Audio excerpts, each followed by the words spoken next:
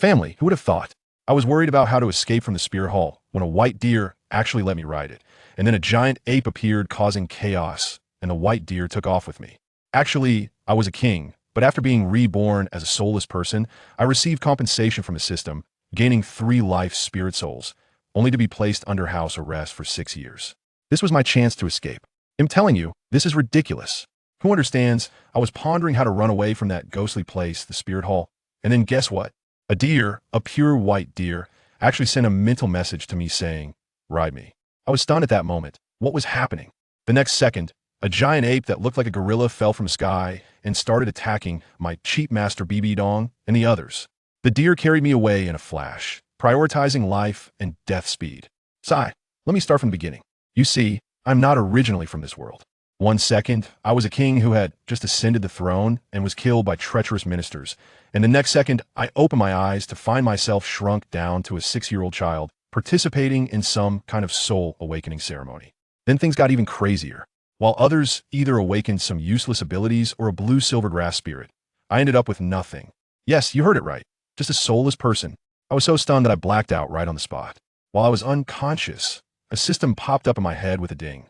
It immediately apologized. Sorry, I grabbed the wrong person. Aren't you from Earth? My bad. Thank you so much. Is that it for grabbing the wrong person? Luckily, it still had a bit of conscience and offered me some compensation, directly giving me 3 spirit souls along with innate full soul power. Then like a scumbag, it said it was off to find true love. Goodbye. When I woke up again, I was already in a grand hall, surrounded by a group of people who were looking at me like I was a monkey. Nearby, a person dressed in white, named Su Yun Tao, and another in black were chatting. This kid's mental quality is poor. He fainted without a spirit. Exactly. How embarrassing. I was furious at that moment. I'm a king. How can I tolerate this? Who are you? I instinctively summoned the 3 compensations the system gave me: a ball of ice, a ball of fire, and a ball of lightning spinning around me. And guess what? The whole place fell silent. Those 2 were staring with their eyes nearly popping out, stammering, 3 life spirit souls. At that time, I didn't understand what it meant. I thought to myself that in my previous life, having 3 life traits would at most make me a minor genius. Was it really that surprising? That Su Yun Tao completely lost it, trembling as he took out a blue crystal ball to test my soul power. As soon as I placed my hand on it, the ball exploded with a buzz, shining like a small sun. Innate full soul power. 3 life spirit souls. Innate full soul power. Su Yun Tao was so excited he almost passed out. The way he looked at me was like a wolf that hadn't eaten in 800 years seeing a piece of meat. Quick, take him away. Must present him to His Holiness the Pope immediately. Before I could react, they picked me up, 1 on each side, and took me away like I was a prisoner. Just like that, I was treated like a rare commodity, passed around until I was finally delivered to the so-called Spirit City. Meeting the Pope? Fine. But when I saw her, wow, she was a stunning beauty, the kind of ice queen with an aura that seemed 2 meters tall, looking at everyone like they owed her money. She couldn't even be bothered to look at me. Waving her staff, and my 3 spirit souls jumped out on their own. She acted cool, simply saying, "Oh, it's real," then got straight to the point, "Become my disciple." I was still in the body of a 6-year-old child, naive and innocent, so I cheekily replied, "I can become your disciple, but I want a 10th of sand of your spirit ring." That made her laugh in anger, probably thinking this kid is easy to fool. Without saying a word, she accepted me, and then I was placed under house arrest. For a full 6 years. Externally, I was the impressive holy son, but in reality, I couldn't even step out of the spirit hall's door. Life was great. They provided everything for me, raising me to soul master level 30. But the problem was they only allowed me to use that lightning spirit, keeping the other 2 hidden to prevent me from standing out. I was truly fed up. The world is so big, I want to see it. And then the opportunity came. BB Dong was leading a team to hunt soul beasts in the Stardew Forest and took me along. Just when I was worried about how to escape, the scene from the beginning happened.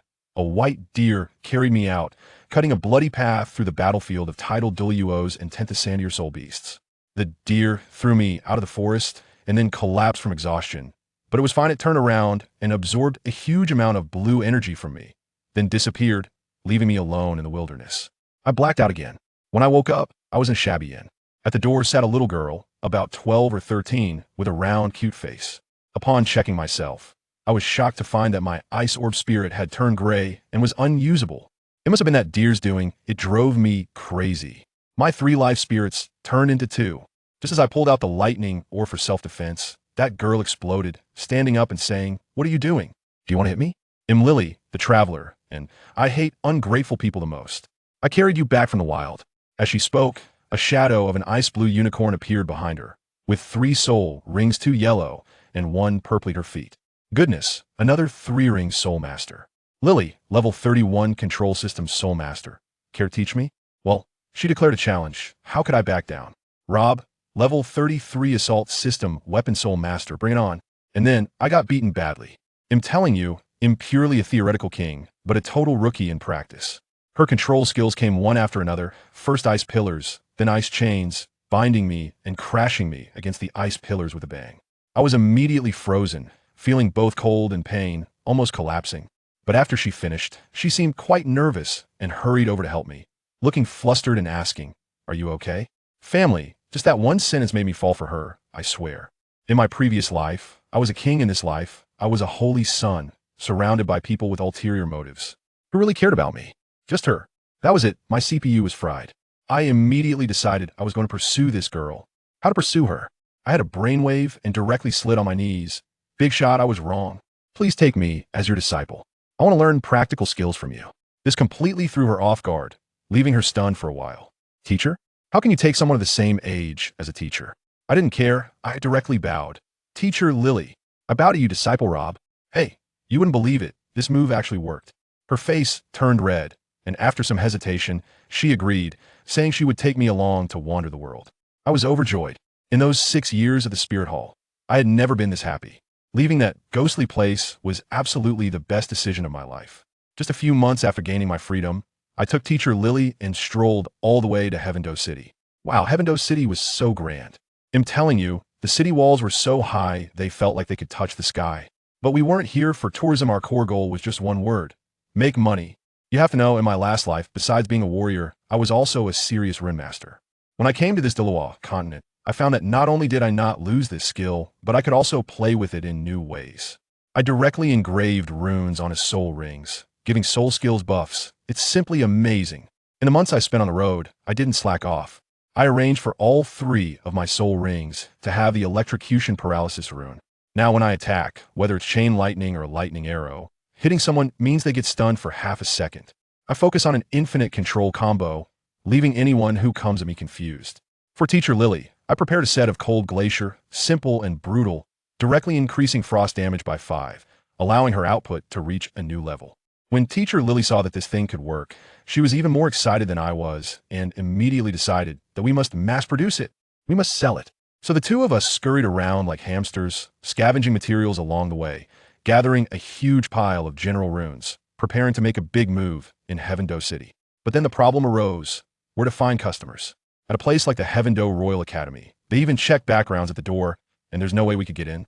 Suddenly, Lili remembered that there was a place called Shrek Academy recruiting at the city gate, with advertisements plastered everywhere, claiming to accept only commoners and not nobles. Hey, isn't that a coincidence? I thought to myself, we can't go in like petty vendors to promote our stuff. That would be too degrading. This time, let's change our strategy and directly enroll as students, infiltrating the enemy's ranks. Lili was a bit hesitant, worried about being tied down by the academy. I quickly reassured her, "Don't worry, teacher, we're just going in to sell stuff, and once we earn enough for travel expenses, we'll make our escape." So we swaggered into the admissions office. When the teacher saw our 13-year-old ages, he seemed quite interested. Lili and I exchanged a glance. Understood it was time to showcase our real skills. In the next second, I directly manifested my martial soul. Rob, martial soul Thunder Pearl, 35th level attack type, weapon soul venerable. As soon as I finished speaking, Lili let out a cry, and an ice blue unicorn phantom appeared. Lili, martial soul glacier unicorn, 33rd level control type battle, soul venerable. The admissions teacher was completely dumbfounded, his eyes nearly popping out. I tell you, his expression was just like when your phone suddenly loses connection while scrolling halfway. He must have been thinking, where did these little monsters come from? Never seen martial souls like these, and their levels are so high. This configuration is even better than what the dean sees every day. The Shrek 7 monsters that people often talk about are quite formidable, right? He trembled and dropped the line, "You all wait here, I'm going to find the dean," and then ran out in a hurry. I was overjoyed inside. If he knew that I was actually a 3-life martial soul, wouldn't he be scared to death and fly away on the spot? After a while, we were taken to the dean's office. As soon as we entered, We saw a golden-haired handsome guy talking to the dean. The dean had a serious look on his face. Mubai, keep everyone steady. Xiao-san will be fine. That old fool, WuhunPalace, knows his limits. The golden-haired guy walked away with a worried expression, not even glancing at us, probably annoyed. This dean, named Flandra, immediately changed his expression when he saw us. Lili and I couldn't be bothered with small talk and directly revealed our martial souls again. Strength is the best business card. Flandra couldn't sit still anymore. His authoritative demeanor crumbled instantly, and he stammered, asking how old we were. When he heard that our martial souls were of a type that had never been recorded on the continent, his eyes lit up as if he had discovered 2 hens that lay golden eggs. He asked about our backgrounds, and I replied, orphans wandering the world since childhood. And later I became Lili's disciple. Flandra looked at me with a "do you think I'm stupid?" expression. Where do you find peers who take on disciples? I wanted to recite a passage about being a disciple, but he waved his hand and interrupted. All right, no need to show off from now on. You two are part of Shrek Academy. Great. The first step, successfully infiltrated. By the time we finished the enrollment procedures, it was already dark. I was calculating the pricing of my runes, selling a normal quality for 200 gold coins, excellent quality for 500, and exquisite ones for over 1,000. Hee, I was about to get rich. Just after dinner, we were called back to the dean's office. When I pushed the door open, I was stunned to see a crowd inside. Besides Flandra, there were about 8 or 9 others, presumably the legendary Shrek 6 monsters and their teachers. Suddenly, my gaze locked onto one person, a thin, middle-aged man who looked somewhat familiar. My pupils went wide. Oh my, isn't that the jerk from the photo of Teacher Bibi Dong? The one she scolds every day, Yu Xiaojang. Supposedly, he's a master with unbeatable theory. Just as I was in shock, Flandra spoke up. Little monsters, they have arrived. Everyone's eyes instantly focused on us. I understood, at this moment, saying too much was less effective than showing our abilities. Lili and I exchanged a knowing glance and activated our martial souls for the 3rd time. The best spirit ring configuration of yellow and purple, combined with the faint glow of runes on the spirit rings, filled the entire office with waves of spirit power. The little monsters remained relatively calm. Only that master, Yu Xiaojang, adjusted his glasses and stepped forward, getting straight to the point. Rob, Lili, would you like to join the Shrek 7 monsters? I was dumbfounded. What was going on? I just came in to sell something, and now they wanted me to work for them? Lili also looked hesitant. She didn't want to be trapped here. Just then, the golden-haired handsome guy, Mubai, stepped forward, extended his hand to me, and looked at me with sincerity. Hello, Rob. I'm the captain, Mubai. On behalf of the 7 monsters, I invite you to join us. Would you like to be friends with us? Family, who understands? Just in that moment, I felt a bit vulnerable. This kind of genuine appreciation and invitation, I hadn't felt even once in the 6 years of the Spear Hall. All right then, the Shrek 7 monsters? Sounds pretty cool. I suppressed my excitement and nodded. Okay, I agree. Seeing that I agreed, Lili followed suit and joined as well. The master nodded in satisfaction and announced, very well. From now on, you are the Shrek 9 monsters. Once everyone else left, the master kept us behind. His gaze was like X-rays, instantly seeing that something was off with the runes on our spirit rings. This old guy's unbeatable theory isn't just talk. His insight is too sharp. I thought there was nothing to hide, so I revealed everything about the runes, of course, claiming they were my original creations. Flandra's eyes turned green upon hearing this, and he immediately started calculating. We're going to get rich. Our Shrek is going to make a fortune. We can collaborate with Rob. The Academy provides the materials. We buy in bulk and then sell too. Before he could finish, a fiery-tempered woman, Rongrong, poked him in the back with her finger. Sell your head. You want to profit from students? I saw that the dean was purely a money fanatic. I quickly stated, teachers, don't worry. I will sell the runes at a low price to my classmates, but please respect my intellectual property. After saying that, I pulled Lili and slipped away.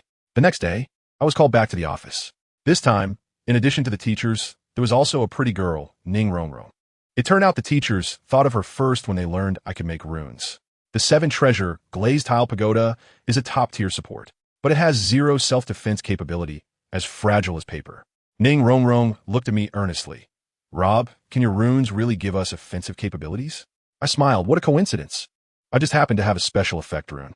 I immediately took out a green, excellent quality counter-impact rune and had her activate her martial soul, directly attaching it to her first spirit ring. I explained to her that the effect of this thing is that while she is buffing others, anyone who dares to approach her will get a continuous damage mark. Although the damage isn't high, it can stack. I simply attached both of her spirit rings with it. Now, as long as she activates both spirit abilities at the same time, any enemy that approaches will experience double the fun. Ning Rongrong tried out the effect and was so excited she couldn't speak, immediately giving me a big hug. I was so happy that I didn't notice Lili's eyes were about to shoot daggers. No, it was more like she was about to cut me with her gaze. I hadn't even settled into my role as her master, and she was already getting jealous? I quickly pushed Ning Rongrong away. Hey, we're all classmates. It's nothing. Only then did Ning Rongrong release her grip, her eyes sparkling. So, I want to help you. Help you attract clients. Our 7 treasure, glazed tile, school desperately needs this. Wow, a huge order from an entire sect? Lili and I exchanged glances and saw 2 shining golden characters in each other's eyes. Rich. After that, business completely opened up. Oscar was the second to approach me. Crying that as a big man, it was too frustrating not to have any offensive means. I directly arranged a set of gathering energy finger for him. Every time he needed a sausage, he could stack a layer of energy up to 30 layers. When he pointed it out, the power was such that even Lili had to be careful while defending. Seeing him dance with joy, it was clear how thrilled he was. Next, I customized exclusive runes for Xiao Wu, Mubai, Zhuqing, and Ma Hongjun one by one. The entire Shrek 9 monsters, except for the absent Tang San, had their strength improved by at least 10%. Alright, I seem to have forgotten to tell them that this thing could be changed at any time. Never mind, it's not a big deal. As business grew, low-level materials became insufficient. The master suggested that I should get some high-end goods and start making blue excellent quality runes. I thought so too, so I decided to personally go on a trip to the Sunset Forest next to Tiando City to collect materials. For safety, the academy even sent a Soul Saint-level tough guy teacher, Xiao Wujin, as our bodyguard. This treatment is nice. Before leaving, Oscar stuffed us with a bunch of sausages. I have to say, joining Shrek feels really good, but I didn't expect that this business trip would almost cost me my life. The 3 of us entered the Sunset Forest, and I was still wondering when I would encounter the legendary Tang San. However, the forest was eerily quiet, with not even a shadow of a 1,000-year soul beast in sight. The sky quickly darkened, and Lili and I had gathered a lot, preparing to set up a tent to rest. Suddenly, Lili grabbed me and said, "Disciple, listen quickly, what is that sound?" I focused and indeed heard a faint singing. When you gaze into the abyss also gazes back at you. The singing grew closer, and the lyrics became increasingly bizarre. He is madness. He is catastrophe. He is the endless night. I felt a chill down my spine, and even outside, teacher Xiao Wujia looked terrified. What kind of ghostly thing was this song about? The singing became more distorted, and my head buzzed as if I were being hacked. A monster shaped like a salted fish appeared in my mental sea, and a piercing voice screamed in my head, "Give up. All eyes will open." Damn, mental attack. I screamed in pain and finally broke free. I quickly checked on Lili and found that she was completely fine, looking at me with concern. "Disciple, what happened?" I was stunned. "What happened? Didn't you hear that deadly song?" It was like someone was looping it in my head. But Lili looked innocent and said she heard nothing. I thought this was bad, so I hurried out of the tent and saw that teacher Xiao also had a serious expression. He was fine. As a soul sage, his mental strength could withstand it. Gritting his teeth, he said, "Who is playing tricks?" Just as his words fell, a mysterious figure in a black robe stumbled out of the woods, mumbling something about the twilight judgment, looking extremely kitsch. He smiled strangely at me, then turned and walked away like an NPC who had wandered into the wrong scene. Just as teacher Xiao relaxed, the sky suddenly went dark. No, it really went dark. When I looked up, a pitch-black electric eel, emanating purple demonic energy, came crashing down from the sky like a UFO. That size, that aura, oh my goodness, at least 50,000 years of cultivation. Who understands this? I was familiar with this thing, a local specialty from my hometown, a void brand. Nothing good ever came of it. It opened its mouth, spewing out large amounts of purple poisonous mist. Lili and I didn't even have time to summon our martial souls. Everything went black, and we passed out. When I regained a bit of consciousness, I saw teacher Xiao had activated his martial soul, transforming into a towering golden bear, passionately fighting with the void electric eel. The scene was explosive, but anyone with a discerning eye could tell something was off. The purple mist was toxic, and teacher Xiao was clearly getting weaker, as if he had been debuffed. Sure enough, the electric eel seized the opportunity and unleashed a powerful attack called Eternal Feast. Goodness, its mouth was bigger than my body, and it took a bite out of the ground. Teacher Xiao barely managed to dodge, but was still grazed and reverted back to human form, also unconscious. My heart sank. This was it. We were going to be wiped out right after crossing over. Just then, I tell you, the atmosphere suddenly changed. The entire sky turned green. No, it was that kind of green poisonous mist, overwhelming. A green-haired old man, as skinny as a bamboo pole, appeared out of nowhere in the middle of the battlefield. The key was the smell. It was overwhelming. I felt like all the cockroaches within 10 miles would be suffocated by him. As soon as the old man made a move, I realized what a dimensionality reduction strike was. His green, poisonous mist swallowed the electric eel's purple mist like a snack.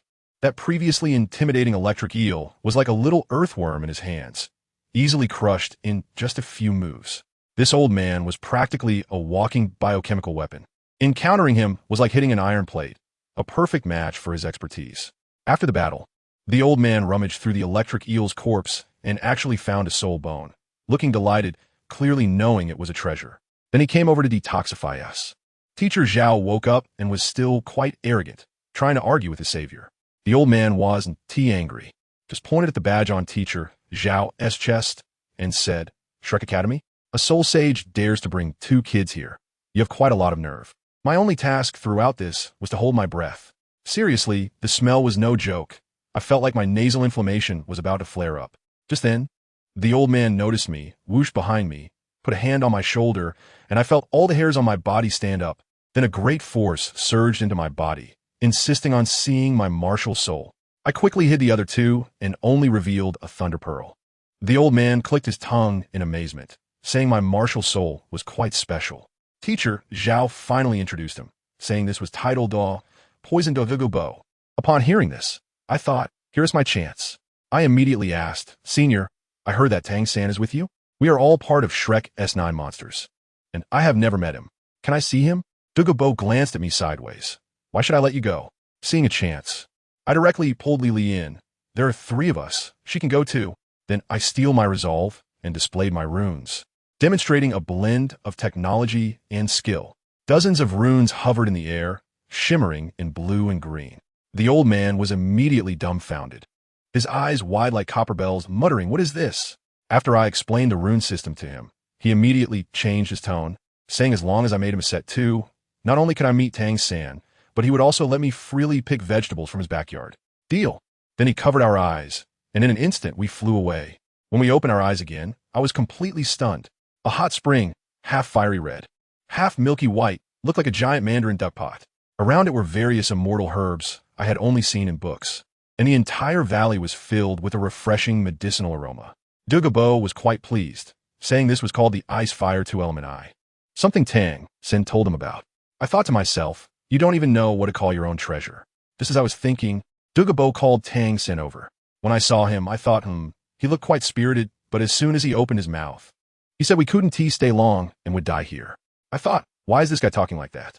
When Lili and I introduced ourselves, saying we were the 8th and 9th of Shrek's 9 monsters, Tang-san's expression instantly froze. I felt like his CPU was overheating. How did Shrek's 7 monsters inflate into 9 monsters? WuhunPalace, the old man, loved to watch the fun, directly encouraging us to have a battle. We had to fight. I shot a lightning arrow first, one that paralyzed, hitting him. He reacted quickly, using a ghostly movement technique that was like a ghost, dodging effortlessly. His blue silver grass was truly annoying. Even able to parasitize, growing from my body, it hurt. I didn't hold back either, directly using an electric shield to burn it all off. We exchanged blows, and in the end, both of us ran out of blue energy, neither of us gaining an upper hand. However, we both understood, neither of us went all out. The big spider legs hidden behind him didn't come into play, and I also had a trick I hadn't used. After the fight, he quickly asked how Xiao was doing, clearly very concerned. I teased him, asking if she was his little sister, and his face turned red. At that moment, Lili suddenly threw a tantrum, complaining about how uncomfortable the place was, and shot a glare at Tang-san, probably thinking he was too straightforward. While Tang-san and I were collecting the aura of the immortal herbs, I introduced him to my rune system. Goodness, this guy was really smart, quickly grasping the concept and designing 3 sets of plans on the spot. After I finished, he directly tossed me a box, saying it was called the Zhuqing Divine Crossbow, a gift. Hey, this guy was someone I could work with. Having received benefits from Tang-san, the next step was to work for that old man WuhunPalace. He insisted on watching the whole process, acting like a supervisor. I wasn't afraid. After all, he wouldn't understand anything. I directly tailored a set of top-tier runes for him, 9 in total, 3 of which were blue. The rune's name was Toxic Heart, which simply means it can stack buffs. Every time a poison-based skill is used, it stacks 1 layer, up to a maximum of 24 layers. Once fully stacked, it launches a direct soul attack, instantly maximizing poison damage, focusing on single target kills.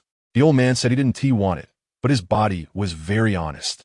I tell you, his icy face was about to crack, yet he still insisted. Humph. I'm killing that soul beast for the soul bone. It's none of your Shrek-s business. Goodness, that Sundara attribute was fully on display, and I was too lazy to expose him. After everything was done, the old man kept his word and escorted me and Lili back to Tiendo City. The moment we stepped into Shrek Academy, I tell you, Master and the others were almost going crazy. Originally, Tangson being kidnapped by that old man was enough to give them headaches, and now a new student, was also missing. Dean Flander probably had a few more white hairs. Master immediately grabbed me and bombarded me with questions. How Xiao-san? That old poisoner didn't do anything to him, right? I quickly reassured them, then revealed what happened with the ice and fire yin-yang eye. Hey, WuhunPalace asked me to keep it a secret, but I never agreed. Besides, if I didn't say anything, how would I explain the top-tier immortal herbs I pulled out of there? I couldn't just say I bought them for $9 with free shipping, right? In the following days, I entered a closed-door training state, madly practicing rune crafting, aiming to reach expert level, mass-producing blue runes, and creating a few purple epic cards. While I was focused on improving my skills, Lili couldn't sit still. She skipped classes every day to sneak into the city, and the teachers had no way to manage her. After all, she was already level 34 at 13, crushing everything with talent, completely unmanageable. One day, I had just come out of seclusion when she caught me, insisting on taking me to the Tiendo auction house to see the world. Fine, let us go. Just as we were walking along the North City wall, I tell you, the sky was perfectly fine, and suddenly it was like someone pulled the power switch. Bam! It went dark. The entire sky turned into a strange twilight color, and the streets immediately descended into chaos. Soon after, a powerful wave of dark soul power surged from outside the city. My heart sank, realizing something bad had happened. I quickly revealed my identity as a soul master, rushed up the city wall in 3 steps, and took a look outside. Good heavens, my pupils shook. Family, who understands, outside the city, that was no soul beast. It was like a purple-black tsunami. It was overwhelming, filled with soul beasts, charging madly toward the city wall. If they broke in, wouldn't hundreds of thousands of citizens in Tiendo City be directly feasted upon? I took a quick glance, and was relieved to see that most of them were just 10-year and 100-year low-level beasts, mixed with a few thousand-year ones. And the leaders were just 3 10,000-year big shots. But the sight was still terrifying. Without thinking, I grabbed Lili and ran towards the academy. We had to alert everyone. We sprinted back to the academy like our butts were on fire, and Master and the others had long been alerted by the commotion. I shouted from a distance, Dean, Master, beast tide. It's a beast tide. Master's expression turned serious, and Dean Flander decisively said, Teachers, follow me. We must defend the city. Mubai and the others were even more intense, stepping up. And we, the Shrek 7 monsters, will help. Wow, at that moment, it really felt like a spark was ignited. We all rushed toward the attacked city wall, and as soon as we arrived, the battle began. Those 10-year soul beasts were charging up like they were being thrown in like dumplings.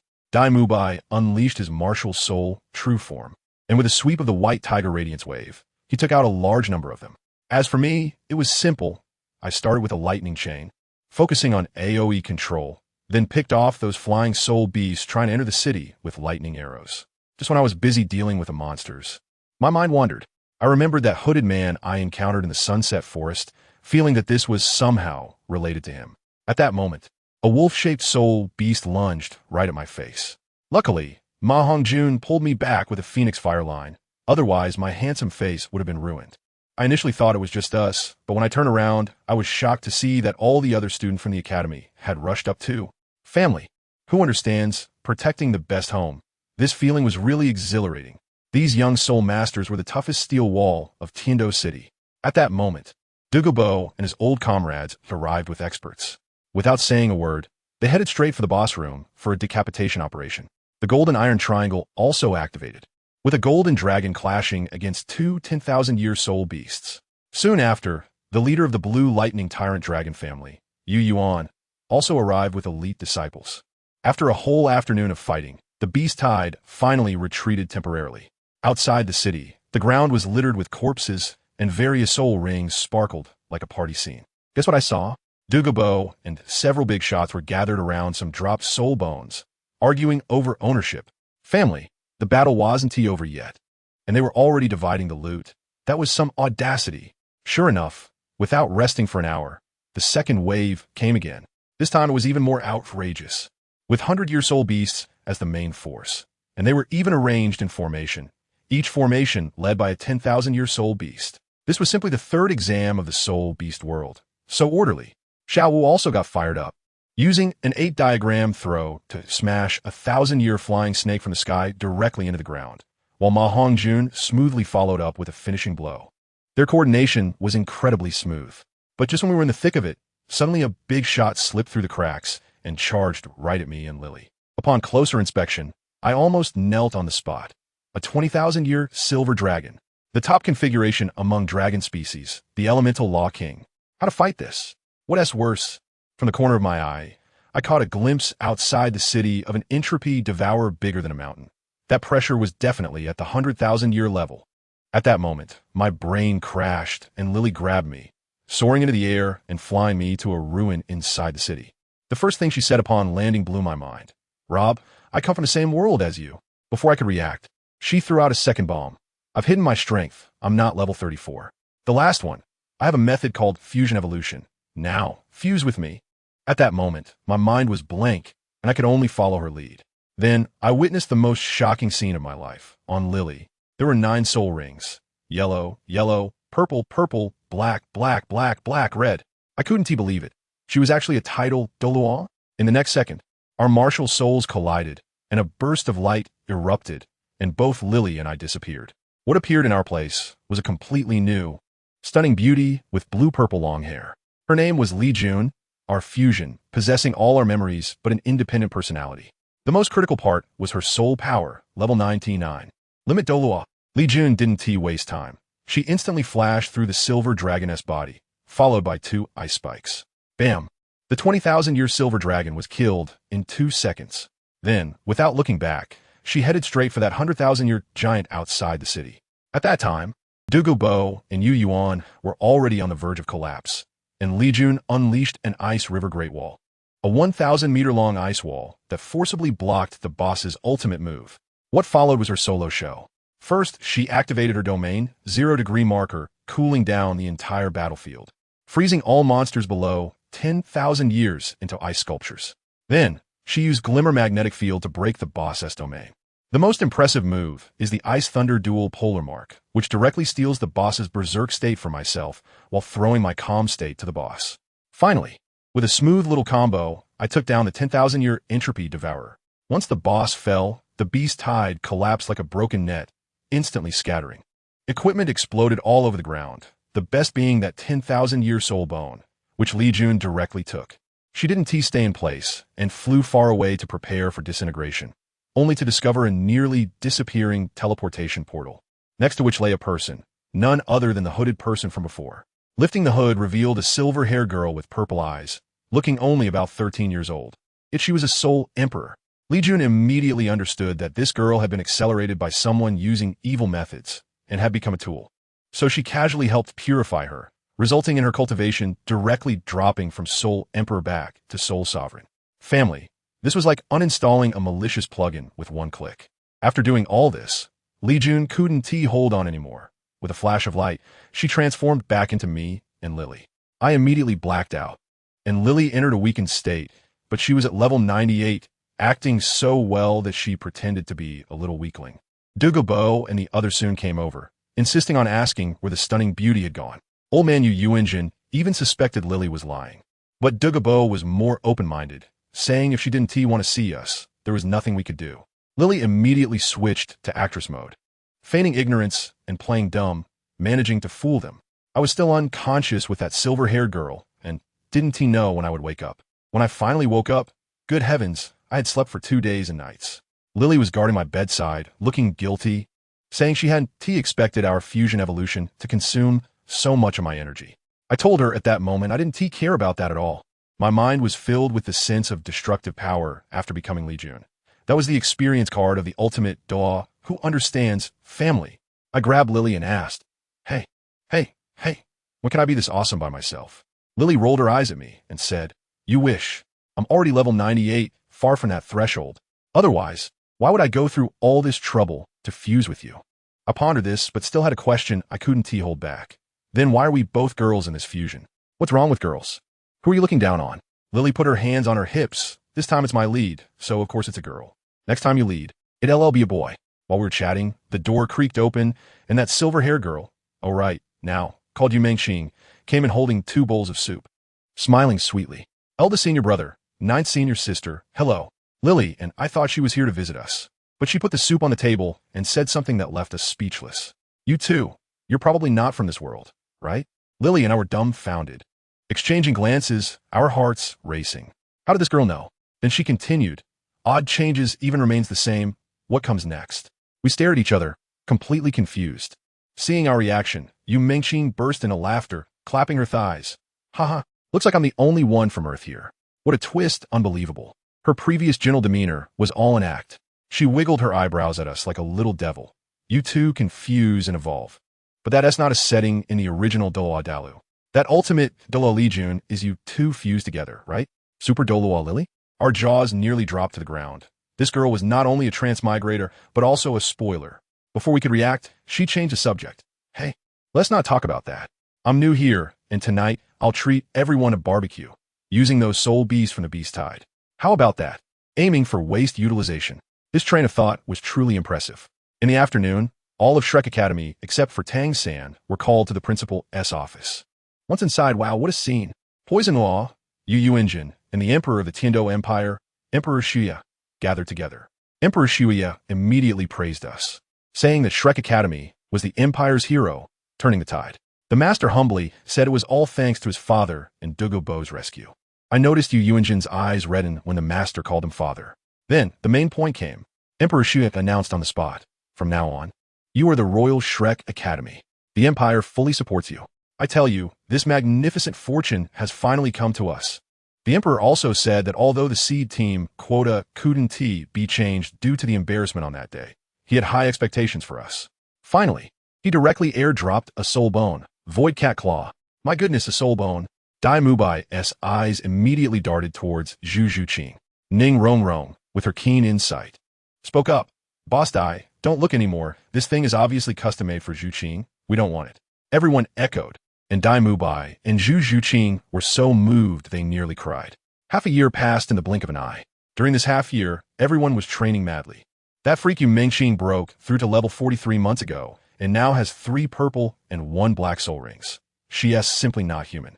I've also managed to reach level 38, while Lili shows level 37. Today, that old monster WuhunPalace finally brought Tang San back. Moreover, Tang San also brought back an astonishing gift, immortal-grade medicinal herbs.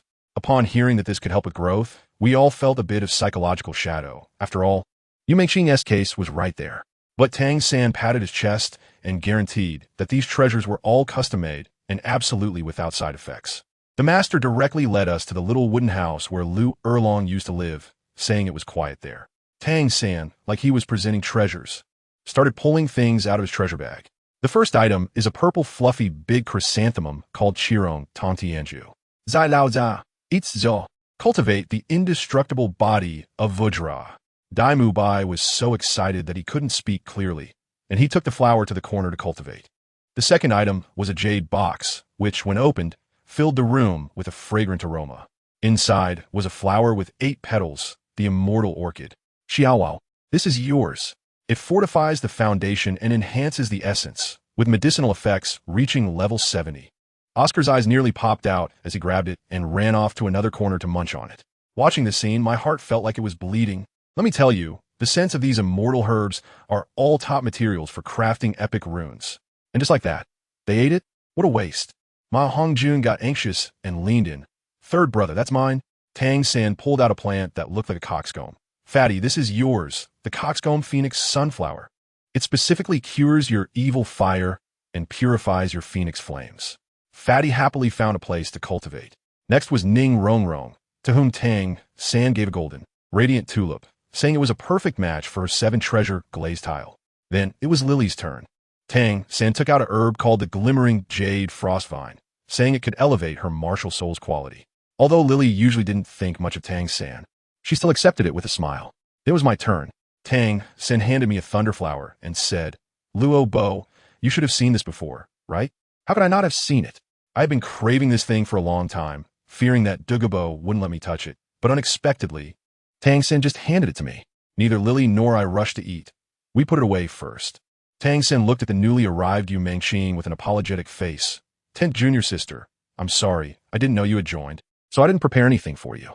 But Yu Mengqing, while munching on grilled fish, smiled mischievously. "Third senior brother, no need. Look." As soon as she spoke, a buzzing sound erupted, and 4 soul rings, 3 purple and 1 black, rose from beneath her feet, with her purple-mouthed bug martial soul swirling around her. Tang San was instantly petrified, his mouth agape as if it could fit an egg. "What kind of monster is this? You guys are teaming up to give me a surprise, huh?" The rest of us 9 burst into laughter. Finally, only Xiao Wu and Zhuqing were left. Tang San took out a blood-red flower called Heartbreak Red and told a tragic love story, saying that only the most sincere person could pick it. He had Zhuqing try, but the flower didn't budge. He then asked the master to try, but also failed. Lili and I exchanged glances, wondering if we should give it a shot, but seeing Tang San's expression, we stayed silent. Yu Mengqing even waved her hand, indicating she was allergic to hastily promoting growth. Just as Tang San was about to put it away, suddenly, Xiao Wu puffed, spitting a mouthful of blood onto the flower. The next second, without even shaking, the Heartbreak Red gently detached from the stone and landed in Xiao Wu's hand. Xiao Wu wiped the blood from the corner of her mouth and looked at the flower with dreamy eyes. I didn't expect that I would be the destined one. Tang San was completely stunned. He urged Xiao Wu to eat it quickly, but she shook her head. "No, such a beautiful flower. How could I bear to eat it? Didn't you say it won't wither once it recognizes its master? I want it to accompany me forever." However, before Tang San could persuade her further, Xiao Wu interrupted him. "Don't worry, brother. I won't be left behind by everyone. I will definitely work hard to cultivate." I watched as third brother gently patted Xiao Wu's head. Then he turned around and pulled out an herb from his precious pocket, a stunningly white, crystal-clear plant. He handed it to Zhuqing, saying it was called the Water Immortal Jade Bone, originally meant for Xiao Wu, but since Xiao Wu now had the Heartbreak Red for protection, this one was perfect for her.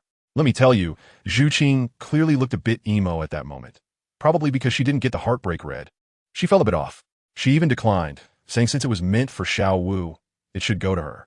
Third brother transformed into a life coach, giving her a lecture, saying one shouldn't be too greedy. Having too many immortal herbs could be harmful, and Xiao Wu's current situation couldn't absorb anything else. Your martial soul path is quite similar to Mubai's. This Water Immortal Jade Bone is practically tailor-made for you.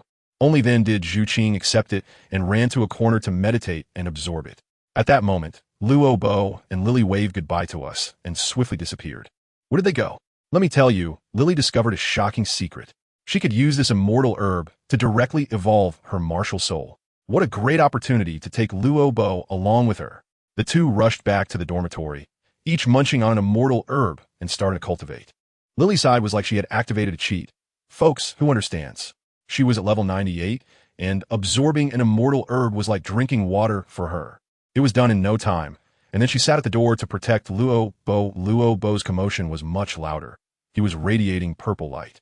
When he opened his eyes again, his entire aura had changed. When his martial soul appeared, I was dumbfounded. It was no longer the Thunder Pearl. It had directly evolved into the Thunder Spirit Pearl.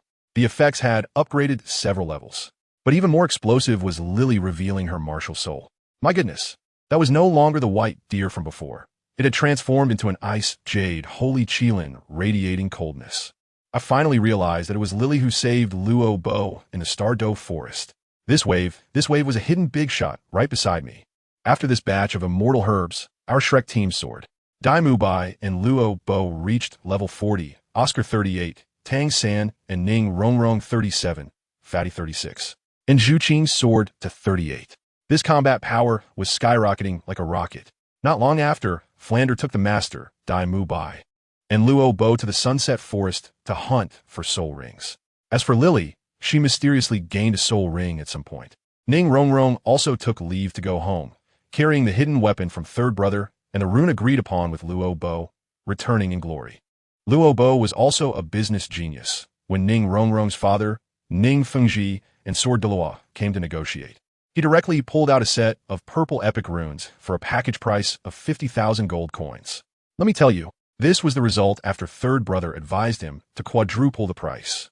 Ning Fengji happily paid up, praising the runes as impressive. Now, the academy was filled with legends about our Shrek 7 monsters. Just when things were going great, another incident occurred. Flander insisted on designing our team uniform for the Soul Master competition in a ridiculously ugly yellow-green color. I couldn't even imagine what it would look like on. As a result, LuoBo, third brother, Lili, and Mubai, for brave souls, bypassed the dean and went to the palace to find the emperor. The Snow Knight Emperor was a straightforward person. With a wave of his hand, he specially approved us to use the same team uniform as the Tiando Royal Academy, just replacing the emblem with ours from Shrek. After Flander found out, he was so furious in his office that he jumped up, pointing at them and cursing. But what could he do since the emperor had spoken? In the end, he could only settle for companionship. Half a year passed in the blink of an eye. During this time, we all trained like we were on steroids, and the effects of the immortal herbs continued to take effect. Guess what happened? The first to break through the level 40 bottleneck was not the exceptionally talented third brother, nor the originally high-level Zhuqing, but Oscar. Ever since Rongrong returned from home, this guy had changed into a different person, spending every day in the cafeteria grinding away, going crazy. Soon after, Zhuqing, Tang, Hongjun, and Ning Rongrong also broke through to level 41 after another. Except for Xiao, who didn't eat the immortal herb. All 9 of us were soul masters. After that, we went to hunt the 4th soul ring for these few who just broke through. The main event is here, folks. In this hunt, Brother San directly absorbed a 10,000-year soul ring. It was black. The 4th ring was black. I was stunned at that moment, dude. Do you have a dedicated GM for this game? He said it was inspired by Xing, and as long as your physical quality is strong enough, you can withstand it. After we returned, everyone showcased their soul skills, and it was even more shocking. Brother San's 10,000-year soul skill is called Blue Silver Cage, an ultra-large area crowd control, simply a godly skill for team battles. And then there's Xing's 4th soul skill, Endless Feast, which is even more cheating. As long as it hits someone, it can be continuously released like a match 3 game, a clearing skill. Flanders and the other teachers looked at us little monsters and began to doubt life, saying that the championship mission they set back then was too easy. 5 days before the competition began, we returned to the academy. The master found 4 substitute team members for us, just in case. One of them, named Talon, had previously fought with Brother San and was completely impressed by him. At this moment, Rob suddenly got a bit anxious because the finals would be at the Spirit Hall, and he was afraid of being recognized by his former teacher, BB Dong. There was no other way. He could only ask the master to register him under a fake name. Zhuqing. Finally, the Continental Advanced Soul Master Academy Elite Competition has opened. The city of Tiando was packed with people, and we, as the Tiando 3rd team, who had once defended the city, made our grand entrance last, pulling all the attention. On the podium sat Emperor Xiao, Ning Fengji of the 7 Treasure Glazed Tile School, and a Platinum Bishop from the Spirit Hall. The opening ceremony was long and tedious, filled with a lot of nonsense. Finally, it was time for the draw to determine the first round opponents. Just as we were in our resting area, the Tiando 2nd team, sitting nearby, exchanged unfriendly looks with us when suddenly a sarcastic voice came from the side. "Oh, champions? Afraid the wind will blow your tongue away?" I turned my head and saw, wow, isn't this an old acquaintance? The group from Songhui Academy that we met in the Stardow Forest. They were still in those white robes, just with a bit of silver trim, looking quite pretentious. Talon's temper flared up immediately, and he shot back. I don't know who's being unreasonable. They got even more fired up, saying that besides the 5 Elements Academy, everyone else was just a supporting role. This directly provoked the Tiando 2nd team next to us, and it looked like a fight was about to break out, but their teacher stopped them. Finally, the draw results came out. In the first round of the preliminaries, the Tiando Royal Academy 2nd team faced off against Songhui Academy. I couldn't help but laugh out loud. What a coincidence, right? Just after making a tough talk, they drew the Tiando 2nd team they looked down upon. This was going to be fun to watch. And guess what? The guys from the Tiando 2nd team looked fantastic. Dressed in light gold team uniforms, each one looked like a spirited young man, standing there like a boy band. I was thinking, they can't just be all show, right? Our Oscar also murmured that if these guys got taken down by Songhui Academy, wouldn't our Tiando 3rd team's reputation be tarnished too? But Tang was steady, directly saying, "What are we afraid of? If they lose, we'll meet them on the field later and personally give them swollen faces. Let me tell you, these royal young masters really didn't let us down. They were probably angered by Tsanghui Academy's arrogance and came out like they were on fire, giving it their all. Although the fight was fierce, they actually won in the end. This was a grudge that was completely settled. The next day, it was our Royal Shrek Academy's turn to take the stage. The host was as sweet-tongued as if he had honey on his lips, showering us with compliments about the little heroes of Heavendoe City and the glory of the Heavendoe Empire, making my skin crawl. But the most explosive part was yet to come. When our 7 people's martial souls activated and the soul rings lit up, I tell you, the entire venue went silent. You could hear a pin drop. Dai Mubai, 2 yellow and 2 purple, a 4-ring soul zone. Tai Long, yellow far, 2 yellow and 1 purple, a 3-ring soul sovereign. Xiao Wu, Jingling, also had the best configuration of a 3-ring soul sovereign. This lineup was already terrifying, right? No. The most frightening one was Tang San, who was in the center position, 2 yellow and 1 purple. The last ring black. Black. Family, who understands? A 10,000-year soul ring. Pulling out something like this in the first match of the preliminaries, ISNT, that just a pure dimensionality reduction strike. The Emperor in the VIP seat, and those big shots like Ning Fengji were about to lose their minds. The guys from the Purple Star Academy on the opposite side were completely stunned, standing there dumbfounded, probably questioning their lives. But who are we? Shrek, daydreaming on the battlefield? ISNT, that asking for death? Tang San shouted loudly, not giving the opponents a chance to react. Dai Mubai and the other 2 muscular men charged in like tanks, while Xiao Wu and Jingling flanked them. Tang San quickly unleashed a 10,000-year soul skill, Blue-Silver Prison. With a whoosh, over 100 black blue-silver grasses burst from the ground, instantly forming 7 cages that trapped all 7 of the opponents. Crowd control. The whole venue went wild. The 4 frontliners on the opposite side just started to react when they crashed into the cages, bouncing back immediately. In that split second, Tang San seamlessly connected his skills, activating the blue-silver grasses to tightly bind them. Finally, Dai Mubai unleashed a series of white tiger meteor shower, and the opposing captain didn't even think twice before shouting for us to concede. Are you kidding? If they didn't concede, they'd probably have to be carried off. The first match ended, and it was so easy and carefree. However, the next day, the master came in with a grim face and immediately poured cold water on us. Your next opponent is very strong. With yesterday's lineup, there's basically no hope. I was puzzled at the time, wondering if there were opponents stronger than us. The master uttered 4 words, Xiangjia Academy.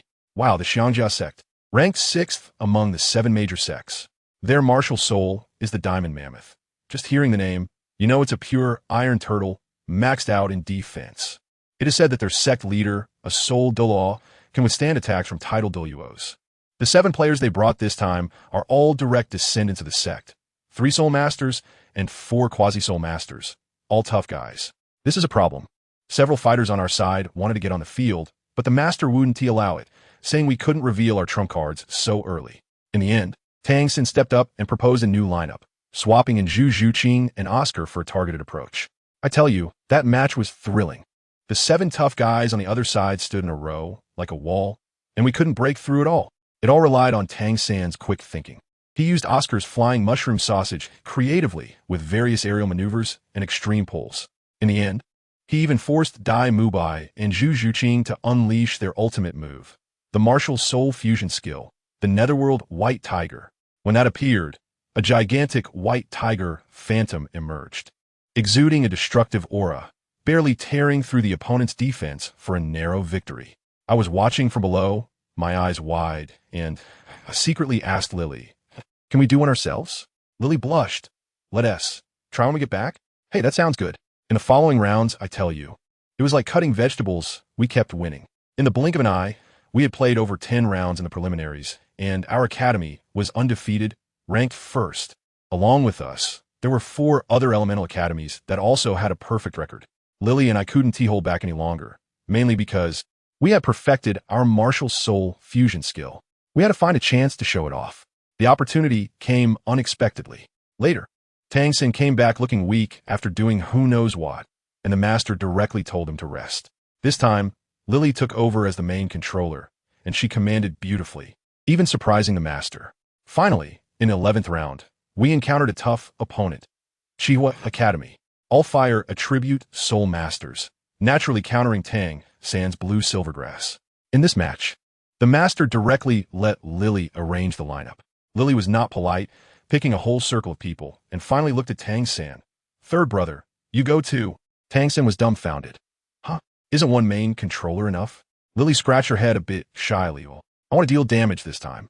I want to use the martial soul fusion skill with Rob. Wow. When those words came out, everyone looked at us differently. The master was calm, saying he had known all along and that it was time to reveal our strength. All right, let's do it. On the competition stage, as both sides took their positions, the tension escalated instantly. The opposing team captain, Huo immediately threatened Dai Mubai. Today is the moment your winning streak ends. He then turned to mock Tang-san. Plant-type martial soul? I advise you to forfeit. Tang-san just smiled and glanced at me. It was hilarious. He had no idea that my blue silvergrass had already gained fire immunity, nor did he know that we had Lili, who was close to the ultimate ice. When a referee announced the match began, the opposing team erupted in flames simultaneously, and the heat felt like the temperature of the entire arena rose by dozens of degrees. Huo Wuxuang charged forward, flanked by two agile attackers targeting Tang-san. Just then, a blue-purple light flashed, dazzling everyone. Then Lili and I disappeared right in front of everyone. That's right, we went invisible. Martial Soul Fusion Skill. Ice Thunder Transformation. Phantom Walk. The opposing team was completely stunned. They had to worry about two unknown assassins while fighting. Huo Wu, the commander of Chihua Academy, had her smile freeze for the first time. Meanwhile, Dai Mubai was clashing head-on with Huo Wuxuang, and the scene of two top-tier attack-type soul masters colliding was incredible. But let me tell you, the real action on the battlefield wasn't happening over there. While everyone was focused on Dai Mubai's hard clash, our two sneaky players finally struck. I tell you, in that instant, a blue-purple light exploded in the back row of Chihua Academy. Rob and Lili, who had been invisible all along, like ghosts, closed in on the two auxiliary soul masters on the other side. Those two auxiliaries turned pale, not having reacted in time, and their martial souls were directly sealed temporarily, turning them into two super soldiers on the spot. This was a complete game changer. But the girl named Huo Wu really had some skills. As a main controller, she didn't even need to look back and immediately cast a fire resistance ring. With a loud boom, a wave of flames erupted, forcefully pushing Rob and Lili away. This skill didn't deal damage, but was just annoying. It mainly told them, don't come over. But family, who understands? Just when Huo Wu thought she had outdone herself, next to her, Duong, an identical fire resistance ring appeared, sending her flying. Huo Wu was completely dumbfounded, and the big shots in the VIP seats were also astonished. What was going on? Soulbone skill? Nonsense. Rob over here had long set up a skin that reflected everything. Oh no, a rune. It was called Elemental Rebound, focusing on reflecting magic back the way it came. If you use elemental skills on me, be prepared to take some damage yourself. What kind of person is third brother? An opportunist. Seeing Huo Wu being stunned by her own skill, the blue silver grass immediately shot out, as if it had eyes, ready to bind her up. Huo Wu's brother, Huo Wuxuang, was anxiously shouting, trying to rescue her, but Dai Mubai held him down like a god of war, not letting him through. But Huo Wu wasn't giving up easily. Just as the blue silver grass was about to wrap around her, a shadow suddenly appeared beneath her feet. And in an instant, she swapped places with the shadow, executing an extreme dodge. Unfortunately, she forgot that we had more than one control. Tang-san was in charge of the first wave, and the second wave was Lili's turn. With a crack, an ice pillar shot up from the ground, blocking Huo Wu's escape route, and then an ice chain tied her to the pillar. The next second, the ice pillar exploded, and countless ice spikes pierced Huo Wu's body. This caused her significant damage, but she was also tough. She gritted her teeth and unleashed another fire resistance ring, once again blasting the Shrek team away, buying herself some breathing room. While both sides pulled back, temporarily ceasing fire, we quickly started healing, while their healer desperately tried to sustain Huo Wu. I thought we were heading into a lull, but suddenly Huo Wu exchanged a glance with her brother, and that look, I tell you, meant she was about to unleash her ultimate move. I saw the two auxiliaries from Chihua Academy acting like power banks, channeling all their soul power into Huo Wu.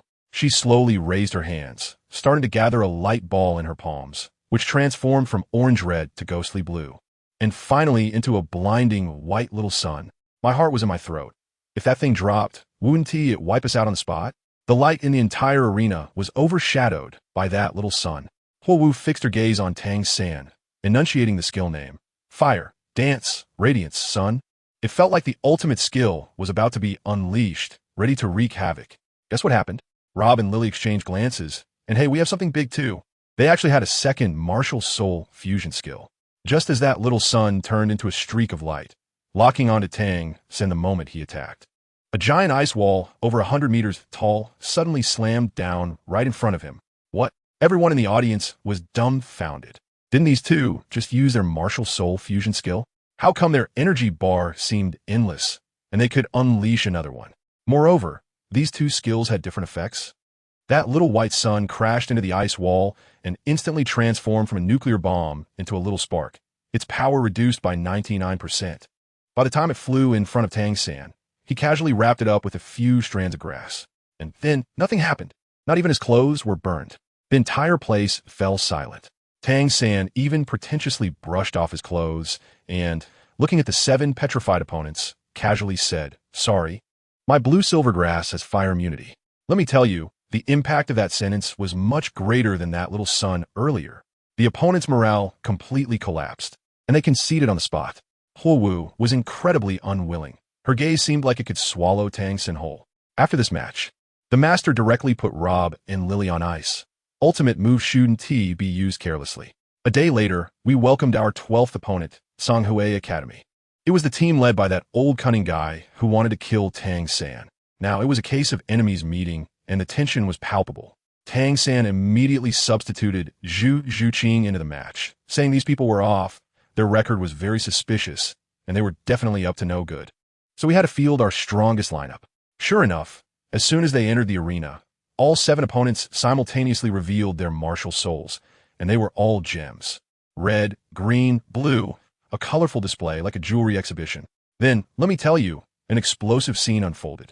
7 colorful lights erupted from their bodies, forming a beam of light that shot up to the sky, completely enveloping the entire arena. It looked so grand that anyone who didn't know would think it was the 7 fairies descending to Earth. The Emperor of Snow Knight in the VIP seats was astonished and exclaimed, 7-in-1 martial soul fusion skill? The opponents were still boasting, claiming they would make us experience the 7 Azura illusion and let us suffer and wail. What happened next? As the light dispersed, I was stunned. Tang San stood alone, his face a bit pale, while all 6 of us were on the ground spitting blood, looking like we were about to die. Looking at the opponents, it was even worse.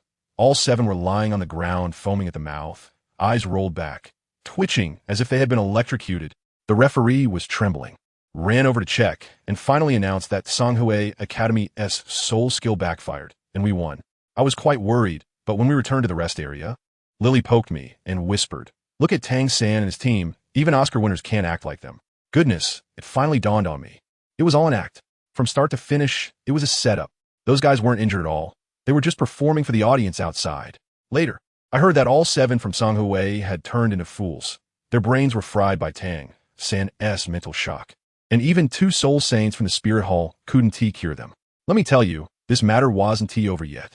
We had just returned to the academy, barely settled in, when the golden iron triangle dragged all 14 of us into a conference room. The scene looked like a 3-way trial.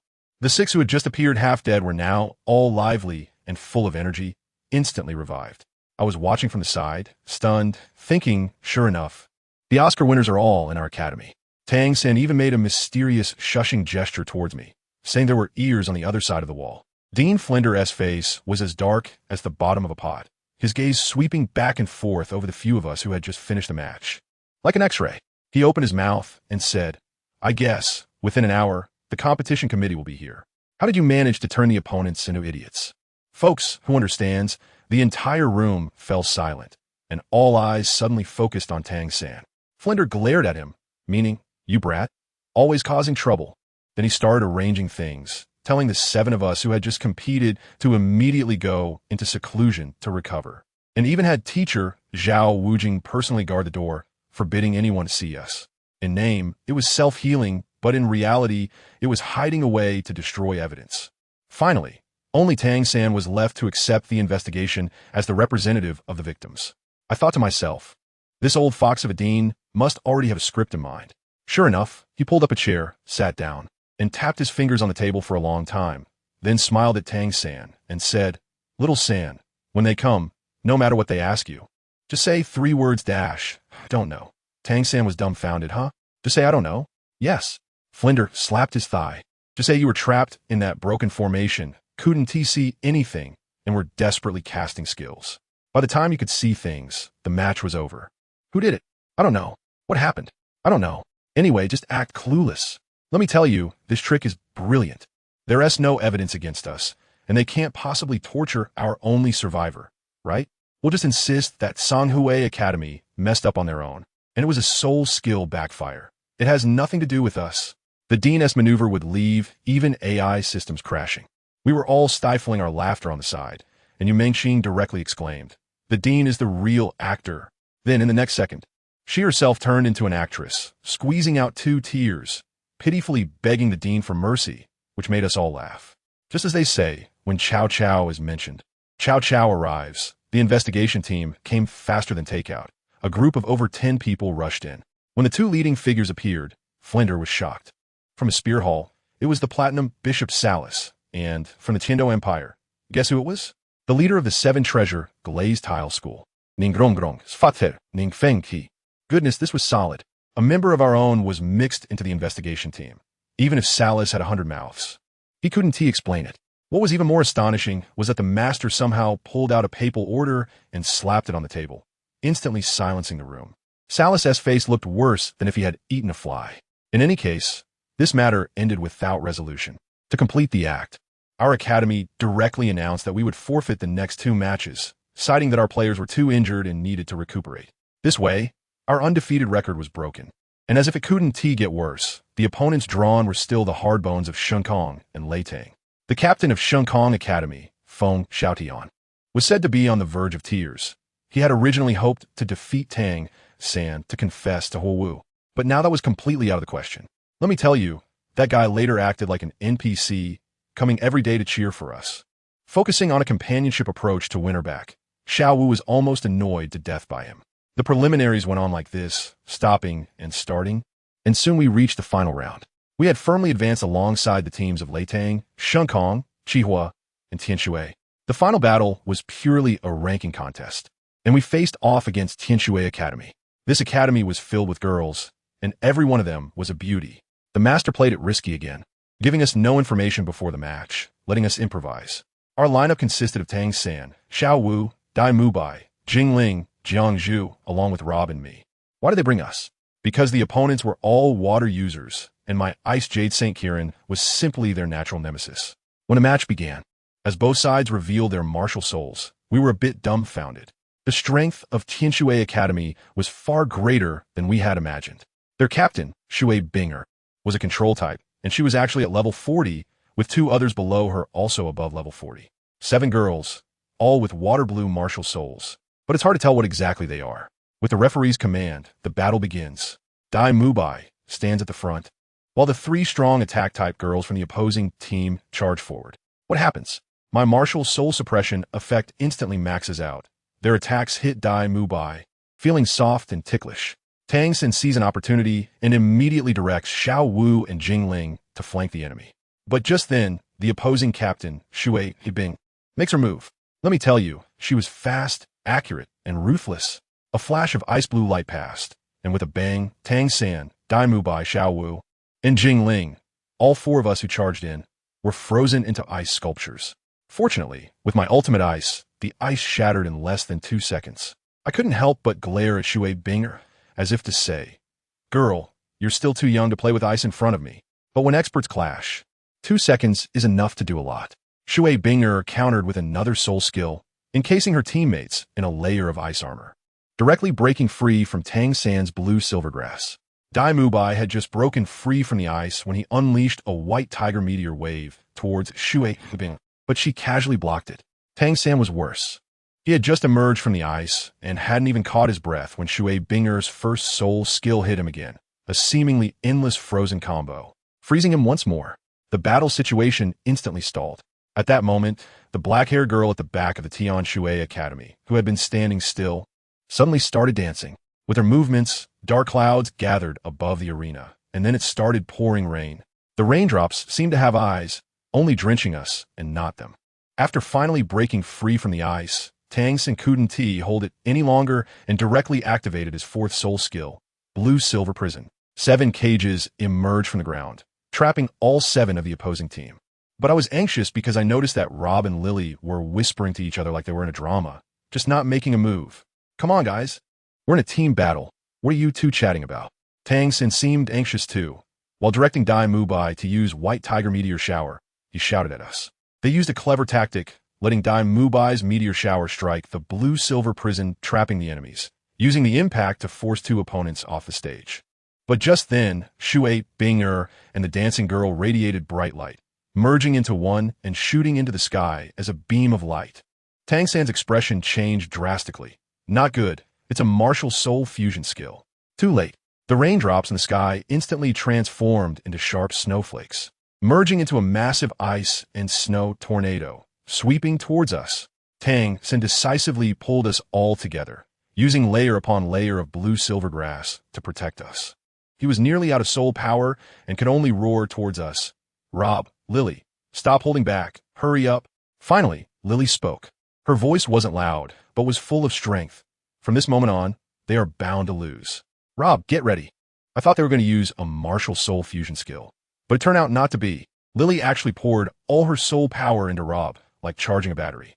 Rob retracted his Thunder Spirit Pearl, and then, wow, he revealed his second martial soul, an ice blue pearl.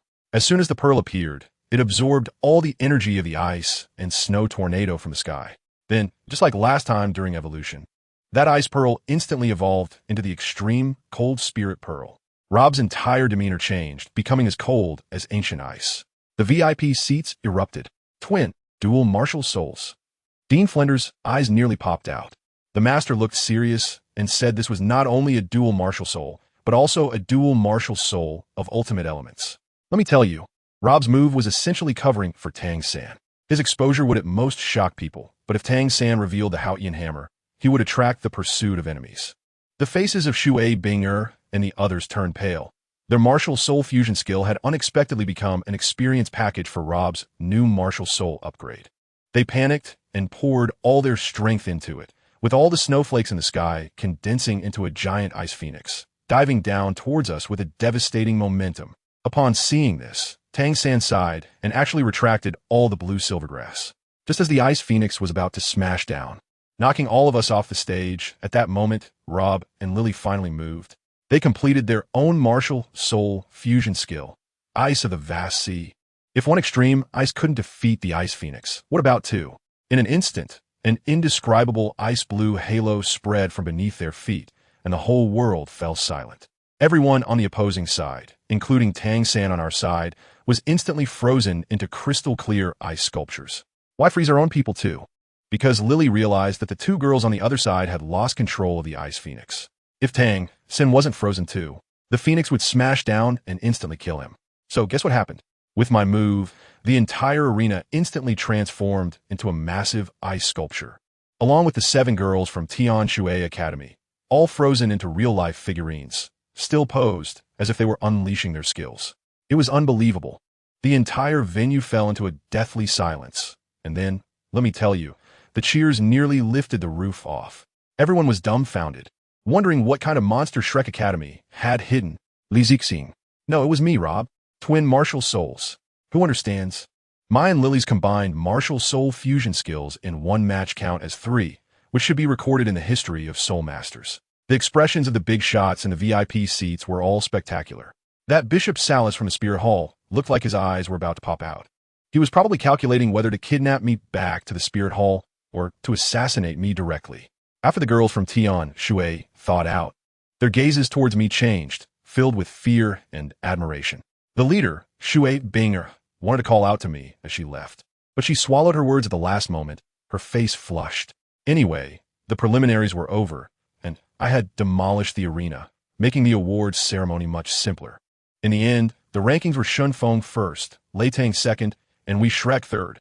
The Emperor of the Empire, Emperor Xia, personally awarded us the prize money, 10,000 gold soul coins each, and even conferred titles on the spot. Let me tell you, That old man was quite scheming, with titles and promises of land. He was clearly poaching in front of the spear hall, and Bishop Salus's face was as black as a pot bottom. But none of this mattered to me. Lili and I didn't even attend that boring ceremony. As soon as we left the arena, we were blocked by Shuai. This girl was also a martial soul enthusiast and insisted on asking what our martial souls were.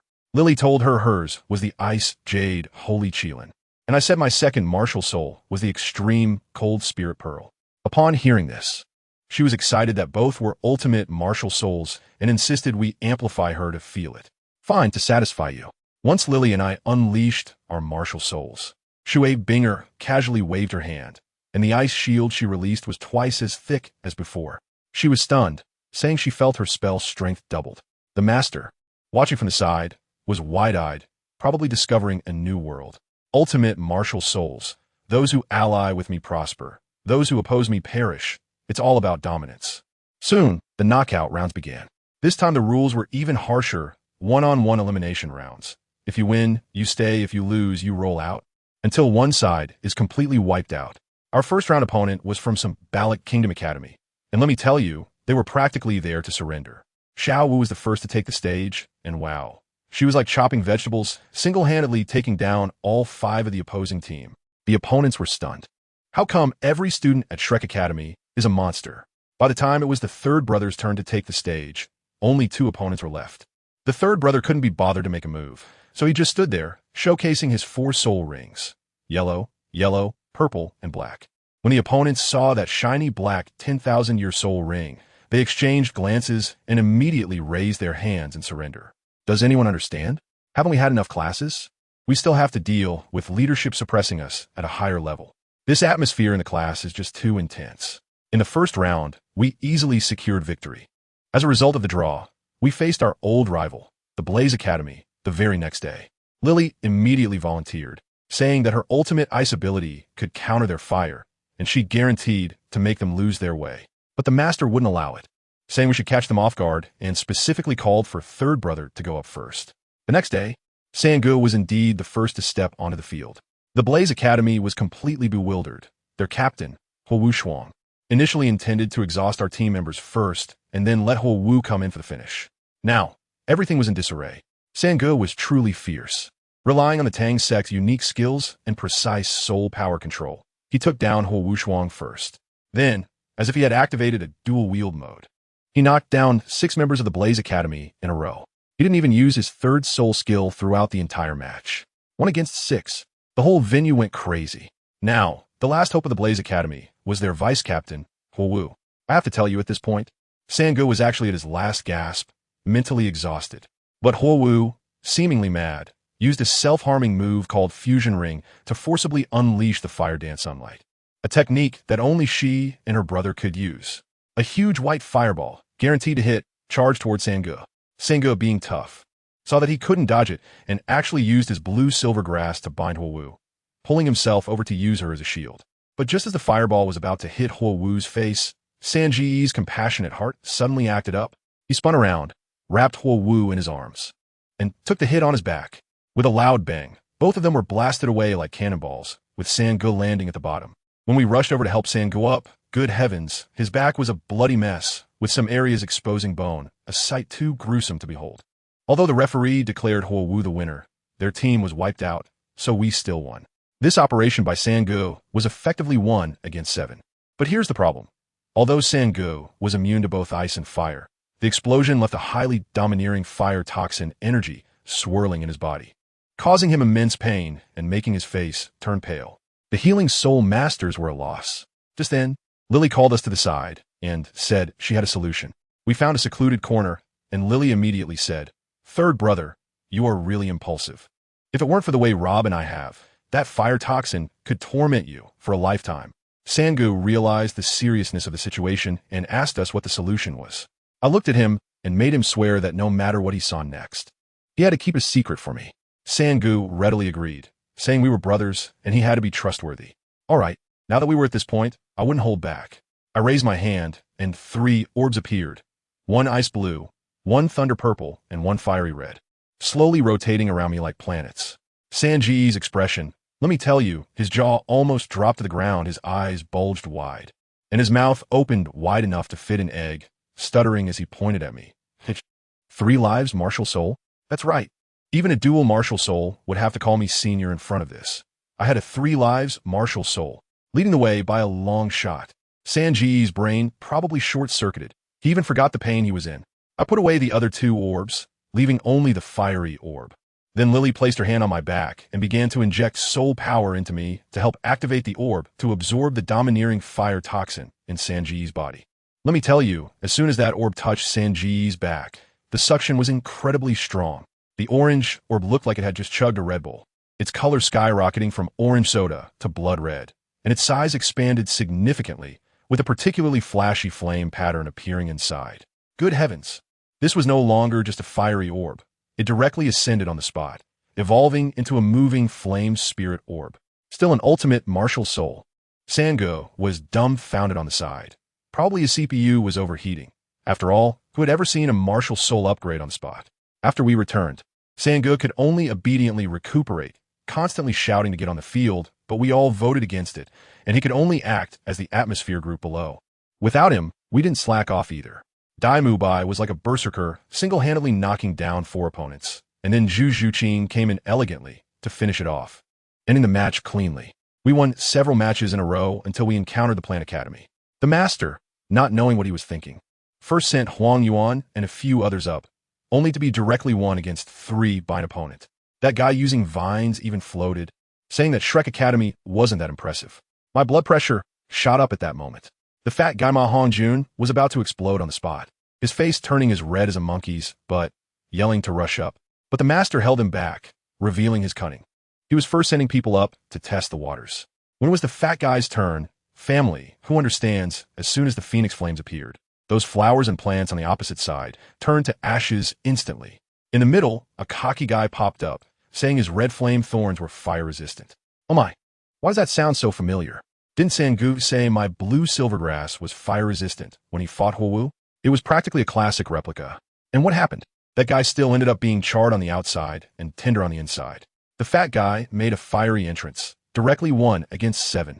The whole venue was stunned. No one expected that our team's first one against 7 monster would be this fat guy who had never been on the field before.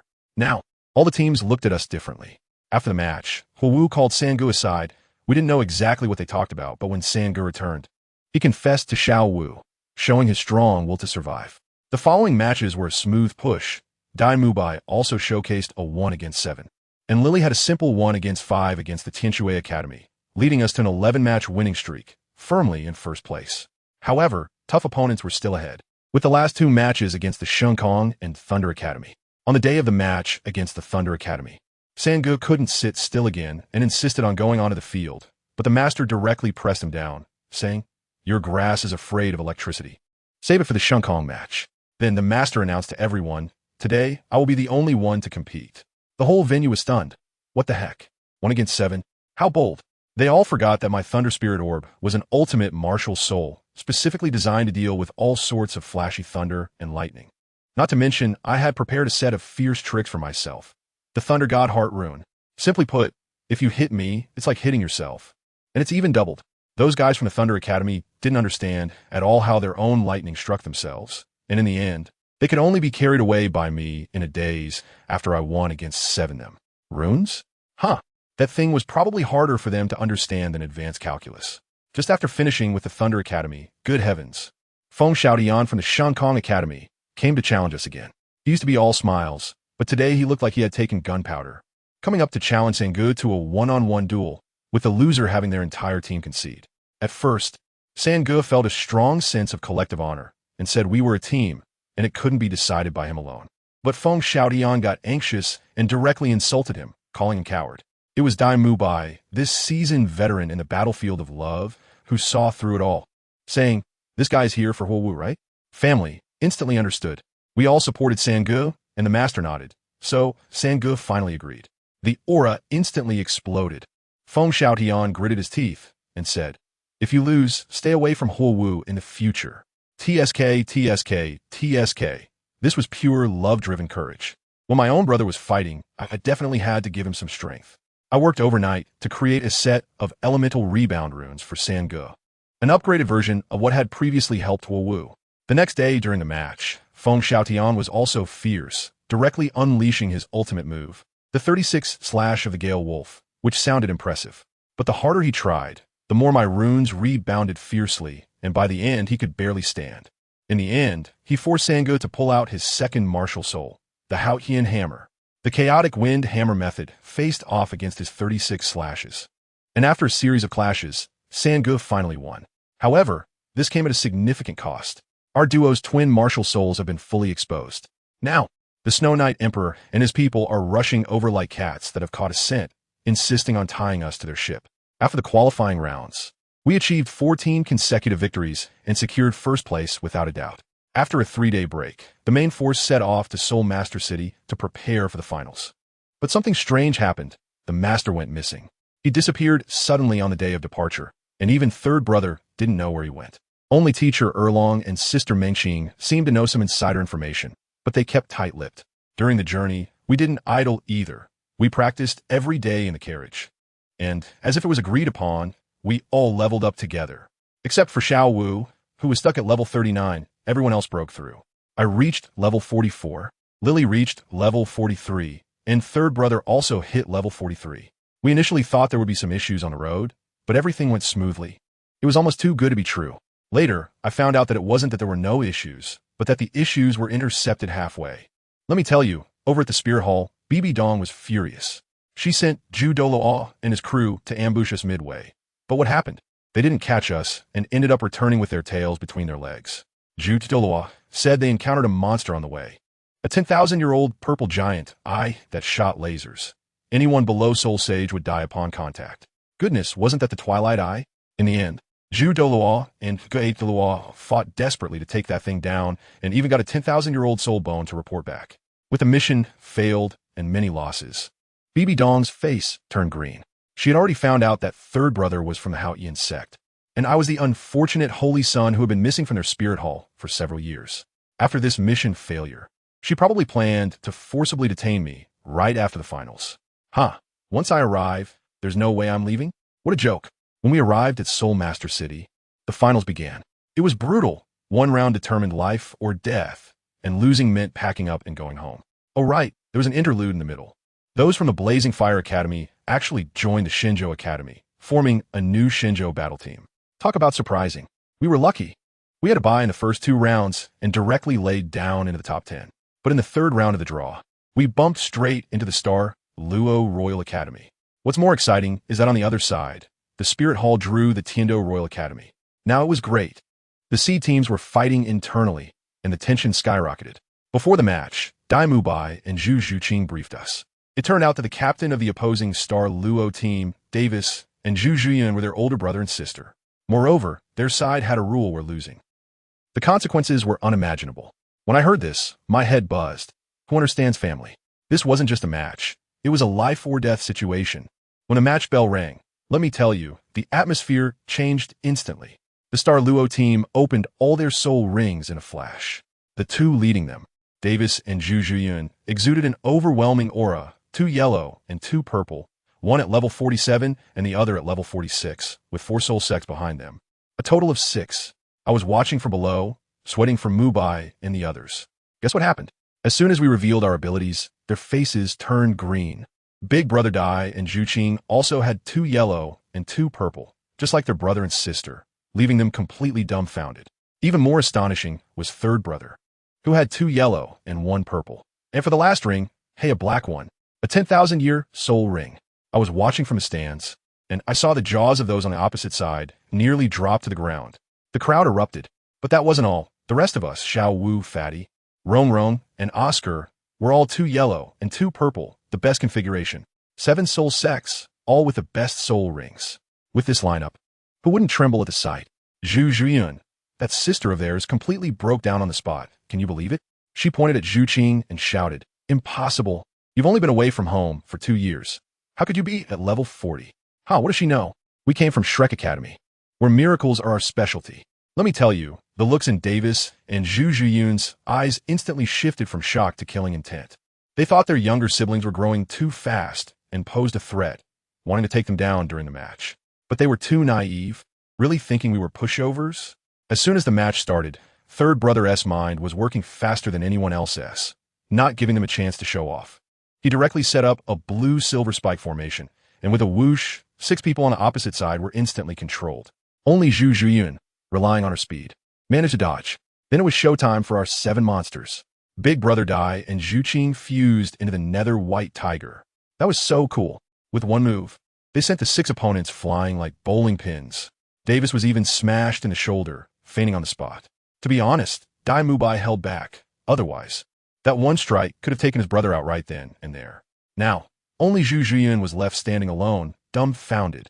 She looked at our 7. Although our soul power was greatly consumed, we were all here. Oscar's recovery sausages had already been delivered, and Rongrong's 7 treasures glazed tile halo was also activated.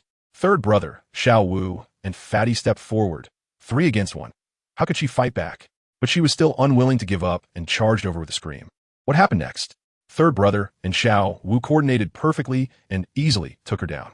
Third brother turned to look at Zhuqing, as if asking, "What about your sister? Should I help you take care of her?" Let me tell you, the bond among the Shrek 7 monsters is unbreakable, as long as Zhuqing nodded. Third brother would definitely not hesitate. But in the end, Zhuqing couldn't bear it and cried as she held the unconscious Dai Mubai. Sigh, winning a long-awaited showdown against a rival who is also a sister. Who can understand that feeling? In the end, it was still Xiao Wu who stepped in and tossed her off the stage. After this match, we directly eliminated one of the 3 seed teams, Star Luo, leaving the audience in stunned silence. As we came off the stage, we ran into the Tiando Royal Academy, the ones we had previously defeated, including Yu Tianheng. Yu Tianheng looked at Third Brother with a sense of admiration, saying we were too strong, and he felt he had no chance. Third Brother got fired up and shot back. "You give up before we even fight? Then you'll never be worthy of being my opponent." His words ignited Yu Tianheng's spirit, and the boy's gaze changed instantly. Next up was the match between Tiando and the Spirit Hall. Goodness. The legendary golden generation of the Spirit Hall finally took the stage, and when Xiao, Hulaina, and Yin appeared, the aura was completely different. The result, I can only say, this match was basically clocking out at light speed. Xiao and Hulaina directly activated a martial soul fusion technique, enveloping the opponents in a red mist. By the time the mist cleared, the Tiando team was lying all over the ground, with only Yu Tianheng still standing. But he was quickly taken down by Xiao, who even made a throat-cutting gesture towards Third Brother. Arrogant, too arrogant. At this point, everyone understood that this year's champion, besides us, only the Spirit Hall had the qualifications to compete. After another round of matches with no suspense, we were left with the Spirit Hall and Shenzhou Academy, entering the finals. The final venue was right in front of the Pope's palace, and the scene was grand. Pope Bibi Dong personally appeared, and let me tell you, she was regal and exuded a commanding presence. Then, she announced the championship reward: 3 soul bones, 3 pieces, 1 wisdom skull bone, 1 flame right arm bone, and 1 wind-chasing left leg bone, all at the 10,000-year level. My eyes went wide.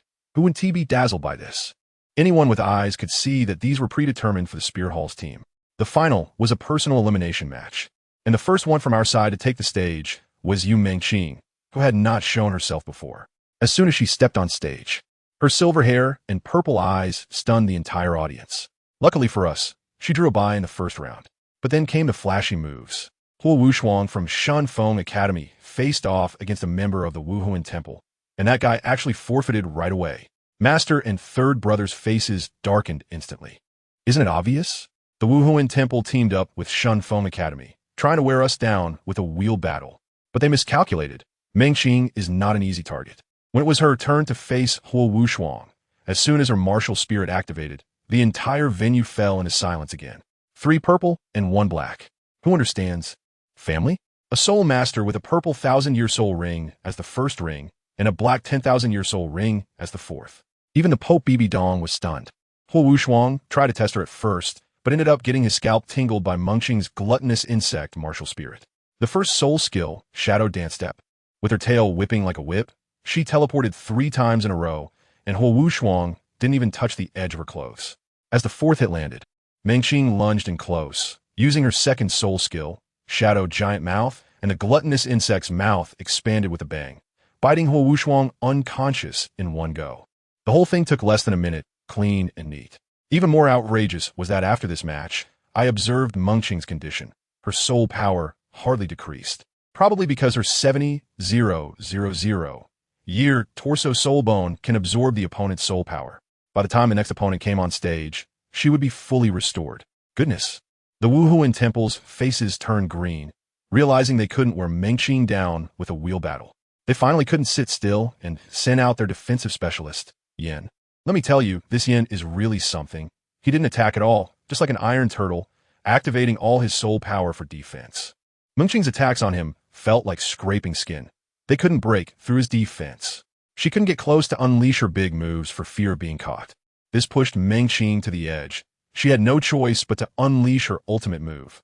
Her 10,000-year fourth soul skill, Endless Feast. This move is simply a bug. She drew a circle on the ground, and any enemies inside would get blasted, causing massive damage. As long as there were enemies standing in the circle, it would blast once every second, with increasing damage, like a perpetual motion machine. Yin panicked at that moment, desperately trying to run outside the circle. But the range was ridiculously large. He ended up getting hit 3 times before he managed to escape, nearly knocked silly by the explosions. When Mengqing saw her chance, she made a prediction.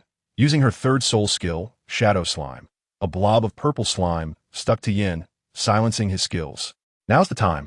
Mengqing executed 3 shadow dance steps, maneuvering in close, and a seamless operation followed. My heart was in my throat. I thought this was a sure win, but just as Mengqing got in close, Yin, relying on muscle memory, punched her squarely in the face. Mengqing was sent flying, lying on the ground motionless. The referee was about to announce Wuhun Temple as the winner, and I was feeling cold, thinking Mengqing was going to lose. But guess what? That girl was just acting. The Oscars owe her a little golden statue. She wobbled to her feet, feigning serious injury, just staring at Yin. Yin, being a straightforward guy, thought he had the victory secured, and stepped forward to deliver the finishing blow. You fell for it. The moment he got close, Mengqing resurrected with full health, flashed to his face with a shadow dance step, and her torso soul bone activated, instantly draining Yan's already low soul power and life force. Just as Yin barely raised his shield with the last bit of soul power, Mengqing's shadow giant mouth arrived, biting down and ending the match. Yin fainted on the spot. He probably couldn't get out of bed for a month. Hope BB Dong's face turned as dark as a pot bottom. Now, seeing this situation, Shenfeng Academy immediately conceded. Wuhun Temple, wanting to preserve their strength for team battles, begrudgingly admitted defeat. Family, who understands? Mengqing single-handedly defeated 2 major championship contenders. Back in the resting area, we were all ecstatic. Oscar came up and said, "10th junior sister, you're too fierce." The Wuhun Temple must be furious. Tang also looked worried, saying Wuhun Temple would definitely have their eyes on her. But Mengqing said one thing that left us all speechless. She said, "It's okay, after the finals are over. I'll tell them I'm joining the Wuhun Temple." I was beside her, and my jaw dropped. What? Defecting? Girl, your move is too extreme. Ning Rongrong was the first to panic, asking her why. Mengqing just smiled and said, "Of course it's fake. I'll join them to use their resources to get stronger. And when I'm strong enough, whether I stay or go is up to me." This line of thinking is truly ahead of several versions for us. Dai Mubai also tried to persuade her to go to the Star Luo Empire, but she politely declined, saying she had her own mission. All right, the big shot has her own ideas. We didn't dare ask more. Soon it was time for the final team battle, and we faced the Wuhun Temple. Mengqing didn't take the stage. Hulaina from the other side visibly relaxed when she saw that there was no one like that one-man army in her lineup. Huh, so naive. The match began. The Wuhun Temple side still wanted to pose. Rob and Lili exchanged a glance, and with a click, they unleashed a martial spirit fusion technique. Boundless ice of the vast sea. Let me tell you, the entire arena, including people and martial spirits, was frozen into ice sculptures. Even Hulaina and Xiao, those 2 soul kings, had to stay frozen for 5 seconds. Then our 7 members lined up in a row, the power flowing like dominoes from the last one to the first. Tang. Ning Rongrong in the middle activated a boost, twisting everyone's soul power into one and pouring it all into Tang. Hope BB Dong couldn't sit still anymore, exclaiming in shock, 7-in-1 fusion technique. This is the Master's trump card. The knockoff version from Tsanghua Academy is simply a little brother compared to this. At this moment, Tang San's soul power shot straight up to level 70. Just as Xiao and Hulaina emerged from the ice, still confused, Tang San's Hao-Ian hammer came crashing down like a small mountain. With a bang, the two were instantly killed and sent flying out of the arena. Then Tang San swung the hammer again, smashing the remaining 5 unfortunate souls still encased in ice, shattering them along with the ice. The match ended. From start to finish. It took 10 seconds. The world became quiet. We won. We were the champions. The most crucial thing was that the battle ended so quickly that Xiao Wu's identity remained undisclosed, and Mengqing was overjoyed. The tragedy was rewritten, making her happier than winning the match. During the award ceremony, Bibi Dong personally came down, wanting to recruit Tang San. Tang San ignored her entirely and flatly refused, displaying a remarkable toughness. 3 soul bones were handed out. Zhuqing received the leg bone, Hongjun got the arm bone, and Tang San acquired the most impressive wisdom skull bone. Then this guy unexpectedly took out another soul bone from his pocket, saying it was compensation for everyone, leaving the entire audience dumbfounded. Just when we thought we were about to receive our awards and leave, Pope Bibi Dong suddenly spoke up, calling out directly, "Wuhuan Temple's holy son Rob, how much longer do you plan to hide?" I was dumbfounded. Who? Rob? Our team, Rob? Goodness. Is he playing the spy here? All eyes in the venue immediately focused on Rob. Rob didn't hide it either. He stepped forward and called out to Bibi Dong, "Teacher." At that moment, we all exploded. The master was stunned, asking if this was real. Rob nodded and walked towards Bibi Dong. What was even more outrageous was that Lili and Mengqing followed him, walking over together. The original 7 were anxious, calling out Rob's name. But when Lili and Mengqing reached Bibi Dong, they both knelt on one knee, saying, "Your Holiness the Pope, we wish to join the Wuhuan Temple." Bibi Dong's expression at that moment was almost about to burst into laughter. What she wanted was this effect. Right then and there, she made it clear to us that the Spirit Hall would always welcome geniuses, and her gaze was sharp as a knife, constantly glancing at the master. Now, it was done. As soon as the competition ended, our Shrek 7 monsters split into 2 groups. Tang San and his 6 companions made a 5-year agreement and went their separate ways. Tang San was taken away by his father. Xiao Wu returned to the forest. Dai Mubai and Zhuqing went back to the empire to seize the throne, and Oscar followed Ning Rongrong to the 7 treasure glazed tile school, leaving only Ma Hongjun behind at the academy. As for Rob, Lili, and Mengqing, they stayed at the Spirit Hall, their status directly on par with those from the Golden Generation. Bibi Dong was also a master of publicity, telling everyone that the Holy Son of the Spirit Hall led Shrek to victory, gaining both face and substance, while also thanking Shrek Academy for cultivating 2 geniuses, making it seem as if we were their talent training base. A year later, the 3 of us thrived at the Spirit Hall, our soul power increasing rapidly, and Mengqing had reached level 49. The one she had defeated, Yin, came to challenge her daily after recovering from his injuries, but he was consistently beaten. Surprisingly, as they fought, feelings developed between them, which was quite unexpected. Then there was that Xiao, who was even more attentive every day. One day, the 3 of us applied to Bibi Dong, saying we wanted to return to Shrek to see our teachers. To our surprise, Bibi Dong agreed and even sent the 2 gatekeepers, Duoluo and Duo, to escort us. Upon returning to Shrek Academy and seeing the master and Dean Flender, Rob was so excited that he couldn't speak. After a few pleasantries, Mengqing got straight to business. Rob spoke first. "Dean Master, I came back this time to donate a batch of runes to the academy. This wealth must be arranged for the younger students." Flender's eyes lit up at this, and he smiled like a blooming flower. Then Mengqing continued, "The second matter is that we suggest the academy build a branch in a certain location, just in case." Flender was puzzled. "Build branch? Where?" Mengqing pulled out a map, pointing to a spot north of the Stardew Forest, saying, "Right here. There's an island in the middle of a lake with an ancient golden tree. Teacher, trust me this once. Let us take advantage of the information gap and occupy that land before anyone notices. I suggest you make it the main academy in the future, with inner and outer branches, where the inner branch only accepts true monsters." Upon hearing about the golden ancient tree, the master's expression became serious, as he said he had read about it in books. Mengqing urged them to make sure to check it out when they had time and to act quickly if confirmed. The master nodded, saying they would verify this matter. Once the important issues were discussed, Flender even took the 3 of us to the playground to serve as live teaching materials for the current students. Goodness, being a live teaching material for an entire afternoon nearly exhausted me. But it didn't stop there. That old Flender, not one to shy away from trouble, actually had us 3 team up to fight against teacher Xiao Wujia in an exhibition match, saying it was to give the younger students a show. "Fine, let us do it," It was just a formality. After this, I hurried back to the spirit hall. Let me tell you, being the Holy Sun is just my surface job. My real core competitiveness lies in my side business, being a rune master. This is way more impressive than soul rings. Before, I was stuck at the expert level, and making a purple epic quality rune had such a low success rate that I wanted to curse. It took me 2 years to make just over 100. But now it was different. I had reached level 50 and felt I could push for the master level. Once successful, I could mass-produce purple runes and even create the top-level ones. Wow. Golden Legends. I didn't tell BB Dong about this. Just think about it. If she found out, she would definitely monopolize this technology for the Spirit Hall. And then how would I play? So, I worked secretly, avoiding any disturbances. I locked myself in my room, took a deep breath, and heightened the sense of ritual. I had all the materials ready. 1,000-year plant essence, mineral elemental particles, parchment, everything. Today, I was going to create something big, a custom-made Fury Thunder rune. If this worked, my lightning soul skill S, flexibility, and accuracy would soar by 40%. Ridiculous.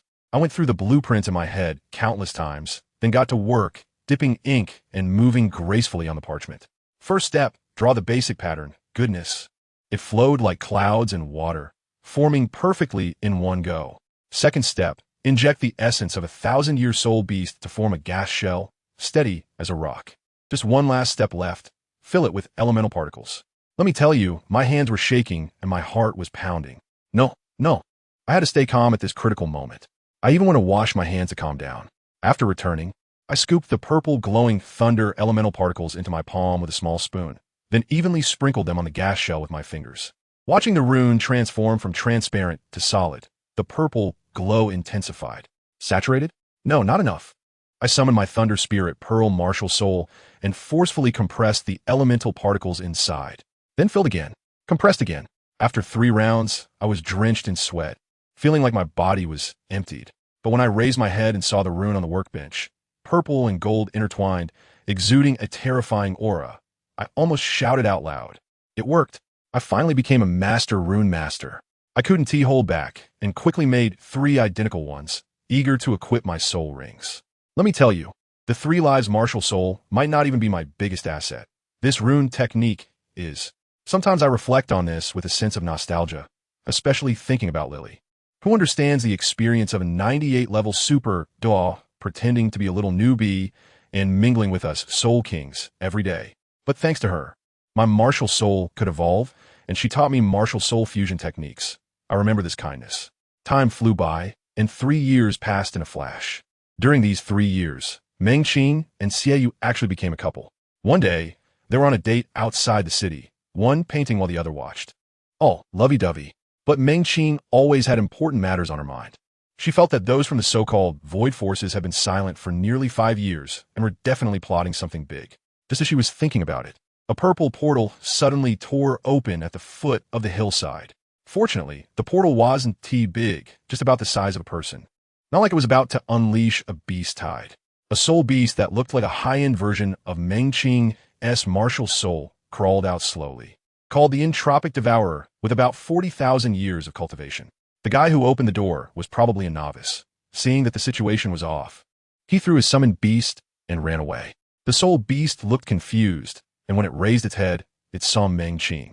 Let me tell you, that scene was like sworn enemies meeting, very intense. Mengqing's devouring insect martial soul was a natural counter to this entropic devourer. She exchanged glances with Xiao and charged forward without hesitation. Predicting its movements, slowing it down, bursting in close, a set of operations flowed smoothly. The 40,000-year soul beast didn't even have a chance to react before Mengqing's martial soul opened its mouth wide and completely devoured it. What is even more ridiculous is that after the devouring, Mengqing's martial soul instantly evolved, directly transforming into the entropic devourer. Goodness, while others grind monsters for loot, she levels up her martial soul directly, not long after this incident, to celebrate and to help Hulayina, who had been gloomy since returning from the City of Slaughter. We, the core members of the 2 generations of the Golden Generation, gathered for a get-together. At the top tavern in Spirit City, Xiao treated us. The food was luxurious. 100-year earth dragon tendons, 1,000-year gold-silver fruits, all materials from soul beasts. The atmosphere at the table was a bit subtle. Hulayina obviously had something on her mind, and Yin, That lovesick fool was even more so. While they were eating, Lili and Mengqing suddenly changed their expressions. They exchanged glances, and Mengqing whispered, "They're here." Who? The Twilight Cult. Those dogs of the void have actually infiltrated Soul Master City. They sense the presence in the box next door. This is bad. Mengqing decisively ordered Yin to take the lead with the highest defense.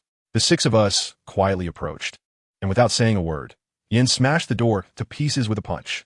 Inside, four guys in black robes saw Mengqing and were immediately dumbfounded, pointing at her and shouting, "The gluttonous insect saintess?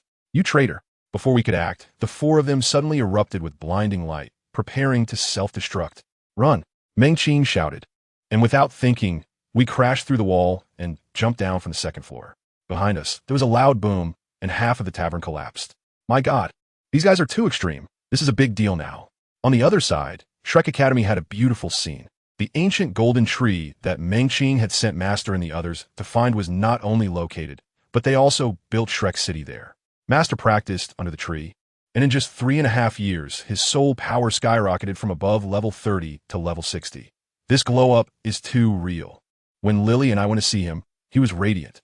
He said that tree was simply a miracle.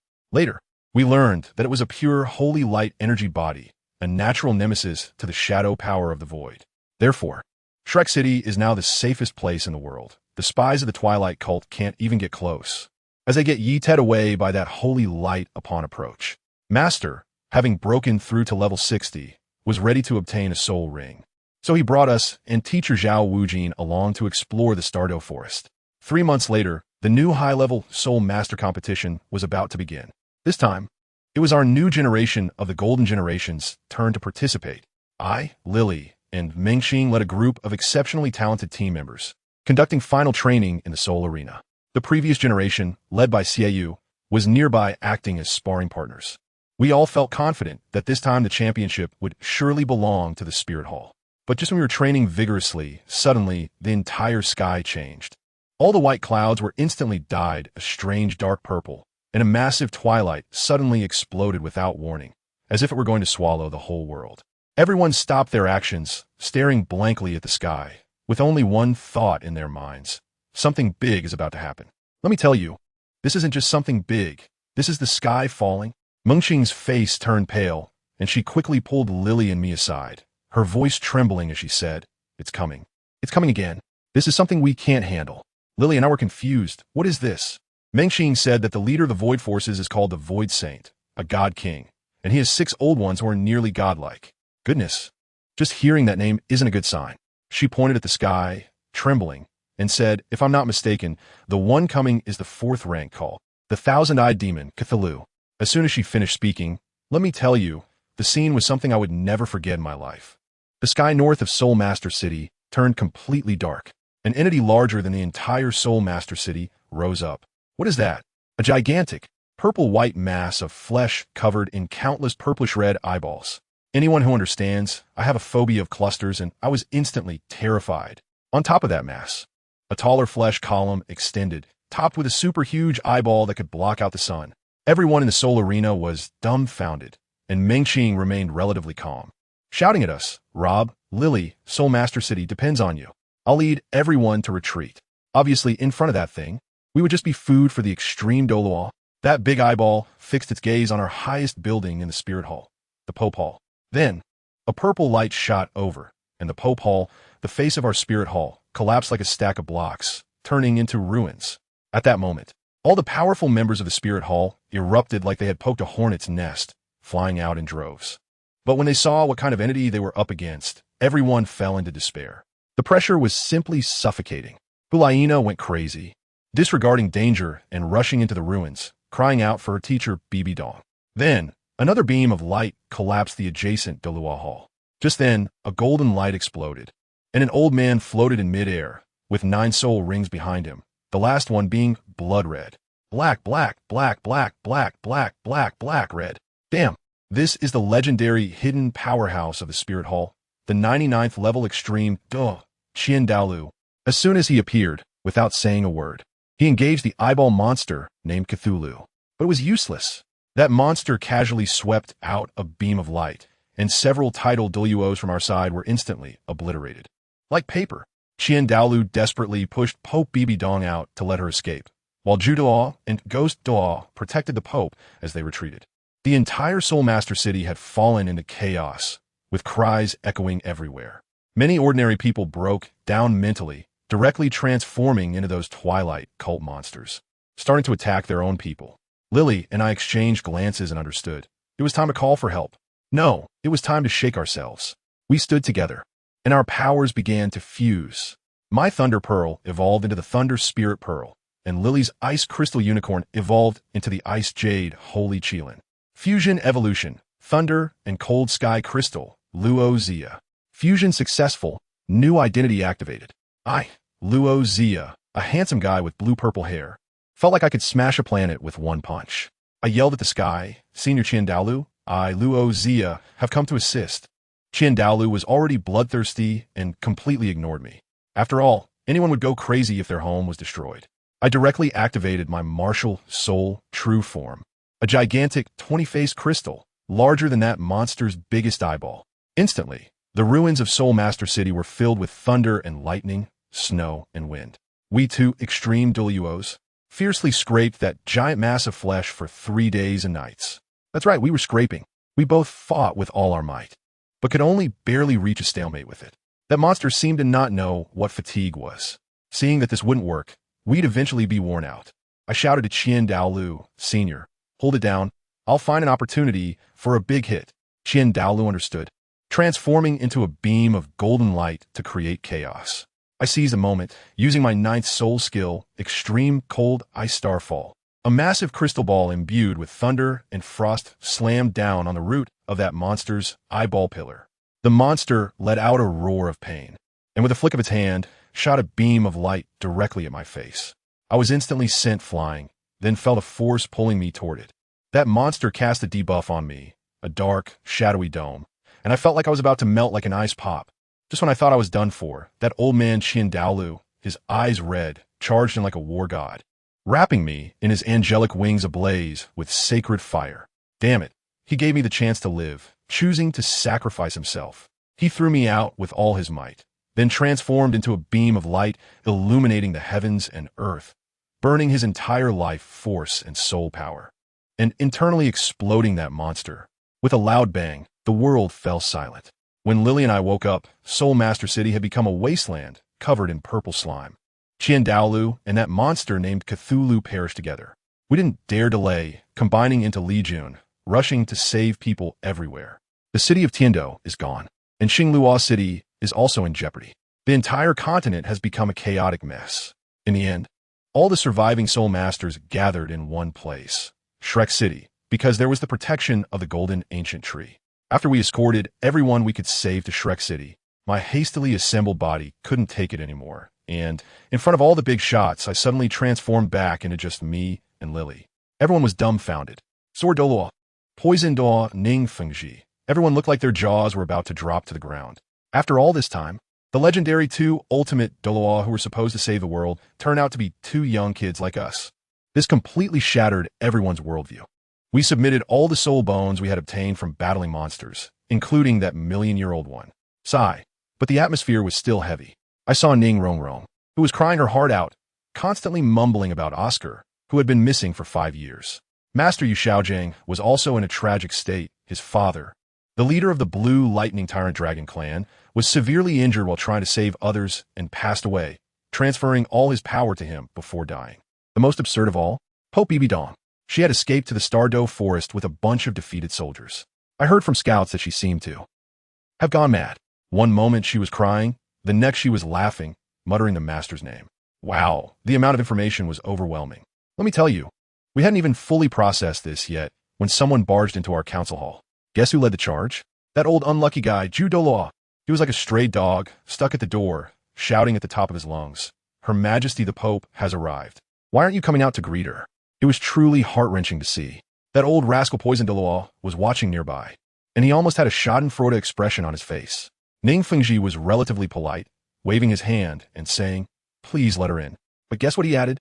I didn't expect there would still be survivors from the Spear Hall. My gosh, as soon as he said that, Douluo's face turned green, as if his eyes were saying, "Ning Fengji, you little brat, Not only do you refuse to help, but you also want to kick me while I'm down, huh? Just as those words left his mouth, Bibi Dong walked in by herself.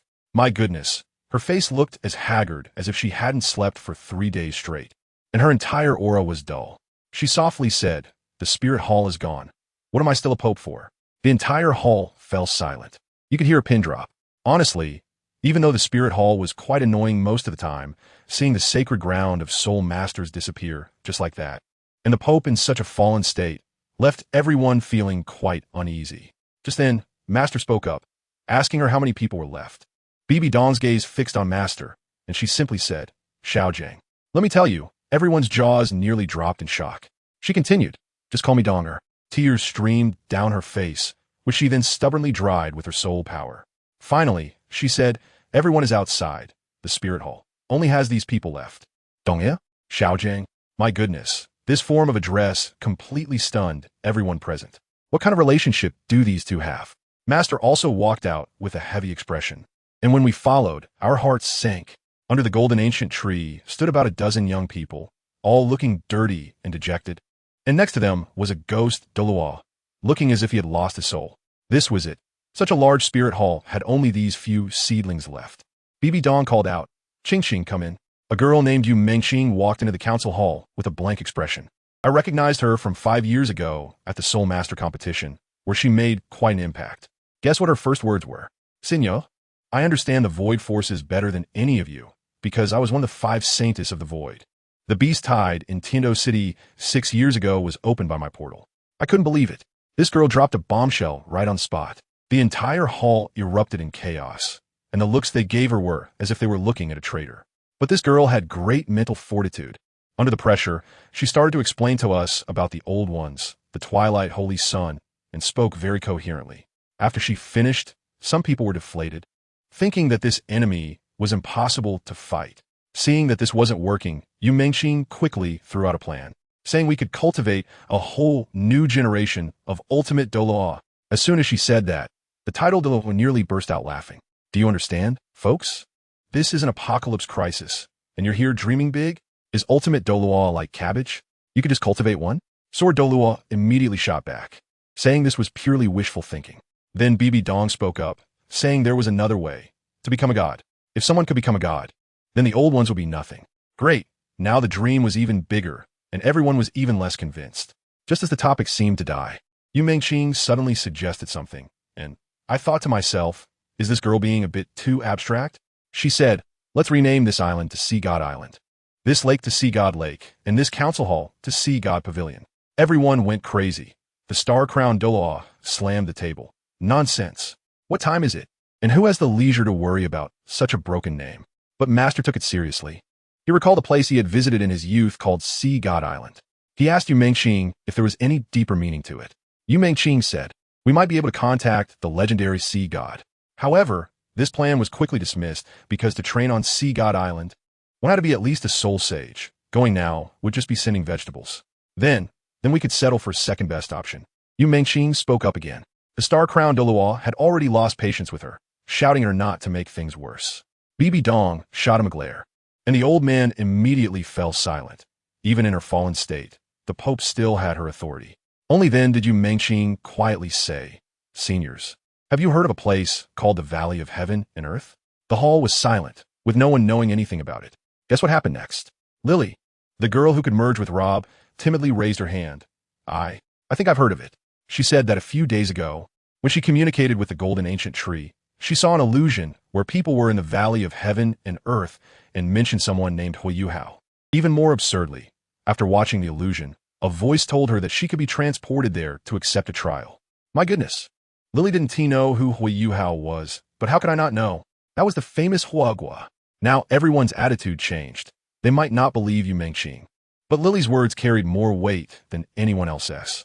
She said that as long as one was dedicated in their feelings, they could quickly increase their soul power by at least 5 or 6 levels through the trial. But if they were indecisive, they might die inside. This made some people hesitant, but Yu Mengqing quickly added, "There are tricks. Just answer truthfully. Only speak the truth, and you can save your life." Lili nodded, saying she could take people with her. And so, this matter was settled. We'd start preparations. Just when we were brainstorming in our meeting, let me tell you, The real main character finally arrived. Tang San, he back. This guy came down from the Haoyan sect and headed straight for Tiando City, only to find it gone and the people turned into zombies. It was then that he realized something big had happened. So he quickly flew towards Shrek's city, following the address Master gave him. When he saw our golden ancient tree and protective shield, he finally breathed a sigh of relief. As soon as he entered through the north gate, he flew straight towards the golden ancient tree. A group of young people were sparring in the square, and the first to recognize him was, guess who? Hulaina. She tentatively called out. Tangin, Dai Mubai, and the others really didn't recognize him. After 5 years, Tang San had completely transformed, standing at 9 meters tall, with blue hair and white clothes, looking as if he had walked out a comic. Then Ning Rongrong, with her keen eyes, exclaimed, "How do you have third brother's storage belt?" Hearing this, Dai Mubai's face changed drastically, and his soul power surged. "Who are you? How do you have Xiao San's things?"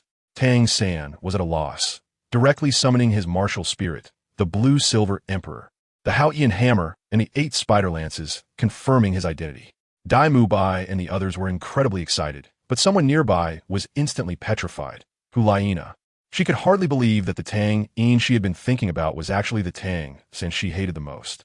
Her expression was like a large-scale collapse scene. Leave her dumbfounded. Tang San completely ignored her and pulled Dai Mubai and the others aside to talk about his experiences over the past 5 years. Hulaina was still frozen in place, and Yin and Xiao quickly went over to comfort her. This news quickly reached Lili's ears. Her eyes lit up. Wasn't this a little white mouse delivered to her door? Tang San, pure and devoted to Xiao Wu, was simply the perfect candidate to explore the valley of love and questions. Tang San was originally in a hurry to find Xiao Wu, but Lili grabbed him and insisted that he be the first to take the plunge. At first, Tang San felt a bit uncomfortable, as Rob and the others were from the Spirit Hall. But the master also came over to advise him, saying he should take the opportunity to scout the way and summarize experiences. He couldn't ignore the master's words and could only brace himself for it. We were all called to gather in front of the golden ancient tree to watch, said to be a paid live broadcast for learning experiences. Lili fiddled with the strange runes, and with a flash of golden light, Tang San suddenly disappeared. Immediately afterward, the runes acted like a big screen, starting to play the scenes from Tang San's side. He was transported to a place called the Valley of Love and Questions, where an ethereal and cold voice began to interrogate his soul. Is your name Tang San? Yes. Do you have a lover? Who is she? Yes. Her name is Xiao Wu. Oh, are you sure? Do you feel more like siblings or lovers toward her? Let me tell you, this question was too tricky. Tang San was silent for a moment and said, I don't know, but I will love her and protect her for the rest of my life. Anyone who dares to harm her is my enemy. The voice then threw out a bombshell. Do you know? Your Xiao Wu is a 100,000-year soul, beast reincarnated. She is getting close to you just for cultivation. Do you still love her? We were all shocked to hear this. Xiao Wu is a soul beast. But Tang San remained calm. I knew it long ago. So what if she is a beast? The feelings of beasts are more sincere than those of humans. Don't try to sow discord. Wow, what a real man. The voice sneered and said, Very well, for your sincere feelings, I reward you with 5 levels of soul power. However, your earlier disrespectful words will result in a penalty. You must enter a deep adventure. Tang San was completely stunned. What the heck? A deep adventure? The next moment, he found himself in the Stardow Forest. The voice informed him that this was a real environment, and his task was to save Xiao Wu and prevent her from falling into the hands of the Void Force. As soon as Tang San heard that Xiao Wu was in danger, he rushed madly into the depths of the forest. Soon, he sensed the presence of the Void Force, and it was at the tidal Douluo level. When he reached the location, his heart shattered. Xiao Wu was standing on the shoulder of a Titan giant ape, looking like a fairy, but on the opposite side, several Shadow Soul Masters had already launched their attacks. 3 dark, purple energy balls directly hit the Ming and Air Ming, and the 2 giant beasts were instantly tainted. Xiao Wu teleported away, and she sensed Tang San's presence, urgently shouting for him not to come over. But Tang San couldn't care less. Gritting his teeth, he activated his soul bone and flew over to hug Xiao Wu, shouting, Hurry, let's go. As soon as they embraced, over a dozen Shadow Soul Saints chased after them. Tang San held Xiao Wu, using the 8 spider lances instead of his feet, frantically fleeing through the forest. Xiao Wu lay in his arms, and after 5 years, she finally heard that familiar brother again, almost in tears. But the pursuers were getting closer and closer. Let me tell you, those old guys were truly shameless. More than 10 of them were chasing us, speeding up like they had nitrogen, and the distance between us was closing in. My 8 legs were almost sparking from running, but after all, they were soul saints, especially with 5 speed-type agile attackers among them. Their long legs could cover the distance I ran in 8 steps. At that moment, my mind was racing, and I was clear-headed. Continuing to run like this would eventually lead to death. Run? What the heck? If I don't take down a few today, no one can leave. In a split second, I stopped running. The 8 spider lances stabbed into a nearby tree, and I hung in midair with Xiao. The closest agile attacker saw this, and thought to himself, wow, this kid stopped running. He is delivering his head. He was immediately delighted, and with a flick of his hand, 2 daggers shot toward me like a large moth. He thought I was scared, but let me tell you, I was incredibly calm. Just as he was about to get close, I activated the parasitic skill of the Blue-Silver Emperor. The old man was instantly stunned, his body stiffening. This was it. The opportunity had come. I swung the Hao-Ian hammer and smashed it down just in time to block his dual daggers that were coming at me. Normally, I would definitely be blown away by his soul power. However, I had a backup. My 8 spider lances had already struck him from 8 tricky angles, piercing through him like a venomous snake. From his confusion to his demise, the whole process took no more than 3 seconds. The battle was over. Does anyone understand? If I want to take my wife and run, I must first take out these fast flies. Otherwise, I could never be at peace. Using the same method, I cleanly took down 2 more, but there was still one last agile attacker left. That guy, seeing me slice through his 3 teammates like chopping vegetables, was dumbfounded, filled with both anger and fear, and launched a sneak attack. And what happened? His blade struck Xiao Wu's invincible golden body. My sister Wu was not a pushover. With a crisp clang, she was completely unharmed. Xiao Wu immediately counterattacked with a Zhuge Divine crossbow. Although it couldn't hurt him, it was enough to push him back. Taking advantage of this, I absorbed the soul power of the 3 unlucky guys, holding on to Xiao Wu, and with a powerful kick of the 8 spider lances, I continued to race into the depths of the forest. But truly, man plans and heaven laughs.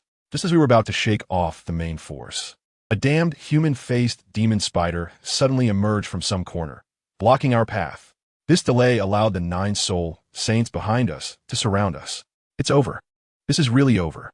People surrounded us from all directions, sealing off the skies and the ground. At that moment, I had only one thought. She lives, I die. I gritted my teeth and suddenly hugged Xiao Wu, using all my strength to throw her into the sky. Brother. Xiao Wu's scream is something I will never forget. As I threw her, I casually pressed her acupoint, fearing she would foolishly use teleportation to come back and die with me. I threw her towards the only unblocked sky, while I became a living target, attracting all the firepower. Let me tell you, at that moment, I wasn't afraid at all. The Killing God field, the Blue-Silver field, all fully activated.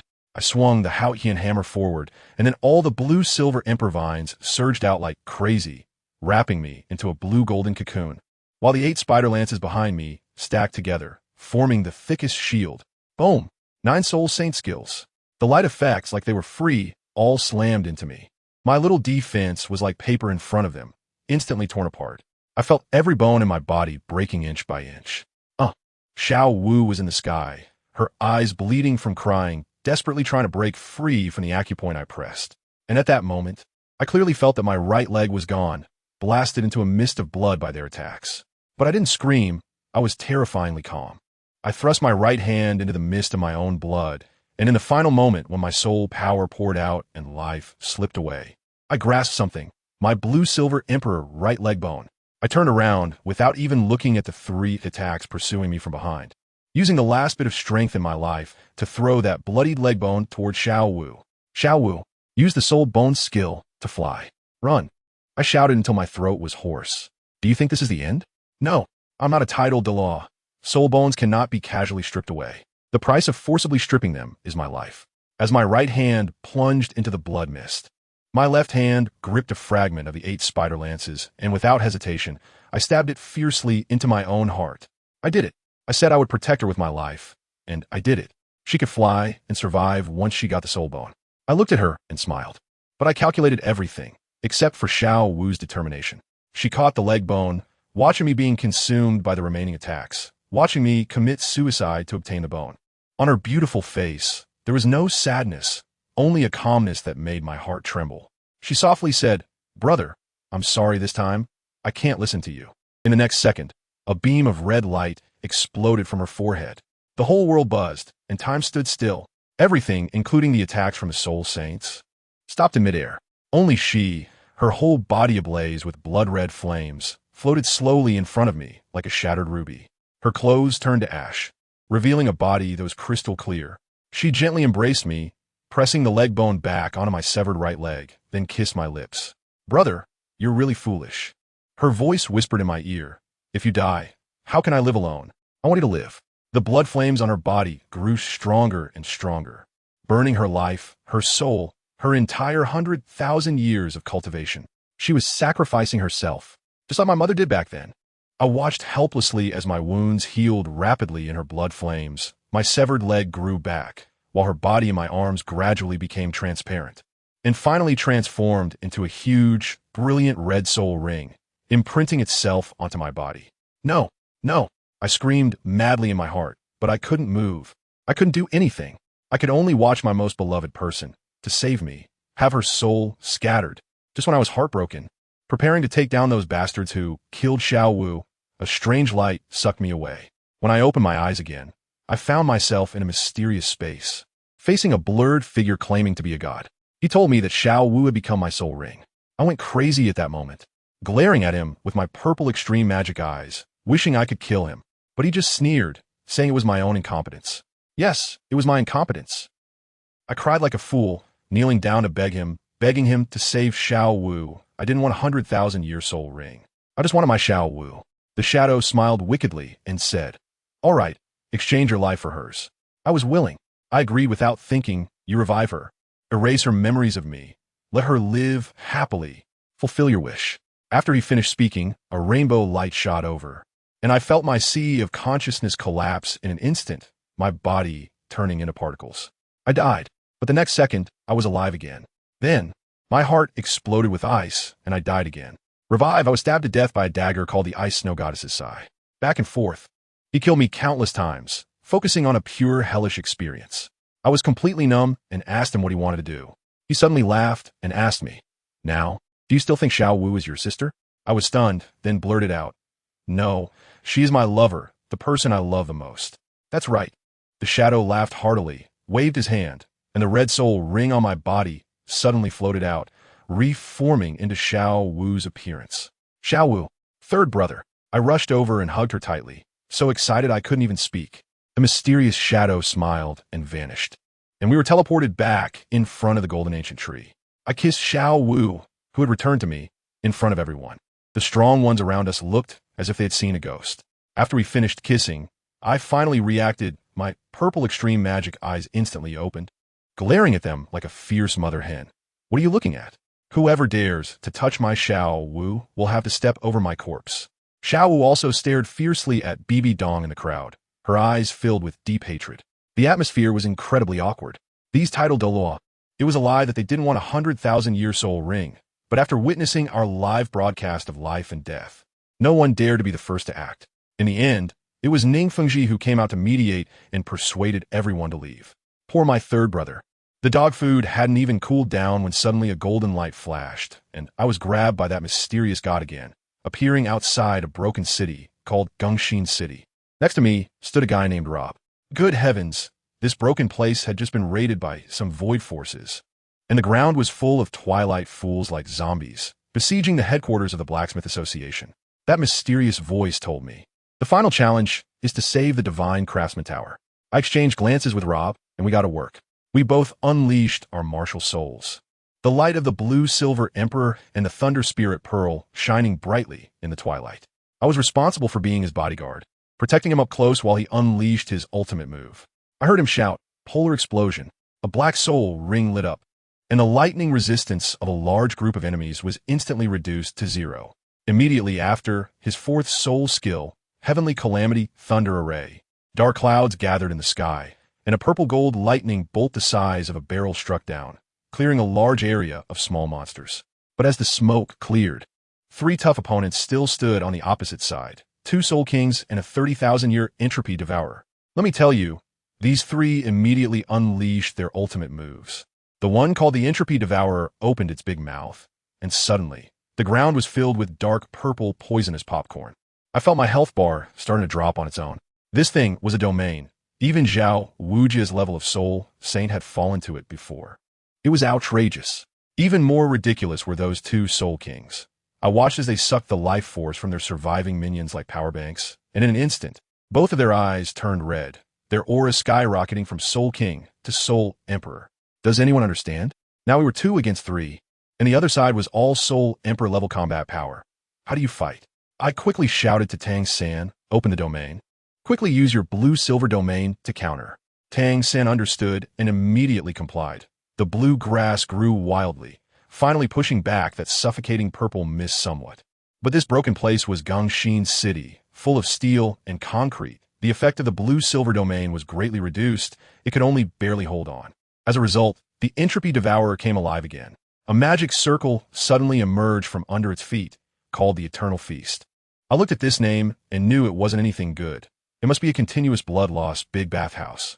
Without saying a word, I activated my 6th soul skill, Thunderbolt Shift, and in a flash, I turned into a bolt of lightning and exited the circle. Tang San was quick too, as soon as he used Ghost Shadow Mistranslation.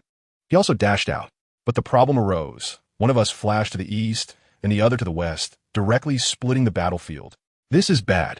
It was already difficult to fight, and now we were separated. The other side understood too, seeing that Tang San only had 5 soul rings. They thought he was a soft persimmon and directly sent a soul master and a big worm to gang up on him. One of the other guys was left to guard me alone. Hey, they really don't know our backgrounds. As for Tang San, I wanted to even mention him. With his eternal soul ring as a foundation and his entire body filled with soul bones. His combat power is not something that can be measured by the number of soul rings. And me? I'm the man holding a golden legendary level rune. My lightning spell attack power is directly boosted by 40%. When it comes to output, let me tell you, even a high-level soul sage would have to think twice. That guy guarding me alone seems to have a martial soul that is some kind of twilight burrowing beetle looking like a tin can. As soon as he came up, he cast a skill, and a purple crack opened up on the ground, spreading towards me. I immediately used Thunder Shift to dodge back and forth in short distances, easily avoiding it. I shot back a Thunder Arrow, and with a clang, he activated a solid shell and tanked it. Wow, he is really tough.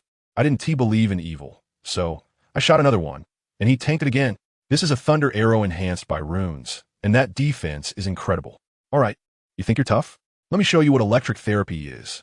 I activated my 3rd soul skill, Thunder Bodyguard, with lightning crackling all over me, and then used my 6th soul skill, Thunder Shift, to pass right through his body. Let me tell you, at that moment I gained insight. The combination of these 2 skills actually exploded into a range of electric light, directly stunning that beetle guy. Although it was only for 2 seconds, it was enough. Seizing the opportunity, I shot 2 thunder arrows that hit precisely, leaving him unable to take care of himself. Just as I was about to finish him off, guess what happened? Tang San, my good brother Tang San, was thrown over like a cannonball from the other side, and bam, he landed right on me. We rolled into a mess on the spot. I was completely dazed. No way, brother San, you had 2 against 1 over there. How did you collapse faster than me? They didn't even give us a chance to stand up. That mountain giant soul master who threw Tang San jumped over and stomped on Tang San's back. I felt the pain just listening to it. Then that big beetle came over too, opening its mouth to unleash an AoE. Damn, we were about to get wiped out. But then, a miraculous hand appeared. Just as the big beetle was about to cast its eternal feast, that mountain giant, he actually grabbed us both and threw us out, directly out of the skill range. Folks, I really laughed out loud at that moment. What kind of pig teammates are these? If that big beetle could talk, it probably would have cursed the mountain giant right then and there. The opportunity came. I used Thunder Shift while in midair and passed through the mountain giant with Thunder Bodyguard activated. Area stun triggered again. In those 2 seconds, Tang San directly took off. He still had plenty of soul power. With his 4th soul skill, Blue-Silver Spike Array, countless blue-silver grasses with golden patterns erupted from the ground, directly launching that heavy mountain giant into the sky. Then, with his 5th soul skill, Blue-Silver Overlord Spear, a golden-blue long spear flew out, piercing soundlessly and chillingly. 1 down. Now there's just that big beetle that was randomly casting skills left. Seeing its teammate gone, it probably panicked and wanted to retract its domain and fight us to the death. Tang San and I exchanged glances and understood. Draw our weapons. We both took out hidden weapons and fired a flurry of shots at it. My skills weren't that great, so I only hit its lip, but who is Tang San? Fast, precise, and ruthless, he hit both of its eyes directly. That big beetle was instantly blinded. With the last shot of the Yama tablet, I sent on its way. The battle ended, and a master craftsman named LuoBo slowly walked out. Then the mysterious voice of the phantom sounded, saying our mission was successful, and we were rewarded with 1,000 tons of food, and that 30,000-year entropy devour soul ring was directly given to Tang San, who leveled up to Soul Emperor on the spot. Now, at level 64, with a flash of light, we were back on Shrek Island. Looking at the mountain of food in front of me, let me tell you, I forgot all the pain in my body. Now the island is overcrowded. Eating is a big problem. This dungeon run was worth it. Our extreme 2-on-3 counterattack left the spectators dumbfounded, especially my damage. They couldn't understand how a Soul Emperor could deal such explosive output. I thought I might as well not keep it a secret. So I took the opportunity to announce my rune system and casually told them that I could now create golden legendary level runes. As soon as I said that, the place erupted. A group of titled Douluos rushed over to place orders with me, asking for golden ones right away. My goodness, guys, we don't even have enough materials. Even Bibi Dong looked at me with a bit of resentment, as if blaming me for not telling her sooner. That night, Yu Mingqing and Xia, you had a bonfire barbecue and called all of us young ones over. The atmosphere was quite nice at first, but then Bibi Dong and the others, including Master, showed up, and later even Ning Fengji came, turning a good young people's party into an awkward gathering of old cadres. Ning Rongrong was completely absent-minded the whole time, even thinking about Oscar while eating a barbecue. The next day, Ning Rongrong ran to find Lili, saying she also wanted to enter the Qian Kuan asking for Love Valley. She said if Brother San could go in and bring Xiao Wu back. She also wanted to go in and find Oscar. Lili was also in a difficult position. How could the system possibly assign a rescue mission to Ning Rongrong? A pure support type? 2 support type Soul Masters wouldn't be able to achieve anything. But Ning Rongrong was determined to go, and no one could stop her. Thus, the third challenger, Ning Rongrong, stood on the altar. The Phantom asked her, as usual, who she loved and why she loved him. Let me tell you, Ning Rongrong's speech silenced everyone present. She cried and said that Oscar was the only one who treated her sincerely when she was still a spoiled princess, willing to accept her and change her without caring about her identity and background. For her, Oscar, a food-type soul master, trained desperately, even surpassing Tang San in training speed. Then she spoke of her greatest regret, which was telling Oscar that their family rules required direct descendants to marry battle soul masters. Just because of that sentence, Oscar left. She cried and said she was so foolish and weak, lacking the courage to resist the rules, that she had harmed Oscar, who was now out there, uncertain of his life or death. She would never forgive herself for the rest of her life. The Phantom listened in silence for a long time, then directly gave her a mission. She was transported to the 7-treasure glazed tile school, which was occupied by the Void, and had to find a treasure belonging to her within 30 minutes. The most critical part was that the system gave her a temporary buff. Because she was a support, the enemy she killed would drop single-use soul skill scrolls. Folks, the spring of support has arrived. ISNT this just a DPS experience card? As soon as Ning Rongrong landed, she appeared in her own basement. She took out the Zhuqing divine crossbow, and it was so clean and neat. She turned a corner and encountered an enemy, and with a whoosh, shot an arrow that sealed its throat. A scroll floated up from the corpse, giving her a temporary boost in strength, perfect for her hidden weapons. Using gold soul coins as bait, she ambushed another one and obtained the Flame Storm Scroll. An area damage skill. Goodness, Ning Rongrong went on a killing spree. She charged into a long corridor, with bolts of crossbow arrows clearing the way effortlessly. When she encountered a locked door with 3 soul masters inside, without thinking, she activated her 9-treasure famous, 6-fold increase, and unleashed a reinforced flame storm at the door. The room instantly turned into a crematorium, with thick smoke billowing. Those 3 guys would be choked to death if they didn't rush out. As soon as the door opened, what welcomed them were 3 cold crossbow arrows. She fought her way to the 2nd level of the secret room, and in each room, she miraculously gathered 7 colorful diamonds: red, orange, yellow, green, blue, indigo, and violet. Just as she gathered them, the 7 diamonds flew out automatically, merging into a heart-shaped gem glowing with rainbow colors, the heart of 7 treasures. This was the ancestral treasure of their sect, but the task still hadn't indicated completion. She had no choice but to keep moving deeper. In the last room, she pushed open the door, and it was pitch black inside, with a person lying on the bed. The person slowly sat up, and Ning Rongrong almost instinctively attacked, But the moment she saw that face, she was completely petrified. That face, that gaze, those long legs. It was Oscar. But the Oscar now had a vacant look in his eyes and emitted a chaotic aura of emptiness. Ning Rongrong cried out and rushed forward, only to be knocked back by Oscar's punch. She then realized that the treasure the system mentioned that belonged to her was not the 7 treasure heart, but him. Oscar no longer recognized her, and, holding a sausage, foolishly asked, "Who are you? Want some sausage? I have a big sausage." Hearing this, Ning Rongrong completely broke down. At that moment, the phantom reminded her that she could use an illusion to awaken him. Ning Rongrong suddenly remembered that Tang San had given her an illusion soul bone. She immediately activated the soul bone skill, and a purple light enveloped the two of them. Scenes from the past, from their first meeting to their separation, replayed in their minds. The cloudiness in Oscar's eyes gradually faded, and finally, Ning Rongrong cried out, "What is the 9 treasure glazed tile? You are my only treasure." He finally woke up completely. Rongrong. The two embraced tightly, crying heart-wrenchingly. The phantom waited for a long time before announcing the task was completed and rewarded them each with a 20,000 year attack type soul bone, then transported them back in front of the golden ancient tree. They held each other and cried for a full 10 minutes.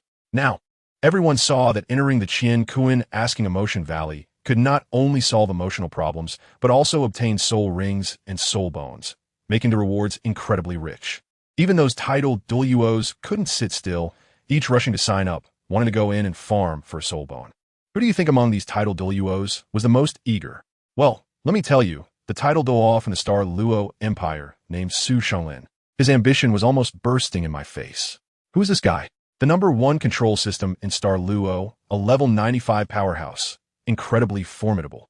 Even level 96 would avoid him. And what about his career? Absolutely a dragon among men, but in love, he was simply an idiot. His younger brother, at over level 70, had a complete family with children, while he was a lifelong singleton, a pure love insulator. Lili had no choice. After all, he was a titled Douluo, and face had to be given. Everyone stretched their necks to see what kind of hellish task a titled Douluo would receive. But who could understand? This guy went in for less than 10 seconds and was shot out with a whoosh. The process was simply ridiculous. The system inside asked one question. "Do you have a lover?" He honestly answered, "No, I never had one, and I probably won't in the future." Then the system directly mocked him. "Embarrassing, get out." The test ended on the spot. I laughed so hard that tears came out. This brother instantly died socially, cursed in anger, and ran away in disgrace. After this incident, the Qian asking emotion valley became a daily check-in point for the inner courtyard, with people going in to farm daily. Although it was limited, each person could only go in once. A month later, Lili and Rob called me and Xiao over, saying they wanted to show us a big treasure. They pulled out a shiny golden disc called the Fusion Evolution Disc. I was shocked at the time. Fusion? Like you two? Lili nodded and said that Xiao Wu and I had the highest compatibility at the moment, so they wanted us to be the first test subjects. It was said that with our soul power of over 60, after fusion, we could directly soar to over 80. Isn't that just cheating? I love it. Without further ado, let's do it. I took the main position, Xiao Wu the secondary, soul power injected, martial soul unleashed. My blue-silver emperor and Xiao Wu's soft-bone rabbit instantly fused. A flash of light, and the BGM started playing. A brand new handsome guy appeared out of thin air.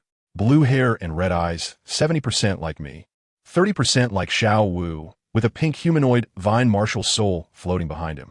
The soul rings lit up. Yellow, yellow, purple, black, black, black, black, black. My God, an 8-ring soul Douluo directly jumped from soul emperor to soul Douluo. This cheat is outrageous. This new fused form was called Tang Yunwen. Lili and Rob were incredibly excited, saying that if we succeeded in this bond, no one else would even think about it. They also said that once we became titled Douluos, the fusion would turn into Super Douluo, and when we became Super Douluos, the fusion would be Limit Douluo. Good gracious, the combat power was expanding like a rocket. The next day, we tried Xiao Wu as the main position again.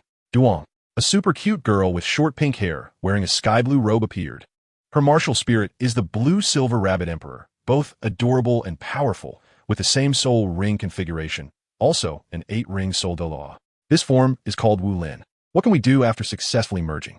Of course, take her out for a stroll. Tang Yunwen directly rushed to the inner courtyard's soul fighting arena. And as soon as he opened his mouth, he started taunting. "You all, come at me together. I'm in a hurry. Who understands this arrogant aura, this provocation? I swear it's definitely not inherited from me and Xiao Wu. It's like Tang Hao has possessed him. Everyone was dumbfounded. But upon hearing one person wanted to challenge over a dozen Soul Kings and Soul Emperors, could they tolerate it? Let's go for it. What happened next? Tang Yunwen activated his soul ring, stood behind with the martial spirit Softbone with spirit, and introduced himself. 83rd level agility attack system, Soul, Douluo. Please enlighten me. He cast a shield right off the bat, directly reducing damage by 20%, not afraid of standing and fighting. Four muscular men charged at him, and he countered with a blue-silver flash, a flashbang. The four were immediately blinded. Then, 7 vines shot up from the ground, binding the 7 people at the front like candied hawthorn. After that, he teleported, severing the vines, and those 7 fell to the ground with a thud. Just when everyone thought it was about to end, a guy named Su Taining refused to back down, shouting, "I can still show off." He pulled out a staff, and, with a bayou, a chain really did bind Tang Yunwen for 2 seconds. The whole audience thought there was hope, but Tang Yunwen just smiled. His expression seemed to say, "Buddy, do you understand level suppression?" As soon as his 6th soul skill activated, his speed doubled, and with a ghostly step, he circled behind the remaining people, using the familiar binding package, Softbone Binding, to lift all the control type ones up, then another teleport to finish the job. The entire process was smooth and fluid, almost like a personal show. After defeating a group of Soul Kings and Soul Emperors, he didn't even catch his breath. The next day, Wu Lin took the stage, a ranged powerful attack mage, winning even more easily. It was like a dimensional strike. Good days didn't last long before the sky changed. The whole world was shrouded in a layer of eerie dark purple twilight, clearly indicating something big was about to happen. Just at this crucial moment, the people from Hao Ian sect arrived, led personally by the sect master Tang Xiao, followed by 2 elders. Wow, a sect with 3 Douluos, the prestige was off the charts. What happened next? These hard-headed fellows entered the inner courtyard, saw the chrysanthemum Douluo there, and without a word, smashed 3 big hammers at him. I was completely dumbfounded. Brothers, this is the apocalypse version. The external enemy is at the doorstep, and you're still playing PvP infighting? Have your brains fried? LuoBo and Lili couldn't stand it anymore, exchanged glances, and understood. They merged directly, and the ultimate Douluo Luo made a dazzling appearance. The pressure crashed down, and the whole place fell silent. The 3 Hao Ian hammers stopped mid-air. Luo opened his mouth like an old Yin Yang master. 3 seniors. Why are you making a ruckus here? Listen. He first called them seniors to give face, then labeled their behavior as making a ruckus, killing their morale. When Tang Xiao and the others saw it was the ultimate Douluo, they immediately backed off, politely asking for his title. Luo coolly introduced himself as Lei Han, then turned to leave, leaving behind a harsh remark. Don't let me see anyone causing trouble in Shrek City again. Otherwise, don't blame me for being rude. That attitude was perfect. Now Hao Ian sect was completely embarrassed, and when it came to discussing the alliance's entry, they had no temper left, only various compromises. Afterward, they called me for a small meeting, but not long after, they came out with long faces, and I was just as angry. Clearly the talks had broken down. Seeing me like this, Xiao Wu could only silently accompany me. At this moment, my gossip radar, Yu Mengqing, came over, pulling LuoBo and Lili aside to start telling stories. Let me tell you, this matter is quite complicated. It's practically a dog-blood ethical drama. Simply put, my dad, Tang Hao, in order to protect my mom, a 100,000-year soul beast transformed into a human, severely injured the last pope of the Spirit Hall, and in the end, that person died from his injuries. And that pope happened to be the husband of teacher Bibi Don. LuoBo was stunned. So, the teacher's husband is the person who killed Tang San's mother, and Tang San's father killed the teacher's husband? Yes, that's the vicious cycle. Yu Mengqing nodded. Now LuoBo was completely dumbfounded. How to resolve this grudge? If a fight really breaks out, who do we help? Yu Mengqing was exceptionally clear-headed, sighed, and said, help who? Of course, we help our own people. Besides, hunting soul beasts has always been a natural right. If you want to blame someone, blame your Tang family's bizarre tradition of human-beast relationships. Since you chose this path, you must be prepared to be treated as a boss to be farmed. Although this sounded harsh, it was the truth. LuoBo listened with a worried expression and asked us, is there really no possibility of coexistence between soul masters and soul beasts in this world? Very difficult. Yu Mengqing said, in ancient times, humans were the food of soul beasts. And it was only when the first generation of soul masters stood up that humanity had today's existence. LuoBo fell silent after hearing this, suddenly pulling the three of us to a small forest in the back mountain, acting mysteriously. I thought he was going to do something, but he opened his mouth with a bombshell. Actually, I have a secret to tell you. I'm not from this world. Wow. So I'm not the only one who has crossed over. LuoBo said that in his hometown, humans and various non-human creatures can coexist peacefully because in their world's cultivation system, there's no need to kill monsters for equipment. Skills are automatically comprehended upon reaching a level. Family, who understands? This is simply the setting of the most popular fully automated idle cultivation mobile game of 2025. No grinding required. So there is no conflict of interest. Naturally, everyone can live in harmony. After hearing this, Mengxing fell in a deep thought, but ultimately shook her head, saying, "Your world's model is good, but it won't work in Douluo continent, at least not now. The biggest enemy right now is still the void. And internal conflicts can only be set aside for now." After our chat, we returned to the square, and I saw Xiao Wu still sitting there sulking, silently accompanying me. Let me tell you, I was so angry my head was pounding.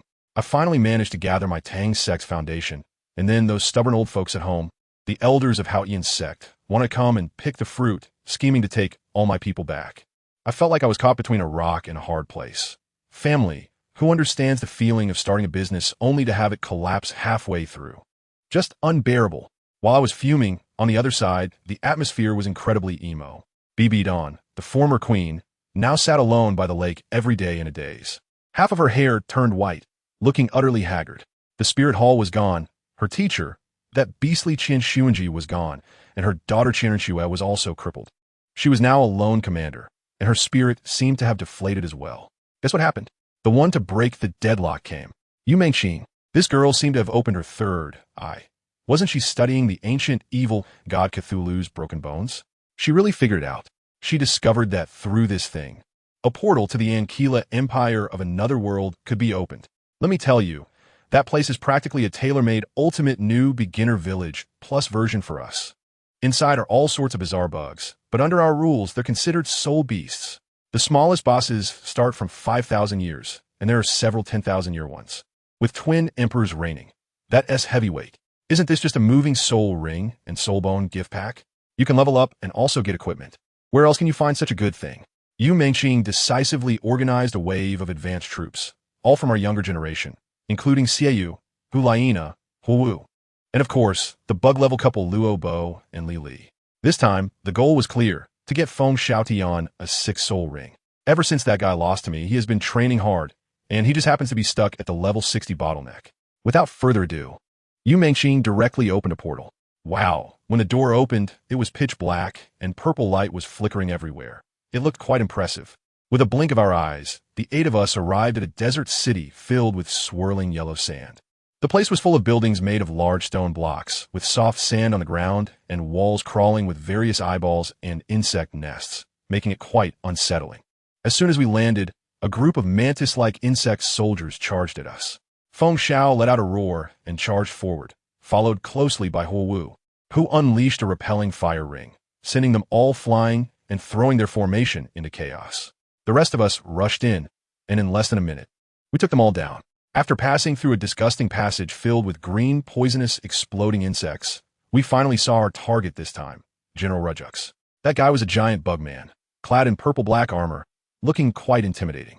Mengxing was taken aback and said that this creature was made of a rare metal called Aekin, found only in the Void Plane, with explosive defense. The general was quite arrogant and started throwing insults at us, claiming we were a rabble. Then, like all villains, he sent his minions to attack first. As expected, those lackeys were instantly wiped out by us. After we cleared the small fries and took down General Rujux, Feng Xiao began happily absorbing the soul ring. Can you guess what amazing skill he got? Twilight Wind. Let me tell you, this skill is ridiculously overpowered. It has a fan-shaped range, and if you get blown by it, it takes away half of your health instantly. If this hits at the start of the battle, the opponent would be completely stunned. How could they fight after that? Mission accomplished, we returned triumphantly. Mengxing looked around and thought that the Ankila Empire was simply a treasure land, planning to help Bibi Dong get 200,000 year soul rings since her second martial soul was still lacking. But guess what? Bibi Dong actually said she didn't want to go. 200,000 year soul rings? and she didn't want them. The next moment, something even more explosive happened. She suddenly looked at the master with tearful eyes in front of everyone and softly said, "Just." Then she broke down in tears, asking the master if he would go with her and Luo'erlong to a place called Qiankun, Winching Valley, to settle old scores once and for all. Wow, the annual emotional drama has begun. The dignified pope was crying like that, leaving everyone dumbfounded. The master, Bibi Dong, and Luo'erlong entered that legendary trial of love. What was even more outrageous was that Dean Flinder, for some reason, also got sucked in. It turned into a four-way love battlefield. We outsiders couldn't see what was happening inside, but Lili, as the controller, had a god's eye view. It was said that a deity appeared inside. Later revealed to be our Shrek's ancestor from 10,000 years later, the god of emotion, Huiyuhao. He directly started playing a VR movie on the spot, showing the master the truth of what happened when Bibi Dong was defiled by that beast, Chenxiang, back in the day. Let me tell you, that scene was something else. Bibi Dong was crying, begging the deity not to let it go, while the master was so enraged that his veins bulged, trembling all over and roaring to kill that beast. 30 years of misunderstanding finally unraveled. Then, the most incredible move came. The master rushed over and hugged Bibi Dong, and at that moment, Huiyuhao, our ancestor, directly bestowed divine grace. Bibi Dong, as half-white hair, instantly turned back to jet black, and she radiated a youthful glow, as if she had regained 30 years of youth. Moreover, family, you know what that means? She was reset to factory settings. That dark memory and the physical trauma were completely erased by divine power, leaving her flawless. This operation was all about companionship and healing. When they came out again, they were tightly embraced. Although there were still traces of tears on their faces, they smiled so sweetly. 30 years of estrangement vanished into thin air. Luo'erlong and Flinder also emerged, and it was said that their memories were slightly modified by the ancestor. Anyway, this four-way love story ended on a perfectly happy note. The next day, Bibi Dong completely changed. She smiled at everyone like a sunflower, the queen's dominance gone, replaced by a gentle warmth. She directly announced that from now on, she should be called Teacher Dong, not Pope. Once her heart was unburdened, her fighting spirit skyrocketed. Yu Mengqing saw the opportunity and immediately organized a second team-building event, this time going all in. She formed an all-star assassination team, combining the extreme Douluo of Robber Lili, along with Sword Duo, Bone Duo, Poison Duo, and the newly revived Bibi Dong, aiming straight for the 200,000-year bosses inside the Ankila fortress. Meanwhile, we juniors followed the Golden Iron Triangle, forming a sweeping team with Ning, Fengji, and others, responsible for clearing the map. As soon as the portal opened, the main force charged in like a tide. Our sweeping team pushed through effortlessly. Xiao Wujia and the other soul Douluos paved the way in front, while we followed behind, casting skills, leaving the bugs dead in droves. Soon, we encountered the first decent opponent, a 30,000-year giant roundworm named Kalinax. A guy named Yin Shirquan, who happened to be level 50, volunteered to take this soul ring. Wasn't that an easy catch? My brother Tang San's blue-silver emperor quickly tied it up tightly. Wind Laugh stepped in with a twilight wind, directly taking away half its life, leaving the worm weak. Yu Mengqing used a shadow dance to close in, and a combo took it out. Yin Shirquan leisurely walked over to deliver the final blow and began absorbing the soul ring. Just then, suddenly a crisp sound rang out, and everyone saw a black light emerge from under the worm's corpse. A soul bone. It was a soul bone, a 30,000-year soul bone. At that moment, everyone's eyes turned green with envy. Even Ning Fengji, who had seen a lot in his life, momentarily lost focus, let alone the master and the others. But the big shots are indeed big shots. Ning Fengji was the first to react, clearing his throat and saying, "Ahem, I think this soul bone should go to brother Yin Shirquan. After all, the soul ring and soul bone come from the same soul beast, and the absorption effect will definitely be greater than 1-1. Who understands when the sect master of the Seven Treasure Glazed Tile School personally speaks? Who dares to disregard it?" Even the dean had to nod in agreement. Besides, what he said made sense. Yin Shirquan probably wanted to bow down to Ning's sect master right on the spot. His favorability instantly maxed out. All right, it was settled. Xiao Wujia stayed behind as a bodyguard to protect Yin Shirquan, while the rest of us continued to clear the map. As we moved on, we arrived at a giant water pool square. Goodness, at the far end of the pool, there stood an obsidian giant bird statue resembling a small mountain. Clearly not to be trifled with, a 60,000-year obsidian destroyer, MOM. However, to fight the boss, we had to clear the minions first. As soon as we emerged from the passage, we bumped into a large group of small obsidian birds. These little brats only knew two moves, Shadow Explosion and Shadow Ray. Lacking creativity, Ning's sect master waved his hand casually, and the 7-treasure glazed tile instantly surrounded Luo'erlong with 3 beams of light. Let me tell you, Aunt Erlong is no ordinary person. She is the killing horn of the golden iron triangle. Do you understand the value of that? She immediately understood. With a loud dragon roar, a circle of thunder and flames exploded around her, and that momentum directly intimidated the group of small birds. The next second, bloodthirsty flame activated, and a path of fire paved its way to the underworld. Following that, the third soul skill, Wrath of Thunder. A huge thunderball smashed into the center of the bird group and detonated. The scene was simply a work of art in slaughter. The bird group that had been chirping a moment ago instantly turned into a pile of rubble, eerily quiet. The younger ones behind were stunned, probably wondering how such a stunning ant could fight like a war god.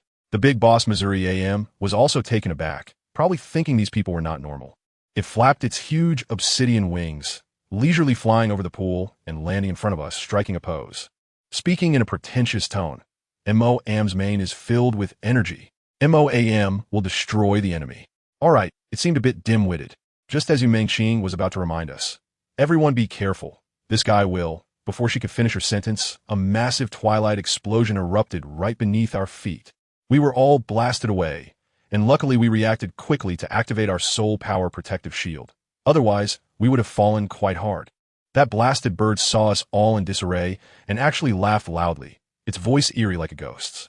It kept flapping its wings, whipping up gusts of cold wind that made it hard for us to stand. At the critical moment, it was still the golden iron triangle. The martial soul fusion skill activated instantly, and a massive golden sacred dragon appeared out of thin air, taking all the subsequent damage for us. After unleashing its big move, that blasted bird's soul power was almost depleted. It suddenly shot out several purple rays, not to deal damage, but to absorb soul power. Damn, everyone present was affected, losing 5% of their soul power. Even the golden sacred dragon in fusion state couldn't escape. This guy was really crafty. A 60,000-year creature. Even tougher than an 80,000-year one. It used the absorbed soul power to form a thick shield and provocatively said, "Wow, golden sacred dragon hit hard, well done." Then, it absorbed another 5% of our soul power, continuing to taunt.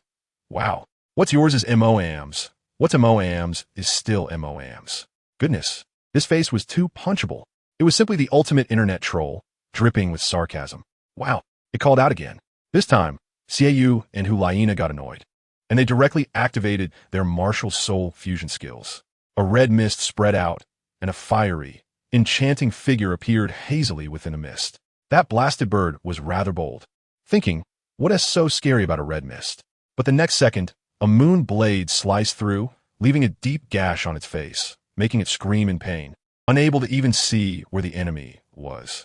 Seeing the opportunity, Xiao and Hulaina quickly shared their vision in the red mist with the golden sacred dragon, hoping the dragon would finish it off. But this bird was truly a handful. It directly charged up a big move, exploding with a massive energy field that dispersed both the red mist and the golden sacred dragon's martial soul fusion skill. Xiao, Hulaina, and the iron triangle were all reverted to their original forms. Xiao was stunned. What kind of ability is this? It can do that? The master and the others also looked grave, knowing it was time to get serious. It turned out that this bird had used a once-a-year trump card move, Stone Statue Transformation. After turning into a real statue, it would continuously deal damage to everyone around, rapidly regain soul power, and have an absurdly high defense, making physical attacks completely ineffective. Only energy attacks could harm it. Xiao saw this and panicked, shouting, "That's the move. Quickly attack. Use energy attacks. Don't hold back, go all out." If we didn't fight desperately now, we would truly be wiped out. In an instant, fire dance, twilight wind, white tiger meteor shower, phoenix wing, phoenix cry, wrath of thunder. All the energy skills we could throw were unleashed. In just 10 seconds, the statue shattered with a crack. MOAM, looking disheveled, revealed its true form, hurriedly summoned 3 little brothers, and then flapped its wings, trying to flee. Trying to run? Did ask our third brother? As it flew up into the air, the parasitic seed activated. Blue-silver emperor burst out from its body, tying it up tightly. Tang Sen was still not at ease. So he added another layer of entanglement and web binding, a triple insurance. You are insidious. You are despicable. Imo Aomu curses you. At this point, who still has time to waste words with you? Ning Rongrong support was maxed out, and Mubai directly unleashed his ultimate move, the 6th soul skill. White Tiger Destruction Kill. The tiger claws crossed to form a golden character for kill, a flash of golden light, and the obsidian destroyer fell. The 60,000-year soul ring was unwanted, but to everyone's surprise, this guy dropped a soul bone. It was the rarest torso bone. Now it's great, Yin Mubai. And that Hu Yanli from the Elephant Armor sect all stood up, their eyes filled with desire. What to do? Yu Mengqing suggested, let's roll the dice. Whoever rolls the highest gets it. Fair and square. As a result, Yin rolled a 6, and it was a direct kill. This usually serious guy laughed like a 300-pound child. The skill of this soul bone was indeed impressive. Petrified skin could temporarily turn him into a statue, granting physical immunity and 80% energy damage reduction, making him practically invincible. We decided to rest on the spot while waiting for Xiao Wujia and the others. Soon, Xiao Wujia and Yin Shirquan arrived. After absorbing the soul ring and soul bone, Yin Shirquan was transformed, gaining new skills that reduced healing and provided area control, making him incredibly strong. Meanwhile, our small squad composed of titled Douluo had already cut through the next boss, the Hunter Ayamis. This was a 100,000-year half-human, half-bee monster, nicknamed the Big Hornet. Upon seeing our lineup, with an extreme Douluo and a bunch of titled Douluos, the Big Hornet was stunned. What the hell is this? It adhered to the spirit of running when it couldn't win, turned around, and flew away, flapping its wings and scattering a large area of twilight dust to slow down its pursuers. Bibi Dong was displeased at that moment. While chasing, she raised her hand and unleashed an eternal creation, crossing 2 huge green-side shadows to slash out. This attack rendered physical defenses ineffective and halved energy defenses. Once hit, the wound would infinitely spread until the soul power was exhausted and death occurred. The Big Hornet was hit, its speed greatly reduced, and it was about to be caught. However, it still had a trick up its sleeve. With a twilight flash, it vanished in place, leaving behind a wide area of poisonous damage at both the appearance and disappearance spots. Although the damage wasn't high, the slowdown effect was maximized. Relying on this trick, it managed to drag its severely injured body to the final boss of the Ankila fortress, the Scarlet Adrian. On our side, after enough rest, we continued forward, and after turning a corner, we arrived at the domain of the Devourer Blue. This was an 80,000-year-old giant meat worm, resembling a silkworm, but with an extremely thick shell, guarding a nest of insects. With a new soul bone, Yin was bursting with confidence, taking the lead alongside Mubai and Hu Yanli, forming a wall of size. The giant meatworm Blue, unable to do anything else, summoned. It glared at Hu Yanli, and 3 insect eggs nearby hatched into a swarm of small flying insects, buzzing around Hu Yanli, which he couldn't shake off. Lu Erlong quickly eliminated a few mother insects with a Fury Thunder, but hitting Blue felt like a mere scratch. Blue glared at Mubai, and he too was entangled by the small flying insects. Another glare at Yin, and he fell into the trap as well. Our 3 main tanks were all incapacitated. This was troublesome. We couldn't inflict any damage and were being harassed by the annoying little insects. At that moment, Xiao Wu suddenly said to Tang San, "Third brother, the fusion evolution we achieved, Wu Lin, seems to have a skill specifically designed to counter these insects." Tang San's eyes lit up. "Are you talking about that move?" "Exactly." Without further ado, the two immediately began to fuse and evolve. Main position, Xiao Wu. Softbone Rabbit. Subposition, Tang San, Blue-Silver Emperor. Fusion evolution, Wu Lin, Blue-Silver Rabbit Emperor. As soon as Wu Lin appeared, the end of those small flying insect had arrived. Her 4th soul skill could place a blue-silver mark on all teammates, which would explode after 1 second, instantly killing all surrounding enemies without harming herself.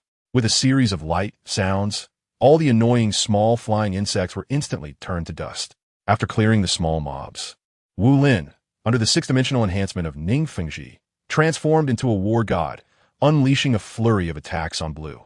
Finally, with her 8th soul skill, Blue-Silver Stripping, she directly reduced Blue's proud turtle shell defense to 0. An unprotected giant meatworm's fate was predictable. Each of us spat. No, each of us used a soul skill, and we took him down in an instant. Another soul bone dropped. An 80,000-year external soul bone. This time, Mubai and Hu Yanli stepped up again to roll the dice. As a result, Hu Yanli rolled a 6 again, while Dai Mubai only rolled 2. Damn, Dai Mubai's luck suggests he should go pray at a temple. Hu Yanli was overjoyed, dancing with excitement upon obtaining the soul bone. At this point, the outskirts of the Ankyla fortress had been completely cleared by us, and we began a large sweep, continuously transporting various rare materials back to the rear. Meanwhile, in the distant ruins of the Great Hall, our decapitation squad finally faced the last 2 bosses, the Scarless Adrian and the Hunter Ayamis, head-on. But let me tell you, these 2 bosses hadn't even properly started fighting yet when a major incident occurred in the Ankyla dungeon. Our main force had just rushed into the nest of worms when we noticed something was off. These worms were actually starting to retreat in an orderly manner. Goodness, it was as if they had made an appointment, all rushing in one direction. I immediately felt a chill down my back. This script is wrong. Sure enough, our time-traveling sister, Yu Mengqing, turned pale, and she yelled, saying these bastards were planning something big, to sacrifice themselves to resurrect the final boss. Thun, what are we waiting for? Chase them. Bibi Dong immediately ordered all titled Douluo to form a decapitation squad and pursue directly. The rest stayed behind to clear the small mobs and gather loot. Our quasi-titled Daw, Titan Elder, turned green with anger, stamping his feet, saying, "What happened to the 100,000-year soul ring?" Just like that, it flew away. We couldn't care less about him. We chased after them, breaking through several large gates and directly storming into the core Ankyla temple. Family, who understands? Inside the temple, a gigantic energy shield had already been set up. 300,000-year bosses were outside, acting as batteries, desperately maintaining the shield. Inside the shield, the twin emperors were bleeding on the altar, preparing to sacrifice their lives to a large eyeball that looked like a giant meat tumor. This couldn't be allowed. We had to interrupt the spell immediately. But the problem was that shield was as tough as a turtle shell. Our attacks felt like scratching an itch. Just when we were at a loss, Tang Xiao, the sect master of the Haotian sect, stepped forward. Let me tell you, that scene was incredible. He took a deep breath, stepped forward forcefully, and then his 7th, 8th, and 9th soul rings exploded one after another, turning into a sky full of light points. This was the Haotian sect's ultimate skill, the great Sumru hammer's essence. Exploding rings, burning his own soul rings for world-destroying power. That visual was pure violent aesthetics. Tang Xiao swung his giant hammer, striking the shield once, twice, 3 times, hitting it hard. The first strike made the shield tremble violently. The second strike covered it with cracks, and with the third strike there was a crisp sound and the entire shield shattered. Even more astonishing was that the force penetrated the shield, directly taking away all 5 bosses inside, including the twin emperors and those 3 batteries, in one go. They didn't even have time to say a final word before dying on the spot. Ding, your takeout has arrived. 5 soul rings of 100,000 years, glowing a deep purple red, along with 5 soul bones, dropped neatly onto the altar. However, the girl named Li Jun on our side felt that something was off. This was too smooth, wasn't it? It felt like the planners were specifically giving us a benefit. Sure enough, just as Bibi Dong went up and chopped that big eye on the altar into meat paste, the entire space started to shake violently. The ceiling was pierced by a beam of red light, and when we looked up, what was hanging in the sky wasn't the sun, but an enormous blood-red moon. An even more disgusting creature than Cthulhu, the blood demon Gohorn, descended. I really couldn't believe it. That earlier situation was just a trap, a smokescreen. From a distance, Yu Mengqing saw this situation and was so scared that her soul almost flew away. She didn't care about anything else and directly activated the teleportation artifact, forcibly teleporting all of us, along with the beheading squad, back to Shrek City. But the problem was, she miscalculated, or rather the teleportation was bound to a region, and she accidentally brought that big guy Gohorn along. Guys, can you believe the scene? As soon as we stood firm under the golden ancient tree, we looked up and saw a huge creature that looked like a white maggot with a massive bloody mouth appearing outside our city. As a result, Yu Mengqing quickly thought of a way to turn a bad situation into a good one. She pointed at Gohorn and shouted hysterically, "Quick, don't just stand there. Kill it. Do it right here. Use it as fertilizer for the golden ancient tree." Wow, I suddenly realized this is resource utilization. Li Jun and Bibi Dong wasted no time and flew into action. Li Jun first trapped it with an Ice River Great Wall, while Bibi Dong unleashed her full firepower. She summoned a large swarm of poison bees, and their stingers rained down on Gohorn, stacking poison like crazy. Then she transformed into the soul-devouring Spider Queen, activating a 3-fold attack power buff, and unleashed an eternal creation attack. The damage dealt left Gohorn utterly dumbfounded, rolling on the ground in pain. But that wasn't the end. Bibi Dong had something even more ruthless up her sleeve. Seeing her soul power running low, she opened her mouth and ate the 3 poison bees she had summoned to replenish her energy. Then her soul bone shone brightly, and a powerful purple beam shot out, hitting Gohorn right in the heart. The unfortunate ancient ruler didn't even have time to shout a parting line before he died in such a humiliating manner. As for Bibi Dong, after unleashing this ultimate move, she was completely exhausted, and the next second, she fell into a spiritual illusion. An illusion. A beautiful warrior goddess radiating blue and white light asked her, "Do you want to become a god? Will you accept the position of the comic goddess?" My god, a divine inheritance. Of course, Bibi Dong nodded vigorously. At the same time, the golden ancient tree absorbed all of Gohorn's energy, and its size instantly increased several times. Our morale soared, feeling that victory was within reach. But that very night, something even more outrageous happened. As soon as Mengqing returned to her room, she found that a woman had appeared inside. As soon as the woman spoke, Mengqing almost knelt down. The newcomer was none other than the 5th ancient ruler, the demon of 1,000 souls, Saladas. But guess what? She didn't come to fight. She came to surrender. She said, "I've calculated it. You're the chosen ones. Following that old guy, the Void Holy Monarch, is a dead end. I want to switch sides and stand with the victors. To show my sincerity, I've destroyed my core as a ruler, and now I am just an ordinary person." The next day, during the meeting, she followed Mengqing in. The hall was in an uproar among the titled Douluos, disbelief everywhere. A guy named Su Shenlin had a particularly foul mouth and shouted a curse at her. As a result, Saladas didn't even lift her eyelids. And with a slap in the air, she silenced him on the spot. In the end, it was Lili who stood up and asked her, "You say you're surrendering? Where's your sincerity?" Saladas smiled slightly, raised her hand, and summoned several dark, swirling vortices, saying, "I give you all the planes I've created as a dowry for your little accounts to level up. Is this sincerity enough?" Saying this, she directly transferred ownership to the golden ancient tree. She also dropped a bombshell, saying, "Stop pretending. There's already one in this room who has started the divine assessment.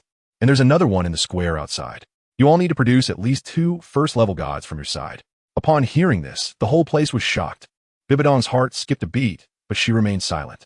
Everyone finally understood that someone on our side had secretly started to roll up.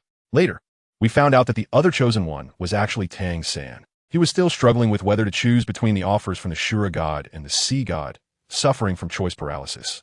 There was an even more outrageous twist. The divine examination of the angel god actually fell on a little girl named Song Ingwen, a 4-ring soul master. It was like a huge pie falling from the sky. Since there was such a great leveling ground, it certainly couldn't be wasted. Saladas said she had a plane called Karazhan Tower, which was most suitable for a 10-person team to explore. So, we immediately organized an elite team, Mubai, Yin as the tank, Ning Rongrong, Oscar, and Song Ingwen as support, with the remaining 5 being top DPS. With the configuration ready, everyone marched confidently into the portal. As soon as we entered, wow, the ground was covered with giant spiders and bats, towering over us. Our newly appointed healer, Song Ingwen, let out a scream and immediately turned to run back through the portal, leaving the party. When the healer ran away, I can tell you, we were all a bit dazed. But luckily, Rongrong was amazing. She immediately cast a full set of buffs on Rob, including soul power, attack power, and amplification, boosting him up. I felt like Rob's aura completely changed, glowing with electric sparks, looking like a shining beacon in super mode. He raised his hand and shouted one word, "Explode." Wow! A circle of purple electric nets exploded, shocking all the spiders and bats. But that was just the appetizer. His second skill, Demonic Thunderstorm. Wow, for lightning bolts as thick as water barrels struck down from the ceiling. The scene was like a tribulation. In an instant, all the monsters on the ground were gone. They were eliminated. Does anyone understand? This is the gold content of a 9-treasure, glazed tile, Soul Emperor. The damage was simply explosive. Just as we cleared the area, the big shot named Saladas spoke again, saying there was a hidden boss nearby. Our team member Mengqing was familiar with it and started a live demonstration, saying there was a spider boss that could become invisible. But before she finished speaking, Mubai had just cast a white tiger meteor shower to force it out, and the big spider suddenly jumped out from a corner, completely ignoring Mubai and charging straight for our backline, Ning Rongrong. Oscar reacted quickly, dove to block the attack, and got poison on his back. Mubai was also caught in a web, and the scene turned chaotic. At that moment, the chubby Ma Hongjun stood up. He took off engulfed in flames, like a little sun, and then executed a phoenix-piercing cloud strike. A pillar of lava fire shot into the sky, and that poor spider was vaporized, leaving no trace behind. After defeating it, a belt dropped, agility boosting, which was given to Zhuqing. Then we wandered into a creepy blacksmith shop, got scared, and hurriedly ran to the stable. The stable was also annoying, a large circular corridor, and we cleared small monsters for a long time. After finally defeating a big wave, we dropped a purple cloak. Wow, epic gear. Now Mubai, Xiao, and Ma Hongjun's eyes were shining. They immediately pulled out dice for a roll. Guess what happened? Fatty Ma Hongjun rolled a 91. He won it outright. He was so happy that he was almost in tears, showing off like crazy. After clearing the small monsters, we finally encountered the boss, a red horse engulfed in green flames, named Midnight, looking incredibly handsome. That little guy said you want to take a risk and try to ride it, but was thrown off with a bang, face first into the ground. Just as he got up to seek revenge, the horse's owner arrived. A muscular man named Atumen rushed over with a big sword. Mubai quickly activated his ultimate to take the lead, while Yin went to tank the horse, and our backline output crazily. As we fought, Atumen directly jumped onto the horse's back, merging man and horse into one. Then he started charging. I tell you, the scene was like a real-life version of You're Out. With each charge, one of our teammates disappeared, getting instantly killed and sent back to town. Song Ingwen, Yu Yin, Zhuqing. One after another, like dumplings, all sent away. In the end, only Mubai and Rob were left on the field. After a few exchanges, even Mubai couldn't hold on and was sent away. Only Rob remained. My heart sank, thinking we were definitely going to be wiped out and have to start over. But then Rob surprised us. He used his movement skills to dodge the charges like a ghost, and then he activated his ultimate. A golden rune directly immobilized the mounted Atumen, making him unable to move. Folks, this is what they call hard control. Then came his familiar lightning combo, magnetic explosion followed by demonic thunderstorm, taking him out in one go. The boss fell to the ground, and Rob collapsed from exhaustion. I tell you, at that moment, the entire place went silent. This guy had achieved godhood in battle. When we returned to retrieve our corpses, we saw this scene of turning the tide. Next came the loot distribution. For pieces of purple gear dropped in a row, it was exhilarating. The healer got gloves. Yu rolled a 100, beating Rob's 99, and got a pair of magic damage gloves, which made Rob furious. Mubai also got a pair of wrist guards. Finally, the main event arrived. The stunning warhorse Midnight dropped a bridle, and whoever got it could ride. Everyone went crazy, wanting it. In the end, Mubai was the first to stand up, saying the horse should definitely go to Rob, as he was the one who carried the entire team. Then everyone started to give up one by one. I was almost in tears at that moment, but then Rob also gave it up. He said he wanted to donate the horse to Shrek Academy and rename it Shrek Warhorse. Wow, this move completely stunned me. This is teamwork. After this was settled, we went up to the second floor, a luxurious hall filled with ghosts partying. We were pondering how to clear these monsters without ruining the food in the adjacent banquet hall. After all, we were hungry. Just then, the previously quiet healer Song Ingwen stepped forward. She said she was level 50 and could absorb all these ghosts as soul rings, but needed the power of all of us. We were all shocked. Was there such a method? Sure, lend it. Then we saw green light erupting from her, connecting all 9 of us, supplying her like a power bank. The next second, her eyes opened wide, and all the ghosts in the banquet hall vanished in an instant. They were exorcised. Immediately after, a blood-red 100,000-year soul ring descended from the sky, directly wrapping around her. Wow, my eyes were almost popping out. 100,000-year soul ring. The 5th ring was a 100,000-year one. How could others even play? Even Pope Bibi Dong couldn't sit still, her expression indicating that this script was wrong. She must be thinking, what exactly is the background of this song, Ingwen? Isn't the file just about an orphan? Let me tell you, this girl is truly a chosen one, and she's completely oblivious about it. Growing up in an orphanage, she awakened her martial soul and automatically had soul rings. Later on, her upgrades were like riding a rocket. She'd casually exorcise a few wandering spirits, and suddenly, a soul ring would pop up. She's only 16 this year and is already a soul king. Where can you even argue about that? After absorbing the soul rings, she sweetly smiled at us and said, "Thank you all for being my power banks."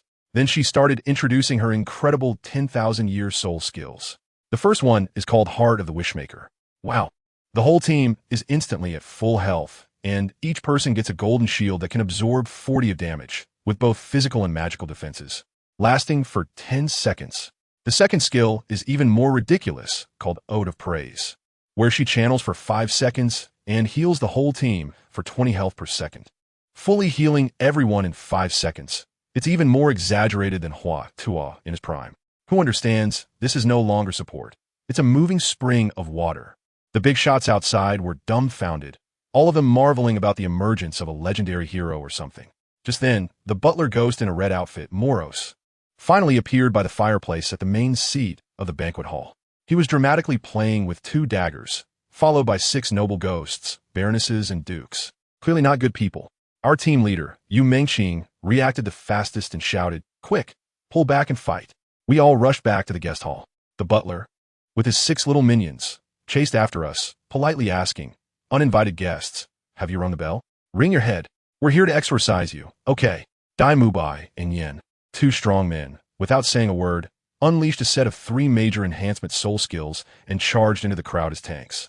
The chubby Hongjun was even more fierce, flying up to the ceiling, launching a phoenix-piercing cloud strike, and bam, the 2 noble women in the back, those 2 healers, were instantly taken out. But it turns out the butler was a crafty one. He vanished in an instant, and Mubai's white tiger light wave hit nothing but air. The next second, he appeared behind our healer, Song Yingwen, and choked her, inflicting a continuous damage debuff. Luckily, our healer isn't a pushover either. She countered with an angel's healing, not only topping off her health, but also dispelling the choke. Seeing this, the butler vanished again, appearing right in front of Mubai, hitting him on the forehead with a strike called Chisel Strike, knocking our main tank out for 4 seconds. Then he turned to attack Yen. Just then, Ra made his move. I tell you, the scene was like a remastered version of the Electric Dragon Drill 2025. The 3rd, 5th, 4th, and 6th soul skills, Thunder Armor, Magnetic Shockwave, Fiend Thunder Array, Thunder Shift, instantly unleashed a combo. He transformed into a stream of electricity, darting among the enemies with 3 lightning balls. In the blink of an eye, the remaining 4 noble minions turned to ashes. Only the butler Moros was left standing. But this crafty one was truly annoying. He vanished again, appearing behind Rob, who had just used his ultimate and was a bit drained, and choked him again. Song Yingwen was quick on her feet, casting another angel's healing to dispel it. He teleported back to his original spot, casually throwing a blinding debuff at our 2 assassins, Xiao and Zhuqing. Now, Song Yingwen had no way to dispel blindness. The 2 had to feel their way to a corner and wait for the effect to wear off. Our team leader, Yu Mengqing, was also feeling frustrated.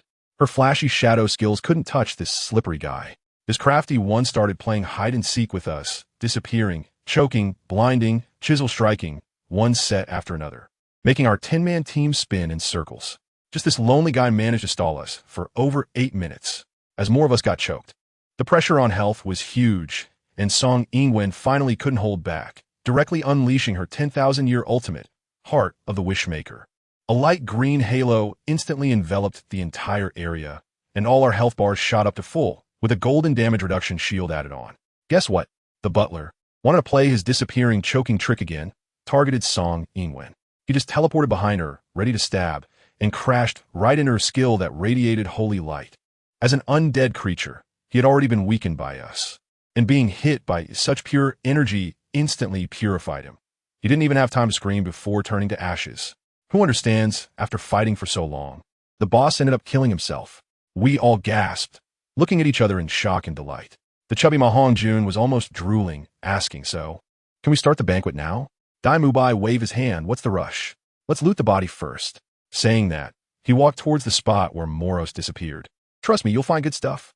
Zhuqing chimed in coolly. "You just keep boasting. If it's really that good, it would all be the tea gear you use." Mubai, not wanting to lose, reached into the shadow and pulled out a green dagger. A voice echoed in our minds. "Emerald Ripper, Purple Epic, increases attack speed and power, and has a bleeding effect." Wow, a premium item. Zhuqing and Xiao immediately started rolling dice. Xiao was quick and rolled a 99. His face was blooming with joy. But Zhuqing rolled slowly, and her dice stopped at 100 points. She just smiled, and Xiao instantly broke down, looking like he lost billions. Seeing this, the chubby guy got excited. "Give me one that boosts magic damage, preferably fire attribute." Dai Mubai scolded him for being greedy, but when he reached in, he actually pulled out a necklace. Endless Fury Collar, Purple Epic, increases fire magic power and critical hit. Now the chubby guy was ecstatic, hugging Dai Mubai as if he was about to kiss him. Song Ingwen quietly asked, Dai, can you find something for healing? Dai Mubai then pulled out a cloak that boosted shadow magic power and directly gave it to Yu Mengxing. As for the last item, I'll keep it for myself. Dai Mubai grinned wickedly and pulled out an unassuming pocket watch. Turned out this pocket watch had outrageous attributes, increasing evasion and possessing an active skill that greatly boosts evasion for a short time. It was practically a soul bone. Now, it was his and Yan's turn to roll dice. Yan looked eager, but when he rolled, he only got a 2, feeling instantly deflated. Dai Mubai laughed artidi, slowly channeling his soul power, and when he looked at his dice, it showed 1 point. Haha, we all laughed like crazy. Truly, karma comes around. After distributing the gear and filling our bellies, our next stop was the VIP area, targeting the Chase Saintess. Dai Mubai even made a crude joke, saying the Saintess was probably the ugly wife of the tower's owner, turned into a stone statue and locked away. When we arrived, the massive stone statue of the Saintess suddenly moved and spoke. What? You actually guessed it, right? I can't let you leave alive. Oh no. That one sentence secured her aggro. After the fight started, we realized this stone lady was genuinely fierce. With one stomp, holy light erupted from the ground, causing anyone standing in it to lose health and be silenced, unable to use soul skills. A punch from her could have taken Dai Mubai down if it weren't for Song Ingwen's quick healing. After a minute, she suddenly unleashed her ultimate, called Repentance, stunning the entire field for 10 seconds, immediately followed by Divine Wrath, which bounced between us like a lightning chain, doubling damage with each hit. The 10 of us stood together like brothers, and in an instant, we were all wiped out. Total annihilation. We revived under the golden ancient tree, and the big boss outside gave us a debrief, saying we were foolish for not hiding behind the pillars to block the line of sight, and for not spreading out. All right, we learned. We charged back in with renewed vigor. This time we were smarter. We knew how to hide from the confession and understood the need to spread out. But then she pulled out a new trick called Holy Fire, a continuous damage over time debuff that hurt like hell and couldn't be dispelled. We didn't last long and got wiped again. After 2 total wipes, we were almost traumatized. There was no choice but to switch out players. We replaced Oscar with Tang San, because Tang San's blue-silver domain can purify that Holy Fire debuff. For the 3rd time, we played with much more strategy. Those who were hit by fire ran to find Tang San for purification, and when they were about to be cleansed, they hid behind the pillars. Just as we were about to get through, the stone giant sisters suddenly stomped the ground without warning, stunning us all. Then they picked up Dai Mubai and threw him out in a flash, killing another tank. Yin quickly stepped up, using his pocket watch skill to dodge frantically, and thankfully he wasn't taken out. But our damage output was already struggling to keep up. At a critical moment, Rob shouted, "She's gone berserk. She won't use skills anymore." Hearing this, Tang San understood immediately and switched the Purification's blue-silver domain to the Killing God domain. Instantly, our team's attack power surged. Ning Rongrong also went all out, pouring all her remaining soul power into a few main damage dealers. The fatty also took a bite of a sausage and barely released a phoenix cry. But the real killing blow had to come from Rob. In the blood-red Killing God domain, he was completely invigorated, and even the lightning turned blood-red. He directly condensed the previous group attack, the Evil Thunder Array, into a powerful single-target attack named Fusion Strike. A blood-red lightning bolt descended from the sky with a loud bang, and the imposing stone giant woman was instantly blown to pieces. When Dai Mubai returned to loot his corpse again, we started to check for rewards. He first pulled out a pair of boots with attributes for soul power recovery in total amount, which Ning Rongrong took with a high score of 68 points. Then, Dai Mubai took out a purple collar, the collar of discipline, which added endurance and evasion. The name is a bit much. When Dai Mubai saw it was tankier, he thought to himself, "Is it okay if I take this?" Yin already has a pocket watch. But Yu Mengxing directly retorted, "Brother, you can sometimes tank in front too. He can use it. Why are you always elbowing outwards, Junior Sister 10? How is me helping brother, you speaking out of turn?" Xiao said with a hint of pride. "All right, Chenxiang is just joking with you. Besides, I wouldn't wear any collar." Dai Mubai was somewhat annoyed, but still happily accepted the gear. Under everyone's gaze, the 3rd loot also appeared. It was a pair of exquisite blue-green soft leather short gloves, exuding a rich life aura. The planter's gloves, purple epic, could provide a small amount of attack power, spell power, and plant affinity for the wearer. That won't do. It can only belong to Tang-san. When it comes to plant affinity, who is more suitable than Tang-san?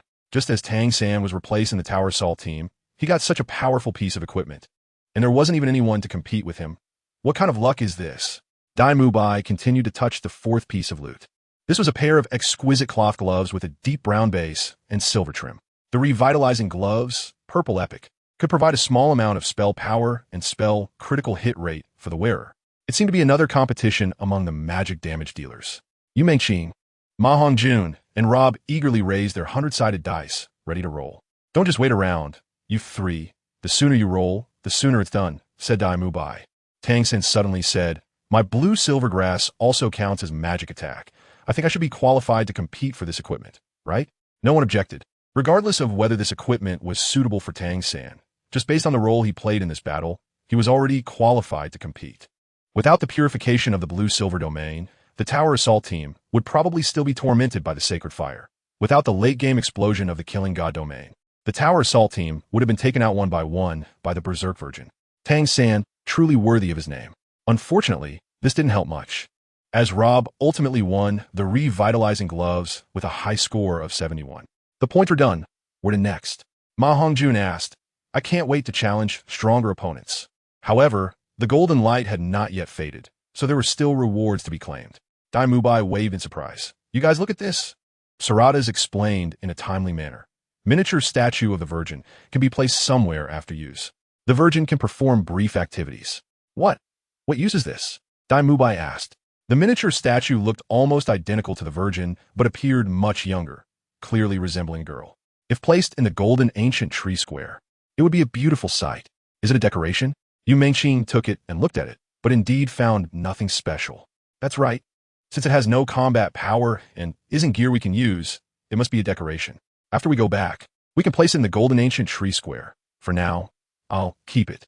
Is everyone okay with that? Xiao said with interest. Could this be the Virgin's child? They really look alike. The fact that the Virgin supposedly has a child is rather interesting. What are you talking about? How can a statue have a child? This is just the loot Sarada's arranged for us. Don't think too much. All right, Chenxiang. I was just joking. Rob turned to look back at the long VIP corridor and asked, what's next? The Opera House. Hongjun answered without hesitation. First, we go back the way we came, through the VIP area, back to the guest hall, and then turn to the Opera House. This Opera House could be a bit troublesome, but it's also very interesting. From what I understand, the Opera House will have 3 combinations of enemies. The Wizard of Oz, Romeo and Juliet, and Little Red Riding Hood. We will randomly encounter one of them, and Little Red Riding Hood is the easiest. I hope we run into Little Red Riding Hood. This left everyone puzzled, especially Tang-san. Tang-san asked, do we really need to perform on stage? Hongjun smiled and said, in a sense, yes. But essentially, it's still a battle. If we encounter Little Red Riding Hood, we only need to face one big bad wolf, which is simple and can basically be done in one go. If it's Romeo and Juliet, we need to defeat both within a 3-second time difference. Otherwise, they can infinitely revive each other, and we'll wear ourselves out. As for the Wizard of Oz, it will really test our teamwork and each individual's combat ability. I'm getting more and more curious, said Tang-san. Chapter 107. The Opera House Scare of Little Red Riding Hood, Part 1. What's there to be curious about? Hongjun replied lazily. They're not letting you be an audience. We have to go up and participate in the performance. And this so-called performance is likely just a fight. We're not afraid of regular battles. After all, we've defeated tough enemies like the Chase Saintus. What worries me are the special mechanisms in the Opera House. If we're not careful, it could lead to all sorts of time-wasting nonsense. I can't stand that kind of torment. Hongjun then asked, what could possibly scare the all-powerful sister Hongjun? Hongjun ignored this remark and began to explain in detail how to deal with the 3 types of operas. Along the way, her voice filled the air. Everyone should remember it, right? This is the 2nd time. If you still can't remember, come find me privately later. Soon, they arrived in front of the Opera House. Upon entering, they first found themselves in the audience section, where the audience were all ghosts. Don't mind these ghostly spectators. We'll head straight to the backstage. So, after a long detour, the tower crashing team finally arrived at the backstage of the Opera House. Backstage was filled with all sorts of busy ghost actors. Like the ghost audience, they all showed a friendly demeanor towards the tower crashing team and could not attack. Finally, Hongjun led everyone to a corridor. At the end of the corridor, There was a door with a red curtain on the right, which looked like the entrance to the stage. Standing by the door was a tall ghost dressed in a black tuxedo. "Come on, brother Dai," Yu Mengxing said with a mischievous smile. "What is up?" Dai Mubai asked. Yu Mengxing smiled again. "You have good luck. You go and talk to the stage manager and help us draw a simple opera. That would save us a lot of time." Dai Mubai stepped forward, preparing to greet the stage manager. The other party spoke directly. "Distinguished guests of the party, welcome. I am the stage manager Barnes, and this is the best opera house in Azeroth.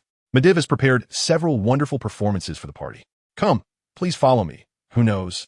We might even have an improvisational performance." "Oh." Dai Mubai suddenly became interested. "Sir, hello. We want to participate in the performance. You see, can we do Little Red Riding Hood?" He knew from Yu Mengxing's explanation that among the 3 types of operas, Little Red Riding Hood was the simplest. As soon as stage manager Barnes heard this, he was displeased. He said, "How rude. Today's young actors are all so temperamental. Look at your poker face. Just a fresh meat who's just debuted for a few years. How can you compare with those old veterans? You think you can perform whatever you want? It has to be what I want." Before anyone could retort, Barnes directly pulled open the red curtain and entered the stage. "Follow me, you latecomers. Your brains aren't working." In front of the golden ancient tree, Ning Fengji asked Sarah Tars, "What is going on?" Sarah Tars smiled mischievously. "Don't rush. Just keep watching." The big curtain on stage slowly began to rise, and the 10 members of the tower crashing team stood in the corner waiting for arrangements. Stage manager Barnes stood at the front of the stage and shouted to the ghost audience, "Ladies and gentlemen, good evening. Welcome to tonight's performance. Tonight, everything will become virtual and real, and the truth will be hard to discern. Tonight, your eyes will deceive your hearts." The audience stirred. For example, this old lady is waiting for her granddaughter, obviously. The kind old lady with gray hair poses no threat. But I can't say too much. You must see the truth hidden beneath the disguise for yourselves. Now the performance begins. Little Red Riding Hood, a standard plot. Well, it's still within expectations. As we all know, the so-called harmless kind old lady lying on the ground is usually just a scam. "Oh dear, can someone help me?" The kind old lady's facial muscles tightened, contorting into a painful expression. "I've fallen to the ground, and no one is here to help me? The world is so cold, so cold." Yu Mengxing directly crossed her arms, coldly staring at the old lady. Listen to this, so unprofessional. She can only fool students who are just entering society. But as soon as she finished speaking, she noticed Ning Rongrong had already approached to help the old lady up. At this moment, LuoBo also reacted. "Don't, Ning Jie, definitely don't help her. If you do, the 7-treasure glazed tile school might be scammed to the point of bankruptcy." At this, Ning Rongrong stopped, considering their words before making a decision. Yin Yan, who usually didn't talk much, interjected. "Oh? Luo Xingzi, how do you know she is definitely going to scam Ning Jie?" Xiao immediately replied. "Isn't that obvious? In this kind of situation, it's clear she is trying to scam us. Otherwise, why would Sarah Tars design this performance?" LuoBo said. "Then should we observe it more?" The kind old lady looked pitifully around, sighing, "Truly the world is cold, and human hearts are not what they used to be." Ning Rongrong then continued to step forward, pretending to say, "Hey, have your consciences been eaten by dogs?" She directly helped the old lady up, disregarding Yu Mengxing's last reminder that it was clearly a trap. So Yu Mengxing added, "Sigh, Rongrong is really in a character." In front of the golden ancient tree, Ning Fengji was confused again. What is going on this time? This time, Sarah Tars burst into laughter. Unable to close her mouth, the kids are truly hilarious, each one a clever little thing. The old lady lifted her head and said in a sinister voice, "Thank you." "Oh, no need to thank me. Just learning from whatever it is that serves the people," Rongrong replied with a smile. The kind old lady dusted herself off and casually asked, "Girl, what is your name?" Ning Rongrong thought for a moment and smiled. "Just call me Ning Feng." Look at this silly girl who knocked me down and still wants a run." The kind old lady instantly accused Ning Rongrong, leaving her bewildered. Ning Rongrong didn't panic. She just continued to smile and said, "Oh, I'm not running Tang," since finally understood what was going on. Ning Rongrong was indeed really into character, but she just wasn't following the usual script. So his mischievous side came out. "What is this? We're here to uphold justice." Tang San quickly stepped forward, trying to hold back his laughter as he spoke. "Ooh, this silly girl knocked me down. I can't get up." Tang San smiled apologetically. "We will deal with this silly girl." But before that, his words were immediately interrupted by Dai Mubai. "Before that, let us send you on your way. How dare you scam Rongrong? You'll know what true warmth of society is." Dai Mubai could no longer hold back. He didn't bother to waste words with this so-called kind old lady, directly stepping up and kicking her far away. Chapter 108, The Opera House Horror of Little Red Riding Hood, Part 2. Although the old lady was scamming people, Dai Mubai's actions still exceeded most people's understanding. Rob and Tang, San hurriedly pulled Dai Mubai back, preventing him from doing anything more outrageous. Struggling symbolically between the hands of his two partners, Dai Mubai cursed loudly. "Look at you, what a mess. You're old and ugly, and still dare to come out and scam people. I'll kick you to death. Damn it. Your existence is a waste of air. How's my performance? Does it look real?" Ning Rongrong smiled and asked. Dai Mubai, released by Tang San and Rob, burst into laughter. "What about me? Is mine realistic enough?" Everyone looked speechless. With that kind of display, how could he look like he was acting? Before the tower assault team could respond, another gloomy voice interrupted. "It looks too real." The voice then turned wilder. "Now, it's my turn to perform." The old lady quickly got up, her face twisted, and her hands grew larger. She tore off her long robe, and her body expanded to twice its size. "It's the big bad wolf. To be precise, it's a werewolf." Ma Hongjun exclaimed. "Whoa. It doesn't need to be this realistic, right? All right, let's cooperate with it," Dai Mubai said, immediately activating his martial soul and charging forward. Outside the golden ancient tree, Ning Fengji asked Sword Douluo, Chan Xan beside him. "Sword Uncle, do you think Rongrong and the others could defeat this big bad wolf in one go?"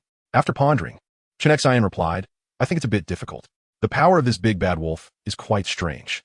As soon as he finished speaking, the 10 members of the tower assault team had already gathered in front of the golden ancient tree. "What happened? How did I die just now?" Dai Mubai asked, but no one answered. 5 seconds of silence. Awkward. "Damn it, wasn't it acting? Why is it real?" Ma Hongjun complained. "This shows that Ma Divin is really not an easy opponent." Xiao chimed in.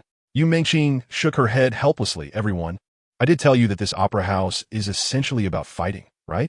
And, brother Yu, this form is essentially created by Saladas, so if you want to blame someone, blame Saladas, okay?" Yu Mengqing's gaze was fixed on Saladas, not far away, looking very serious. Saladas could only awkwardly smile in response. "Let's go back and continue fighting. We need to eliminate the threat for the people," Dai Mubai shouted, then led the charge into the Karazhan realm, rushing up to the second-floor guest hall, and then running towards the opera house. Finally, a few minutes later, everyone stood on the stage once again. Following the process, the old lady transformed back into the big bad wolf and began to attack Dai Mubai. Dai Mubai activated his strongest defensive soul skill right away, finally avoiding the fate of being instantly killed by the initial frenzied combo. "Oh, you've grown stronger, huh?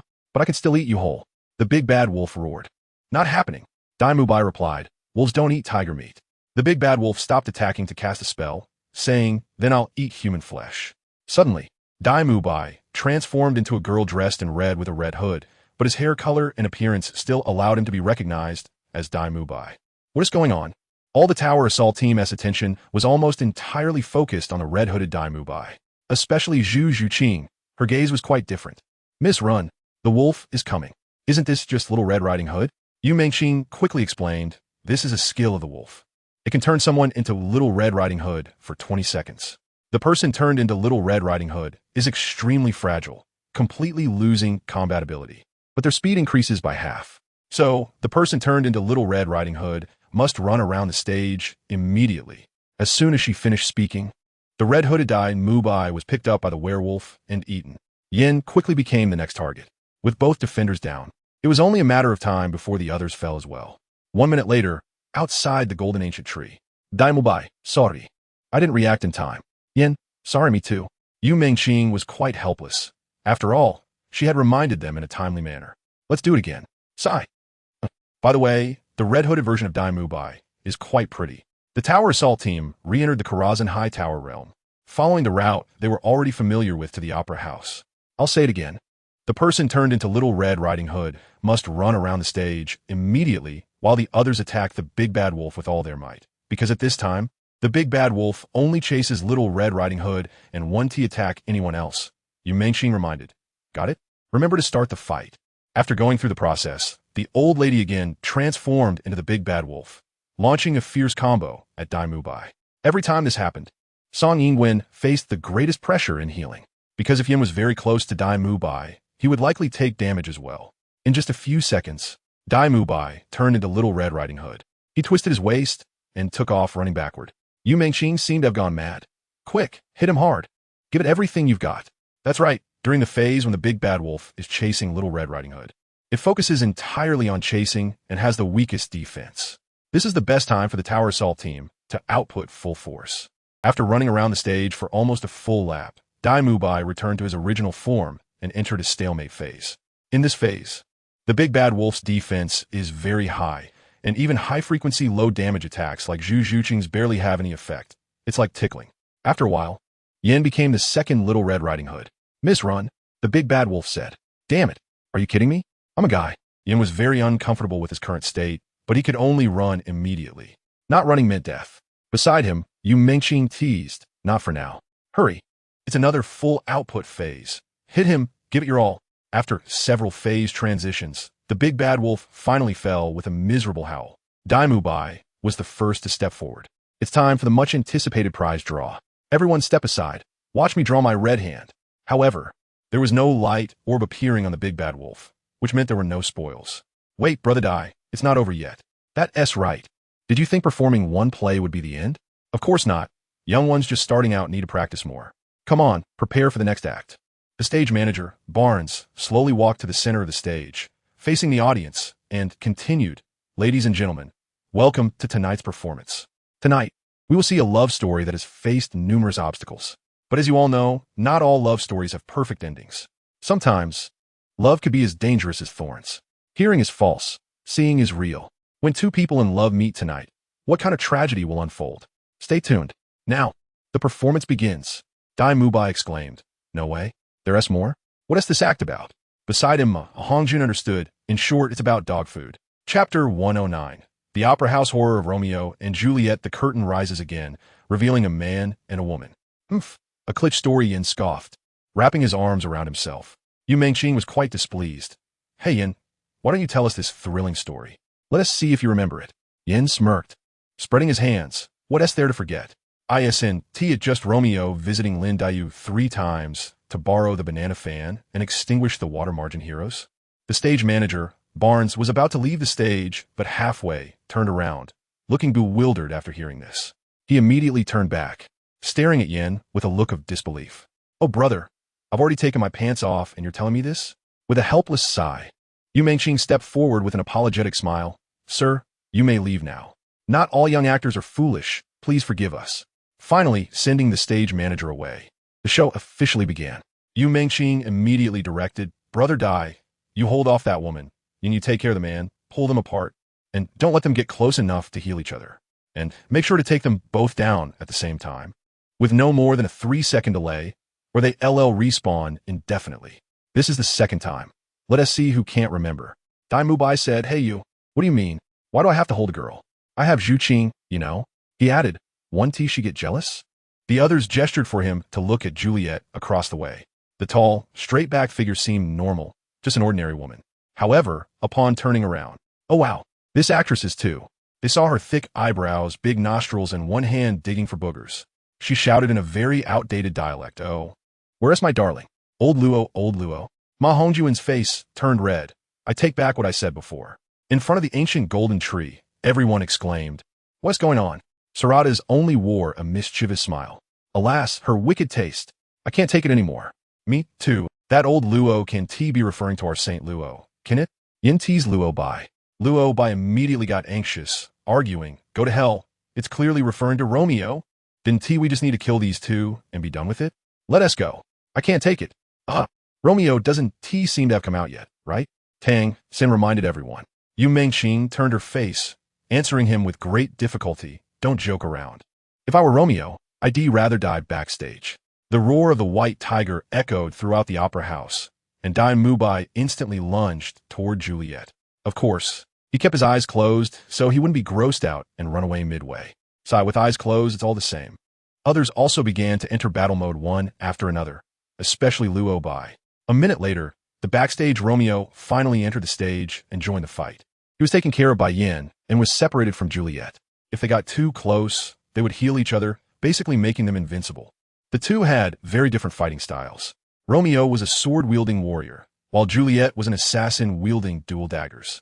Don't be fooled by their looks. When it came to fighting, they were ruthless. Have you ever seen someone catch flying eyes barehanded?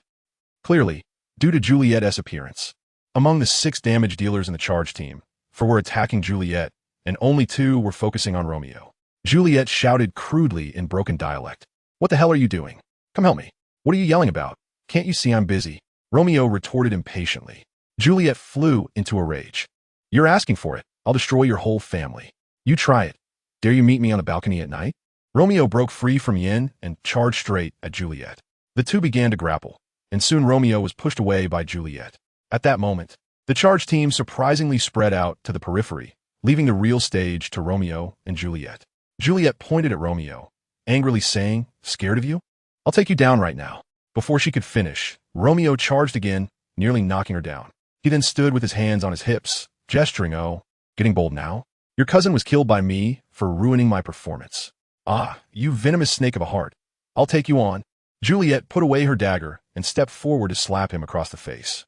Yu Mengqing remarked, "Oh, the 2 leaders are going at it. Could it be that Sarada's has a change of heart and is giving us a treat?" Tang Sin reminded her, "Junior sister, according to what you said before, we only need to perform 1 stage play." After being slapped, Romeo was completely enraged. He swung his right arm for a left hook, hitting Juliet in the waist. However, unexpectedly, she countered and pinned him down with her knee against his lower body. That was a tough one.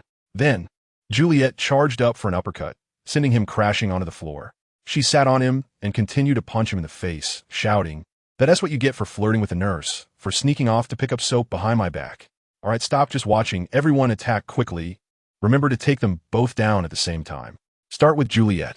Under Yu Mengqing's command, the charge team ended their brief period of watching. Dai Mubai kicked Juliet off Romeo, and then joined everyone to attack. "Brothers, go for it." The dazed Romeo slowly got up, covering his slapped left cheek, trembling as he turned to see Juliet being beaten. Realizing what was happening, he yelled, "Right, beat her. I'm telling you, old Jew. Today, either you die or I do." A minute later, Romeo was excitedly dancing around, repeating, hit her hard." This one phrase echoed for a solid minute. As a result, the charge team turned around and started hitting him, leaving Juliet aside. Wrong. You're supposed to hit her," the bruised Romeo shouted. Before long, both of them were beaten up pretty badly. Yu Mengqing said, "All right, now LuoBo and Tang San, you each finish one off with your strongest burst, aiming for a 1-hit kill."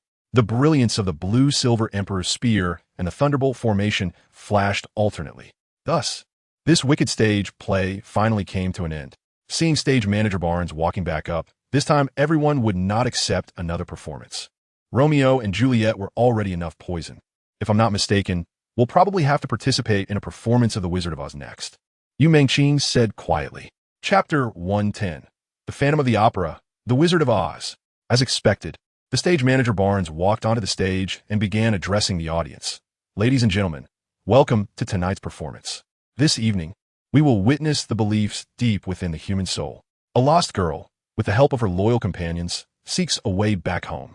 However, an evil old witch wants to imprison her. Can she escape the witch's grasp? Can she return home safely? Only time will answer these questions. Now, the performance begins." As the curtain rose, what appeared before everyone was a girl named Dorothy and several companions of varying shapes. Xiao said, "Oh, is this Journey to the West? Brother you know about Journey to the West?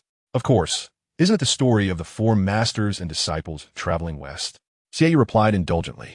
Yin interjected, "Oh, Xiao, you can make mistakes too. That one is called Tom and Jerry." Yu Mengqing could only feel embarrassed, relieved that she hadn't been assimilated by these jokers. "Haha, it's definitely Journey to the West." Xiao laughed, then turned to Dorothy. "Miss, may I ask if you're going west to seek the scriptures?" The girl Dorothy politely smiled and said, "Ah, dear, we're just looking for way back home." Xiao continued, "Oh, if you just want to go west, we can give you a ride." Upon hearing this, Dorothy became furious. "Lion, Scarecrow, Tin Man, did you hear that? Look, there are still uncultured people like this." Yu Mengqing also got into character, saying, "Bastard, this BTCH actually dared to question Brother Yu's math teacher. Brother Yu, go.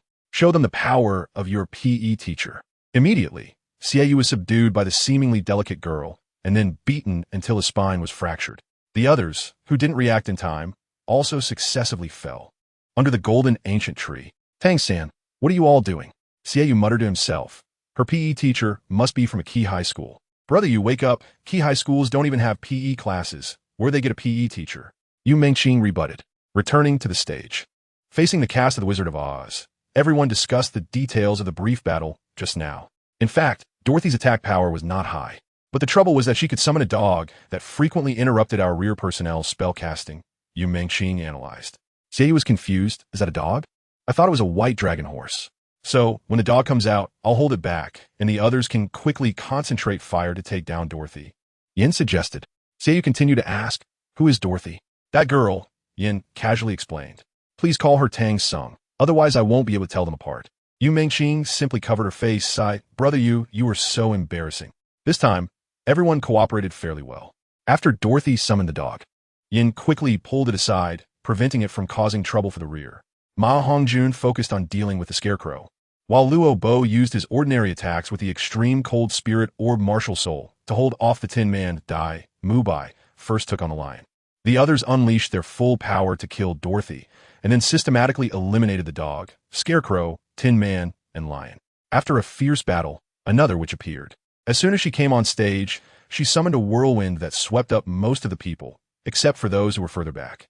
Hey, what is this old hag doing? After being blown down by the wind, Xiao lay on the ground. Everyone, stop dawdling, get up. We just need to kill this old hag to finish. Everyone once again showcased their abilities and finally completed the last act of the stage play. Stage manager Barnes came back on stage, facing the audience.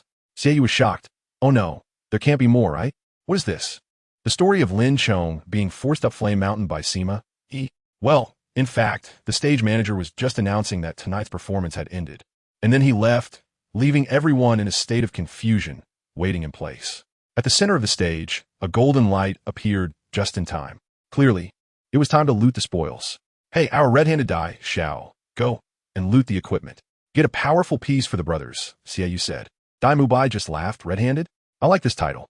Come on, I will definitely get you something amazing. He reached in and pulled out a slender sword. Unlucky. Purple epic quality, with decent attack power, and provides the user with a small amount of agility and physical critical hit rate. Dai Mubai looked at Xiao. Then, at Zhuqing, hey brother Xiao, I'm sorry, but since Zhuqing can use it too, then I naturally. Zhuqing directly pushed him from behind. Stop talking nonsense. Do you want to become the second Mao Renfeng? I am not good at using slender swords, and I have no pressure. My fire resistance is also quite high. I don't want it. Give it to Xiao. Dai Mubai did as instructed and then touched the next item. It was a short staff, inlaid with a perfectly shaped blue diamond. The diamond emitted a chaotic arcane energy. Blue diamond magic wand, purple epic quality. Possessing single target ranged magical attack ability, with a standard attack method of arcane blue fire. Additionally, it provides the user with soul power recovery speed and total soul power. Listening to Salada's introduction, Tang San's first thought was of Ning Rongrong. Yes, Rongrong's super strong support is based on a massive soul power consumption. Therefore, the attributes of total soul power and soul power recovery speed are very suitable for Rongrong. And this blue diamond magic wand, with its single target ranged magical attack ability and arcane blue fire, is definitely what Rongrong needs. Tang San could sense that if Rongrong used her soul power enhancement, attack power enhancement, and strongest attribute enhancement simultaneously, and then unleashed arcane blue fire, the power of that arcane blue fire would be no less than Ma Hongjun's first soul skill, Phoenix Fire Line, in a non-enhanced state. In other words, this blue diamond magic wand is absolutely worth at least a 10,000-year soul bone. Everyone, I think this equipment should go to Rongrong, Tang San said calmly. Then explained his thoughts. Outside, the golden ancient tree, Ning Fengji couldn't help but nod slightly, thinking, Tang San still knows to consider Rongrong, which is indeed rare. After there were no objections, the blue diamond magic wand was naturally allocated to Ning Rongrong. Ning Rongrong was extremely happy at this moment. As a pure support soul master, she previously wanted to have an attack method, but could only rely on Tang San's hidden weapons and LuoBo's special effect runes. However, the usage of these two was quite different from soul skills, making it very troublesome to use. Not long ago, after completing the trial in the Valley of Love and Questions, she and Oscar each obtained a soul bone with attack soul skills. At that time, she was very happy. And now, she had obtained a piece of equipment with attack capabilities again. Chapter 111, Compensation, Special Prize Drawing.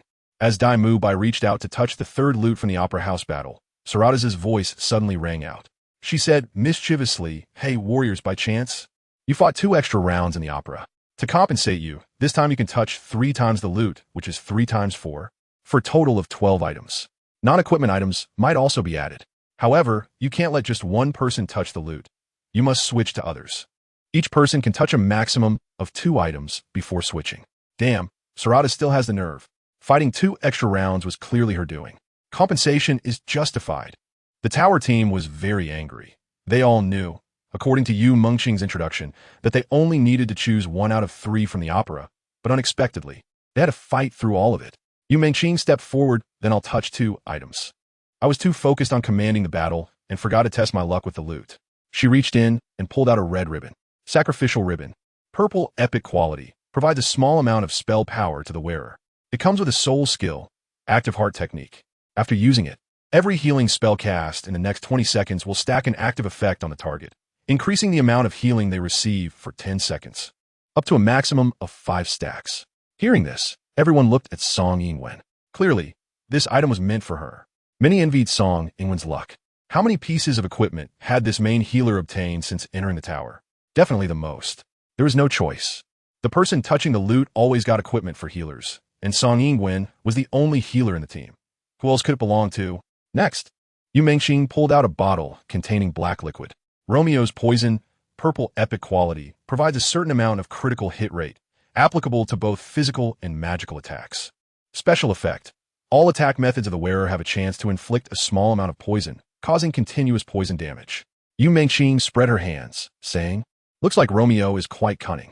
Well, I believe everyone has heard this, so you should understand what it means, right? Of course, it was clear that this equipment was suitable for all damage dealers. Even main defenders like Mubai and Yin could use it. Given this, competition would surely be intense. Of course, this time, Rob was favored by the god of luck, winning this accessory with a perfect score of 100. Haha, sorry everyone. I won't hold back. Then it was Tang San's turn to touch the loot. He mimicked Mubai, rolled up his sleeves, and reached in, pulling out a purple-black robe. Isolation robe, purple epic quality, provides a small amount of physical and spell power to the wearer. Of course, it has a special effect. After successfully releasing a soul skill, the wearer has a chance to increase their spell power for 15 seconds. Upon hearing this, Yu Mengqing's eyes lit up. Wow, third brother, that's lucky. A friend of the magic system. Then she realized she had lost her composure, cleared her throat, and added, "Everyone, draw your swords." Oh no, roll the dice, let us settle this. Tang San won the isolation robe with a slight advantage of 60 points. The robe was dark purple, which didn't quite match Tang San's style. However, to become stronger, he didn't care too much about this. Continuing to draw the next item, he pulled out a strange 2-handed greatsword glowing with purple fluorescence. Despair, purple epic quality, has a high attack power with a medium frequency, providing a decent strength attribute to the user. It comes with a special effect, armor penetration, meaning that using this sword to attack can ignore 50% of the target's armor. As the first person to touch this weapon, Tang San could naturally feel how powerful it was. With his current cultivation, he felt he could hardly wield it. After hearing Sarada's description of the weapon, he only felt desire. But he had just obtained 1 piece of equipment. Getting another right away seemed a bit excessive. The key was that both items had been drawn by him. In the end, Mubai obtained this sword named Despair with 82 points. Next, it was Rob's turn to draw loot. He gave the Evil Witch hat to Ning Rongrong and the Trial Flame pants to Hongjun. Then came Xiao. Hey, you all think Mubai is lucky, but my luck can't be bad either. Look, ruby boots, purple epic quality. Provide a small amount of spell power and movement speed. It also comes with a short distance teleport soul skill, Sarada's introduced. Xiao continued, "See, my luck is great. I easily drew equipment suitable for Chenxiang." Upon hearing this, Yu Mengqing seemed to agree. As a melee mage, her most needed attributes, aside from spell power, were flexibility. Come on, whatever you want, just let my lucky hand bring it out for you. So Xiao drew another fur hood that increased agility. It looked somewhat like a big gray wolf. Well, this wolf headgear is a bit ugly. What should I do if I don't want it? Does anyone want it? Clearly, besides Xiao himself, the only one present who could use it was Zhuqing. However, Zhuqing ignored him. No one wants it. Then I'll reluctantly accept it myself. Thus, Xiao successfully kept both pieces of equipment he had drawn. Finally, it was Yan's turn to touch the loot. The beast roar pauldrons he drew ended up with Mubai, while the eternal gold heavy helmet went directly to him. Of course, after putting on the eternal gold heavy helmet, it fit him very well, giving off a veteran vibe. However, the light group did not disappear after 12 pieces of equipment were drawn, so Mubai stepped forward again to see if there were any more unexpected gains. As expected, he pulled out a collar. According to Sarada's introduction, the function of this collar was to summon a cute gray wolf. Of course, this gray wolf had no combat power. Its only purpose was to stand around and be cute. Like the mini version of the pure virgin dropped by the Virgin of Purity and the high imitation Midnight Mount dropped by Artumen. It would also end up standing around in the Shrek Golden Ancient Tree Square, being cute. Well, having one more cute creature as an extra reward isn't bad, but everyone thought it might be better to exchange it for an additional piece of equipment. After all, this is a special period, and improving strength is the most important thing. Chapter 112. The Director and the Electric Balls after distributing the equipment. Everyone followed Mengxing up the stairs from the vicinity of the Opera House, ascending to the 3rd floor, followed by the 4th and 5th floors. However, the wall of the tower next to the stairs between the 4th and 5th floors was broken, revealing a large dark estate outside the tower. Xiao suddenly asked if they could go down and see the view outside.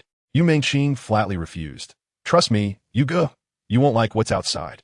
The Opera House has already proven Sarada's bad taste. If you really go outside the tower, you might find yourself in a situation where you can't survive or die. Indeed, Sarada's bad taste was quite something.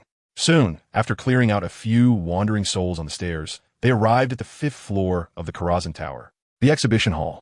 There was a higher step platform in front of the exhibition hall, with 2 purple crystal mech guards standing on either side of the platform. Passing through, they were greeted by a statue round hall. In the center of the round hall stood a large stone statue, and the walls were covered with relief sculptures. It had to be said that the artistic atmosphere here was extremely rich. The full view of the exhibition hall would come later. But what they saw already left everyone in awe. The director was also a crystal mech guard, but its overall tone was blue, and it had a relatively large physique. Its electric eyes were intimidating, and it exuded an air of authority. Indeed, its abilities were indeed related to electricity. The exhibition hall is only open to visitors. The director shouted in an electronic voice. At this moment, Sarada's personally reminded them.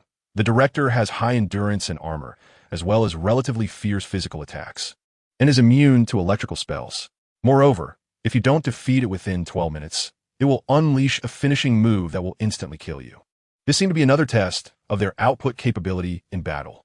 More importantly, it tested their speed in killing the electric balls. This battle marked the end of the easy phase of the Karazhan Tower, and from here on, the team would face higher demands. What? Rob exclaimed, immune to electrical spells? That's too unfair. The others looked at him teasingly, as if urging him to leave the team quickly. Rob indeed wouldn't be of much use in this boss battle. Yes, no matter how strong your attack power is, if it's immune to your electric spells, what can you do? Thus, Shui Binger was substituted into the team. This former leader of the Water Academy had indeed shone brightly in the Continental Youth Senior Soul Master Elite competition 5 years ago. Recently, she had just obtained her 6th soul ring while raiding the Ankila Plain, stepping into the Soul Emperor realm. Her participation in the tower assault was absolutely justified. After changing the team configuration, they were ready to begin their attempt. Just then, the director wandered into the statue round hall. Mubai let out a tiger roar and charged forward, while Yin started attacking beside him, ready to take over Mubai's main defense position at any moment. The director's basic attack method was naturally to use its thick crystal mechanical arm to hit people hard, which Mubai, with his high physical strength and defense, could somewhat endure. However, the director would occasionally unleash an electric pulse on Yin, dealing medium damage.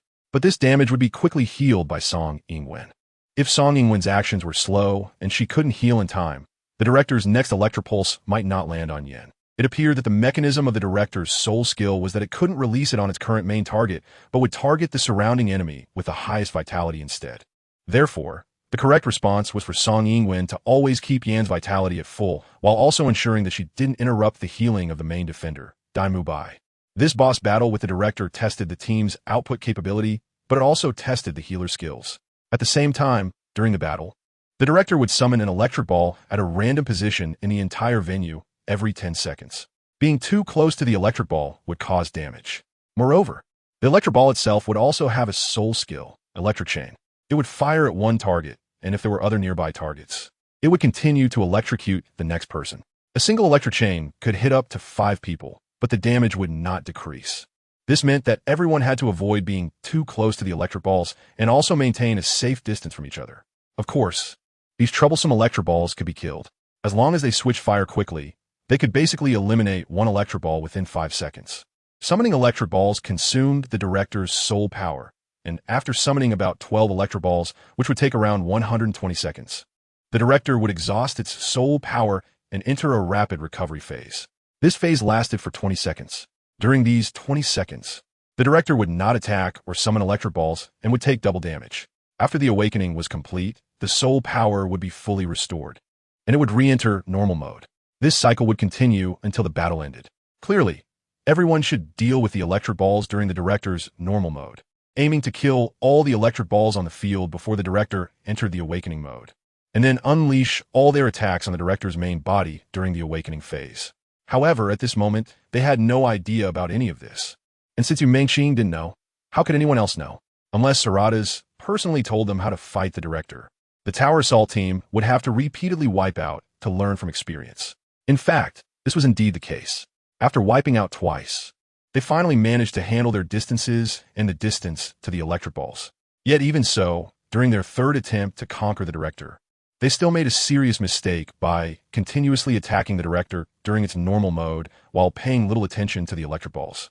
This led to many electric balls still on the field during the director's awakening phase, interfering with their actions and preventing them from fully outputting against the director's main body.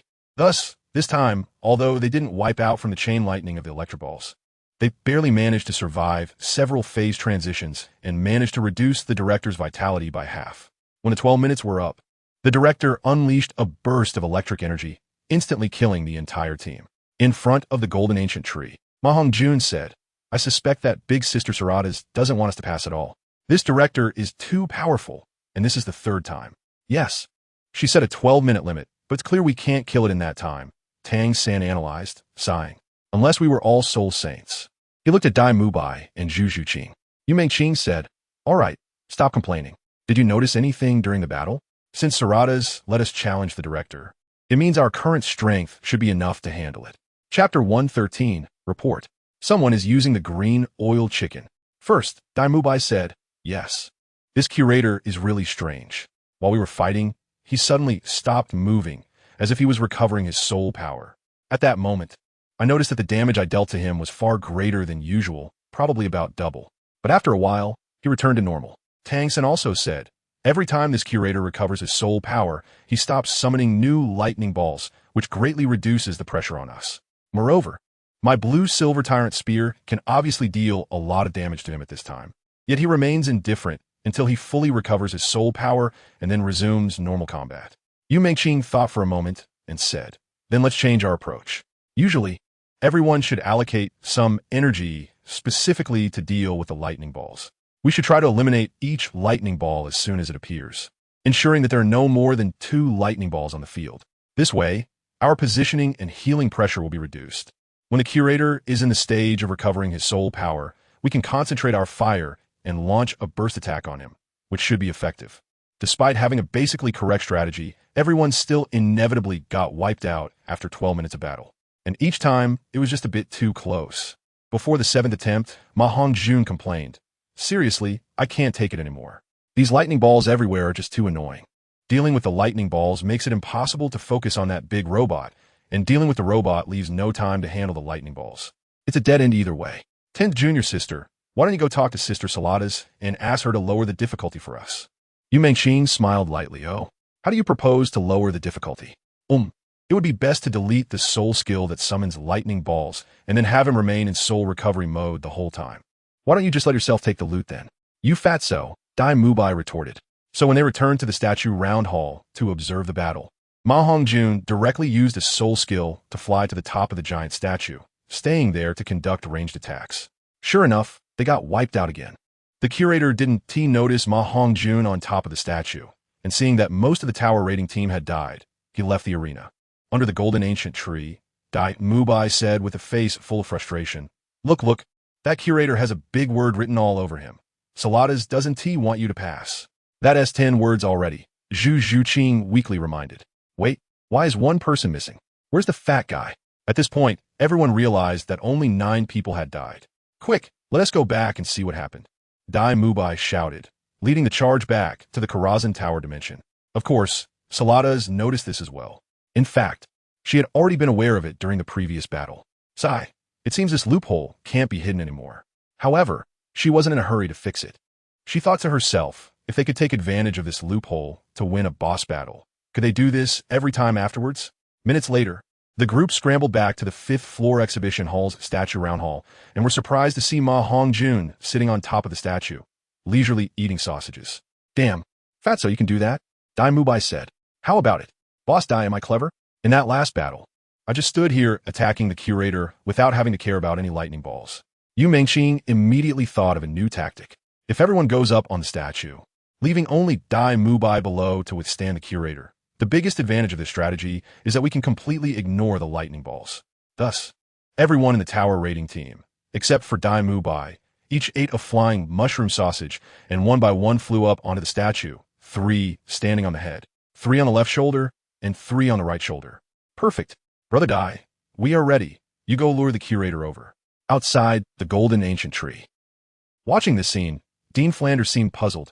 Wait, what is going on? What are the kids doing? The master just smiled slightly. He had guessed, but wanted to wait for confirmation. So the curator was beaten for 10 minutes and finally died. Damn, this is using the green oil chicken. If this were a game, they would be reported and likely get their accounts banned permanently. No matter what, once it's done, it's done. Once it's done, there are loot to collect. Moreover, Saladas must have been watching the whole time, and since she didn't object, it means such behavior is allowed. Because Ma Hongjun had made a significant contribution, he specifically requested to loot the corpse this time. He imitated Dai Mubai's actions and reached into the curator's body, pulling out a staff. Endless secret staff, purple epic quality, enhances spell strength and spell critical hit rate. Since Yu Mengqing was not very accustomed to using a staff, she withdrew from the competition for this staff on that basis. The only competitors left were Ma Hongjun and Shui Binger. Unexpectedly, Ma Hongjun suddenly said, Sister Shui, you don't need to roll for this staff. Just consider it a direct gift to you. Oh, why is that? You see, you just came in as substitute for Rob for a while, yet you've died with us 7 or 8 times. Although it's not real death, it's still quite tough. It wouldn't be fair if you didn't get an equipment piece. Plus, such a beautiful staff is definitely only worthy of Sister Shui. Dai Mubai sarcastically came likarder. Ma Hongjun ignored him and continued to search for the next item. Urian Dynasty leg guards, purple epic quality, can provide a small amount of strength attributes, decent defense, and a small amount of evasion attributes. Hearing this, Yin almost immediately pulled out the dice. But Ma Hongjun said, Boss Dai, look how suitable this is for you. Boss Dai, you have a lot of pressure. You take it. That is more like it. Dai Mubai instinctively replied, but quickly realized there was something wrong with that statement. So he continued, Wait a minute. Do you really think I'm a fool? No way. I want to roll the dice. Could it be that with my luck, I can't win this measly leg guard? Come on, Yin, roll the dice. Thus, Yin rolled a 13 and got the silver material, golden-edged Urian Dynasty leg guards, while Dai Mubai rolled a 9. Although Dai Mubai desperately wanted it. He said, See, this is what we call fairness and justice. This should be our pursuit. The most revered spirit of the Starfall Empire includes. Yu Mengqing interrupted him. Brother Dai, you sure have a lot of nonsense. Where did you learn all this? Oh, you don't know? It's on TV. Every night at 7 o'clock, they teach it. I learned it from them. Dai Mubai laughed. In the future, watch less of that useless stuff and spend more time with Sister Zhu. Chapter 114. Sarada's little quirks. Next is the 3rd item. A shoulder armor with a brown base and gold-green patterns. The Forest Breeze Shoulder Guard, purple epic quality, can provide the wearer with a small amount of healing spell strength and spell critical hit rate. Well, it's another exclusive for Song Yingwen. Since the beginning, whenever healing equipment has been released, it's guaranteed that Song Yingwen would take it. This also reflects that there are indeed very few healing soul masters. Not to mention, in the Shrekiner court, apart from Song Yingwen, there are only 2 5-ring healing soul kings, Jiang Zhu and Yi Lingling. Although Oscar's sausages can also heal, he mainly excels in various supportive abilities.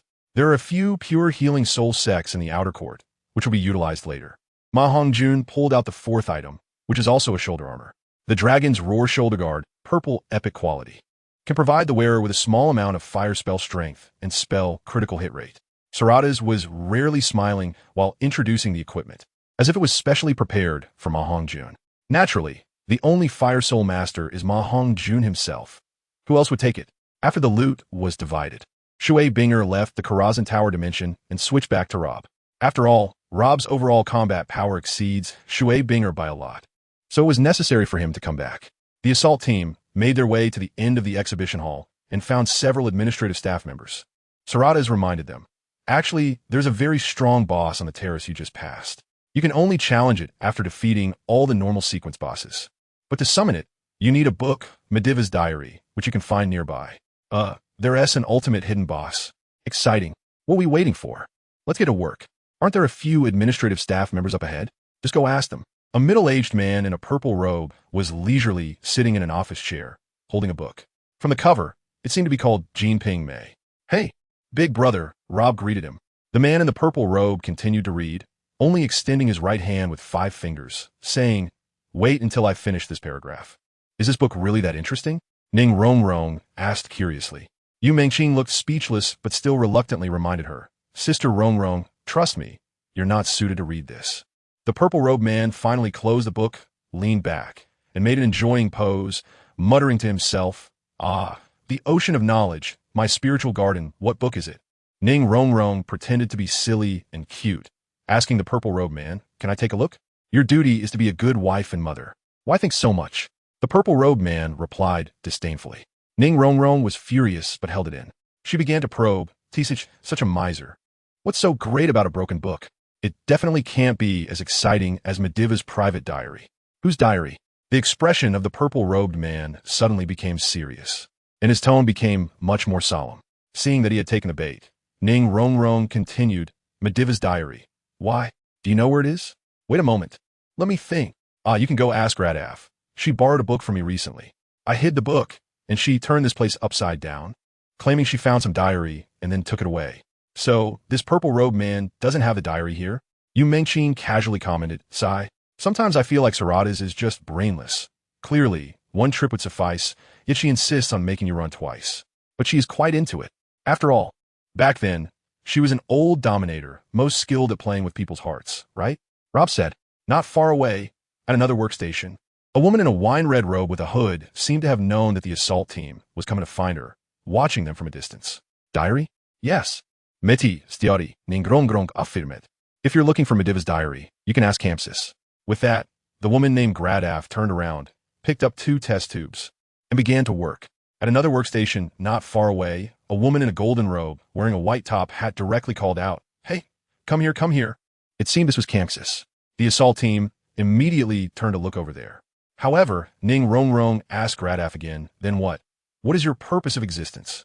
Gradaf did not turn back, continuing her work, and casually replied, "I have never understood. Clearly, you could just go find Campsis directly. Why disturb me?" Yu Mengqing still looked speechless and weakly said, "Sarada's quirks, I really can't understand them more and more." "What quirks? This is purely brainless behavior." Xiao also chimed in with complaints. Campsis looked at the assault team in front of her, lazily stretched her back, and said, "Hey, I seem to have a diary here. It turns out to be Mediva's diary." Ning Rongrong's eyes immediately lit up. Yes, where's Mediva's diary?" Let me think for a moment." Then Campsis made a gesture of resting her chin on her hand, pretending to be deep in thought. Yu Mengqing immediately held her head, feeling quite helpless. Sigh. "Are we going to have to find the next person? Who is it? Hurry up. Let us finish this quickly." Campsis then said, "The previous diary was with me, but Mediva's father came to ask for it, so I gave it to him." Song Yingwen, who usually spoke little, was now shocked, saying, "You gave Mediva's diary to his father? What if Mediv wrote about his first love experiences in the diary? Wouldn't he get scolded if his father saw it?" "Sigh, what's a first love, sister? You'll understand more when you've experienced enough. This is not the main point." Campsis sighed. Yu Mengqing placed her hands on her hips, exhaled deeply, and said, "All right, then the diary is not with you." "Correct. It's with Mediva's father, Elon." Campsis clapped her hands playfully. Now Yu Mengqing could no longer hold back her anger and went up to scold. "Damn. Can you all just agree to let us go directly to find Elon? What kind of work efficiency is this?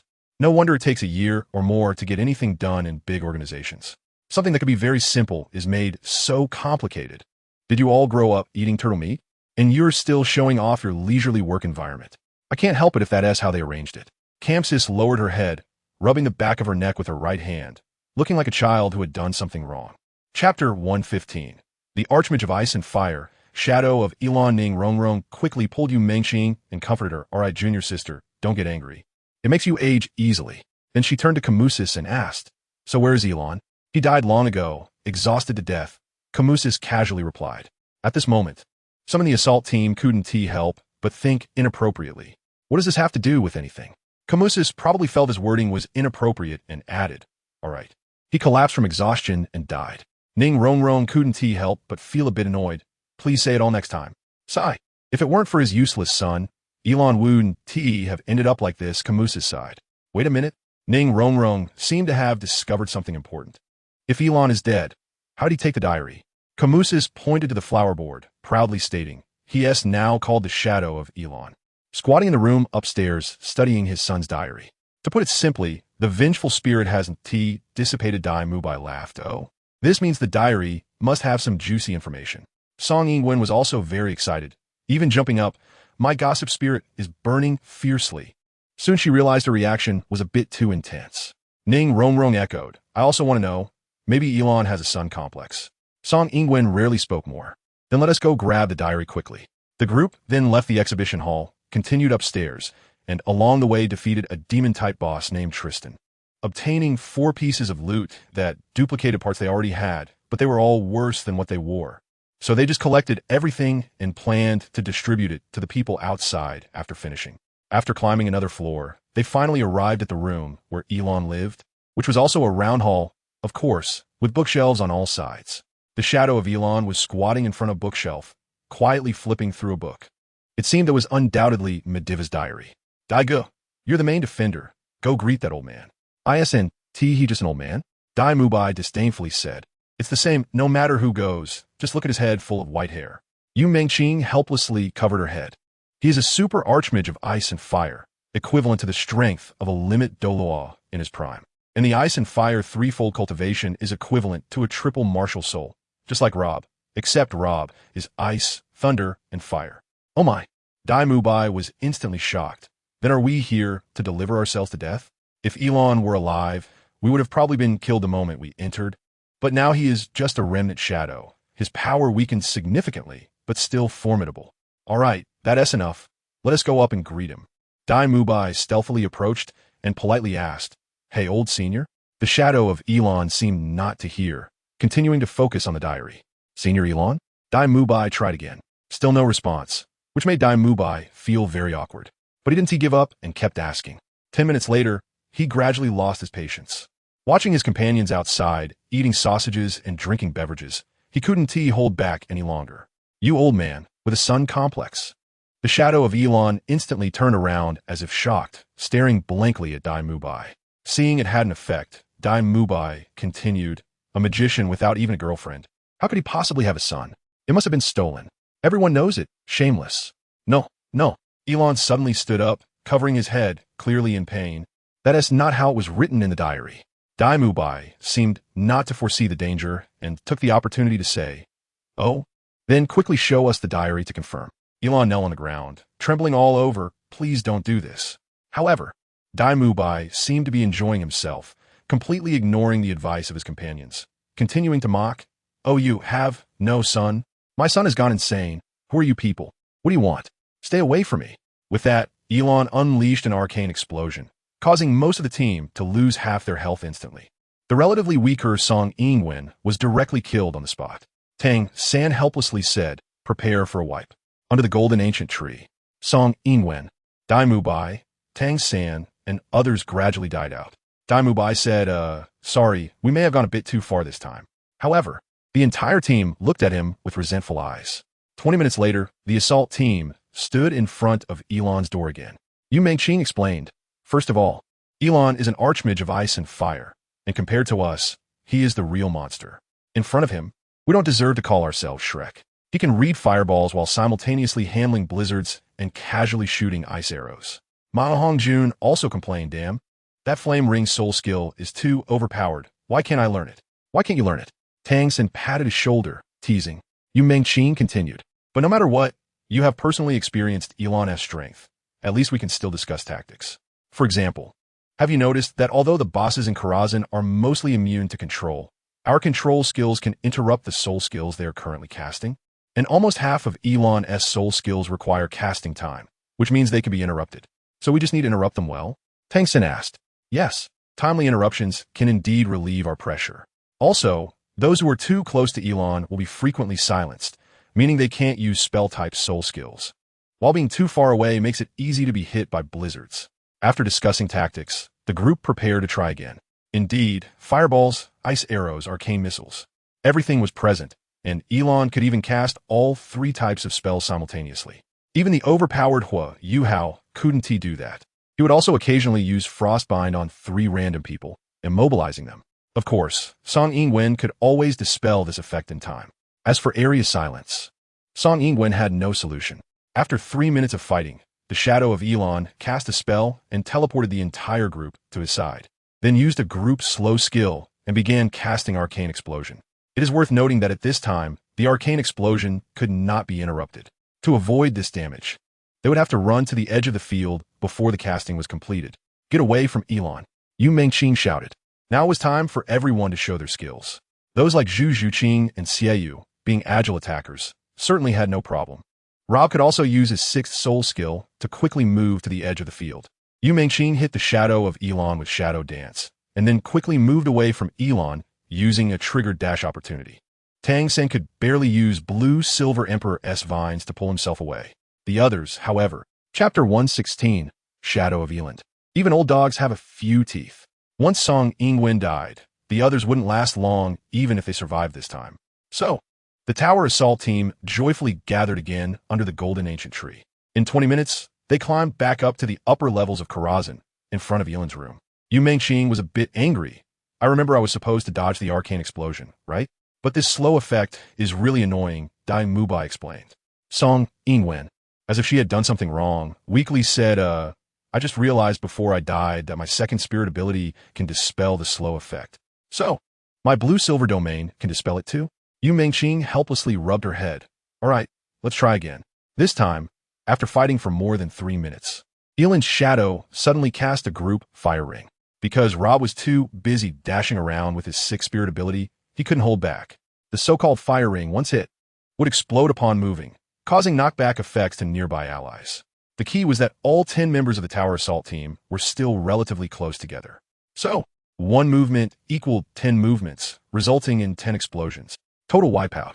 Yu Mengqing had a speechless expression, looking a bit tired as she said, I remember I was supposed to dodge the fire ring, right? Next time, I definitely won't move. Moving again would be foolish. Rob blushed, so they tried again. After 3 minutes, Elon's shadow unleashed a blizzard spell covering half the room. Everyone was preparing to quickly use their abilities to escape the blizzard's range, but at that moment, Elon happened to cast Frostbind, freezing everyone in place and interrupting their ongoing spirit abilities. The blizzard continued. By the time Tang urgently activated the blue-silver domain, most of the group had already died. Total wipeout. I remember I was supposed to dodge the blizzard, right? Yu Mengqing was really getting angry. How many times has this happened?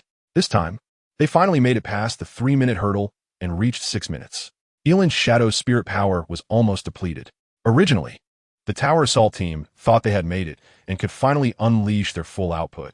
But then, Elon's Shadow cast a group sheep transformation spell, instantly turning everyone on the field into harmless sheep. Clearly, once the target of this transformation takes damage, they immediately revert back. If the original form isn't attacked beforehand, the transformation can last at least 20 seconds. Elon took advantage of these 20 seconds to concoct a bottle of soul recovery potion and a large piece of bread, eating and drinking to recover his spirit power. Hey, you don't mind an old man drinking some water, do you? Elon's Shadow pretended to be relaxed. The water is a bit yellow. I'm old and getting heaty. Damn, this great mage not only has mastery over ice, fire, and arcane, but is also a foodie. Elon's spirit power was nearly restored. He first summoned 4 robotic water elemental puppets, then unleashed a full area fire shockwave, reverting the Tower Assault team back to their original forms. While attacking, he said, I want this nightmare to end quickly. Let you know, even old dogs have a few teeth. However, the bewildered group was soon overwhelmed by the 4 water elemental puppets. Total wipeout. Back at the entrance of Elon's room, Ning Rongrong complained. Summoning 4 water people at once is too shameless, right? Yeah, and we just watch them transform us and then feast like that. Rob echoed. Then a ranged fire shockwave immediately followed, and he could summon 4 water people. There's no way to cheat like this. Yu Mengqing looked at Rob with a resentful expression. Don't come at me. You'll be just as abnormal after adding soul rings to both your ice and fire spirits. I can't handle using 3 spirits at the same time. Why don't you go ask this old man? Maybe you can even become his disciple. Who knows? If he is in a good mood, he might just give us Mediva's diary. Ning Rongrong said with a smile. Yu Mengqing denied this idea. Impossible. Let's discuss how to defeat him instead. It's just an afterimage. He no longer has a real mind. She then unexpectedly pulled out a few colored crayons and started drawing on the floor tiles. Hey, why are you drawing a pancake? Mubai said disdainfully. Fatty, you don't understand. This is the key to defeating Eland. Oh, I got it. The old man must have never seen a pancake. Let us show him what a pancake is. As soon as the words fell, Hongjun got hit on the head. Yu Mengqing pointed at the pancake. Oh no, the tactical map, and explained we must make Eland use the water summon ability before the soul recovery phase, and quickly deal with it. That way, we won't be turned back into our original forms by the fire shockwave and immediately shot dead by the water people. Eland summons the water people when his vitality drops to 40%. Ning Rongrong understood first, so before Eland's vitality drops to 40%, we can't let him run out of spirit power? That's right, but how do we prevent Eland from using up his spirit power so quickly? Mubai asked. At this moment, Tang San had a flash of inspiration and shared his idea. Rongrong can replenish the enemy's spirit power, right? Yes, but the enemy definitely won't be willing to accept my spirit power, so the efficiency of transmitting spirit power would be very limited, even ineffective. I think this method won't work. I believe it's more reliable to interrupt his spellcasting. Yu Mengqing agreed. But we need to be selective in our interruptions. Eland's ice arrows and fireballs consume spirit power only after they are successfully released, while arcane missiles consume spirit power in advance. We just need to interrupt the ice arrows and fireballs, just like in the tactical map I drew. Rob will be responsible for interrupting the ice arrows, and Yin will interrupt the fireballs until he summons the water people. Understood? Understood. Let's get to work. Although they successfully survived the summon of the water elementals, the group transformation and the fire shockwave combo, they still wiped out at 9 minutes. Sigh, this is just too difficult. Just Eland's afterimage has such power. What about the real Eland from back then? To make matters worse, when the group was wiped out, Eland said, my son Mediv is very powerful, but I also have my own strength. This time, Mubai opened the door to see Eland's shadow.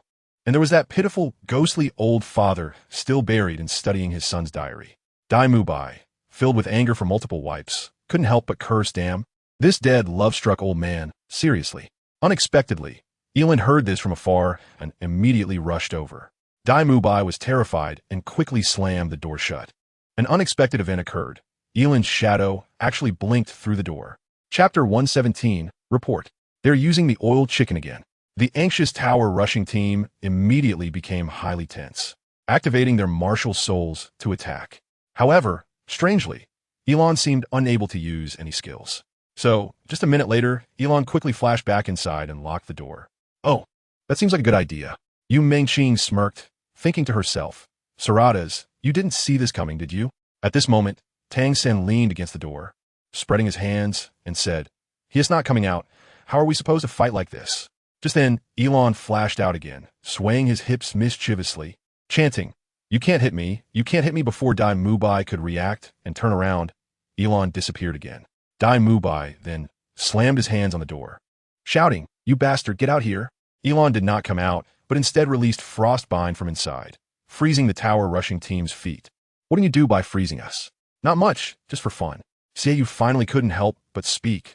What are we messing around with this crazy old man for? Hurry up and think a way to take him down. At this moment, Song Yingwen, who seemed familiar but a bit scheming, weakly reminded, this absent-minded crazy old man is just like this. He'll definitely come out to show off again later.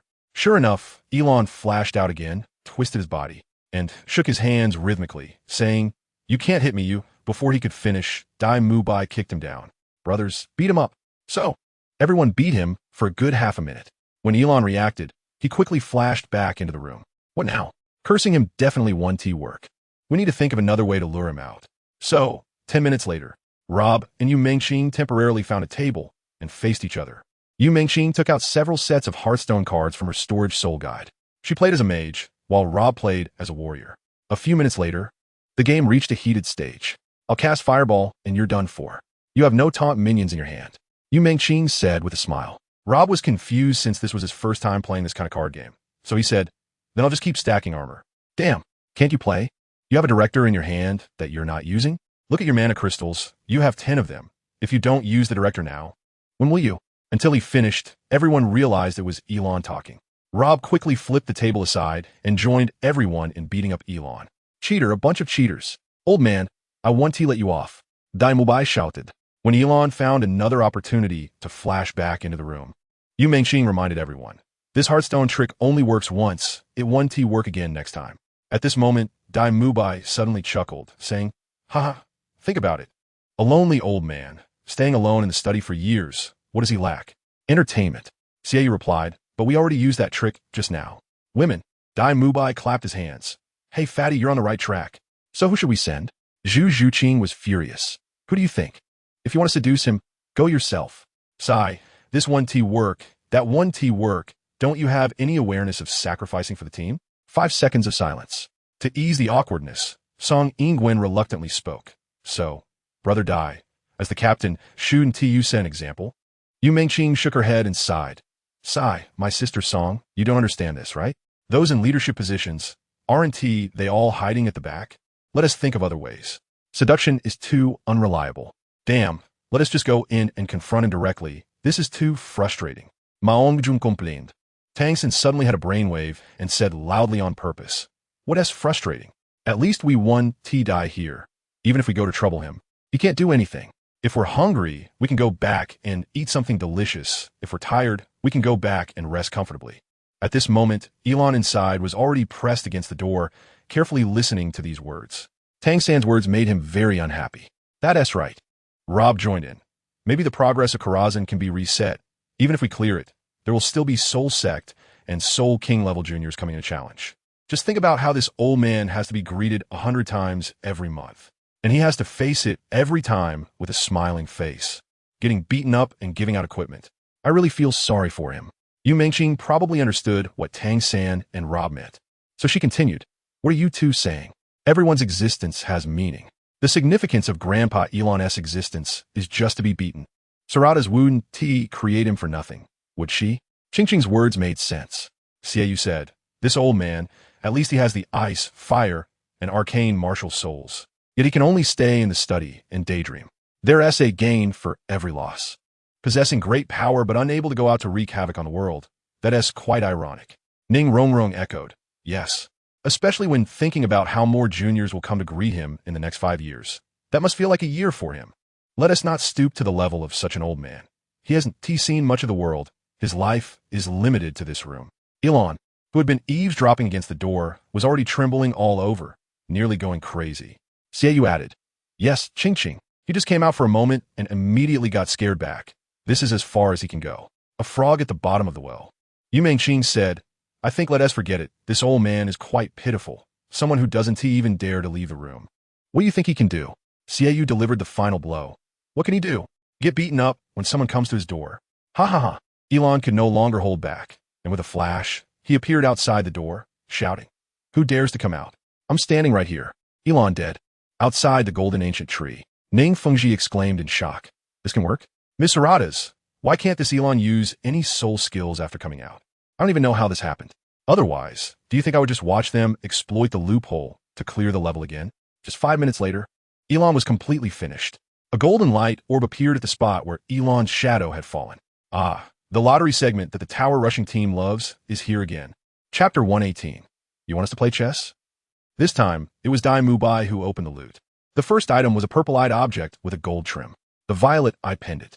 It had purple epic quality and could provide the wearer with a significant boost in spell power, along with the soul skill, the mystery of violet.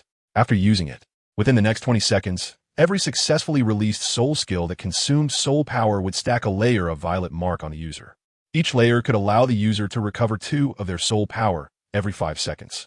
The mark lasts a maximum of 20 seconds, and stacking layers refreshes the duration. The violet mark can stack up to 5 layers. Salada's explained. However, most members of the Tower Assault team did not understand.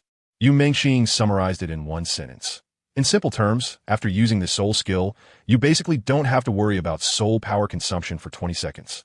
If you use a soul skill that consumes little soul power and can be used frequently, after these 20 seconds, you'll find that your total soul power not only hasn't decreased, but has actually increased.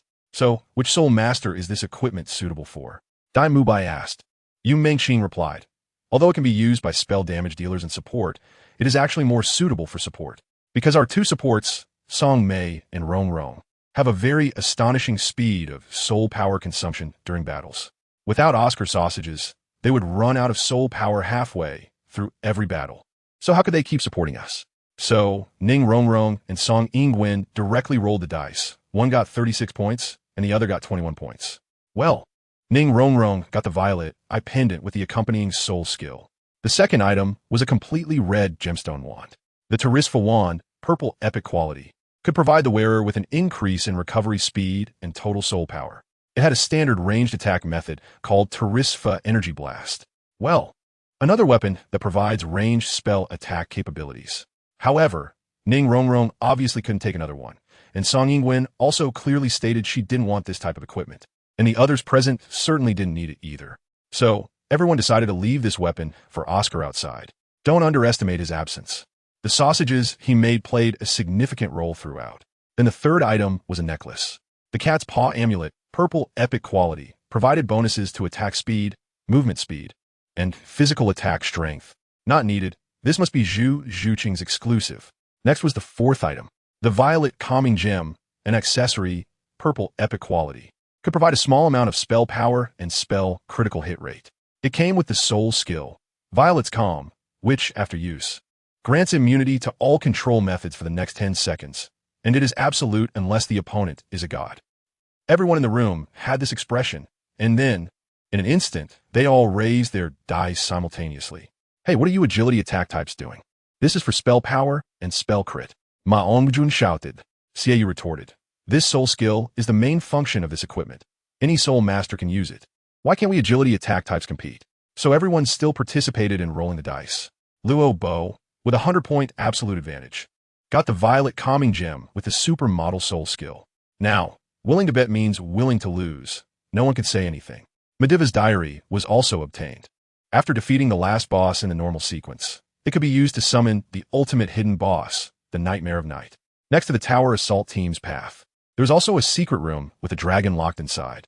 Of course, this dragon is an optional boss. You can choose to fight it or continue advancing.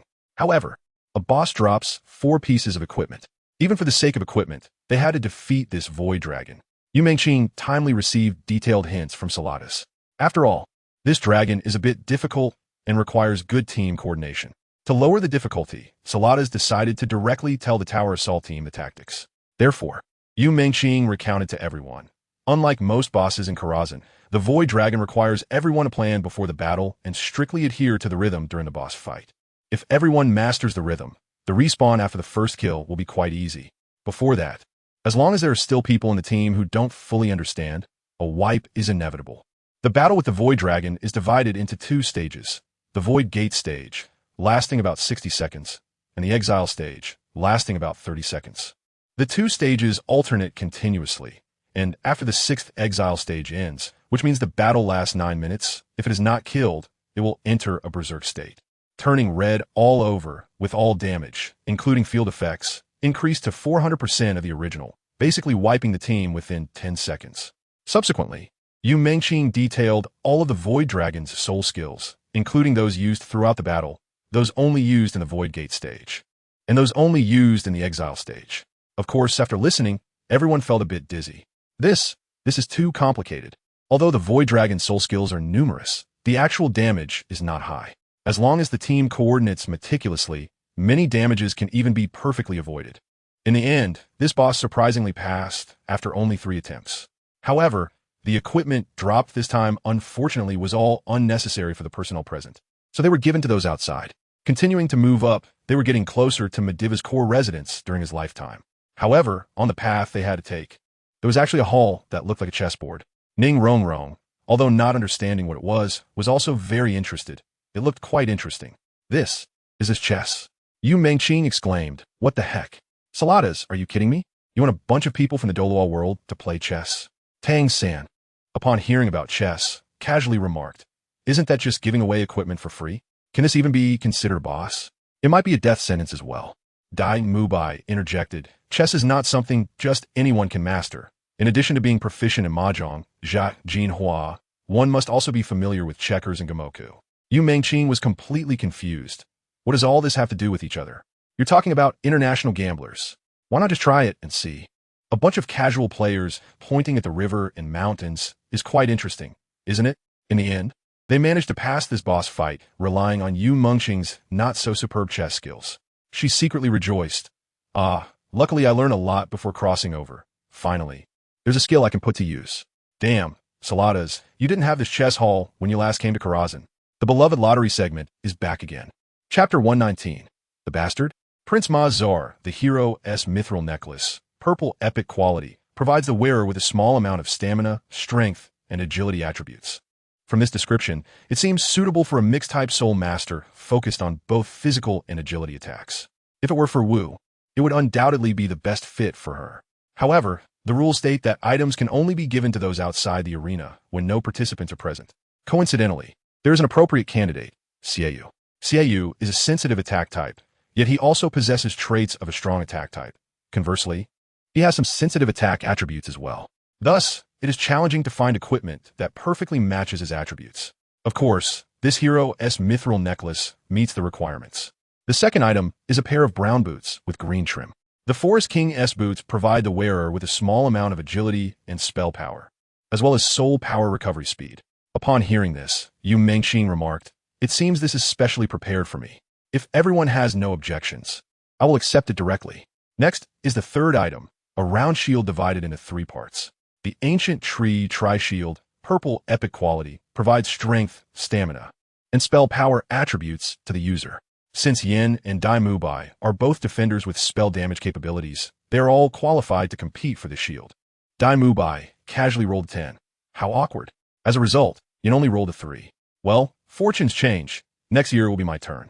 Dai Mubai finally got his wish and obtained the Ancient Tree Tri-Shield. Finally, the fourth item is a completely red curved sword. Adashiga, Imperial Garblade, purple epic quality, has average attack ability, but provides the user with considerable strength and soul power recovery speed attributes. Special effect. When used in conjunction with Taitoya's Imperial Guardwall, it will trigger a joint effect, granting friendly units behind the user a 10% damage reduction, effective throughout the duration. Just from the name, you can tell this sword is powerful. However, based on the explanation that follows, this sword likely has a matching shield. Therefore, it can almost be confirmed that this is another piece of equipment for a defender. Since Dai Mubai just obtained shield, the next defensive item must go directly to Yin. This has become an unwritten rule within the Tower Assault team. Finally, after clearing 2 layers of minions, the Tower Assault team reached the highest level, facing Mediva's core secret. This is a tower top platform. There, a tall and deformed humanoid creature was wandering aimlessly. Oh, what is this? Tang wondered. Ning Rongrong also looked at the deformed giant, pondering, and then muttered to herself, "I seem to understand something." I understand too. Ma Hongjun followed up, "This guy must be Elon's illegitimate child." Mediv discovered that his father Elon was having an incestuous relationship with his girlfriend. So, he locked Elon in the tower. Without women, Elon became a shut-in. Yu Mengqing was completely speechless and expressed her unwillingness to get involved in this speculation.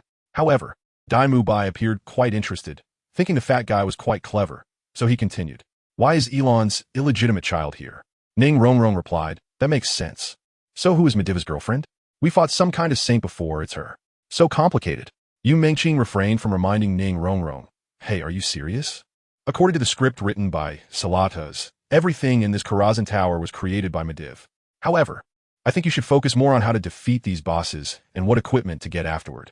Isn't it tiring to think so much?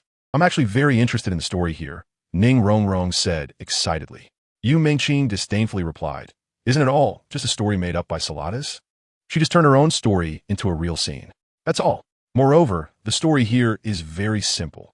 It's about a mad wizard who, in his own domain, summoned various monsters and then played with fire and got burned, leaving us to clean up the mess. Just that simple." At this moment, Song Yingwen, who seemed pure but had many gossip ideas, spoke up, "Sister Chenxiang, I can't help but feel that Mediv and the pure maiden had an affair. And after giving birth to this deformed giant, they abandoned it here to cover their tracks. To prevent the truth from being revealed, they imprisoned Elon, the only one who knew the truth in the study. Later, the saint's brother led a raid on this place and killed Mediv. And the pure maiden, having lost her purity, harbored hatred and resentment towards this world, turning into a statue, spending her days in the Hall of Chastity, mourning her deceased husband. As for the guy in front of us, he thinks about his deceased parents every day at the top of the tower. And the psychological and physical pain suddenly mutated him into what he is now. Not just anyone, even Yu Mengqing almost believed it. If it weren't for Salada's revealing her script to me, I would genuinely want to believe your story is the truth. Yours is much more exciting than hers. You two can discuss how to create an even more thrilling script when you have time. Thus, the Tower Assault team stopped wasting time and began their first attempt. However, unfortunately, since Saladas did not provide any hints, Yu Mengqing did not know much about Prince Mazar. In their first attempt, they inexplicably wiped out within half a minute. Why do we feel our life force limit is very low after being hit by that black mark? Yeah, he could actually take us out with one punch. That is too violent. Yu Mengqing indeed noticed that black mark. Typically, Prince Mazar would only cast it on 4 people at a time, but he wouldn't cast it on the current target. In other words, as long as those hit by the black mark quickly move away from Mazar, they'll be fine. Once the mark disappears, they can return to continue fighting. Moreover, Prince Mazar would cast a shadow burst within 3 to 5 seconds after releasing the black mark. The damage is moderate, but enough to instantly kill anyone marked. If they're slow to run, they will undoubtedly die. So everyone agreed to pay attention to their positioning. On the second attempt, 45 seconds into the battle, Prince Mazar summoned a Firestone Giant engulfed in flames. Additionally, he would summon another Firestone Giant every 45 seconds. Each could exist for a maximum of 3 minutes, meaning there could be up to 4 on the field at the same time. These Firestone Giants sometimes chased the back row, while at other times, they stood still and released area fire shockwaves. If there were more than 2 Firestone Giants on the field, it would be very troublesome. So without needing much, Rob and Yu Mengqing were particularly cautious of the Firestone Giants' threats. Sometimes they would even ignore Prince Mazar and focus on dealing with the Firestone Giants first. It turned out that this tactic was indeed very correct. Chapter 120, Evil Fire Tempering. Additionally, it is worth noting that Prince Malgazer occasionally casts a soul skill called Shadow Word, Pain, which has a damage over time effect.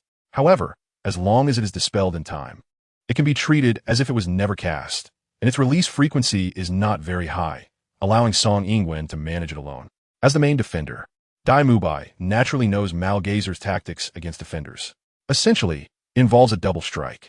If handled properly, it doesn't put much pressure on Dai Mubai.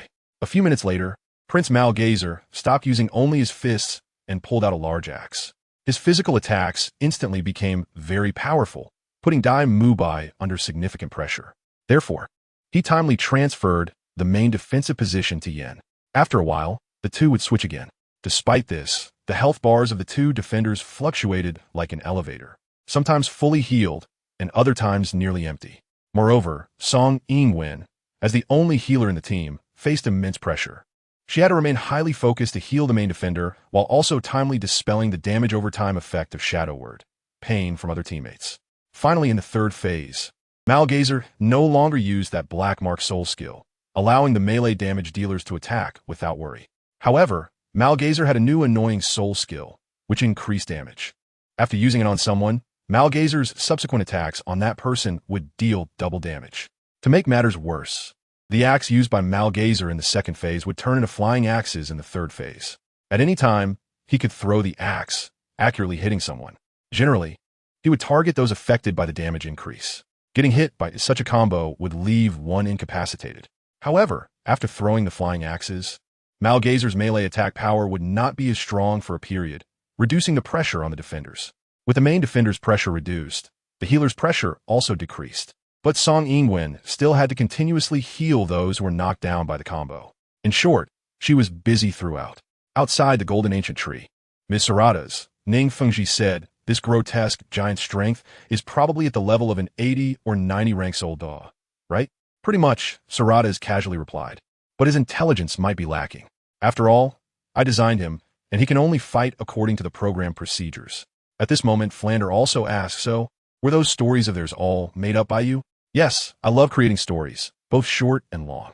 But I only materialized the batch of stories I consider the most perfect, creating planes like Karazhan.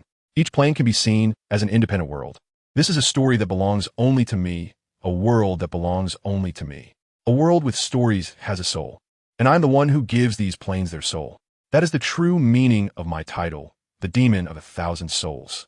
In the end, with Song Yingwen, Dai Mubai, Yin, Ning Rongrong, Yu Mengqing, Xiao, and Zhuqing all having fallen, Rob, Tang San, and Ma Hongjun relied on the last burst to the killing god domain to finally defeat Prince Malgazer.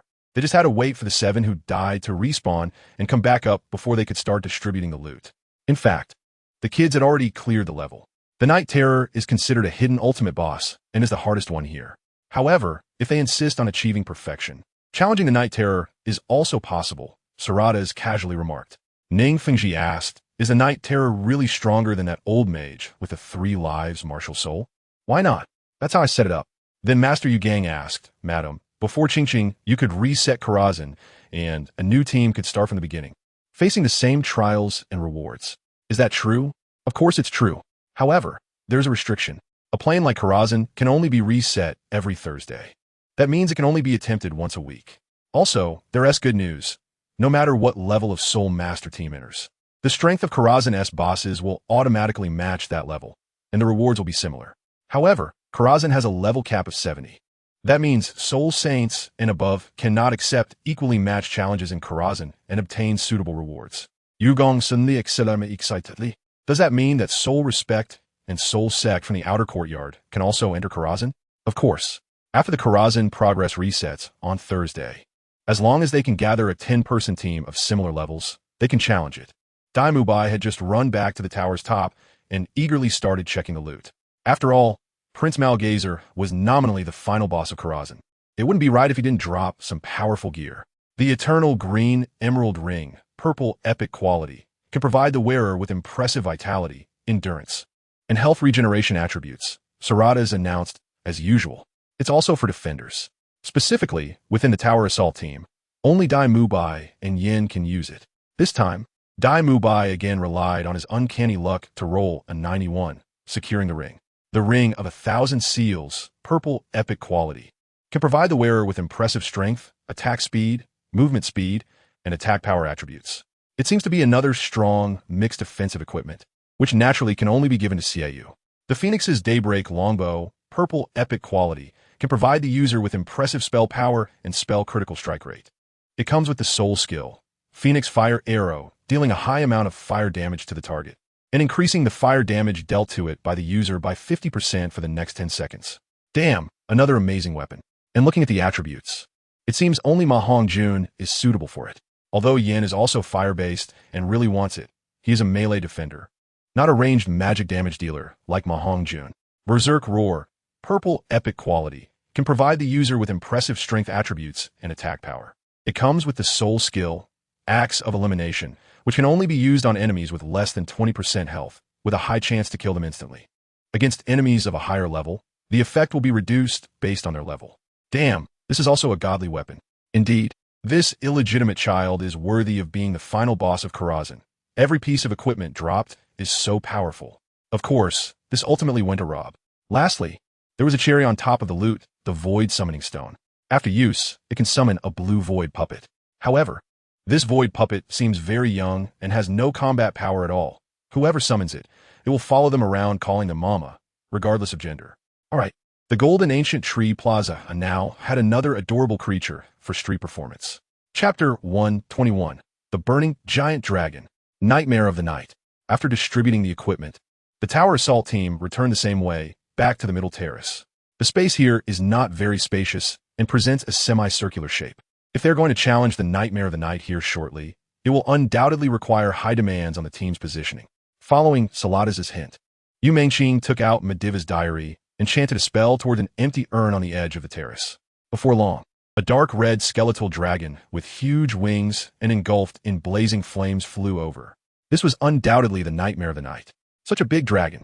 I thought it was a cat or dog, Ma Hongjun said. Dai Mubai stared at the Nightmare of the Night intently, but couldn't help but retort. You foolish fatso. With such a domineering name as Nightmare of Night, how could it possibly be a cat or dog? Ning Rongrong also gazed into the sky, unable to help but mutter to herself. Is it just bones left? Medivh is truly a disaster. Outside Medivh's room on the terrace, you can also see a large hawk, which should have been subjected to the same spell Song Yingwen added. Mubai suddenly became excited again, seemingly lost in his imagination. I think the story goes like this. Medivh's mother treated Ellerin like a cheap breeding machine and left right after, and as a man, Ellerin couldn't endure such humiliation, so he vented his anger on his son. But Medivh didn't want to pick up the soap and was afraid to disobey his father's orders, so he secretly researched biological weapons in an attempt to kill Ellerin. The waters are too deep. Boss Dai, you really have a godly logic, Yu Mengxing said helplessly, rubbing her forehead. These two guys think of whatever comes to mind, and one believes whatever they hear. What kind of teammates are these? Mubai cleared his throat. Let's talk about this later. The nightmare of the night is coming down. As everyone knows, when fighting dragons, apart from the main defender facing the dragon's head, no one should stand on the dragon's head or tail. Standing at the dragon's head would result in breath attacks, while standing at the tail would lead to a sweeping tail attack. The assault team had already summarized this truth while fighting the Void Phantom Dragon. Therefore, melee damage dealers like Xiao and Zhuqing, along with Yin as the secondary defender, should position themselves to deal damage at the side of the Nightmare of the Night. It is worth noting that, like most dragons, the Nightmare of the Night would also cast a Mass Fear spell. This is a powerful hard control. If not handled well, it could lead to a total wipe. Even if others fail to handle it well, as the main healer, Song Yingwen must respond flexibly. When the Nightmare of the Night is about to cast Mass Fear, she must quickly run out of its casting range and immediately return after the Mass Fear is released to continue providing constant healing to the main defender. Besides that, the Nightmare of the Night would occasionally cast a burning spell in the mid-range, igniting a circular area on the ground. These must also be avoided at the first opportunity. All of the above are the abilities of the Nightmare of the Night in the landing phase, which test the overall strength and soul controllability of the assault team. Otherwise, they cannot engage in a prolonged battle with the Nightmare of the Night. However, every time the Nightmare of the Night loses 25% of its health, it will enter an Ascension phase. In the Ascension phase, the Nightmare of the Night will first lock onto the entire team and then release a wave of Bone Rain on each of them. Due to the team's tight positioning at this time, and Bone Rain being area damage, those who are too close would bear multiple times the damage from the Bone Rain. Almost in an instant after this wave of Bone Rain fell, for people had already died. The other 6 were also in very poor condition. 5 seconds later, total wipe. Before trying again, everyone discussed, why is the damage from Bone Rain so high? Bone Rain should be area damage, but locks onto each person, hitting everyone. So if 2 people are positioned too close, the damage they take from Bone Rain is doubled. If 3 people are too close, they take triple damage. Similarly, if all 10 of us are right next to each other, the damage taken would be 10 times. It's a simple principle. We can gather and position ourselves when the Bone Rain starts to release, and then spread out after it falls, Tang analyzed. Am I right? He looked at Yu Mengxing. Yu Mengxing just nodded in affirmation. Since there's no problem, let's try this tactic first. Indeed, this time it worked. However, after the Bone Rain fell, a group of skeleton soldiers would emerge. Mubai needed to use White Tiger Meteor Shower to quickly clear them out to prevent them from attacking his teammates. After the skeleton soldiers were cleaned up, Mubai immediately faced the burning smoke from the Nightmare of the Night. This burning was indeed very painful. If it hit a non-defender, they would probably die within 3 seconds.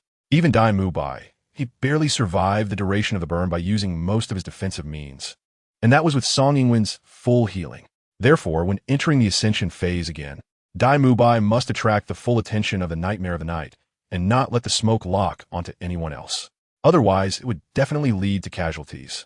When the Nightmare of the Night transitions from the Ascension phase back to the landing phase, it will clear previous hate targets. At this point, Mubai must first attack the Nightmare of the Night to establish new hatred. Only then can the others start attacking. Undoubtedly, the pressure of this boss battle is no less than that of Prince Moxer, and even higher. Thus, the assault team only figured out the most reliable method after 3 wipes, finally defeating this ultimate hidden boss. By now, they had completed the entire Karazhan High Tower dimension and summarized the best strategies for each boss. This would be very helpful for future junior students. Of course, now is the prize draw phase. The Stone Branch Cloak, which is both agility and spell power attributes, naturally went to Yu Mengxing. After all, she was the only one who needed to rely on frequent and agile positioning as a mid-range spell damage dealer. The Dragonheart Fire Shield, a fire attribute equipment, and also a shield, must go to Yin. Ma Hongjun had no reason to snatch it. The Everlasting Night Law Staff. With excellent plant-type spell power and an explosive soul power amplification soul skill, was unanimously decided to be the best fit for Tang-san. Although Tang-san normally doesn't use a staff, he can still enjoy the attribute bonuses by carrying it on his back without taking it out. He can use it with his right hand when he needs to utilize the attached soul skill. The Wild Rapid Boots, judging by the attributes, are most suitable for Zhuqing. Xiao had no objections, so Zhuqing took them directly. Finally, the group returned triumphantly after completing the dungeon. Under the golden ancient tree, the audience was already excited. Chapter 122, returning with full loads. Thus, during this trip to Karazhan, the following people received equipment: Dai Mubai, Bravery Arm Guards, Spike of Discipline Necklace, Despair, Weapon, Roar of the Beast Pauldrons, Tri-Shield of the Ancient Tree, Emerald Ring of Evergreen, Yin, Ring of Inspiration, Moroz's Lucky Pocket Watch, Evergold Heavy Helm, Helmet, Urian Dynasty Leggings, Adashiga, Emperor's Iron Guard Blade, Dragon Heart Fire Shield, Zhuqing, Green Stripe Belt, Emerald Reaper, Weapon, Katzbao Amulet, Necklace, Wild Rapid Boots, Xiao, Unfaded Weapon, Great Wolf Hood, Hat, Hero's Mithril Necklace, Ring of Thousand Imprints, Yumengqing, Flowing Thought Wraps, Moroz's Shadow Cloak, Ruby Light Boots, Forest King's Boots, Stonebranch Cloak, Tang-san, Planter's Gloves, Secluded Law Robe, Everlasting Night Law Staff, Ning Rongrong, Boots of Prediction, Blue Diamond Wand, Violet Eye Pendant, Accessory, LuoBo, Encouragement Gloves, Romeo's Poison, Accessory, Violet Calming Gem, Accessory, Blood Howl Weapon, Ma Hongjun, Mystic Red Ruby, Cloak, Endless Fury Necklace, Dragon Roar, Pauldrons, Phoenix Day's Rage Longbow, Song Ingwen, Holy Blessing Gloves, Cammy's Blue Skirt, Sacrifice Ribbon Accessory, Force Breeze Pauldrons, Oscar, Terrastafa's Dominance Wand, Endless Possibility Gem, Accessory, Capacitor, Accessory, Shui Binger, Endless Secrets Wand, Source Water Thought Headpiece, Jiangzhu, Nature's Maintenance Belt, Truth Pauldrons, Silver Long Robe, Yi Lingling, Truth Binding Belt, Evergold Long Robe. After just one trip to Karazhan, we gained so much equipment. If we run it a few more times, wouldn't we have powerful gear all over? But clearly, Sarada's has other tasks for the Tower Assault team. It seems your team is quite skilled at exploring. What does exploring mean? Tang-sen asked. Sarada's took a stance and casually said, Chenxiang, tell your teammates. Yumengqing complied. Okay, let me explain.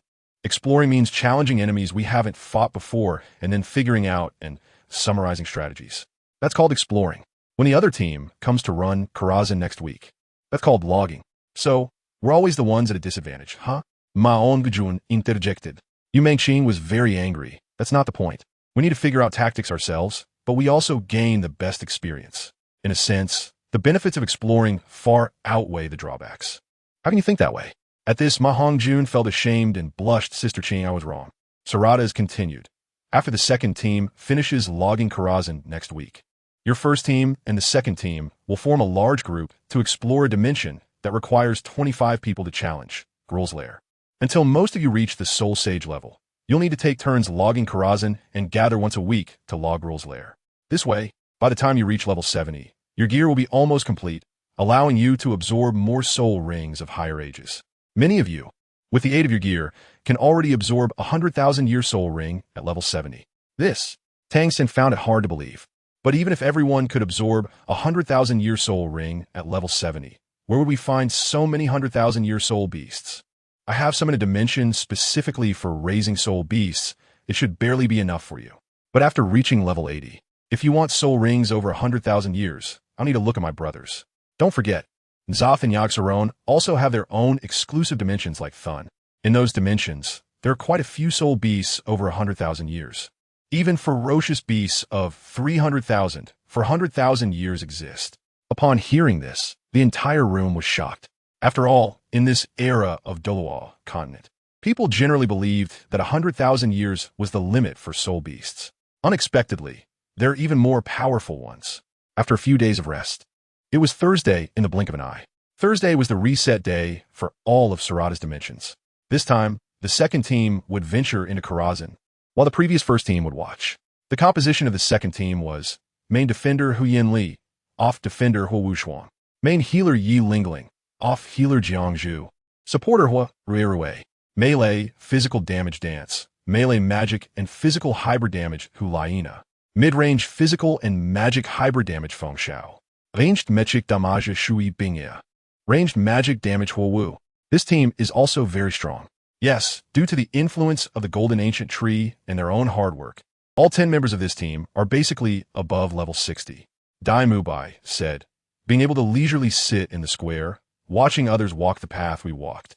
Eating the turtle we ate is really quite enjoyable.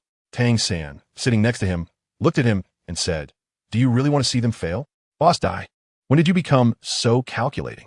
Let me tell you, that's impossible. They have our detailed strategy going in. At least it's much easier than when we were exploring. We spent 2 full nights, while I estimate they need only 1. LuoBo was not watching, but took a walk with Lili. After 2 full nights of intense exploring, he really couldn't take it anymore and needed to relax. Once the second team finishes logging Karazhan, they would still need to gather to fight Gruul's lair. Lili, without you fighting alongside, I really am not used to it. Lili's pretty face turned red. Oh, is that so? Then you cruelly left me behind for 2 full nights, dying so many times without a word, each time rushing back into Karazhan to continue fighting. I have to keep up with the good team's rhythm, right? Well, fine. You just keep watching with your team. I'm going to study new things. Lili said in a huff. LuoBo suddenly became curious. What new things? Lili immediately got angry. You wooden-headed idiot. Have you gone stupid from fighting in Karazhan? I'm ignoring you. Hey, don't go, Lili. Teacher Lili? What exactly are you researching? Under the Golden Ancient Tree. So, Miss Aradas, how difficult is Gruul's lair? Ning Fengji asked. It's slightly more difficult than Karazhan, but since it's a 25-person fight, the margin for error is relatively high. Additionally, the loot rewards are somewhat better. However, it still cannot compare to the Serpent Shrine or Tempest Keep. If we're to tier the overall difficulty of these dimensions, then Karazhan is tier 4. Gruul's lair is 4. 5. Both the Serpent Shrine and Tempest Keep are tier 5, while Mount Hyjal, Black Temple, and Sunwell Plateau are tier 6. After these young people clear Karazhan and Gruul's lair, they can quickly level up to the Soul Sage tier and then start exploring the Serpent Shrine and Tempest Keep. Once they reach level 80 as Soul Duo, they can challenge Mount Hyjal, Black Temple, and Sunwell Plateau. They will continue until they enter the tidal Douluo realm, at which point they should have a full set of top-tier equipment. By then, it would be most prudent to engage in full-scale war with the Void Saint. Moreover, if all goes well, by then our faction should have a few gods. Sarada said with a chilling smile, making people shudder. Chapter 123. Forming a Team. Breaking ground in Gruul's lair.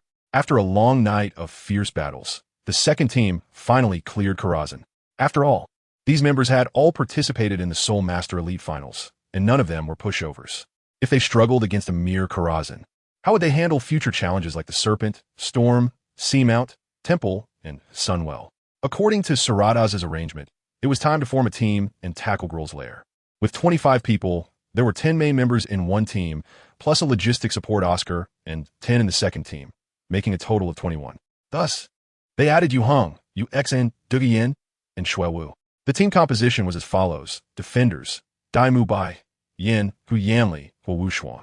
Healers and other support, Song Yingwen, Yi Lingling, Jiang Zhu, Ning Rongrong, Oscar, Hu Rue.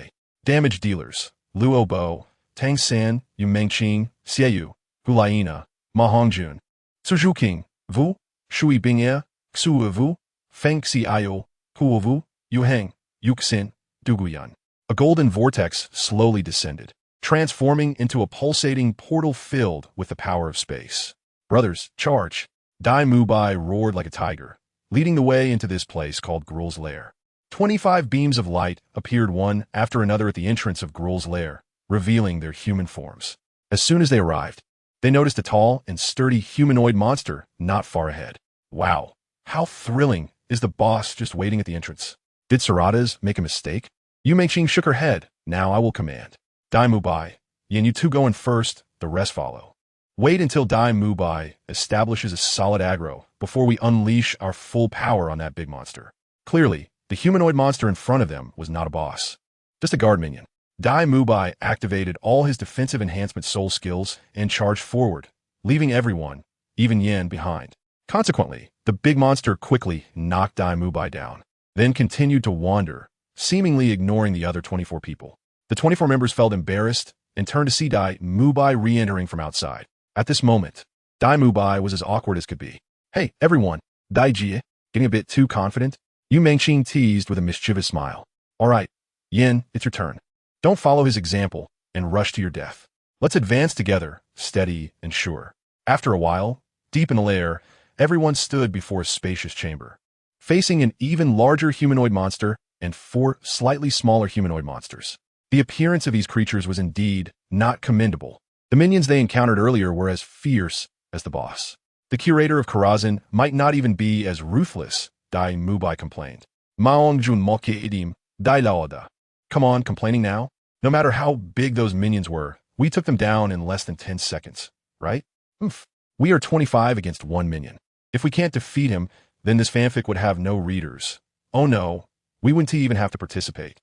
While everyone was chatting, Rue had already assessed the situation of the 5 monsters according to Yu Mengqing's instructions. These 5 monsters counted as a boss battle, and naturally, the largest one was the main target, while the other 4 were not to be feared and could be dealt with first. Es espiritual detection, guided by Sarutas, could be used to detect all kinds of soul skills possessed by any creature, not to mention other abilities. Even more terrifying was that she could directly share this information with her teammates. This feeling of knowing oneself and the enemy was truly delightful. King Mogul, Crossfire Fist. Summoner Omo, Blind Prophet, Madman Ziegler. Among these 5 monsters, King Mogul was the primary target to be tanked by the main defender. The others were insignificant, even all being magic types, with the sub-defenders each handling one, leaving one without a tank. Hui analysed. Her voice sounded soft yet wise, and after a brief pause, she continued. Overall, Wu is suitable to act as a temporary defender. After all, the invincible golden body can withstand burst damage at critical moments. The only enemy fitting this rhythm is Crossfire Fist. The burst phase of Fire Fist is exactly 6 seconds, which is just less than the duration of Wu's invincible golden body. During the stable phase of Fire Fist, the damage is not to be feared, and as long as the healers keep an eye on it, it should be fine. At this moment, Yu Mengqing interjected with the same tone. It shouldn't just be fine. There shouldn't be any problems at all. If there are issues, it's only due to inadequate coordination. After receiving a nod from Yu Mengqing, Rue continued. In fact, during the Karazhan fight, Wu frequently used her invincible golden body to temporarily shield everyone from damage. However, the operations were too detailed at the time, and many spectators didn't notice. Sister Wu, I believe you could be a qualified defender this time. No problem, leave it to me. Wu replied. Yin, you excel at area attacks, so when you're a defender, you are best suited to handle monsters that can summon multiple minions, like the summoner Omo in front of us. As long as you deal with the demons he summons properly, his other attack capabilities should be no problem for you. Can you do it, Yin? Yin simply raised his arm and said, of course. Rui then turned to the edge where Huo Wushuang stood. Huo, your soul skills are best suited for interrupting the enemy's healer. Do you see that blind prophet over there? When you're tanking him, as soon as you notice him casting healing soul skills, interrupt him immediately. This will help reduce our pressure. I hope you can handle this task. Absolutely. Then it was Hu Yanli's turn. Rui said, Huyan, your diamond mammoth martial soul is not easily controlled and hard to push back. So you will deal with that madman Ziegler. With you around, he will probably be frustrated to death. Hu Yanli blushed a bit and smiled. Thank you for the compliment. Hu Mei. Finally, it was Dai Laoda's turn. Rui called out this title, paused for a moment, and then continued. May I refer to you this way? At this moment, Ma Hongjun casually remarked, he would love it if everyone called him Laoda. Dai Mubai immediately retorted, among our Shrek 7 monsters, I am the oldest, and as the captain, I am the main defender during raids. When have I not been at the forefront taking damage? So what if you call me Laoda? Chapter 124. The fierce Mogul King Rue continued. You are our main defender, facing the Mogul King. The Mogul King's normal attacks are incredibly powerful, capable of taking away a quarter of your health with a single punch. Therefore, use all defensive spirit abilities without worrying about conserving spirit power. Sister Rongrong will continuously transfer spirit power to you during this battle. Make sure to time your sausage consumption.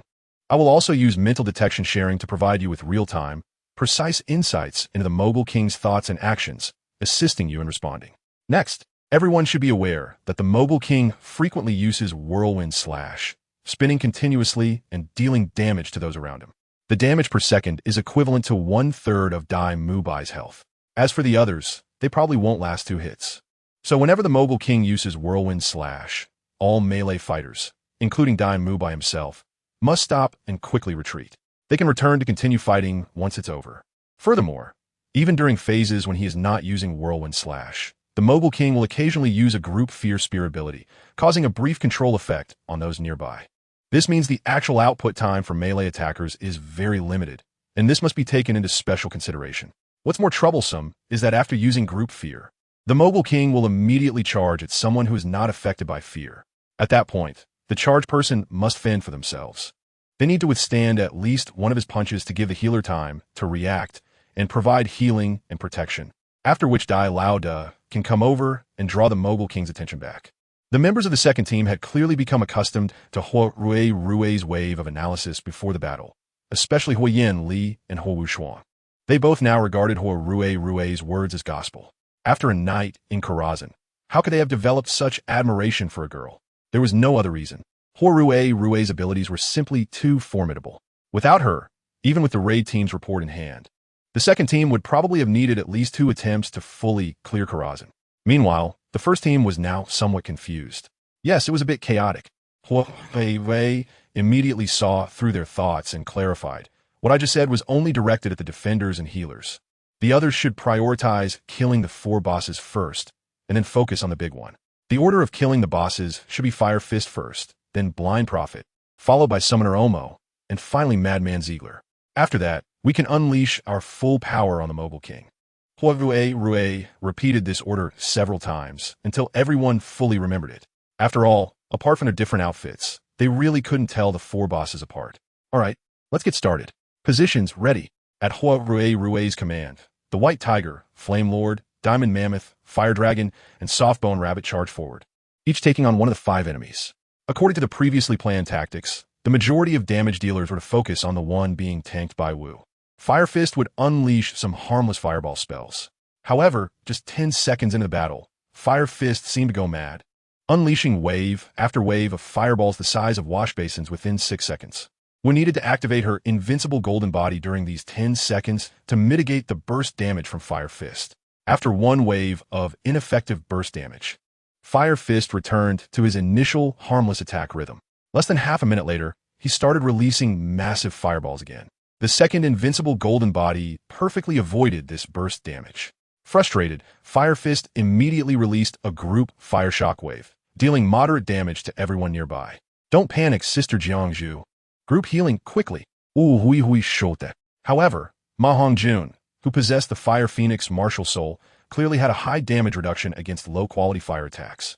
He had only lost 1/10 of his health. He leisurely said, "Oh, this Fire Fist monster is nothing much.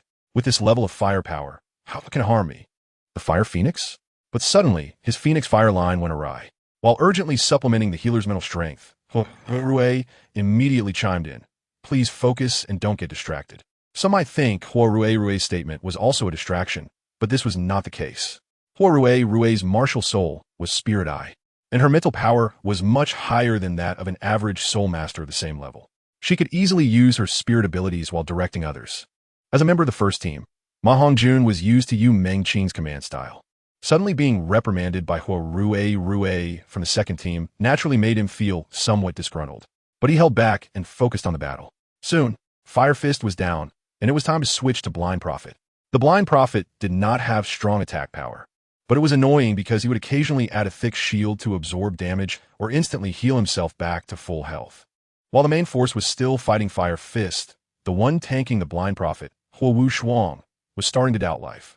After hitting him so much, he suddenly healed back to full health, plus a thick shield. Although Wuxuan could interrupt the opponent's spellcasting, the frequency of the opponent's spirit ability usage was too fast. He alone could not interrupt them all.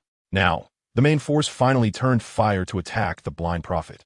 For someone like the Blind Prophet, who needed to channel all spirit abilities, having 5 interrupters one after another could ensure he wouldn't be able to cast a single spirit ability until he died. Thus, the Blind Prophet was also resolved smoothly. Next up was Summoner Omo. However, just as everyone was preparing to switch targets, they found that there were already 2 Demon Hound beside Omo, and he was still continuing to summon more Demon Hounds? What was going on? The next second, Yin suddenly fell to the ground. Ling, who was responsible for healing Yin, was in a flurry, unsure of what to do. Yin had already died, and in his original position, A demon hound appeared out of thin air. At this moment, only Horue understood what was happening. Yin had missed an interruption, resulting in 2 demon hounds being present on the field at the same time. Over time, Yin would surely not be able to withstand it. Suddenly, everyone was astonished to discover that a demon hound had also spawned on the corpses of Fire Fist and the Blind Prophet. Along with the newly summoned demon hound beside Summoner Omo, there were now 6 in total.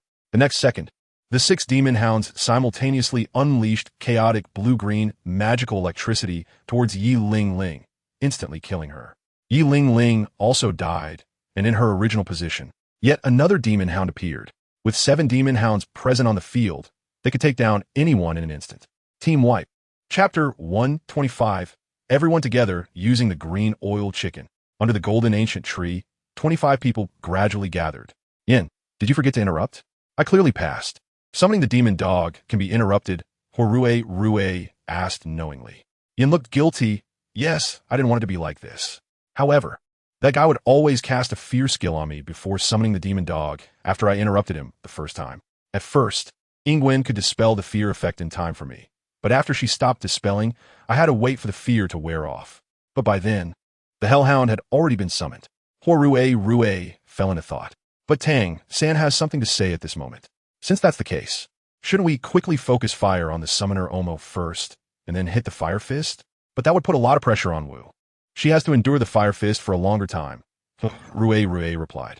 At this time, LuoBo weakly interjected, Hey everyone, don't you notice that our 4th senior brother Ma Hongjun can reduce the damage from the Fire Fist?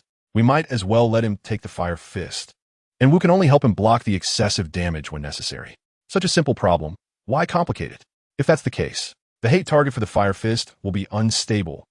Rue disagreed with LuoBo's words. Then you have no other way, do you? Since Rue really couldn't think of a better tactic for the time being, he agreed to try it out this way. A few minutes later, everyone returned to face the large 5-member team again. After a few more minutes, they died one after another. This time, it was because of a careless mistake. Everyone's positioning allowed the Madman Ziegler to hit everyone with a chain lightning, and the chain lightning damage increased. The later people hit took even more damage. So, with one chain lightning, half the group was gone, and the remaining people naturally couldn't hold on and died one after another. What's going on, everyone? Can we please not make such basic mistakes? Okay, Yu Mengqing said angrily. Rue also echoed. Yeah, these recent wipes could have been completely avoided. Whoever makes a mistake next is a grandson, Ma Hongjun said, enjoying the spectacle and taking the opportunity to add a line. Regardless, they had to keep trying. They had only wiped a few times, right? Since this was a raid team, they had to be prepared to wipe until they got familiar with the mechanics. In a huge chamber, the raid team was far away from the 5 bosses. Tangson asked, Hey, I've always wondered, why can they see us, but don't actively come to attack us? That's just how Sarada's is set up. But it looks pretty silly, Yu Mengqing casually replied. At this moment, Ma Hongjun, for some reason, suddenly shot out a Phoenix Fire line, hitting King Mogul directly. He instantly flew into a rage and ran over with his weapon. Damn, Ma Hongjun, you son of a turtle. What are you doing? Yu Mengqing cursed directly. The fat guy's face turned red to the neck in an instant. I just found this group of guys annoying and thought about it. I didn't expect to lose control and actually shoot it out. Why are you using your martial soul during break time? If you don't use your martial soul, you wouldn't shoot out your soul skills even if you thought about it. Seeing King Mogul was halfway there, Yu Mengqing quickly signaled Dai Mubai to activate his martial soul to intercept. But King Mogul paid no attention to Dai Mubai and just ran toward Ma Hongjun. Ma Hongjun saw that things were bad, so he lay down on the ground pretending to be dead, retracting his martial soul immediately. Although his acting was poor, it worked because King Mogul, being a brute with simple-mindedness, didn't notice anything wrong. Strangely, only King Mogul came over, and the 4 brothers did not follow. He saw Ma Hongjun dead and prepared to go back. But at this moment, Dai Mubai had already rushed in front of him, muttering something. Upon closer inspection, it was, Hey, grandson. King Mogul immediately became furious and started attacking Dai Mubai. Even if everyone was dull, they now understood what was going on. If they didn't attack now, when would they? Without those 4 brothers, just attacking King Mogul was incredibly easy. Finally, after 6 minutes, they took down King Mogul, and at this point, there was plenty of room to handle the 4 brothers. Fatty, you've done it again. Standing on King Mogul's corpse, Dai Mubai smiled wickedly and then jumped down, heading straight for Ma Hongjun. Outside the golden ancient tree, Ning Fingji smiled. Hee hee, it's always this Ma Hongjun who discovers the loophole. I have to thank him. Sarada said, after they finish this round, I will fix it, and it won't be so easy for them next time. According to the setting, in a plane like the Gruul's Lair where 25 people fight, each boss drops 10 pieces of loot. Let Rue loot the bodies. When we fought Karazhan, Rue's hands turned red, and all the drops were the gear we needed, not a single duplicate. Who said it this time? Yu Mengqing considered this and agreed with the suggestion. Dai Mubai's hands were already very red, but they couldn't compare to Rue's hands, which were even redder. During the second team's logging in Karazhan, Yu Mengqing watched the whole time. She knew very well how Rue performed overall. Thus, Rue calmly and gently walked forward, ceremoniously reaching into the light group and pulling out a long-handled purple crystal warhammer. Hammer of Neru, purple epic quality. Can provide the user with attributes such as strength, endurance, and attack power, Sarada's explained.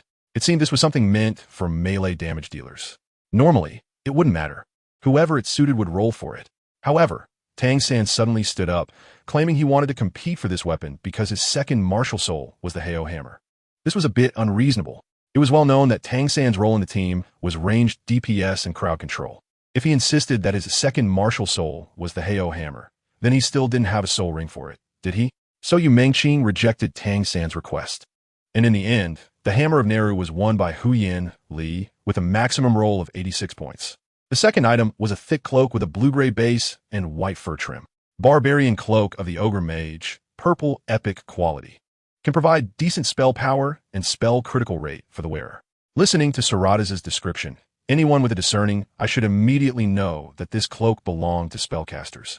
However, since the cloak itself was heavy, it would definitely not be suitable for someone like Yu Mengqing, who leaned toward agile melee magic. Considering all aspects, it was most suitable for Shui Binger. After some discussion, they directly gave it to her without rolling the dice. Chapter 126. Once again, the beloved lottery segment. The third item, the shoulder armor of the Fallen Guardian. This piece of equipment is somewhat special. It currently has no attributes, only that it is designated as defender equipment. The crowd, having never seen such a situation, was momentarily stunned. At this moment, Sarada's explained appropriately. Alright, let me tell you, this will first require determination of ownership before it is assigned attributes, and these attributes will definitely suit its owner. For example, if Dai Mubai obtains it, then its attributes will be spell power, endurance, block, and so on. If Huyin Li gets it, then its attributes will be physical strength, endurance, block. At this point, Ma Hongjun suddenly interjected. If I get it, will it directly add fire-type spell power and spell critical rate? The fat man is quite clever. But this shoulder armor is limited to defenders. Let us wait until you draw a range damage dealer. After Sarada's voice faded, the four melee defenders began to roll the dice. As the first 3 dice stopped, they showed increasingly larger numbers. 40, 62, 85. Dai Mubai prayed. It must be bigger than 85. Bigger, bigger, bigger. Finally, when the 4th die stopped, it showed 47. Who got the 85? Yu Mengqing shouted. Huo Wushuang stepped forward and took the shoulder armor of the Fallen Guardian. He immediately put it on, and the originally unremarkable shoulder armor transformed into a luxurious red with gold trim, perfectly matching Huo Wushuang's fire dragon martial soul. Then came the 4th item, the shoulder armor of the Fallen Warrior. Like the previous shoulder armor of the Fallen Guardian, it also has a designated user group, but this time it is limited to melee damage dealers.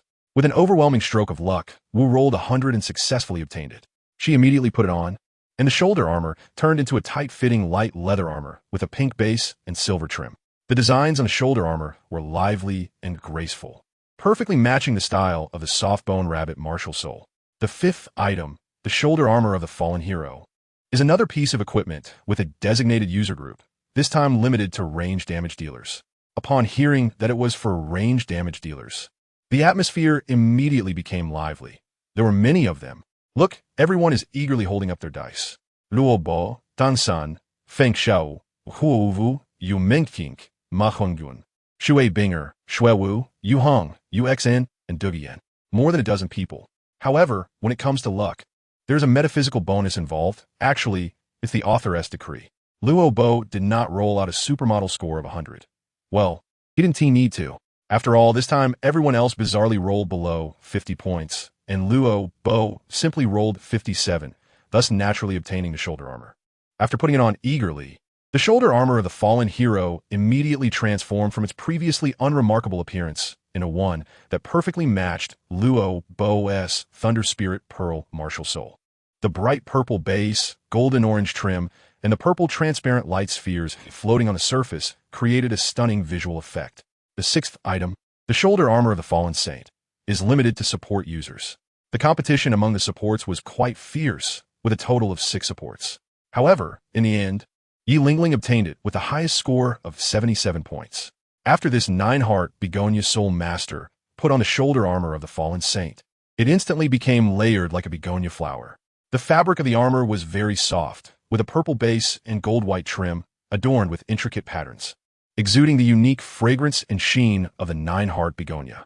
Next was the 7th item, the Holy Inspiration Belt, a purple epic quality item that provides the wearer with holy attribute, healing spell power, and soul power recovery speed. A typical healing item. However, since it is limited to holy attributes, obviously, this equipment can only go to Song Yinwen. After all, both Yi Lingling and Jiangzhu's martial souls have life as their essential attribute, not holy. The 8th item, the Dota Battle Bracers. Strangely, this bracer provides attributes for both physical strength and spell power, as well as attack speed and movement speed. Who should it go to? At this point, Dai Mubai spoke up. Generally, aren't these mixed-type equipment given to me? Yu Mengqing immediately became displeased, poking him from behind and saying softly, "Aren't you the one who is always getting it?" This left Dai Mubai momentarily speechless, looking rather dumbfounded. So Yu Mengqing continued, "If it really is a mixed type, of course, it should go to Brother Yu." "All right, Chenxiang, say you spoke at this time.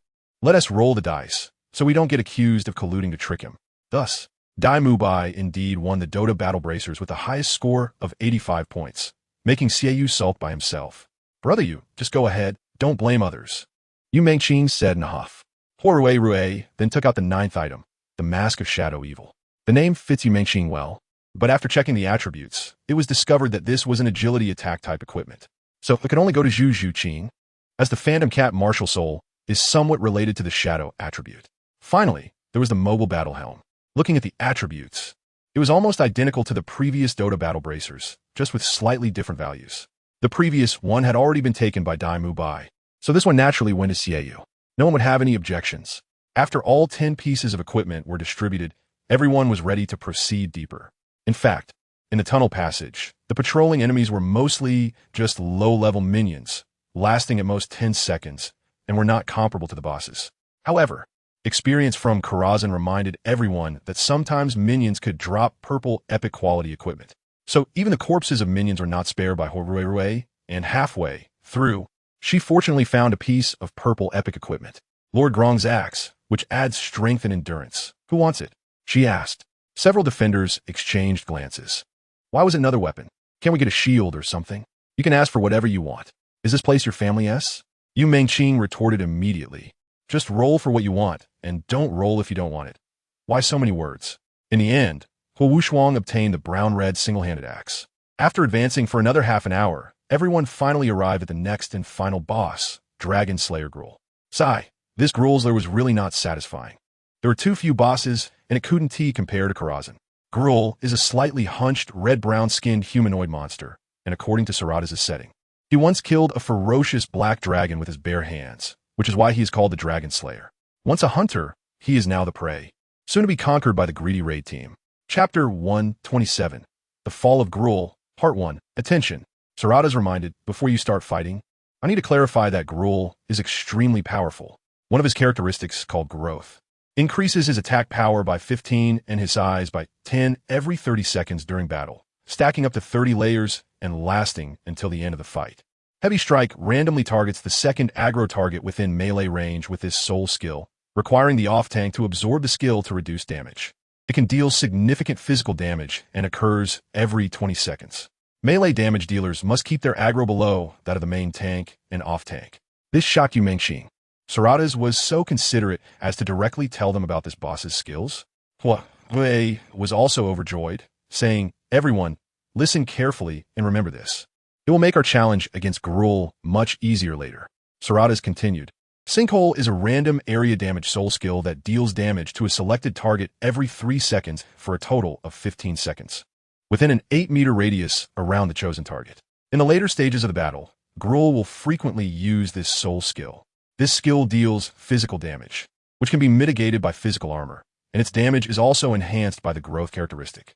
You can reduce damage by positioning yourself appropriately. If everyone maintains a distance of more than 8 meters, each hit will only strike one person. After hearing this, Rui immediately activated her mental detection to assess the battlefield size, concluding that the area was spacious enough to meet the requirement of keeping a distance of 8 meters between individuals. Earthquake is a random directional area and knockback soul skill that, when used, will trigger Grip of Gruul. Grip of Gruul causes anyone affected by Earthquake to acquire a stackable negative status that reduces their movement speed by 20 per second. After 5 seconds, it will stack 5 times, resulting in a stunned state. At this point, Gruul will then crush all participants. Before getting stunned, everyone should quickly spread out from their teammates to maintain distance and avoid the crushing effect. Of course, this effect can be dispelled, so healers need to be ready to dispel for those who can't dodge in time. Yu Mengqing could hardly believe her ears. Sarada's was explaining everything in such detail and directly providing them with countermeasures. Was this really the same Sarada's? Shatter will occur after the stun is inflicted. Gruul will use the Shatter soul skill on everyone, with damage depending on the distance between participants. If 2 people stand close together, the Shatter damage will be terrifyingly high. Conversely, the farther apart they are, the lower the damage inflicted. If the distance exceeds 20 meters, no damage will be taken. Unlike Heavy Strike, Shatter has a chance to deal critical damage to participants, but it won't receive the growth damage bonus. Once Sarada is finished, her voice vanished. At this moment, all 25 people present were diligently memorizing the information and strategies just provided. They couldn't afford to waste Sarada's good intentions. Well, they directly told us all this. Imagine how powerful Gruul must be, Rob said. Dai Mubai was unconcerned, replying, "How strong can he be? Let us give it a try." With that, he activated his martial spirit and rushed forward. Seeing this, Zhuqing knew what would happen next. Yes, because Dai Mubai had disconnected from the team, the healers couldn't keep up and establish a healing relationship with him in time, so 5 minutes later, Dai Mubai returned. "Why aren't you guys coming?" Daigo Song Yingwen laughed. "It's not that we're not going, it's just that you ran too fast." Tang San then added, "It's fine, Dai Laoda can sacrifice himself. Who knows, he might drop some good gear later. Then you go die too. You might get 10 pieces of top-tier gear," Dai Mubai retorted. Yu Mengqing immediately interrupted them. "All right, stop talking nonsense. Out of 25 people, it's just you few who love to chat." Laughter erupted. Finally, after officially starting the challenge against Gruul, everyone performed quite well. At least, Dai Mubai didn't have to rely on Song Yingwen's critical heal for every heavy strike for Gruul. Thus, Song Yingwen could spare some energy to occasionally dispel negative effects from others. Rob continued to perform steadily, saving all his burst damage abilities for a big explosion in coordination with Tang San's domain of slaughter. However, Ma Hongjun immediately activated his phoenix form and began to output frantically. As a result, Gruul's aggro towards him nearly surpassed Yan's. If he really became Gruul's second aggro target, then Heavy Strike could directly be unleashed towards him without any warning, making it impossible to dodge. If only Ma Hongjun got hit, it wouldn't be a big deal. But the problem was that the few people behind him were all relatively fragile range spellcasters, and they were all girls with slightly lower physical resilience. Thus, due to this initial burst mistake, it nearly led to massive casualties. Consequently, while dealing damage to Gruul, Yu Mengqing scolded Ma Hongjun. "Damn, this guy's punches are getting more painful," Dai Mubai complained. Of course, Gruul's characteristic is growth. I told you all earlier. As time goes on, his attack power and the damage of certain skills will increase. So, you have to finish this quickly. Sarada's voice appeared during the battle, which genuinely surprised everyone. It seemed that Sarada's was indeed taking this boss battle seriously, and also recognized that this boss was designed too difficult, far beyond what soul masters at this stage should be challenging. After 5 minutes of battle, Gruul's size had increased significantly, which also meant his attack power was now about twice what it was at the beginning. Dai Mubai clearly felt the strain and could no longer withstand it. Thus, he temporarily retreated as Yu Mengqing requested, handing over the main tank position to Yen. But Yen was clearly not as tough as Dai Mubai. A tank's toughness is crucial, most intuitively shown by their ability to withstand a few punches from a boss while at full health and without healing. Gruul swung at Yen just twice, and Yan's health status was already in dire straits.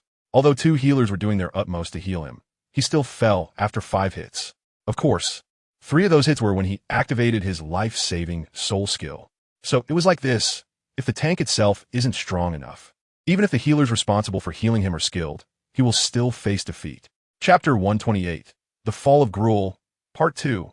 Due to Yan's sudden downfall, Huo Wuxuang didn't have time to react and was killed by Gruul with a single punch, unable to even activate a defensive soul skill.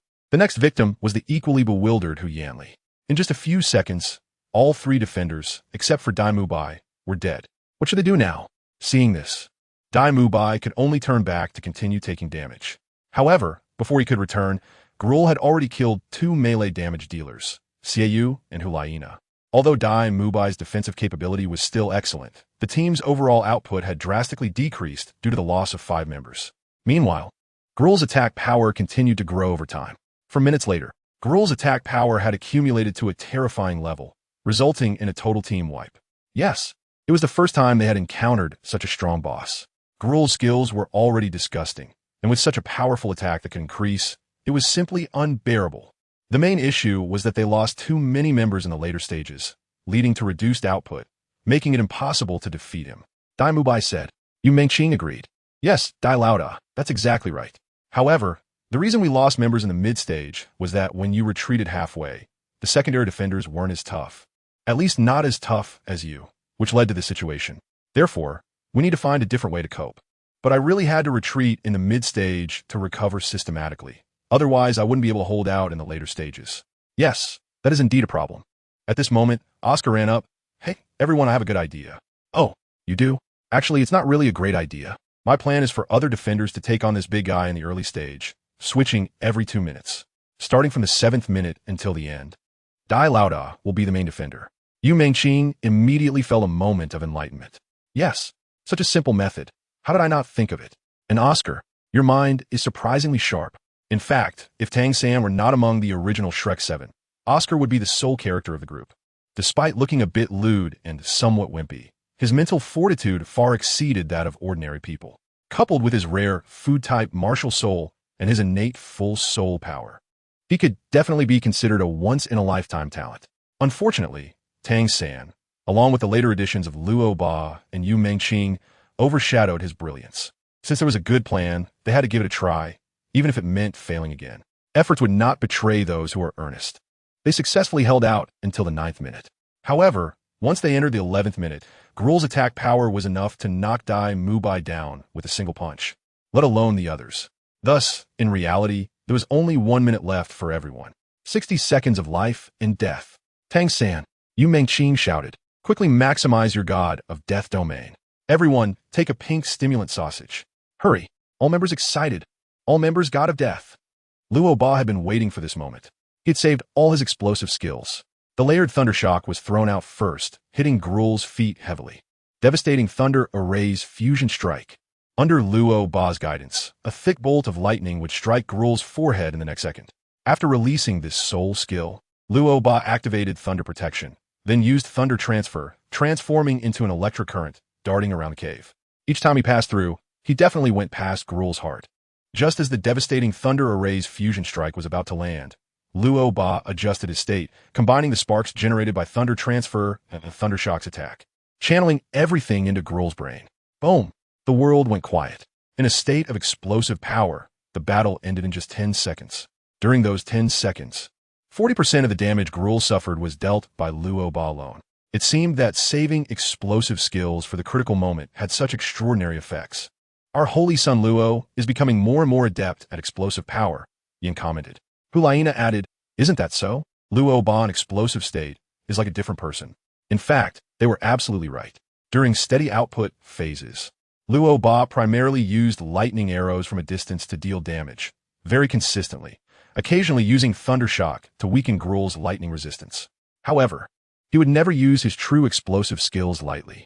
If he didn't use them, it was fine, but once he did, the impact was astonishing. This was LuoBo's way of explosion. All right, no matter what, we managed to get through. Now let's loot the spoils. Dai Mubai said excitedly. Look at my big red hand.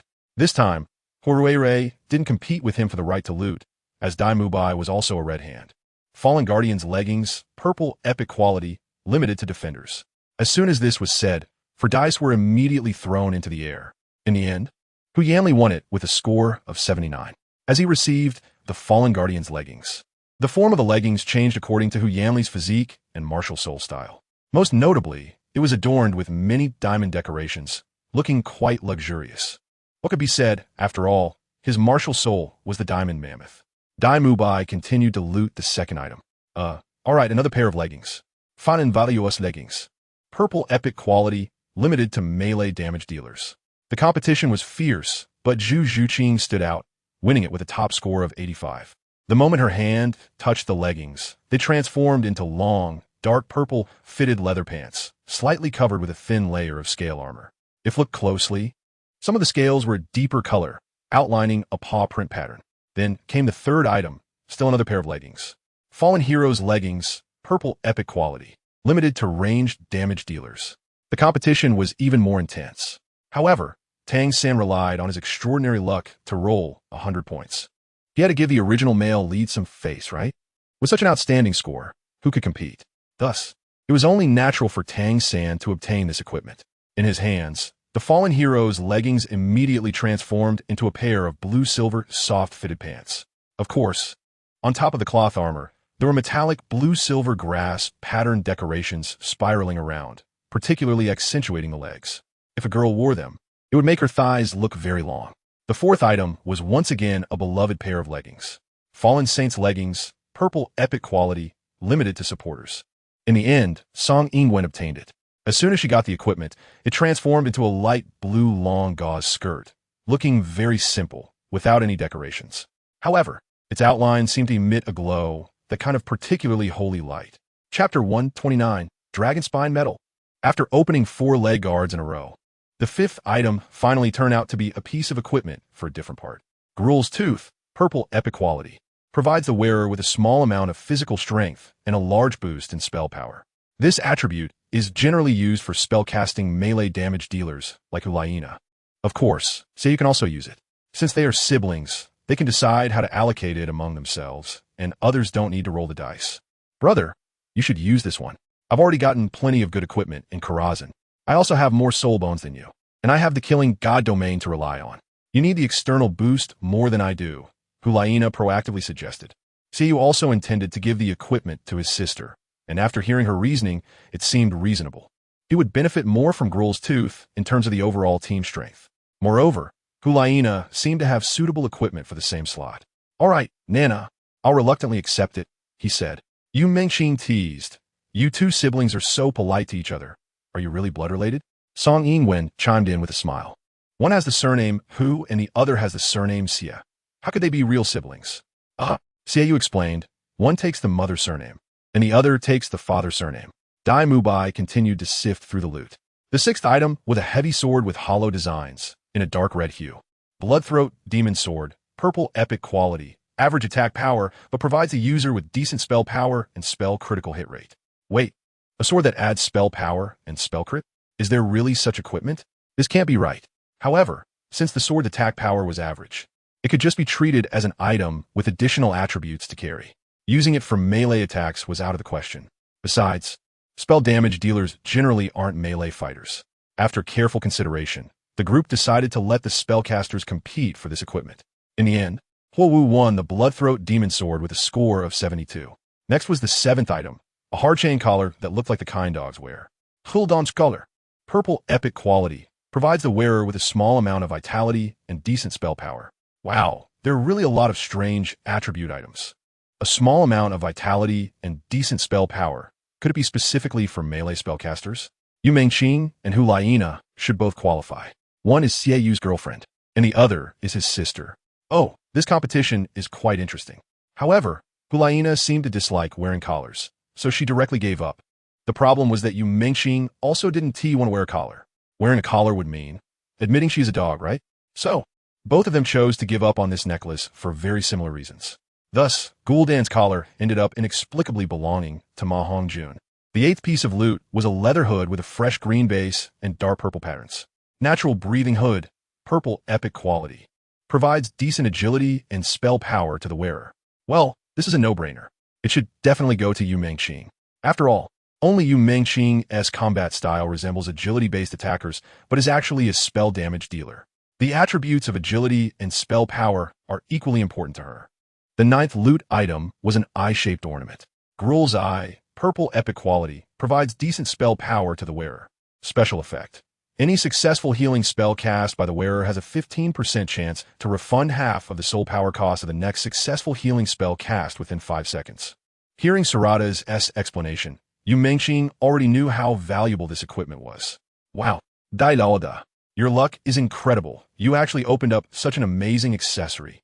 Several healers in the team also realized its significance. Indeed, as long as one isn't foolish, it's clear how important Gruul's Eye is for healing soul masters. Therefore, they all eagerly took out their dice. In the end, Jiangzhu won it with a score of 86. With this accessory, her sustainability would see a significant boost. Moreover, if she fully utilized Gruul's Eye, it could produce some miraculous effects. For example, when Jiangzhu does not trigger the special effect of Gruul's Eye, she should try to use those low-cost, low-healing, high-frequency soul skills. Once the special effect is triggered, she could then use her high-cost, high-healing, low-frequency soul skills. This way, she could maximize its utilization and save soul power. Then, the main event arrived. The 10th piece of loot. It was a metallic ornament resembling an animal spine, seemingly meant to hang on a belt. Dragon spine metal, purple epic quality, provides the wearer with an extremely high increase in physical attack power. Attached soul skill, Dragon Slayer's Roar, immediately doubles the casting speed of all attacks and soul skills for 10 seconds. Wow, Daiji, your luck is off the charts. Yu Mengqing exclaimed excitedly for the first time. The extremely high physical attack attribute and this ridiculously powerful soul skill immediately drew everyone's attention. This should be for agility-based attackers, right? Mubai said first. Xiao thought the same. After all, with the boost in physical attack power and the active skill that doubles speed, this equipment is perfect for agility-based attackers. No, Rue stepped forward at that moment. I don't think so. This should be for heavy attackers, specifically for pure strength heavy attackers. As soon as she said this, all eyes were on her. How do you figure that? Rue continued, it's like this. While agility-based attackers need speed, they are generally already fast enough. Doubling the speed would be a bit excessive. Simply put, it's wasteful. On the other hand, heavy attackers generally have lower speed. For heavy attackers, doubling the speed while maintaining the same attack power means their damage output in the same time frame would double. Therefore, the benefits for heavy attackers using this equipment are far beyond what agility-based attackers can compare to. Then it's settled. Let S roll for the heavy attackers. Mubai immediately responded. In the end, Tang San won the Dragon Spine medal with an impressive score of 89.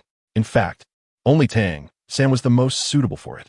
His Hao Ian Hammer Martial Soul is a pure strength heavy attacker martial soul. Moreover, the active soul skill of the Dragon Spine medal complements his chaotic cloak hammer technique very well. Because the chaotic cloak hammer technique requires charging with each swing, it takes longer. With the Dragon Spine medal, his hammer swinging speed would increase significantly, making it much easier to fully unleash the chaotic cloak hammer technique. Chapter 130. On the day you become a god, will you take me along? After defeating Gruul, the entire journey in the Gruul's lair came to a close. In the following months, everyone repeatedly farmed Karazhan and Gruul's lair, gradually acquiring a full set of equipment. Although everyone was only a soul emperor, their actual combat power was no less than any soul sage with the support of T for level gear. Due to the influence of the golden ancient tree, everyone's cultivation speed was clearly different from before. Those at the Soul Zone and Soul Wang levels were also quickly reaching the level 60 bottleneck. Once the next batch of 10 was gathered, they could enter Karazhan to farm gear. After Ra broke through the level 70 bottleneck, Saladas found him and said, I have prepared a very suitable 100,000 year soul beast for you. Its lightning type, has a good bloodline, and is somewhat related to the Thunder Dragon King. However, Rob told her that his martial soul was a bit special, as all his soul skills were preset and would not change regardless of what soul beast he hunted. Saladas seemed very interested in this. No wonder, even Tangsen received the divine test, but you, a 3-life martial soul user, did not receive it. Based on what you said, I can guess the reason. Rob was a bit surprised. Could Saladas really have guessed something? Oh, what reason? The reason is that you are not from this world at all. After Saladas said this, she saw Rob's astonished face. She made a gesture to calm him down and continued, therefore, the Douluo God realm cannot contact you. At the same time, the world you come from is too far from the Douluo world. The God realm of that world also cannot contact you. You, how do you know everything? Salada smiled lightly. If I couldn't even guess such a simple thing, then what good would it be for me to be an ancient ruler? All right, let's not talk about that for now. Follow me, and let's absorb your 7th soul ring as soon as possible. Then, I'll take you to a place to add soul rings to your other 2 martial souls. Rob understood what this meant. Saladas had already treated him differently from others. Suddenly, everything went dark in front of him, and Rob couldn't see anything. A few seconds later, when he opened his eyes, he found himself in a beautifully decorated bedroom. At first glance, this bedroom looked like that of an ordinary 13 or 14-year-old girl. This is where I live, Saladas said. Don't be surprised. I just like this kind of resting environment. It's a way to commemorate my lost girlhood. Wait, Saladas had a girlhood? Wasn't she directly created by the Void Saint Lord? Of course, this was just a slight doubt in Rob's mind and did not come out. But Saladas still seemed to know right away. I know what you're thinking, buddy. As the 5th ancient ruler, the demon of 1,000 souls, the complexity of my soul is far greater than you can imagine. But I don't like it this way. I just want to be a normal human, an ordinary mortal girl. I want to have a dad, a mom, siblings, and a partner who loves and cares for me. I want to have a bunch of kids and watch them grow up. I want to be a teacher, nurturing generations of aspiring youths. I want to be a doctor, using my superb medical skills to heal. I want to be a pastor, awakening the consciousness of those lost souls with faith. I want to taste the joys and sorrows of life, travel across mountains and rivers, and see the most beautiful scenery. At this point, Saladas actually began to sob. Damn, is this still the inscrutable and scheming ancient ruler? Or was this scene, this performance, just a trick on him? Rob was at a loss for what to do. Why? Why did the Void Saint Lord create me, creating such a cursed body? Under this curse, where is the joy? Rob gradually began to be affected by Saladas' emotions and became incredibly sad as well. Just imagine, what if Rob were in her place? As an ancient ruler born, the only fate is to obey the will of the Void Saint Lord, unwavering until death. What meaning does such a life, like that of a tool, have, even if it possesses immense power? So this is the reason you destroyed the core of the ancient ruler and came to join us? Rob tentatively asked, but Saladas seemed to have completely forgotten his existence. Crying her heart out, tears streaming down. This caused Rob to fall into deep thought again. Yes, being a normal person is so blissful. No matter how bumpy life is, at least I am still myself. No matter what kind of predicament I fall into, as long as I am alive, I still have a chance to turn things around. Even if I ultimately lose and die, I still have the next life. After 18 years, I will still be a good man. I can loudly declare, I have returned to this world. I will challenge you, challenge your peak. Just as Rob was lost in thought, Saladas suddenly said, Rob, no matter what, when you defeat the Void Saint Lord, please take me with you. This left Rob completely puzzled. What do you mean by taking you with me? It's like this. You and Lili both come from another world. When the core of the Void Saint Lord collapses, it will tear open a space-time rift, sending you and Lili back to your original world. If you take me with you, I can be reincarnated in that world, truly becoming immortal, thereby freeing myself from the identity of the ancient ruler and the eternal curse. Rob wasn't sure if he had the ability to take Saladas with him when returning to their original world, but he still agreed. In fact, he had no choice but to agree. After all, the 100,000 year soul ring depended on Saladas. I knew you would agree. Saladas cheered like a spoiled girl. This really shattered her image. After this conversation, Saladas' image in Rob's mind completely collapsed. If Rob had some awe and fear of her before, now he regarded her as just an ordinary member of the Shrek Anti-Demon Alliance. All right, let me take you to my private soul beast garden. Those soul beasts were carefully selected by me from various worlds and specially hidden so that my brothers wouldn't snatch them. Rob followed Saladas into the soul beast garden dimension, ready to absorb his 7th soul ring. Once this 7th soul ring was successfully absorbed, he would officially step into the soul sage realm and possess the true form of his martial soul. Chapter 131, Rob's 100,000 year 7th spirit ring. In fact, this spirit beast is not a standard 100,000 year spirit beast. Saladas pointed to a blue-purple subdragon in the distant cage and said, "It is a test spirit beast that I have applied special effects to. You can test the maximum spirit ring age you can currently withstand when you absorb its spirit ring." Rob roughly understood what this meant. It seemed that Saladas not only intended to add the 7th spirit ring to his Thunder Spirit Pearl martial soul, but also to add spirit rings to his other 2 martial souls. Could it be that Saladas wanted to give his moving flame spirit pearl and extreme cold spirit pearl 100,000 year spirit rings too? What? What does this mean? Rob suddenly froze. All 100,000 year spirit rings? Thinking of this, his head buzzed.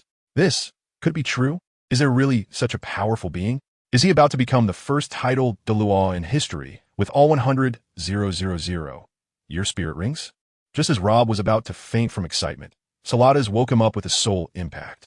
Hey, you don't need to react so strongly, right? Since you're a transmigrator, isn't it normal to have such a cheat-like life?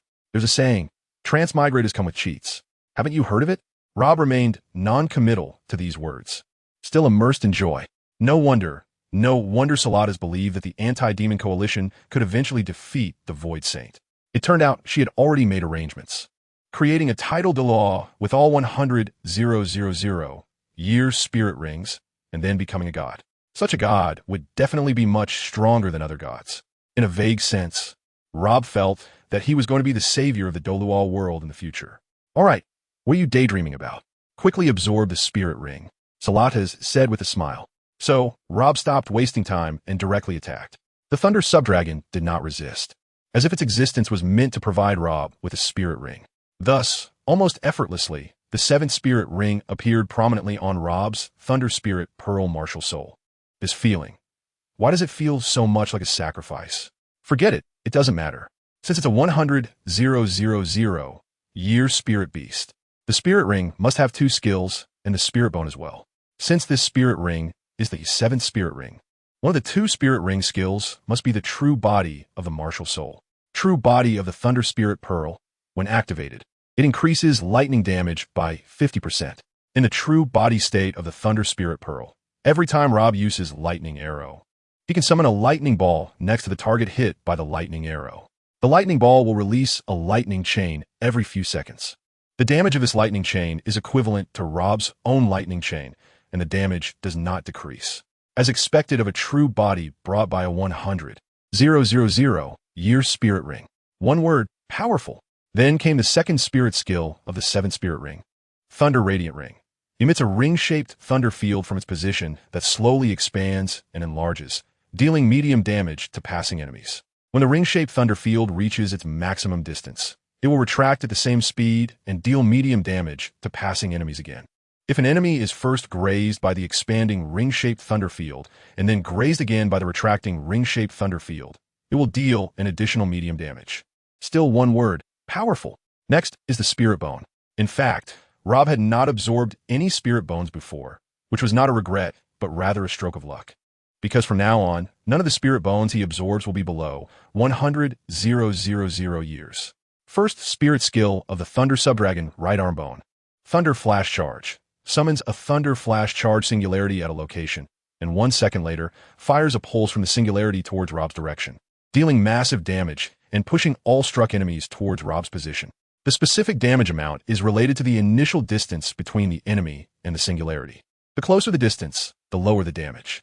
Second spirit skill of the Thunder Subdragon Right Arm Bone, Thunder Dragon Breath, summons a Phantom of the Thunder Subdragon, which performs a large-scale electric discharge in a specified direction for 4 seconds, dealing medium damage per second. However, once the direction is chosen, it cannot be changed. To be honest, this skill is a bit foolish. If the opponent still has mobility, it's quite easy to dodge this Thunder Dragon Breath. Unless, of course, Rob first uses a Control Spirit skill to immobilize the opponent before using this. In that case, taking full damage for 4 seconds would be unbearable even for someone at a higher realm than Rob. I have to say, this time, successfully absorbing a 100,000 year spirit ring and also getting a 100,000 year spirit bone. Just the increase in physical capabilities alone is already substantial, not to mention the 4 supermodel spirit skills, especially the special phase effect of the true body of the Thunder Spirit Pearl, which is quite similar to the Curator in Karazhan. Not only powerful, but also as disgusting as it can be. Now, it's likely that even an 89th level Soul Douluo would absolutely not want to fight Rob. Only a title Douluo could completely crush Rob with the difference in realm. I feel a qualitative change in my body. Rob couldn't help but mutter to himself. Of course, Saladas smiled. In the Douluo continent, when a soul master reaches the soul saint level and possesses the true body of their martial soul, it feels like being reborn. Moreover, Your 7th spirit ring is also 100,000 years old, and it comes with a 100,000 year spirit bone. Your overall strength is at least 40% higher than when you were at rank 69. Not bad. You truly are someone Saladas, have my eye on. At this moment, she suddenly had a mischievous smile, which was quite creepy. Rob almost thought wrong, listening to this sentence and her laughter. If Rob weren't someone who had lived a second life, a typical 18 or 19-year-old youth would have a hard time resisting this. Sister, let's keep such jokes to a minimum. Saladas did not comment on this, only pulling him to wander around this spirit beast garden dimension. Look, these 100,000 year spirit beasts are all prepared for your teammates who are about to reach the Soul Saint level, especially that Tang-san. To be honest, among your team, besides you, the most noteworthy is Tang-san, with the Blue-Silver Emperor and the Haotian Hammer dual martial souls. His future strength will definitely not be inferior to BB Dong. I specifically prepared a honeysuckle spirit beast for his 7th spirit ring. Honeysuckle? Wow, it sounds much more prestigious than blue silvergrass. Look at the 2 noble colors in the name. Blue silvergrass only has 1, but honeysuckle has 2. Moreover, who has ever heard of a 100,000 year honeysuckle? It's likely that there are no records of such a thing in the entire history of the Douluo continent, right? Rob naturally voiced these doubts. Salada's response was, of course there are none in the Douluo continent. I brought it over after cultivating it from another world. In the Douluo continent, it must follow the rules of the Douluo continent, so it belongs to spirit beasts, and it is still a 100,000 year spirit beast. The overall strength. Chapter 132. The Moving Flame Spirit Pearl, all orange golden soul rings. However, since the 100,000 year gold and silver flower was specially prepared for Tang-san by Saladas, Rob didn't ask any further questions. After all, it didn't belong to him. He wouldn't even glance at the best things. Thus, Saladas took Rob and, with a flash, left the Soul Beast Garden dimension. Before them was a city of nightmares filled with eternal twilight. Rob asked, what is this place? Nyarosa, the city of slumber, the territory of my brother Enzos. I could take you to capture a few of those brain-dead idiots who admire me. Enzos won't discover it for a while. We'll leave after we finish our business. So this is a theft? However, since what they were stealing belonged to the ancient rulers, Rob felt justified. In dealing with enemies, any means were acceptable.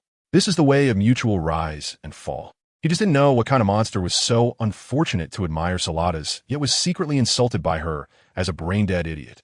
Saladas surrounded herself and Rob with a shadowy veil, then swiftly navigated through the vast and expansive city of slumber.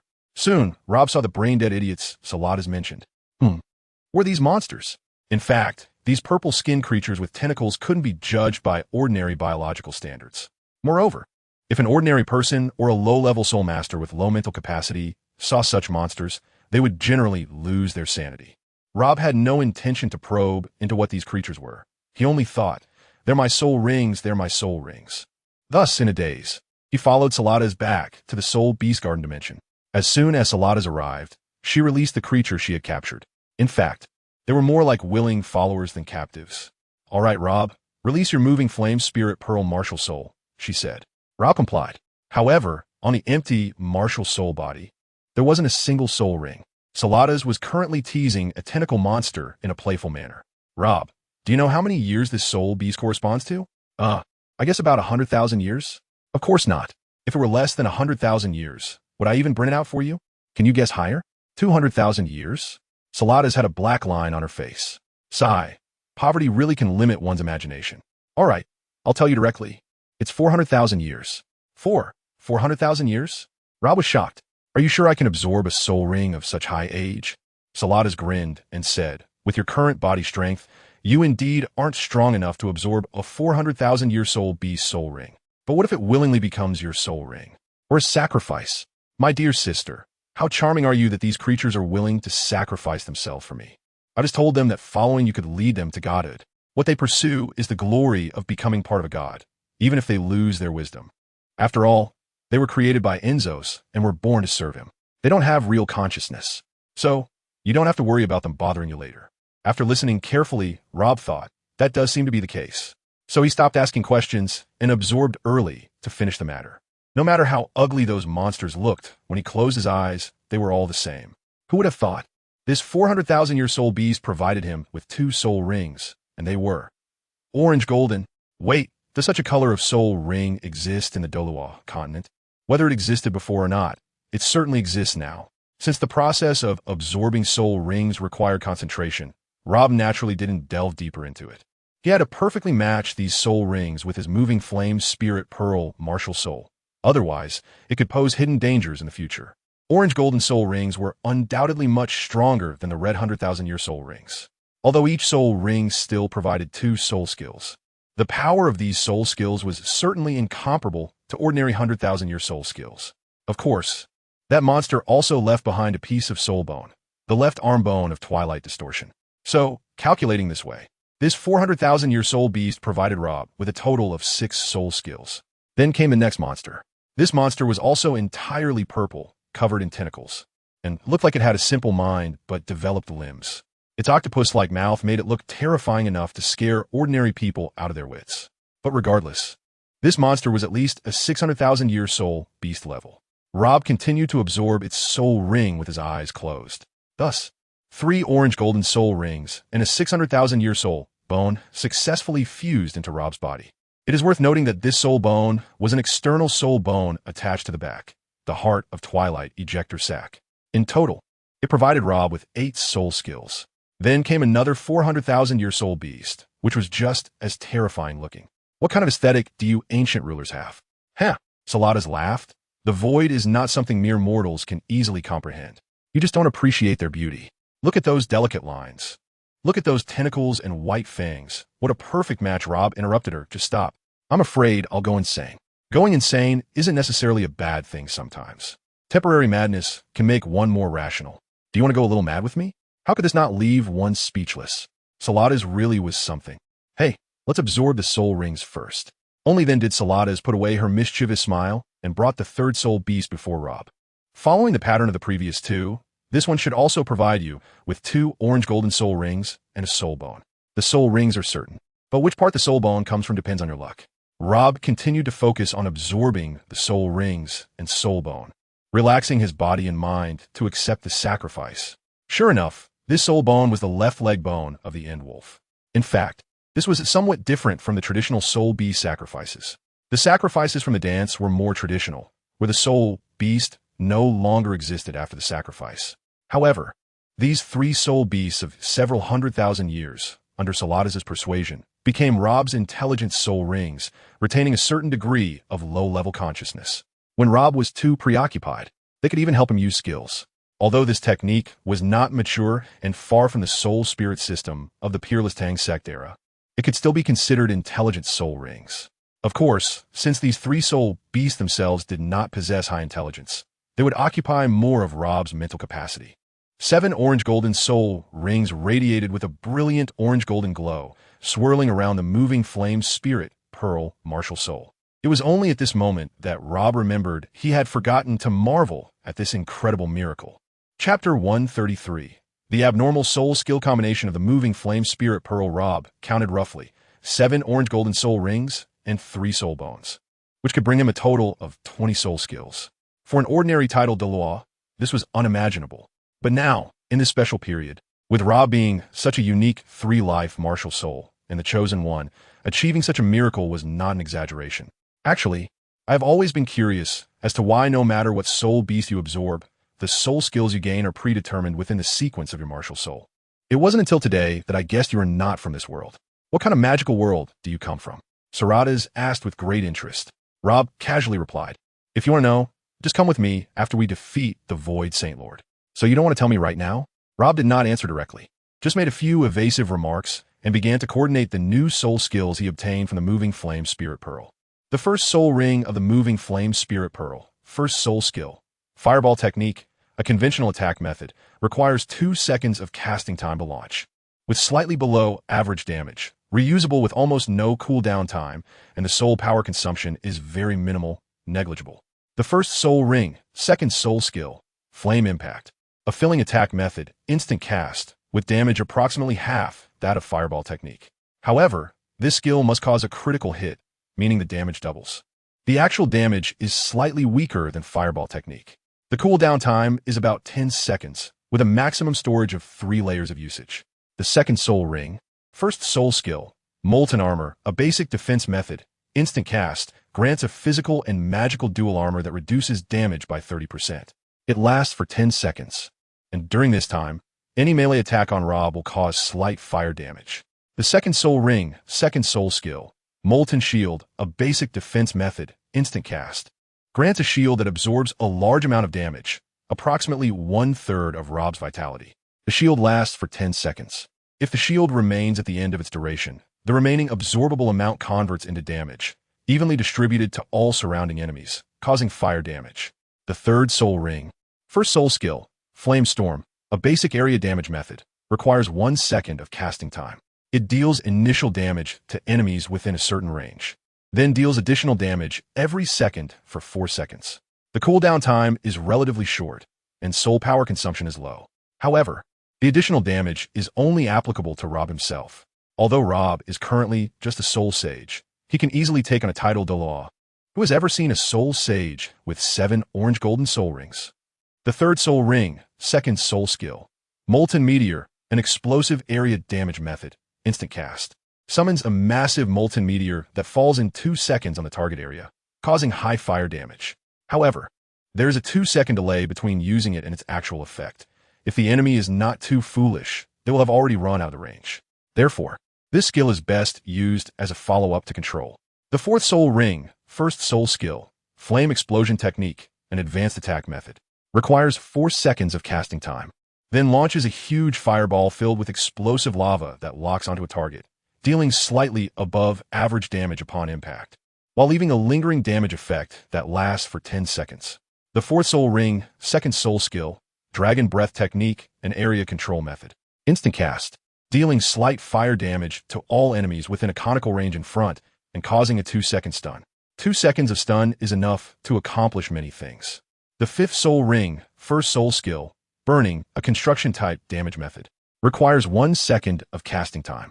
Upon completion, it immediately deals a small amount of fire damage to the target and increases Rob's movement speed by 50%. The fifth soul ring, second soul skill, Living Bomb, a construction-type area damage method, instant cast, ignites the target, turning them into a living bomb. After 2 seconds, it causes slight area damage centered around the target. Anyone receiving damage will also be affected by the living bomb. In other words, it's a nesting doll, but not infinitely. It can only nest twice. The sixth soul ring, first soul skill, Moving Flame Array, a basic explosive method, requires 1 second of casting time. Summons a larger area array on the ground beneath Rob's feet. The array lasts for 10 seconds. While standing in the array, all fire damage is increased by 30%. The sixth soul ring, second soul skill, Moving Flame Dream, an explosive construction method, instant cast within the next 10 seconds. The cooldown time of flame impact is reduced from 10 seconds to 5 seconds. Additionally, any damage-dealing spell that Rob casts that results in a critical hit will reduce the cooldown time of flame impact. Each critical hit reduces it by 1 second. The seventh soul ring, first soul skill, True Body of the Moving Flame Pearl. In the true martial soul state, the damage of all fire-type spells is increased by 30%. Furthermore, the lingering damage effect of Flame Explosion Technique can stack infinitely, and every 2 seconds, it will infect surrounding enemies. The seventh soul ring, second soul skill, Flame of World Destruction, an explosive construction method, instant cast for the next 10 seconds. All fire-type damage soul skills used by Rob will critically hit, and 20% of all damage dealt will be returned to Rob, resulting in healing. At first glance, these soul skills seem isolated and not particularly noteworthy. Aren't there just 14 soul skills? However, when Rob studied them closely, he found that they were simply too perfect. The synergy between these skills is incredibly tight, each linking to the next. Thus, Rob immediately devised an order of explosive sequence. If Rob decided on an enemy and wanted to eliminate them with his strongest power quickly, first, activate True Body of the Martial Soul. This must be placed at the forefront. Then, use 1 second to release Moving Flame Array, followed by instantaneously activating Moving Flame Dream and Flame of World Destruction. At this point, all of Rob's spells will definitely critically hit. This means each Flame Explosion Technique is instant cast, coupled with those pure damage enhancement effects. Rob could hardly imagine how terrifying such explosive output would be. In 10 seconds, even if it were the king himself, he would be turned to ash. The current Rob is truly both astonished and delighted. He still remembers that more than a decade ago, when he had just been reborn into this world. The voice that called itself a system once told him, set a goal for yourself, first become a god, and then. This truly is a goal. What sun? Big Sun, what Elon, what Mediv are all not worth mentioning. I, Rob, am more abnormal than you all. Thinking of this, Rob could no longer contain the ecstatic joy in his heart and shouted out loud. Chapter 134. Extreme Cold Spirit Pearl, also an all-orange gold soul ring. All right, why are you yelling like that? Did you take the wrong medicine? I thought you had a calm demeanor. Sarada smiled and said, is this little bit of power making you so happy that you don't even know your own surname? If you really become a god and reach that level, wouldn't you go completely insane with joy? Rob teased back. Isn't it a good thing for you to go a little crazy sometimes? I'm not telling you to go crazy right now. You still have another martial soul to absorb the soul ring for. Hurry up and get to work, don't dawdle. Otherwise, once we finish the main task, I'll join you in finding some fun. Handling the main task, finding fun, the wording is a bit. To prevent this big sister from continuing to tease him, Rob obediently began to absorb the soul ring for the extreme cold spirit pearl martial soul. Similarly, this was provided by 3 soul beasts that offered 7 orange gold soul rings, as well as 3 soul bones. The first was the Twilight Scorpion's Claw, provided by the Twilight Scorpion, and is an external soul bone. The second was the right leg bone provided by the Void Mantis. And the third was also an external soul bone, the Wings of the End Moment. The first soul ring of the extreme cold spirit pearl, first soul skill, Ice Arrow, is a regular output soul skill that requires 2 seconds to cast, causing moderately low damage and slowing the target by 30% for 4 seconds. It has low soul power consumption and almost no cooldown time. Each successful launch of an ice arrow can generate an ice spike beside Rob. A maximum of 5 ice spikes can be stored. For each ice spike that surrounds him, Rob's critical hit rate for all ice-type spells increases by 5%. Successfully casting Ice Arrow has a 1/5 chance to enter the state of Cold Wisdom. Successfully casting Ice Arrow also has a 1/6 chance to stack a layer of Ice Finger status on Rob. Ice Finger can stack up to 2 layers. The second soul skill of the first soul ring of the extreme cold spirit pearl, Ice Spear Technique, is a filling output soul skill that can be cast instantly, dealing a small amount of damage and 3 times damage to frozen targets. When Rob launches Ice Spear Technique, he can choose to launch the surrounding ice spikes as well. The damage of the ice spikes is slightly higher than that of Ice Spear Technique. Of course, Rob can also consume a layer of Ice Finger, making the target treated as a frozen unit. The first soul skill of the second soul ring of the extreme cold spirit pearl, Ice Storm, is a triggering output soul skill that requires 2 seconds of casting time, then continuously launching 3 waves of ice balls with snowflakes at the target, causing moderately high damage. If Rob possesses the Cold Wisdom state, he consumes the Cold Wisdom state, making this Ice Storm instant and increasing the damage by 50%. The second soul skill of the second soul ring of the extreme cold spirit pearl, Breath of Winter, is an area control skill that can be cast instantly, dealing a small amount of frost damage in a cone-shaped area in front and slowing it by 50% for 4 seconds. The first soul skill of the third soul ring of the extreme cold spirit pearl, Frost Nova, is an area control skill that can be cast instantly, dealing a small amount of damage to enemies around him and immobilizing them in place for 2 seconds. The second soul skill of the third soul ring of the extreme cold spirit pearl, Blizzard, is an area damage soul skill that requires 2 seconds of casting, then causes the target area to receive a small amount of damage every second for the next 6 seconds. Any damage taken from the Blizzard will slow the target by 50% for 2 seconds. The first soul skill of the fourth soul ring of the extreme cold spirit pearl, Ice Shield, is a basic defense soul skill that can be cast instantly, applying a shield to himself that can absorb damage equal to 1/3 of his vitality. It lasts for 10 seconds. When the shield duration ends or is broken, it will apply an instant, non-consuming, and non-cooling frost nova to the surroundings. The second soul skill of the fourth soul ring of the extreme cold spirit pearl, Ice Barrier, is an emergency defense soul skill that can be cast instantly, immediately encasing himself in thick solid ice. While he cannot take any actions, he is immune to all damage and negative effects for 4 seconds. The first soul skill of the fifth soul ring of the extreme cold spirit pearl, Ice Magic Array, is an explosive construction soul skill that requires 1 second to cast, then summons an area Ice Magic Array under his feet. The array lasts for 10 seconds. While Rob stands in the Ice Magic Array, all frost-type soul skills increase damage by 30%. The second soul skill of the fifth soul ring of the extreme cold spirit pearl, Black Ice Arrow, is an explosive construction soul skill, an enhanced version of Ice Arrow, requiring only 1 second to cast, dealing massive damage, and guaranteeing the cold wisdom state. The first soul skill of the sixth soul ring of the extreme cold spirit pearl, Ice Break, is a multi-target construction soul skill that can be cast instantly, allowing Rob's next single target damage soul skill to deal damage to an additional 2 targets nearby. The damage is 80% of the damage dealt to the main target. The second soul skill of the sixth soul ring of the extreme cold spirit pearl, Floating Ice, is a functional soul skill that can be cast instantly, allowing the next 2 soul skills that require standing still to be released while moving, and increasing damage by 20%. The first soul skill of the seventh soul ring of the extreme cold spirit pearl, True Body of the extreme cold spirit pearl. In the true body state of the martial soul, all ice-type spells Rob casts have their damage increased by 50%. He remains in the state of cold wisdom throughout. The second soul skill of the seventh soul ring of the extreme cold spirit pearl, Cold Bloodline, is an explosive construction soul skill that can be cast instantly. For the next 10 seconds, the casting speed of all Rob's ice-type spells increases by 30%, and the cooldown speed also increases by 30%. Well, another completely overpowering soul skill combination focused on attack. Just like the soul skills of the previous Burning Spirit Pearl, they might seem like ordinary soul skills when viewed individually, with effects that are quite common. However, the effects linked together by their associated mechanisms are incredibly perverse.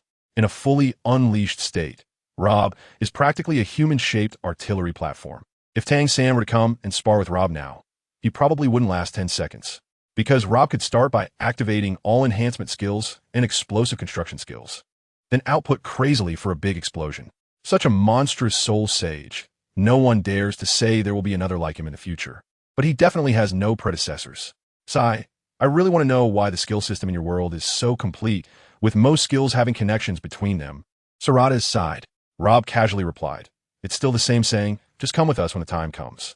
If you like it, experience it yourself." But you are right. The biggest drawback of this world called Luo continent is that soul masters hunting soul beasts to obtain soul rings do not necessarily get the most suitable soul skills for themselves. Even if they can obtain suitable soul skills, the soul skills of a soul master have no inherent connections in terms of mechanisms, completely lacking a system. Sarada's acknowledged this, agreeing and letting him continue. For example, my first soul skill of the first soul ring of the extreme cold spirit pearl, Ice Arrow, seems to be just an ordinary single target direct damage skill, with low damage and nothing remarkable. However, it can accumulate ice spikes, generate cold wisdom effects, and stack ice finger effects, thereby linking with other skills like Ice Spear technique. Chapter 135. Rob's abnormal spirit bone skills. Sarada's completely agreed with Rob's words. However, she was more interested in seeing what soul skills Rob's spirit bones had. Although Rob's soul skills were fixed combinations from his previous life and could not be changed by absorbing soul rings, the spirit bones were not closely related to Rob's martial spirit, and the accompanying soul skills were more aligned with the soul beasts they originated from. The first soul skill of the left arm bone of Twilight Distortion, Twilight Distorter, instantly transformed Rob's right arm into a massive deformed form, increasing its strength 5-fold, which could be used for both attack and defense, lasting for 5 seconds. It seemed like an emergency defensive measure, although it could also be used for attacking. Rob was fundamentally a ranged, spell-casting soul master, making this soul skill less suitable for offensive use. The second soul skill of the left arm bone of Twilight Distortion, Distorted Mind, temporarily caused the target to lose higher consciousness, retaining only beast-level intelligence, lasting for 5 seconds. Although this effect sounded impressive, Rob felt it was quite useless. The first soul skill of the Twilight Heart Ejector, External Spirit Bone, Poison Bomb Ejector, shot a rapidly rolling poison bomb straight ahead, causing area damage and slowing down the enemy upon impact, along with continuous damage. It could be used 6 times, with a charging time of 3 seconds. It seemed to have no significant utility. The second soul skill of the Twilight Heart Ejector, Twilight Poison Mist, sprayed a large area with poison mist, causing a small amount of direct damage and 3 seconds of continuous damage. However, any enemy affected by the continuous damage from Twilight Poison Mist would be stunned for half a second upon receiving any further damage. The first soul skill of the left leg bone of the End Wolf, Wolf Speed, required a 1-second casting time and then doubled Rob's movement speed.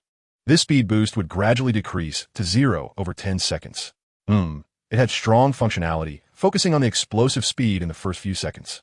The second soul skill of the left leg bone of the End Wolf, End Heart, delivered a precise strike to the target and enemies in the surrounding area, dealing massive damage and reducing their physical and magical resistance by 20%, lasting for 5 seconds. It seemed to be another explosive building method. If used at the right time, it could fit into an explosive build.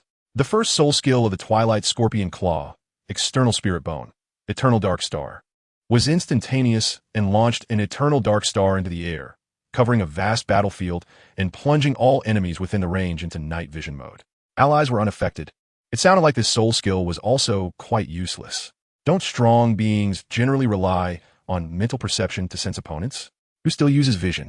The second soul skill of the Twilight Scorpion Claw, Lone Star in Darkness, targeted an enemy engulfed by the eternal dark star, enveloping them in intense starlight, making them the most conspicuous presence in the entire area.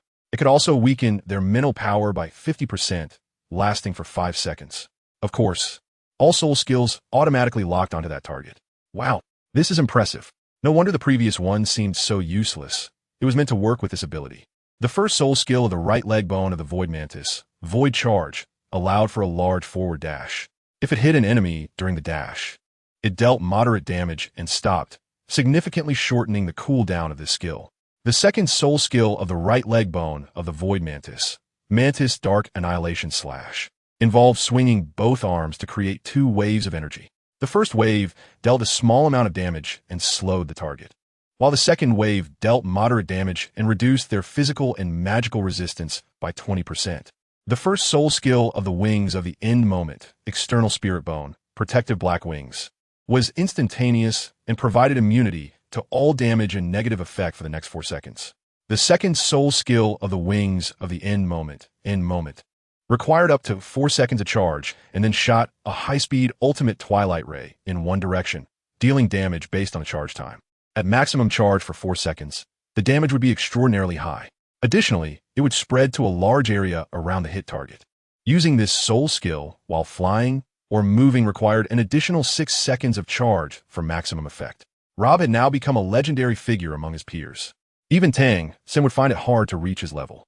By the time he became a title Douluo, he would probably be able to match even the ultimate Douluo. Once he became an ultimate Douluo, he would be unmatched below the divine level. These spirit bone skills seem to have little correlation with your martial spirit itself. Sarada's remarked thoughtfully. Rob casually replied, "Yeah, and they aren't very impressive. But that's okay. Just the attribute boosts have given me a feeling of transformation. Should I dare to ask for more? However, while I am happy, I fear I won't be able to control such powerful strength. Is that enough for you? Is that all the vision you have? You're a second-generation person. When you and your Lili fused and evolved into an ultimate Douluo, didn't you feel how exciting it was to possess that level of power? Just think about it. Once you become an ultimate Douluo, you can harness such immense strength all by yourself. Moreover, you could even create your own divine position and become a true god. These are all things you must face." Sarada's words ignited Rob's blood once more. Yes, subconsciously, Rob had already classified himself as someone destined to become a god in the future. Was pretending to escape useful? No, this should not be the demeanor of someone destined to become a god, or even a god king. I realized it. I will accept this power and these responsibilities, he said calmly. All right, we should head back.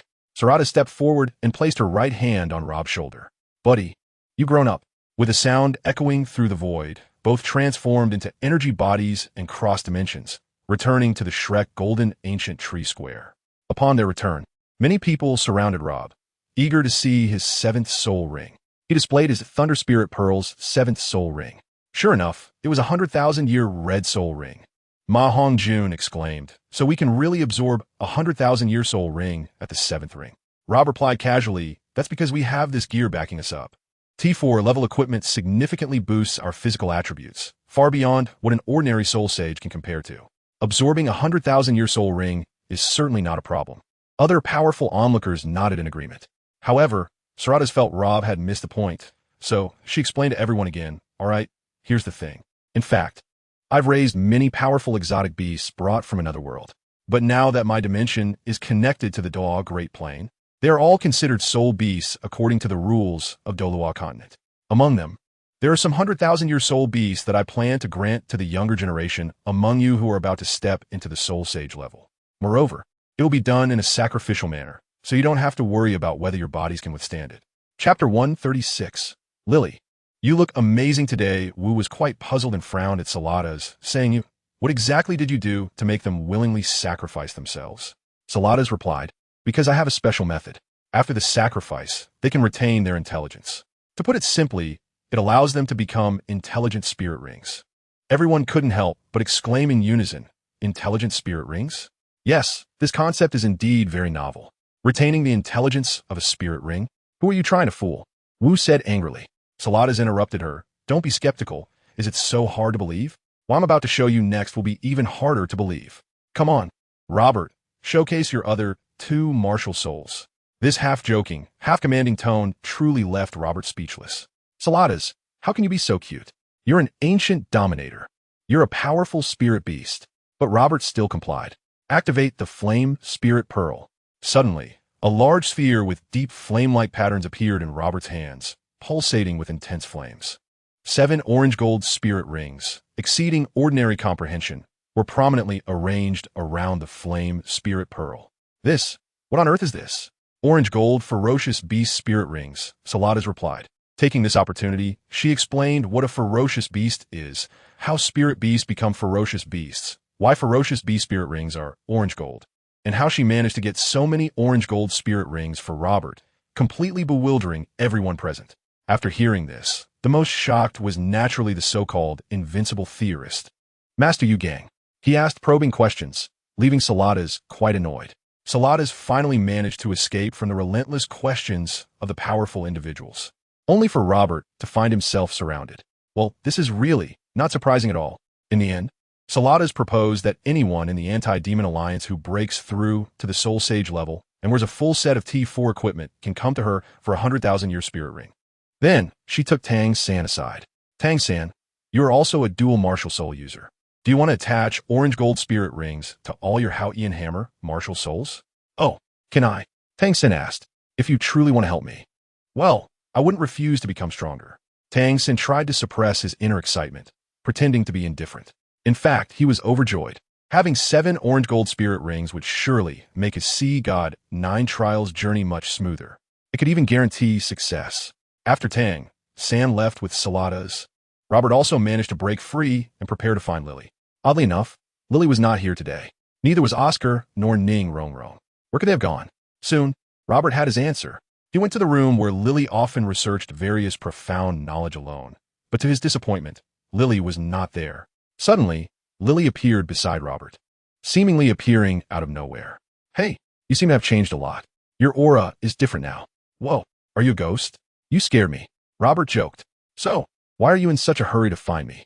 If I'm not mistaken, it's you who is in a hurry to find me, right? Lili smiled, biting her lip. Okay, let me see your 7th spirit ring. Robert responded simply and summoned his Thunder Spirit Pearl martial soul. The 7 spirit rings, yellow, purple, black, and red, were arranged together.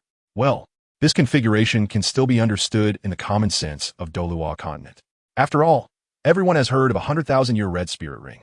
As for appearing as the 7th ring, most would think Robert is an extraordinary talent with exceptional luck. However, when Robert released his monstrous Flame Spirit Pearl and Extreme Cold Spirit Pearl, well, this could no longer be described as just a monster. Wow, 7 orange-gold spirit rings. Who has ever seen this? Earlier in the square, so many powerful individuals gathered around Robert, which was truly understandable. Now even Lili, who was already a super Douluo, couldn't help but gasp and took a few steps back. Lili trembled all over. What did Salada's do to you? How is this possible? Nothing is impossible. If you had a second martial soul, she would definitely give you a full set of orange-gold spirit rings too. Ha ha! Lili squinted her eyes and looked at Robert, who seemed like a madman. Why do I feel like you're acting like a nouveau riche now? Are you getting carried away? Realizing he was a bit out of line, Robert cleared his throat and switched to a serious mode. It was then he noticed that Lili looked very beautiful today and seemed to have used her martial soul to simulate a light makeup. With a delicate makeup paired with a peacock green pattern long dress, she looked particularly mature and happy. Both Lili and Robert had already turned 19. Robert took a rough look at her special outfit today, and his hurried gaze quickly met Lili's big, sparkling eyes filled with anticipation. At that moment, The Thunder Spirit Pearl suddenly reacted. Purple sparks quietly began to spark in the air. In the instant their eyes met, Robert's anxiety transformed into calmness. He suddenly realized an unbelievable fact. Over the past 7 years since he met Lili, he had hardly ever truly appreciated her beauty. The extreme cold spirit pearl replaced the thunder spirit pearl, making the time in the room seem to freeze. This moment felt so long, as if they had stood from the wild and fertile lands of creation to the wasteland of the apocalypse. Robert's heartbeat suddenly accelerated. Lili felt the same. She had been waiting for this moment for an unknown amount of time. Today, Robert's reaction made it impossible for her to suppress or restrain the feelings and impulses buried deep within her heart. Thus, the aura of the extreme cold spirit pearl retreated back into Robert's body, replaced by the flame spirit pearl. The fiery youth seemed ready to engulf the room, like a furnace melting steel. Both of them felt a warmth surging through their bodies, beads of sweat occasionally forming. Under the expansion of the flame spirit pearl, everything became blurred. Amidst the fiery red flames, the two figures slowly approached and merged into one. This was different from fusion evolution. Fusion evolution only sealed the original bodies of the two individuals, simulating a new entity based on their genetic connections. Whether it was Li Jun or Luo Zai, they had little to do with Robert and Lili. This moment truly belonged to the two of them together. When they awoke, the room was in disarray. Slowly coming to, they hurriedly dressed themselves neatly. We actually slept in this study for a night. Did anyone come in? Robert asked casually. Lili rubbed her eyes, which hadn't fully opened yet, and casually replied, I don't know. What if someone did? Chapter 137, Tang San's Haotian Hammer, all orange golden soul rings. The two hurriedly tidied up the study, tried to restore it to its original state, and then quietly slipped out. Oh dear, last night was just two. It should have been in a different place. At least, a more comfortable place. Now that everything has passed, it's too late to regret. To their surprise, as soon as they arrived at the golden ancient tree square, they saw Tang San surrounded by onlookers. As expected, Tang San's Haotian Hammer martial soul also possessed 7 very conspicuous orange golden soul rings. Rob and Lili stood quite far away, but could still clearly sense how terrifying the weight of the Haotian Hammer must be with the support of the 7 orange golden soul rings. They also heard that Tang San's family had a unique skill that could temporarily explode soul rings at the cost of greatly enhancing the power of the Haotian Hammer. The extent of this enhancement was greatly related to the age and quality of the soul rings. Oh well. In fact, Rob's guess was not wrong. The current Tang San was no longer comparable to the Tang San of yesterday. The orange golden soul rings brought him not only 14 soul skills and abnormally powerful attributes, but also a majestic, imperial-like aura. Even his originally perfectly controlled domain of slaughter could not compare to this imperial aura's influence. How can a butcher compare to a king? Of course not. Therefore, what Tang San displayed now was that imperial aura, not the domain of slaughter. The first soul skill of the first soul ring of the Haotian Hammer, Brave Strike. A basic damage skill, instant cast, swings the hammer to perform a skillful strike, causing medium physical damage and a small amount of spell damage. It consumes little soul power and has a short cooldown. The second soul skill of the first soul ring of the Haotian Hammer, Brave Throw. A filling damage skill, instant cast, transforms into an energy body Haotian Hammer, throws at the target, causing a small amount of damage upon hit and leaving a mark that lasts for 10 seconds. The presence of the mark will cause the next attack from the Haotian Hammer to inflict additional small spell damage and remove the mark. The first soul skill of the second soul ring of the Haotian Hammer, Storm Throw. A control skill, instant cast, transforms into an energy body Haotian Hammer. Throws at the target, causing a small amount of damage and stunning the target for 1 to 4 seconds, depending on the opponent's cultivation. However, regardless of the opponent's cultivation, as long as they're not a god, they will definitely be controlled for at least 1 second. The second soul skill of the second soul ring of the Haotian Hammer, Shockwave Hammer. A range control skill, instant cast, swings the Haotian Hammer, launching a shockwave in a conical area ahead, causing a small amount of spell damage and a 40 slowdown effect, lasting 4 seconds. The first soul skill of the third soul ring of the Haotian Hammer, Haotian Thundershock. A range damage soul skill, charges for 1 second and then strikes heavily downwards, dealing massive physical damage and knocking back enemies in the area, causing a small amount of spell damage and a 50 slowdown effect over a large area. The slowdown effect lasts 5 seconds. The second soul skill of the third soul ring of the Haotian Hammer, Haotian Explosive Spiral. A range control soul skill, instant cast, immediately swings the Haotian hammer in a circle, dealing damage to enemies in a large area. The damage radius is approximately 6 meters. Enemies within the inner 3 meters will be slowed by 50 upon taking damage, lasting 5 seconds.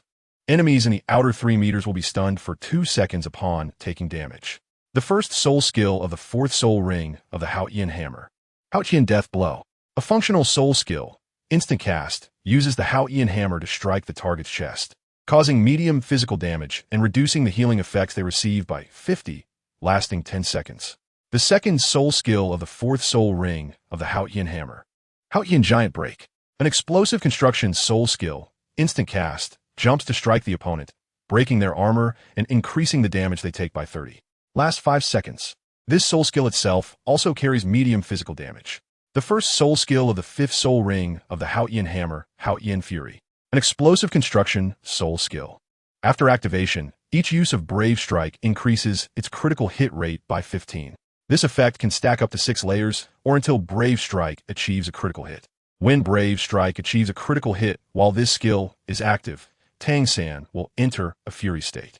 In this state, the critical hit rate of all his Haotian hammer soul skills increases by 30.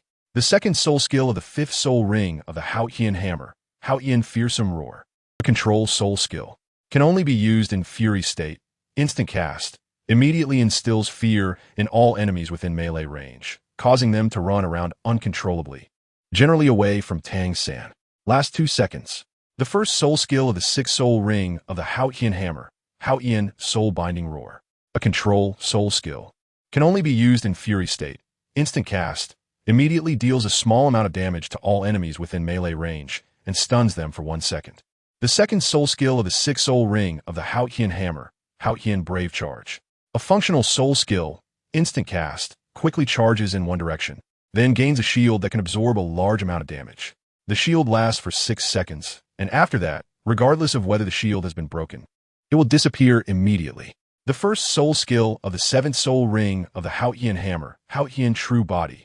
Instant cast allows oneself to directly control the Haotian hammer with soul and will. The attack power of the Haotian hammer increases by 50, and oneself becomes immune to all non-damage negative effects.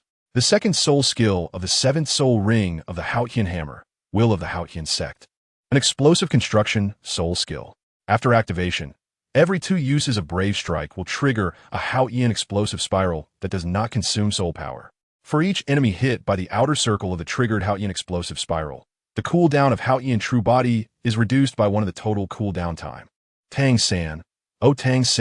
has ultimately become such a powerful standout. One must ask, besides Rob, who else could be stronger than him? Given time, when this generation of young people grows into titled Douluo, the older generation can truly rest assured in the second line. The younger generation not only has freaks like Rob and Tang with all orange golden soul rings, but others are not lacking either. After all, Salada's promised that every soul master who reaches level 70 and has a full set of T4 equipment will receive at least one 10,000-year soul ring from her. This is already something the older generation cannot compare with. I see this Tang is going to get carried away. Lili said seriously, look at him. It's been over 10 minutes, and he hasn't gotten out yet. Rob, however, didn't care at all. Maybe he just enjoys this feeling. However, before they could judge further, Wu forcibly dragged Tang away. She clearly was not happy with Tang being surrounded by so many people. The key was that the front row of onlookers was almost all various beauties. Girls like Shui Binger and Huo Wu were all in their 20s, each one more beautiful and happier than the last.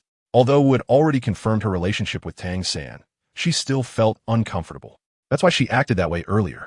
This is understandable. If I hadn't done that, it would be really silly. Chapter 138. You wanted to go save Qian Ringshu? The crowd's interest in the orange gold soul ring had not yet faded when Rob was called by Saladas for a task that required his leadership. Do you remember that 6-winged soul master? Her name is Qian Ringshu. Rob had no impression of Qian Ringshu. He only knew that she was a titled Douluo transformed into a dark fallen angel by the Void Saint Lord after being captured. He had fought her when he and Lili fused together during the ruins of Wuhan City. Qian Ringshu? What happened to her? Saladas continued, if I'm not mistaken. She is about to become an ultimate Douluo. Once she becomes an ultimate Douluo, her strength will soar, possibly even surpassing Quejuan. If the Void Saint Lord elevates her level further, she would be comparable to a first-level god. and a first-level god of the void is not something an ordinary first-level god can contend with. So you mean we must stop her before she becomes a first-level god? Yes, you're quite sharp. That is exactly the case. Although we have Song Yingwen, who is destined to become a divine messenger, if we can rescue Qianrengshu, she will have other paths available to her. Just like your teacher, Dong, who was supposed to be the inheritor of a Rakshasa god, but her divine trial was interrupted when Wuhuan City was destroyed. Later, when she killed Jihoan, she received the legacy of the comic goddess. Listening to Salada's, Rob was shocked. So Dong and Song Yingwen were both destined to become gods. He had no idea before. Salada's always seemed to know things that others couldn't fathom. At the same time, Rob understood a principle. As long as a person is outstanding, missing one opportunity will always lead to another chance. Outstanding people never lack opportunities. So when can he become a god? Could it really be, as he guessed, that he could only create a divine position himself? Then when do we set off? Rob asked. Go get your girlfriend. We can leave right now. To be honest, Rob really disliked Salada's referring to Lili that way. Your girlfriend? That term was just ridiculous. Moreover, it wasn't the first time Salada's called her that. Feeling awkward, but knowing he had to act, Rob quickly coaxed Lili out, saying he would take her for some fresh air. In fact, this was a very dangerous mission. Leaving the protection of the golden ancient tree to execute the task made them easily monitored by the Void Saint Lord. If an ancient ruler suddenly appeared, the situation would become very unfavorable.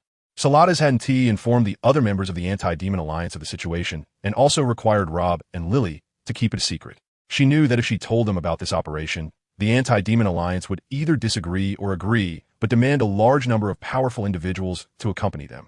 The former was somewhat better. Not executing the task wouldn't alert the enemy. If it was the latter, the mobilization of many powerful individuals would surely alarm the enemy, making it difficult to capture Qianrengshu. After all, the mission objective was precisely to bring Qianrengshu back. So, after careful consideration, Salada's decided to take only Rob and Lili and set off directly. The void portal opened, and a man and two women stepped through, after which the door closed, leaving no trace of them. Is this passageway considered plain? Rob asked. Salada's casually touched a singularity on the wall of the passage. It can be considered so, but calling it a passage is somewhat inaccurate. I prefer to call it the teleportation hall. Saying this, Salada shared a portion of her mental power with Rob and Lili, then continued. Do you see? Each singularity on these walls is a teleportation portal. This one connects to Wuhuan City, that one connects to Do City, and the two nearby are Gongxin City and Qihua City. Salada's turned to face another wall's singularity. This one leads to Xingluo City, and that one goes to Soto City. Rob couldn't help but exclaim, is it really that magical? So we can just go wherever we want? Sort of. Salada smiled. Many mortals from the worlds we have invaded call me the demon of 1,000 souls. But in fact, I'm better at spatial magic. With that, she casually opened the teleportation portal to Wuhuan City and stepped out first. Rob and Lili followed closely behind, once again stepping onto the ruins of Wuhuan City, which had been destroyed. The scene here was exactly the same as when they last came, with hardly any changes. Low-level Twilight followers still wandered everywhere, and the eternal Twilight Veil remained. Is Qianrengshu really still here? She is definitely here, Salada's replied. Even though she has been mentally twisted by the Void Saint Lord, she subconsciously knows that this is her home. Here, she has her grandfather, the only one who truly loves her. Rob was puzzled. Logically, Senior Qingdao, Lu perished together with Kejuan, so she still remembers her grandfather. How could she willingly be used by the Void Saint Lord? That is the mystery of mental distortion. Perhaps in her perception, Qingdao Lu was killed by you, Salata said with a smirk. Lili, however, was quite unconvinced and even a bit angry. You ancient rulers really play with people's hearts like this? You're all just perverts. Suit yourself, girl. Wait until you experience this feeling. Then you can judge us. Right now, you have no right. Salada's was not normal when she argued with Lili. A dignified ancient ruler, the demon of 1,000 souls, actually bickering with a girl like this? It was quite strange. Rob didn't know what was going on. Didn't Lili realize? She was only hostile to Salada's because she could see through Salada's thoughts, causing her emotions to spiral out of control and lash out at her. At the same time, Lili found it odd that Salada's, who had lived for countless eons, would act like a girl in love. In fact, even Salada's herself didn't understand why she suddenly had feelings for Rob, even though she knew that Rob and Lili had already taken their relationship to the next level. She longed to experience that feeling, but her cursed body would never allow it. Could she really only hope to meet again in another life? No. Saladas couldn't wait. She only hoped that after defeating the Void Saint Lord, she could break the curse and become a normal woman. A true mortal. Alright, I've sensed Qianrengshu's exact location. There's no time to lose. Let us hurry over and aim for a surprise attack. As Saladas spoke, she enveloped Rob and Lili into Shadow Veil, carrying them forward. Chapter 139. Poor Qianrengshu? Terrifying Qianrengshu. Moving slowly was to ensure they would not be discovered. Once discovered in advance, they could be attacked by the Twilight Cultists and Twilight Soul Masters throughout the city. Although their strength could easily handle Twilight Soul Masters below the title Douluo level, Qianrengshu would definitely notice them, and then the plan would fall apart. Be careful. Don't make any sudden movements, or the Shadow Veil will lose its effect, Sarada's reminded. Rob and Lili were already quite cautious, but still criticized for their excessive movements. In fact, it was true. As young individuals who had experienced the strength of a limit Douluo, they had become accustomed to bold and exhilarating fighting styles, making it hard for them to restrain themselves. Crossing the debris-filled square, they began to climb the severed Pope's Palace. After all, the Spirit City had been their home for many years, especially for Rob. Since the age of 6, he had lived and trained in the Spirit City. Every time he looked at the resplendent Pope's Palace, he felt a special connection to it. Even after leaving the Spirit City to study at Shrek Academy in the Fighting City, he often reminisced about the days he grew up under the protection of the Pope's Palace. After the Soul Master competition, he returned to the Spirit City. Over the past 5 years, he had grown from a somewhat immature teenager into a passionate and strong-willed young man. Until the Spirit City was destroyed, he had spent a total of 11 years growing up there. Looking at the crumbling walls, memories flooded back. The once mighty and prosperous Spirit Hall organization was now no more, just like the Spirit City that had turned into ruins. The Shadow Veil protected them well. Sometimes, even when brushing past some wandering Twilight believers, they would not be noticed, as if they were completely invisible. Finally, as they traversed the ruins, they got closer to Qianrengshu. Indeed, Qianrengshu was in the shrine. Pitiful Qianrengshu, her mind twisted, yet still living in endless sorrow. At a young age, she had lost her father, and Bibi Dong didn't treat her like a daughter, being very harsh towards her. Others in the Spirit Hall could not get too close to her because of her special status. Thus, she had no peers of her age. At 10 years old, she, being precocious, infiltrated the Dou Empire for the sake of the Spirit Hall's great cause, hiding her identity as a daughter and transforming into the Prince Xiao. Every day, she spent her time in the palace filled with trivialities and deceit. How cruel was all of this for a girl? Later, even her only somewhat close grandfather left her. She didn't even get to see him one last time. When she abandoned her disguise in the Dou Empire and rushed back to the Spirit City, it had already become ruins, and her grandfather Qian Daolu had long since perished, leaving nothing behind. She cried for 3 nights and still did not notice that Twilight believers had surrounded her. Rather than Qianrengshu's mind being twisted by the Void Saint, it was more accurate to say she had fallen into an endless nightmare herself. Carrying endless sorrow, anger, and thorns, she came. As a 6-winged Void user, Qianrengshu truly had a devilish face and a devilish figure. Her stunningly beautiful and sexy appearance, combined with a cold and withered demeanor, evoked deep sympathy. Now, she exuded an aura of entropy and extinction. She has noticed us. Rob communicated with Sarada's using his mental power. No, she hasn't seen us. Otherwise, her expression will be different. She must have something to attend to. Quickly, step aside. We are in her path. They shifted to the right as a hole within the Shadow Veil, dodging the lifeless Qianrengshu. Rob finally let out a sigh of relief, feeling embarrassed for his unnecessary worry. Yes, Qianrengshu was just a super Douluo now, and her overall cultivation was still inferior to Sarada's. How could she possibly notice them while Sarada's was fully maintaining the Shadow Veil? Then Rob asked, "What we do now?" "We can wait in her room until she returns, and then catch her off guard," Sarada's replied. However, Rob clearly felt that this plan seemed a bit unreliable. As long as Qianrengshu wanted to, she could break through the walls and escape at any moment, unless they captured her before she realized what was happening, rendering her incapable of resistance. However, before Rob could voice his doubts, Sarada's continued explaining, "Here's the plan. You and Lili will first merge and evolve, and when she returns to her room, I will use the Emerald Wild Pearl to simultaneously transport both of you to a place called the Verdant Wilderness. There, you must incapacitate her. Meanwhile, I will open a dimensional portal with the Emerald Wild Pearl and return to Shrek City. Once you achieve victory, I will immediately release you." "I see. In Rob's impression, Sarada's never undertook risky endeavors. She wouldn't easily bring Rob and Lili out to carry out a mission without a solid plan. All right, let's hurry. Things unfolded according to plan. Sure enough, Qian Ringshu returned to her room shortly after, and upon entering, she was inexplicably thrown into a dimension filled with primeval forests. In this place, a tall young man named Luo was waiting for her. Under the influence of the Void Saint, Qian Ringshu's attention was not on Luo's godlike appearance. On the contrary, her mind was filled with thoughts of how to kill him, and whether her strength was enough to do so. Notably, Luo's current martial soul was not the Thunder Cold Crystal, but the Frost Flame Crystal. This was the result of Rob's Flame Spirit Pearl martial soul merging with Lili.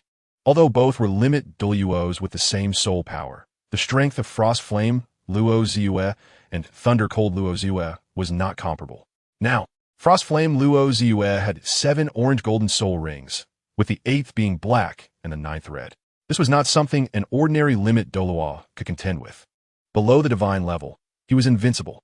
The soul skills from Luo's first 7 soul rings were all based on Rob's Flame Spirit Pearl's fundamental soul skills, but they were all accompanied by the slowing effects of ice.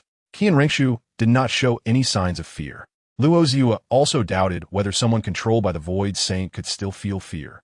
However, Qian Ringshu was clearly not unafraid due to her mind being controlled. She genuinely had the strength. Dark as night, the flowing entropy energy enveloped her entire body. 9 soul rings, black, red, red, red, red, orange golden, orange golden, orange golden, were prominently arranged around her body.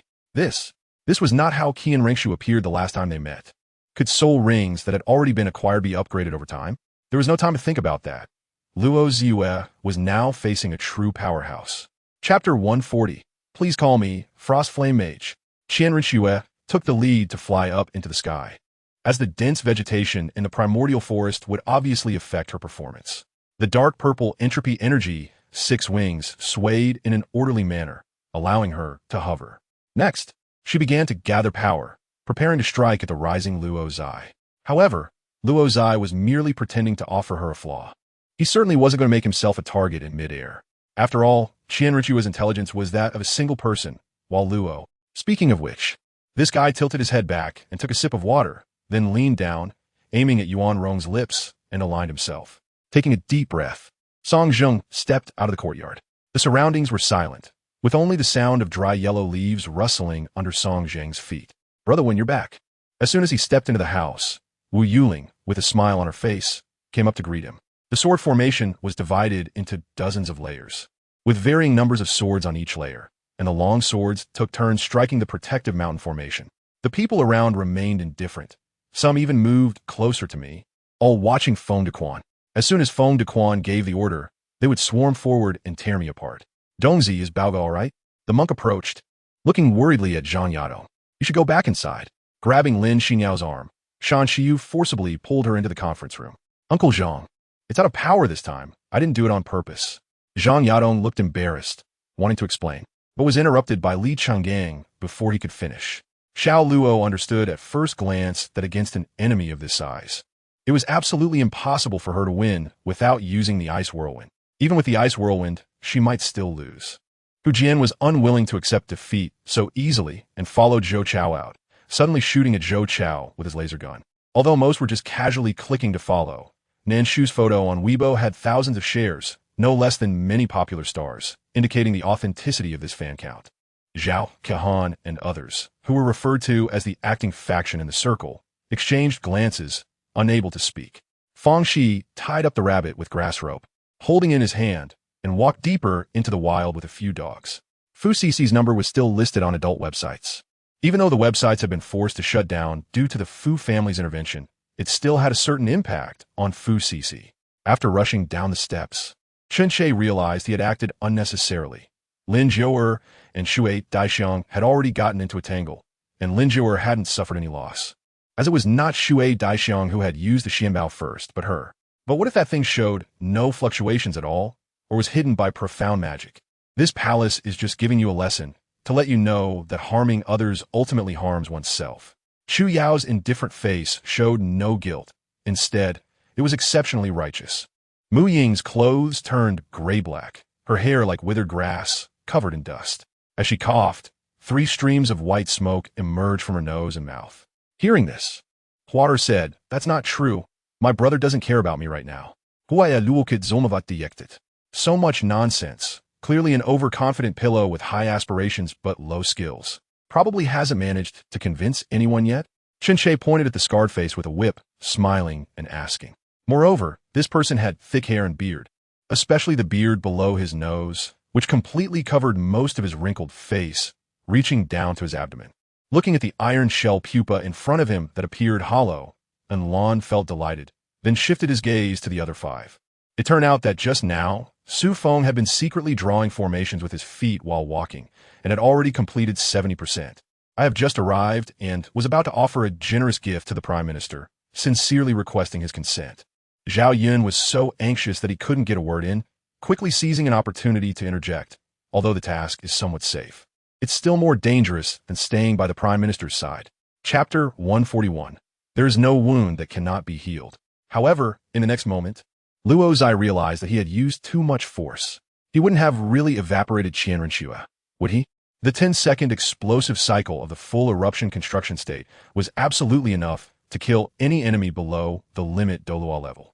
He couldn't help but secretly regret it and hurriedly flew forward. When all the smoke and fire dissipated, Luozai only saw that the void entropy energy on Qianrenxue's body was extremely unstable, as if it were about to explode at any moment. Fortunately, the terrifying eruption just now did not cause her any fatal injuries. The void entropy energy was fluctuating violently, becoming increasingly unstable. Once it exploded, it would truly lead to Qianrenxue's demise. At this moment, Saladas had returned to the golden ancient tree, placing the emerald pearl properly. She said, "You can come out now. Qianrenxue's condition is very dangerous. Only under the nourishment of the golden ancient tree can it be alleviated." Hearing Saladas calling from outside the plane, Luozai did not dare to delay and immediately connected to the outside world, carrying Qianrenxue out. He could clearly sense through touch that Qianrenxue's physical condition was very poor. Delaying any longer could result in death. Finally, when the radiant light of the golden ancient tree illuminated the body of this fallen super Daw, all unstable factors instantly dissipated. The warm golden light completely enveloped her, as if a loving mother were soothing her child. All the filth, all the void entropy energy, all the chaotic annihilation power, at this moment were all purified.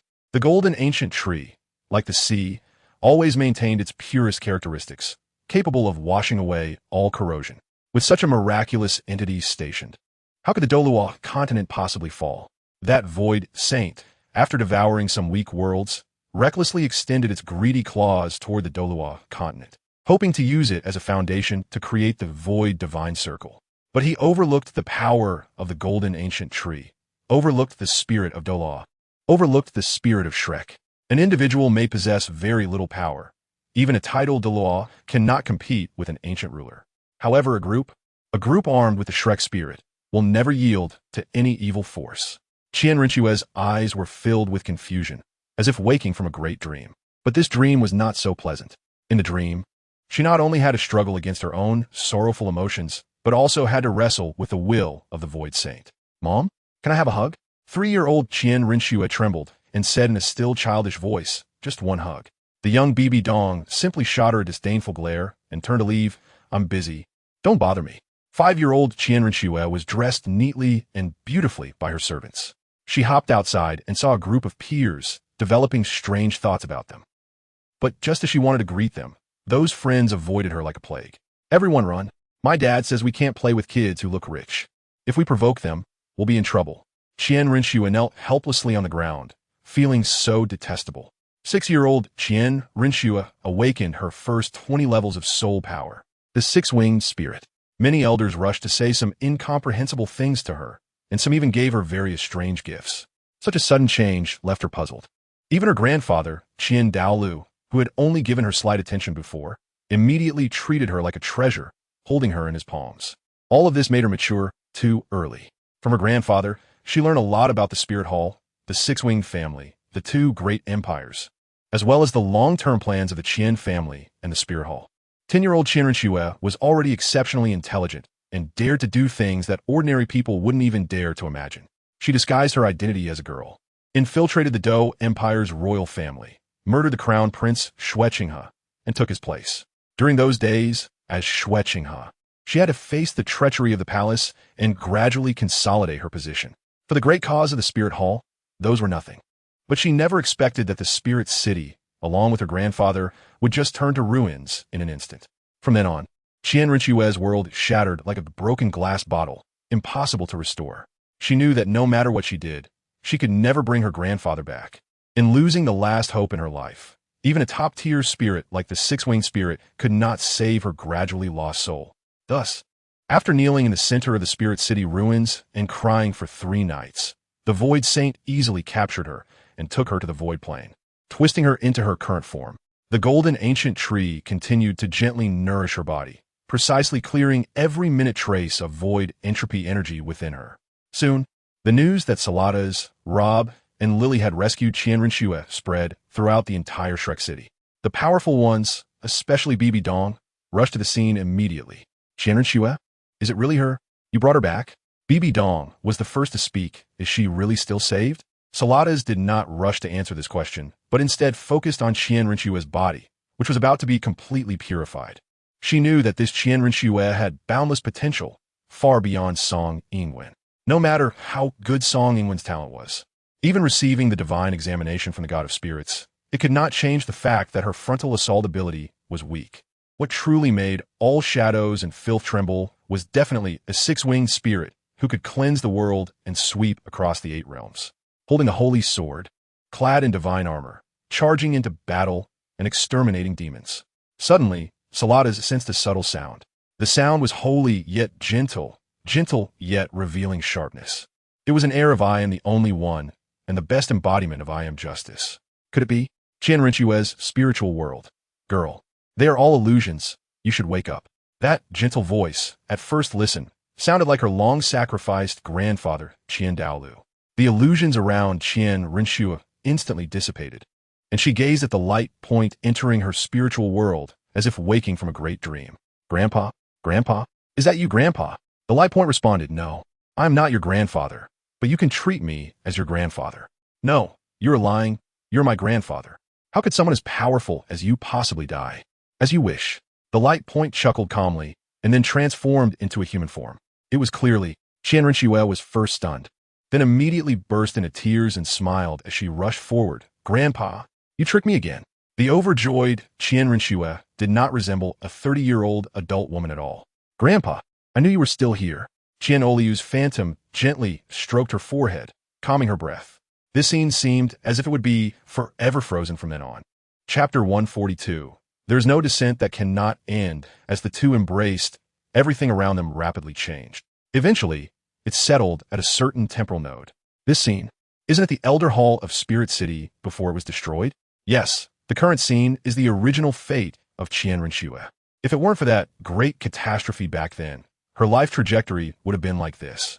Standing quietly in the center of the Elder Hall, facing the enormous statue of the 6-winged angel, Qian Rinxue was enveloped in a golden radiance.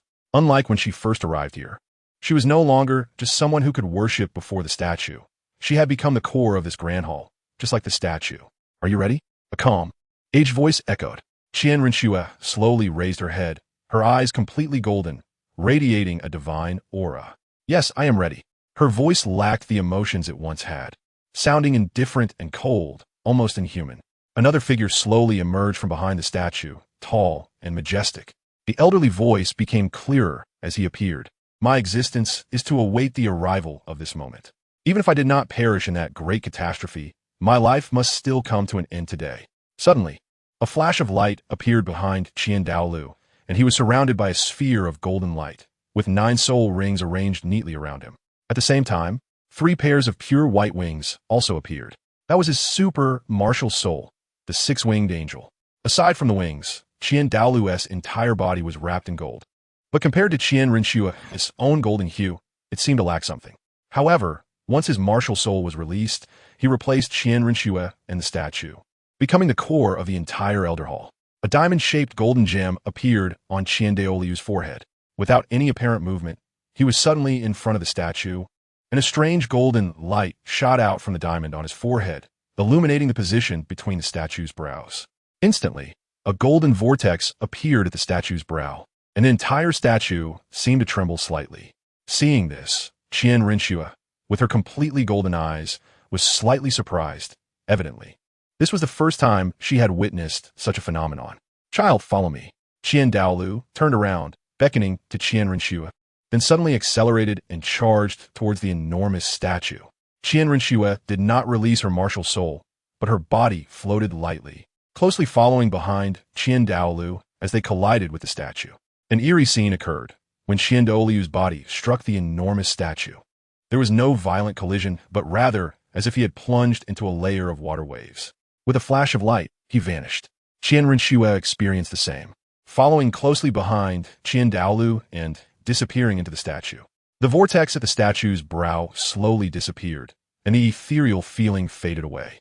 Amidst flickering light, everything returned to calm, but Qian Douluo and Qian Rinxue, the grandfather and granddaughter, vanished within the converging golden light. Surrounded by golden light, Qian Rinxue found herself in a strange world, first feeling an endless warmth enveloping her body. Everything around seemed so unreal, with illusory golden ripples constantly shimmering, as if she had passed through a tunnel formed by condensed light. Qian Douluo was ahead, leading Qian Rinxue forward. It felt as if a century had passed when the surroundings suddenly cleared, the ethereal sensation vanished, and reality returned. To Qian Rinxue's surprise, she and her grandfather appeared in the middle of the Grand Hall. As her body manifested here, she immediately sensed the peculiarity of the hall. Surrounded by an endless night sky, dotted with stars, the Grand Hall seemed to float in this night sky.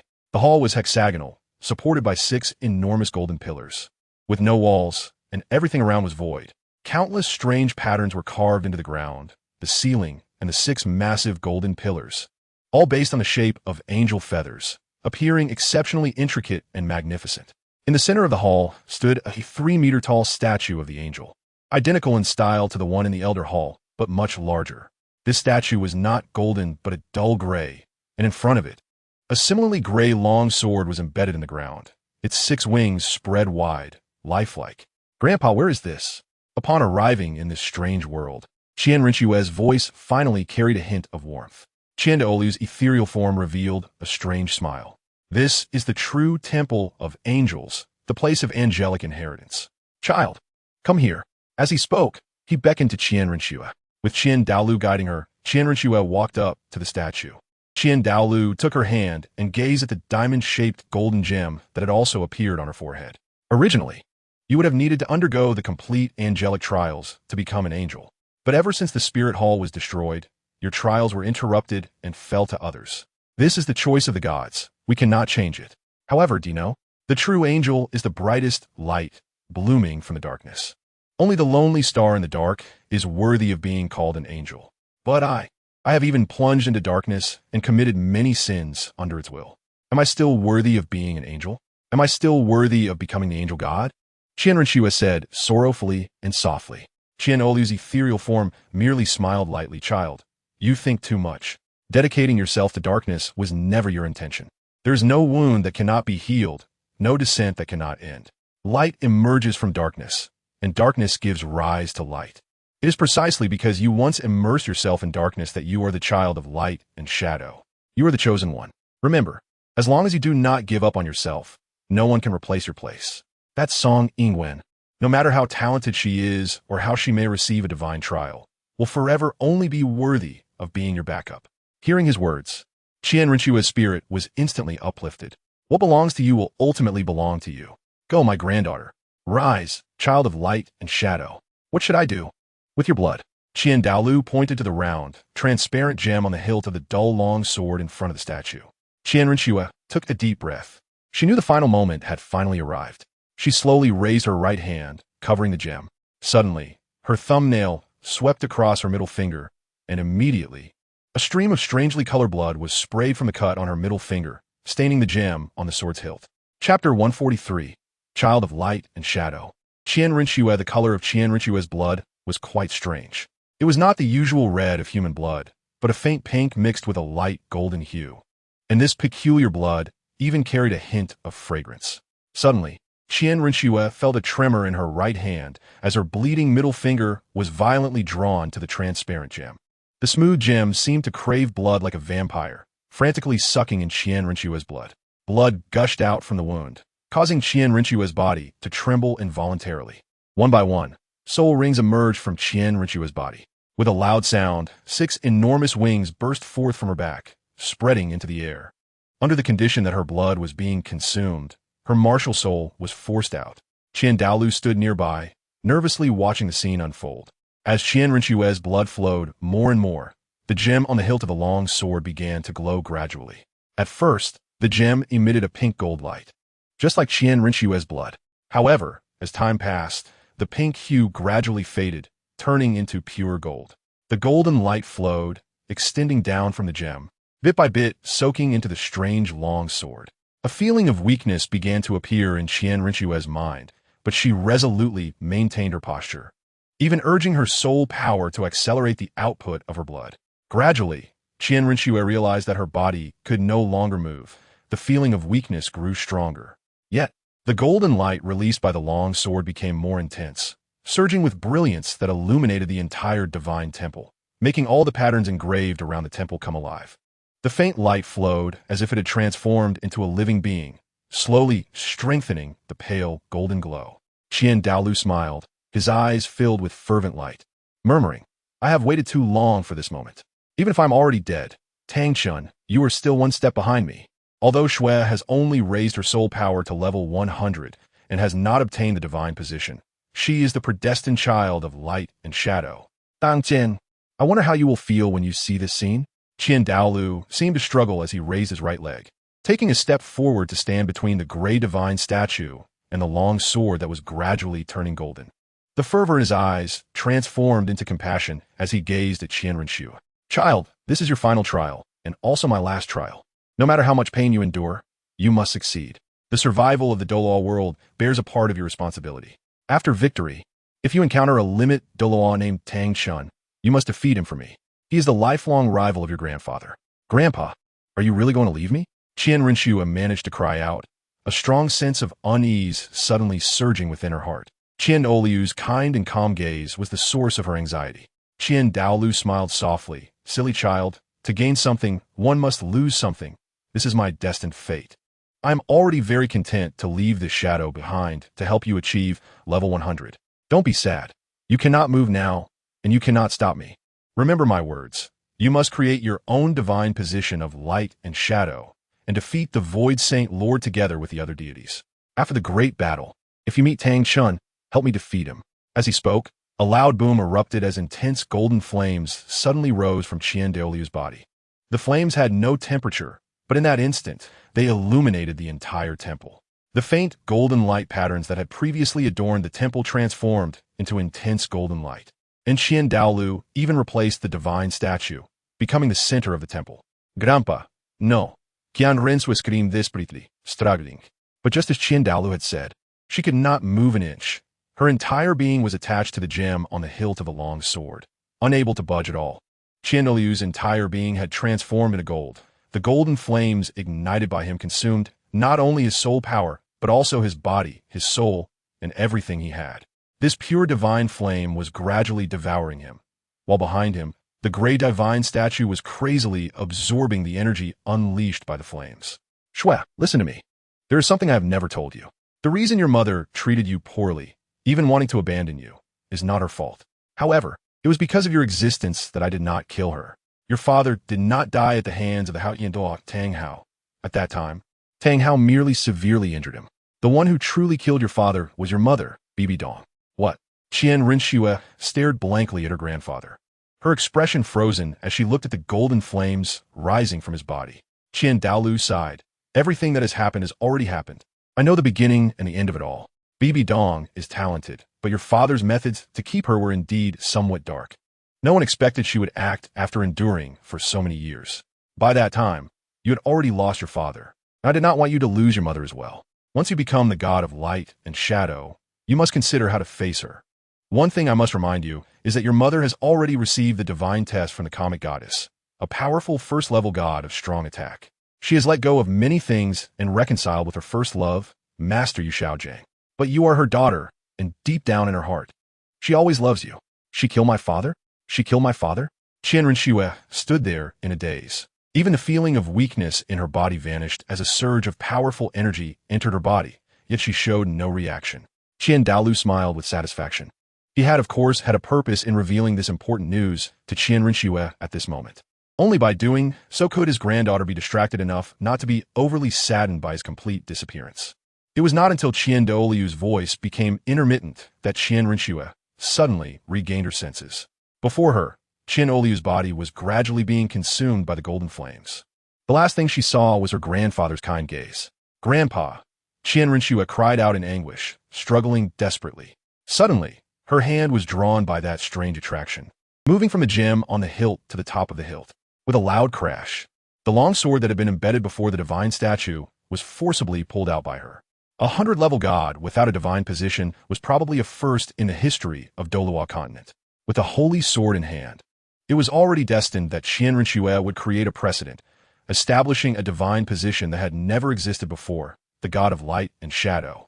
Correspondingly, there would be the god of wish, song, Ingwen. What would it be like for the two gods to fight side by side? Chapter 144. The first level 100 god, Qian Renxue. Just as Luo Zai was amazed by the changes in Qian Renxue's body, she quietly awakened like a night blooming Sirius. The divine pressure had already rendered everyone in Shrek City immobile. Light and shadow intertwined, creating a cycle of brightness and darkness.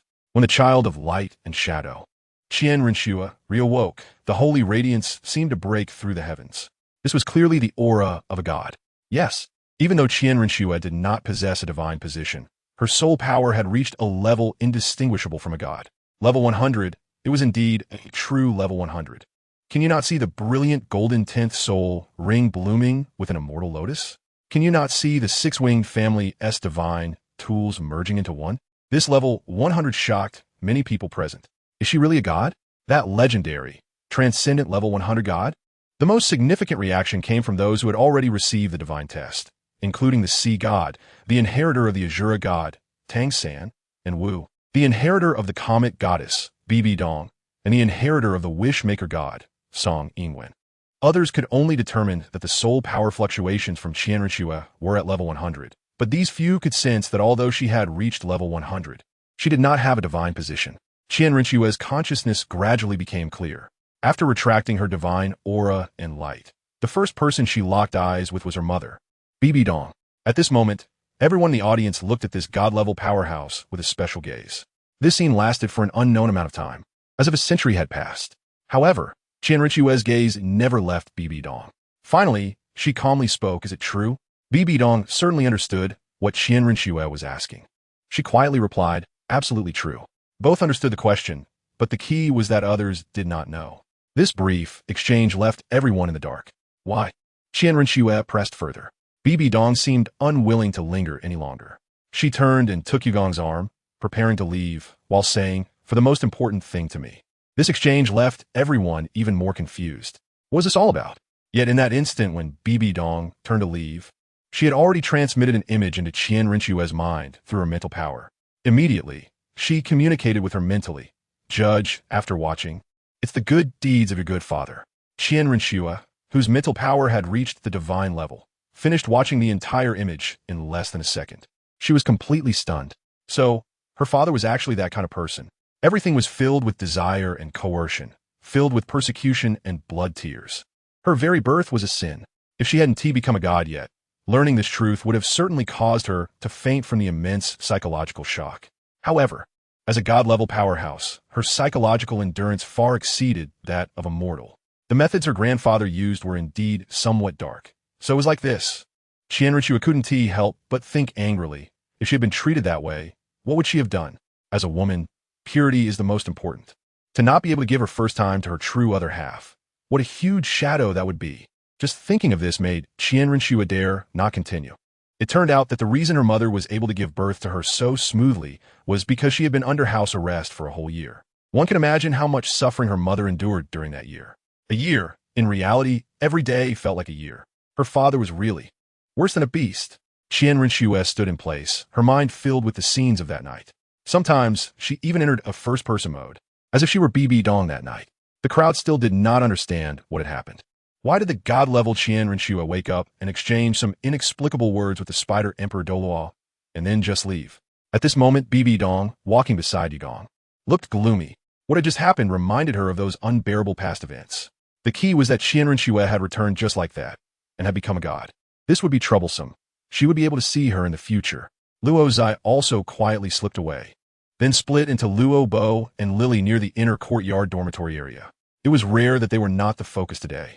Indeed, with Qianrenshua, this level 100 got around, it was hard for them to become the center of attention. Finally, they no longer had to explain so much to everyone. Let Saladas and Qianrenshua explain it to everyone. Oh, by the way, LuoBo Lili suddenly said, let us go find Oscar and Ning Rongrong. They should have already tried fusion evolution by now. Let us ask if they succeeded. LuoBo asked in confusion. Did you let them try fusion evolution too? Of course, Lili replied. They perfectly passed the trial of the Qianquan Asking Emotions Valley, so they definitely have a good chance of proceeding with fusion evolution. Since Brother Dai and Sister Zhuqing succeeded, I had already let Oscar and Rongrong start trying. Today should be the day they can truly succeed. They had indeed not been in the square crowd just now. Thus, the two found them in the kitchen warehouse of the inner courtyard dining hall and indeed encountered them. Huh, what are you doing here? Ning Rongrong was the first to speak. Don't worry, we're in good condition, it's just we still need to try a few more times. Come on, Oscar. Oscar also chimed in, revealing that their completion level was already quite high.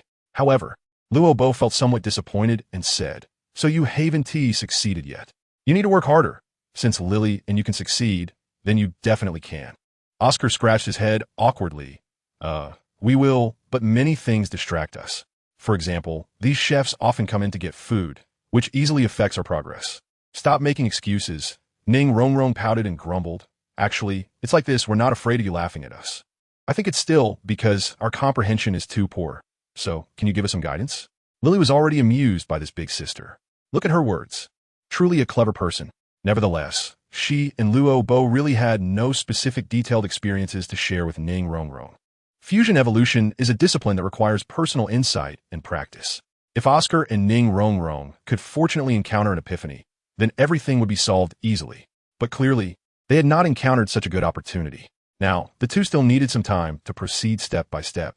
Then you continue trying. We'll leave first.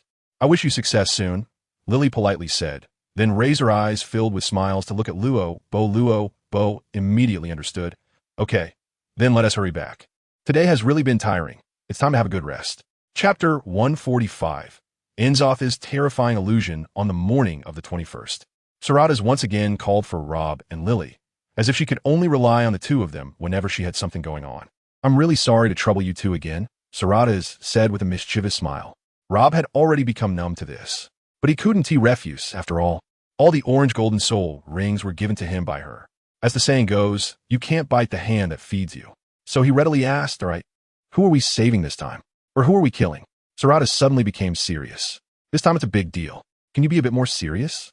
So Rob and Lili really did become serious. Speaking to someone who understands is easy. Okay, I'll get straight to the point. My brother Enzoth, the third old god, has made some new moves. Sarada frowned and continued. The Void Sovereign has assigned him to do what he does best. Assimilate the imaginary plane with the concrete plane. To put it simply, it's merging the Void plane with the Douluo plane. What should we do? Rob exclaimed in surprise. Have they started so soon? Can't the Golden Ancient Tree stop them? Sarada still frowned and continued. The existence of the Golden Ancient Tree can only restrict the Void Sovereign from completely assimilating the Douluo plane.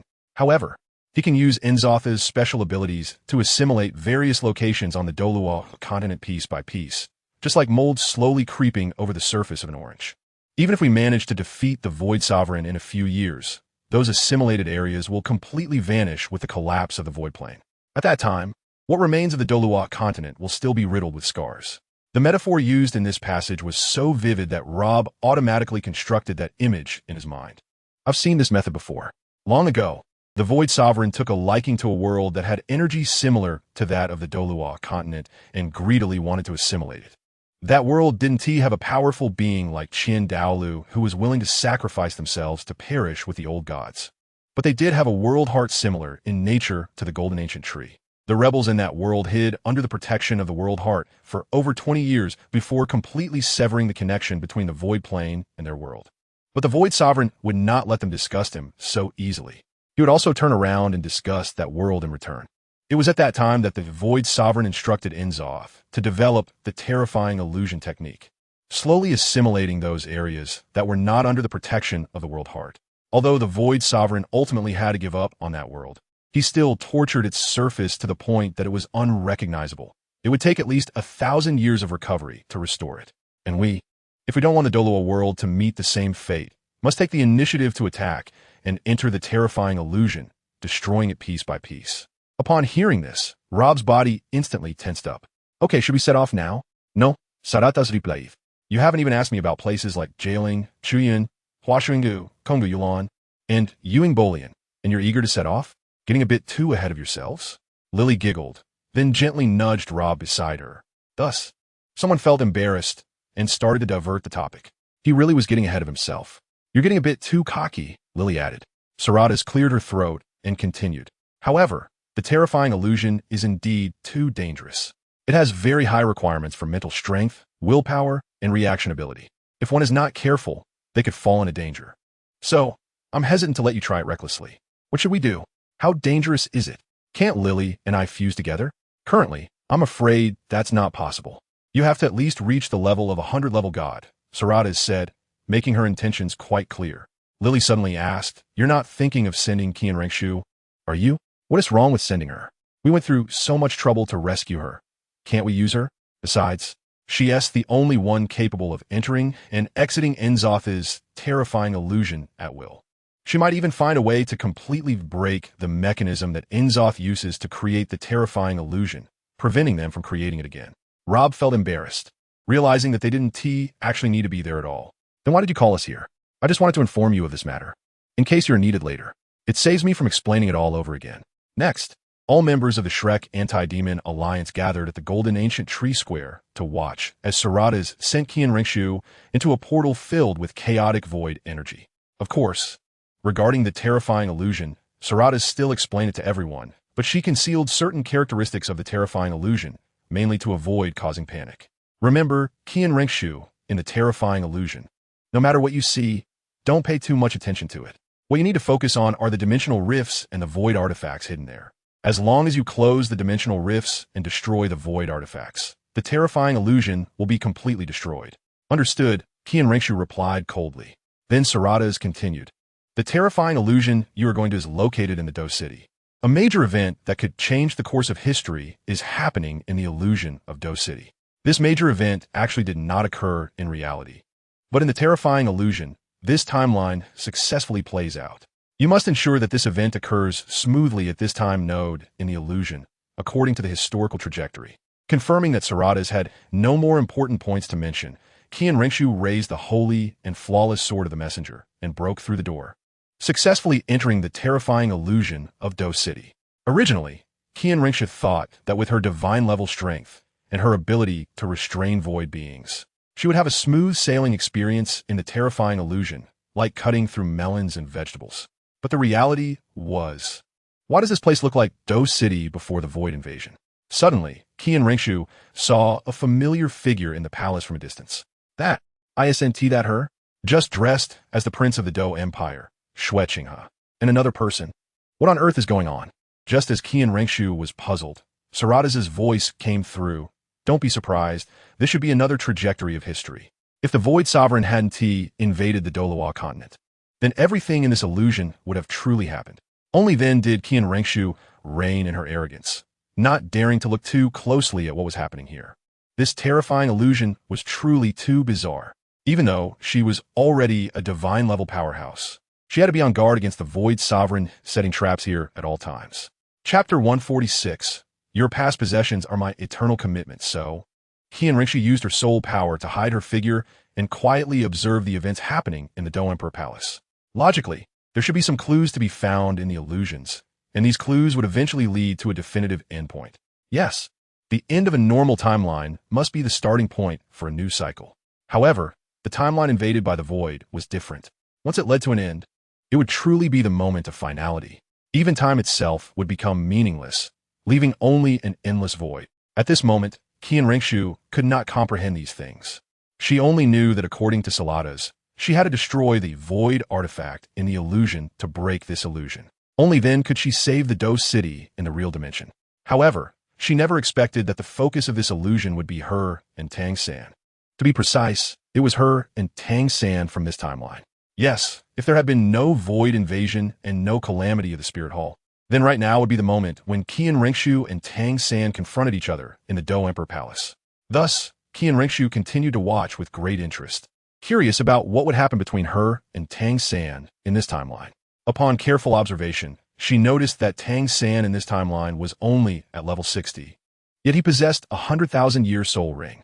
Meanwhile, Qian Ringshu in this timeline had already reached the soul saint level. Zhuqing has saw that Tang San remained silent and continued. Tang San, if you feel pricked in your heart because I poisoned my own father, that's not a problem. Although I prioritize benefits in my actions, I wouldn't go that far. It's not a secret that my real name is not Xue Qinghe, nor am I the biological child of Xue Yi. After all, your father is still my father's enemy. I can even overlook such hatred. Can't that prove my sincerity? Qian Ringshu instantly felt that her counterpart in this timeline was foolish for revealing her true identity to Tang San so easily. This was not something someone who had endured humiliation and hidden for over a decade in the palace would do. Out of curiosity regarding what foolishness her counterpart would display next, Qian Ringshu continued to watch with great interest. Sure enough, Xue Qinghe's words shocked Tang San, and he asked in confusion, "You are the son of the former pope of the Spirit Hall?" Just as Tang San was deep in thought, Xue Qinghe proudly smiled and nodded. "Tang San, I have resolved all your doubts. State your second condition. I believe my position in the Spirit Hall, as well as in the Do Empire, is sufficient to help you fulfill any wish." Tang San took a deep breath, glanced at the now humanoid WuhunPalace beside him, then looked at Yang Wudi, who stood like a spear, and said, "My first condition is due to the hatred for Wu. My second condition is because of my parents. My mother died, tragically, to save my father. My father, due to the Spirit Hall, was rejected by his family and spent the latter half of his life in sorrow over missing my mother. If you are willing to avenge this blood feud, using me would be no problem." Upon hearing Tang San's words, Xue Qinghe's complexion instantly turned ashen. Tang San's first condition was something she could reluctantly fulfill. However, the second condition was utterly impossible to achieve. Avenge Tang San would mean destroying the entire Spirit Hall. How could she possibly do that? At this point, Qian Ringshu couldn't help but smile knowingly. Oh dear, how foolish her counterpart in this timeline was. She must have taken a liking to Tang San, right? But in the normal timeline, had she not also felt similarly? She indeed once had a high favorability towards Tang San, but most of that was due to his strength. However, she was now a 100-level god. Although she didn't possess a divine position and needed to create one herself, it was more than enough to crush Tang San. Strength? Oh, sorry, the current Tang San was just a soul saint after all. What Qian Ringshu did not know was that Tang San was simultaneously receiving trial from the Sea God and the Azura God. Are you playing with me? Xue Qinghe's fists instinctively clenched. Tang San said calmly, "I am merely stating the facts. Unfortunately, you cannot achieve them. Your Highness, you are indeed exceptionally intelligent, but you're also hopeless. Do you think everyone below you prioritizes benefits as you do? Whether it is for my parents or for Wu, I cannot compromise with you. The Spirit Hall will be my lifelong enemy. As long as I, Tang San, am alive, I will not rest until I have personally destroyed the Spirit Hall. You still foolishly hope for my surrender? I will make it clear to you and everyone else. I, Tang San, would rather be shattered into pieces than live in dishonor." Watching Tang San finally spit out those words with a fierce expression, both Qian Ringshu, who came to break the illusion, and this timeline's Xue Qinghe felt a wave of emptiness. What kind of spirit and character was this? The more Tang San behaved this way, the stronger Qian Ringshu's desire for conquest became. However, the Xue Qinghe of this timeline could never let go of everything related to the Spirit Hall to be friends with Tang San. But the divine level Qian Ringshu from the normal timeline could. Firstly, the Spirit Hall was long gone. Secondly, all survivors had gathered in Shrek City to form an anti-demon alliance. They were all comrades on the same front. Thinking of this, Qian Ringshu couldn't help but want to inform her counterpart in this timeline how ridiculous it was to fight for power and profit. In the face of a powerful external enemy like the Void Sovereign, all mortals were merely ants. What Spirit Hall, what Do Empire, were all utterly meaningless. The so-called national hatred and family feud were trivial. However, Qian Ringshu decided to continue watching, as she might discover something unexpected. Suddenly, on the palace wall platform, This timeline's Qian Ringshu erupted in rage and began to release her martial soul. A ray of light suddenly shone from her body. It was a dazzling golden light, originating from her forehead and instantly spreading across her entire body. One by one, soul rings appeared around her. 2 yellow, 2 purple, and 3 black. 7 soul rings in total. Her hair turned into a shining golden color, each strand glowing. Her clothes tore apart at the back, and 2 pairs of pure white wings surged from behind, stretching out as her body slowly floated, seemingly free from the control of gravity, hovering a foot above the ground. Under the intense golden light, Qian Ringshu's eyes completely transformed into gold. A massive shadow, whose face was not clearly visible, emerged behind her body. Qian Ringshu couldn't help but laugh at her counterpart in this timeline.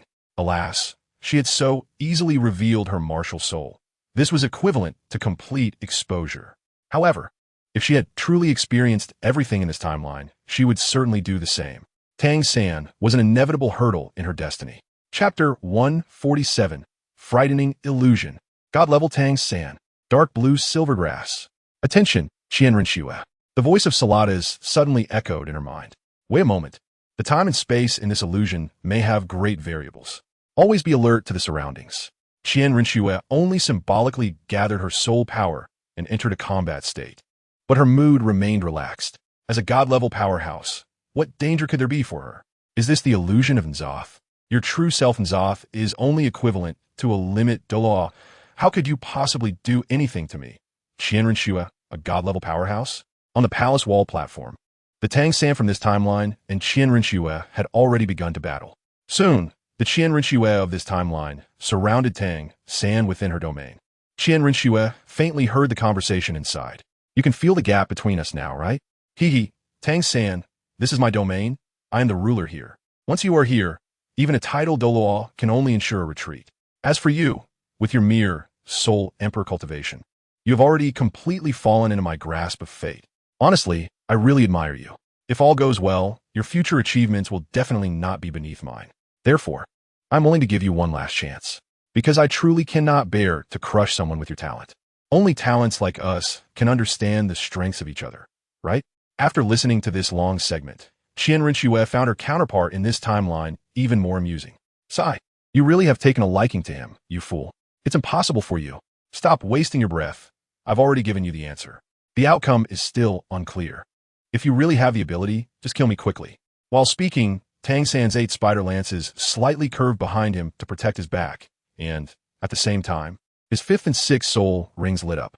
The blue-golden light condensed on Tang San's right arm, and the 3-meter-long blue-silver Overlord spear completely connected with his arm. At the same time, Tang San's whole figure suddenly became illusory. This was the effect of his 6th soul skill at the 100,000-year level, Void. Oomph. 100,000-year soul skill? Let me see how much effect your 100,000-year soul skill can exert in my domain. If the Qian Rinshu from the normal timeline were to control the Qian Rinshu from this timeline, she would definitely not be careless. The gap brought by a 100,000-year soul ring is too great.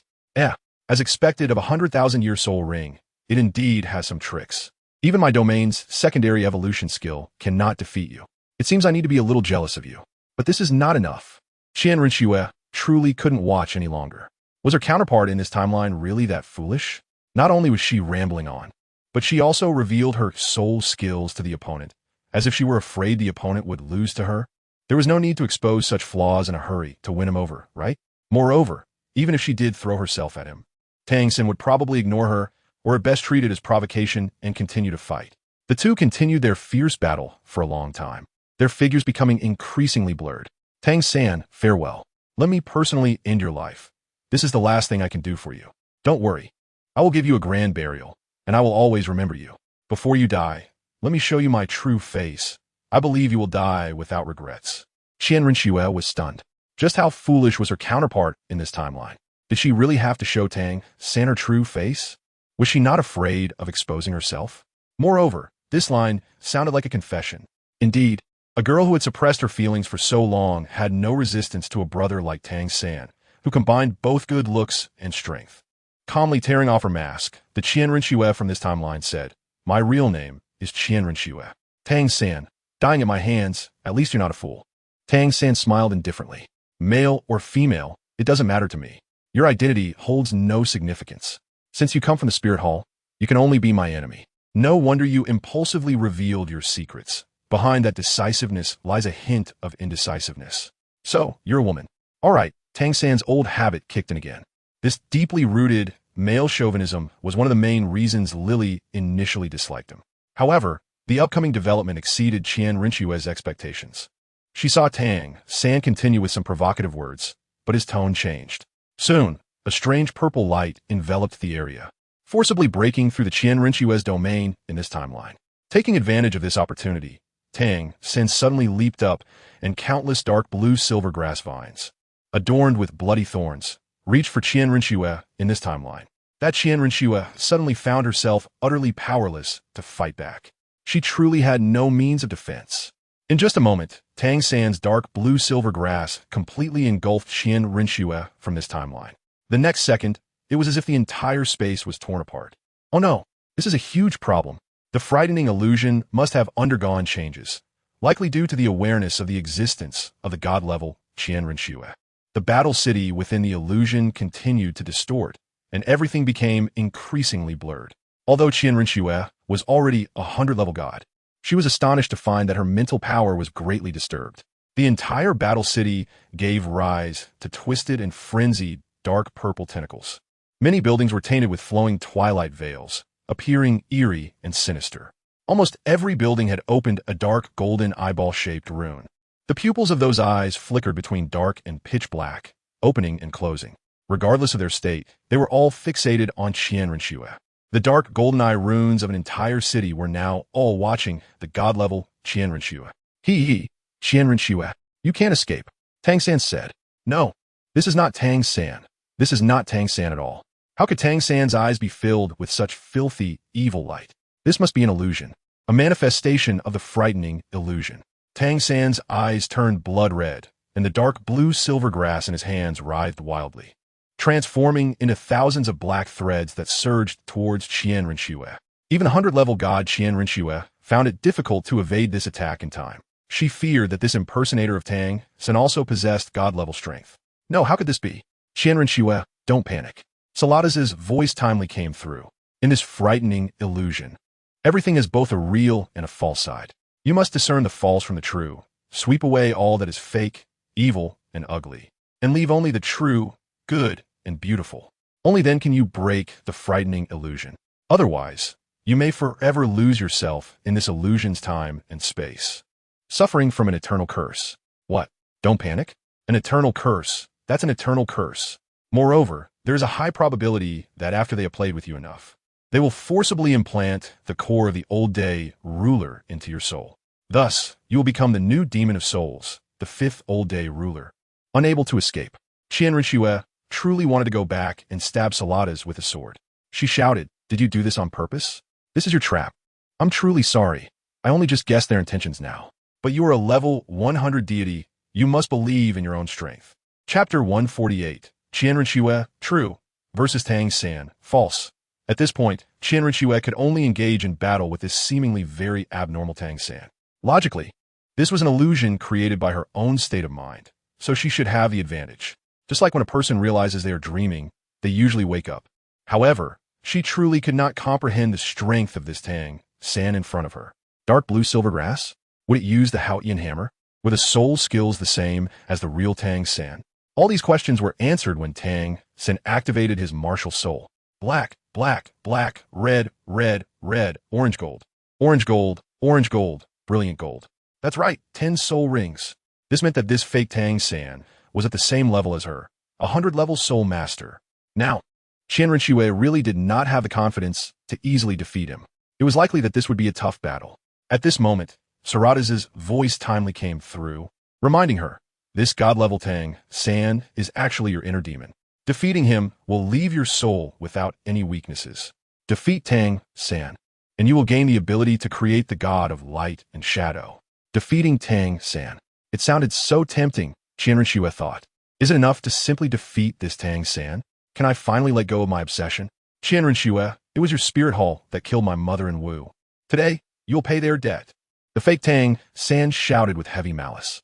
and the void blue light emitted from the dark blue silver grass shot towards her at the speed of light. Qianrenxue used the light and shadow transformation array, surrounding herself in sacred feathers of black and white, perfectly blocking this blue light attack. Then, the light and shadow transformation array exploded, shooting out millions of black or white ethereal light feathers in all directions. At the same time, that Tang shot out the blue light. The dark blue silver grass covering the ground had already attacked her from 6 directions: front, back, left, right, above, and below like a spider web. However, the sudden explosion of light feathers completely destroyed all the dark blue silver grass. The god-level energy fluctuations violently tore at the surrounding space. However, this was just an illusion. So tearing was tearing. Taking advantage of the fact that Tang San had not reacted yet, Qianrenxue immediately rushed in, fiercely slashing out a cross sword wave. Horizontal for holy light, vertical for shadow. The power of light and shadow intersected, the child of light and shadow, shaking the past and present. That's right. This was Qianrenxue's strongest killing move after comprehending the power of light and shadow, the ultimate move, light and shadow cross slash. No matter where the light and shadow cross slash grazed Tang San, all of its energy would instantly converge into a singularity and then madly surge into Tang San's body, causing immeasurable explosive damage. The fake Tang San seemed to have suffered serious injuries. He immediately activated the self-recovery ability of the dark blue silver grass, surrounding himself in a massive sphere woven from countless blue silver grass vines. Of course, Qianrenxue knew she could not let him complete his recovery.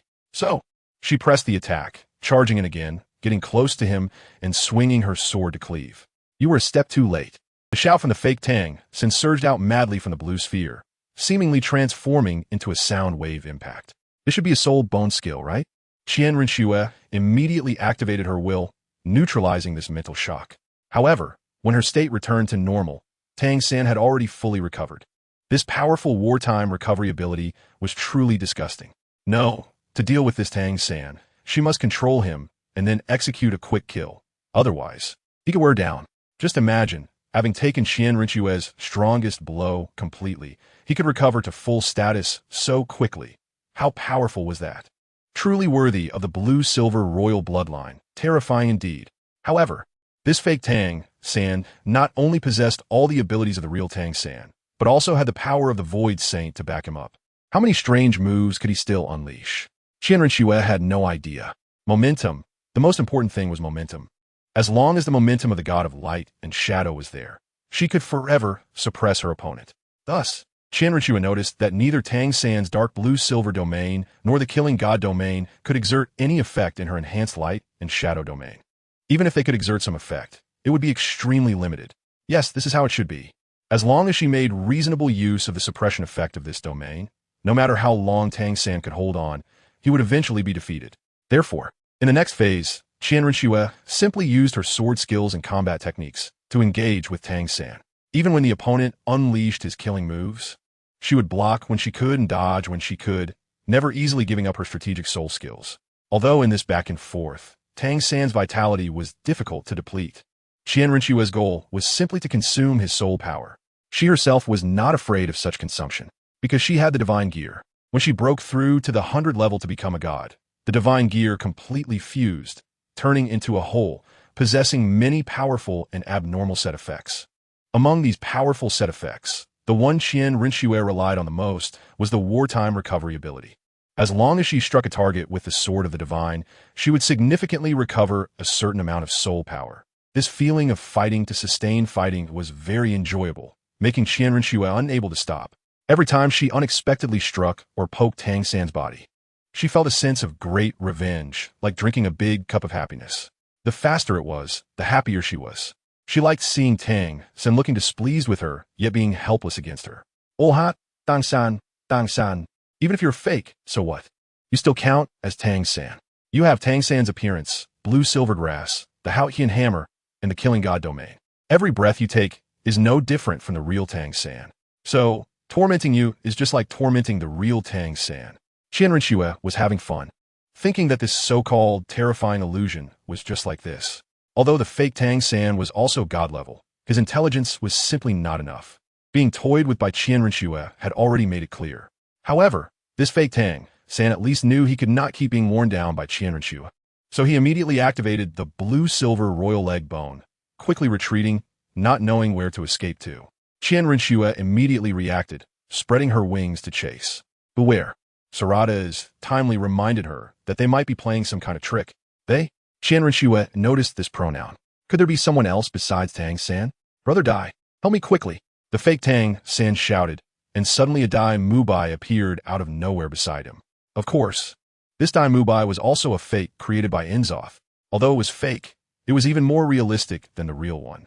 The main point was that this fake Dai Mubai was also at the god level, though his divine rank was inferior to that of the god of light and shadow. 1 against 2? Then bring it on. Qianrenxue activated all her explosive states, including her martial soul true body. Before the fake Tang-san and fake Dai Mubai could get close, the covering light feathers had already flown far away. Chapter 175. Facing the Shadows, Yu Mengqing, True, versus Void Insect Swarm. This chapter was mistakenly assigned to the wrong volume. It should be in Volume 3. Please skip it directly and do not subscribe. If one had to choose the best order for kills, it would naturally be to take down the Thunder Beast first, followed by the Insect Mother. The Insect Mother seems weak, but is actually incredibly difficult to deal with. Those who do not understand the truth often fall victim to this. Not to mention, just a single burrow worm and a fungal blanket can leave most tidal Douluos in a daze, let alone its ability to summon various poisonous explosive insects. Yibuer, do you have a way that works for both sides? Yi Chenxiang asked, slightly furrowing her brows as she looked at Yibuer. Didn't you say you had a connection with the Dragon Prince? It seems he doesn't even recognize you. Qi Linglong scolded. As most students had parents picking them up, the remaining students gathered to take the school bus back to the city. This statement was quite impolite, almost like an elder reprimanding a junior at home. Meanwhile, Songzhu secretly watched Li Rue, noticing that Li Rue was looking intently at a clump of clivia by the yard, seemingly undistracted by the elder's scolding. Some even suspected that these suits were made by Fengxing. Otherwise, why would he stand up for these people? Yin Duo paused. Is that a bad sign? Does it mean the emperor is about to die? Does it mean Murong Che will be exiled at best, or at worst, given poison by the new emperor? Does it mean the Yin family will face a reshuffle? Indeed, as Chenxiang said, the previous spiciness faded, leaving only a clear fruit aroma and sweet taste. Completely unlike alcohol, it could even rival freshly squeezed juice from the 21st century, and it was truly delicious.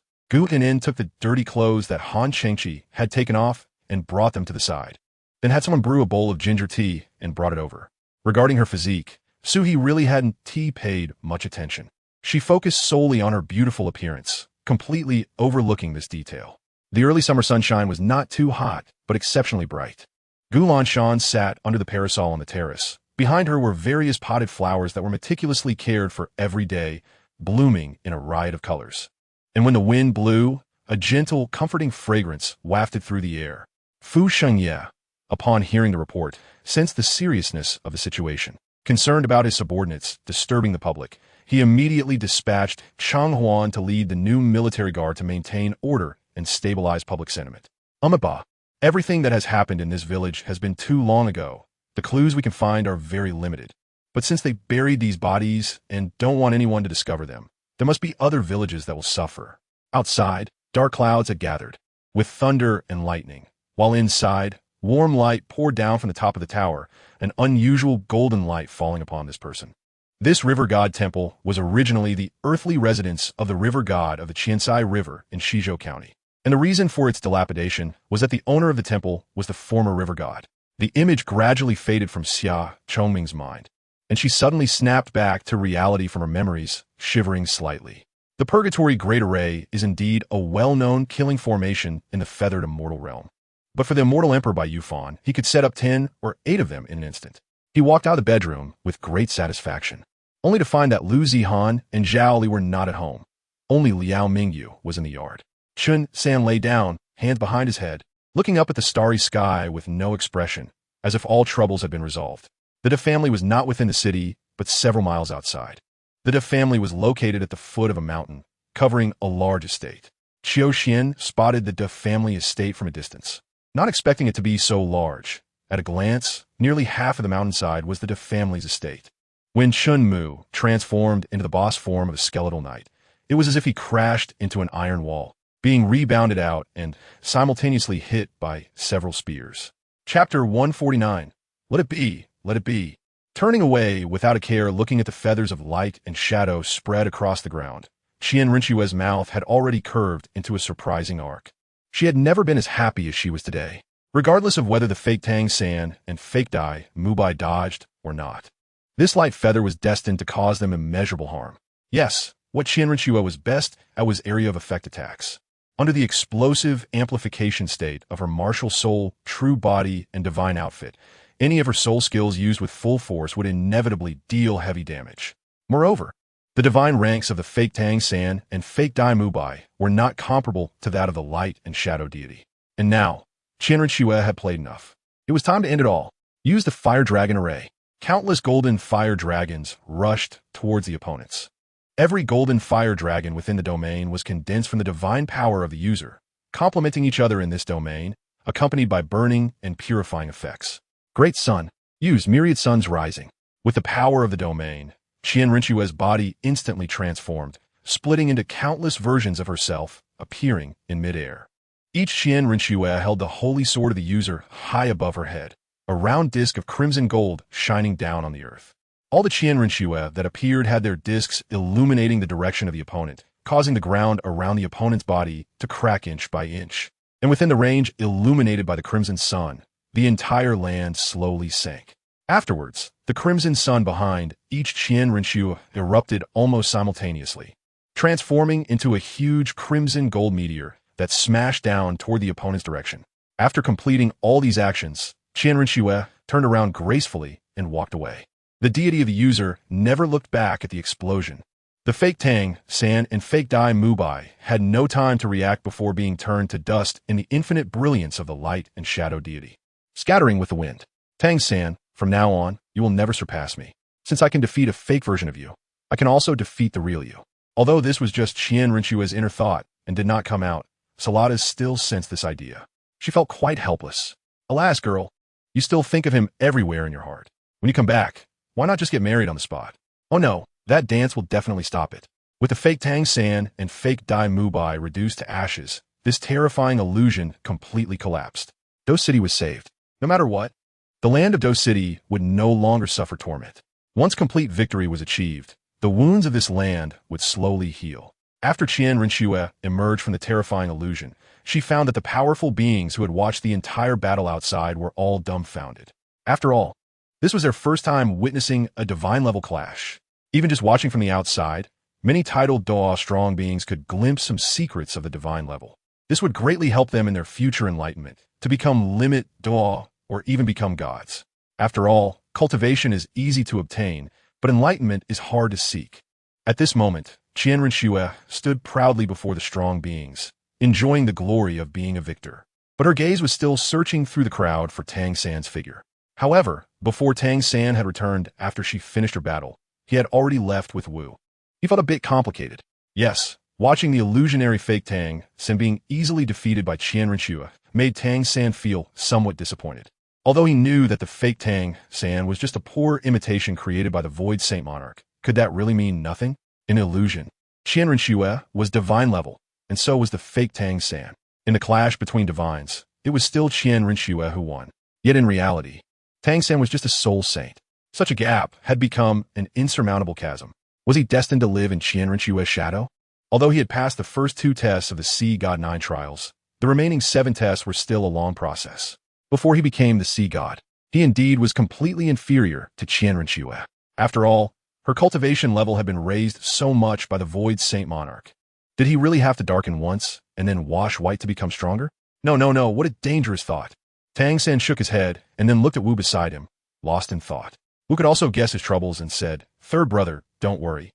If we work harder, we will strive to achieve dual divine positions within 3 years." What's a divine level anyway? What is she pretending to be? Does she look down on anyone? Tang San certainly knew that Wu was trying to cheer him up, but the more he heard, the more irritated he felt. Qian Rinchue, just watch. I, Tang San, will eventually be stronger than you. However, who would ultimately be stronger was still uncertain. Thus, not long after, Tang San was asked to go to the Twilight Forest to confront the terrifying illusion. Don't worry, the Twilight Forest hasn't really been invaded. At least the core area is very safe. I know your parents are hiding there. Still a great filial son. Tang Xin breathed a sigh of relief when he heard that his parents were safe. But why was there a terrifying illusion in the Twilight Forest? Saladas said softly, "This has to do with my brother, Inzoth." The terrifying illusions were all created at the direction of the Void Saint Monarch. And where to create the terrifying illusions?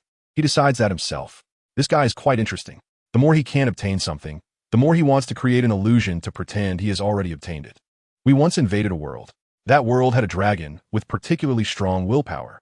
Inzoth controlled all its relatives with the power of the Void, in order to coerce it to give up resistance and obediently become his pet. But that dragon, no matter what, would not be moved, and finally, it escaped to another world by some means. In a fit of rage, Inzoth created an illusion identical to that dragon to be his pet. As for me, he is always very interested in me, but aside from work, I don't bother with him.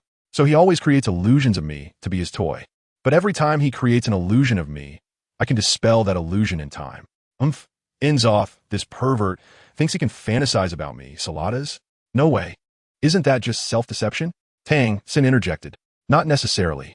If this terrifying illusion takes root in the real plane, he might truly break through the protective barrier of the ice and fire two-element I and turn everything in the terrifying illusion into reality. By then, your parents could be in danger. Tang San was alarmed to hear this. This was serious. He had to quickly save them. What are we waiting for? Think of a way. That's why I brought you here. As long as you break this terrifying illusion, your parents will naturally be safe. Chapter 150. The Orchid in the Empty Valley and the Remnant Moon Shadow. But won't I encounter god-level enemies in the Nightmare Illusion? Tang Sen asked with heavy concerns. Sarada smiled gently. You don't need to worry about that. It's Inzoth's stupidity. When he set up the underlying logic of the Nightmare Illusion, he made all the enemies in the illusion comparable to the strength of the illusion breaker. The reason Xianrenshue encountered god-level enemies is that she herself is at the god level. As for you, your soul power is only at the soul sage level, and your overall strength is equivalent to a tidal Douluo. Therefore, in the Nightmare Illusion, you will only encounter enemies at the tidal Douluo level. Although Tang San knew that his strength was indeed comparable to an ordinary tidal Douluo, he still felt unsure about facing a tidal Douluo directly with his soul sage cultivation. He wondered if hidden weapons could be used in the Nightmare Illusion. Saradas could see through his thoughts, so she said directly, "Of course, you can bring more hidden weapons. The more means you have, the greater your chances of winning. I have a vague feeling that there will be quite a few enemies in your Nightmare Illusion." Thus, Tang San equipped himself fully, bringing along various hidden weapons. Ever since the Master Craftsman Tower Gao agreed to help him create hidden weapons, his work had become much easier, and the efficiency of making hidden weapons had improved significantly. As the Nightmare Illusion began, Tang San immediately found himself in the Sunset Forest. Like Xianrenshue, he first saw an image from a certain timeline. You don't need to pretend anymore. Are you really only 13 years old? Why does your mindset seem so mature? The image of WuhunPalace spoke. "Child, your name is Tang San?" That's right. The response from the image of Tang San was very simple. Naturally, he didn't want to just sit there and wait for death, so he quietly gathered his soul power. Tang San then noticed that the old monster was indeed good at reading people, even noticing that he was pretending at that time. WuhunPalace's eyes sparkled with green light. "I heard you broke my granddaughter's third soul skill and used poison to restrain her. How did you resolve her snake poison? Just strong liquor probably isn't enough, right? It's a shame you, an old monster, still claim to be the poison Douluo. Don't you understand that Xiong Huang can counter snake poison? Mixing Xiong Huang with strong liquor is enough to fully unleash the properties of Xiong Huang, plus the burning of flames. Although your granddaughter's third soul skill is very poisonous, it's not something that can't be resolved." WuhunPalace suddenly let out a strange laugh. "How many years has it been since anyone dared to speak to me like this? Child, aren't you afraid of death? How dare you question my poison? Do you know that even other titled Douluos would turn pale when talking about my poison?" The image of Tang San snorted dismissively. "Your poison? It's just garbage." "What?" WuhunPalace's eyes suddenly flared with green light. With a slight raise of his hand, Tang San's body was thrown out by an irresistible force, crashing heavily against the wall behind him. The intense pain nearly caused him to lose consciousness again. "Child, if you dare to flaunt your tongue in front of me again, even if your poison interests me, I would kill you immediately. You think my poison is garbage? I can turn everything within 1,000 meters to ashes in an instant. If I want to kill you, I can do it without lifting a finger, just letting you die from the poison. In this world, No one is more poisonous than me among poison attribute soul masters. You question my poison? Do you want to hurry to be reborn and let me send you off? Huh. Tang Sen couldn't help but laugh at his past self. The first time they met, the first conversation, he called the old monster and even insulted his poison as garbage. It was indeed impolite. He was still young and ignorant back then. Such a title almost cost him his life forever. However, even if he didn't speak out, it could still be very dangerous. Who could say for sure? Of course, Tang San was very clear in his heart that it was not just simple banter, but rather his rhetoric aimed to attract WuhunPalace's attention and draw him into his topic circle. In this way, he could seize the initiative. The image of Tang San struggled to get up, enduring the severe pain in his body, and straightened his waist to say, I don't need to show off my tongue against you. That has no meaning to me and won't bring me any benefits. Your poison is indeed strong, but I still insist it's garbage. Poisoning the enemy is about harming them, but your poison harms yourself 3,000 for every 1,000 you harm. Isn't such poison still garbage? WuhunPalace was stunned for a moment, waved his right hand, and suddenly a circle of emerald green flames ignited around the cave. What a joke. My poison would harm myself? I am 78 years old this year, and I have only ever poisoned others. I have never been poisoned by anyone. Tang Sen laughed at himself, but he also knew that at that time, WuhunPalace was indeed a desert eagle. Is that really the case? Then let me ask you, when it doesn't rain, do you feel an itching sensation in your sides that gradually intensifies? It occurs once at noon and once at midnight. And given your current condition, it should last over an hour each time. And every deep night, around the third watch, do you feel a stabbing pain in your head and heart? Your whole body spasms for at least half an hour. You don't need me to describe the unbearable pain, right? If it weren't for poisoning, would such symptoms appear? Not only are you poisoned, but the poison has also entered your marrow. I'm just curious why you haven't died yet. The poison you've encountered cannot be suppressed by soul power. How do you know? WuhunPalace could no longer contain his surprise and blurted it out. Let me see. Is this the martial soul that hurt my granddaughter? Watching these scenes, Tang Sen couldn't help but feel emotional. It was from that moment that he met his later friend, WuhunPalace Sai. This really leaves him with mixed feelings. Wait, why does it feel increasingly wrong? The atmosphere is really off. Tang San, I warned you. You don't have a chance now. WuhunPalace suddenly exploded in rage, then like a giant python, swiftly subdued the Tang San in the image and swallowed him whole. What the hell? Tang San was shocked. WuhunPalace actually swallowed the one in the image? It seems that the first enemy in the nightmare illusion has already appeared. Pseudo-poison WuhunPalace, martial soul, twilight phosphorescent snake king. What? Tang San, you are still alive? The pseudo-WuhunPalace suddenly turned around and faced the real Tang San. Aren't you supposed to have been eaten by me? Tang San retorted unhappily. Is that all the ability you have, old monster? Look closely, I'm right here. Little brat. Then I'll swallow you again. The pseudo-WuhunPalace activated his martial soul true body, transforming into a large snake with purple twilight outlines. Its huge mouth opened wide, and it lunged at him like an arrow released from a bow. Receive my first monthly ticket in life. Thank you to the book friend, Fate in the Sky, for the monthly ticket. I'm very touched. This means a lot to a new author, and I'm even excited to the point of being speechless. Yes, how many first times can one have in life? How can I not celebrate? Tonight, I will update for you. Also for myself. In one day, 2 monthly tickets. Amazing. Thanks to the book friend, Magic Blade, Thousand Blades Forest, for sending a monthly ticket, which is the second monthly ticket I received today, as well as the second monthly ticket in my life. I will add another chapter tonight. Among the 2 chapters added tonight, one will be free as a benefit chapter to give back to the book friends. Chapter 151, Tang San, True versus WuhunPalace, False. Tang San first used the blue-silver prison to protect himself from all directions, although the equipment crafted from Karazhan provided him with many attributes. And the 7 orange golden soul rings from the Haotian hammer enhanced his attributes. The gap in soul power between a soul sage and a title Douluo was still objectively present. Furthermore, the blue-silver prison was merely a black soul ring's 10,000-year soul skill, so it only managed to block WuhunPalace's first strike before turning into blue-silver powder. Scattering everywhere, Tang San could only use the potential energy generated from the forced activation of the blue-silver prison to dodge. Fortunately, he had the Ghost Shadow Phantom Steps to help him. However, in that brief moment, Tang San sidestepped WuhunPalace and reached the 7 inches below the twilight green-scaled Serpent King. Tang San unleashed the 7th Soul Ring's second soul skill, Blue-Silver 10,000 Thorn Slash. The power of a 100,000-year soul skill was undeniable. and WuhunPalace's martial soul true body was shattered. Indeed, when Tang San fought, he aimed for a quick, precise, and ruthless strike.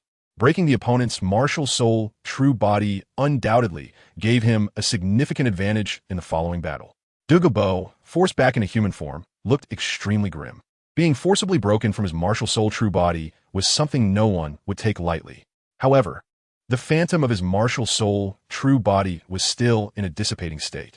The massive snake tail suddenly lashed against the mountainside, and the green poisonous mist surrounding his body was sucked back in. The muscles beneath the snake's head began to flatten, and half of the snake's body stood upright. The originally green snake eyes instantly turned a terrifying white, with a layer of white halo illuminating the snake's head. Suddenly, WuhunPalace spun around, facing Tang San. In the next second, two pale beams of light shot out from WuhunPalace's eyes, heading straight for Tang San's body. Seeing the white light, Tang San's heartbeat momentarily slowed.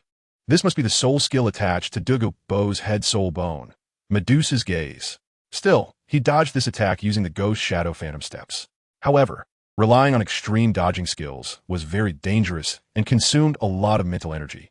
In the future, he mustn't make such a basic mistake again. Otherwise, there would be no chance for regret.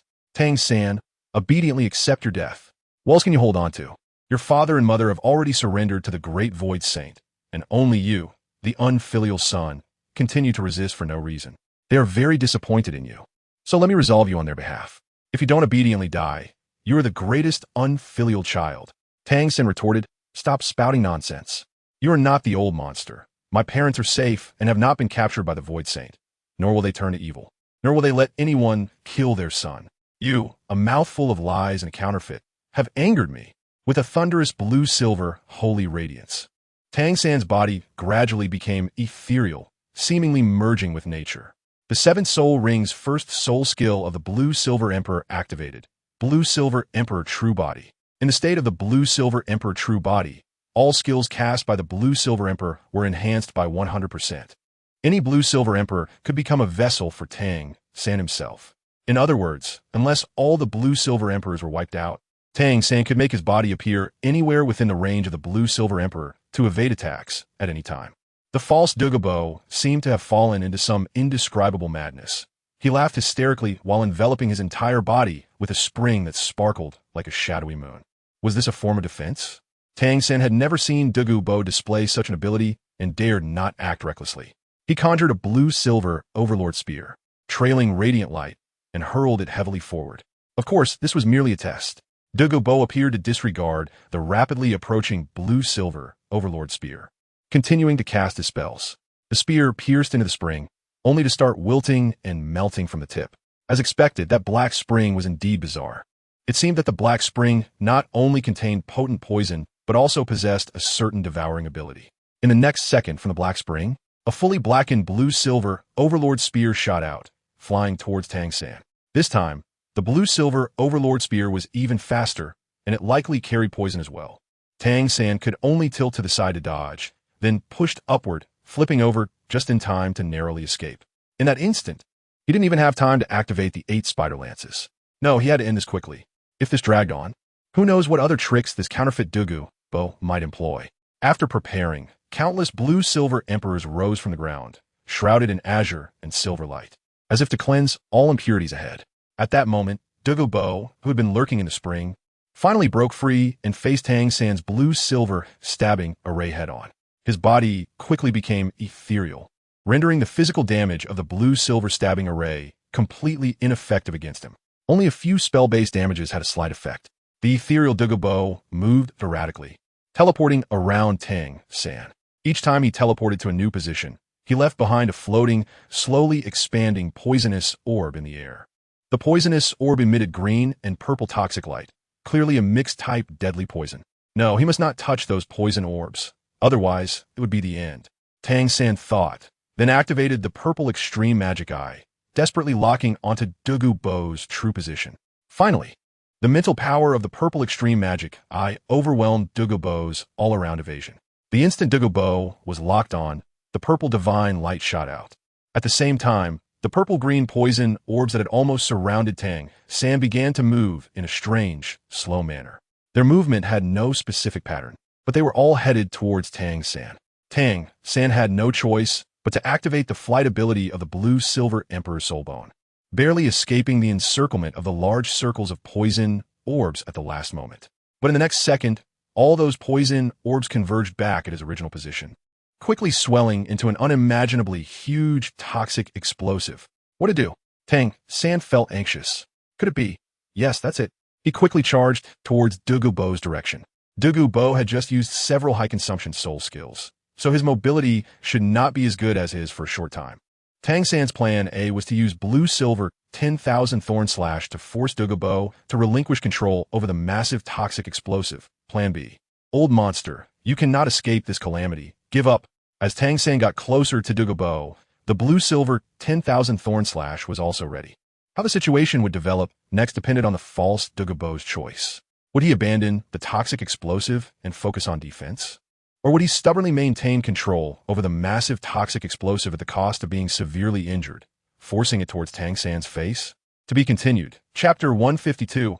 Ice Cloud, Fire Rain, Blooming Lotus at the moment of collision. Indeed, the fake WuhunPalace had gone mad enough to prefer taking a fatal blow himself rather than letting that disgusting poison bomb explode in Tang San's face. However, let us not forget Tang San's Blue-Silver Emperor True Body special effect. In the state of the Blue-Silver Emperor True Body, all skills cast by the Blue-Silver Emperor are enhanced by 100%. Any Blue-Silver Emperor can serve as a vessel for Tang San himself. In other words, unless all the Blue-Silver Emperors are destroyed, Tang San can appear anywhere within the range of the Blue-Silver Emperor to evade attacks at any time. That's right. It was relying on this special effect that Tang San dared to compete with WuhunPalace in such a manner. At that time, the huge poison bomb dripping with pus was only 0.001 centimeters away from Tang San, and the Blue-Silver Hongjun Slash had just finished releasing. Therefore, Tang San immediately directed all nearby Blue-Silver Emperors with his consciousness and teleported his body to a distant Blue-Silver Emperor. After taking a close-range Blue-Silver Hongjun Slash, WuhunPalace was already quite weak, and the poison bomb he created could not stop due to inertia directly exploding in his face. The fake WuhunPalace's body turned into a puddle of pus, slowly seeping into the ground, becoming nourishment for the Blue-Silver Emperor, and in the end, nothing remained. The real WuhunPalace, who was watching the battle from the Golden Ancient Tree Square, had already broken out in a cold sweat.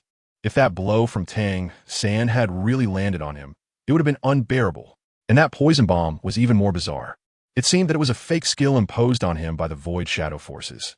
As a result, not only did it fail to kill Tang San, but it backfired on himself.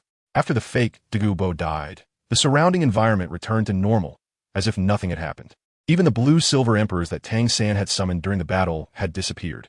However, fortunately, all his statuses were fully restored, and the cooldown times for all his soul skills were reset. Is this terrifying illusion not over yet? Tang San pondered. Alright, before the battle, didn't the fake WuhunPalace say that his parents had also sided with the Void Saint? Could it be that he still had to face his own parents? Suddenly, a very gentle and serene voice came through. It was clearly the voice of Tang San's mother, Ning. However, this voice lacked a bit of warmth and sounded more like a command. Come, child. Come to the Eye of Ice and Fire here. Your true fate will be revealed. Tang San looked in the direction of his mother and found a very peculiar sight in the sky. Thick sapphire clouds were pouring down a torrential crimson rain. It was indeed the Ice Cloud, Fire Rain, Blooming Lotus, Blue Emperor, and Silver Queen exhaling fragrance. Just as Tang San was about to activate the Blue-Silver Emperor to find his way, a slightly dark purple blue-silver light ball automatically pointed the way for him. No matter how fast he tried to go, he could never catch up to that blue-silver light ball. Whenever he used the Ghost Shadow Misty steps to advance, the blue-silver light ball ahead would mimic his movements. It was as if it were his shadow. Never mind, let us head there first. Since it was Ice Cloud, Fire Rain, and this place was also the Sunset Forest, then the destination must be the Eye of Ice and Fire. After all, in the actual timeline, Tang San did indeed place his mother and father near the Eye of Ice and Fire. Regardless of whether he had to face his parents in this terrifying illusion, he accelerated toward the position of Ice Cloud, Fire Rain with excitement.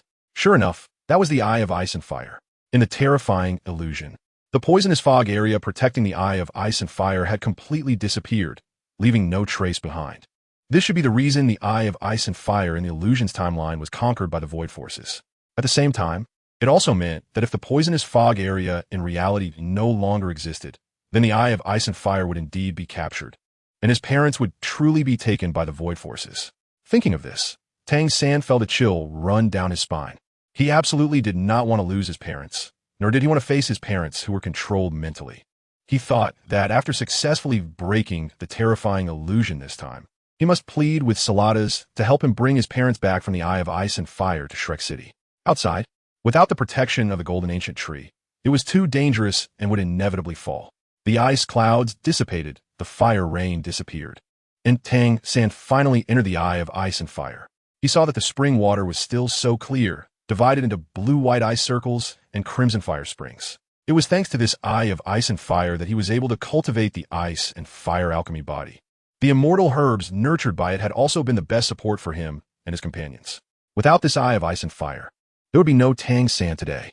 The Shrek 7 monsters should all be grateful for this spring water. Tang San walked slowly, feeling that there was nothing unusual around. Of course, he did not let down his guard. After all, danger could arise at any time in the terrifying illusion. Suddenly, at the boundary where the ice and fire springs intersected, a beautiful figure slowly emerged. A blue and gold long dress covered her entire body, and her noble and elegant aura highlighted her otherworldly beauty, with azure blue eyes as flawless as blue crystals.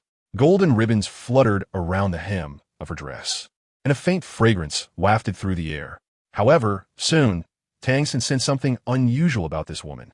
"Tang San, my son, you have finally come." "Mom?" Tang San exclaimed. So this was the appearance of his mother in human form? He couldn't help but take a closer look. Even the slight unease he had felt earlier was thrown aside. Ain gently floated to the shore and then softly placed her hands on Tang San's forehead. "Child, after all these years, you have worked hard. Mom is sorry for you. I have never fulfilled a mother's responsibility." Tang San hurriedly said, "Mom, don't say that. How could I hold any grudges for this? As a son, I will never have the right to blame my mother. What you have given me is already enough. Just this blue-silver emperor bloodline has benefited me for a lifetime." In the golden ancient tree square, everyone couldn't help but be moved by such a scene. Even Bibi Dong felt a little envious of having a son like Tang San. In the next moment, a Yin's voice changed. "So, San, you must not be obsessed with the greatness of the Void Saint. It is meaningless and will only lead you deeper into despair, ultimately leading to eternal entrapment. This is the last time I remind you. Embrace the void, and you will have supreme glory and eternal destiny, just like us." With that, she spread her arms, waiting for Tang San to step forward. But Tang San's expression had already changed. This was not his mother, not at all. "Enough. Imposter. You impersonate my mother and deceive my feelings. How could I fall for your trick?" Tang San shouted and quickly distanced himself from this fake Ain. Chapter 153. The Emperor's Duel, Tang San, True, versus Ain, Fake. "You really put Mom in a tough spot," said fake Ain. "However, I will subdue you and bring you before the Void Saint Lord. In the Void Dimension, we will witness your glorious ascension. By then, once you have seen the beauty of the Void, you will understand how meaningless it is to resist its power." Outside the golden ancient tree, Yu Mengxing complained. "The beauty of the Void? Are those purple tentacles? Those big eyes? Or the large mouths growing on grotesque flesh? Are you kidding me?" Indeed, Yu Mengxing was once the Void Saintess, and apart from Saladas, she had the most authority on the matter. However, Saladas had grown accustomed to those things and actually found them beautiful. After confirming that this fake Ain was not his real mother, Tang San completely ignored her nonsense. "Stop wasting your breath. Let us fight. You dare impersonate my mother? I want you to die a miserable death." Fake Yin's body trembled, and she shot into the air. Large waves of blue-purple ripples surged from her body in all directions, soft yet filled with boundless killing intent. In truth, there was no way to dodge a full frontal attack. The only option was to use a soul skill to endure it. Tang San quickly used the blue-silver prison to lock himself in tightly, leaving no gaps. Taking advantage of this moment, fake Ain rapidly approached and condensed two blue-silver Overlord spears, glowing with dark entropy energy, on her arms. When Tang San's blue-silver prison was broken, the two spears fired simultaneously. At this moment, the ghost shadow misdirection helped Tang San escape a calamity once again. He had to admit, the Tang sect's ultimate skills were always so useful, no matter which world they were in. Damn, how can this fake mom fire two blue-silver Overlord spears at the same time? This is unscientific. Tang San decided to test the opponent with the blue-silver stab formation first. then look for a way to break the situation through any openings. In a battle between two individuals with the blue-silver Emperor martial soul, since the martial souls were the same, it would come down to their operational abilities. Whoever had the better schemes would achieve ultimate victory. Come on, you imposter. Let me see what you're really made of. Tang San activated the entanglement with his left hand to protect his body, while his right hand unleashed countless spiked blue-silver emperors. Launching the blue-silver stab formation at Fake A Yin's position, instantly penetrating the entire area. He thought Fake A Yin would dodge, but to his surprise, she didn't take the attack seriously at all. Her hands surged with blue-purple evil light, deeply injecting it into the ground, then spreading to every blue-silver emperor spike in the stab formation. In just 2 seconds, all the blue-silver emperors that originally belonged to Tang San were transformed into a Yin's void blue-silver emperors. What? It can even assimilate the objects produced by the opponent's martial soul? Is this the true power of the void? The power of the void is immense. Everything is for that ultimate moment of glory. Fake Yin laughed maniacally, completely unlike a blue-silver empress, more like a mad woman who had lost her entire family. Indeed, a fake is just a fake.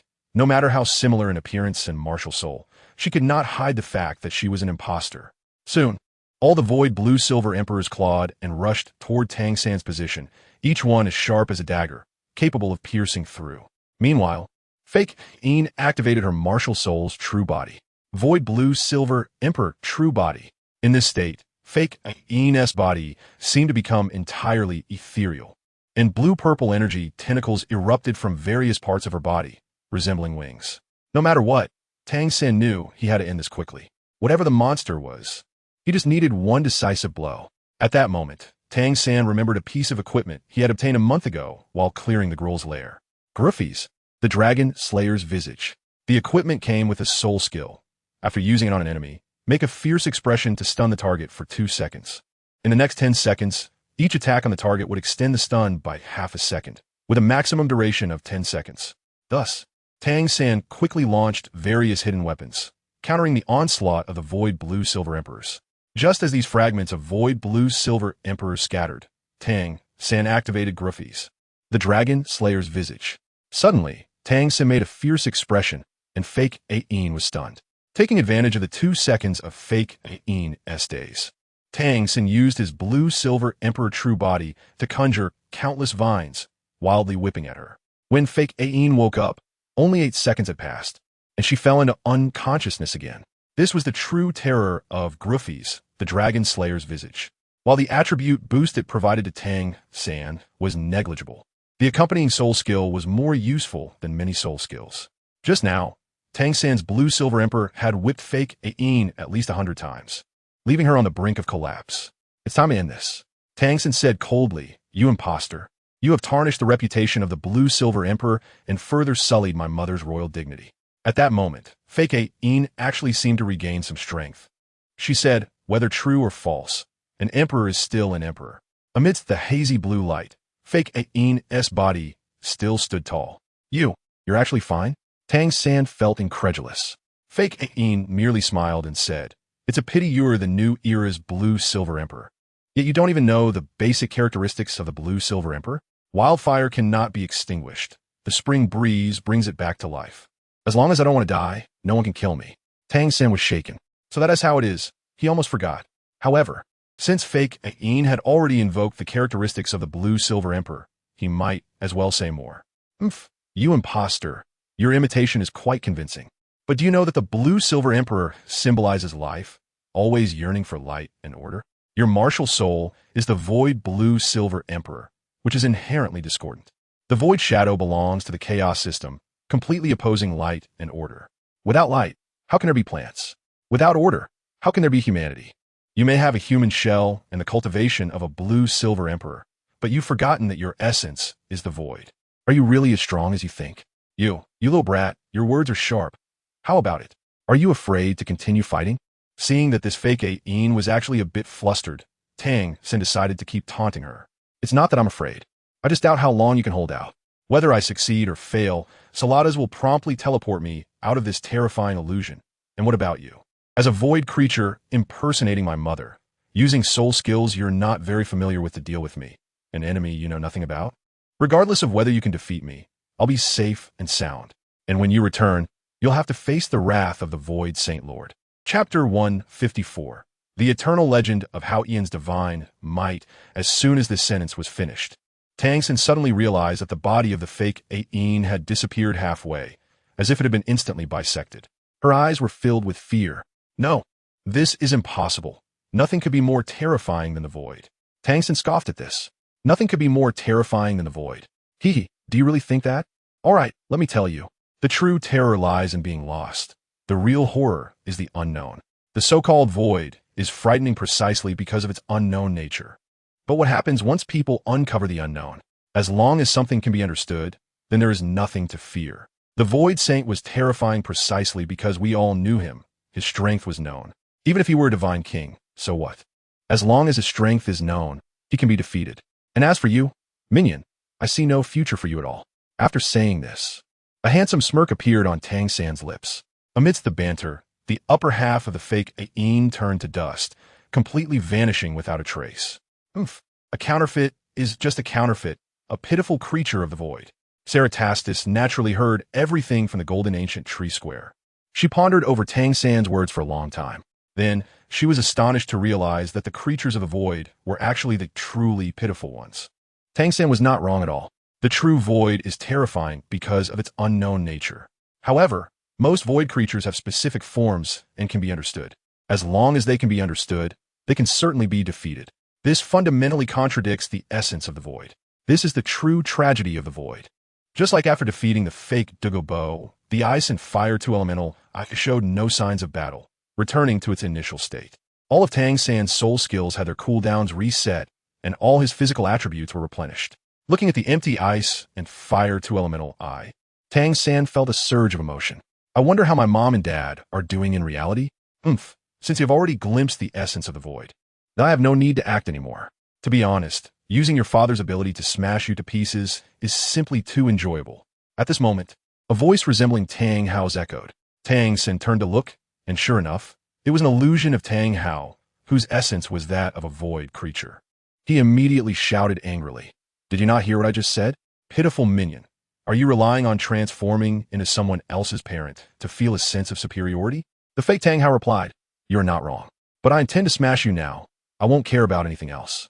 Today, I have no intention of going back alive. Tang San remained disdainful. So, you're a desperate person. How dare you use my father's appearance? Today, let this counterfeit witness the true power of the Hao Yin hammer.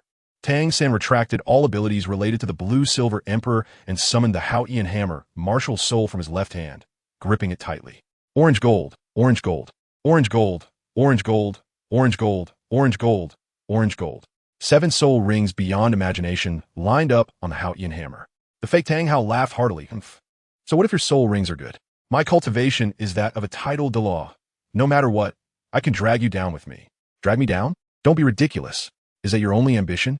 Are you trying to embarrass titled Douluos or the Hao Yin hammer? My goal today is to smash you to the point where you can't survive or die. The fake Tang Hao replied smugly, Oh, are you really willing to do it? This face is your father's. Are you really able to strike? What can I strike? No matter how exquisite your transformation technique is, I regard you as a nameless person. Minion, I will not let any external factors affect my performance. Now, enough talk. Take my attack. Tang San erupted in anger and charged forward. Using the 6 soul rings' second soul skill, Hao Yin Brave Charge, Tang San activated this soul skill while charging, immediately covering a significant distance. A dark golden energy shield enveloped his entire body, providing high damage reduction for the next 6 seconds. However, once they engaged, the fake Tang Hao shattered that shield in just 3 seconds. Tang San had sensed the shield's capacity beforehand, so before it was destroyed, he withdrew and used Ghost Shadow Misty Steps to create distance from Tang Hao. That brief exchange allowed Tang San to gauge the opponent's strength. This fake Tang Hao was indeed a titled Douluo, possessing the domain of the killing god, but he lacked the regal aura of a king. The real Tang Hao had never relied on brute force. It was his spirit, his will, and his aura. Thus, Tang San quickly discerned the weight of this counterfeit. Using the second soul ring's first soul skill, Storm Throw, Tang San conjured an energy body Hao Yin hammer in his empty hand and hurled it at the fake Tang Hao, causing him to be dazed for 2 seconds upon impact. The terror of this soul skill lies in its absolute effectiveness. As long as the target is not a god, They can be controlled for at least 1 second. Taking advantage of those 2 seconds, Tang San aggressively attacked again, throwing another hammer, using the first soul ring's second soul skill, Brave Throw. This was a damage over time skill that caused minor physical damage upon hitting the target and left a mark lasting 10 seconds. The mark would cause the next attack with the Haotian hammer to deal additional minor spell damage and remove the mark. Yes, this is exactly the mark Tang San wanted. He quickly closed in and used the first soul ring's first soul skill, Brave Strike. This soul skill appeared to be a normal hammer swing, but actually carried considerable spell damage. Additionally, since this strike could consume the mark from Brave Throw, it would inflict extra spell damage. Thus, in reality, the damage was quite substantial. Before the fake Tang Hao could fully recover from his dazed state, Tang San had already swiftly distanced himself from him. To be honest, this fake Tang Hao didn't even use any soul skills. Could it be that he was saving his soul rings to detonate? The fake Tang Hao's face darkened, clearly dissatisfied with being outmaneuvered twice. He detonated his first soul ring and roared like a monster as he charged forward. You bot, D. Of course, Tang San dared not take the hit from that explosive strike. So, using the fifth soul ring's second soul skill, Haotian Breaker S Roar. This was a powerful area control skill. Upon activation, the fifth soul ring of the Haotian hammer unleashed a terrifying roar that could shatter hearts, causing all nearby enemies to be filled with fear and uncontrollably flee, generally away from Tang San. The effect lasted for 2 seconds. The fake Tang Hao was hit at the edge of the Haotian Breaker S Roar and lost control, stopping all actions and fleeing in the opposite direction. For roar? Let's see whose roar is more effective. Chapter 155, Father-Son Showdown. Tang San True versus Tang Hao Fake. As the fake Tang Hao ran around uncontrollably, Tang San once again used the Hao Feng charge, approaching him with a high-energy shield.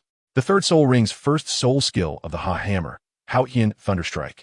Tang San charged for 1 second before smashing down heavily onto the ground. The fake Tang Hao instantly took a large amount of physical damage and was knocked back a considerable distance. At the same time, he was clearly slowed down. The slowing effect was at least 50%, and it lasted a full 5 seconds. But that wasn't enough. Tang San raised the Ha Hammer high above his head and, channeling his energy, struck downwards into the air.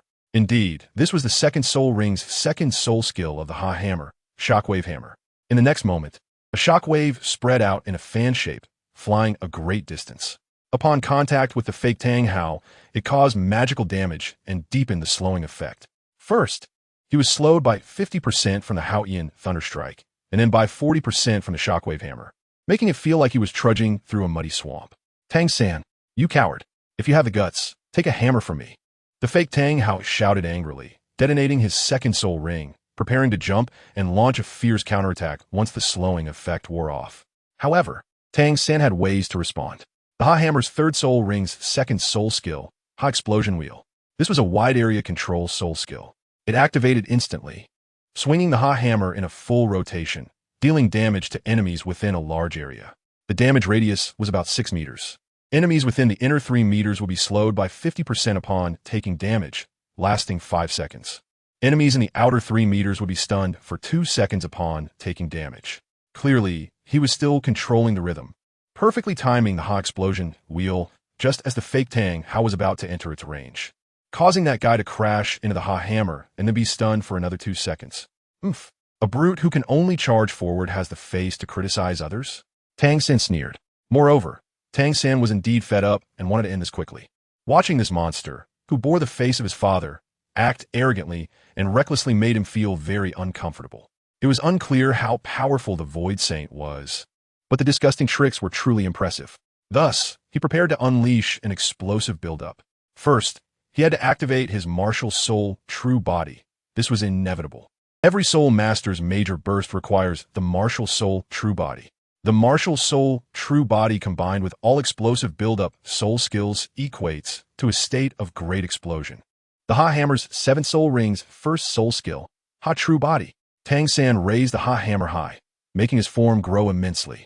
His entire body also became ethereal, as if his soul had been infused into the Ha Hammer. Indeed, this so-called Ha True Body allowed him to directly control the Ha Hammer with his soul and will. In this state, the Ha Hammer's attack power increased by 50%, and he became immune to all non-damaging negative effects. Imposter, see clearly. This is the real Ha True Body. So what if you're a title Douluo? How many enemies have I? Tang San, challenged beyond my level.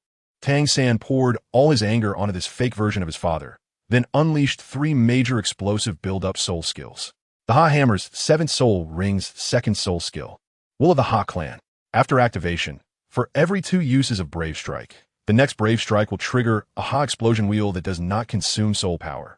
Each enemy hit by the triggered Ha Explosion Wheel's outer circle will reduce the cooldown of the Ha True Body by 1% of the total cooldown time. The Ha Hammer's 4th Soul Ring's 2nd Soul Skill, Ha Giant Break. An explosive build-up soul skill. It activates instantly, jumping to strike the opponent, breaking their armor, increasing the damage they take by 30% for 5 seconds. This soul skill itself also deals moderate physical damage. The Ha Hammer's 5th Soul Ring's 1st Soul Skill, Ashfui, an explosive build-up soul skill. After activation, each use of Brave Strike increases the critical hit rate of Brave Strike by 15%. This effect can stack up to 6 layers or until Brave Strike deals a critical hit. When Brave Strike deals a critical hit under the skill's effect, Tang San will enter a rage state. In the rage state, all of Tang San's Ha Hammer soul skills critical hit rates increase by 30%. Under such terrifying, explosive buildup, Tang San's sustained combat ability and instantaneous explosive ability were raised to an extremely abnormal level. Thus, the imposter's momentum was completely suppressed, and every strike almost entirely landed. In just 20 seconds, the fake Tang Hao could no longer hold on.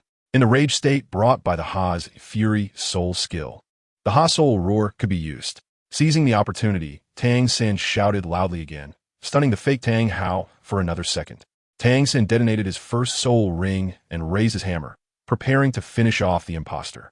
Just then, the fake Tang Hao, not knowing what Soul Bone skill he used, suddenly flashed to a distance, then reached behind his back with his right hand, pulling out a dark purple light point. He hurriedly placed that light point in his mouth and swallowed it immediately. Tang San did not expect this situation at all. However, Saladas reminded him in time, "Quick, don't let him fully recover." What he took was the Shadow Recovery Potion, which at a great cost of pain, rapidly restores all states within 5 seconds. Stop him. Do not let him recover. In a panic, Tang San remembered that he had a soul skill that could counter the situation. The Ha Hammer's 4th Soul Ring's 1st Soul Skill, Ha Death Strike, a functional soul skill. It activates instantly, using the Ha Hammer to strike the target's chest, dealing moderate physical damage and reducing their healing effects by 50% for 10 seconds. Although it could only suppress 50% of the recovery effect, it was already very powerful. The fake Tang Hao had no idea that Tang San had such a means, thus completely losing his composure and even choosing the wrong escape route. In the end, he could not escape Tang San's wrath.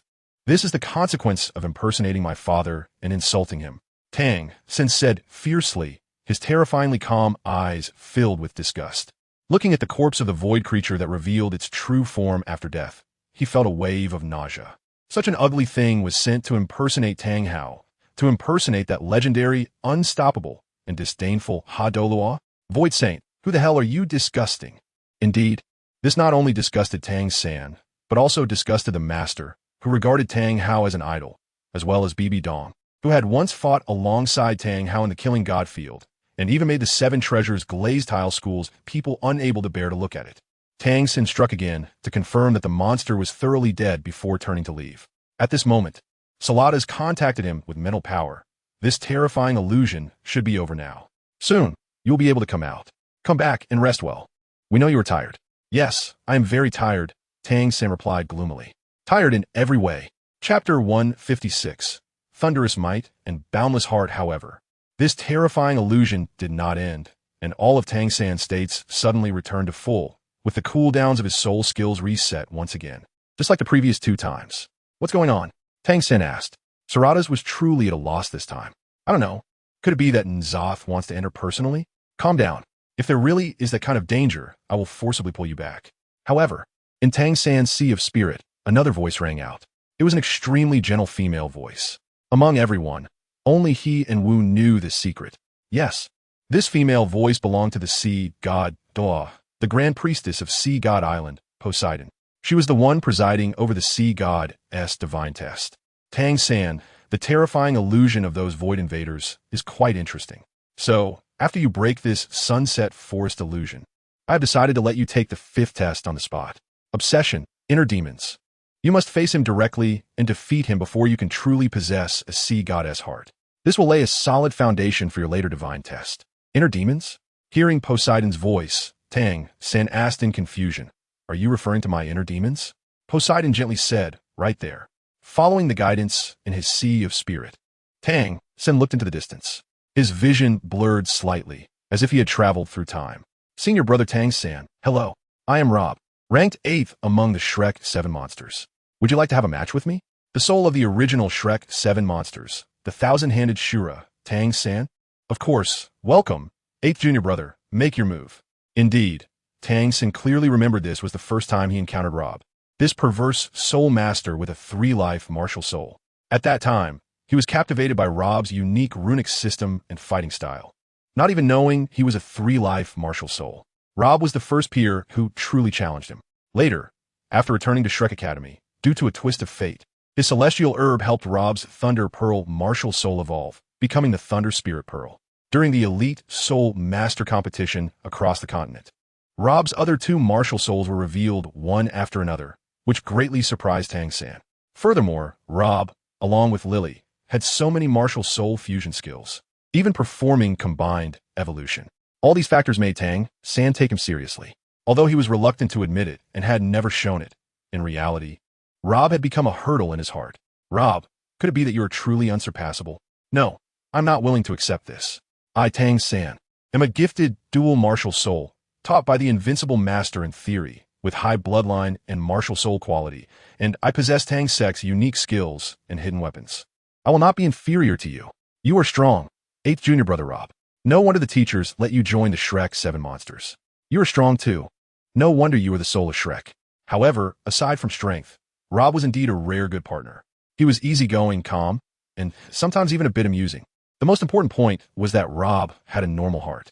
He would not become overly ecstatic due to his rapid strength improvement, nor would he be disheartened by certain setbacks. Even after suffering a great blow, he would still eat and drink, as if after a sleep, everything could start anew. Moreover, Rob was serious when it was time to be serious and mature when it was time to mature. Could this Rob also be a reincarnation? As Tang San pondered, the scene continued to change. Woo, is she the girl among the 9 monsters who always seems unhappy and doesn't talk at all? Sigh, it's my fault for not being by her side. Please help me comfort her when you go back. I will focus on my studies and certainly improve my strength. By then, I will have the ability to protect her. What is Wu to you? She is my sister. Your biological sister? Of course not. 8th junior brother. May I ask what your runes are? All right, 3rd brother. Can I call you that? If you have some time. Then let us collect the aura from the celestial herbs together, and we can discuss this while we gather. How about that? Tang San remembered that it was during that opportunity to collect the aura from the celestial herbs that he learned in detail about Rob's runic system and boldly asked for 3 complete sets of runes. Although Rob had now equipped him with all purple epic level runes, and even the 7th soul ring had a golden legendary rune, he still kept those 3 sets of green excellent runes as a special memento. All along, Tang San had been deceiving himself into thinking he only regarded Rob as a good partner. He had never truly considered what kind of existence Rob was in his heart. At the award ceremony of the Soul Master Competition Finals, Rob's identity as the Holy Son of the Spirit Hall was revealed. At that time, Tang San thought for a moment that Rob would become his lifelong enemy. Later, during the Void Invasion, when the Spirit City was destroyed, all the survivors of the Douluo continent stood on the same battlefield. He was able to fight alongside Rob once again. The cooperation with Rob was very smooth and joyful. He was a qualified and powerful teammate. What are you thinking about? Inner demons have arrived, Tang San. Face them, defeat him, and you will officially pass the 5th test of the Sea God. Poseidon's gentle voice once again pulled Tang San back from deep contemplation.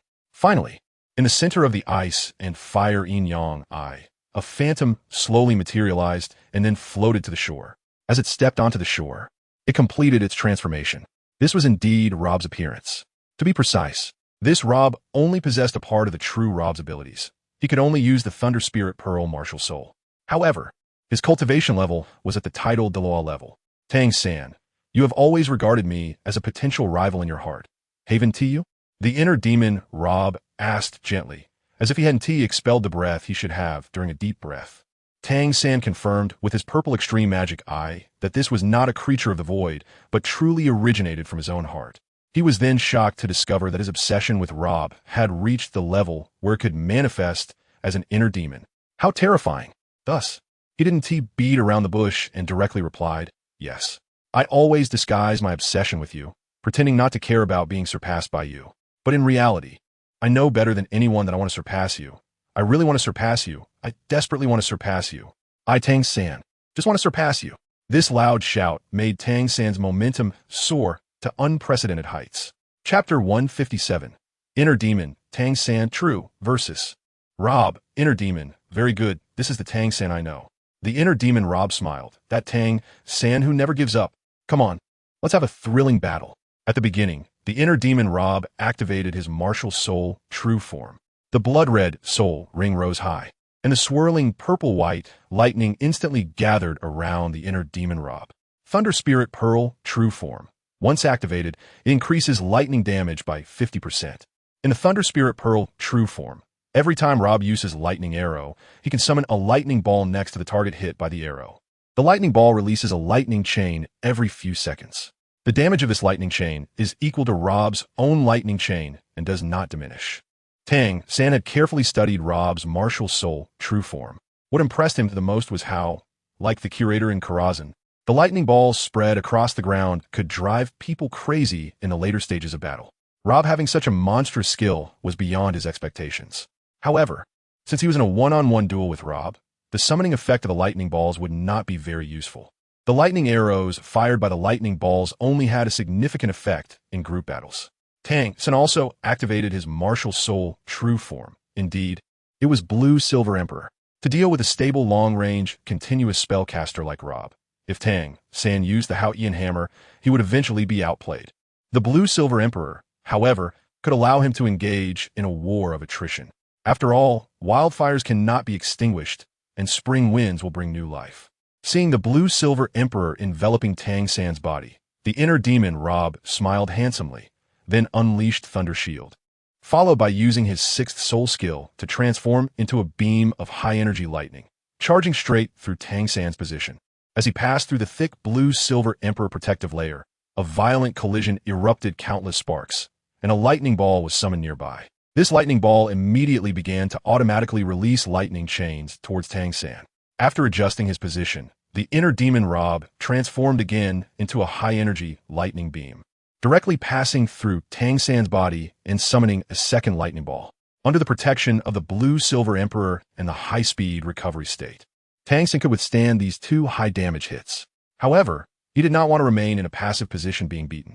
Thus, when the Inner Demon Rob transformed into a high-energy lightning beam for the 3rd time, Tang San's mental strength quickly locked onto Rob's position. Tang Sek's secret skill, Xian Hand, control the crane, and capture the dragon. Got you, Tang San whispered to the Inner Demon Rob with a smile. The other party was not too surprised. Not bad. The next second, taking advantage of Tang San's arm-changing strength, he increased the power of Thunder Shield, forcing Tang San to let go. And then he transformed into a high-energy lightning beam and flew away. Tang San truly had no way to counter this tactic. No, if this continued, even if he wasn't outplayed, he would be driven to death by anger. Moreover, the number of lightning balls on the field was increasing. Hey, this isn't fair. At this moment, Tang San used the purification effect of the Blue-Silver domain to try to purify these annoying lightning balls. Indeed, the Blue-Silver domain could be used to clear the field. A domain? The Inner Demon Rob chuckled darkly. Then his 10,000-year 9th soul ring rose, activating his perverse skill that specifically counters various domains, glowing magnetic field. The blood-red soul ring flickered again, and the ice-smooth, transparent patterns replaced the muddy textures on the surface. On the rapidly expanding icy surface, purple electromagnetic particles flickered. When these electromagnetic particles rose to the space where the Blue-Silver domain light was, they immediately devoured large areas of the Blue-Silver domain's brilliance. Damn it, how did I not think that Rob would use the glowing magnetic field to break the domain? The feeling of having the domain broken was very unpleasant, but precisely because of this, the current battlefield was in chaos. Tang San felt it was a critical moment and immediately activated the 2nd soul skill of his 7th soul ring, Blue-Silver 10,000 Thorn Slash. The powerful Blue-Silver Emperor Thorns surged forward with Tang San's body, as if they were about to slash towards Rob, who was focused on maintaining the glowing magnetic field. In that last moment, the inner demon Rob retracted the glowing magnetic field and then used Thunder Shock to forcibly repel Tang's sand. However, due to inertia, the blue-silver Emperor thorn vines that compose the blue-silver 10,000 thorn slash still struck Rob. Since Tang, San, had already been hit by Thunder Shock, the Evil Thunder Array would cause him additional damage. Moreover, the alternative use of the Evil Thunder Array, the Fusion Strike, could lock onto the target, making it completely unavoidable, and it had a very powerful single-target damage capability. Tang San was likely doomed. The inner demon Rob began to unleash the Evil Thunder Array, and once he successfully cast it, this battle would likely come to an end. Give it up, Tang San, you're about to lose. This is the Sea God's trial for him. How could he easily give up? No, if he truly gave up, he would no longer be Tang San. Donc c'est une weapon technique, Bawing Rebirth. In just a second, dozens of various hidden weapons flew out from Tang San's hands. Thanks to the Bat Wing Rebirth technique, they not only accurately targeted Rob as they flew out, but would return like boomerangs to attack Rob again after being dodged. The trajectory was so bizarre that only Tang San himself understood. Sure enough, the fusion strike of the Evil Thunder Array had not been executed, because the inner demon Rob, who was standing still to cast the spell, had to stop to precisely dodge those hidden weapons. Batwing Rebirth. What a Batwing Rebirth. The inner demon Rob transformed into a high-energy lightning beam, shuttling through the gaps of the incoming hidden weapons. If he was hit by any of the hidden weapons, he would fall into a significant disadvantage. Seeing Rob in a fluster, Tang San quietly changed his martial soul. The blue-silver Emperor retracted, and out came the Haotian Hammer. Dragon Spine Metal activated. The Dragon Spine Metal, a purple epic quality, could greatly enhance the physical attack strength of the wearer. It also came with the Soul Skill, Dragon Slayer's Roar, immediately double all of 1's attack, and Soul Skill casting speed for 10 seconds. This supermodel equipment had been used by Tang San to try to combine with the chaotic cloak hammer technique ever since he obtained it. Now, Tang San had basically mastered the rhythm of the chaotic cloak hammer technique under the enhancement of the Dragon Spine Metal. In just 10 seconds, Tang San had already swung over 30 hammers. At this time, it was very difficult for the inner demon Rob to interrupt.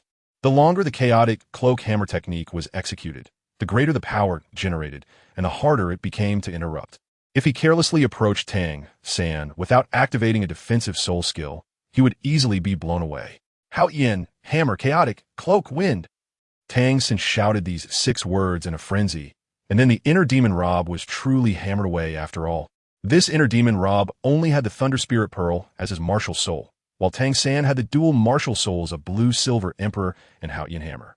Moreover, the Haotian Hammer had 7 orange-golden soul rings. Of course, if the real Rob and Tang San were to fight, it would be uncertain who would win or lose. But at least, Tang San's inner demon had been broken. The 5th trial of the Sea God passed. Chapter 158. The dream of former glory shatters. Tang San's smooth return finally allowed everyone to breathe a sigh of relief. His performance in the illusion of horror was truly eye-opening for everyone. Especially, he revealed the essence of the void. The void is actually nothing to be afraid of. What is truly terrifying is the unknown. It's like fighting a boss in a game. Some plot-setting bosses may seem powerful to players, but once they reveal their health bar, they will inevitably be defeated by the players. The only way for a boss to avoid being defeated is to not show their health bar. All bosses that reveal their health bars and loot lists are, without exception, fools. Well, the Void Saint is one of them. Now, the high-ranking members of the Anti-Demon Alliance already know that the strength of the Void Saint is at the level of a God King. A God King sounds far away, but it's not impossible. If dual spirit users like BB Dong and Tang San can take on the assessment of a level 1 god, then what about Rob? Shouldn't he be able to achieve the title of God King as well? Of course, Rob knows best that he hasn't taken on any divine assessment. Even if he possesses the strength to become a God King, he would still need to create his own divine position, just like Qianren Xue. These are all issues that Rob will have to consider in the future. However, since Qianren Xue is already a level 100 god, perhaps she can provide him with some useful advice? A few days later, Saladas detected that a new illusion of horror had appeared. Illusion of Horror, Star Luo City. This time, Saladas sent Mubai and Zhuqing.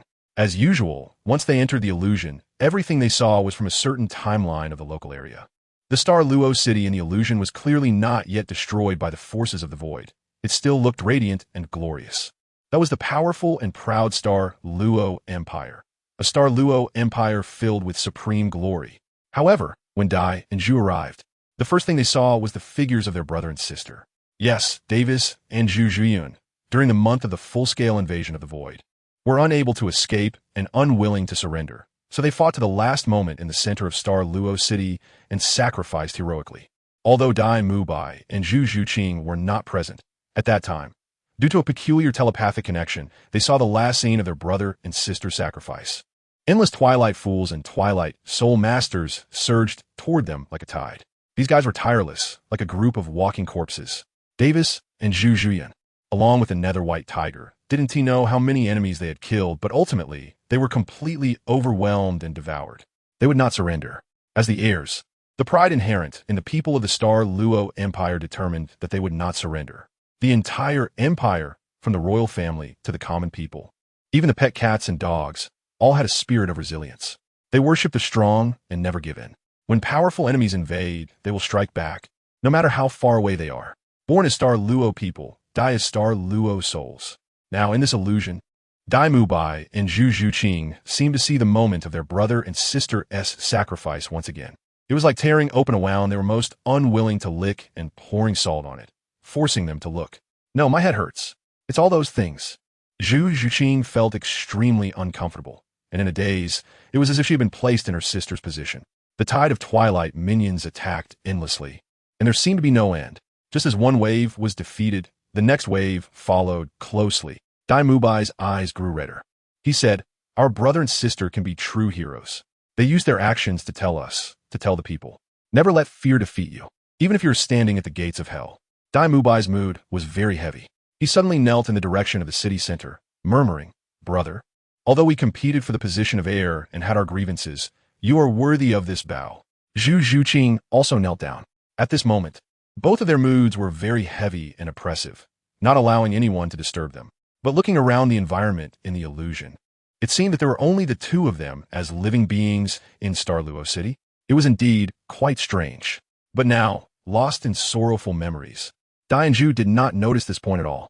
Time passed, and a shadow filled with unparalleled killing intent emerged. Two figures were born from the source power of the illusion. One had long golden hair flowing behind, a lazy expression on his face, and purple light shining in his eyes, but not in a dual pupil form. His appearance resembled Dai Mubai by at least 70%, but he was a few inches taller than Dai Mubai. Despite his casual demeanor, there was still a hint of a superior smile in his expression. Behind him was a tall girl, nearly as tall as him, with an extremely voluptuous figure and skin as smooth as sheep-fat white jade, also smiling. In this silent, empty city, she gently intertwined her arm with the former. This girl was very beautiful, and her resemblance to Zhuqing was even more striking than that of Dai Mubai to the former. These two, could they be Davis and Zhuqing, brother, sister?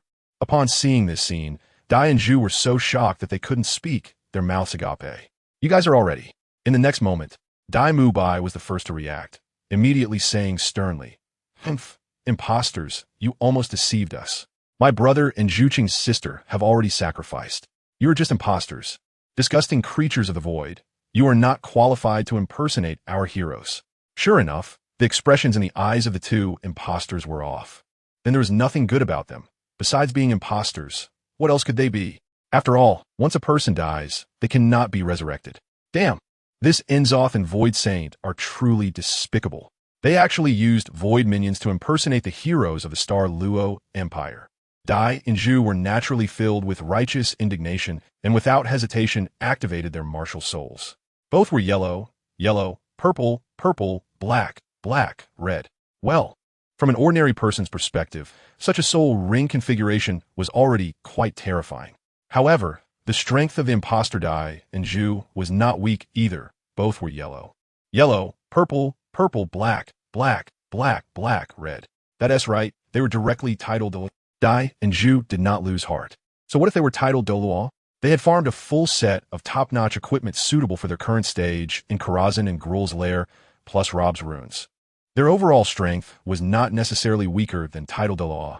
Moreover, the imposters' martial souls were created by the Void Saint, and their understanding of the martial souls they temporarily obtained was minimal. This was where Dai and Zhu had the advantage. No matter how strong the imposter Dai and Zhu were, they would ultimately be defeated by them. Dai Mubai thought, these two imposters would definitely use the Nether White Tiger right from start. The martial soul fusion technique used by two titled Douluo soul masters would surely be at the super Douluo level, even pushing toward the limit of Douluo. So he and Zhuqing must also use the same tactic, merging into one. However, he and Zhuqing had more than just one martial soul fusion technique. In fact, their combined evolution had far more advantages than a martial soul fusion technique. Chapter 159, The Imperial City Shuffle, Evil Eye Leopard, True versus Netherworld White Tiger, False. As the false Dai Zhu performed the martial soul fusion technique, Dai Zhu also erupted. The two first embraced each other, then left a slight gap in front of their chests. They channeled their primal energy into each other, merging as one under the guidance of their souls. Then, they stood facing each other, their eyes locked onto one another. The virtual fusion evolution bond disk span between them. Dai Mubai gently touched the secondary bond position, while Zhuqing casually placed her hand on the main bond position. In the next second, a phantom of a tiger appeared behind Dai Mubai, transforming into the evil eye white tiger. At the same time, the black cat behind Zhuqing also transformed into the Netherworld spirit cat. Main position, Zhuqing, Netherworld spirit cat.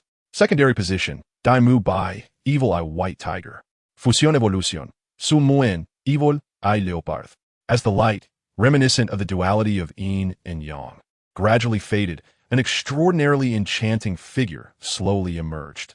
Indeed, this was the other being created from the fusion evolution of Dai Zhu, Zhu Muan. Zhu Muan possessed all the memories of Dai Zhu, and her behavior patterns and personality mostly derived from them. Moreover, Zhu Muan was at the title Douluo level, with soul rings of purple, purple, black, black, black, black, red, red. She chanted, Star Luo Empire, soaring and indomitable. On the other side, the false Dai Zhu, disguised as a void creature, had also completed the martial soul fusion technique, becoming the Netherworld White Tiger. Interesting, very interesting. Evil Eye Leopard against Netherworld White Tiger. A good show was about to unfold. Dai Zhu had previously achieved many victories using the Netherworld White Tiger, so they naturally knew the weaknesses of the Netherworld White Tiger summoned through the martial soul fusion technique. The strong phase of the Netherworld White Tiger occurred during the initial 3 devastating strikes when it was first summoned. As long as these 3 strikes missed, it would be very weak afterward. This was the reason why Dai Zhu chose to counter the Netherworld White Tiger with the Evil Eye Leopard. The vast Luo city was an excellent place for a big cat to run. Zhu Muan's delicate figure flickered and disappeared in an instant. Of course, the Netherworld White Tiger formed by the false Dai Zhu could still sense her movements through other senses. The Netherworld White Tiger roared and chased after her, determined to unleash the 3 devastating strikes upon Zhu Muan. Zhu Muan's golden hair flowed down her back like a waterfall, and as she sprinted, she utilized the airflow to accelerate her speed. With a blink of her eye, her first soul skill, Dual Pupil Evil Light, erupted, forming an energy sphere shimmering with black and white light in the air to her left front. The energy sphere quickly transformed into a golden purple hue, representing Dai Mubai's Evil Eye White Tiger and Zhuqing's Netherworld Spirit Cat, respectively. At the same time, Zhu Muan's movements did not slow down at all. Seconds later, when the false Dai Zhu transformed into the Netherworld White Tiger, caught up to her, the golden purple dual pupil evil light surged, causing immense magical damage and severely hindering its movement. The enormous Netherworld White Tiger roared in anguish, venting its indescribable pain. Of course, these 2 counterfeit void beings did not dare to slack off and immediately continued the pursuit. Seeing the Netherworld White Tiger lagging far behind, Zhu Muan decided to stop and set up her next trap. She smiled slightly, and with a sweep of her delicate hand, countless purple-based, gold-edged evil light blades lined up, almost forming a thick wall. Since this was a corner, the imposter would undoubtedly find it difficult to detect. After completing this arrangement, Zhu Muan gently distanced herself, but did not move too far from the wall of light blades. Finally, the massive Netherworld White Tiger crashed into the wall of light blades, its head bleeding profusely, looking quite miserable. With another wave of her delicate hand, all the light blades pierced the Netherworld White Tiger amid Zhu Muan's melodic laughter. The screams echoed throughout Star Luo City. In this empty urban area, such sounds seemed particularly desolate. However, this was still not enough to kill these 2 imposters. After all, they were titled Douluos, to sustain the martial soul fusion technique despite such heavy injuries. Zhu approached to assess the situation, ready to strike the netherworld white tiger again at any moment. To her surprise, that big fellow had already regained most of its vitality in just 3 seconds. What was going on? It's the shadow recovery potion. Saladaz's voice timely explained. Ensuite, je me en confusion. It can restore full vitality within 5 seconds. It seemed that every imposter carried at least 1 dose of this potion. Sumoin quickly understood. After the barrage of blades, the dazzling golden-purple light had made it difficult for her to see the specific situation inside. The opponent must have just endured an attack and immediately used the shadow recovery potion while the effect was still active. Although it was a bit rushed and did not fully restore, its vitality was already in a very good state. Seeing the netherworld white tiger scream and charge at her again, Zhu could not dodge because she was too close. The opponent's eyes were filled with a frenzied hatred, as if they wanted to tear their target apart immediately. In a critical moment, Zhu activated her martial soul true form, enduring the cost of having her martial soul true form broken to withstand the full force strike of the netherworld white tiger. In the next second, she was already far away, empowered by her third soul skill, Evil Eye Sprint. However, Zhu left behind an echo, saying, "Disgusting monster, I wouldn't mind hearing your screams one more time." Thus, she began to feel quite troubled. The 2 tricks she had just played could not be used again. She knew that those 2 imposters, no matter how foolish, would not fall for the same trick twice. In the swift environment of the Imperial city, Zhu mind also raced quickly. Well, since you imposters love surprises so much, why not give you another surprise? As she ran, Zhu released her soul skills. Her blood-red 8th soul ring shone slightly and slowly rose, with countless shadows separating from her body. Among these shadows, only one had combat power comparable to Zhu main body and could be called a clone. The others were merely illusory shadows. Thus, Zhu main body hid behind a massive gourd-shaped stone tower, while her clone remained in a wide intersection. The false netherworld white tiger rounded 2 streets and made a big turn before finally spotting Zhu. It lunged forward, swiped, and clawed, entangling itself with the Zhu clone. The Zhu clone feigned a weakness and suddenly flashed into the air. The false netherworld white tiger thought it had seized a golden opportunity, immediately opening its massive jaws to bite Zhu, but it overlooked its own position. Hiding behind the gourd-shaped stone tower, Zhu chuckled and thought, Fool, you fall for my trick?" The previously faint circle of illusory shadows now fully appeared from the ground. The false netherworld white tiger suddenly felt dizzy. In its eyes, it seemed that every shadow was Zhu. Finally, it's time to send you to hell. Chapter 160, The Cycle of Sun and Moon. The falling star Zhu's 9th soul ring lit up, and a blood-red light surged, instantly forming a phantasmal energy tail behind her. Under Zhu's control, the tail size multiplied several times, and the power it contained became terrifyingly immense. Evil Eye Leopard Tail / On this massive energy leopard tail, the inner layer was golden light, while the outer layer was purple light. The purple light was responsible for the first strike, severing the gourd-shaped stone tower in half, with the upper half crashing down perfectly onto the immobilized pseudo-hell white tiger. The golden light was responsible for the second strike.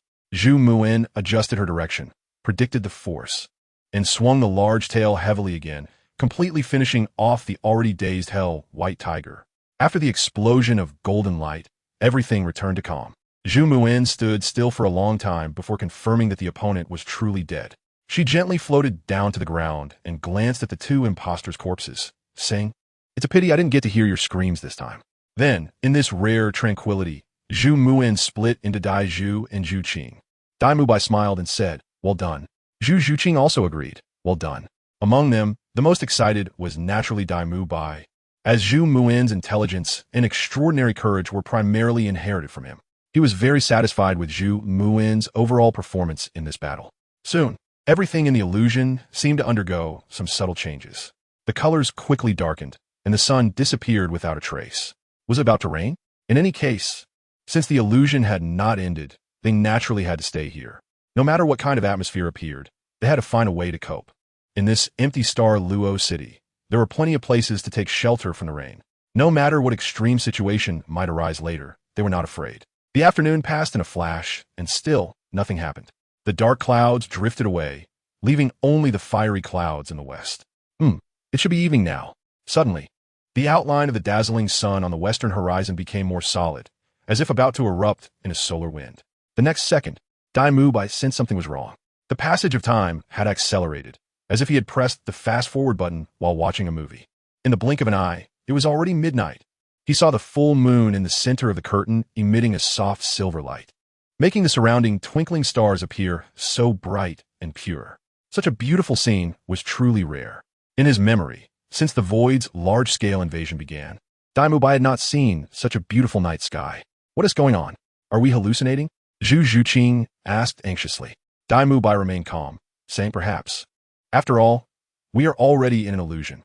Isn't it normal to have a hallucination?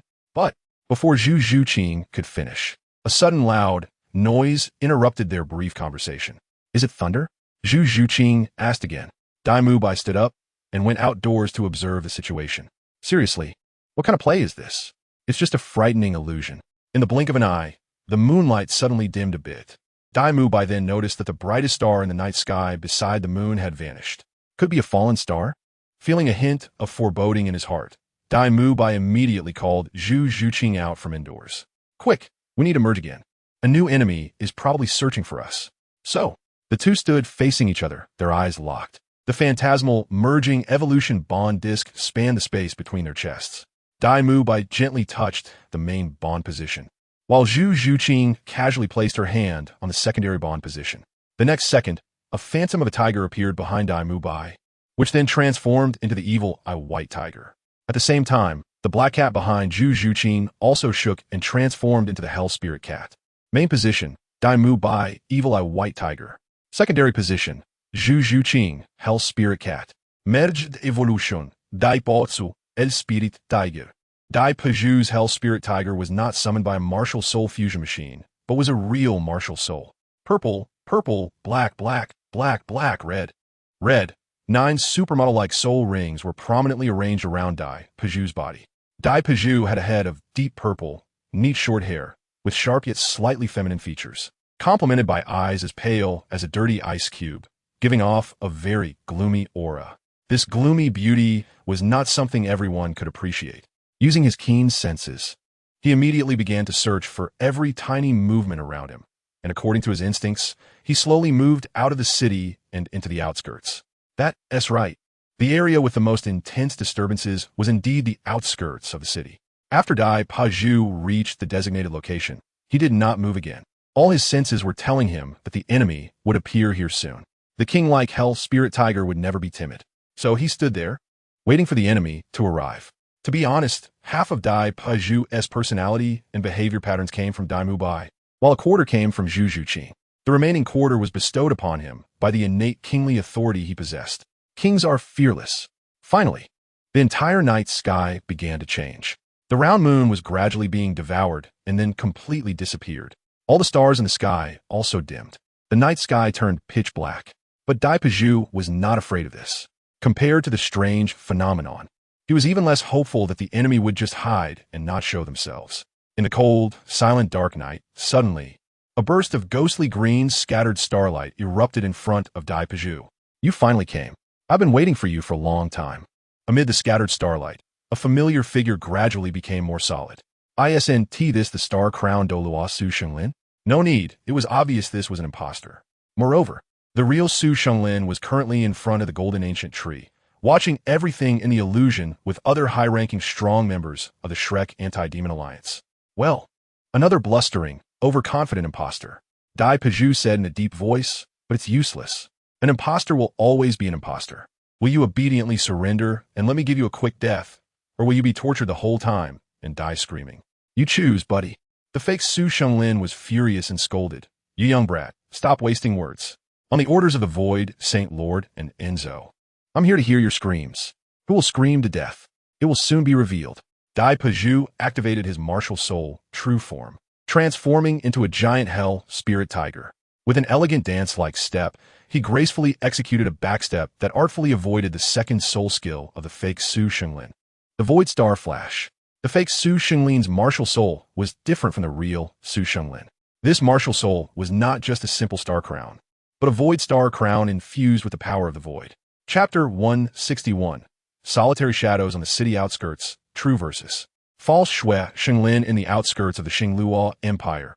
Two solitary figures began their confrontation. Although Shui Shenglin was not very likable in personality, he was nonetheless a top powerhouse of the Xingluo Empire, representing its glory. At this moment, seeing the Void Saint bring this counterfeit to disgust them, Daiju was naturally furious. When Daiju's anger was conveyed to the consciousness of the combined form, Daipozu, it transformed into an inexhaustible rage during battle. The Void Star Crown Martial Soul was bound to be more bizarre and inscrutable than an ordinary Star Crown Martial Soul. Sarada is timely reminded, "You must be careful." Daipozu charged forward, eager to test just how despicable this so-called Void Star Crown truly was. Yinming White Tiger, Destruction Triple Strike. First move, White Tiger Pounce. The false Shui Shenglin seemed to merely sidestep, but in reality, he had dodged a considerable distance, successfully avoiding the fierce attack. Good.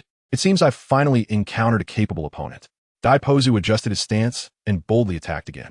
Yinming White Tiger, Destruction Triple Strike. Second move, White Tiger, Soul Settling Fan. With a roar, the wind howled. The false Shui Shenglin was about to unleash a soul skill, but was easily interrupted by this sudden strike. Yes, no one could completely release a soul skill under such intense interference. The experience of being interrupted while attempting to use a soul skill was extremely unpleasant, causing the false Shui Shenglin to erupt in anger. Although the real Shui Shenglin would not fare much better in such a situation, he would not act foolishly. Thus, the false Shui Shenglin stood still. He immediately unleashed his second soul skill, Extinguishing Stars. A strange, eerie green starlight was released, disintegrating the target's gathered soul power and slowing its flow. Unfortunately, Daipozu had already completed the third move of the Destruction Triple Strike, and a slight slowdown in soul power flow would matter. Destruction Triple Strike. Third move, White Tiger Yinming Cut. With that strike, pounce and cut, he forced his opponent into a state of chaos. The false Shui Shenglin was severely injured by the final cut and had no choice but to temporarily evade. Until he fully recovered, he dared not confront the Yinming White Tiger head-on. Behold, the king's army of the Xingluo Empire. Daipozu clearly uttered these words in the state of his martial soul's true form. Above the head of the Yinming White Tiger, the character for king was boldly inscribed. Just as Daipozu finished speaking, 10 dazzling golden pillars of light materialized behind him. Each pillar contained a remarkably imposing figure. These were the 10 most powerful guardian Douluo of the Xingluo Empire throughout history. Although he could only summon their remnants, even their remnants combined would be enough to deal with you. This pathetic counterfeit, the remnants of the 10 ancient guardian Douluo, though differing in appearance, spoke in unison. Long live the Xingluo Empire. Indeed, this was Daipozu's bloodline inheritance soul skill, the heart of the Xingluo Empire. The false Shui Shenglin chuckled coldly. Looking for help? Useless. My specialty is group battles. Watch as I slaughter your Imperial heroes one by one. Then in the next second, Daipozu was astonished to find that the false Shui Shenglin had vanished from sight. In truth, the false Shui Shenglin had merely flashed to the side to regain some energy. Otherwise, he wouldn't be able to unleash his full power next. Once he had recovered, he directly displayed his entrance with 3 soul skills. Dark Star Language. A group control skill that causes the runes around the star crown to disintegrate, completely stripping the target of a single attribute. The false Shui Shenglin relied on this soul skill to instantly strip the defensive attribute from the 10 remnants of the ancient guardian Douluo. Star Judgment, conjuring dozens of halos, each locking onto a target, unleashing a star rain attack that possesses extreme penetration power, along with an explosive backfire effect. Daipozu barely had time to react before he saw the 10 guardian duo remnants bound by the eerie green halos, then bombarded by falling stars, each meteor precisely directed at a star ring. This control ability is incredibly formidable, Daipozu exclaimed. He himself had timely activated Yinming Flicker to evade the locking of the star rings. Unfortunately, the remnants of the guardian Douluo were not so fortunate. With the highly penetrating meteors combined with star energy explosions, the power was unimaginable. Then came the third one, Star Destruction of Eternal Calamity, the strongest group attack. Utilizing the power of the starry sky, it rained down judgment starlight over a vast area. Each beam possessed immense attack power, while additionally sealing half of the target's soul ring skills. However, the second effect of this soul skill was already nullified, as the first effect had already slain all the remnants of the guardian Douluo. Fortunately, Yinming Flicker had 3 uses, perfectly avoiding this terrifying chain attack. Otherwise, Pozu would have been gravely injured if not dead. Now, he was experiencing the bitter consequences of reckless advance. The once favorable situation had completely vanished. Ha ha ha ha ha. What a bunch of nonsense King's army. What a bunch of worthless Xingluo Empire. The false Shui, Shenglin laughed maniacally, then manifested an eerie green star energy shield. Surrounding himself in a misty defense, prepared to guard against Pozu's attacks. Pozu could maintain his composure at any time. But whenever he heard someone insult the Xingluo Empire or belittle those ancient heroes, he could not endure it any longer. In an instant, the earth changed color. Winds and clouds surged, as if the spirits of the ancestors of the Xingluo city were shouting four words. Yiming White Tiger. The royal legacy of the Xingluo Empire was precisely the Yiming White Tiger. For thousands of years, those who dared to despise it had all perished in its wrath. Today would be no different.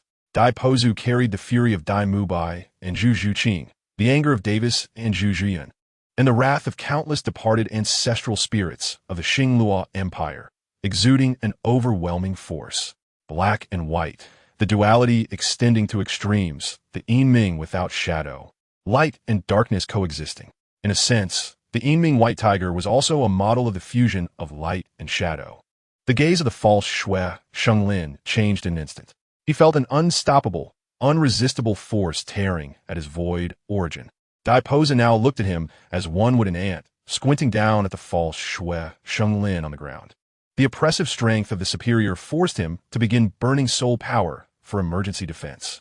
However, at this point, any form of defense was futile. Evil deeds can still allow one to live. Self-inflicted sins are inescapable. This was all of your own making. Pozu's words rang out like thunder. Oh no, it was more than just thunder. It was like a mountain's roar, capable of sweeping away all filth and clearing the realms. With the support of countless heroic spirits, Pozu finally unleashed a power he had never reached before. Mystical meaning, excellence, eternal glory of the Xingluo Empire. This was no longer just a soul skill.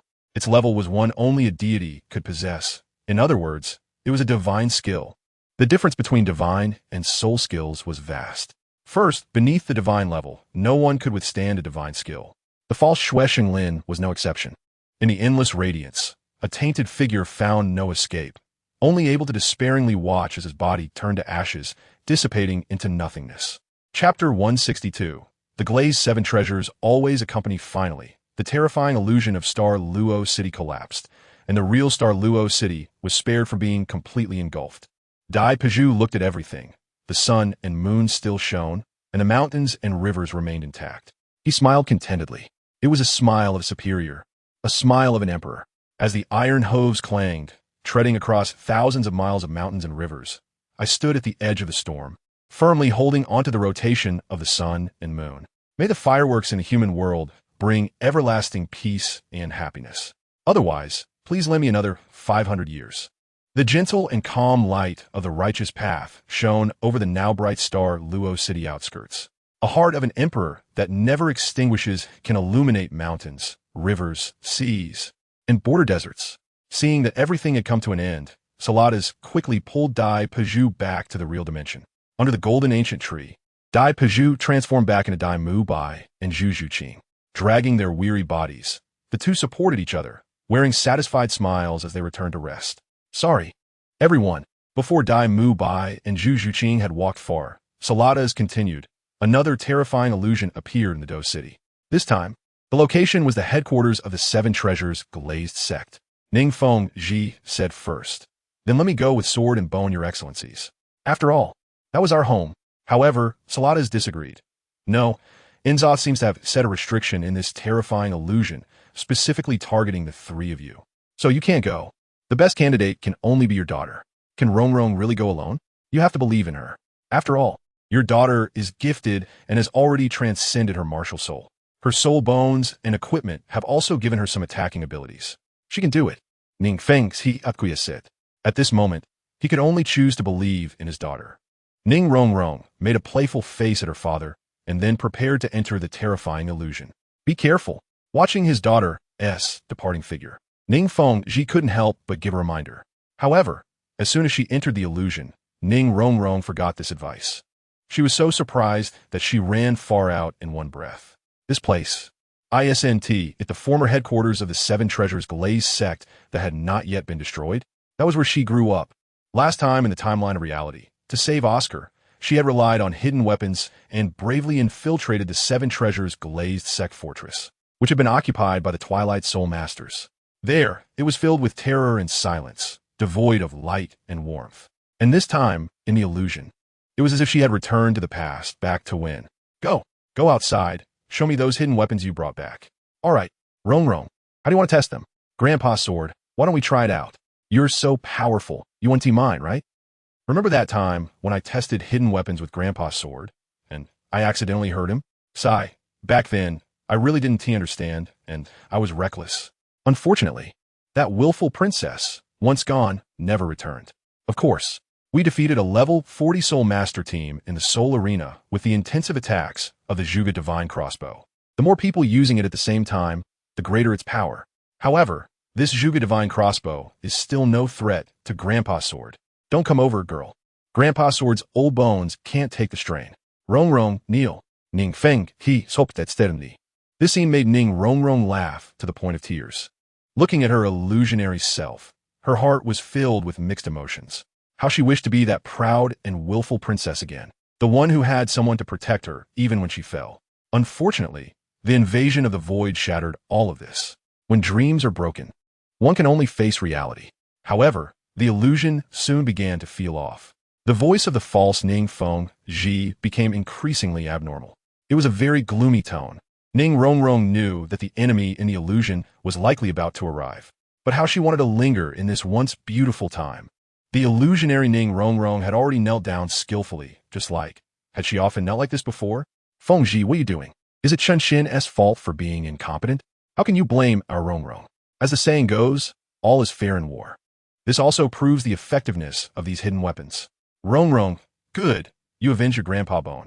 Haha, it's been many years since I've seen you, Grandpa's sword, in such a predicament.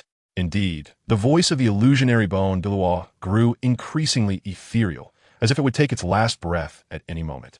Grandpa's sword. Rongrong was wrong. Please punish Rongrong. Rongrong, good girl, don't cry. It's Grandpa's sword's own incompetence. How can it be blamed on you? We were just testing the hidden weapons. You did nothing wrong. These hidden weapons truly have a sudden effect. The real Ning Rongrong listened carefully. She could clearly hear that the illusionary Grandpa's sword was also weak, his final voice even too faint to be heard. It wasn't he like this in reality before. She immediately gathered her strength, fully alert, ready to respond to the changes in the illusion. All hidden weapons prepared, for soul bones ready. Blue diamond magic staff ready. No matter what monsters the void forces unleash, bring them on. Heart, Rongrong. I suggest you close your eyes. Salada's reminded. The next second, the false Ning Feng Ji shouted, unfilial daughter. You can handle her as you wish, I don't care. Then, the false Chenxiang instantly drew his sword and stabbed toward the illusionary Ning Rongrong's chest. The next second, blood splattered. Damn, this is too disgusting. Ends off. Void Lord, this is really nasty. Do you think this can scare anyone? No, it can't scare anyone. It can only disgust them. Ning Rongrong looked at the fake version of herself, her eyes dim and her stomach churning. Her mouth twitched, and her body felt uncomfortable. I told you to close your eyes. Salada is said again. Soon, the body of the fake Ning Rongrong disappeared, along with the false Chenxiang and false Gurong. Here, only the real Ning Rongrong and the impersonator Ning Feng Ji remained. To be honest, this impersonator Ning Feng Ji was quite convincing. Whether in appearance or behavior, there was little difference from the real Ning Feng Ji in the illusion. However, the soul can never be faked. Another impostor daring to impersonate my father. I will make you pay dearly. Ning Rongrong thrown at diktly. Then gripped the blue diamond magic staff tightly. The false Ning Feng Ji just smiled wickedly and said, oh, my unfilial daughter, do you think you, just a support soul master, can contend against the great void saint? Don't dream. Who is your daughter? You impostor, don't daydream. With a snap of his fingers, 4 obelisks suddenly appeared beside the false Ning Feng Ji. It seemed that these 4 obelisks were important tools for his battle this time. After all, the false Ning Feng Ji's martial soul was also the 7 Treasures Glazed Pagoda. Since it was the 7 Treasures Glazed Pagoda, then the attack methods had to rely on external objects to make up for it. Chapter 163. Father-Daughter Battle, Ning Rongrong Real versus Ning Feng Ji fake, as expected. The obelisk was indeed the attack method of the fake Ning Fengji. The 7-treasure glazed tile pagoda had just been summoned, and all 6 enhancements were already applied to him, which he then outputted through his soul power to the 4 obelisks. At the tip of each obelisk was a twilight eyeball. The 4 eyeballs shot out twilight rays simultaneously, catching Ning Rongrong completely off guard. She had to dodge to the side. However, she soon realized that the frequency of the eyeball shots was too high. She could evade 1 volley of 4 shots. But could she dodge every time? Thinking of this made her a bit anxious. Yes, she had seen such frequent attacks before, but there were always teammates to draw fire. Now it was just her. Thus, she activated her only defensive measure. It was a 100,000-year-old soul bone, the trunk bone of the glazed stone dragon. The first soul skill of this trunk bone was to provide a thick energy shield that could withstand a lot of damage. With this shield activated, she could at least output her attacks with peace of mind. Without any hesitation, Ning Rongrong imitated the fake Ning Fengji and applied all 6 enhancements to herself in 1 second. It felt like taking medicine. In addition, Ning Rongrong had another enhancement type, soul skill. This soul skill came from a piece of equipment from Karazhan, the unruly arcane necklace. Active soul skill, arcane limit. After activation, all her spell damage increased by 30 for 10 seconds. Under these terrifying enhancements, 1 shot of arcane blue fire would be enough to make the fake Ning Fengji drink a pot of it. However, Ning Rongrong, who was not yet very skilled in solo combat, felt a bit of a power deficit after this attack. She needed to adjust her state before she could gradually get used to this rhythm of attack. Of course, during this time, she had to be on guard against the twilight eyeballs on the obelisks. These annoying eyeballs not only fired concentrated beams, but also released weakening rays, which were very troublesome. With the light striking the ground, the space to dodge was quite limited, and since Ning Rongrong had just recently entered the Soul Sage level, she found it difficult to fly flexibly using her soul power. Therefore, she had no choice but to use one of her reserved moves, Glazed Light Wings. Yes, the Glazed Light Wings were a piece of external soul bone specifically chosen for her by Saladas, perfectly suited to her martial soul. These wings, unlike the dragon wings, were made of strands of light woven into a radiant strip arranged in a radial pattern. Against the backdrop of the blue-white, icy, glazed light wings, Ning Rongrong's delicate body shone brilliantly. With the aid of the glazed light wings, flying flexibly was no longer a challenge for her. However, the fake Ning Fengji, who had been bombarded by the arcane blue fire to the point of confusion, was now furious. He directed all the obelisk energy into his body, preparing to launch 3 consecutive cannonballs. Of course, what was more terrifying was that these 3 cannonballs were locked on in Ning Rongrong and would automatically cruise and guide themselves after being fired, making them nearly impossible to dodge unless they were intercepted midway. It was said that Ning Rongrong would suffer severe injuries from just one of these cannonballs. 3 hits. If all 3 hit, she would be done for. Feeling the tremendous power of these cannonballs, Ning Rongrong immediately activated the sprint soul skill of the glazed light wings and hid behind a tall building. Thus, the first high-pressure soul power cannonball struck the tall tower, splitting it in half. Just as the upper half of the tower began to fall, the second cannonball followed closely behind. Ning Rongrong once again hid behind the remaining lower half of the tower. However, in just an instant, the lower half was also smashed to pieces, unable to provide Ning Rongrong with any effective protection. That said, the fake Ning Fengji was now overly excited. Let's see how you escape this time. Oomph. Do we even need to escape? Ning Rongrong smiled lightly, the corners of her mouth lifting. Taking advantage of the fake Ning Fengji's moment of excitement, she applied all her enhancement soul skills once again to the blue diamond magic wand. Swish, 1 shot of arcane blue fire quietly curved around and flew toward the position of the fake Ning Fengji. Meanwhile, the fake Ning Fengji, focused on controlling the 3rd high-pressure soul power cannonball, was completely unaware of Ning Rongrong's earlier actions. Hit. You lose. The fake Ning Fengji was as excited as if the national football team had just scored a goal. However, Ning Rongrong was about to disappoint him. The glazed double wings enveloped her body like an eggshell, protecting her from any harm. Indeed, as a 100,000-year-old external soul bone, the glazed double wings naturally had 2 soul skills. The previous sprint with the double wings counted as 1, and this glazed body protection was the other. The glazed body protection was somewhat similar to the invincible golden body of Wu, except that the glazed body protection could only be used once, and its duration was much longer than the invincible golden body. If Ning Rongrong actively retracted the glazed body protection before its time ended, It would return some cooldown time and grant her an all-around enhancement lasting 2 minutes. The specific enhancement amount was related to the remaining duration when Ning Rongrong actively cancelled the glazed body protection. This enhancement could apply to soul skills that had already been launched but had not yet hit the enemy. That is to say, the arcane blue fire that was still on its way could benefit from this enhancement. Originally, Ning Rongrong could have directly activated the glazed body protection to block all 3 high-pressure soul power cannonballs, but that would waste the entire duration of the glazed body protection. Now, she used the terrain to evade the first 2 shots, and then activated it just as the 3rd shot was about to hit her, immediately canceling the glazed body protection after it hit to maximize the enhancement. Indeed, the soul skills attached to a 100,000-year-old soul bone were incredibly powerful. The fake Ning Fengji was shocked to find that all 3 of his high-pressure soul power cannonballs had missed, and he nearly spat out blood. Following that, the arcane blue fire came rushing in. Oh my god, this is infuriating. Since when did Fengji have a daughter? Why not have Rongrong? The attack power of the arcane blue fire in a fully enhanced state was indeed terrifying, but it didn't quite finish off the fake Ning Fengji. What truly ended him was the stagnant foul energy stuck in his chest. It was neither up nor down, just stuck there. The next second, the fake Ning Fengji was dead. This battle ended so quickly that neither Ning Rongrong nor the onlookers of the illusion battle had anticipated it. Watching the fake Ning Fengji fall down unwillingly, Ning Rongrong was shocked, accompanied by a sense of disgust. Was this considered a daughter, killing her father? Bah. He was just a counterfeit. How could that be called killing her father? Seeing Ning Rongrong's expression, the real Ning Fengji and the sword-bone duo on the golden ancient tree square couldn't help but laugh. Ah, my precious daughter, please don't feel any psychological pressure. Ning Feng's sight. The bone Douluo echoed, of course. Our 7-treasured glazed tile sex, which has never had psychological pressure. On the contrary, I'm happy that a counterfeit was eliminated by my daughter. What kind of talk is that, bone uncle? Chapter 164. The sausage variations of the twin flyers. After a brief adjustment, Ning Rongrong noticed that the surrounding environment had changed, and all her statuses were restored. Even the cooldown time of her soul skills had been reset.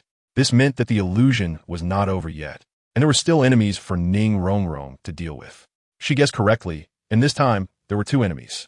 The 2 enemies were none other than the pseudo-sword Douluo and pseudo-bone Douluo. Now, Ning Rongrong felt a bit flustered. She was originally a support-type soul master, and it was already remarkable for her to barely fight one opponent. Now, she had to face 2? How was that possible? Fortunately, Saladas discovered that the entrance of the illusion was loosening and immediately sent Oscar inside as well.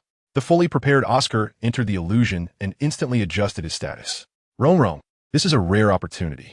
If we fight together, it will be easy, Oscar winked, signaling Ning Rongrong to be at ease. The reason he was so confident was that his 6th soul skill was truly overpowered. Replication, created with a drop of blood.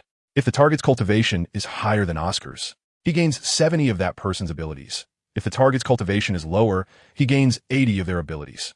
If he uses the mirror sausage created by the golden fly, he can gain 100 of the ability, but he can only obtain soul ring skills, not soul bone skills or domain skills.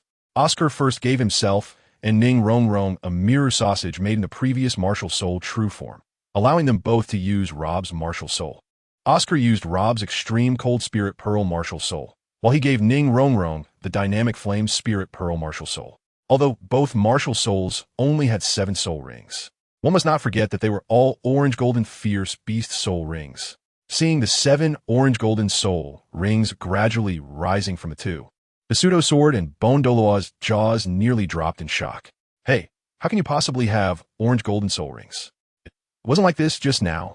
Ning Rongrong lauket dominatingly. Hee, it's funny that you dare to impersonate our grandpa sword and grandpa bone, and you don't even understand Oscar's soul skills? This batch of actors is really terrible. Oscar's confidence soared as he said, "Enough nonsense. Take my first move." As soon as he finished speaking, he flashed to the side of the pseudo-sword and bone Douluo, using a close-range frost nova to freeze their feet, then instantly flashed back. Yes, this flash-in and flash-out combo was obtained from the soul bone in the Valley of Questioning Emotions.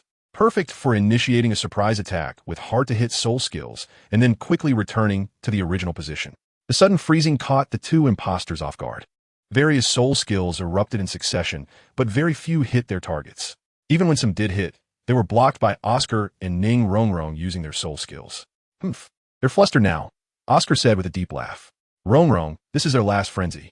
We just need to wait for them to finish their antics. And then we can take them down in one go. Oh, by the way, Rongrong, do you know how to use Rob's Dynamic Flame Spirit Pearl Martial Soul? It's that basic combo. While Ning Rongrong was using the lava shield to defend against the pseudo Sword Douluo's soul skills, she suddenly blanked out. Oh no, I'm sorry, but I seem to not know it at all. How do you use Rob's explosive combo? Oscar almost choked. Ah, Rongrong, if I had known earlier, I would have given you the extreme Cold Spirit Pearl and kept the Dynamic Flame Spirit Pearl for myself. The extreme Cold Spirit Pearl at least has lower combo requirements. This can't be my fault. You didn't tell me. At this point, it was better to be cautious. Just as Ning Rongrong finished speaking, another virtual sword fell beside her. The pseudo sword dog shouted angrily, "How dare you disregard us so much, talking during battle?" The two ignored him and continued chatting. Rongrong, look, the castle of the Seven Treasures glazed tile school, in this illusion that has not been invaded by the void, is so magnificent. In fact, our Seven Treasures glazed tile school's most prominent style is delicacy, with many details. Just casually looking at the macro layout will miss many wonderful places. The pseudo-Bon Douluo was also furious. Who do you think you're looking down on? At this point, Oscar finally replied to them, sorry, but we really don't regard you as a threat. Pathetic imposters.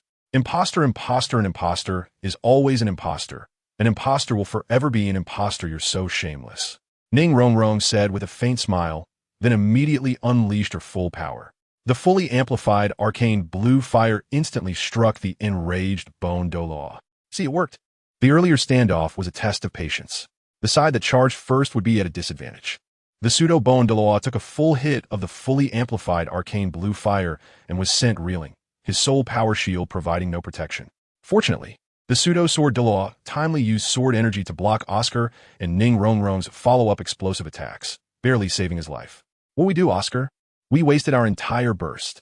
Ning Rongrong complained. Oscar, however, was very relaxed. It's okay, Rongrong, we don't lack this burst. If they want to exhaust us, let's play along. Under the protection of the pseudo sword Douluo, the pseudo Bon Douluo quickly returned to his original position and began using soul skills to self-repair. He had indeed been careless just now. At this moment, Ning Rongrong was also using all her mental power to quickly understand the skill combinations of the dynamic flame spirit pearl. She knew that once these fire-type soul skills erupted perfectly, in 10 seconds, just 10 seconds, they could burn the ashes of their opponents.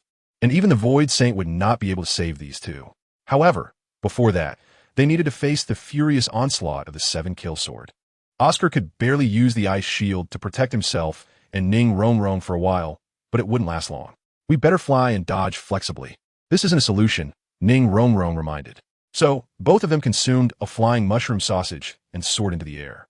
The pseudo sword Douluo continued to unleash a rain of swords madly, but each attack became more precise. At the same time, he was constantly on guard against Oscar and Ning Rongrong's sneak attacks on the Bon Douluo. Once the Bon Douluo finished recovering, he no longer acted recklessly, but instead raised a shield made of eerie white bones around them. It was clear that this was meant to protect both of them.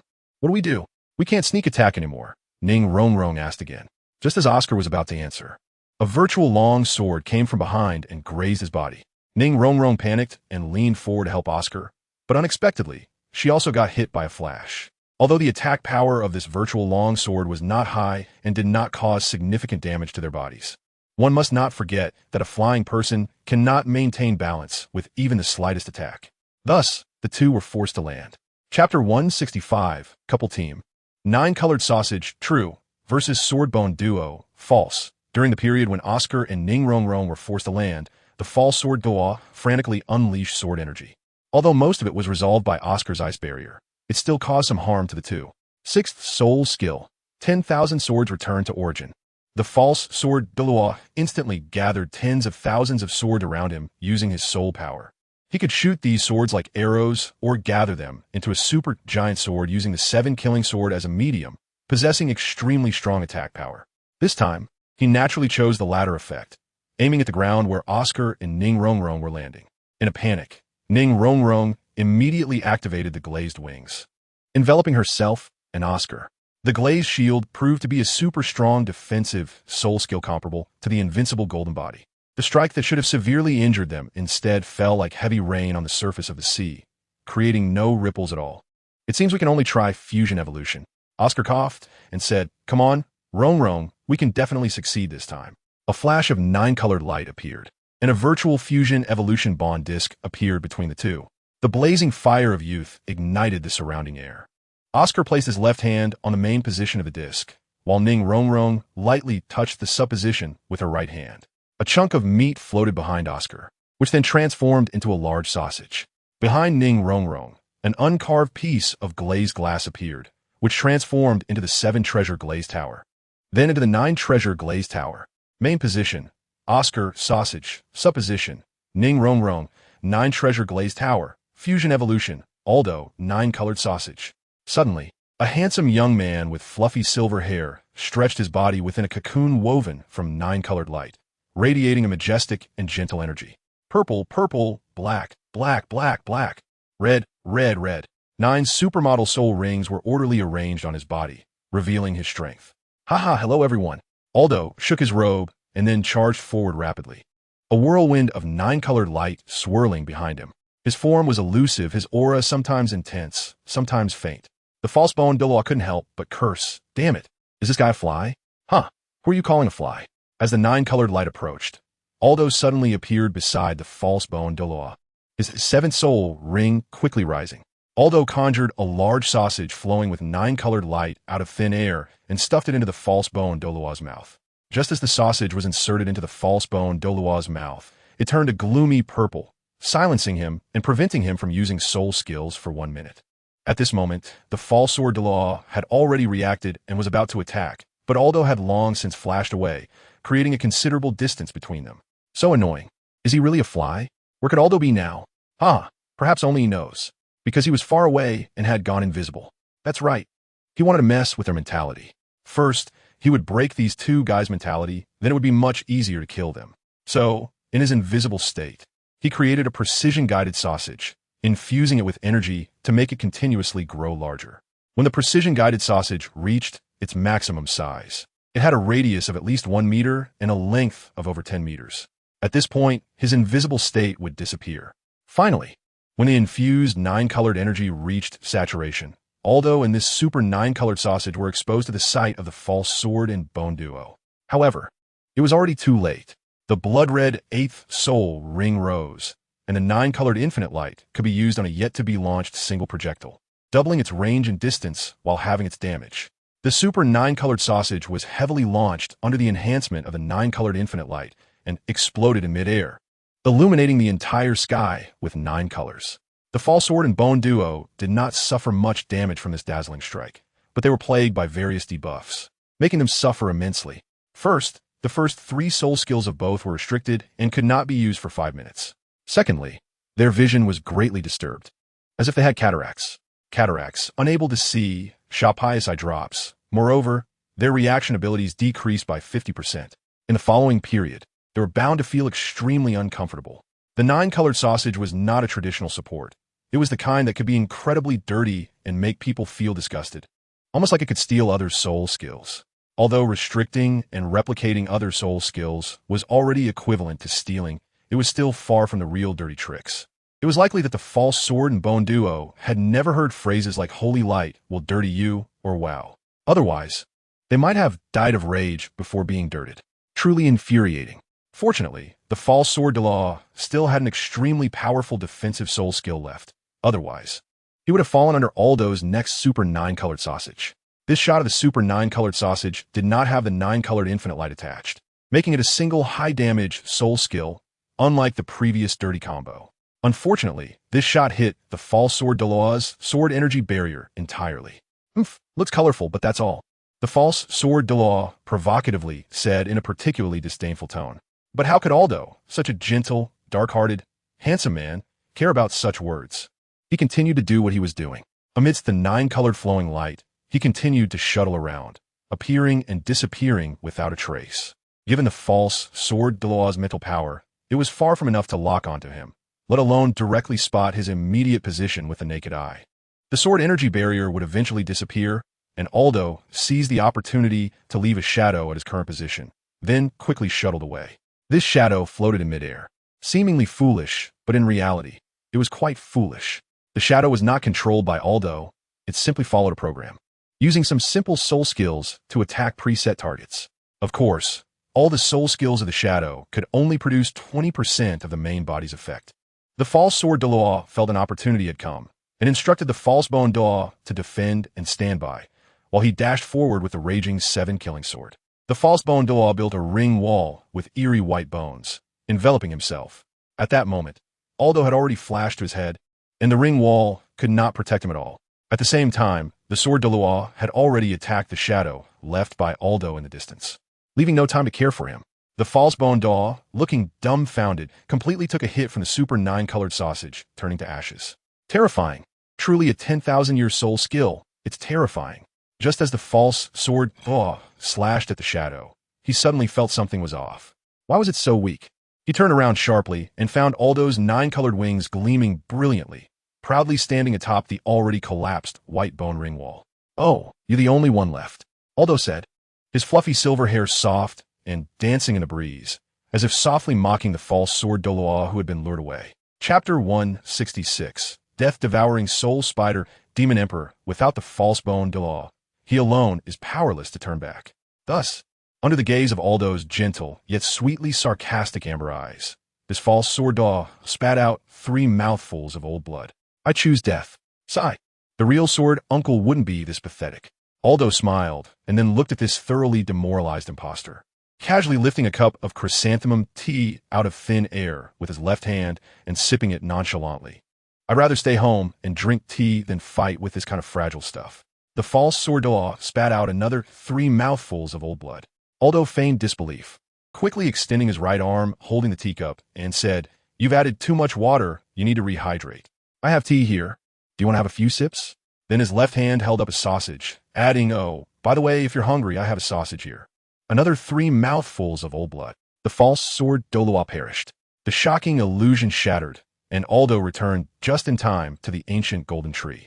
Here, he transformed back into Oscar and Ning Rongrong, both of whom had smiles on their tired faces.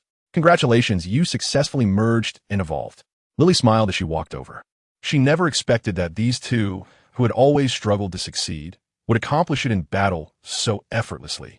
This was indeed a huge surprise. After that, Lili needed to ask them about their specific conditions at the time, as this was crucial for her research on the subsequent merging and evolution techniques. Once everyone had dispersed, Saladas began to observe the world for any newly emerged shocking illusions. Once they appeared, she would immediately dispatch personnel to crack them. They had to eliminate one after another to avoid being led around by Enzoth. Sure enough, as she expected, a new shocking illusion suddenly appeared. But everyone had just left. It was actually the Spirit City. Saladas murmured to herself. Soon, she had the best candidate in mind. That's right, it was the inheritor of the comic goddess, Spider Emperor Bibi Dong. Moreover, the specific location of this shocking illusion was the Pope's palace in Spirit City, with the most likely location of the void artifact being within the Pope's bedroom. Thus, Saladas quickly pinpointed Bibi Dong's location and transmitted herself there, saying, "Inheritor of the comic goddess, you have a mission." "Oh, is it my turn this time?" Bibi Dong turned around, then put down the hand mixed with Yugong, and said solemnly, "Where?" "I guess it's Spirit City." A smile flashed across Saladas' face. Dealing with smart people was indeed worry-free. "Come on, last pope." Bibi Dong was quite dissatisfied with the title last pope, as if she had run the spirit hall into the ground. "Just go back first. You've watched so many shocking illusions in a row. You must be tired. I don't really want anyone else to see this one." Thus, this shocking illusion in the Pope's Palace of Spirit City really had no audience. Bibi Dong calmly stepped through the illusion portal and entered the Spirit City that had not yet been invaded by the void. Here, everything from the past was vivid in her memory. She recalled her younger days when she and Yugong were still very innocent. As a student of Xiangsunji and a twin martial soul, she easily became the holy maiden of the Spirit Hall. Xiangsunji had almost treated her as the successor to the next pope. Yes, the position of pope in the Spirit Hall was not reserved for the strongest of the time, but for the most promising. The pope, as a symbol of the Spirit Hall, did not control the true power institution of the Spirit Hall, which was the Elder Hall. The Elder Hall was composed of elders and strong figures from several major families that originally founded the Spirit Hall, with Qian Douluo being the most typical representative of this system. At that time, as the holy maiden of the Spirit Hall, she mingled with the so-called waste materials like Yugong, which many people could not understand, although she tried her best to promote Yugong. even using her influence to elevate him to theoretical talent. It was to no avail. Then Xiao found her in her room and asked about her relationship with Yugong. She naively revealed the truth and was willing to give up her position as holy maiden to elope with Yugong. This was simply a foolish act. Did she think Xiao would just hand over his successor to Yugong and the Blue Lightning Tyrant clan? A talent like Bibi Dong, with a twin martial soul, if not used by the Spirit Hall, would undoubtedly be eliminated. How could she be sent to the Blue Lightning Tyrant clan? Xiao understood his father, Douluo, too well. Douluo appeared very righteous, but that was all for the Spirit Hall. Anyone who did anything detrimental to the Spirit Hall would have to face his wrath. If Bibi Dong really ran away with Yugong, without Xiao saying a word, Douluo would find a way to erase these two young people himself. Naturally, Xiao could not bear to watch his beloved disciple do something foolish, so in a moment of impulse, he knocked Bibi Dong unconscious and then used the means to keep Bibi Dong in the Spirit Hall forever. Unfortunately, Bibi Dong did not know the deeper reasons behind this, at least not at that time. And until now, she only thought that Xiao was both infatuated with her beauty and wanted to secure the best candidate for the next pope for the Spirit Hall. Indeed, the illusion Bibi Dong saw was about that night. In the illusion, Bibi Dong was arguing with Xiao. No, teacher, we won't affect the important matters. We just care for each other, and this doesn't conflict with the great undertaking of the Spirit Hall. But a pope cannot have a waist partner. There has never been such a thing. Although the argument was somewhat different from her memory, the general meaning was still the same. Then I won't be the holy maiden or the pope anymore. I want to leave with Yugong. Upon hearing this, Xiao trembled all over, nearly fainting from anger. Then, a slap struck Bibi Dong's neck, causing her to lose consciousness. Bibi Dong could no longer bear to watch. She knew what would happen next. She would never forget that morning when she woke up without a stitch of clothing, being told that her virginity was gone. Thus, the illusion changed with her emotions. The Bibi Dong in the illusion disappeared into thin air, while the false Xiao turned around gloomily and looked at the real Bibi Dong with a sly grin. Long time no see, didn't expect it, did you? My vengeful spirit is still here, and after many years, I have been resurrected. Bibi Dong looked at her with disgust and said coldly, "Humph, an impostor still putting on a show, obediently die to save trouble." The false Xiao suddenly laughed heartily, as if not feeling threatened at all. Sigh, so boring. Since you already know I'm a fake, I won't waste time talking to you. Moreover, do you think Lord Inzoth wouldn't learn from the previous failures? Let me show you the power of the void. Chapter 167. The spectacle reappears. Bibi Dong true versus Chenxiang fake, the void user? Hee, just hearing the name indicates a very poor martial soul. Bibi Dong taunted, "No matter what your martial soul is, you will suffer and die beneath my feet." Suddenly, with a burst of mad laughter from the fake Chenxiang, the walls of the Pope's palace shattered, exposing the room to the void below. Very well, flying to attack. Bibi Dong was not afraid of aerial combat at all, although the opponent's martial soul had an advantage in air combat. She had already acquired the Comet God Wings that matched the artifact level after passing the 4th test of the Comet Goddess.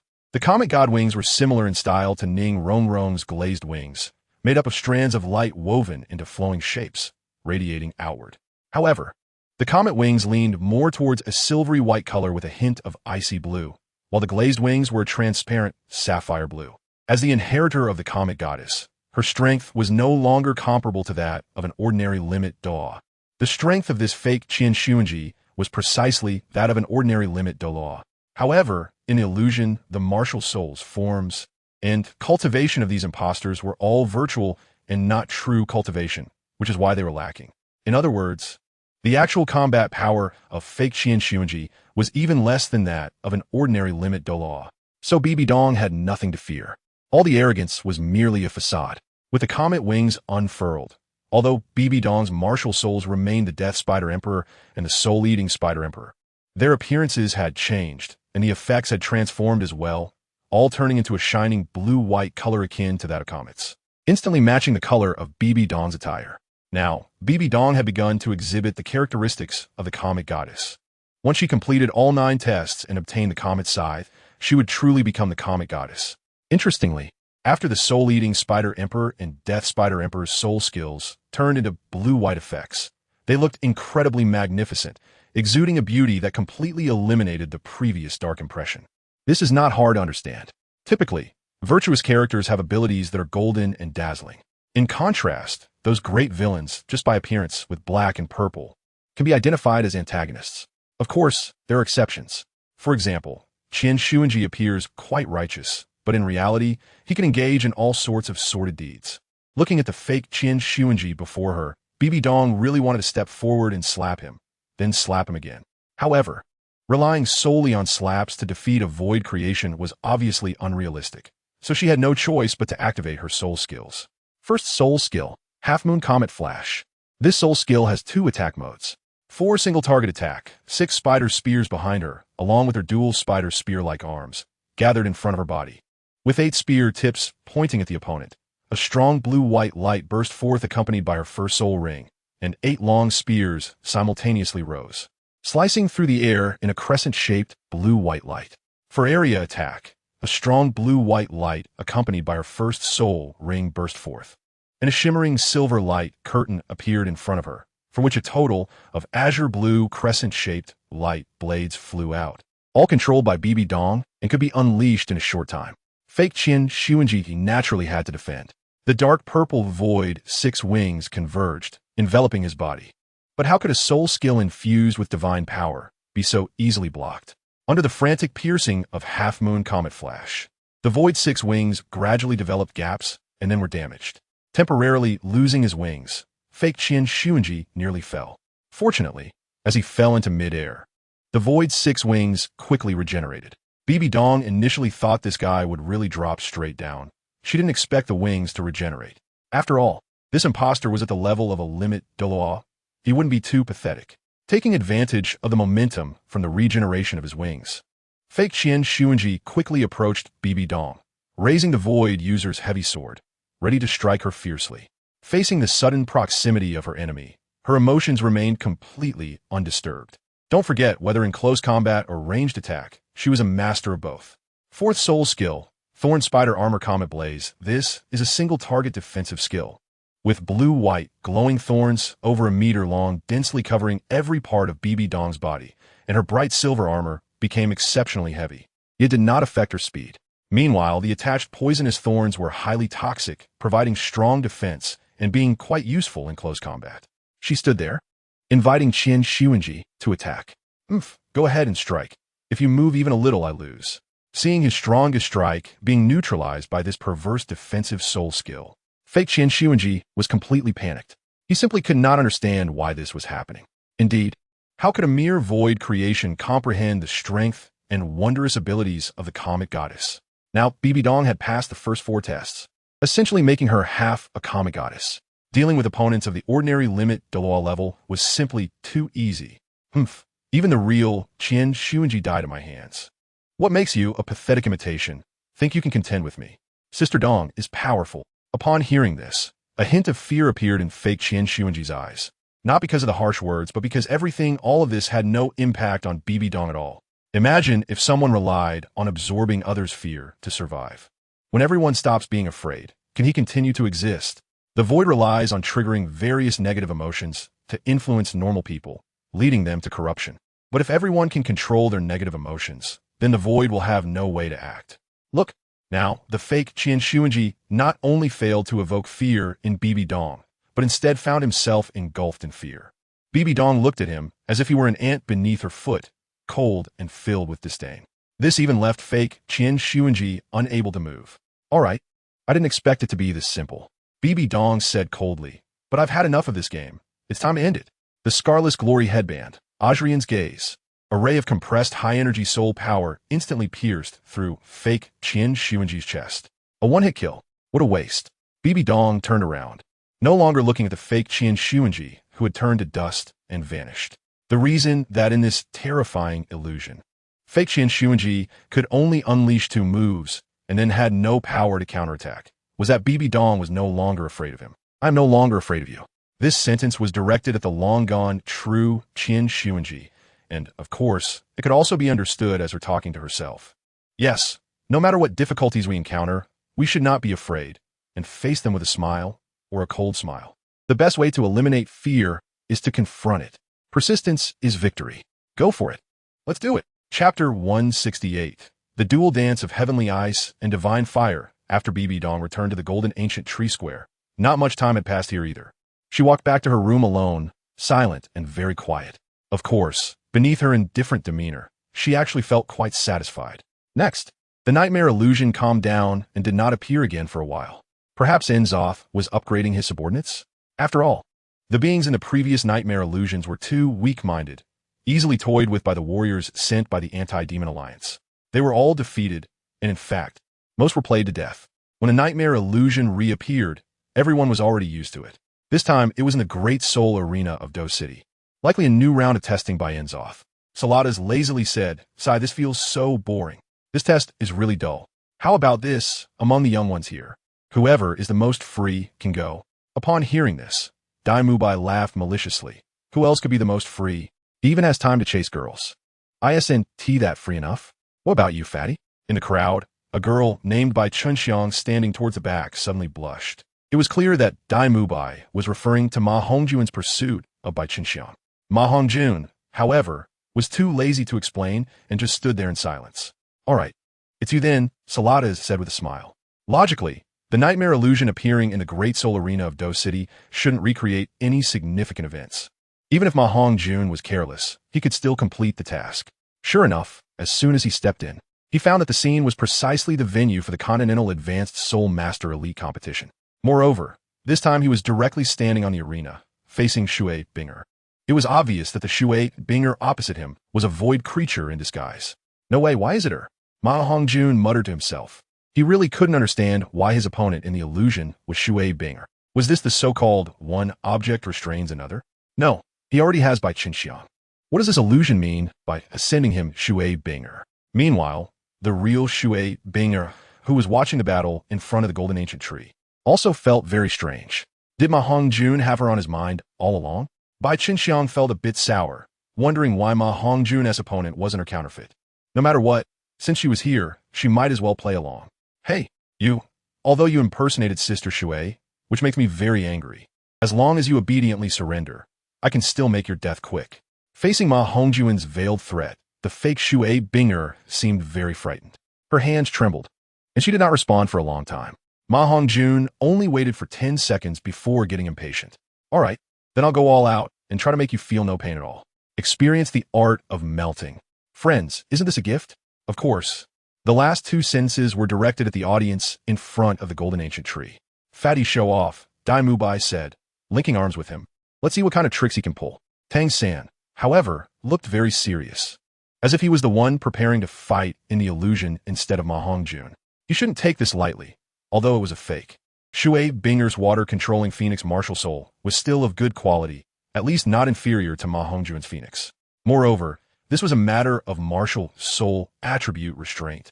Just as Ma Hongjun activated his Martial Soul True Body, the Flaming Phoenix, and prepared to unleash the Phoenix Fire line, the fake Shui Binger suddenly exclaimed, I surrender. Please let me go. I didn't want to fight you, it's..." Suddenly, a crazed whisper echoed in the air. "Humph. You don't get to decide that. It was Inzoth. He was personally involved?" Saladas exclaimed. Clearly, Inzoth was just there to ensure that the void creature impersonating Shui Binger acted according to plan. If she surrendered directly, not only would the nightmare illusion collapse immediately, but it would also seriously harm Inzoth's true body. Thinking of escaping? No way. Now fight. If you can survive, then I'll deal with you later. Inzoth planted a program seed in the mind of the fake Shui Binger to forcibly control her to fight Ma Hongjun. If she died in battle, it would only collapse one nightmare illusion at most and would not harm Inzoth's true body. "Please, if you can, save me. I really don't want to fight you." However, she could no longer control her body. Salada suddenly realized something. If Inzoth's creations could possess free will like normal people and could be saved, then those who were originally normal people transformed into Twilight followers would be even easier to save, right? Thus, Saladas decided she must do everything possible to protect this girl. From her, Saladas could research a more efficient method to reverse the transformation of those Twilight followers. "Fatty," Saladas spoke to the illusionary Ma Hongjun. "Don't kill her. Try to knock her out. I have my ways to save her." After receiving the instructions, Ma Hongjun appeared confident, as if victory was already in his grasp. However, the fake Shui Binger, being controlled by the program, was now at the mercy of the commands. Whatever the program instructed her to do, she had to comply. "Heart, you won't be able to withstand this blow," the fake Shui Binger shouted. Ma Hongjun was stunned. What is going on? Could it be that this counterfeit really? Soon, a huge ice ball came flying towards him. Ma Hongjun had no time to deploy the Phoenix Fire line to dissolve it, and could only flap his wings and dodge to the side. That was close. If that hit him directly, he might have been knocked out cold. Fatty really let his guard down. What was he hesitating about just now? I think this is obviously that counterfeit Shui Binger's trick, right? I don't think so, Tang San replied. Regardless of how everyone in front of the golden ancient tree evaluated it, Ma Hongjun barely escaped disaster. He felt both troubled and angry at himself for being so foolish for so long. How could he have been so careless? Now, the fake Shui Binger was under the program's control, lacking speed, accuracy, and lethality, but her intelligence was not as high as Ma Hongjun's. After all, she was a puppet. It would be strange if she could win. Come on, let me see what other tricks you have. Although he said that, in reality, Ma Hongjun had already quietly prepared his defensive measures. Letting the opponent attack a few times was not only to exhaust her, but also to probe her bottom line, so he could counterattack effectively. As expected of a program-controlled opponent, her actions were quite confusing. The fake Shui Binger enveloped herself in a layer of ice shield, then swiftly approached Ma Hongjun. When she was still a distance away, she suddenly stopped, waved her hands, and 3 ice cones immediately gathered around her. Then, her gaze froze, and the 3 ice cones flew towards Ma Hongjun simultaneously. Hard. This soul skill is also quite powerful. Don't get hit. Chapter 169, Song of Ice and Fire. Ma Hongjun true versus Shui Binger false. Is that it? Ma Hongjun grinned, completely unconcerned. This time, he didn't even dodge. He took out a piece of equipment directly. Sandal. Blessing of the World Tree. This was a shield that looked like it was made of wood. In fact, it was indeed made of wood, but the material was somewhat special. This shield would absorb all subsequent damage and convert that damage into its own energy value. When Sandal, Blessing of the World Tree, reached full energy, it would release a powerful main attribute boost to all friendly personnel in the vicinity, evenly distributed among everyone, lasting for 10 seconds. Since only Ma Hongjun was present now, he could enjoy the full effect of the boost alone. That's right. After absorbing the damage, it was time for Ma Hongjun to perform. 7th Soul Ring, 2nd Soul Skill, High Temperature Pressure. After a 1-second preparation phase, Ma Hongjun raised both hands and, like shooting a basketball, launched a spherical shell of holy fire that accurately hit the false Shui Binger. Enjoy the sound-alike experience inside. No, please, spare me. Ma Hongjun then realized that he shouldn't treat this false Shui Binger this way. After all, she had reminded him to dodge during her previous 2 attacks. He had no choice but to increase the power and immediately stun her, making her unable to feel pain. When the duration of high temperature pressure ended, the entire soul power protective layer on the false Shui Binger was nearly ineffective, making her look like someone whose martial soul had been completely disabled. Upon waking, the false Shui Binger felt her consciousness becoming unclear, and the program of Nzoth could manipulate her actions more deeply. But it was clear that she greatly disliked her current state. She was unwilling to be forced to fight Ma Hongjun. She truly didn't want to. Just now, Saladas tried to forcibly sever the connection between the false Shui Binger and the Nzoth program while she was trapped in high-temperature pressure, but unfortunately, it failed. Due to the heavy injuries, the false Shui Binger, under the control of the program, burned her life essence to exchange for a short recovery and combat power. Seeing that the false Shui Binger's actions had become noticeably crazier, Ma Hongjun decided to unleash all his firepower, countering her with the high temperature of the Phoenix Fire line. However, in the clash of ice and fire, they were particularly at odds, especially since their strengths were quite similar. On one hand, they both had soul sage levels. On the other hand, Ma Hongjun had a full set of equipment and runes, plus 1 or 2 soul bones, while the false Shui Binger was directly controlled by the Nzoth program. Without putting in some thought, it would indeed be difficult for Ma Hongjun to quickly defeat this opponent. The life essence of the false Shui Binger was burning rapidly. If she were a normal person, she should have already collapsed from exhaustion or even died instantly. However, under the control of the Nzoth program, the false Shui Binger grew braver with each battle, like an unyielding war machine. She seized the opportunity, and while Ma Hongjun's Phoenix Fire line was renewing, she unleashed a repelling ice ring that knocked him back far. After that, she gathered her strength and directly entered her martial soul true form state. What appeared was a giant ice bird infused with void power, a condensing water phoenix, or it could be called an ice phoenix. The condensing water phoenix spread its wings proudly and let out a long cry. The sound was ancient and distant. yet it carried a touch of desolation. Saladas, watching from the golden ancient tree, had already lost hope of saving this girl. This was burning her life essence. She was afraid that she really couldn't hold on any longer. From a moment, the condensing water phoenix appeared. It began to continuously launch, slowly expanding frost rings in all directions. Undoubtedly, these frost rings were dangerous. If touched, one would be controlled to death. Fortunately, Hongjun timely dodged this attack. He had learned his lesson and chose to be cautious this time. Once the condensing water phoenix stopped releasing frost rings, he immediately flew back, quickly closing in, ready to use Phoenix Cry to try defeating his opponent again. Although he hoped that this false Shui Binger could truly be redeemed, it was still crucial to preserve his own life first. Thus, after confirming that the opponent had no high damage means for the time being, he seized the opportunity and unleashed his grand fourth soul skill, Phoenix Cry. Although the area determination was very accurate, it still missed. There was nothing he could do. After all, the casting delay was too long. As long as there was a displacement-type soul skill, even a fool could dodge in time. This chicken rib characteristic destined Phoenix Cry to only be suitable for counter control, not for initiating control. It didn't matter that this soul skill missed. The false Shui Binger quickly maneuvered to the side, rapidly circling behind, preparing to deliver a powerful blow to Hongjun. The speed was so fast that even the false Shui Binger herself didn't have time to warn him. What a terrifying program. The movements were so swift. But this also inflicted great harm on the false Shui Binger's body. Hongjun sensed danger from behind, turned sharply, and a gigantic condensing water phoenix was already right in his face. Boom! Ice and fire collided, an explosion echoed through the sky. Immediately after, there was silence, emptiness. Whether it was the fire phoenix or the ice phoenix, both vanished without a trace. Could it be that this was true annihilation? Fatty! Mubai shouted, clenching his fists and nearly jumping up. Tang could only widen his mouth. He couldn't believe that Hongjun had been swallowed by that ice phoenix, just like that. The audience in front of the golden ancient tree had already erupted. No, I want to go in. Let me in. Shrek Academy's Dean Flender was also extremely anxious and nearly fainted. Of course, Saladas wouldn't let Flender in. If he entered, it would immediately trigger the appearance of another void creature. By then, the situation would become even more complicated. She was too lazy to explain to everyone because she vaguely felt that Hongjun wasn't so easy to kill. 10 seconds later, at the spot where the two had just disappeared, a beam of light appeared, pulsating like a rift. Soon, the light transformed into a massive crimson bird egg. Phoenix Nirvana.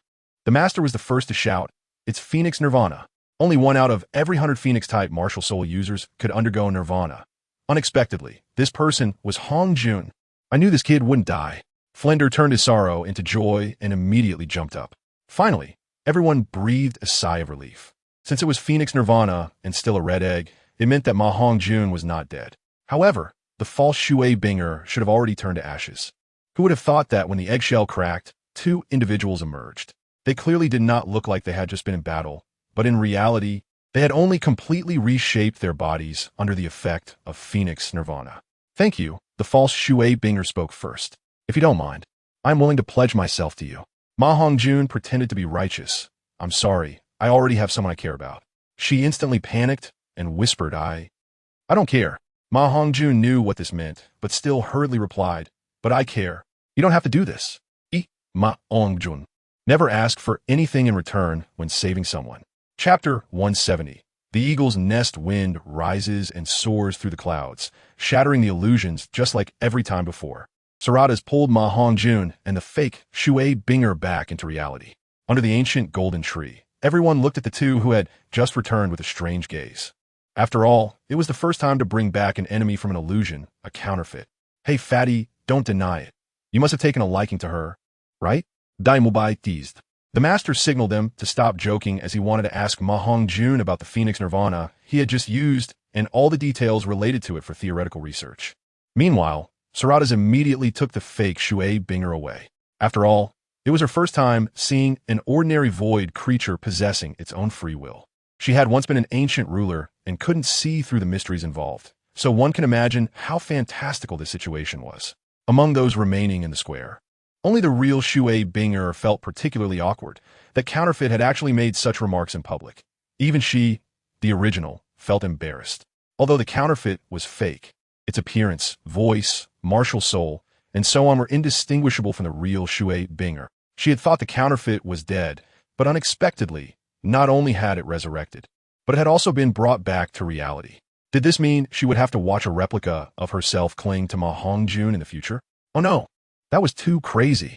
Just thinking about it made Shui Binger feel gloomy. However, it seemed the fake Shui Binger would be kept in a room for research by Saradas and wouldn't come out for quite some time. Poor fake Shui Binger, having just gained her freedom and escaped the control of Nzoth, was now taken by Saradas to be a test subject. Of course, aside from researching the fake Shui Bing, Saradas appeared on time, as usual, to assign tasks to everyone to break the illusions. This time, a new illusion was surprisingly set in the obscure location of Shenkei City. Upon hearing it was Shenkei City, Feng Xiao naturally beamed with joy. He had long been eager to enter the illusion and experience it. And now there was indeed an illusion in Shenkei City, so it was undoubtedly his turn. Like everyone else, Feng Xiao confidently walked into the illusion gate, prepared to face his own challenge. Little did he know, the illusion might involve a significant counterfeit of his, or perhaps his inner demons. With boundless curiosity, Feng Xiao found himself not in the city of Shenkei's, but rather on Shenkei's Mountain. Shenkei's Mountain could be considered the backyard of Shenkei City, home to numerous soul beasts, and the highest peak of this mountainous region housed a gigantic griffin beast. That griffin was also a childhood shadow for Feng Xiao. He had witnessed the Thunder Peak griffin carry away a four-ringed soul master, flying off to an unknown place. Since then, he had never dared to step into the Shenkei's mountain area without a teacher above the Soul Emperor level. Otherwise, with the slightest misstep, he could provoke the wrath of the Thunder Peak griffin and meet his demise without a burial place. You remember back then, the Thunder Peak griffin's cultivation was around 50,000 years, and it would not necessarily be at a disadvantage in battle against a flying soul sage. Did this mean that in this illusion, he needed to defeat the Thunder Peak griffin? In terms of strength alone, he had already lost half the battle just from its imposing presence. Feng Xiao had just become a soul sage, possessing a 100,000-year soul ring given by Saradas, along with a complete set of Karazhan equipment. However, in this illusion, the Thunder Peak griffin's cultivation would likely be raised to 100,000 years accordingly. A soul sage clad in epic gear would find it somewhat challenging to deal with a 100,000-year soul beast. Feng Xiao's position was probably near the center of Shenkei's mountain, right at the foot of the Thunder Peak. If the Thunder Peak griffin circled around here, it wouldn't be difficult for it to spot Feng Xiao. However, it was evident that the Thunder Peak griffin was not in its nest and had likely gone out to hunt.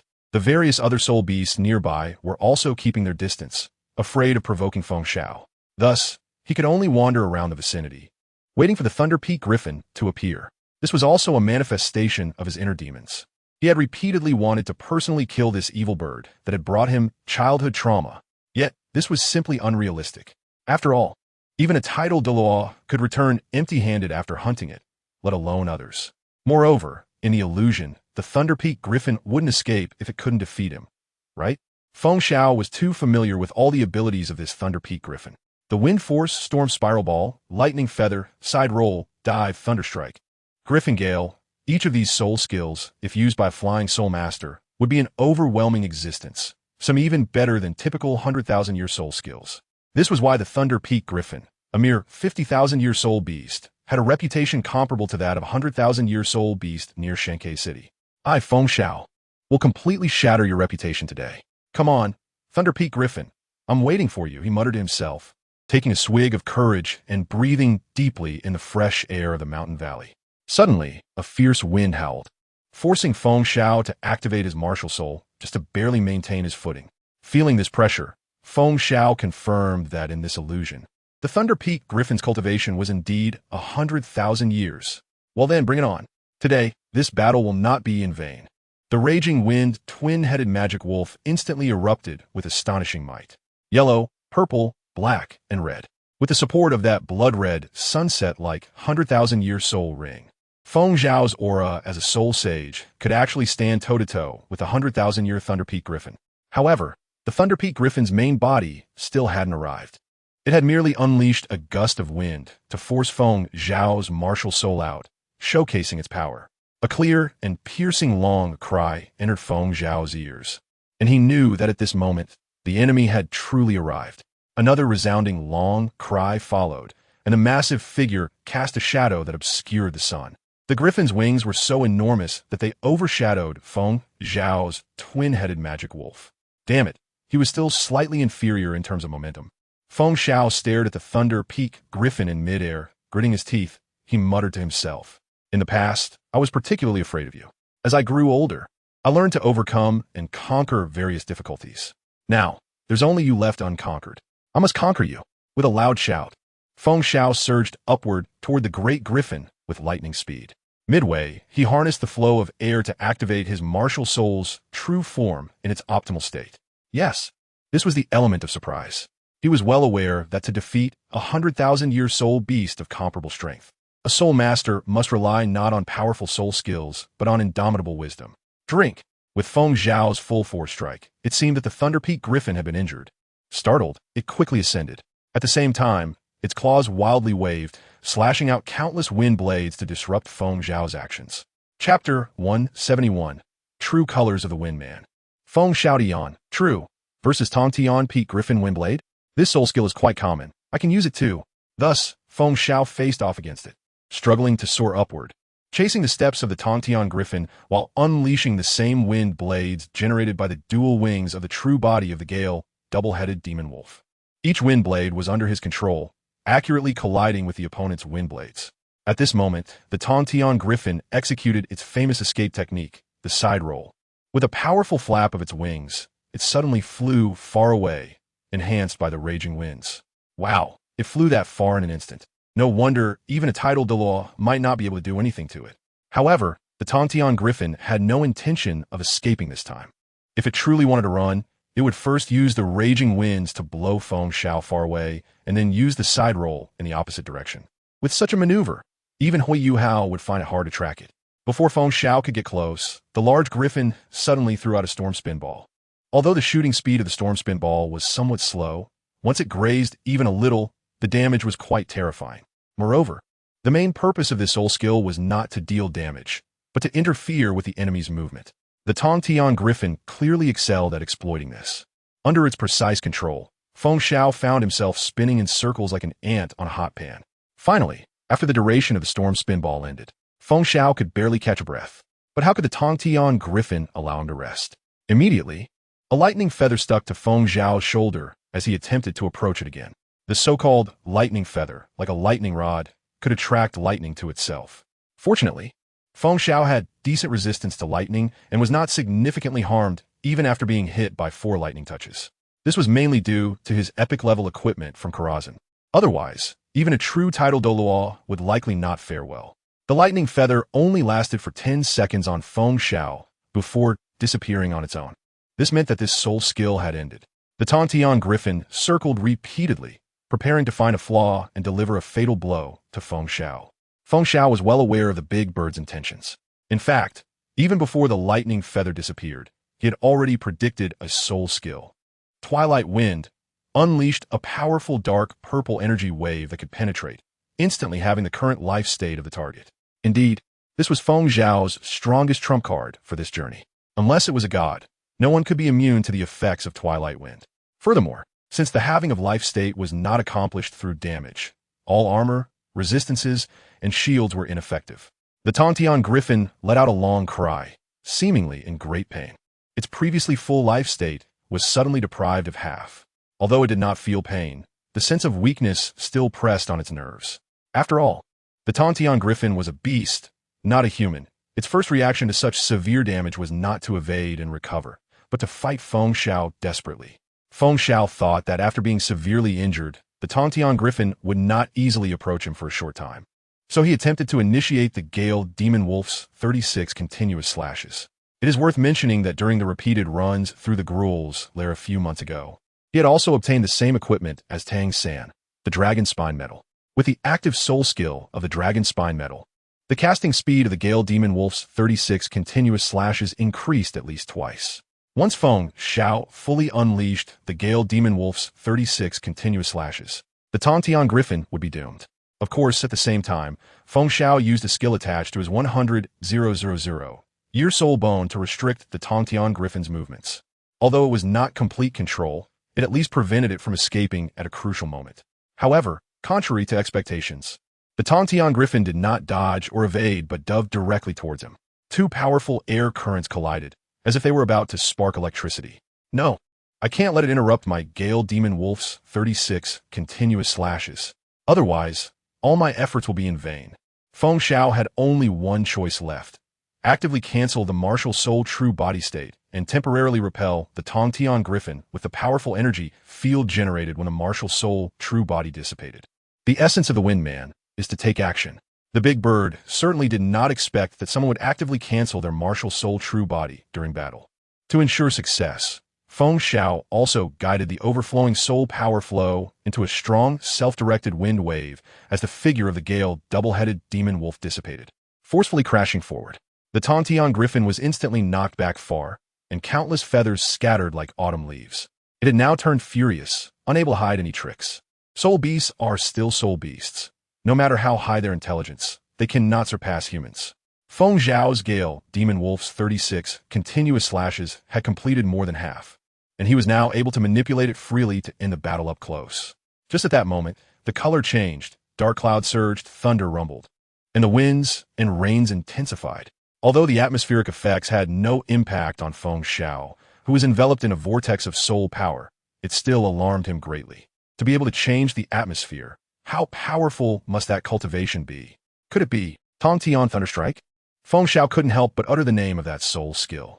He would never forget how he could see the immense power of Tongtian Thunderstrike from afar in the City of Divine Winds. Everyone in the City of Divine Winds knew that once Tongtian Thunderstrike appeared, it meant a soul sage or stronger had been taken down by this large griffin.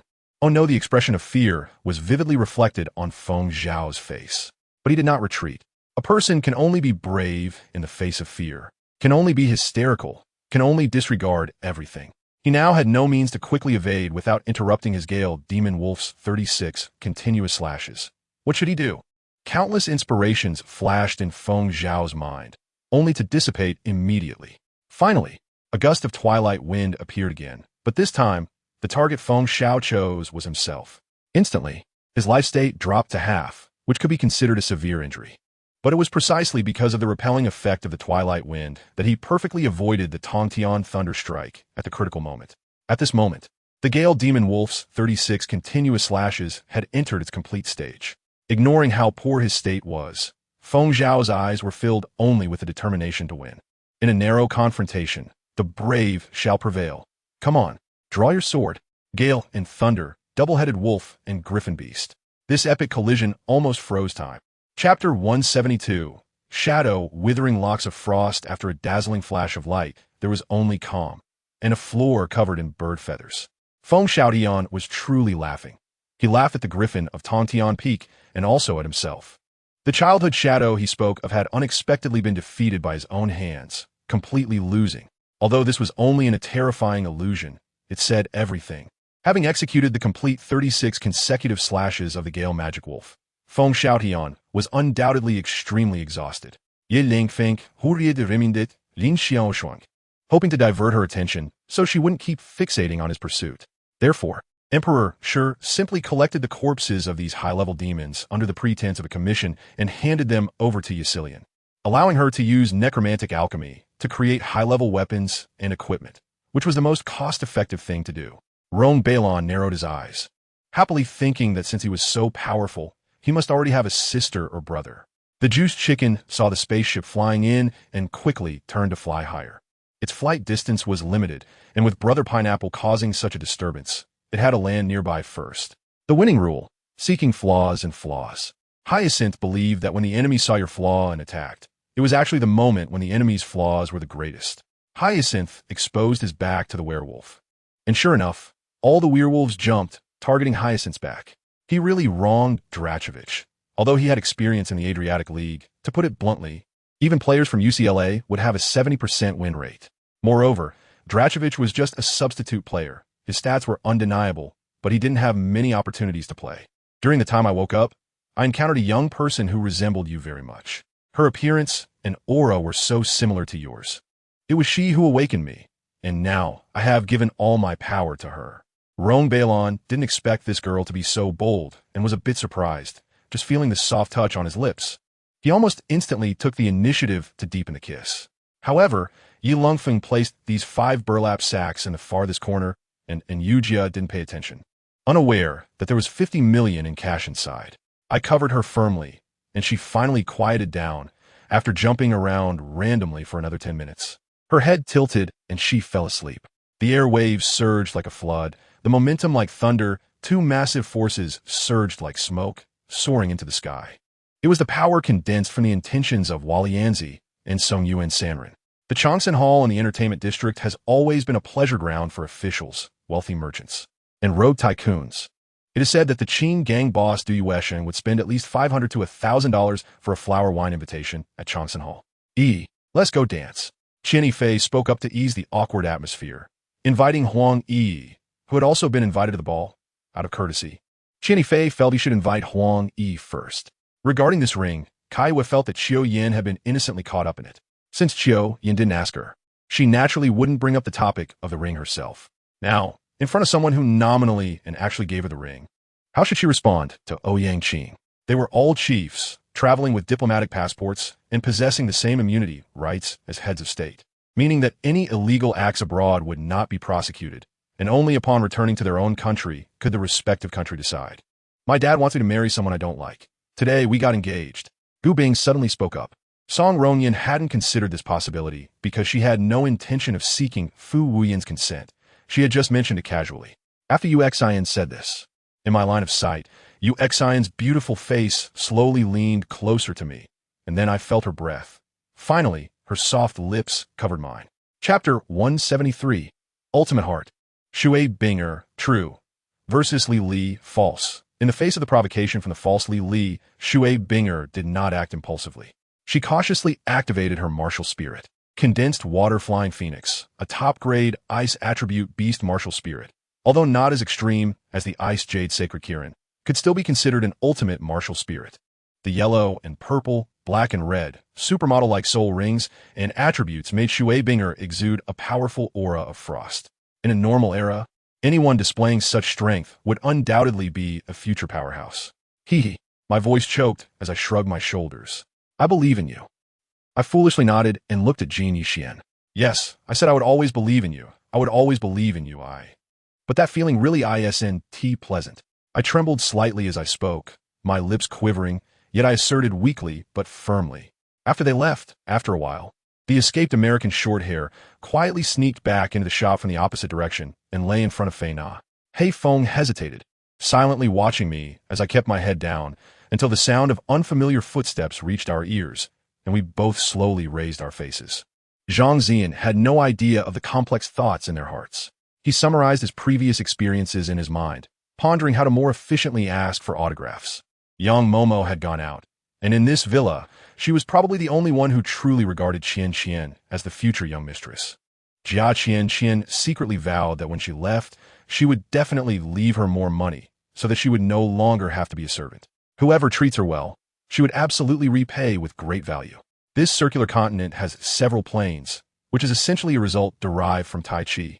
You can regard it as a piece of Tai Chi continent. After all, we are ordinary people. You also think they are too boring, which is why they want to vent, right? Chenai Mo agreed, her face beaming with a newfound ease. Her facial expression had clearly relaxed a lot.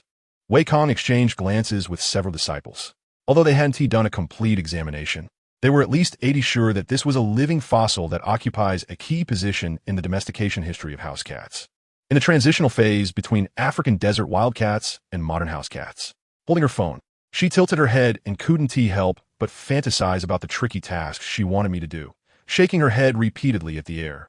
Gmo's condition finally had some breakthroughs. His hair gradually began to turn white, and with each attempt, golden light radiated from his closed eyes.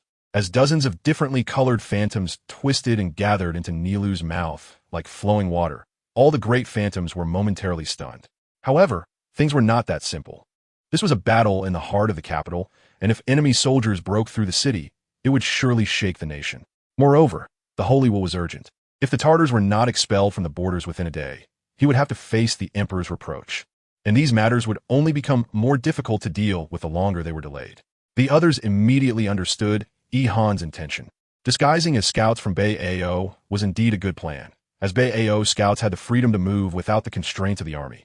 And even if their actions were odd, it wouldn't raise suspicion. At this moment, Wang Chun suddenly felt that his scorpion mother transformation had finally completed its metamorphosis. The pitch-black demonic energy cocoon transformed into a faint black mist, all entering his pores, revealing a body as smooth as congealed fat. Silver threads flew out from the light, reflecting an almost dazzling brilliance in the sunlight, leaving everyone in the audience astonished. The two types of lightning could be said to be of the same level in terms of quality, but in terms of total quantity, they were vastly different. Madame Tian had seen this expression before, and not just once. It had just been a few years since she last saw it. Every time old Tian received news or a call about a promotion, it was this expression. Could it be that this business card could help old Tian get promoted? Chapter 174. Swarms of insects devouring the sky. Only after witnessing Shui Binger defeat the fake Lili did Saladas realize that an extreme heart is far more important than a so-called ultimate martial soul. At that moment, she decided to give Shui Binger a true ultimate martial soul. Therefore, while the terrifying illusion of Tianshui City had not yet collapsed, Saladas used her mental power to remotely drain the corpse of the fake Lili, extracting a powerful extreme ice attribute and infusing it into the panting Shui Binger, who had just won. Shut the hell up. If your claws are burned, just kick it. The big knife came at Ouyang Pengcheng without mercy. Moreover, mercenary groups from various countries could not find any information about the leader of the Ice Dragon mercenary group, originally intending to negotiate. They found themselves in a passive situation due to the leader's absence, with no one in charge. Can you take me to their resting cabin to have a look? At this moment, Li Longfei had forgotten that Tian Zhao's head was actually controlled by a chip and surprisingly pleaded with Tian Xiao. Xia Shui was changing clothes upstairs, and Yi Xian came out to toast without wearing a formal suit. Ye's mother and Xiao's mother were busy in Xia Shui's room, and the hallway was bustling with movement. What? 35 disciples suddenly erupted in chaos, clearly shocked by He Jin's words. She also said she had no ulterior motives, that she made all the decisions herself, and never thought of reporting to me.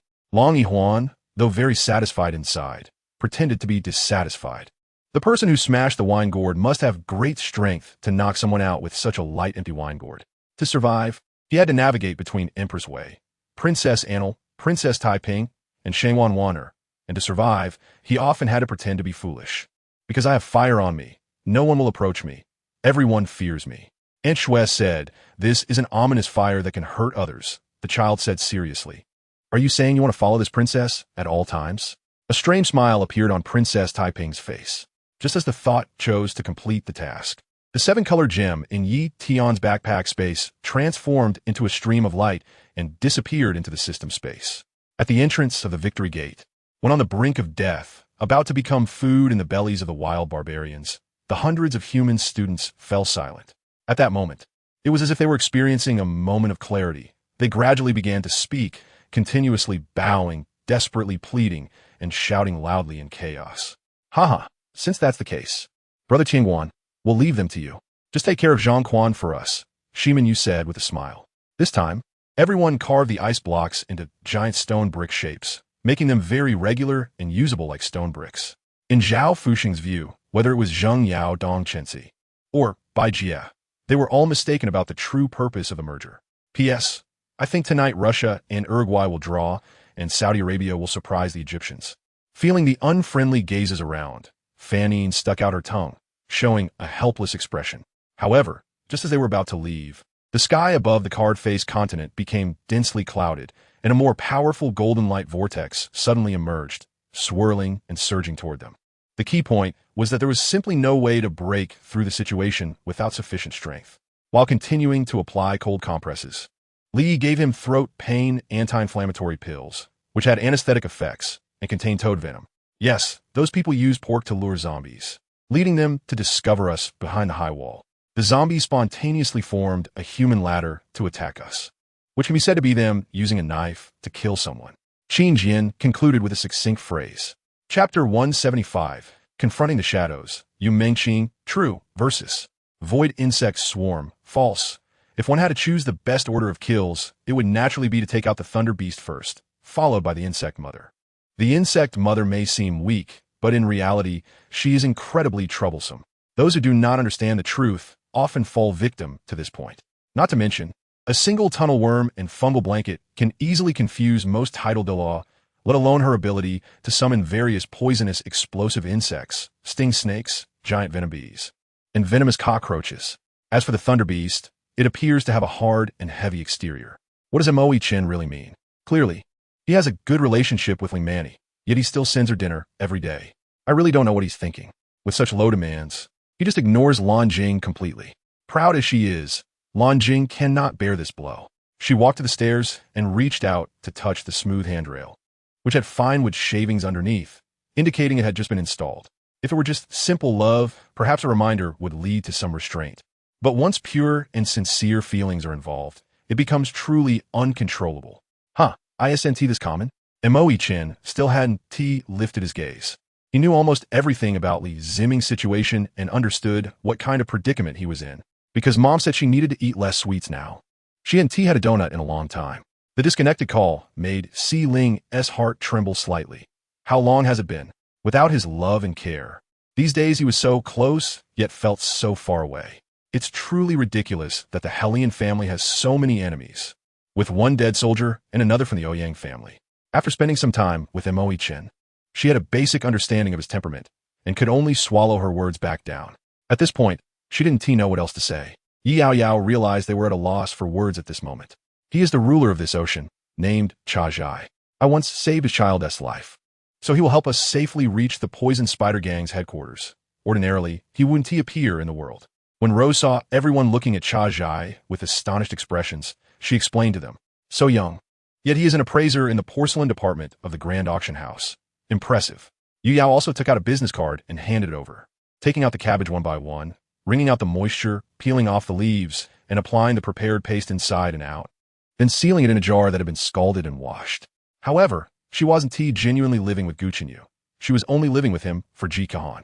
In the next moment, she was tightly embraced by Wei Zhidong. He held her so tightly as if he wanted to press her into his bones and flesh, almost suffocating Xiang Shui. Yet, amidst the not-so-smooth breathing, she felt an overwhelming sense of fullness. She was already in front of the trash can but couldn't muster the strength to throw the sour plums into it.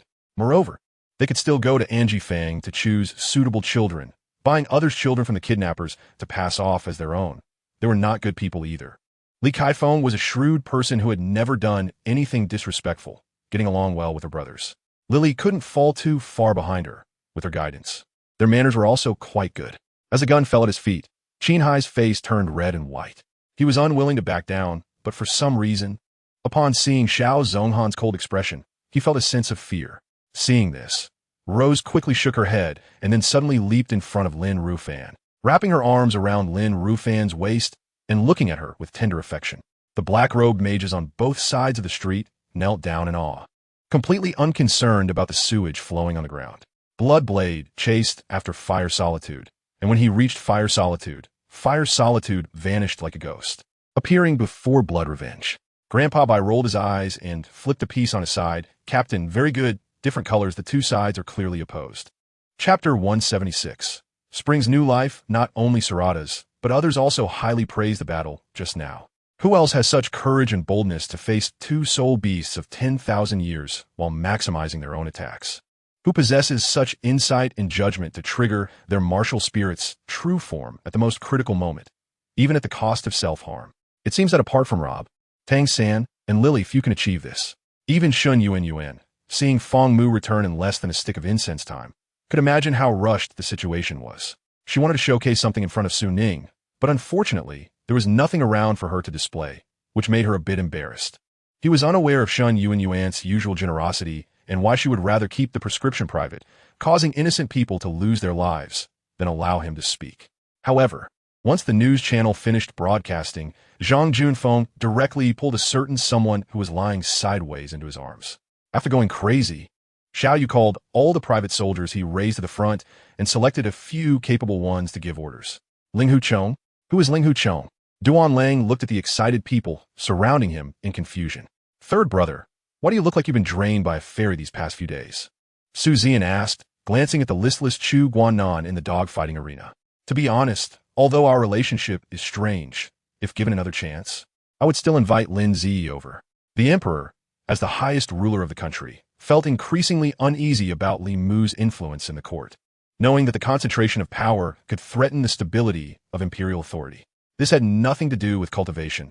It was just to pat his still sleepy body, telling it that a new day had begun, while also reminding his brain that he was still an ordinary, normal human being. Li Mu's identity was naturally known to the Xiao family, but seeing their son genuinely fond of Li Mu, they were unwilling to say much more. Although drones can fly without a signal, they have serious distance limitations and cannot load images, making them useless to take out. A few days later, Fuya became pregnant. She knew this was the child of a demon, but she felt no hostility towards the flesh and blood in her womb. Sakimius gently stroked her belly and said, however, when she truly prepared for suicide, Aka's hand gripping the sword hilt still couldn't help but tremble. The Taoist temple planned to celebrate Yunmi's 16th birthday grandly, and Yin Hanlin, being her half-father, was invited to witness it, and he didn't decline, so he naturally came along. Jumping down from the bed, Lanqing walked step by step out of the prison enclosure and stood in front of Li Wan. After all, she now had a formidable reputation, embodying the traits of a dictator, and could kill without blinking. Fortunately, her achievements prevented any major issues. Li Mu was unaware of Qin Jinyan's actions and looked at Xiao Yin in dissatisfaction, not understanding why he would act so rudely. The collaborative training projects were comprehensive and reasonable, with team members cooperating and helping each other, complementing each other's strengths and weaknesses. This positive atmosphere was strongly advocated by the captain, Yi Chun. Taking the opportunity, Huaxi ran out from the passage. This was the backyard of the temple, and as soon as she dashed out, a sharp scream pierced the open sky, suddenly recalling the image of a person in white inside. Did he want to find his own image? Seeing Jin Jiolong's expression, the two could clash at any moment. She quickly said, a few are in the belly of that dragon outside, and some are missing. They might still be with Mr. Jin. Indeed, if this supreme being's physical body showed no abnormalities, if it were an ordinary supreme being's body, how could it still lie there peacefully? Wouldn't the golden divine dragon have already claimed it as their own and divided it thoroughly? Chapter 177. Martial Soul Evolution System. Sarada is called Lili aside to discuss the evolution system of martial souls. This discussion would determine the new method of martial soul cultivation on the Douluo continent for tens of thousands of years to come. To be honest, I am becoming increasingly interested in your world, Sarada's began. Lili, however, got straight to the point, stating that the phenomenon of martial soul evolution does exist on the Douluo continent, although it should be quite subtle. The most typical example is the 7 treasures. A cultivator at the golden core stage can be nurtured with care, and it is not difficult to cultivate them. However, a cultivator at the fusion stage cannot be cultivated just by wanting to. There is too great a disparity in realms, and they are fundamentally different in essence.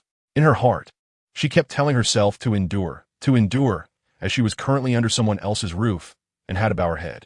Li Xiang felt a chill in his heart, staring blankly at Yulong Tian for a while, before finally taking a sip of juice, remaining silent for a long time. Hearing such words made him feel relieved. Since they were friends, he no longer needed to worry. At this moment, behind the captain, 3 captains lay unconscious on the ground, namely Gamu Jianba, Shubai Baya, and Fuju Shijuro, along with a bloodied Kiraku Shunsui. In addition, there were several Shinigami who were unharmed, who could still pretend to be unaffected while using the strategy of letting go to catch. In this era, there are truly many who do not rely on their brains to survive. Their ambition to plot over the entire continent is simply too great. Heliano Koldi snorted, as he had some guesses about the intentions of the EU organization, and his thoughts coincided with Huanjing's. Xiong Batian, I will kill you. From a distance, a cultivator recognized Xiong Batian and, seeing the disciples die tragically, could not help but feel overwhelming hatred, letting out a long shout, followed by a series of furious curses aimed at Xiong Batian, wishing to grind him to ashes. He did not hesitate and drove his vehicle towards the supermarket. Passing by the liquor section, he stealthily slipped 2 bottles of white wine into the shopping cart while he wasn't paying attention. At checkout, he said nothing, swiped his card, and took me home. He put Dongzhuo's guitar into the storage room, gently closed the door, but his mood grew heavier. The 2 photos were equally matched. I would not be foolish enough to kill 800 enemies while injuring myself 1,000. It seemed that I still needed a plan for the long term. Duanmu Lingyu shook his head, his gaze slowly darkening.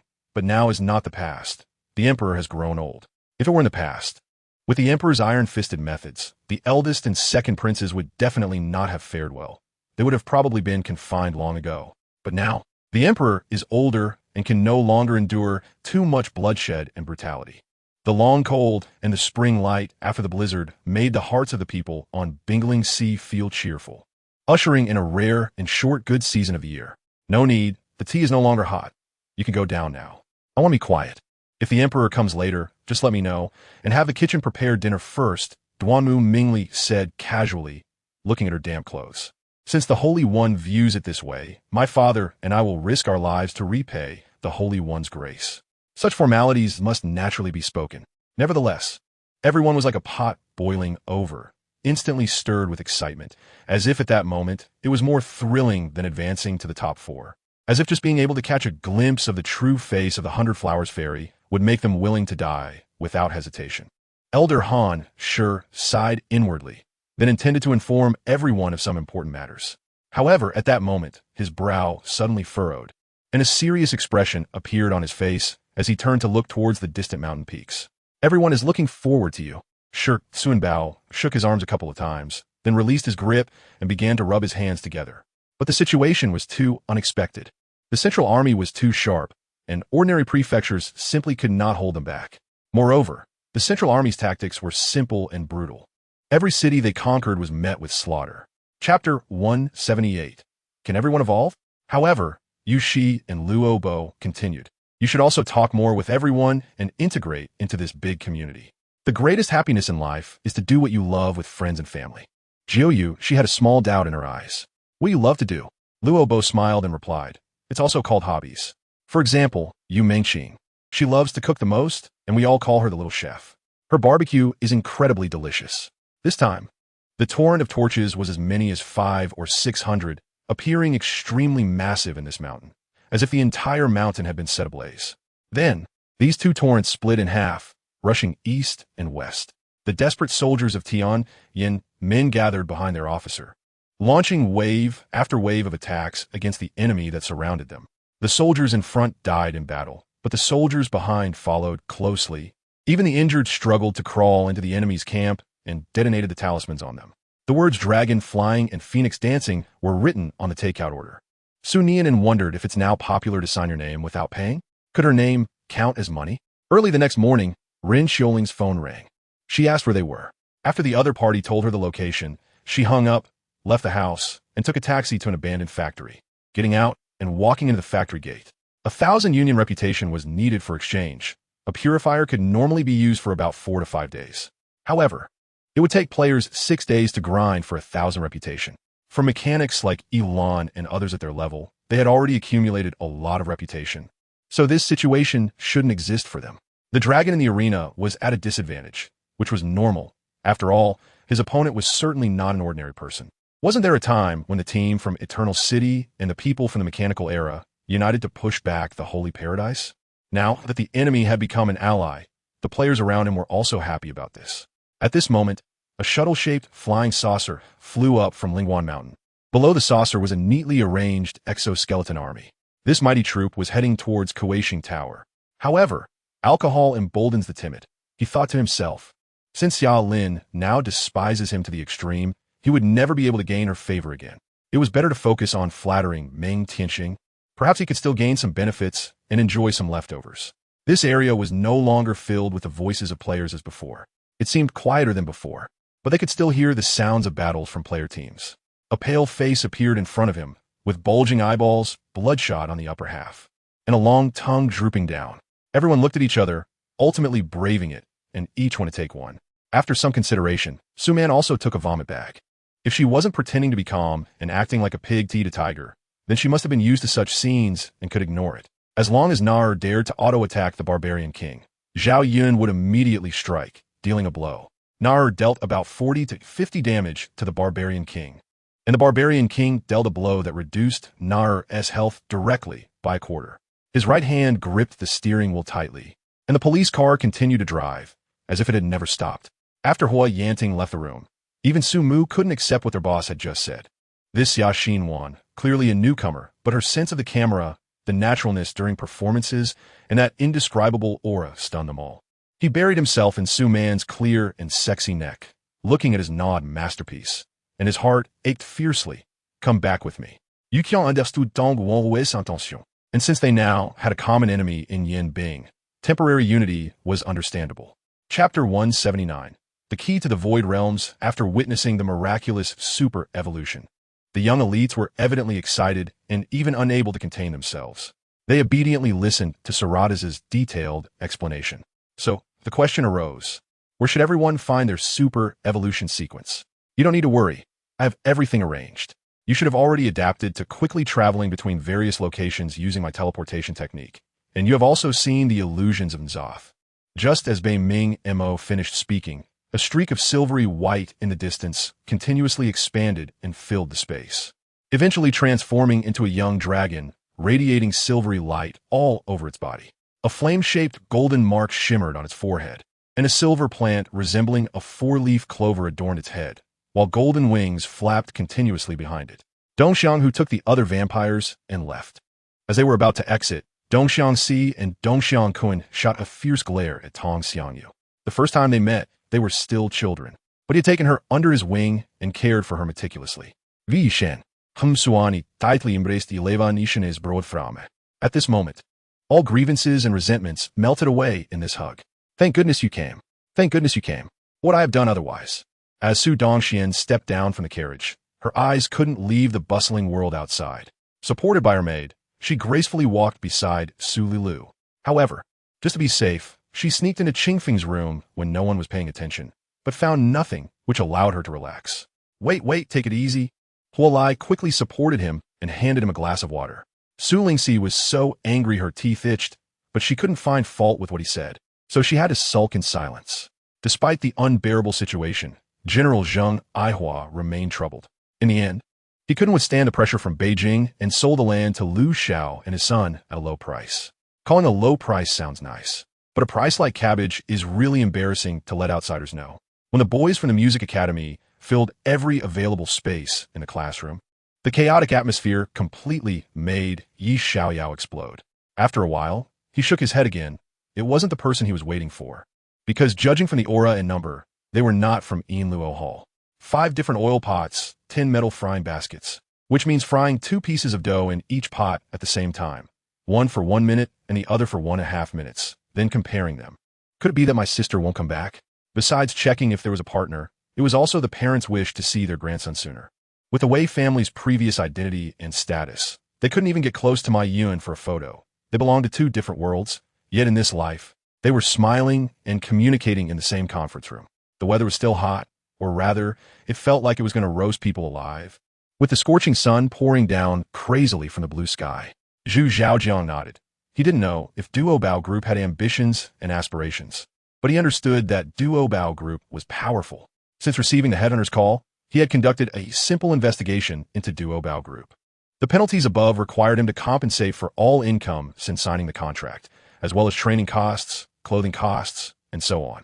She began talking to them and discovered they were transporting the crumbs of the cookies she had eaten yesterday. Both sides would raise a series of questions for discussion, such as improving the personnel system, arms procurement agreements, fleet reform, and other important issues would be on the agenda. Especially when Alan Adhin learned that the Wei family was still in school at this time, he specially added Wei family on MSN, where they would discuss the development progress of World of Warcraft and other issues. And at this moment, no one knew who that mysterious disciple of the immortal sage was, which gave Ian Junfeng a special premonition, feeling heavy in his heart. Chapter 180. The expedition sets sail, destination Lordaeron. At this moment, Tang suddenly brought up another topic. Why don't you tell us about the situation there? We don't want to fight an unprepared battle. Also, where is the Ultra Evolution sequence we are looking for? These things need to be clarified. All right, since you asked sincerely, I'll keep it brief. That world is called Lordaeron. When we invaded, the people of that world were divided into 2 factions. One faction believed that the power of the void was. The southern weather could suddenly turn hot at any time, and a fan might not be a mistake. As for this matter, Good was the only one among the 3 who didn't understand. The other 2 thought Good was foolish and were afraid he would mess things up, so they were unwilling to tell him many things. This time, even Zhang Baoji became serious. He originally thought this was not a serious job, but now realizes that it is not simple, and he is also tempted. The entire building is magnificent, with a rigorous layout. The pavilions and warehouses are symmetrical, adorned with gold and colorful paintings decorated intricately. Emperor Weiyan walked out from the Qin residence and got into the carriage with Chun-Jing and Meng Jingye, sitting in the carriage seat and remaining silent for a long time. In front of him, Bai Yin took a step and found himself in the combat hall of the central base on Demon Island. The price started at 15 yuan per pound, negotiated down to 10 yuan, and finally settled at 4 yuan, buying 8 pineapple buns, barely sustaining for 3 days. Bai Yin was in great pain, holding his forehead.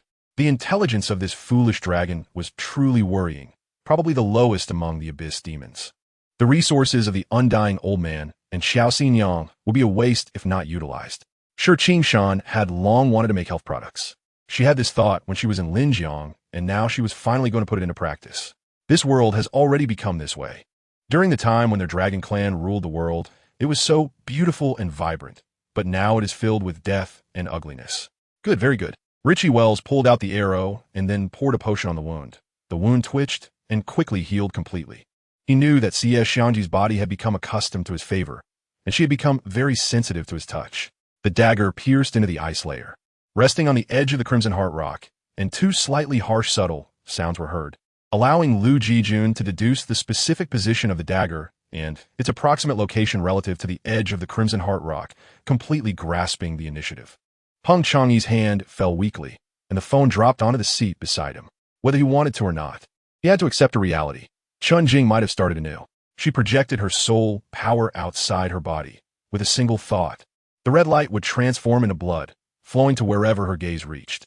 Due to the mixed spiritual energy in her body, the only use of the spiritual sword in Yin Hong's hand could not be realized. After a whole afternoon of turmoil, she finally reached a town to rest in the evening. But this is not something you should focus on. Her relationship with Li Machin has nothing to do with Lin Fengyuan. Pet life experience. Could Ouyang Jiejia be a seller trading under this category? The service information was written very simply. Pet life private customization, starting from 100,000 yuan, details to be discussed privately. After hearing Dan Bao's words, although the two were somewhat unwilling, they obediently stepped forward, each taking a pancake and putting vegetables into their own pancake. Boom! Something exploded in Bai Yi's mind. He was furious, and with one hand reaching out, he tightly grasped Tan Yun's shoulder. Gung Haosher seemed to see something and thought. Coach Tony might have intentionally let them score 1 point first and then knock them down. This, can't Grandpa ask the brothers from the refining sect for help? After all, I don't lack money now. Yi Tian thought for a moment and expressed his opinion. Chapter 181. My first soul skill can annihilate this world? Although the world of Lordaeron has no atmosphere, at least there is a sun. A world without a sun would have perished long ago. No form of life would remain. What kind of place is this? Why do I feel so ungrounded? Oscar exclaimed first. The others likely shared the same sentiment, all wearing puzzled expressions. After all, they had never seen such tranquility. A single remaining fragment was struck several times, and Jialan was pushed back 1,000 meters, but each time returned unscathed, though his face looked a bit worse for wear. Are we just coming and going as we please? Inshichi said, momentarily feeling a bit smug. At this moment, she and Zhang Tian had no secrets left between them. Their thoughts were in sync, and their conversation flowed much more freely. In a mountain range, Su Mu sensed a shocking aura from the space of his heart and body. A confident smile forming at the corner of his mouth. That aura belonged to the Tsungu Soul Yin tree, which Su Mu had subdued. Brother Jiang, would you like to meet my mother? I'm sure she'll like you, Li Ai asked, her eyes filled with expectation. A tremendous pain surged from his heart and soul as everything began to shake. Yang Ding's blood curse briefly halted, and his mind fell into a daze. By the time he regained his senses, a breath had already passed, and he had forgotten what had happened in between. Sidu Kong laughed heartily and charged forward against the sword light. I told you, no one of the same level could defeat me. Su Ruiyao ignored his words and took out a book. This was the first book and also the most recent one. She flipped to the last page, which read, The eldest son, Cheng Yinzhong, married Wang Shirue and had a son, Cheng Jiahao. However, when the ghost-faced ancient Jade recalled that the person was Luo Wuxing, she felt relieved. It turned out that fate had already arranged everything. This secret chamber was built by her, and the formations in the meditation room and passage were useless to her. Just now, she had been overly confident that no one could enter here, which caused her to let her guard down and not notice. My reputation is probably something someone from the bottom, like you, has never heard of, the young master said arrogantly, his face full of superiority. All right, After watching the ghost-faced ancient Jade leave, Luo Wuxing lay down, closed her eyes, and a tear slipped from the corner of her eye. How shameless! The elder suddenly struck, unleashing a palm that sent a chill to attack Jiang Huairan. Perhaps when they meet again in the future, they would raise a toast to commemorate the beautiful times spent under the starry sky, and then lie together beneath the beautiful night sky, watching the stars twinkle. The distance from Wanjian City to the Sword Heaven sect was extremely far. Walking might take 2 months or more. The Immortal Spirit Continent did not have teleportation arrays like the Magical Continent, leading to a highly dispersed power across this land. As she spoke, a blue-clad figure flew behind her, and the surrounding void trembled, conjuring a scene of a blue ocean. Originally, seeing her scheming, capable of plotting and killing with arrows, she suddenly transformed into a figure resembling those bandits, intent on killing her. In the days that followed, Crazy Dog ordered the mercenary group to cease all external missions, sending all members out to gather information on Xiao. However, regardless of the reason, it was better for Xiao to ask these people directly than to think aimlessly here. Lu Haiyu was injured and could no longer fight, while Yun Xiao, who had been drained of most of her mermaid power, was also unable to use her abilities.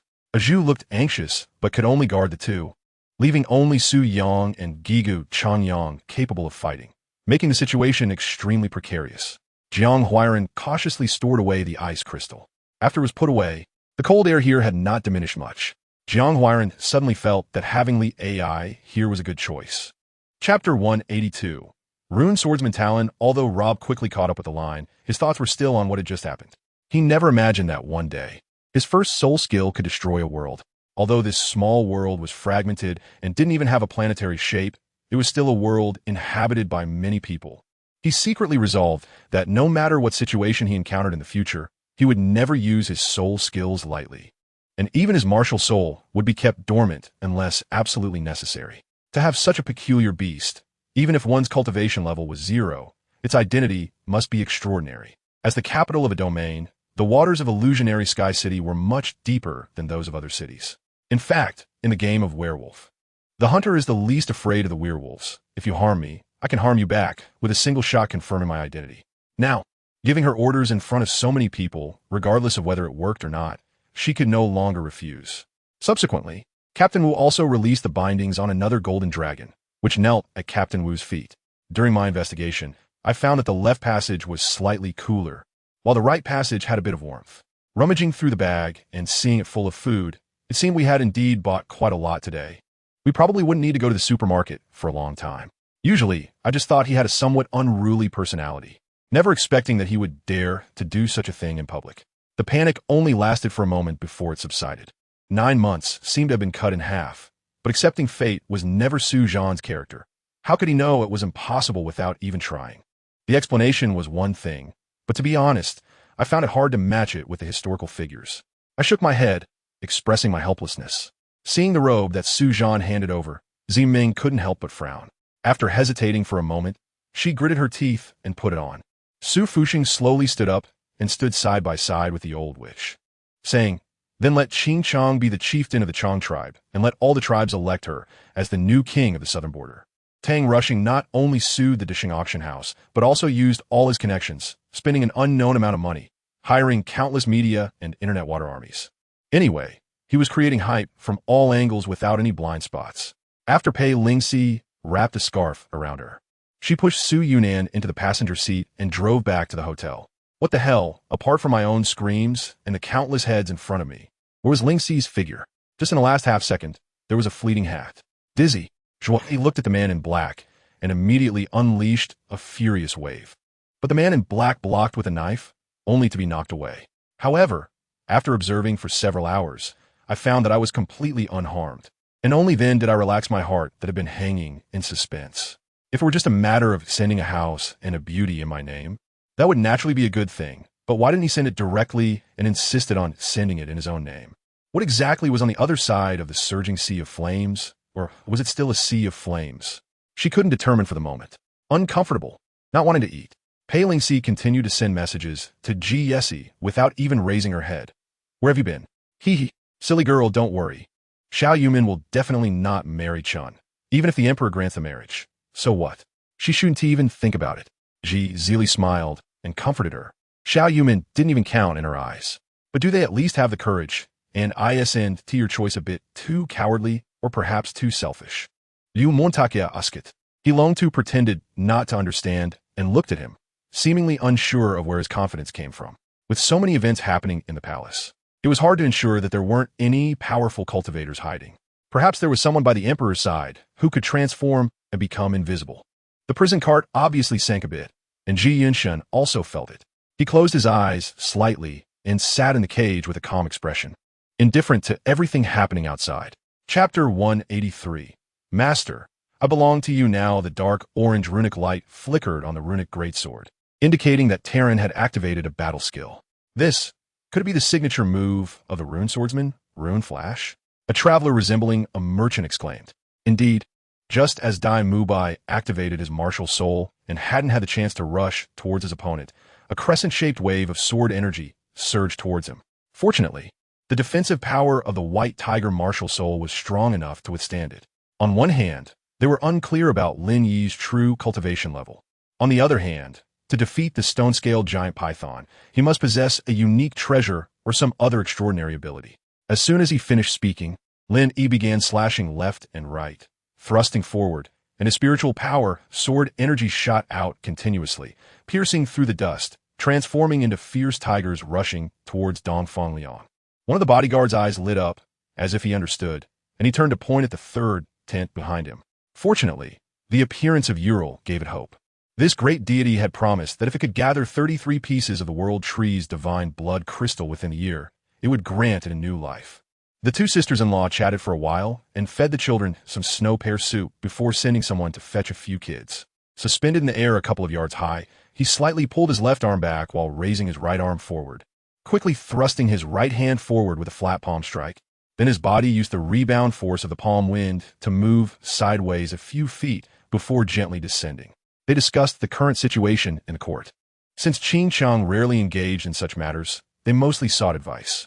Liang Feng, being amiable, greatly respected Chenxiang's abilities and was willing to impart his knowledge. After the gift-giving segment, there was a banquet. This year, Zhu Hozhao was not present, and the palace lacked the inclination for a grand event. One bowl of clear noodle soup and a seasonal dish sufficed. Once they entered the royal residence and left everything behind at the door, Qilin finally removed his cold demeanor and looked anxiously at Shenhuai. Zhao Qingsu's words left the guards in a dilemma. On one hand, they could not defy the summons. On the other, Zhao Qingsu's identity made it complicated for them. As the Dark Star Knight was about to exhaust its energy and fall, it exerted all its strength to flip its palm and slash the river, propelled upward by the tremendous reaction force amidst another explosion of white waves. Instead of continuing to fall, it rose, seizing the opportunity to take a breath of fresh air and cleverly push that person, sending them flying several yards to a small boat. Perhaps what I do cannot change the overall situation, but at least it will leave some embers, becoming a spark for the future. Under the guidance of the power of the 9-9 Scatter Soul Gourd, the cloud's sacrifice that had fallen into 9 calamities began to change in expression. Deep within its soul's origin, a thread of ancient and indestructible innate power stirred, as if wanting to leap out. However, he had just risen halfway when a hand suddenly grabbed his collar and lifted him up. Wang Gui was startled by this sudden turn of events, but upon seeing clearly, he found it was Feng Hong. 500 taels of silver. I'll give it to you first. Zhu Tianpeng directly handed her a bag of silver, casually pinching her hand with a silly grin. After a morning of court proceedings, domestic and foreign reporters waiting outside the gate of the second court of the capital surrounded the proxy lawyer as he emerged. Although Marquis An Yuan had not explicitly stated which prince he would support, he had certainly excluded the third prince, and no one dared to make such bold statements. After doing all this, the legal body said little. This event was determined by the 9 great Taoist lords, and with the gathering of the 9 supreme sects here. Erasing those 2 rule cultivators had already somewhat touched the dignity of the Taoist lords. 3 months later, De Qi, Qingwei, and Yu consecutively defeated over 40 great masters from the 4 wildernesses, a level of combat power that had never been seen since the dawn of ancient times. Not even achievable by the ancestral deity of life from the divine clan back then. Chapter 184. Opala's Dalrob didn't explain much and continued. So it seems you know the way? Take us there. We really have something to do. Since you decided to follow Big Brother Dai, handling this little matter shouldn't be too much to ask. right? You all don't seem like weaklings, so go ahead. Maybe you'll discover some leftover treasures, Tai Lin said. Then she paused for a moment, as if contemplating something. However, it's best not to take too many people. The undead Xiaoyan had exquisite features, as if carved from fine jade. Her long, thick eyelashes hung with tears, sobbing and struggling as she buried her face in her mother's arms, avoiding being fed, looking pitiful. Currently, the 4 guards of Yongzhou were in the process of reconstruction. With a shortage of troops, and recruiting soldiers became a fierce competition, making the task difficult. Chui's expression remained unchanged, but her fists clenched involuntarily under her sleeves. Tuo Ba Yao said coldly, "From now on, you are just the Empress Dowager." After saying that, he left without looking back, even though this was his Jianzhong palace. A boy shouted, and Lin Beichen clearly felt the sexy senior, named Zhao Yuetong, in his arms tremble slightly, a hint of panic flashing in her eyes. His actual thought was that it would be best to kill her directly since she had shot at him, a fatal shot nonetheless. A clear human voice emerged from the dragon ape's mouth, excited yet exceptionally clear-headed. Obviously, under this transformation, not only did its appearance change drastically, but its intelligence and temperament improved significantly as well. In simple terms, as long as they dared to clean up all the interstellar wormholes on Earth before these alien races confirmed enough information, preventing them from ensuring whether there was a hidden force capable of destroying them, they would make them believe this place was actually a trap set by a more powerful interstellar race. It was evident that after previously fleeing Hongjun and disappearing, it had arrived at the nearby Xiyuan. Xiao Wansi had been extremely busy lately. After the items were delivered, she directed the palace maids on how to arrange them. However, my control skill only has a charge attack, and if that skill misses, it would be troublesome. Countless lightning bolts fell recklessly into the Thunder domain, strengthening it, while Zhou Dao sensed terrifying auras brewing deep underground, as if a volcano was about to erupt.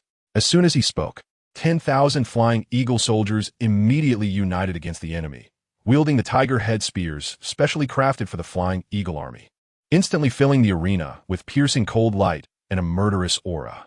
A series of combined attacks quickly eliminated the undead guards, collecting over 2,000 gold coins they had dropped.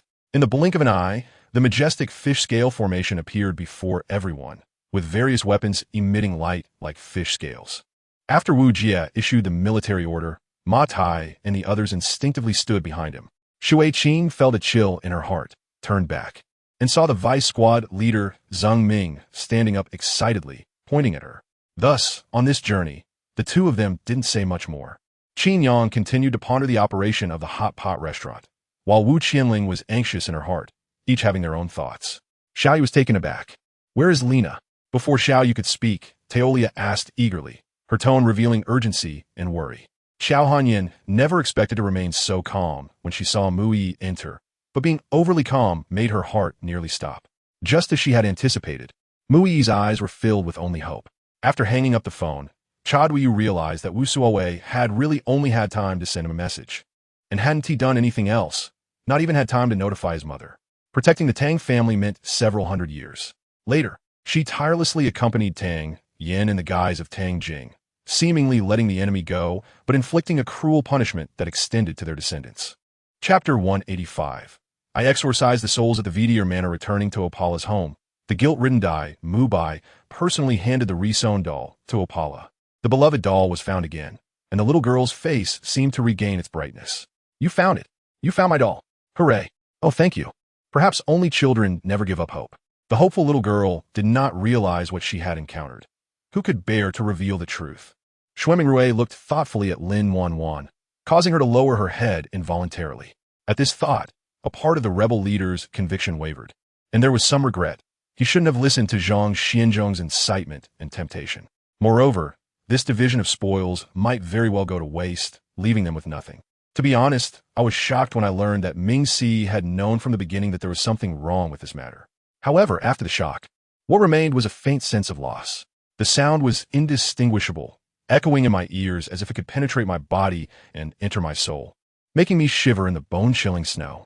When Hu saw that I was awake, she immediately got up from the sofa, not even transforming, and jumped into my arms. But at least the children have achieved this today. The old lady must have played a significant role, Aunt Gue said. Moreover, at Ruan Meng's request, Marco Polo sang different songs for her every day, and his handsome photos were displayed in her bedroom.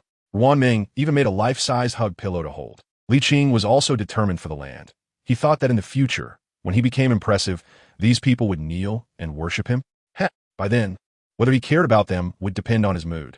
Although the old lady Ji was aging, she was not confused and quickly picked up on Ji Yanma's insinuation. After living for so many years, hearing this from Ji Yanma made her feel a chill all over. Ming and the others couldn't find a single animal to ride here. Even the camels had been taken away by the panicked townspeople, leaving behind some food and silver. With the insertion of Qin Tianxi's golden needle, the blood flow speed in Elder Situ's body visibly slowed down. Gradually, the old man's blood flow actually stopped. If it weren't for the heart rate monitor still showing the old man's heartbeat, everyone would have thought he was directly killed by Qin Tianxi. It was already late autumn. The weather was cool and pleasant, and the streets were bustling with people. Chu Zhiqiu looked particularly lonely, standing alone. Many couples were holding hands, and just the thought that Wang Mingtian might be with Wencheng made Chu Zhiqiu's heart tighten. Chu Zhiqiu, why are you so useless? Old friends, just watching a movie together. I really don't know how someone as useless as you could occupy a city. Xiao Chen's tone was filled with disdain, unmasked. To counter the overlord of Jianghuai, Yang Xingmi, Qian Liao's troops stationed in Hangzhou also exceeded 50,000, which was 2,000 more than Dongchang's own Weixing army. If Qian Liao could occupy both Zhuqing provinces, then the total strength of his troops might exceed 100,000. Since the entrance to the shortcut was blocked by the peach branch that restrained him, he had no choice but to leave the main tomb chamber to have a chance to escape through other entrances of the ancient tomb. Thus, her plan had to come to an end. But when she looked back, there was nothing to be seen. At this moment, Yi Xiangqi did not act rashly. He had no confidence in this battle. If he had any confidence, it could only be the confidence of defeat. Zheng Donghai's expression began to look grim, especially when the Yanwan misunderstood him as not being a man. His gaze towards Yi Fan became increasingly dark. Su Rue was particularly excited because he knew it was his father's car. He hurriedly opened the back door and squeezed inside. Roar! This leopard is hungry and wants to eat seafood. Shirtian's eyes were fixed on the lobster meat in Guye's bowl, licking his nose. Chapter 186. The echoes of war. You have the ambition. That's good. Good luck, young runesword master. Seveyer still smiled and said, if you need anything, Time Sand Island will provide you with the necessary assistance. Remember, Time Sand Island is always a friend of the Plantagenet family. Talon was overjoyed to hear this, almost forgetting the main matter. So Rob boldly stepped forward and asked, Senior, since you are here to guide the souls, have you seen a woman named Macy? Macy? The wife of the steward of the Video Manor? Seveyer pondered and replied, it should be her. After all, the name Macy is so rare. It can't be wrong. Seveyer pointed to the tower of the manor and said, Macy's soul is on the second floor of the tower, which is the parlor of Video Manor. She is unwilling to be guided and insists on staying there. Perhaps you know what is going on? The group entered the tower with doubts, and indeed found the wandering female ghost in the parlor on the second floor. Macy? Talon tentatively asked. As soon as the ghost heard the name, she turned her head as if shocked. Who are you? Do you know me? Well, it seems this is Opala's aunt. Rob directly stated his intention and then quietly waited for her response. But the ghost only cried. I knew that Opala's child would not be spared. Even if the hand of the undead took her away, infusing her with necromantic power to force her to become a necromancer. Why did they have to kill her? They are too cruel. Rob couldn't help but be affected by such emotions. This feeling was truly heart-wrenching and unbearable. Then, can you go back to see Opala? She really wants to see her family again. No, I can't go back. My soul is destined to be bound here. The time traveler can guide me, but I feel it's not the right time yet. I must see my brother redeemed with my own eyes. Your brother? Rob continued to ask. The ghost Macy covered her face and wiped her tears, saying, it's Opala's father. Yozenleha. What happened to him? Why does he need redemption? My brother was forcibly transformed into an undead warrior during the Battle of Darlan Town by the hand of the undead, and then he participated in the massacre of Darlan Town. After that, he followed the undead army and defeated the vanguard of the Hand of the Light at Video Manor. When I was killed, he was there quietly watching. He also participated in the great battle at Topaz Crossing. In that battle, the undead army was defeated and fled, and my brother lost his armor and returned the same way. Eventually, the army of the Hand of the Light pursued and killed him nearby, using a special gravestone to suppress his twisted soul. Rob didn't know what to say and could only agree. This is indeed a tragic story. So how can we redeem Yozen? I lost hope, but now that the time traveler Seveyer is here, maybe we can give it a try? He must have a way. Macy's request, like Opala's, was impossible to refuse. Rob and the others came out of the tower and found Surveyor again to bring this up. Surveyor appeared confident, squinting and smiling. I happen to be looking for that twisted soul. If he cannot be redeemed, he will eventually break free from the constraints imposed by the Heart of Light and go on to harm the people of the conflict-ridden lands. Yozen's soul and grave are near the manor, but you'd better tell us how to redeem his soul first, Rob added. Surveyor was not in a hurry. He explained, I can indeed use some time spells to alter some subtle past events, although I cannot affect the general direction of history. Redeeming a wandering soul is more than enough. You need to find Yozen's personal belongings from the time after he became an undead warrior. As far as I know, there should be a copper ring, a long sword, an iron shield, and a pocket watch. You can look for one or two of them in Yozen's grave. The others may be near Topaz Crossing. If you gather all these, I can redeem Yozen's soul. Rob felt something was off halfway through. Does this mean they have to dig up someone else's grave? Damn, who would do such an unkind thing? I won't do it. Not doing anything. A minute later. Look, that gravestone is Yozen's. Turn it over. I have a feeling the copper ring must be inside. Rob pointed at the gravestone not far away and shouted. The other four felt embarrassed, but still started to act without hesitation. Truly digging grave. Sure enough, Rob only found the copper ring, just the copper ring. The crow's mouth was proven true. It seems we can only go to the vicinity of Topaz Crossing to find the other 3 personal items of Yozen. Let us go. Heading east. It takes about 3 hours to travel from Video Manor to Topaz Crossing.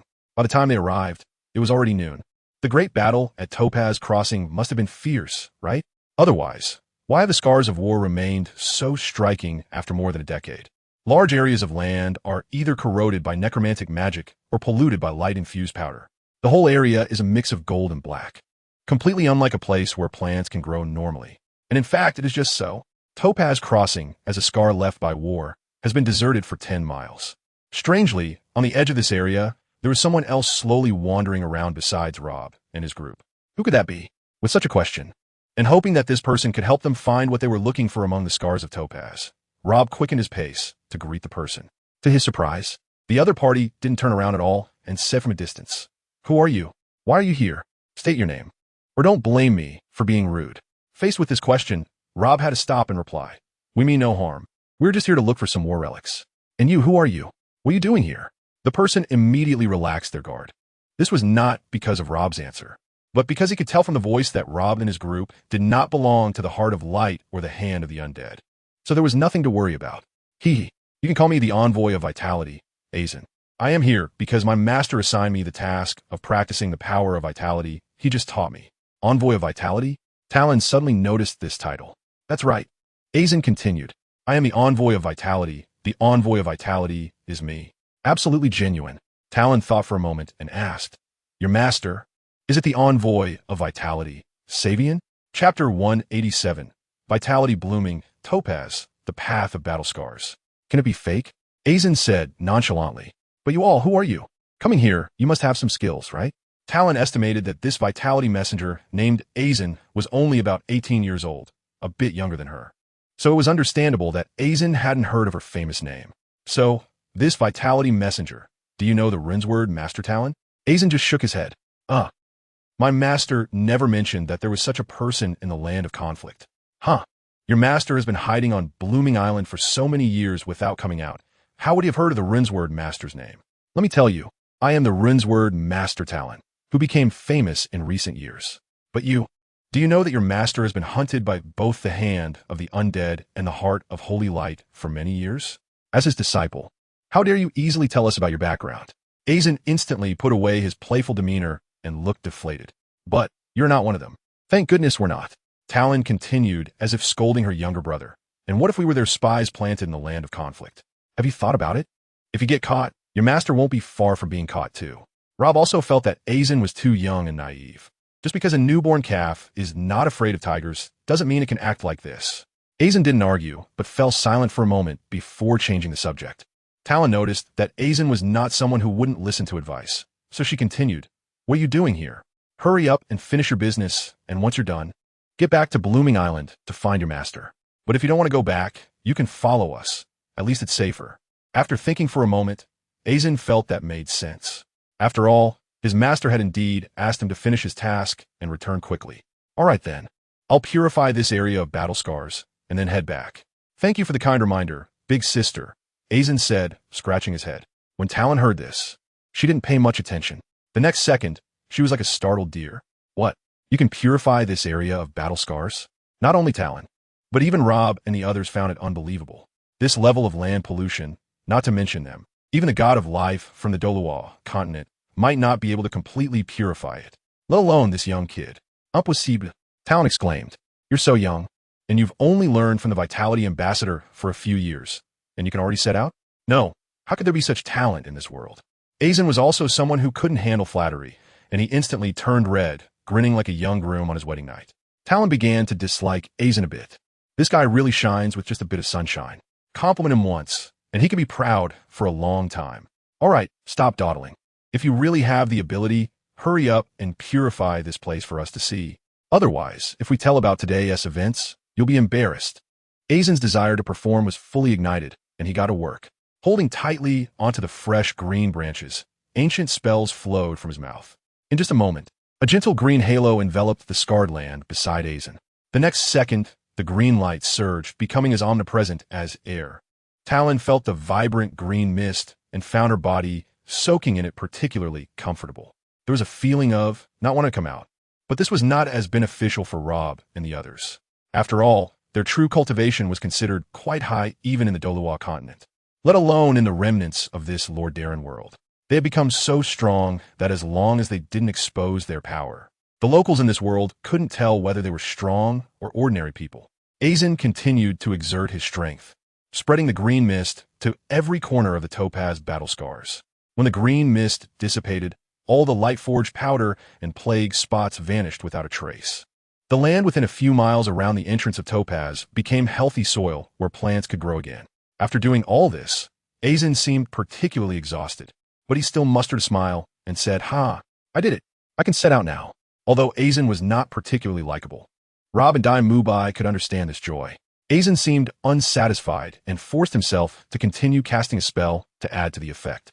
Yes, it was to make the land that had just returned to normal quickly sprout young shoots, grow tall, and bloom, truly adding to the effect. However, Aizen, who was already physically drained, became even weaker now. He could barely stand. The more Aizen tried to show off, the more Talon felt regret. This Aizen was ultimately too young. Thank you. Talon coldly left 3 words and then turned to leave. Big brother Dai, since the battle scars have been purified, it will be much easier for us to find Yozen's personal belongings. Everyone, let's split up and look for them. At this point, Rob and Lili had already started searching. They really had no interest in Aizen's earlier performance. After all, handling the important business was the priority. Before long, Yozen's longsword, shield, and pocket watch were all found one after another. Rob and the others were ready to leave. Hey, big sister, what are you going to do with these things? What is so special about these scraps? Aizen chased after them and asked.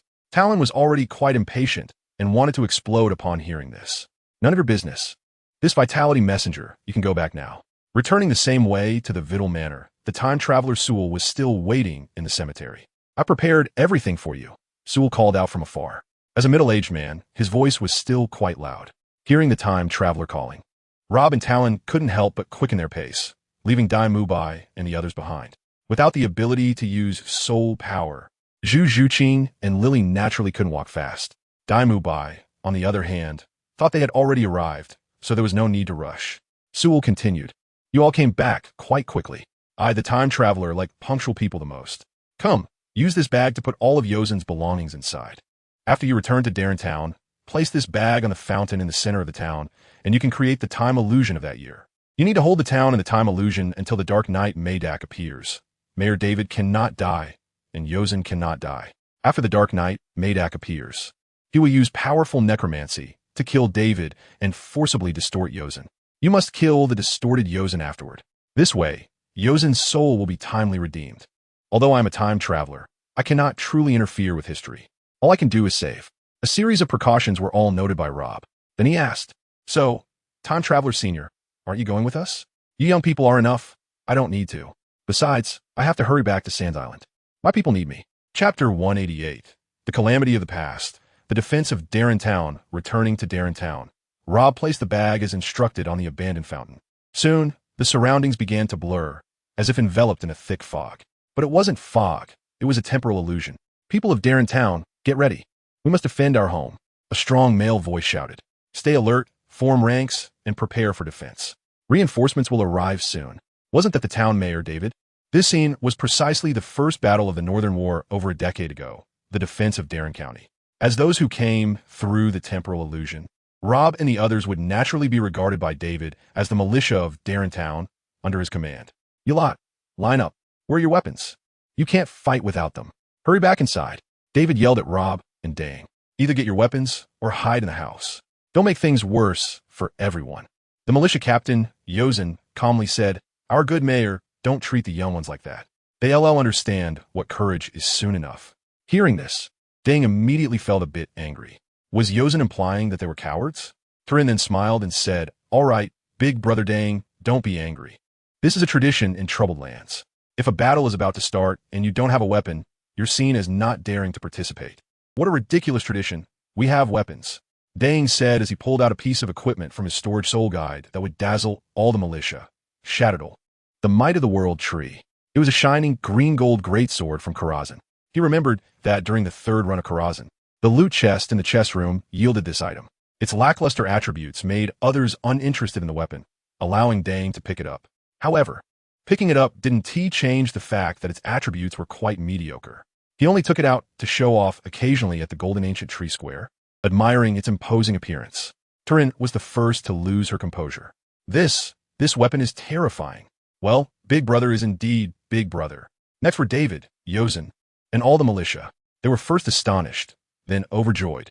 They knew that the more strong fighters they had, the greater their chances of victory. Rob then took out a weapon meant for show-off as well. Vizos, the will of the Archmage of Original Sin. It also had mediocre attributes paired with a luxurious appearance, making the staff only suitable for showboating. As a long staff, Vizos, the will of the Archmage of Original Sin, emitted a faint purple glow from the handle to the body, complemented by floating emeralds around the main body, making it incredibly stylish. Zhuqing and Lili also brought out their weapons, truly broadening the horizons of the Darren County militia. Thus, Mayor David naturally appointed them as the main force, defending various entrances. When the black mist spread, blocking out the sun's rays, the first wave of undead troops attacked. A few scattered ghouls scrambled down the hillside like dogs, charging towards Darren Town. Guys, prepare for defense. We can do this, David shouted, pointing his sword at the largest entrance. Charge! With Mayor David and Captain Yozen leading the charge, the militia's courage was ignited. This wave of ghouls was quickly eliminated. Following that, another wave of skeleton infantry appeared.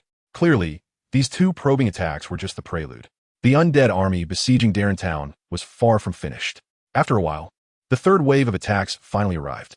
This time, not only were there ghouls and skeleton infantry, but also some skeleton mages. This mixed assault of undead troops brought significant losses to the militia of Darren Town. Even with strong fighters like Rob, Turin, and Tang present, it was difficult to protect everyone. The fourth wave of attacks was even more formidable. Leading the charge was a large group of neatly arranged skeleton infantry. On the flanks were frenzied ghouls weaving through. Behind the skeleton infantry formation, a few large undead war mechs wandered about. Then a sharp, eerie scream announced the arrival of the Ghoul King Haggis. The Ghoul King was much larger than ordinary ghouls and possessed unique skills. It's the Ghoul King Haggis, David exclaimed. As a recent member of the Heart of the Light, he certainly recognized this behemoth listed on the bounty board by the Light's hand. The militia felt a wave of fear, nearly dropping their weapons in terror. David shouted, Darren Town, don't lose hope. At the same time, he unleashed a wave of holy light that covered the entire town, healing his side while damaging the undead army. Many of the lower-tier undead troops were instantly turned to ashes under the holy light's glow. However, it did nothing against higher-tier undead troops, like the large undead war mechs. After a fierce battle, the defenders of Darren Town paid a heavy price to kill the Ghoul King Haggis. The remaining undead troops began to retreat, with severe injuries. Mayor David still told Captain Yozen beside him, My wounds are too severe. While I'm gone, you must lead everyone to continue fighting. The Lightforged Legion will arrive soon, and Darren Town will be saved. Suddenly, the scene shifted to complete, boundless darkness. A tall knight clad in black armor, riding a warhorse glowing with a blue light, slowly appeared on the hillside of the main road. The Black Knight Madak. His voice was incredibly loud. David, the light has reforged your heart. and I will rip it out." As soon as he finished speaking, David, who was half kneeling on the ground, was pulled toward Maydak by a strange, ghostly green chain. As David fell into a pool of blood at the hooves of the blue-eyed warhorse, Captain Yozen felt an indescribable fear. Soon, both his mind and body, along with many nearby militia members, were twisted into mindless, undead monsters like ghouls. The fallen Yozen immediately turned his head and hoarsely roared, "Darren Town, this is destined." Only then did Rob let Tang, Turin, Zhuqing, and Lili truly exert their strength, pressing forward step by step, cutting a bloody path through the numerous undead troops and taking down the fallen Yozen. Finally, the temporal illusion dissipated as the objective had been achieved. In theory, Yozen's soul had been redeemed. Rob saw Yozen in a semi-transparent spirit state, gasping as he headed toward the house where Opala was. There was their home. Opala's father has returned home. Chapter 189, Rob's Super Evolution Sequence. Thunder Shadows time, Sand. Rob hurried after them. Wanted to see the scene of this father-daughter reunion. "Dad, it's really you. Dad." The girl holding the doll's eyes lit up, and in an instant, she dashed into her father's arms. Yozen dropped his sword and shield, knelt down, and embraced his daughter, softly saying, "Opala, my dear. Dad is home. Dad, I was very obedient when you weren't here. I didn't go anywhere, just kept waiting for you. And I found my doll." Seeing this scene, not only Rob, but also Mubai, Zhuqing, Lili, and Tang couldn't help but feel their eyes moisten. A cold wind swept by, and the two souls tightly embraced turned into light points and disappeared. With a mix of emotions in his heart, Rob stepped heavily into Opala's house. In the room, the most eye-catching spot was a storage box emitting a strange glow. A note on the box indicated that Rob should open it. Rob complied. Upon opening the box, he saw 5 steaming cups of sweet tea neatly placed in the compartment. A note was attached to the compartment. "For you all, 1 cup per person, make sure to finish it. Opala Leha." What a kind sister, Lili murmured to herself, then eagerly picked up a cup of tea and pretended to taste it. Rob held the teacup in his left hand, while with his right hand, he lifted the panel. Sure enough, his intuition was correct. The super evolution sequence was inside. Rob's Thunder Spirit Pearl martial soul automatically emerged, resonating fiercely with the object at the bottom of the box. It appeared to be a clump of coarse sand, all stuck together, and was a light purple color, with each piece having an extremely irregular shape. Yes, this is it. The Thunder Shadows Time Sand is the super evolution sequence that matches your Thunder Spirit Pearl martial soul. You should put it away for now and show it when you return to the Douluo world. The world of Lord Darren cannot withstand the power generated during your super evolution breakthrough. Saradas's voice timely echoed, reminding Rob not to give in to the urge to undergo super evolution. In a daze, after finishing the sweet tea, the cups were returned to their places, and they nestled together, merging into one. Congratulations. Congratulations. Congratulations. Mubai, Zhuqing, and Lili all shared the joy of obtaining the super evolution sequence, but Tang was puzzled. What's so great about it? Aren't they just a bunch of colorful stones? Rob remained non-committal, putting away the Thunder Shadows Time Sand, and revealed a pleased smile. Lili explained, "Sister Tang, what Rob wants is exactly these sands." It was getting late. By the time they returned to the inn where the Douluo army was stationed, it was already deep into the night. Xiao and Mengqing were chatting outside the inn and became the first to see Rob return. "Hey, you're back. Did you find a super evolution sequence?" Xiao asked. Rob took out the Thunder Shadows Time Sand and answered truthfully.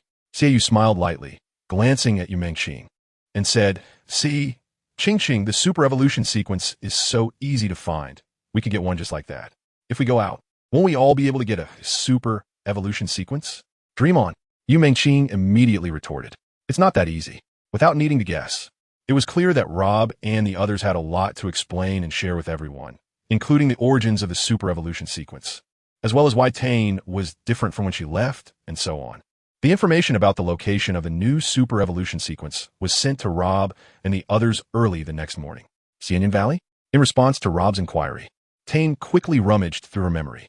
"Okay, I remember I went there once. There are some scattered villages. But Xianyan Valley is a bit far from here.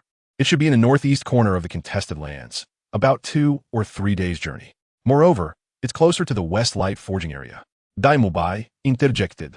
"So what if it's far? It's not like we can't walk. Just lead us there." Since this journey was long, they didn't plan to return to the inn, and all 17 members of the expedition team from the Douluo world set off eastward to search for Xianyan Valley. The distance was neither too close nor too far. Along the way, they passed many peculiar places, such as a giant dead tree over 100 meters tall. The surroundings were full of vitality, yet it stood there without any leaves, looking terribly barren. There was also a very hidden pit where one could see many corpses of those who had fallen to their deaths. The undead hand sometimes came here to select suitable corpses to take away as materials for their army. Most uniquely, a merchant had built a massive air raid shelter just outside the town where he lived. However, even someone as inexperienced as Tang could tell that this air raid shelter was a shoddy construction, incapable of withstanding even the light, explosive shells fired from the lowest tier of light, forged flying battle armor. By midday on the third day, Rob and the others finally arrived at Xianyan Valley. This valley, surrounded by mountains with only one main road connecting north and south, was indeed very suitable for building a city. Unfortunately, it only contained a few villages and scattered groups of refugees fleeing from other places. Sarada's indicated to Rob that one of these refugee groups was where they needed to go. There were about 100 people in this group, and they looked quite distressed, as if they had been on the road for a long time. From their conversations, it seemed they had fled from the war-torn southern regions. Va? Who is fighting? Is it the undead hand and the heart of holy light clashing again?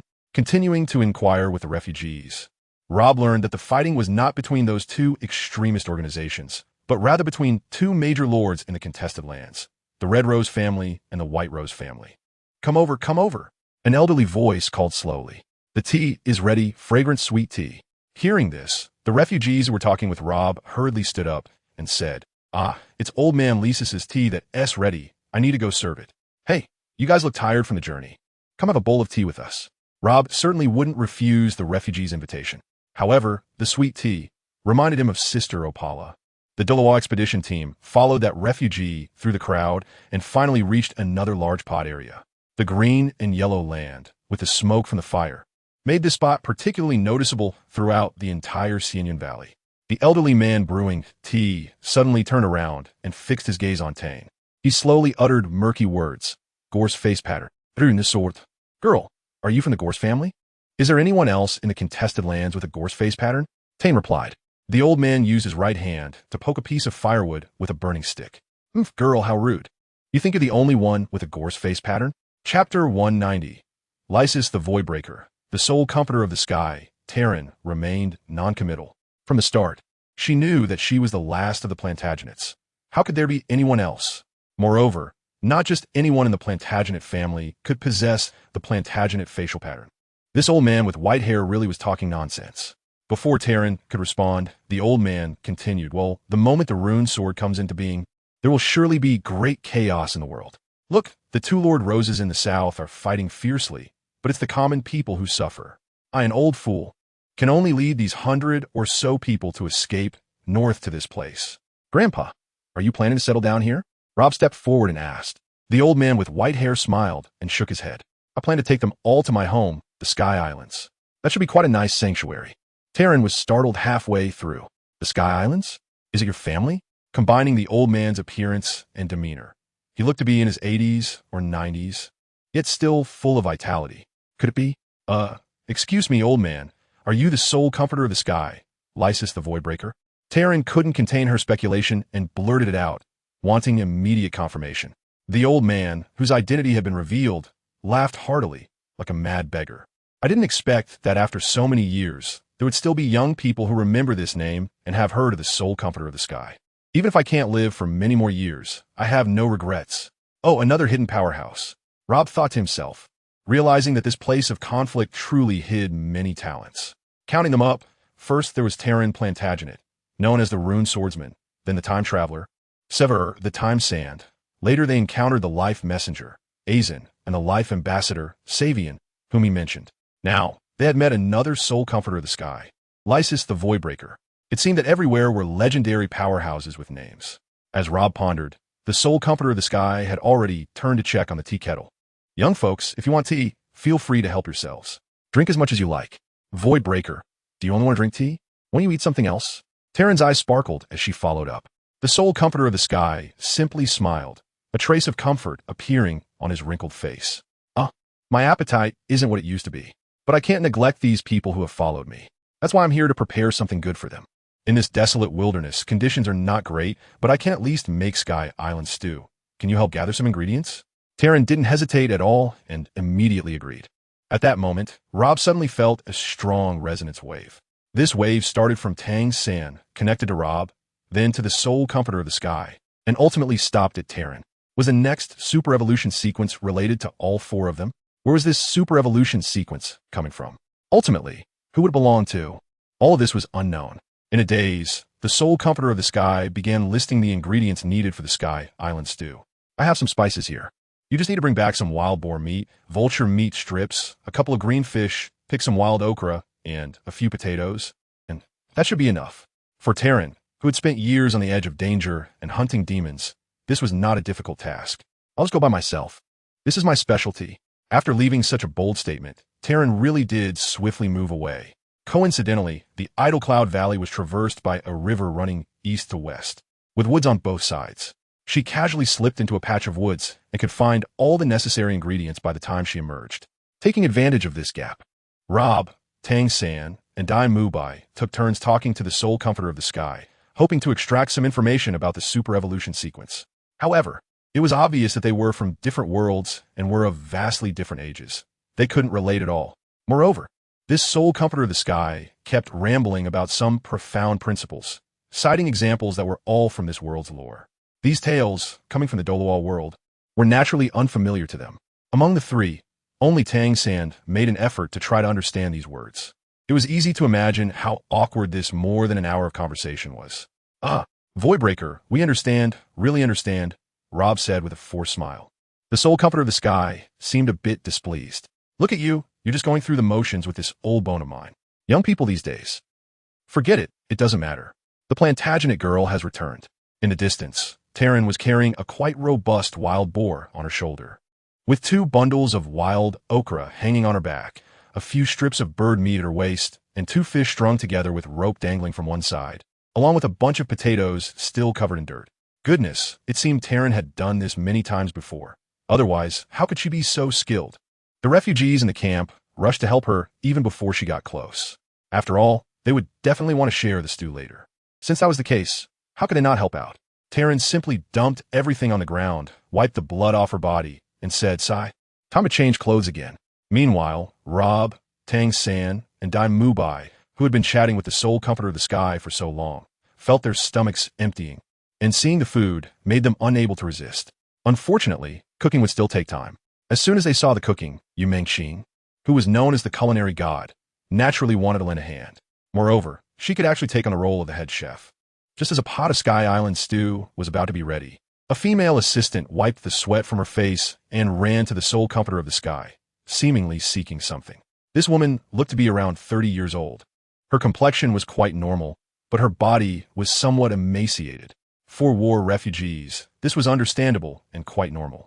No displaced, ordinary person could still hope for every meal to be full. The woman wore a simple dark blue dress that was a bit dirty and messy, just like her long raven black hair that reached her waist. "Excuse me, senior," the woman said. "My daughter has a high fever and is very weak. Can you spare her a few more pieces of pork? She doesn't have much of an appetite." Lysis the Voidbreaker just kept smiling. All right, what's the big deal? The injured and sick get special care. You don't need to worry about that, young lady. Go take care of your girl." Soon, a large pot of fragrant Sky Island stew was ready to be served. The young talents of the Douluo Expeditionary Army were all busy helping to distribute the stew. Regardless of whether the super evolution sequence was here or not, even if it wasn't, they couldn't ignore the plight of the refugees. Chapter 191, Yano the Radiant. Holy Light Wanderer Rob personally scooped up several large pieces of tender wild boar meat, placed them in a big bowl along with potatoes and okra, drizzled with broth, and then delivered it to the position of the young woman he had seen earlier. The woman was talking to her daughter, who was barely 9 years old. Upon seeing Rob approach, the girl weakly said, "Thank you, big brother. Thank you, grandfather soul comforter." It was evident that these words had been taught to her by her mother. Rob handed the big bowl to the young woman, smiled at the girl, and then turned to leave. "Zich, va. What has war given us? It has given us broken families and cries of despair. War is a game for the few, yet it allows the many to taste suffering." The celestial soul comforter spoke casually. "Rune Swordsman Talon, I ask you, why do you fight?" Talon, who was busily eating the meat from the bowl, did not expect the celestial soul comforter to suddenly ask a question. She instinctively touched the rune sword beside her and replied, "Isn't it simple? We fight for survival. We fight for revenge. If it weren't for that, I fear I would have died like the others in my family, not even knowing for whom I died." Oomph. The celestial soul comforter chuckled and shook his head. What is the reason for war? Why do autumn leaves fall? Nature cannot be taken away, and we have our own doubts in our hearts. For whom do we clench our fists in anger? To protect our country, to punish the wicked, to remove the demons from our hearts, we follow the natural way. War is endless and calamities persist. What are we fighting for? Talon looked confused and expressed that she did not understand. You will eventually understand. In fact, that seemingly nonsensical teaching was hardly comprehensible to anyone. Even Rob was no exception. After all, there are limitations to cultural levels, and the realm of thought is even more constrained. How could ordinary people understand the profound meanings within? At that moment, the refugee group was preparing to set out and continue northward. However, an unexpected turn of events forced them to stop. "Stop!" A clear voice shouted from a distance. "You're not allowed to leave." This voice was accompanied by a golden, radiant light that dazzled the people, making it hard for them to open their eyes. Once the golden light halted its rapid movement, it dimmed slightly. The next second, the faint golden light surged and expanded, covering a large area and blocking the path of the refugee group. "It's the people from the heart of holy light," Talon muttered to herself instinctively. Indeed, a spirited, golden-haired man appeared first, followed by 4 light-forged war machines, 2 light-forged female mages wielding golden staves, and a large number of light-forged puppet infantry. The next moment, the voice of the celestial soul comforter echoed through the skies. "I am Lysis the Skybreaker, celestial soul comforter. Where do you come from, daring to block my path? What happened to the frail old man from before? This was too handsome and too imposing. Celestial soul comforter? You're old. Ha ha ha. With your old bones. You dare defy the will of the heart of holy light?" The celestial soul comforter smiled and remained silent, seemingly not taking this young man seriously. However, in reality, he was quite nervous.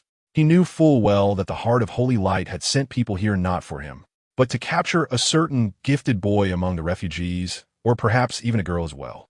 On his own, he could easily escape from the assault of the heart of holy light's task force, but those children targeted for capture would not be able to escape. "Old man, I want to waste time with you. Hand over James the Lionheart and Elisa the Thousand Springs, and the others will not be in trouble. Otherwise, old man, I don't believe your celestial canopy can protect you and this whole group of mud-legged people."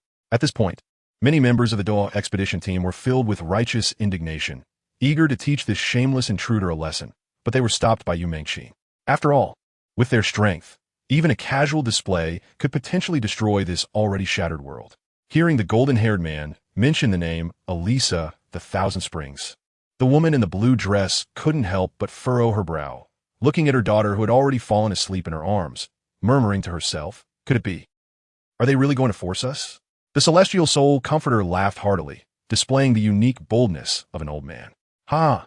Not only will I protect them, but I will also teach you, this ignorant child, a good lesson." The golden-haired man looked down on this. "Teach me? You only have 1 attack method and only 3 cannon powers. Isn't that right? Lysis the 3 cannons?" Mentioning this nickname made the celestial soul comforter Lysis the Skybreaker blush slightly, but he maintained an imposing aura against the golden-haired man. "You actually know the nickname I had back in the day. You have a bit of background. I am the newly appointed Holy Light Wanderer, Yano the Radiant. If you don't even know this, it seems you are really going to be eliminated by the times." "Ha ha ha. A newly appointed Holy Light Wanderer? So you're the successor of that old bastard Mysol. In the past, I was very afraid of wanderers. The elders told me that wanderers have no intelligence. But that is not the case. In a chaotic situation, they not only lack intelligence, but also vision." "Ha ha." Yano the Radiant immediately became furious. "Old man, do you dare to insult the name of the Holy Light Wanderer like this? I insult not only the Holy Light Wanderer, but also you and your predecessor. You seek death." Before Yano could make a move, Lysis had already cast a massive celestial canopy, enveloping everyone in the refugee group. The Holy Light Wanderer, who was about to get angry, suddenly burst into laughter. "Is that all you can do, old man? Just watch how your outdated spell is broken." As he spoke, Yano raised his left arm and summoned a heavy light-forged hand cannon. The next second, a round light-forged high-explosive shell struck the celestial canopy. At the same time, Yano flashed into the air, raised his right arm, summoned a light-forged longsword, and then jumped down, attacking with both hands. What a holy light wanderer. He really has a lot of tricks up his sleeve. At this moment, Talon also charged at him with a rune sword. What nonsense, holy light wanderer. Your opponent is me, rune swordsman Talon. Come, let us fight a fair battle. With a heroic leap, she intercepted Yano in midair and tightly entangled him, preventing him from attacking the celestial canopy. If we're going to fight, then let's fight. Light-forged war machines, obey my orders. Blow open that old man's broken shield. Yano the Radiant shouted. Now, Talon was at a loss. While she could hold Yano back, the 4 light-forged war machines could attack the celestial canopy without any hindrance. The celestial soul comforter laughed. Is it not simple to deal with a few machines? I haven't used my celestial punishment cannon in a long time. Chapter 192. Ansel Chenxiang, the Dawn Archer. In fact, it has been quite a long time, at least a few decades. Several blue beams of light fell heavily, accurately striking 3 light-forged war mechs. In an instant, the mechs that had just been showing off were reduced to scrap metal, leaving only one solitary mech standing in the northern wind. Zheng Yano seized the opportunity to perform a backflip, escaping the attack range of Talon.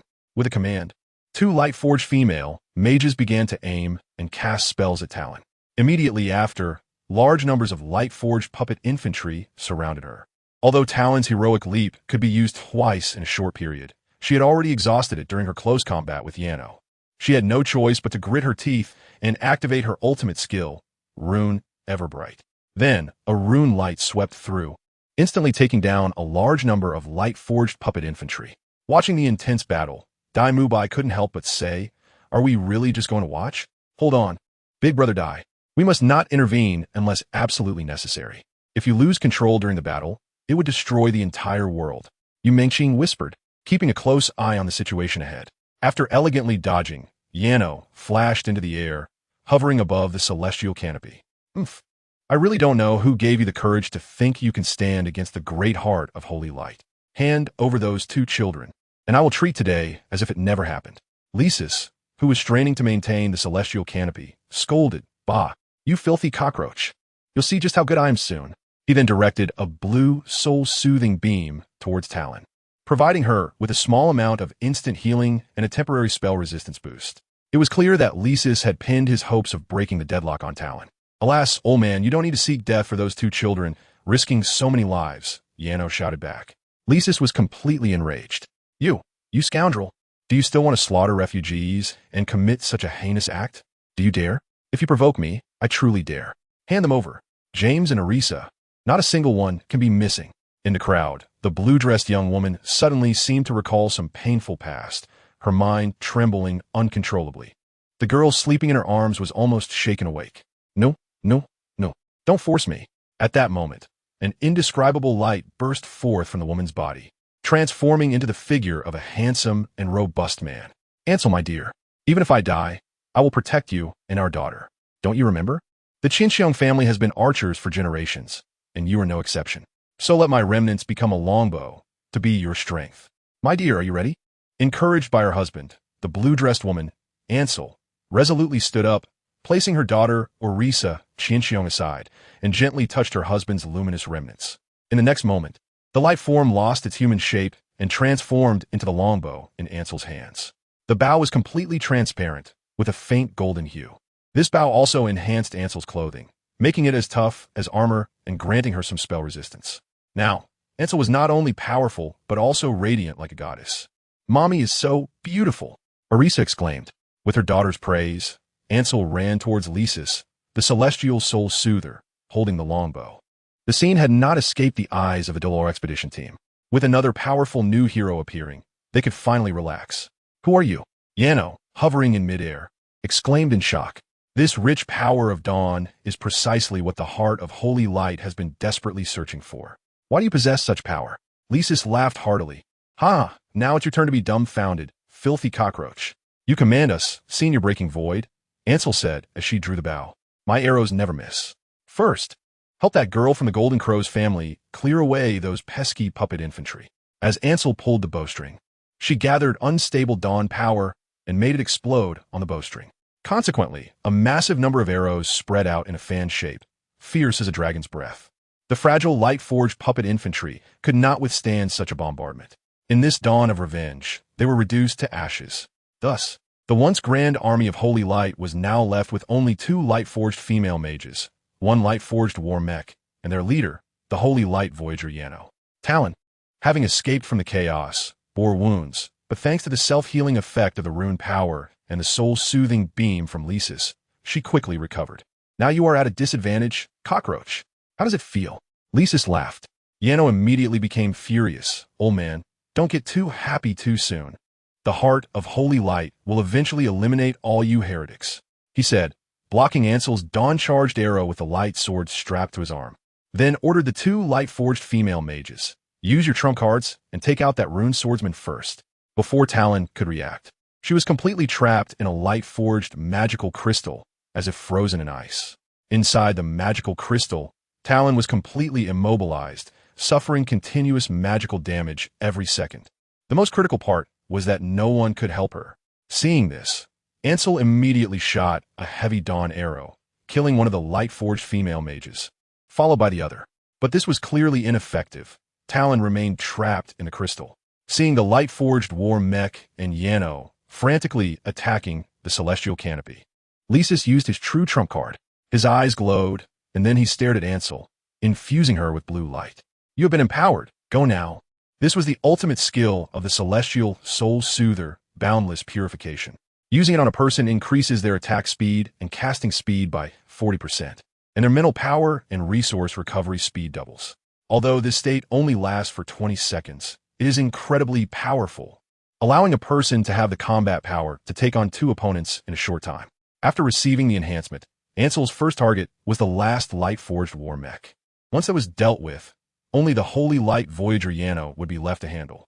Chapter 193. The Golden Flower Blooms. Only time can wither it now. It really is just you left. Cockroach. Ha ha, the celestial soul comforter laughed. Yano was once again furious and shouted, You old fool. Do you think I can't do anything about you? Don't forget, that girl wielding the runic sword is still under my confinement. And as long as I want, I can shatter that crystal at any time, and she'll be dead. Do you dare to gamble with her life? Ansel couldn't help but feel a bit discouraged. She put down her bow and arrow and expressed her feelings to the celestial soul comforter. Predecessor breaking void, it seems it really is true. The runic swordsman is indeed in such danger. So, obediently hand over those 2 children, and you will have nothing to worry about. Otherwise, even if I die, I will drag you all down with me. The Holy Light Voyager, Yano said, already unfolding the backpack on his back, revealing multiple light-forged cannon barrels. I can first use the hand cannon to shatter the crystal, and then the light-forged scattering cannons on my back can pierce through your celestial canopy. The celestial soul comforter knew that the other party was right. The celestial canopy had blocked so many attacks, and its energy was nearly depleted. It absolutely could not withstand another high-intensity strike. The situation was extremely unfavorable. This guy is simply a madman, Qian Rinxue said. How could someone like this use the power of light? Rob echoed. The heart of holy light in this world is indeed not good. I really don't understand why it has come to this. What's wrong with this world? Dai Mubai was still tightly clenching his fist, staring intently at Talon encased in crystal. All right, stop mumbling. If you really want to help, let us go. No need for martial souls. Just with weapons, we'll take down this arrogant guy. All right, boss. I've had enough too. Ma Hongjun was the first to respond, then took out his shield from the storage soul guide, Sandar, the blessing of the world tree, and threw it at Yano's face. Yano instinctively used his hand cannon to shoot at the incoming shield, then was surprised to find that many young people armed with various strange weapons were rushing towards him. Just by looking at their weapons, he knew these guys were not to be trifled with. Even more shocking to the Holy Light Voyager Yano was a woman in her 30s, holding a magnificent light sword in both hands, charging at the forefront. His instinct told him that he absolutely could not withstand this strike. It seemed that this mission was doomed to fail. As Rob charged, he suddenly felt something was wrong. Why wasn't he Yano dodging? The next second, a massive light wheel revealed the answer to them. The light wheel blocking Yano's front transformed all the incoming attacks into massive energy, which was completely injected into the crystal encasing Talon. This is what you brought upon yourselves. The Lightforged secret method crystal has already overloaded. Now, no one can save that big, sword-wielding woman. Yano laughed contemptuously. Farewell. The Holy Light Voyager Yano vanished from sight, leaving behind the overloaded Lightforged secret method crystal shaking violently in place. Laces's face had long since lost its color. He felt regret and guilt. As a celestial soul comforter, he had protected people his entire life, and this was the first time he allowed an enemy to place a comrade in mortal danger right under his nose. Although the crystal had not yet exploded, it was already a foregone conclusion. Predecessor breaking void. Is the runic swordsman really beyond saving? Ansel asked. Lasus looked blankly at the celestial power in his left hand and the soul comforting power in his right hand, shaking his head helplessly and painfully. It's all my fault. I caused her harm. The despairing expression of the old man also made Mubai feel uneasy. Rob, do you have a way? Save her. Talon helped us obtain a super evolution sequence. Are we just going to watch her die? Tang-san and Rob were both helpless. They weren't omnipotent either. Qianren, what about you? You can use martial souls. You must be able to save her. Mubai pleaded. It was obvious that Mubai had completely regarded Talon as a good partner. Otherwise, how could he be begging for her like this? However, Qianren was also at a loss. Don't. Even Qianren, who specializes in healing as a wishmaker, is powerless. Suddenly, the Lightforged secret method crystal exploded with a loud bang. Finally, Talon, was she really unable to escape death? The golden flower blooms. Only time can wither it. With this clear declaration, a brilliant golden figure stepped out from the light created by the shattered crystal. Her armor was tattered and barely recognizable, but the runic sword in her hand still shone with a resolute runic light. Sorry to worry everyone. I'm not that easy to kill, Talon said with a slight pout. At this moment, both the refugees watching from behind and the members of the Douluo expedition team beside her couldn't help but exclaim in admiration. Wow, indeed not simple. Is this similar to the Phoenix's rebirth? Before everyone could ask, Talon explained herself. Every member of the Golden Flower family who can manipulate runic power in battle possesses this characteristic. That is, when receiving fatal damage. Not only do we not die, but we also recover half of our life state. Moreover, as long as I want, I can teleport to a faraway place when triggering this effect, completely escaping danger. Although this effect can only be used once every 10 years. It is enough to keep me alive in peril. Rob couldn't help but exclaim, what a golden flower blooms. What a time can wither it. At this moment, everyone was overjoyed, especially Ansel. She stepped over, gently took Talon's hand, and said, Sister, I'm glad you're okay. Thanks to you stepping up this time. That holy light bastard didn't get his way. My daughter, Orisa, almost got captured by them. What's so good about that? Our Golden Flower family has never been on good terms with the heart of holy light. That was what I should do. It's just a pity our strength wasn't enough. In the end, we still let that holy light voyager escape. The celestial soul comforter also said, no matter what, you are alive. That is a very good result. My girl, if you had really died, I would have regretted it for the rest of my life. Predecessor breaking void. How could this be your fault? Protecting the people in the land of conflict is our original intention. Heroes can die in battle, but they must never let down the people behind them. Hearing these words, the celestial soul comforter couldn't help but show a gratified smile. I'm glad you understand. By the way, staying here will surely lead to further pursuit by the heart of holy light. Runic swordsman Talon and your friends, would you be willing to return to the celestial islands with me? There, even if the heart of holy light and the hand of the undead attack from both sides, they cannot break through. It is very safe. No, your kindness is appreciated, but I truly have some things I must do. Forgive me for taking my leave first. Chapter 194. Tang-san's Super Evolution Sequence. Bluegrass Goldfinch Heart. Just as Tai Lin was conversing with the soul conductor of the sky, Robert noticed a very peculiar prism-like object emerging from the center of the explosion site of the light-casting secret method crystal. When Robert picked it up, the voice of Sarada's reminded everyone in time. Bluegrass Goldfinch Heart, suitable for Tang-san's Super Evolution Sequence. It seems you are quite fortunate. Upon hearing this, Tang-san immediately looked over. Bluegrass Goldfinch Heart? It does sound like it matches the characteristics of blue silvergrass. But what does this blue-silver grass have to do with the goldfinch? Tylin turned around and saw Robber holding the bluegrass goldfinch heart. That goldfinch stone was originally used to conceal my aura. Now that I no longer need it, I'll give it to you. The goldfinch stone can bring good luck to the bearer. Facing Tylene's heroic smile, Robber knew that everything had fallen into place. The second super evolution sequence found in the world of Lord Darren, the bluegrass goldfinch heart, was thus secured. Similarly, Tang-san could not absorb it here, otherwise, it would easily destroy this world. After bidding farewell to the refugee group led by the sole conductor of the sky, Laxus the Voidbreaker, Tylen suddenly proposed to temporarily leave the team. Brother Dai, I have family matters to attend to and may be gone for a while. You don't need to worry. I will be back soon. Her expression was serious as she spoke, then turned to leave. Mubai agreed immediately and continued to admire the bluegrass goldfinch heart in Tang San's hand. However, Robert was not so indifferent. He was very interested in Tylene's family matters. Sister Tylene, hasn't your family already? Before Robert could finish, he was interrupted. A hint of sadness flickered in Tylene's eyes. I am going back to my family's estate to pay tribute to my relatives. Then I will accompany you with Lili. It's not like before. Are you not afraid of being hunted down by the Heart of the Light when acting alone? This was indeed the case. Since Tylene stopped using that false face, her identity could no longer be concealed.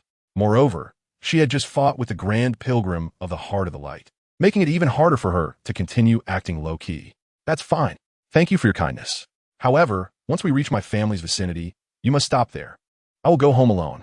Tylene smiled heroically, expressing her gratitude for their concern. After this was settled, Robert and Lili followed Tylene to her home, while the other members of the Douluo expedition team waited at the idle Cloud Valley.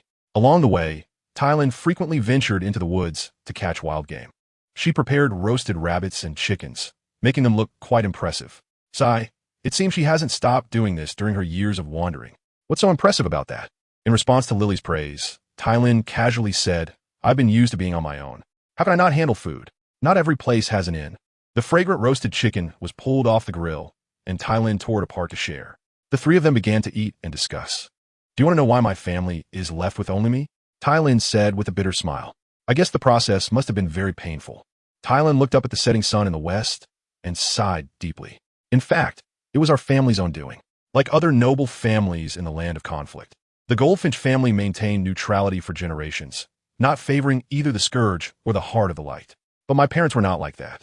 Due to differing beliefs, they ended up on opposing sides. During the Northern War 15 years ago, one pledged allegiance to the Scourge, while the other pledged allegiance to the Heart of the Light. Ultimately, they both perished on the battlefield. At that time, I was like Opala from Dalaran, waiting for my parents to come home.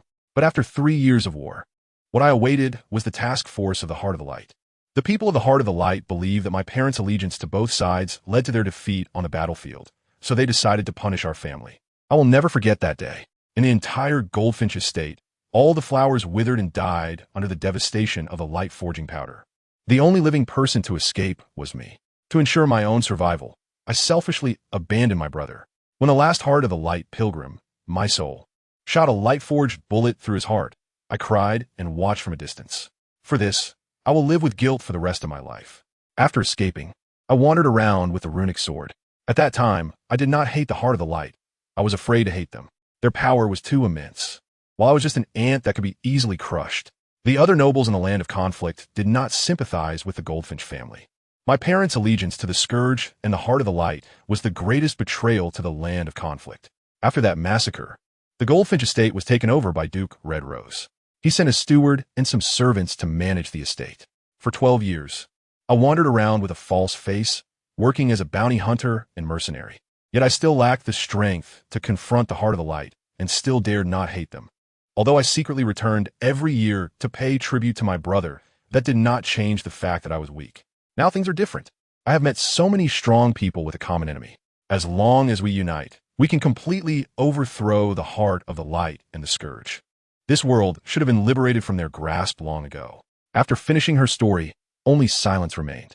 Although it seemed that Tylene had regained hope, her heavy heart was best left undisturbed. The sunset finally faded, and a full moon quietly rose. As night fell, a silver veil covered the entire earth. Robert, you all wait here. I will be back soon, Tylene said in a low voice before leaving. Climbing over the wall into the Goldfinch estate, Tylene immediately saw a few garden servants. Skillfully flipping the runic sword, she faced them with the back of the blade. Within a few steps, all the garden servants fell unconscious. In the distance, the steward sent by the White Rose family was urgently closing the main door of the hall, trying to resist, while also using the White Rose communication device to call for help. Being distracted, that's a major combat taboo. Tylene activated the runic sword and made a heroic leap to approach the steward. The back of the blade struck him from behind the neck. Looking at the garden servants lying unconscious on the ground, Tylene was quite satisfied. Without hesitation, she turned and walked into the main hall of the Goldfinch estate, heading straight for the wall engraved with her brother's portrait, just like every year. Chapter 195. the golden flower blooms in pairs. Riding the wind amidst changing clouds, the delicate yet resilient golden flowers were placed before the mural, standing tall like a crown in the storm. Talon silently recited her brother's name in her heart, tears slowly sliding down her cheeks. Ryan, my brother. E.M. Sore. At 14, she had to abandon her 6-year-old brother to escape. She had almost witnessed the holy light enforcers cruelly kill her brother. For a long time, she was haunted by nightmares, often dreaming of her brother's spirit entangled with hers. She felt guilt, regret, and self-blame. It was useless. All of it was useless. There was no remedy for regret in this world. Moreover, at that time, if she hadn't given up her brother, she wouldn't have escaped either. But if she could do it all over again, she would choose to stay behind, to stall the enemy, and buy enough time for her brother to flee. Lost in her thoughts, Talon suddenly heard a sound coming from outside the hall. Who was it? Talon knew that the garden servants who had been knocked out wouldn't wake up anytime soon, so it had to be someone else. Could it be? A larger commotion ensued, making it impossible for Talon to continue her solemn remembrance. You are not the first sent to kill me. Talon did not turn around and spoke in a low voice. Of course, you won't be the last. Seeing that Talon still hadn't turned around, the newcomer suddenly emerged from the shadows, gracefully landing at the entrance of the hall. You dare to return to the Golden Flower Manor, a place viewed as the homeland of traitors? The voice was soft and ethereal, leaving one perplexed. Talon immediately concluded that this must be an assassin sent by the heart of holy light. However, she did not expect the other party to be so ignorant, knowing little about her as the target. Here was once my home. Didn't anyone tell you who I am? As soon as she finished speaking, Talon drew her runic sword and turned, unleashing a wave of runic light. However, the other party effortlessly dodged the sword wave and replied, I know who you are, Talon. Talon glanced at her opponent and found that she was merely 18 years old, a slender figure dressed in a tight royal blue outfit with a dark blue waist-length cloak, and a mysterious face concealed beneath a milky white veil. Most importantly, there was a large energy-shaped royal blue ring floating above her. This did not seem like the attire of the heart of holy light. Could she be a mercenary? Without hesitation, Talon launched another wave of runic light. When she couldn't approach her opponent directly, she could only use the runic light waves for long-range harassment and testing. Sure enough, the opponent dodged to the side with a flash of blue light. Moreover, I also know that you come here every year on this day. The royal blue light. Could she be from that which organization? Talon adjusted her stance and sent another wave of runic light flying. Unfortunately, the witch dodged again, leaning against the wall outside the door. She continued, You are here to commemorate someone who died because of you. Talon's anger flared at these words, and she immediately made a valiant leap, jumping outside the door. At that moment, the witch had already vanished. You don't understand anything, Talon shouted. She followed the scent and chased all the way to the manor's grand platform. Just as she climbed onto the platform, the witch's voice echoed again. You told yourself that if you didn't abandon him, you would die too. Talon's fury intensified, and she slashed a wave of runic light in the direction of the voice. To her surprise, the witch was in another direction. She continued, Because you need to ensure your family's continuation, to keep the runic sword alive, right? That was once my mission, my shackles. Talon slowly raised her hand to turn, and halfway through, she suddenly accelerated to complete her turn.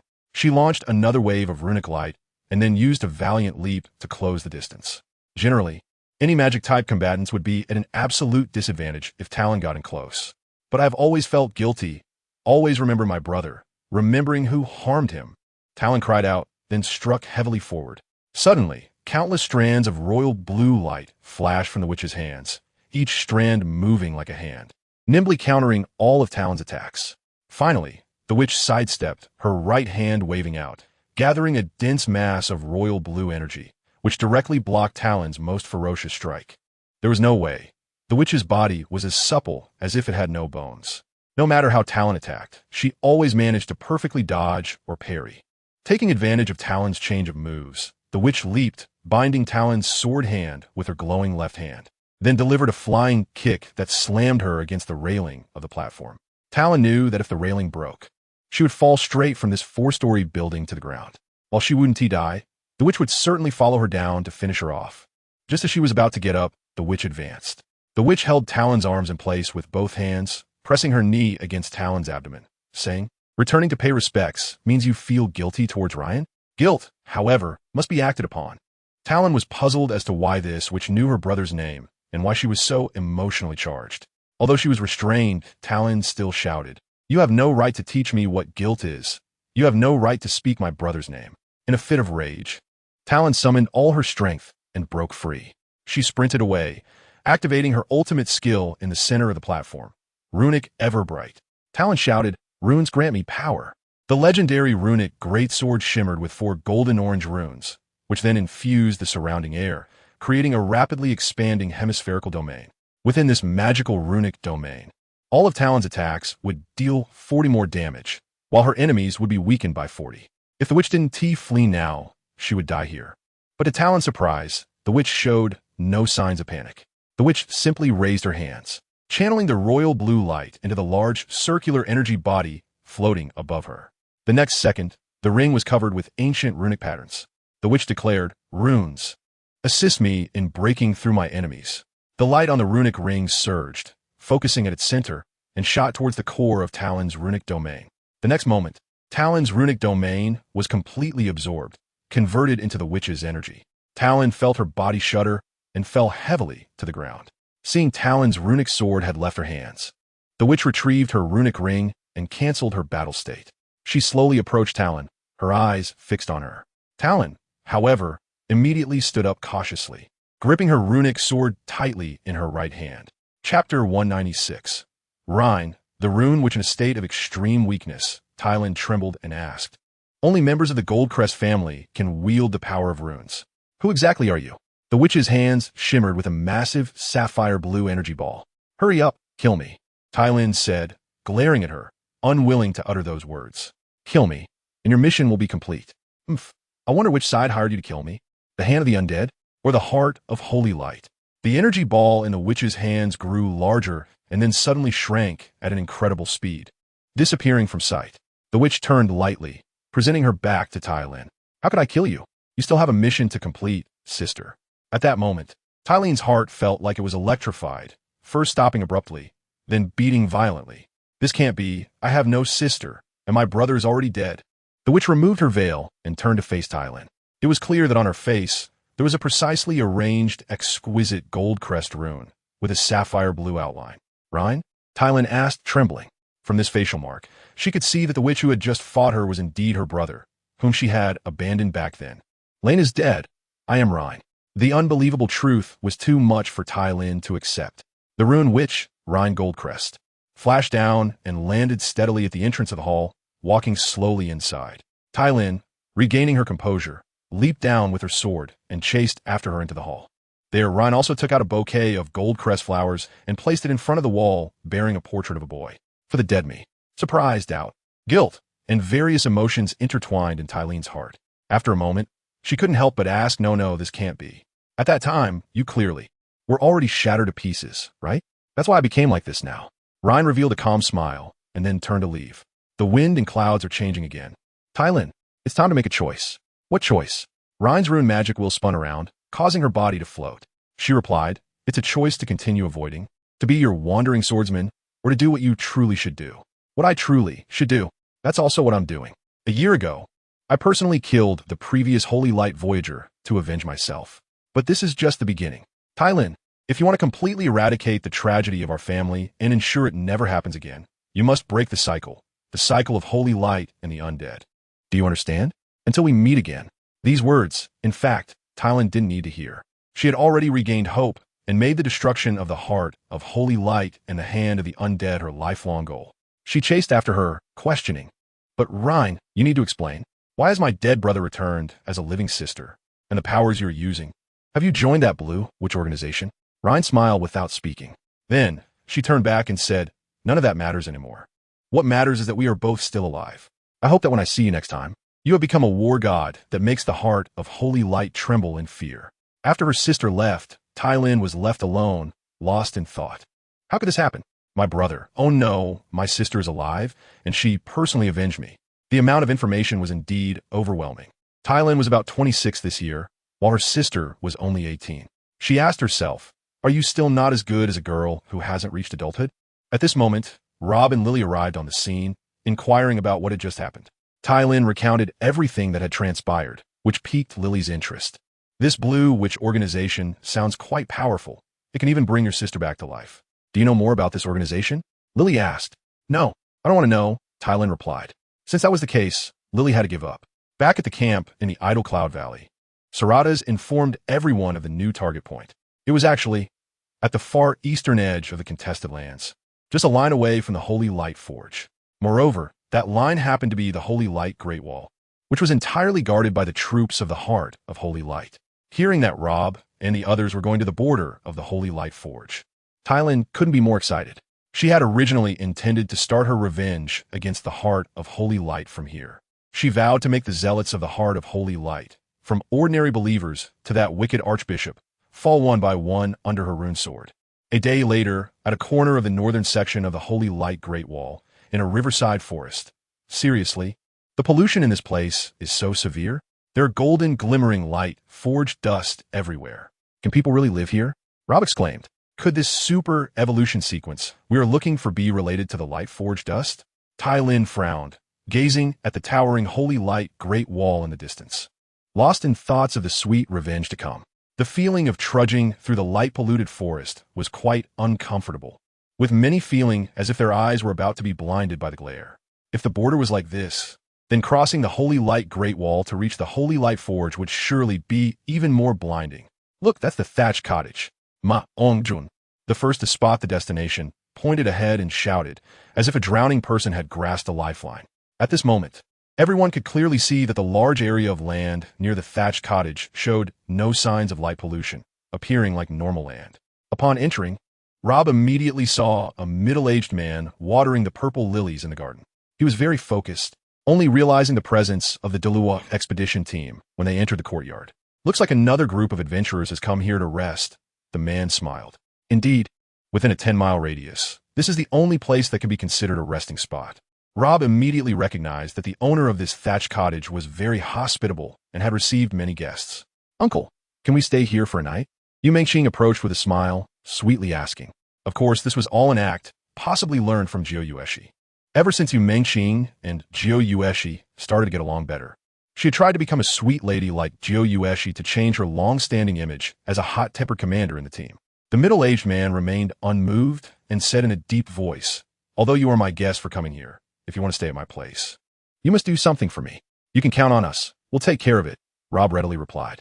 He had a premonition that the super evolution sequence would inevitably appear alongside subsequent events. After all, there would be no gain without effort. Chapter 197. The recluse bug-eating uncle, you are the first group of people I've seen who agreed so readily. The middle-aged man smiled. Oscar couldn't help but chuckle, almost laughing out loud.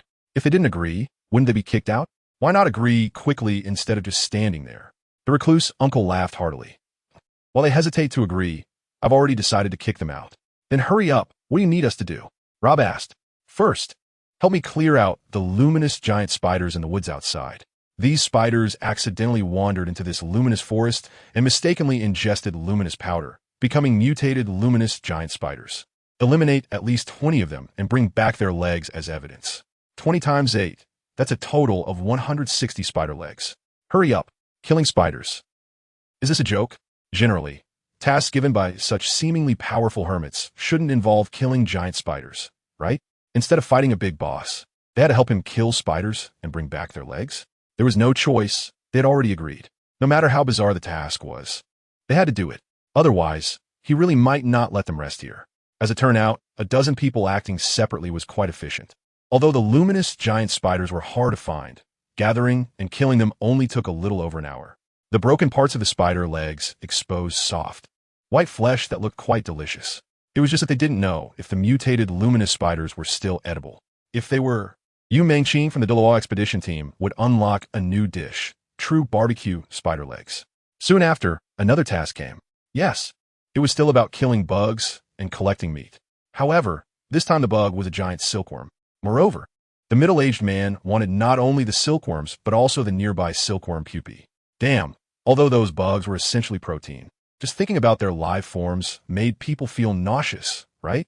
But this recluse middle-aged man actually wanted to eat such disgusting things. Was there really nothing else to eat? All right, uncle, we've gathered the silkworms. Do you have any other tasks? Or is it still about finding bug meat? Mengqing approached him to ask. The middle-aged man seemed to be deep in thought, but his expression was quite awkward and embarrassed, as if this was not something he was willing to do. There was no choice, the conditions were poor, and having some meat was better than nothing. So, he still needed them to help bring some meat over. This time it was luminous giant loaches. They could find plenty at the shallow riverbank. Although the people from the Douluo expedition team were prepared to continue with this task, Tai Lin's temper flared up. Uncle, we have good food here. Just tell us how much you want. Why do you insist on making us catch those disgusting creatures polluted by the heart of holy light? The middle-aged man seemed unwilling to explain this matter. So he just smiled and remained silent. There was no choice. After all, they needed something from him. No matter how bizarre his requests were. If they wanted to stay here, they had to help, right? However, this time, Rob did not go out with everyone to find luminous giant loaches, but stayed behind to talk to the middle-aged man alone. Uncle, why do you live in such a remote place alone? And under the luminous Great Wall, won't the guards of the heart of holy light come looking for trouble? Moreover, why is it that only the land around your courtyard hasn't been contaminated by luminous powder? The middle-aged man simply chuckled and said, Kid, don't you think you're asking too many questions? Even if I wanted to answer, I wouldn't know where to start. All right, since he responded like that, there might be a chance. Rob thought that the man must have some story or background, so he might as well start by asking his name. Uncle, may I ask your name? You can call me Tyrion. As for my surname, I think it's better to keep it a secret for now. However, I am quite interested in you young people. It seems that people dressed like you have never appeared in the land of conflict before, and it looks like each of you possesses remarkable skills without being overly ostentatious. Your weapons could rival the heirlooms of any prominent family in the land of conflict. May I ask about your origins? Rob was suddenly caught off guard by the question and broke out in a cold sweat. Damn, that's a good question. But Saladas didn't tell them how to respond to such inquiries. He couldn't really say, hey, local person, hello, we come from a world more powerful than yours. We're here to collect super evolution sequences and take care of your world's affairs. Rob was momentarily dumbfounded, just like a statue. Tyrion chuckled and said, I guess you are people from the remnants of the Dansha continent, right? If I'm not mistaken, the Dansha continent wasn't completely blown apart and still has some land left. Upon hearing this, Rob was even more confused. What is the Dansha continent? Fortunately, at this moment, Saladas' voice timely echoed in his mind. When the world of Lordaeron was still intact, there were 3 continents, Luo, Shui, Dansha, and Lun. After the heart of the world was drained by Cthulhu, the world of Lordaeron exploded, losing its planetary form, and the Dansha and Luon continents completely vanished. Only the remnants of the Luo, Shui continent remained, with fragments of land floating in the universe, namely the luminous land and the land of conflict. The middle-aged man was just guessing randomly, so don't take it seriously. Oh, so that's how it is. But since the other party was so confident in his wild guess, Rob decided to go along with his line of thought, as there was no way to explain the origins of the Douluo expedition team otherwise. So Rob took the opportunity to reply, we are indeed from the remnants of the Dansha continent, but it's too far from the land of conflict, and we accidentally ended up here, and we can't go back for the time being. Ha ha, I knew the Dansha continent was still there. I have a friend from the Dansha continent as well. But unfortunately, he can only live in seclusion, just like me. To further strengthen their bond, Rob asked, that old friend must be someone who enjoys a quiet environment like you, right? Ha ha ha, no. On the contrary, he has a bad temper, is impatient, but is full of energy and glory. Moreover, he is not human, but a half-orc, just like the other half-orcs from the Dansha continent. He has some beastly features, but walks upright like a human with 2 legs and 2 arms. It's just a pity that the half-orcs of the Dansha continent must have perished in that world-ending explosion long ago. My grandparents were lucky to escape to the land of conflict and survived. Half-orc? Rob exclaimed. A half-orc, a product of a union between humans and beasts? Wouldn't the children born from such a cursed union be evil monstrosities? Chapter 198. Race does not represent glory. Tyrion interrupted Rob at this point, feeling somewhat angry. He spoke with deep emotion. Race does not represent glory. We cannot, and should not, make hasty judgments filled with arrogance and prejudice about those who are different from us. I have seen the noblest of half-orcs and the most despicable of humans. If that half-orc were truly a vile creature, do you think I would still be friends with him? It sounds like your noblest half-orc is indeed your friend, Rob replied. Tyrion simply smiled. It seemed Rob had fallen into his trap.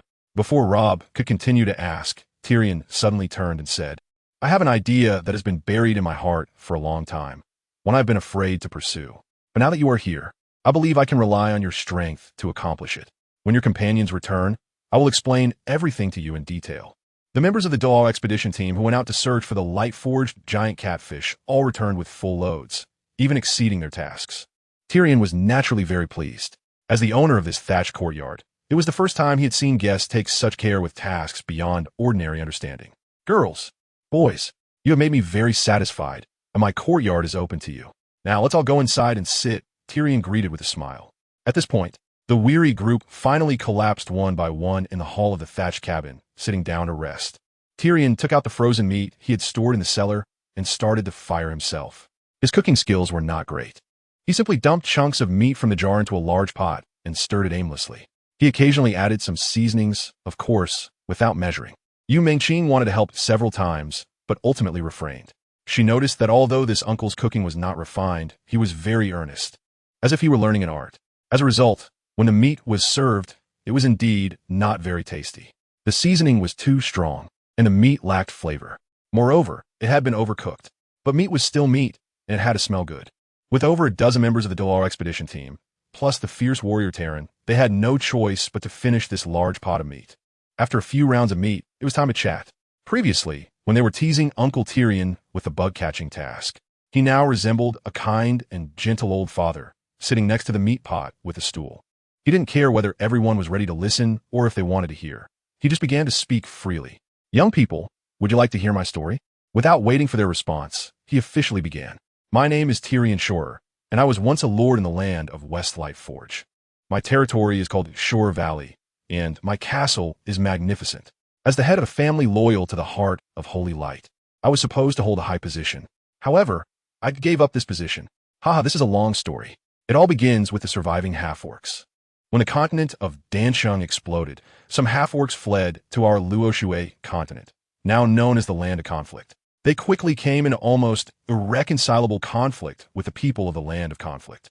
As a result, humans and half-orcs even fought a war on a large scale. Although the main battlefield was in the Land of Conflict, the Heart of Holy Light also sent a paladin squad to assist.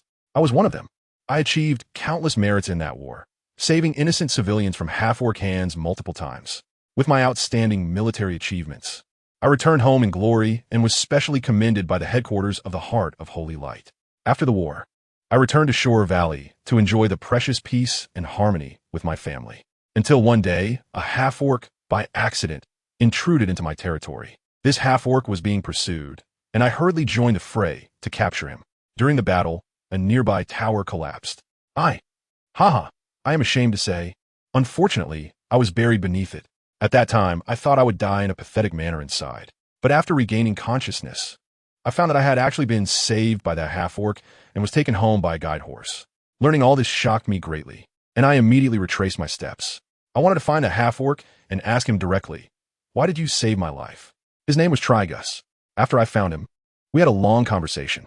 From Trigus, I learned that half-orcs are not born to be so crazy. They are not born as mindless war machines. They once had a noble past. They once possessed the spirit and glory of warriors. They became bloodthirsty and brutal only due to the high-intensity energy radiation produced after the world's explosion. And none of this was their intention. It was merely a product of external enemies. Are half-orcs not, like us, victims of the Void invasion? Trigus, the only half-orc in his clan who still had normal capabilities, had to leave his clan and wander alone after they were defeated and fell into even stranger madness and degeneration. The more I talked with Trigus, the more I admired his nobility and integrity. At the same time, I was not a stubborn person. I concluded that hatred between races should not lead to prejudice. So I vowed never to reveal Trigus's whereabouts to anyone. Unfortunately, half-orcs are not skilled in the art of concealment.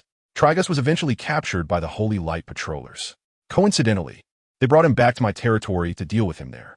Filled with hatred towards half-orcs and prejudiced against them, they brutally beat and tortured Trigus, and I was forced to witness this.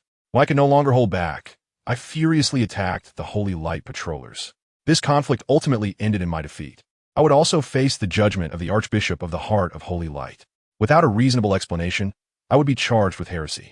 My friends and wife begged me to shift all the blame onto Trigus to save myself. But at that moment, I recalled my conversation with my son Tyler. Tyler was my only son, whom I loved dearly. I knew that educating a child should not be indulgent, but must be done with care. He once asked me at the age of 7 if all half-orcs were bad people. I answered at the time, race does not represent glory. We cannot easily judge those who are different from us. Thinking back on this conversation, I suddenly realized, if a father cannot fulfill his own words, setting an example for his son through actions, how shameful would that be? Chapter 199, The Price Therefore. I resolutely refused the requests of my friends and wife and truthfully recounted the whole matter to the archbishop. Even the archbishop and the jury were moved by the truth. They could not deal with me on the charge of heresy. However, the fact that I had attacked the light paladin was irretrievable. I was expelled from a church by the Heart of Light. The archbishop personally presided over the ceremony to strip me of my divine powers. But even so, Trigus still. Of course, it might not last long, but during this time of eruption, Xiao was definitely able to be serious to the point of being frightening. Oh, Kaiya, I just realized you also like heroic men so much. Qin Yuan chuckled as he looked at Zhao Kuo, and that playful look made Zhao Kuo feel embarrassed. When Renya did not think there was anything wrong with looking at a stranger like this. Seeing that the person also looked over, she did not shy away, staring directly into Wang Jin's eyes, discovering that this man had very captivating eyes, and of course his face was also exceptionally handsome. I also asked Xiao to help me prepare some things that looked valuable, but were actually quite ordinary to bring along. Then, with everyone's support, I dragged my long skirt, taking slow, difficult steps towards the Dragon Palace. Xian Yuan Rue understood the meaning behind Chief Steward Ku's words. He indeed wanted to share the bridal chamber with her tonight, but her heart seemed not to be with him at all. If he rushed to share the bed, she would definitely not be able to accept it, and it would backfire instead. Of course, Wang Xiao also saw the expression on Zhai Qihan. He smiled bitterly and brought the beer to the bedside. Bai Ruo Shuang watched Wang Ting leave, stepped out from behind Wang Jie, slightly lowered her head to glance at Wang Jie, her face flushed. If Yi Ying could forgive Jiang Junyu and give her a chance to be a mother, that would be what everyone wanted to see. The fluctuations in copper prices are directly related to the daily lives of the people in Dengzhou, which made Li Yi pay attention to this matter. Merchants earning 10% less would not change much, but it could allow the common people to have a good year. Fortune favors the bold. This saying does indeed make sense. To obtain what ordinary people cannot, to surpass others in cultivation, to go further on the path of cultivation, one must pay a price. Otherwise, how could there be such good fortune? The king of the foreign land, the creator and ruler of this space. His brutality was not only directed at the humans he enslaved, but even at his own kin. Then I won't keep you. Chong Wei reattached the bait, shook his hand, and cast it. Splash, the hook fell into the water. Min Ru and Mu Rongche's conversation was all heard by Su Ying, and her hand, which was touching the bedroom doorknob, paused involuntarily. Yi Qing immediately softened her footsteps and walked in, looking at the still unconscious Lu Mo, feeling somewhat worried. Her alertness had dropped to such a level that she wouldn't even know how she died. Qianling had to consider the safety of Snixa while dealing with the monsters attacking from all sides, and also be wary of this beast whose allegiance was unknown. Where's Black Spear? Didn't they say it was arranged? If she really got delayed, it shouldn't take too long, right? Qin Yang leaned closer to Bai Ran with a wine glass, asking with a slightly furrowed brow. After finishing his cultivation, Lin Luo began to refine his soul power again, and suddenly, stones on the surface of the cave began to float. Now, with two, just thinking about the current scene made my heart tremble, and the watermelon knife in my hand felt utterly lacking in any sense of safety. Su Ying curled up in the quilt. When she noticed the approaching footsteps, she trembled with fear. After a brief light sleep, Fu Shang was awakened by a faint urge to urinate from below. In a daze, she got up and intended to go to the bathroom. However, as soon as her hand touched the doorknob, a heavy chill and sense of fear surged in her heart. As if she had encountered something terrifying the last time she opened the door at night. Chapter 200, Love and Family After Setting Out. Rob couldn't help but doubt whether their journey would be successful. Would Tyler Shore, the good son mentioned by Tyrion, really come back with them? After all, on one side was a father who had disappeared for many years, and on the other was a bright future. Rob couldn't imagine what choice Tyler would make. Moreover, whether the persuasion succeeded or failed, it would be accompanied by a breakout battle. Yuan Hong nodded slightly, realizing that she was right. She then casually grabbed an iron-backed wolf from the heavenly pool, activated its spirit light, and commanded it to deliver a message to Shurji at Black Wind Mountain, to assist Yuan Fudong in extending his luck for 3 years. A face that seemed to have just passed 30 appeared, handsome and resolute, with bright eyes that coldly fell on Zeiss's face. Iji was momentarily stunned. His hand holding the sword dropped weakly. The sword hilt beside him slipped from his grip and fell to the ground with a clanging sound. his face showing nothing but shock. Montak smiedet calmly, which puzzled several people. Could she be very powerful? Then let her pass my test. The disappearance of the elves was undoubtedly a major event for a village, as such occurrences were rare. Everyone exchanged glances, wondering if there were underground molten flames or hidden hot springs nearby. Su Zuiyin looked angrily at Yi Kai-chung, who gazed deeply at him for a moment before suddenly reaching out, wrapping an arm around Su Zuiyin's shoulder, pulling him close, and kissing him. When humanity on ancient Earth mastered the technology to leap through the stars, they gradually spread throughout the Milky Way. Among the most powerful branches were the current legitimate Pangu clan of the Galactic Federation and the mysteriously vanished Sartma clan. A car drove slowly by, making little noise to disturb the quiet night. He recalled spending over 5 years refining just 1% of the energy from the Dragon Vein. If he wanted to completely refine the energy from the Dragon Vein, even in the later stages, the higher the cultivation, the slower the refining speed would become, requiring at least hundreds of years. Hey, the big man, called Donkey, was not annoyed, smiling foolishly as he pushed Ran out of the factory door. I make my own decisions. Jean Rue Xian raised an eyebrow, also getting angry. That night, when she saw Qi Ming, he told her that the 9 phoenixes were at the Medicine Spirit Mountain. Had he been trapped in the 9 phoenixes for all these years? Senior brother, I set a challenge for them with a painting riddle, but I didn't expect it to turn into such a joke. Sue explained bitterly to Lin Haoran, who was looking at him. Having lost an arm, I may not last long. The black-robed man, with his severed arm, remained relatively calm, not losing his reason due to the intense pain, simply stating, "Step aside. I am here on behalf of the city's lords to discuss with you." Ning Jiang said calmly to the soldiers who tried to block him.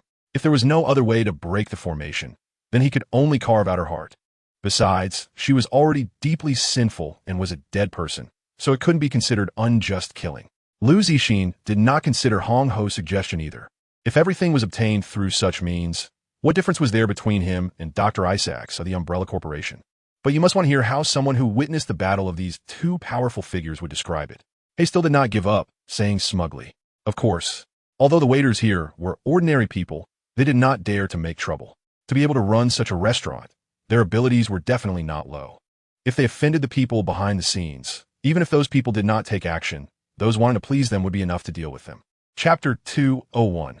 The holy light dies here, and now he, truly a newborn calf, not afraid of tigers. Great lord, you're just a little kid.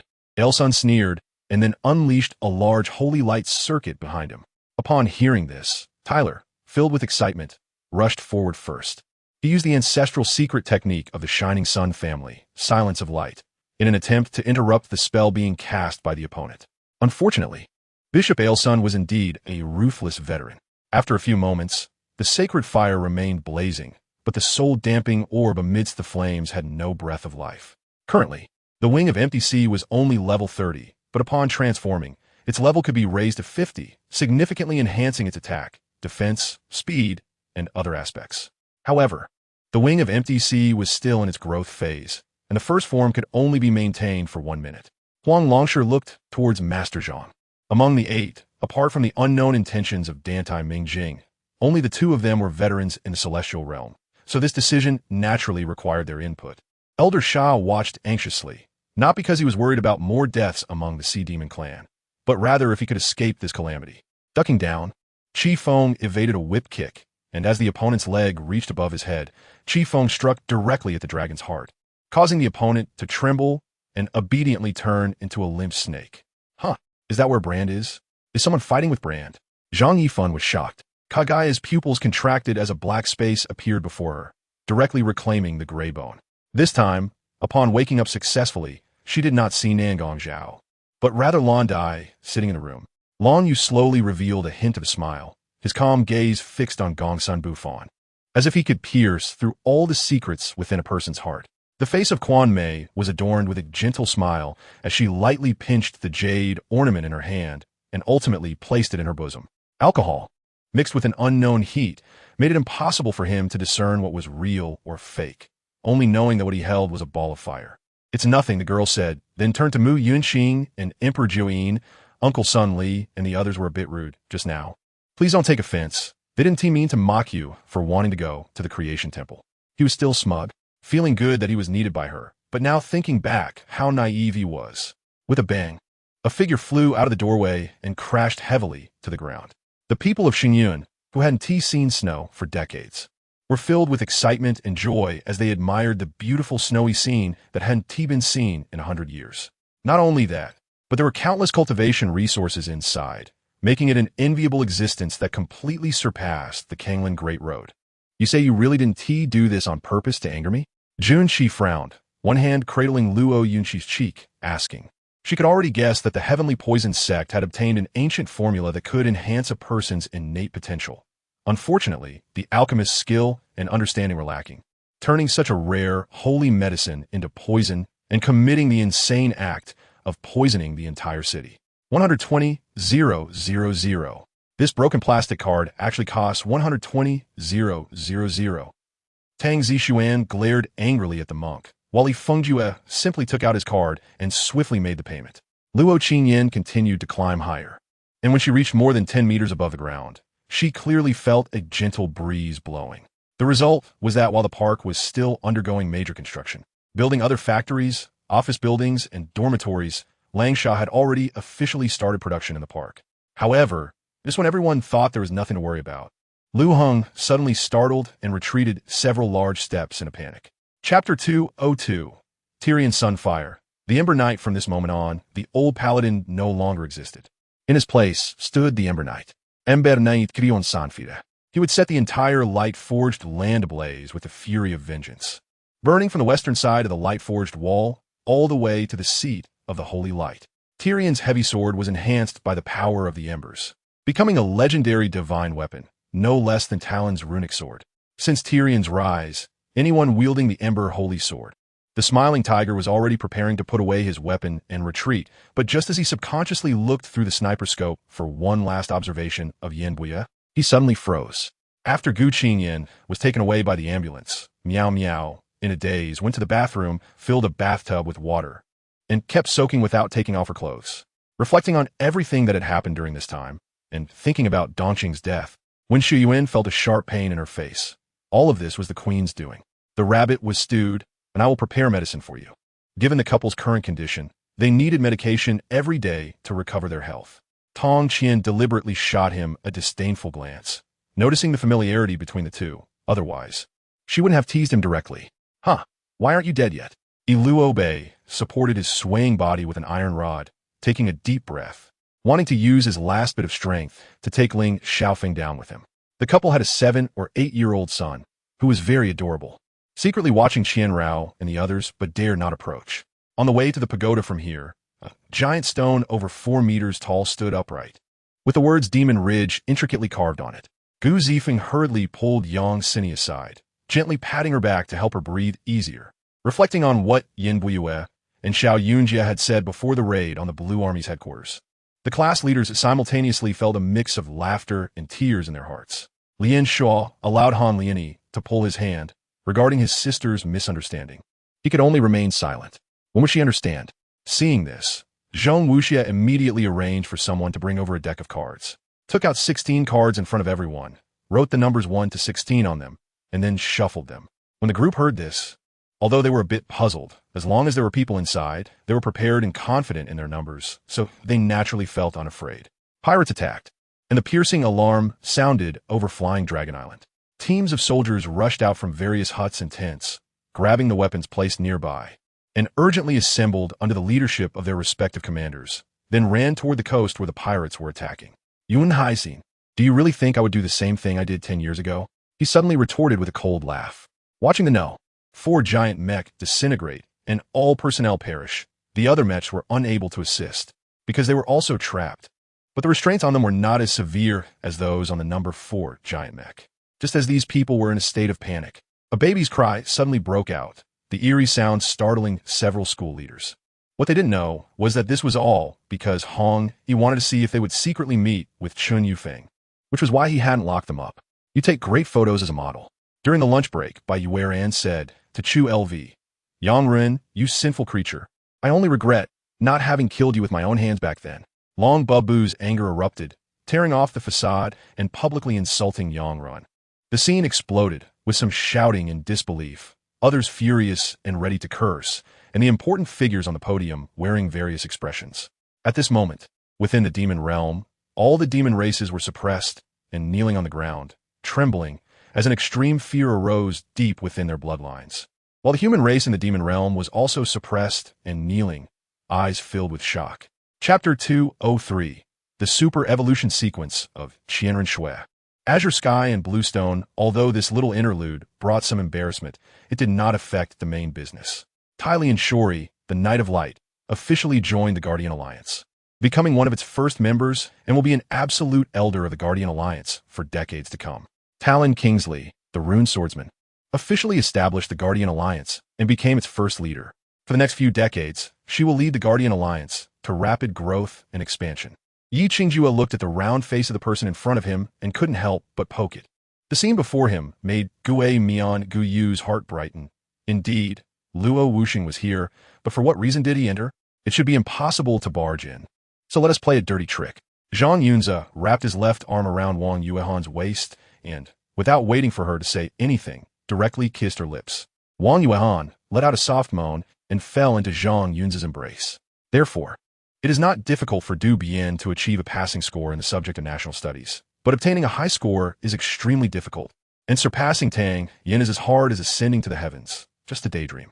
Study hard, and if you encounter any difficult characters, you can always ask me. He gently rubbed her head, taking on the demeanor of an elder offering earnest advice. You know, Ning, Kusu, you really have deep calculations. I, Lin Ruomeng, used to respect both of you, but I didn't expect that the Dao Inquiry Palace and the 100-Flower Valley are just two peas in a pod. Lin Ruomeng angrily scolded upon seeing that the 100-Flower Sect and the Dao Inquiry Palace were also involved in this matter. However, the premise of all this is that Yigu truly seeks death. But how could a practitioner who has reached the difficult realm of the Nine Turns Dao platform be willing to give up their life for a pill with obscure medicinal properties? They would never believe that. With a violent storm, the Li Hua spear swung to the side, taking large strides directly to the noisy entrance of the Zihai Palace. If that's the case, then let's accept it. For General Cheng, what's wrong with submitting to this person? Yi Qingjue, Monk Wu Mo, and Shan Wu almost asked in unison. And the three of them had a look of he really came in their hearts. Bai Fong let out a roar, his figure transforming into a beam of light, suddenly appearing in front of the Wudong's Saint Mother, who was pursuing Randang. This is our destiny. Zhao Shiming sighed. The breakthrough of the Black Scorpion was beyond his expectations. He originally thought, like Zhao Shizhi, that the Black Scorpion had failed to break through after over a year of seclusion. But unexpectedly, the Black Scorpion succeeded. In the super refining and synthesis device deep in space, Sarah stared intently at the treasures needed for the beast's refining. But if one looked closely, they would find her eyes slightly hollow. Du Ningyun recalled his fate and thought of the scenes where he could meet Qi Lin everywhere at the Guoguang Temple, unable to help but feel both amused and helpless. It was not evolving to find out when the Calamity Bearer would appear, but rather searching for several other powerful individuals listed in the investiture of the gods. The Iron Desert Mercenary Group's search was also becoming more and more intense. After sacrificing more than 9 companions, they finally drove Feng Chun into a desperate situation. Qin Yu's previous evasions and concealments were also seen by her as worrying that her visit to the brothel would be discovered, affecting her reputation, and did not think about the assassination of the Black Child. This was not because she was afraid of anything. With her Su Jiabei's conditions, she could thrive anywhere else. Old Granny turned her head to look at the entrance at the foot of the mountain. Her vision gradually blurred, thinking of her 2 children born, a smile slowly appearing on her lips. She secretly murmured in her heart, wanting the dead to be restless, without a monk's blessing. She feared that death would not bring peace. This scholar was from Liaodong and had once passed the Imperial examination in his youth. After the Manchu bandits caused chaos, he was unwilling to be enslaved by the Hu bandits and fled to Dongjiang with his family. Tu Lu hesitated for a moment, seeming somewhat tempted but also concerned, and remained silent for a long time before finally making up his mind. Chapter 204. Douluo Expedition Team, Dominating the Face. Terran, why are you running so fast again? Dai Mubai said, panting. Who can keep up with this? Hey, who are they? So Terran had to introduce Rhine and Losh to everyone. Rhine also explained how she got injured, outnumbered and attacked by the powerful guards of the Holy Light Monastery. Upon further questioning, it turned out that Rhine had infiltrated the Holy Light Monastery alone, intending to assassinate the Grand Inquisitor. What a joke. I had already considered myself dead when I came here. The soldier's response made the Major General's cheeks begin to flush. And then he turned around and shouted loudly, "Good. I will go with you to the enemy's homeland. And first, I salute you." It turned out that Prince Sai's son, in order to create an opportunity for himself to escape, ultimately commanded the members of the Boxers to set fires throughout the capital to disrupt the capture in the Far East. However, at this time, there were only 3 places on fire in the capital, and the Southgate direction was not one of them, where the Boxers led by Xiao Sanduo were located. Subsequently, all the officers in the command room stood up and shouted with high morale, "Use me in the first battle. With me, victory is certain." As long as Zhang Donghai is given enough time, dyeing the American rice yellow is not a difficult task. Selfishness and greed are humanity's common enemies. Where did the clone of the remnant heaven run off to? After scanning back and forth hundreds of times with divine sense, no trace of the clone was found. And Xiao Rang finally breathed a sigh of relief. The British fleet naturally pursued closely and immediately notified the British Homeland Fleet of the situation. Because the Typhoon-class submarines sold to Saudi Arabia from the Far East are lacking some high-precision instruments and systems, and the materials used for construction are not of the same level as the Far East's Typhoon class. Thus the cost is less than half, and the profit exceeds half. In the courtyard, there is a simple stove with a large iron pot on top, filled with a good amount of oil. A roaring fire burned beneath the iron pot. The 3 once again arrived at the edge of the cliff, and not far away, on the concave stone wall. The blood-red leaves of the golden blood ginseng were gently swaying in the wind, while on the protruding cliff wall coiled a colorful scaled venomous snake with a fleshy crown on its head, the very snake that had pushed me off the cliff that day. Feeling a bit flattered by Lin Xingxin's concern, it seemed that after that interview, Lin Xingxin's attitude towards me had changed a lot, as if he had begun to care about me. The northern vein was the same, having been strong for so many years. How could it fear the weak southern vein in their hearts? In his words, Yi Chen forcibly regained his calm, and a confident smile appeared at the corner of his mouth as he stepped forward to knock on the door. No one at school knew about her relationship with Li Shunheng, and Yu Fanghua would not take the initiative to embellish Ruan Jingwei's reputation. In the silent, deep night, smoke and alcohol would shatter all the tough disguises on a person, revealing the most vulnerable flesh and blood. In this technologically advanced era, all music can be electronically synthesized. Whatever you want can be synthesized for you. Everyone's gaze fell on Wang Shuangquan, who was sitting quietly to the side. The latter nodded, confirming Lu Fufing's words. It seemed that she really was with Gu Nanyun, and Ren Zian felt a great sense of frustration wash over him. The light amber skin emitted a charming luster under the sunlight, with abs and pectorals that were simply standard, arrogantly bulging. As if to corroborate Lu Fuyun's words, a sudden burst of flames rose from the direction of the Zhang residence, followed by noisy shouts from a distance. Upon discovering this anomaly, a large number of officials and soldiers quickly rushed towards that side. After such a long search, no traces were found. Not only was Moore becoming impatient, but even the other judges were starting to lose their patience. I said, "Why is this happening?" And then realized that Gu Feng was afraid this was our scheme to lure Lu Runjiao to eliminate a major hidden threat. Chapter 205. Tang San's home turf surrender. You still have a glimmer of hope here, he comes. He walks with a majestic stride. The dog trainer Durant, along with his 4 shining hunting dogs, leisurely exited the city, as if he were not facing a formidable enemy, but merely going out to meet guests. Who dares to challenge me one-on-one? Duran Shoutabuldi. Such a grandiose display could indeed make an uninformed person believe he was a formidable figure. Indeed, Jie Qingxian couldn't help but marvel. Coming to the Chansho Inn today felt even more rewarding than her 30,000 years of hard cultivation. Thus, the good business that had just been praised by Huangde was handed over to the grocery store. In return, the grocery store agreed to recycle and help dismantle the heating shed used by the Fong family. Truly impressive, worthy of a level 10 talent, completing the forging of ligaments in just 7 days. It's worth noting that the record holder of the academy was right beside them. Bai Mo sulkily walked away. And to be honest, even if his master and grandmaster came together, they might not be able to match the formidable demon emperor. Oh, I remember there's a grove of bamboo behind Lake Stone. Did you cut it down? The grand princess turned back to ask the third princess. With Su Yin's appearance, the barbarian people in the city were filled with terror and scattered in all directions. The heavenly rules are akin to earthly laws, binding the masses, but for the rulers, how to judge is merely a matter of a single command. Huangshang opened the window and glanced at the corner of the front yard, where a black kitten lay on the grass, moaning in pain. Ago looked in disbelief at his vibrant body, his admiration for Huang Tianhua surging uncontrollably. However, to To prevent her from approaching him, he arranged for her a distant position, one that had almost no intersection with him. It's worth noting that she never discussed anything with her family, instead teaming up with Zhou Yufu to manage some fish ponds. Regardless of success or failure, it seemed extremely disrespectful to the elders. This mode of interaction felt strange, yet harmonious. Jin Yunma felt a sense of returning to Han Jingxian. Of course, our protagonist was completely unaware of the situation, as he was trying his best to act like a good child in front of his parents. The people from the Han family's main house and the third house had not spoken today. Deep down, they actually didn't want Yinxue to go.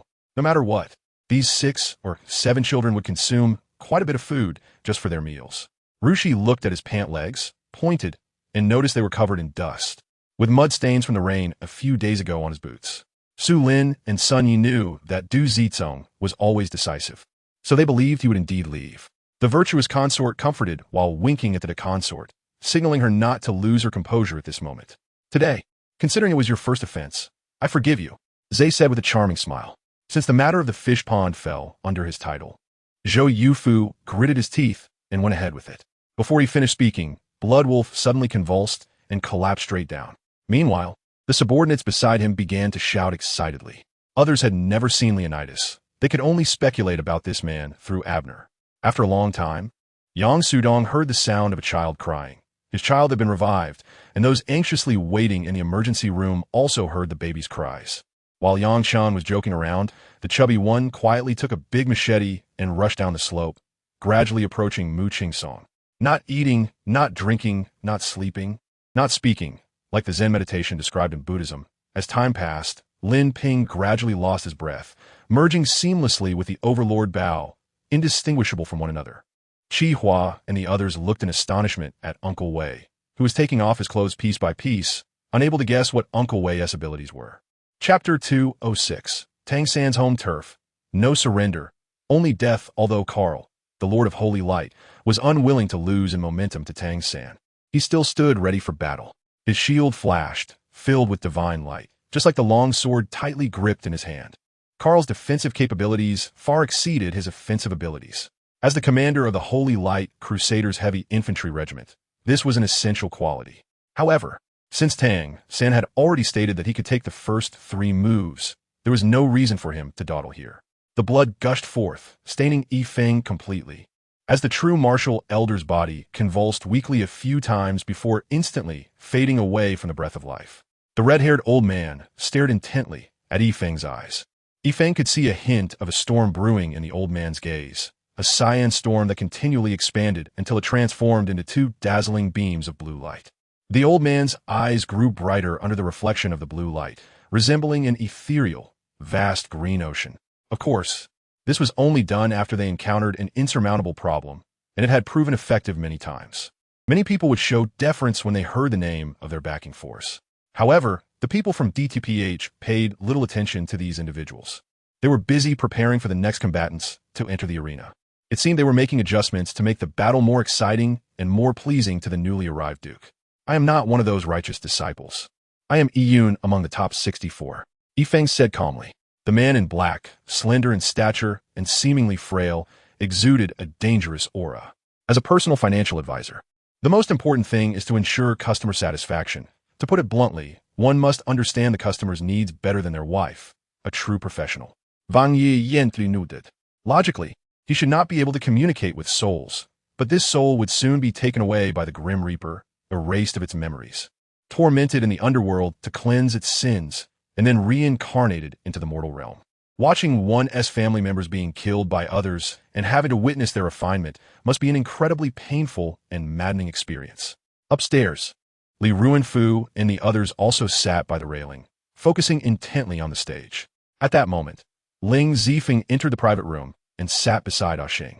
Mu Hua vaguely felt something was off, yet she couldn't pinpoint what was wrong, as if being pulled by the Empress like a puppet, her brows tightly furrowed, ignoring whatever the Empress said to the Emperor. The thought of dealing with those sharp and powerful elders made Luo Yangyang wish she could turn into a transparent person. Zhang Qingxiu withdrew her gaze, her expression extremely gloomy, recalling the conversation about him and Xing, a faint cold smile appearing at the corners of her mouth. The Deputy Minister of Rights cast a sidelong glance at the speaker, truly a subordinate with dull eyes. Even if this was a fact, could it be said publicly? King Kang's voice rose slightly. Who cares for your things? If I want something, I'll naturally go find Father Emperor to ask for it. After all, he was raised in the royal family. He discerned the malice hidden in the gentle words of the concubine and immediately retaliated. The Taoist master comprehended the great way while walking, gained new life amidst destruction, and achieved sublimation in silence. As he walked suddenly, he stopped and cast his gaze not far away.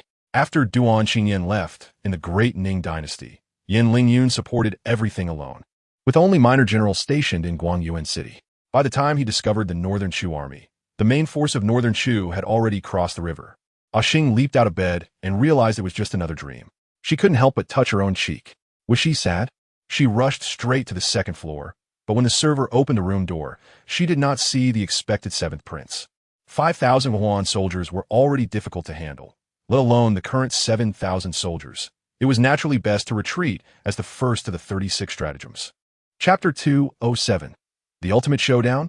After much anticipation, the true decision-maker of the Holy Light Monastery, the Grand Prosecutor Xiao in White Mane, finally made her appearance. Following her were the commander of the Holy Light Crusade, Reina's Firebane, and the president of the Holy Light Brotherhood, Talek Yangwan.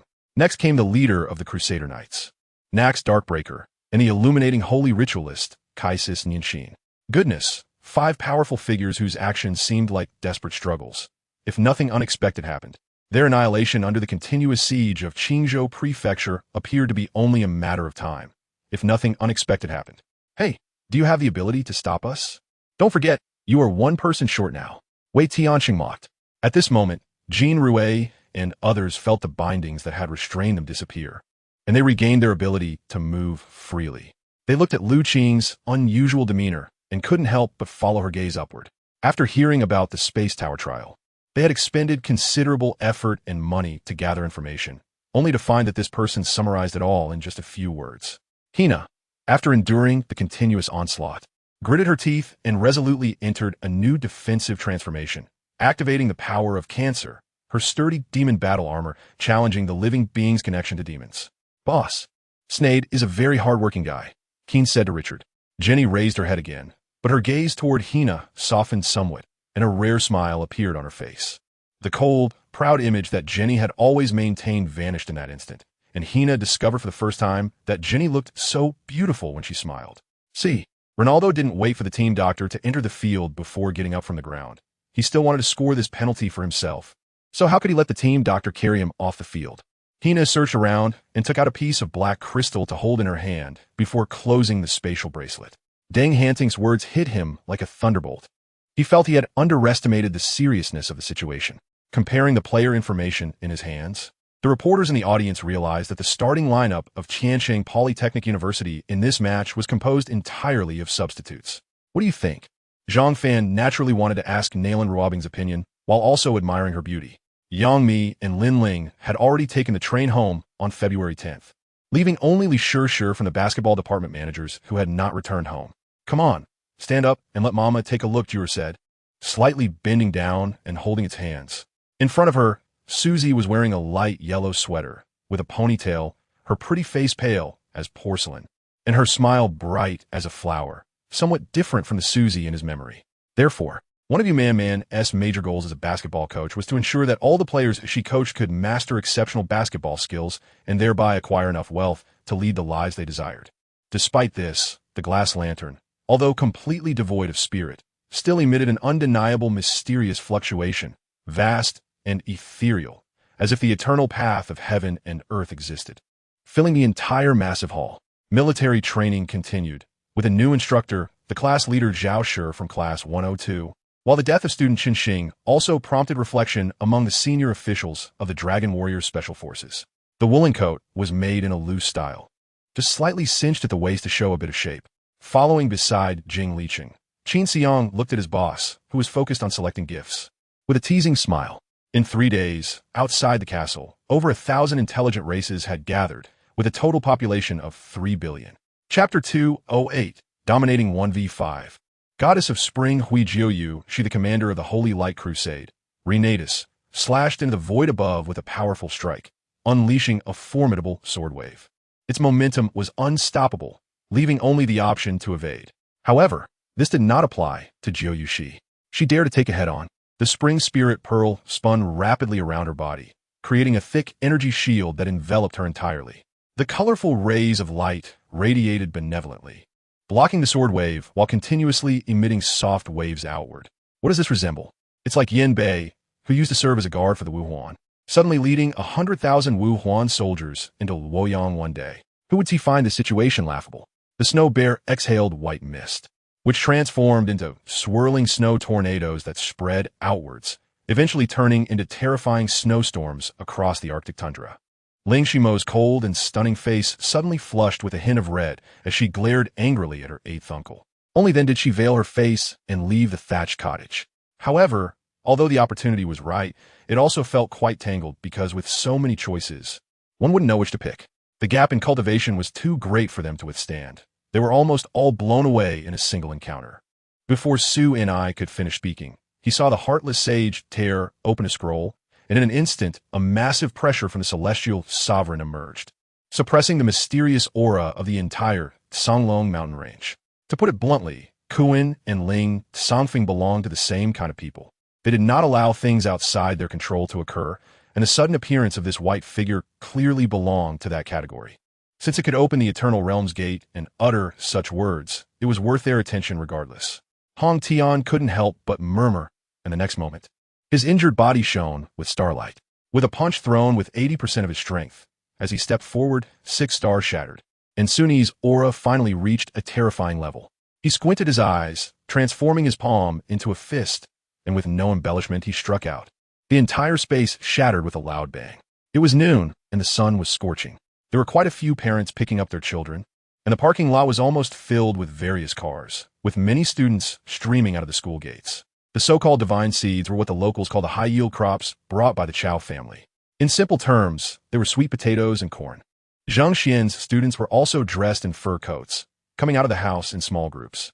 When they met Zhang Xian, they all stopped to pay their respects. Calls of Zhang Shi rose and fell. In the end, it turned into a procession led by Zhang Xian, heading towards the direction where the aroma of beans wafted from mountain. During the escape, Luo Tianhuan occasionally slowed down a bit to ensure that the Wind God Guild members behind didn't lose track while maintaining a distance. Of course, Luo Tianhuan and the others pretended to be panting and exhausted as they ran, their acting skills quite commendable. Beauty brings disaster. Who can understand the helplessness of disaster? At this moment, Guan Yin had grievances to express, but could only break her teeth and swallow them down.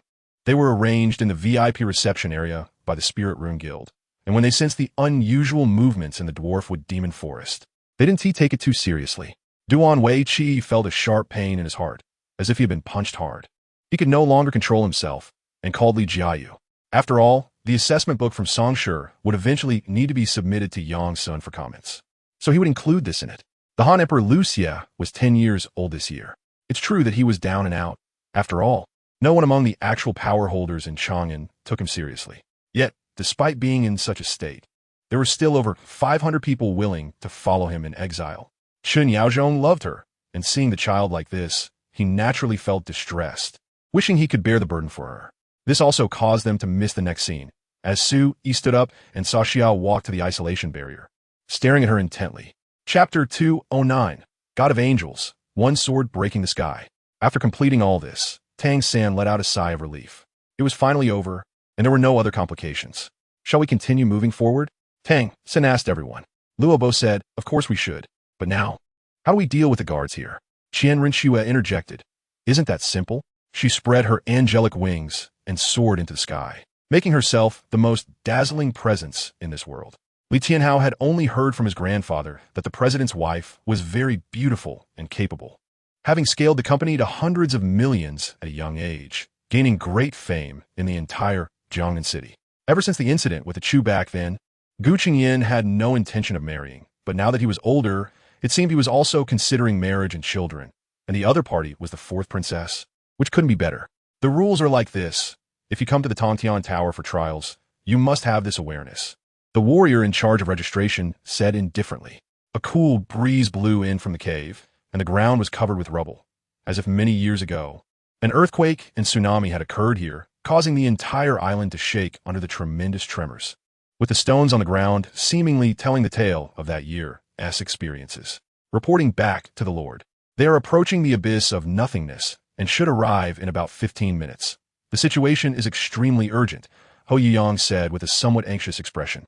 Hearing Hua Xiao's words, Si Boer probably realized that Hua Xiao had found him for a reason. Upon closer inspection, it was indeed true that there were many people gathered in the clinic, and Hua Lu was desperately pleading with Hua Chenyi. Seeing that Zhang Qingji had left again, Huan Xiner's face darkened, and she turned to look at Hua Chenyi, who was laughing and joking with everyone, feeling even more infuriated. In the shot, Wang Manyun took the initiative to break the silence between the two, seemingly showing weakness, but actually regaining the initiative. Originally, Hua Chenyi didn't know why this plain-looking martial artist was unforgettable to the celestial-like Mo Siener, but after a little contact, he discovered the charm within Jing Qi. At this moment, the self-detonation of the two had already been completely suppressed by Zhang Jinquan. This was unbelievable, and the two exchanged glances, shaking their heads and smiling bitterly. Everyone's gaze fell on Lin Fan, and those who knew him understood his identity and the consequences of offending him. Qian Mo was beaten into a daze. Not expecting Yan Shi to misunderstand her, Ling Yu was just her temporary boyfriend for 2 months, not permanent. Lin Fan pressed the answer button, but didn't rush to put it to his ear. He was already used to Yi Feier shouting loudly after connecting the call, so he simply gave her a chance to shout first. Truly a master's unique skill. It's a pity that Lin Kongxian, that old fellow, handed it over to you, really damn it. Lin Long shouted. Although Ling Yu's total assets were only about 20 million now, if he wanted to make money, this amount was nothing. It had been 7 or 8 days since the grand wedding, and most of the visiting guests had already left. Dad had also returned to his post in Kuaiji. Although the home was still hosting daily banquets for the locals, many affairs had returned to normal. Master, there are a total of 9 levels of alternate space, and there's only one level 10 alternate space, which is the God punishment space. Blood Spirit immediately corrected. Ling Yu, thank you. This is the first time I've received a gift from a boy, Long Xingyu said. Although the young master of the Zhou family had sent many gifts before, she had refused them all. Tian Ermiao thought that Song Tianxing would be relentless, and she was considering giving him a lesson if he disturbed her again, but after a long while, she didn't hear Song Tianxing's voice. The shaman who placed the curse had his life saved by the old president's all-out rescue, but his magical powers were lost by more than half. Chapter 211. Silver Dragon King, Gu Yuna, and Softbone Rabbit Xiao Wu. Hurry up and meet your master. A tender female voice rang out, attracting the attention of everyone in Shrek Square. Following the sound, it turned out to be a 3-eyed golden lion, only a millennium old. Wait, that's not right. How does a millennium soul beast have intelligence and the ability to speak? Although most soul beasts under 10,000 years lack intelligence, Han Lang still held some pride. Even though he viewed everything with indifference, being insulted like this would ignite anger in anyone, let alone Han Lang. Gongsun Ningji did not know that by the time he reached Taiyang Mountain, all the troops of the independent 33rd Division on the outskirts had been mobilized to investigate the reason for his arrival at Taiyang Mountain. She had no choice. In order to escape from marriage, she impulsively ran away from home, traveling from Jinling to Huqing, and enjoyed her newfound freedom without thinking about what to do when her money ran out. Li Tianyu was once again sent flying over 10 meters, spitting out 2 mouthfuls of blood, while Wan Zhuzhou's nose, eyes, mouth, and ears began to bleed. He sat cross-legged to stabilize his true energy before making plans with Li Tianyu. As for his cousin, she was introducing our relationship to everyone fluently in English, probably discussing some investment matters, but I had no idea how she described it. All I knew was that there was a round of applause afterward. Beneath a pair of long, slender legs, resembling neither a flower demon nor a plant root, the courtesan had evolved to have feet and was wearing a pair of green vine high heels. Under the not-so-real light, vast blood-red, triangular light clusters arranged in pairs, densely packed and stretching endlessly, were all magic sound baths. Lien Wuyu whistled, and 2 horses came galloping from a distance. She instructed Yi Lingxiao to place the young master on the horse first, and then the couple leaped onto the saddle bridge, pulling the reins and galloping forward. They crossed Wolf Mountain overnight and arrived in Tongzhou the next day. Staying at the Longxin Inn, the couple handed Cheng Yiqian over to Lei Chong and reported back. A pearl the size of a thumb, once pawned, could sustain a family here for a year, right? However, no matter who Gue Qi is, what background he has, or how powerful he is, the strongest in the territory of the Dacian dynasty is always the Dragon Guardian clan, whose pride cannot be violated at any time. However, only the last world remained here, and now the troops under the princes were gathering to take the entire soul world in one fell swoop. The ferocious beast slowly turned its head, glaring fiercely at the human who disturbed it, and let out another low roar, opening its mouth to expel a black mist, instantly sealing the passage. The passage was enveloped in writhing black mist, halting Xiao Ming in his tracks. Yes, all the blue goblins pulled out a blue triangular flag from behind, and with a wave, a moment later, a massive ice shield formed above the heads of these goblins, enveloping them all. What does 10,000 years mean? Not to mention the people of Liyun Island, whose lifespans are only half that of ordinary people. Where 20 years counts as a generation, 10,000 years would span countless generations. Even for cultivators who can live longer due to their practice, 10,000 years is still an enormous number. Really? That's wonderful. Upon hearing that Guyun Song had returned home, Yang Jian blurted out this line. In truth, there was nothing to be disappointed about. It was just a sword tower, after all. Whether acknowledged or not, it was the same. Moreover, after spending so many years with his master, he had learned a lot from him, and based on that alone, no one could compare to the sword tower. The old man spoke up, beginning to advise Luo Tian. In his eyes, there was not a shred of compassion for Luo Tian. How could there be any goodwill towards someone who dreamed of killing him? Chapter 216. Rob's multiple dreamscapes due to the interruption of his thoughts. Yaxeron simply skipped the foreplay and went straight to the main course. Haha, in the next life, I will be your child, calling you dad bite by bite. And I want to allow you to be tormented first? This was Yaxeron's thinking. He created multiple dreamscapes to test the limits of his mental endurance and later help him establish his divine position based on the specific circumstances. Holo was extremely confused. If it weren't for Lu Yinsong being captured, Wan Shiji and Lu Yinsong wouldn't have met. Selena, the hawk, almost cried out. He thought this was the most beautiful he had ever seen Selena. However, Hong Tian knew that the dragon fish definitely existed. It just hadn't appeared yet. Lian Yu choked on water, sitting limply on the deck, while Shiji helped her up, looking at her dazed expression, already knowing that Holo had indeed been captured. Feeling sad and distressed. He truly didn't understand why Master Hui Ming suddenly spoke. Could it be that his previous days, with a smile on his lips, had really explained what Buddha was? Public opinion is sometimes not one-sided. Once it operates well, it could be an excellent opportunity for the Transcendent Technology Company to step into the public eye. The sword followed him like a swimming dragon. A streak of blue sword light blossomed in front of him, the sword body horizontal, blocking above his head. Thunderstorm waved his hand, and the elders sat down directly. Then Thunderstorm asked a middle-aged man. The red spirit flame evolved into a giant beast, roaring madly. However, under the will of the purple moon, the giant beast was directly suppressed into its most primitive flame form. Under the regretful gaze of Sangxiao Kyoko, she refused to go to the dormitory. It was meaningless to go to the dormitory with the strength displayed by Yexingchen. Xiao Feng, the nearby prisoner, Su, also unexpectedly spoke. Although he had just conflicted with Ronghe, he clearly didn't want us to control Ronghe.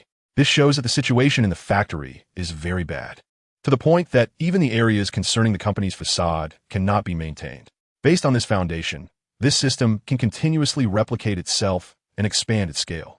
Moreover, it can also create various specialized equipment to meet various specialized purposes, supporting it to gradually upgrade and ultimately reach the height that Bai Yuntian has long dreamed of. This girl is too capable. Who knows, she would self-immolate her flesh. The barbaric bull monster trembled and muttered a few words, its body transforming into an ordinary state of about 3 zhang. Having practiced many times, this time there was no issue of front and back imbalance. It was very stable from start to finish, almost flawless. This bloodline celestial pattern is very peculiar. It's not as hard to decipher as others. I should be able to manage it.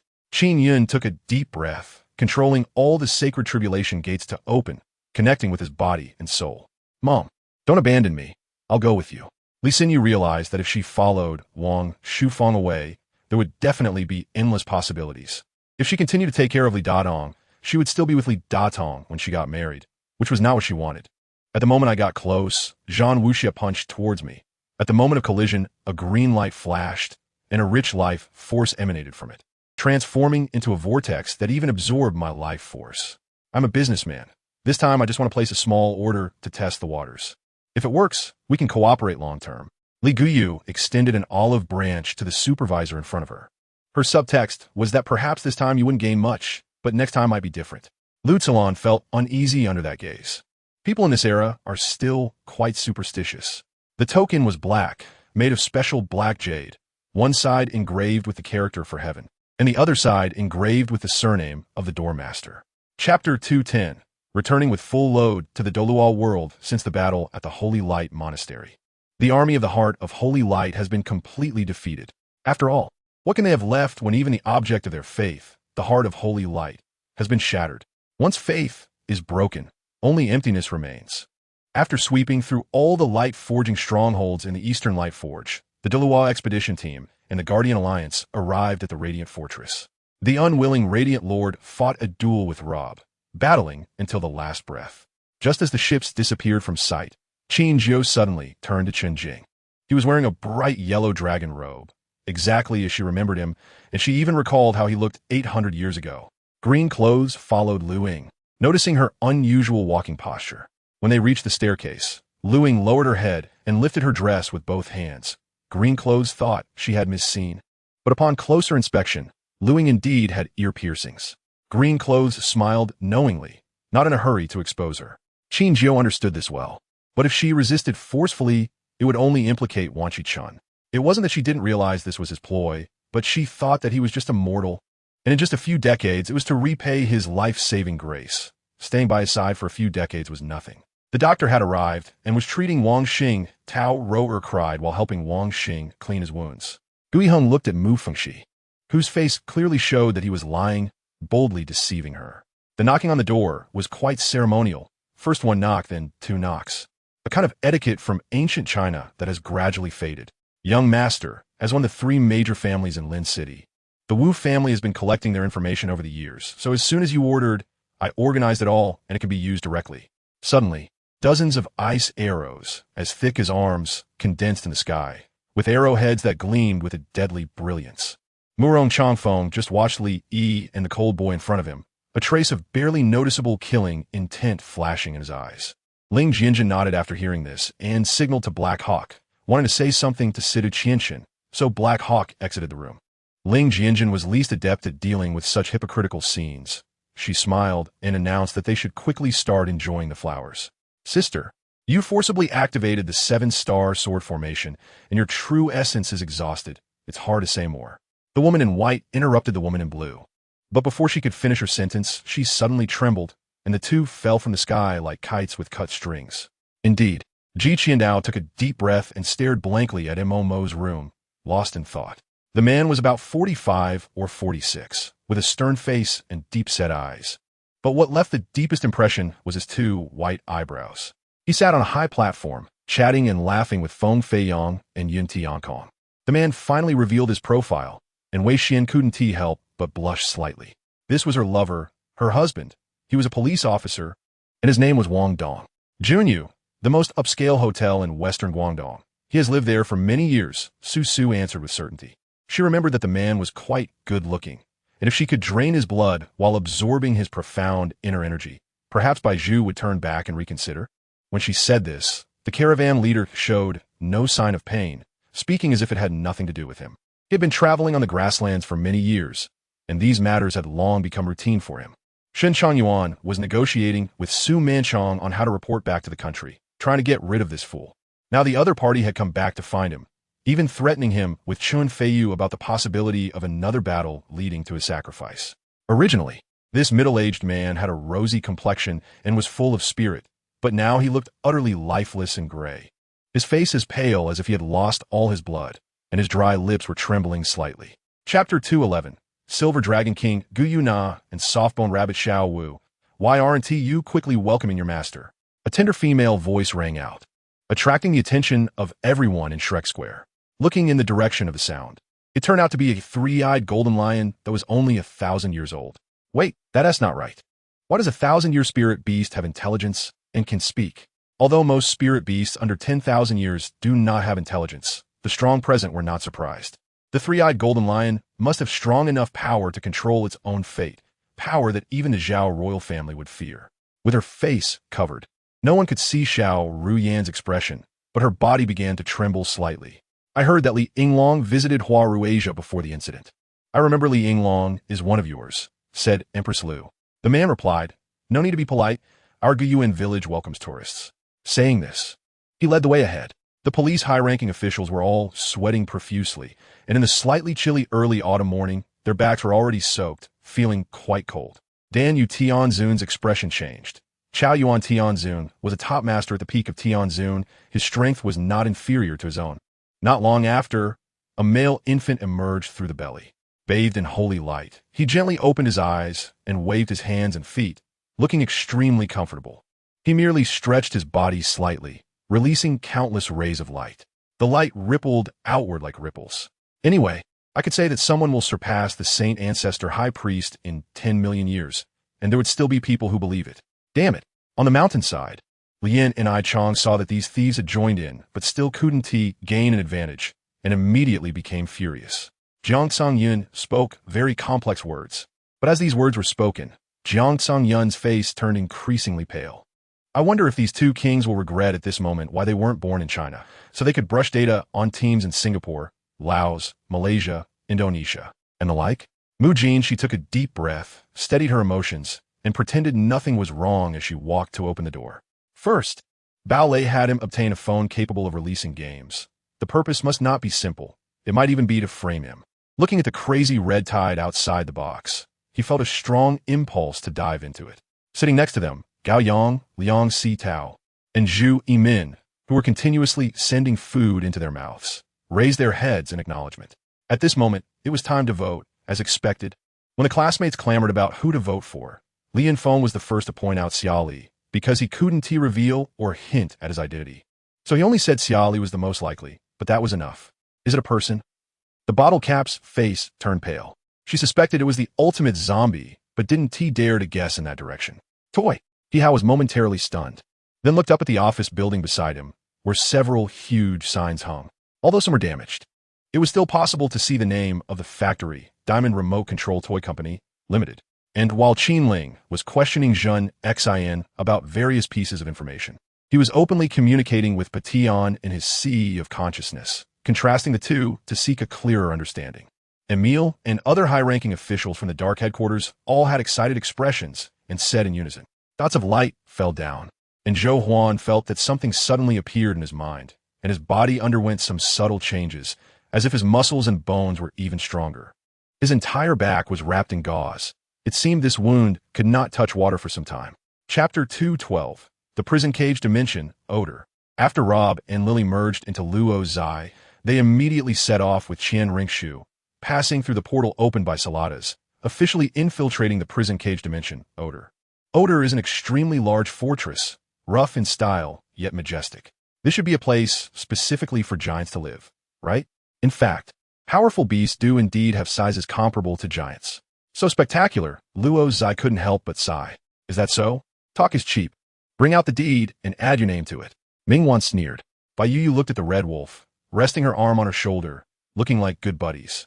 Sensing the sweet fragrance of the flower of happiness, she closed her eyes and took a deep breath, feeling an indescribable peace and satisfaction. She slightly tilted her head back, gazing at the pure white sky above the school, as a gentle breeze brushed against her beautiful face. Sun Jinlan responded succinctly, the past is the past.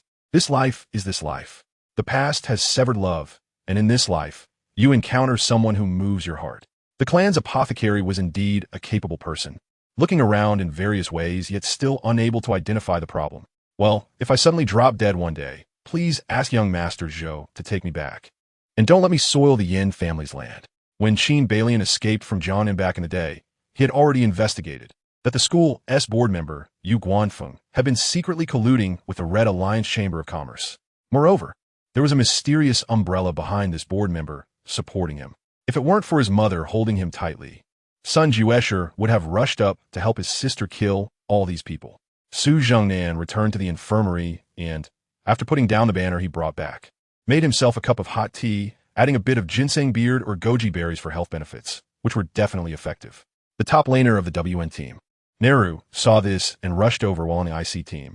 Zhao Wuyo took advantage of the moment when the Blade Sister returned to base to push the minion wave forward, while also consuming health potions.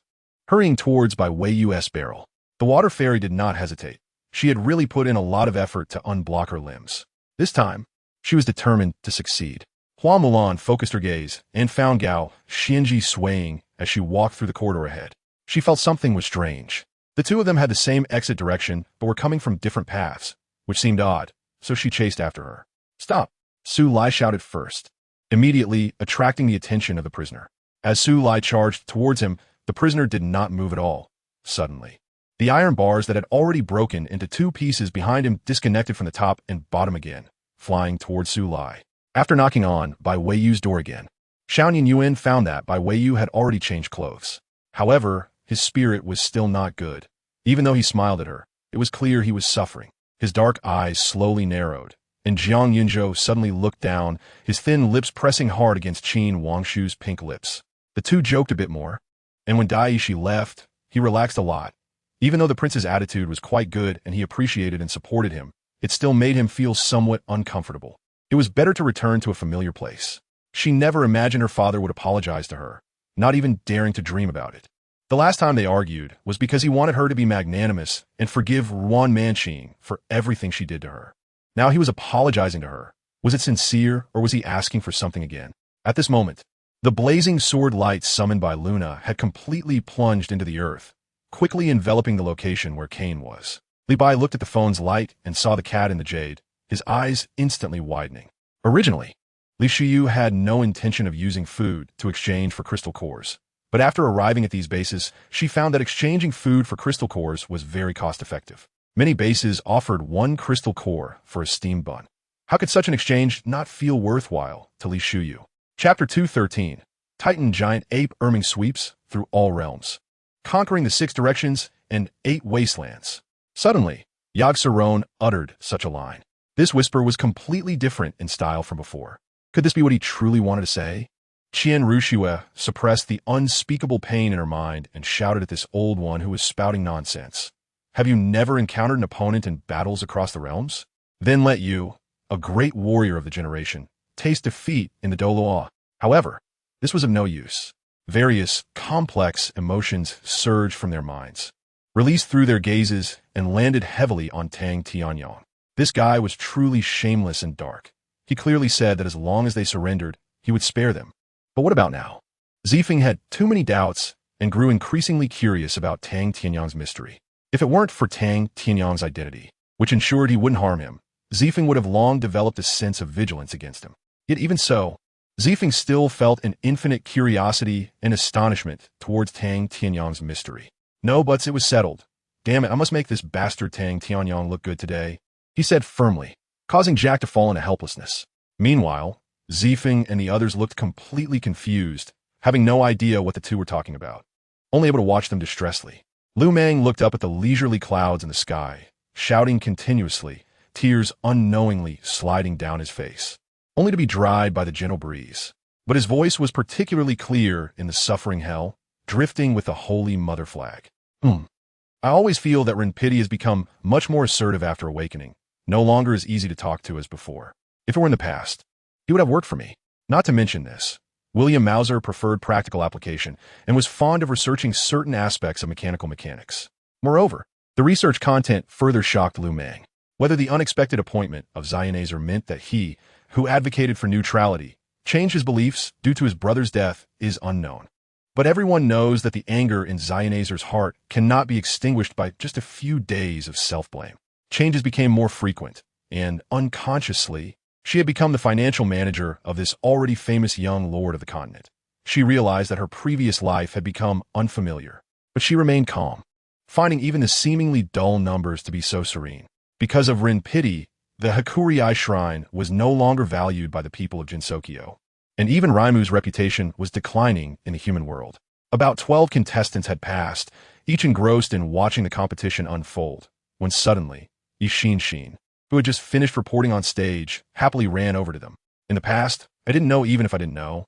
Now our entire Jade district knows that Feng Wan is abusing you. How does he not know yet? Tianli said. She was very proud. Look, such a good thing. Can I still throw it away? After saying that, she put the chicken head in a Hao-Hao's bowl. This was the original words of Pippin, who was competing for first place with Barkley and not 15. Wang Suping glanced at Yang Shi. Her expression slightly changed. Her smile deepened. and she began talking to Gao Jingchuan again. Director Chun, the minister values you exceptionally. Actually allocating the sales of salt in 2 special municipalities and the first-tier regions of Su, Shi, and Changzhou to your Haiyuan Salt Industry Company. These places are among the wealthiest cities in our Jinling government, Wan Yulin said with a smile. At this time, Mo Jio was hiding under the bed, looking at the embroidered shoes approaching her, feeling uncomfortable all over. The footsteps seemed to be stepping on her scalp, making it tighten. With the determination to perish together, Mo mobilized all the vitality in his body, ultimately using his life as a sword, vowing to erase all lives around him, including his own. Chapter 214. The Azure Bull Python of the Ming Dynasty. As Qianren Shui had just stopped, she saw a phantom claw-shaped soul skill flying towards her. The Azure Dull Divine Claw. Physical defense is ineffective. It locks on and pursues. Once it hits, the 6 senses and physical mobility of the caught target are dulled tenfold. This skill is silent and generates no energy fluctuations. Its purpose is solely to restrict. The state lasts for 10 seconds, and this duration will vary based on the equipment of the hit target. With such concentrated firepower, including grenade launchers and rocket launchers, can it be any good outcome? Regarding her future role as the leader of Huashan, she had also discussed it with the ancestor, who is open-minded and generous, so there was no objection. He readily agreed. Although Minghua Tian was somewhat dissatisfied, she could not withstand the coaxing of Yo Xingyi, who was rolling around in a tantrum. On January 1st, 795 of the new calendar, Duanqing set off on the journey back to Tanya. Behind him, a deep song echoed inside and outside the fortress, gradually rising into the sky. At this moment, apart from Fang Zhongyong, the faces of the other ministers below were all ashen. Fang Zhongyong's face was slightly less ashen simply because he was familiar with this part of history from his past life and knew that this congratulatory letter had completely angered the cautious and peace-loving Song dynasty, triggering the Song-Xiao War. However, worried that letting them down the mountain would run into Xiao Go and possibly cause a mishap, they bound their hands and feet, gagged them, and locked them in a room in the stockade, continuing to lurk and wait. The atmosphere in the class was indeed lively. Even the proctoring teachers, including Yu Yu, were unaware of it. The first to notice Yu Yu coming over was Feng Su, who upon seeing her approach, didn't even remind Jiang Jing. Whenever news of a fat sheep appeared, they would generally avoid confrontation with other teams to some extent. Of course, they also knew how to advance and retreat. They wouldn't engage with every fat sheep. But no matter how weak the effect of infusing true energy was, it was still effective. Du Heng's body still depended on this kind of conditioning. However, if Hua Rilai wanted to refine pills, she would be stretched too thin. So, she prescribed a dose of medicine for Du Heng to be taken twice a day to temporarily suppress her condition during the seclusion. Yin Ruxu, however, ignored him, waved her handkerchief, tossed a flirtatious glance, and with a standard posture, walked onto the stage to begin the next song. Right next to Lu Ruoxin, the bodies of several disciples from the demon sect evaporated instantly, like water droplets on a red-hot iron plate, disappearing completely as if they had never existed. After leading the two out of the valley, Lao Jio headed towards a mountain peak. Both of their levels were above 95, and with Lao Jio clearing the way, it was nearly impossible for the Russian Empire to discover the 3 of them. Fang Xing continued his persuasion, and under his words, Moria already showed a look of doubt. If what Fang Xing said was true, he did not believe that the zombie army could defeat the Devil Fruit army. Boom! Just as more and more people from the Salt Gang began to surround and chase Lao Jio, a large hall in the center of the base suddenly had a big hole smashed through its roof, and then Lao Jio flew out from it. Yu Yintong clasped her hands together, silently praying, not knowing which deity she was appealing to. However, from the segments of sound she recited, it seemed she had prayed to every deity she knew. With your intention, I'm satisfied. Liao Xiao nodded and said, looking at her injuries that had been treated, she knew it must have been Zhao Chuqin's doing. She must have taken various medical supplies from the restroom to stop her bleeding. Fortunately, with some strength left, Daisy managed to climb out successfully. Seeing that Daisy was safe, Lu Yin, however, had already collapsed exhausted in the elevator. Chapter 215. The mysterious box of Yaxeron. What Qianren Shui did not expect was that her strike to slay the Azure Bull Python, due to the overwhelming power of the laws of heaven and earth it invoked, was far beyond what the prison realm of Ulduar could withstand. Even the creator of this small realm, the second old god Yaxeron, was reduced to ashes. At the moment Ulduar collapsed, the Void Saint Lord managed to transfer all the soul beasts and ferocious beasts imprisoned here. As for strength, it could only be supplemented in a comprehensive manner. For example, Yuan Shingshi's breaking of the Celestial Gang was a form of supplementation. The Nine-Dragon Bridge automatically flew out, protecting Huang Xiaotian from above, which slowed his pace, causing some controlled demons to awaken and attack. Damn, why did that bearded old man let me fall from such a height without caring? Huh, why can't I use my spiritual energy? This is really strange. After all, this place is surrounded by mountains and water, with beautiful scenery, fresh air, and abundant spiritual energy, making it suitable for cultivation, strengthening the body, and potentially extending life. Wang Tian was already powerful, and now, with an additional family member and helper, wouldn't that make him even more difficult to deal with? One wasteland vein was opened, but 8 more remained to be opened. Once all 9 wasteland veins were connected, he would try to enter the world of the celestial treasure map again, and after that, he could only take it one step at a time. Suddenly, a chill rushed to Jiu Tian's forehead, and upon hearing this voice, could it really be haunted? A beast-like creature flew backward, and with a display of Emperor's Fist. It was unstoppable. Relying on its strong physical body, it charged forward, taking the brunt of the attack, and was left with blood at the corner of its mouth and cracks all over its body, like shattered porcelain. Father, do you think this matter was thought of by the third brother, or by Guchun? Shanghai spoke up. These 2 fools are frustratingly stupid and laughably foolish, especially the contemptuous gaze toward lower beings, which made him extremely depressed. Don't worry, as long as I, Han Biao, am here, the Hongyuan sect will definitely survive. Unless I die. Han Biao patted his chest and vowed. Compared to the demon lord's explanation, Dongfang Bo's was much more detailed, giving Jiang Yin a relatively comprehensive understanding of the 9 races' sacred artifacts. Although many cultivators appeared dissatisfied, they were merely shouting. No one dared to take action or force their way in. The rear windshield was first completely shattered, followed by the car doors on both sides instantly covered in bullet holes. After a burst of gunfire, all 3 guards lowered their heads. Where am I? After rushing for 3 consecutive days, Ilyang looked very fatigued and dispirited. After being cooped up in the car for 3 days, his mind was always in turmoil. Because, from Lu Chongling's narration, he understood all too well why his parents sent him into this realm, erased his memories, and extracted his blood. All right, I have not refused any of Fei Er's requests. Yifan looked at me, his eyes only on me. The vast energy of the demon god, core crystal, transformed into a liquid energy sphere, appearing in Lin Yun's palm. Chenxiang once again exerted all his strength to take a large step forward, but the distance to Wang Ziyu was still far from reach, ultimately forcing him to watch helplessly as Wang Ziyu walked up to the heavenly Sin Divine Sword. Bang! After pondering for a moment, I hung up the phone without hesitation. I still have many things to do, and I don't have time to waste with you. We'll settle the scores slowly when school starts and ask for some compensation for mental distress or something. Yicheng Tian tightly held his wrist, suppressing waves of dizziness. His eyes dim and unclear, watching the person who disappeared outside the door. He never expected that the people from the Qingyan gang would let him go just like that, but it seemed to be the case. The initial thought remained in the Wutong Forest, learning the techniques and cultivation methods of the Phoenix clan. When he could leave the Wudong Forest would depend on when the phone Wang nodded. Chapter 216.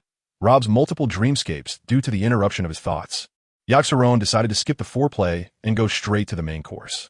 Haha, in the next life, I'll be your child calling you dad bite by bite, and you won't be allowed to torment me first, right? Yaxaron thought this way, creating a multiple dreamscape to test his mental endurance to see how far it could go, so that he could assist him in establishing a divine position based on the specific situation afterward.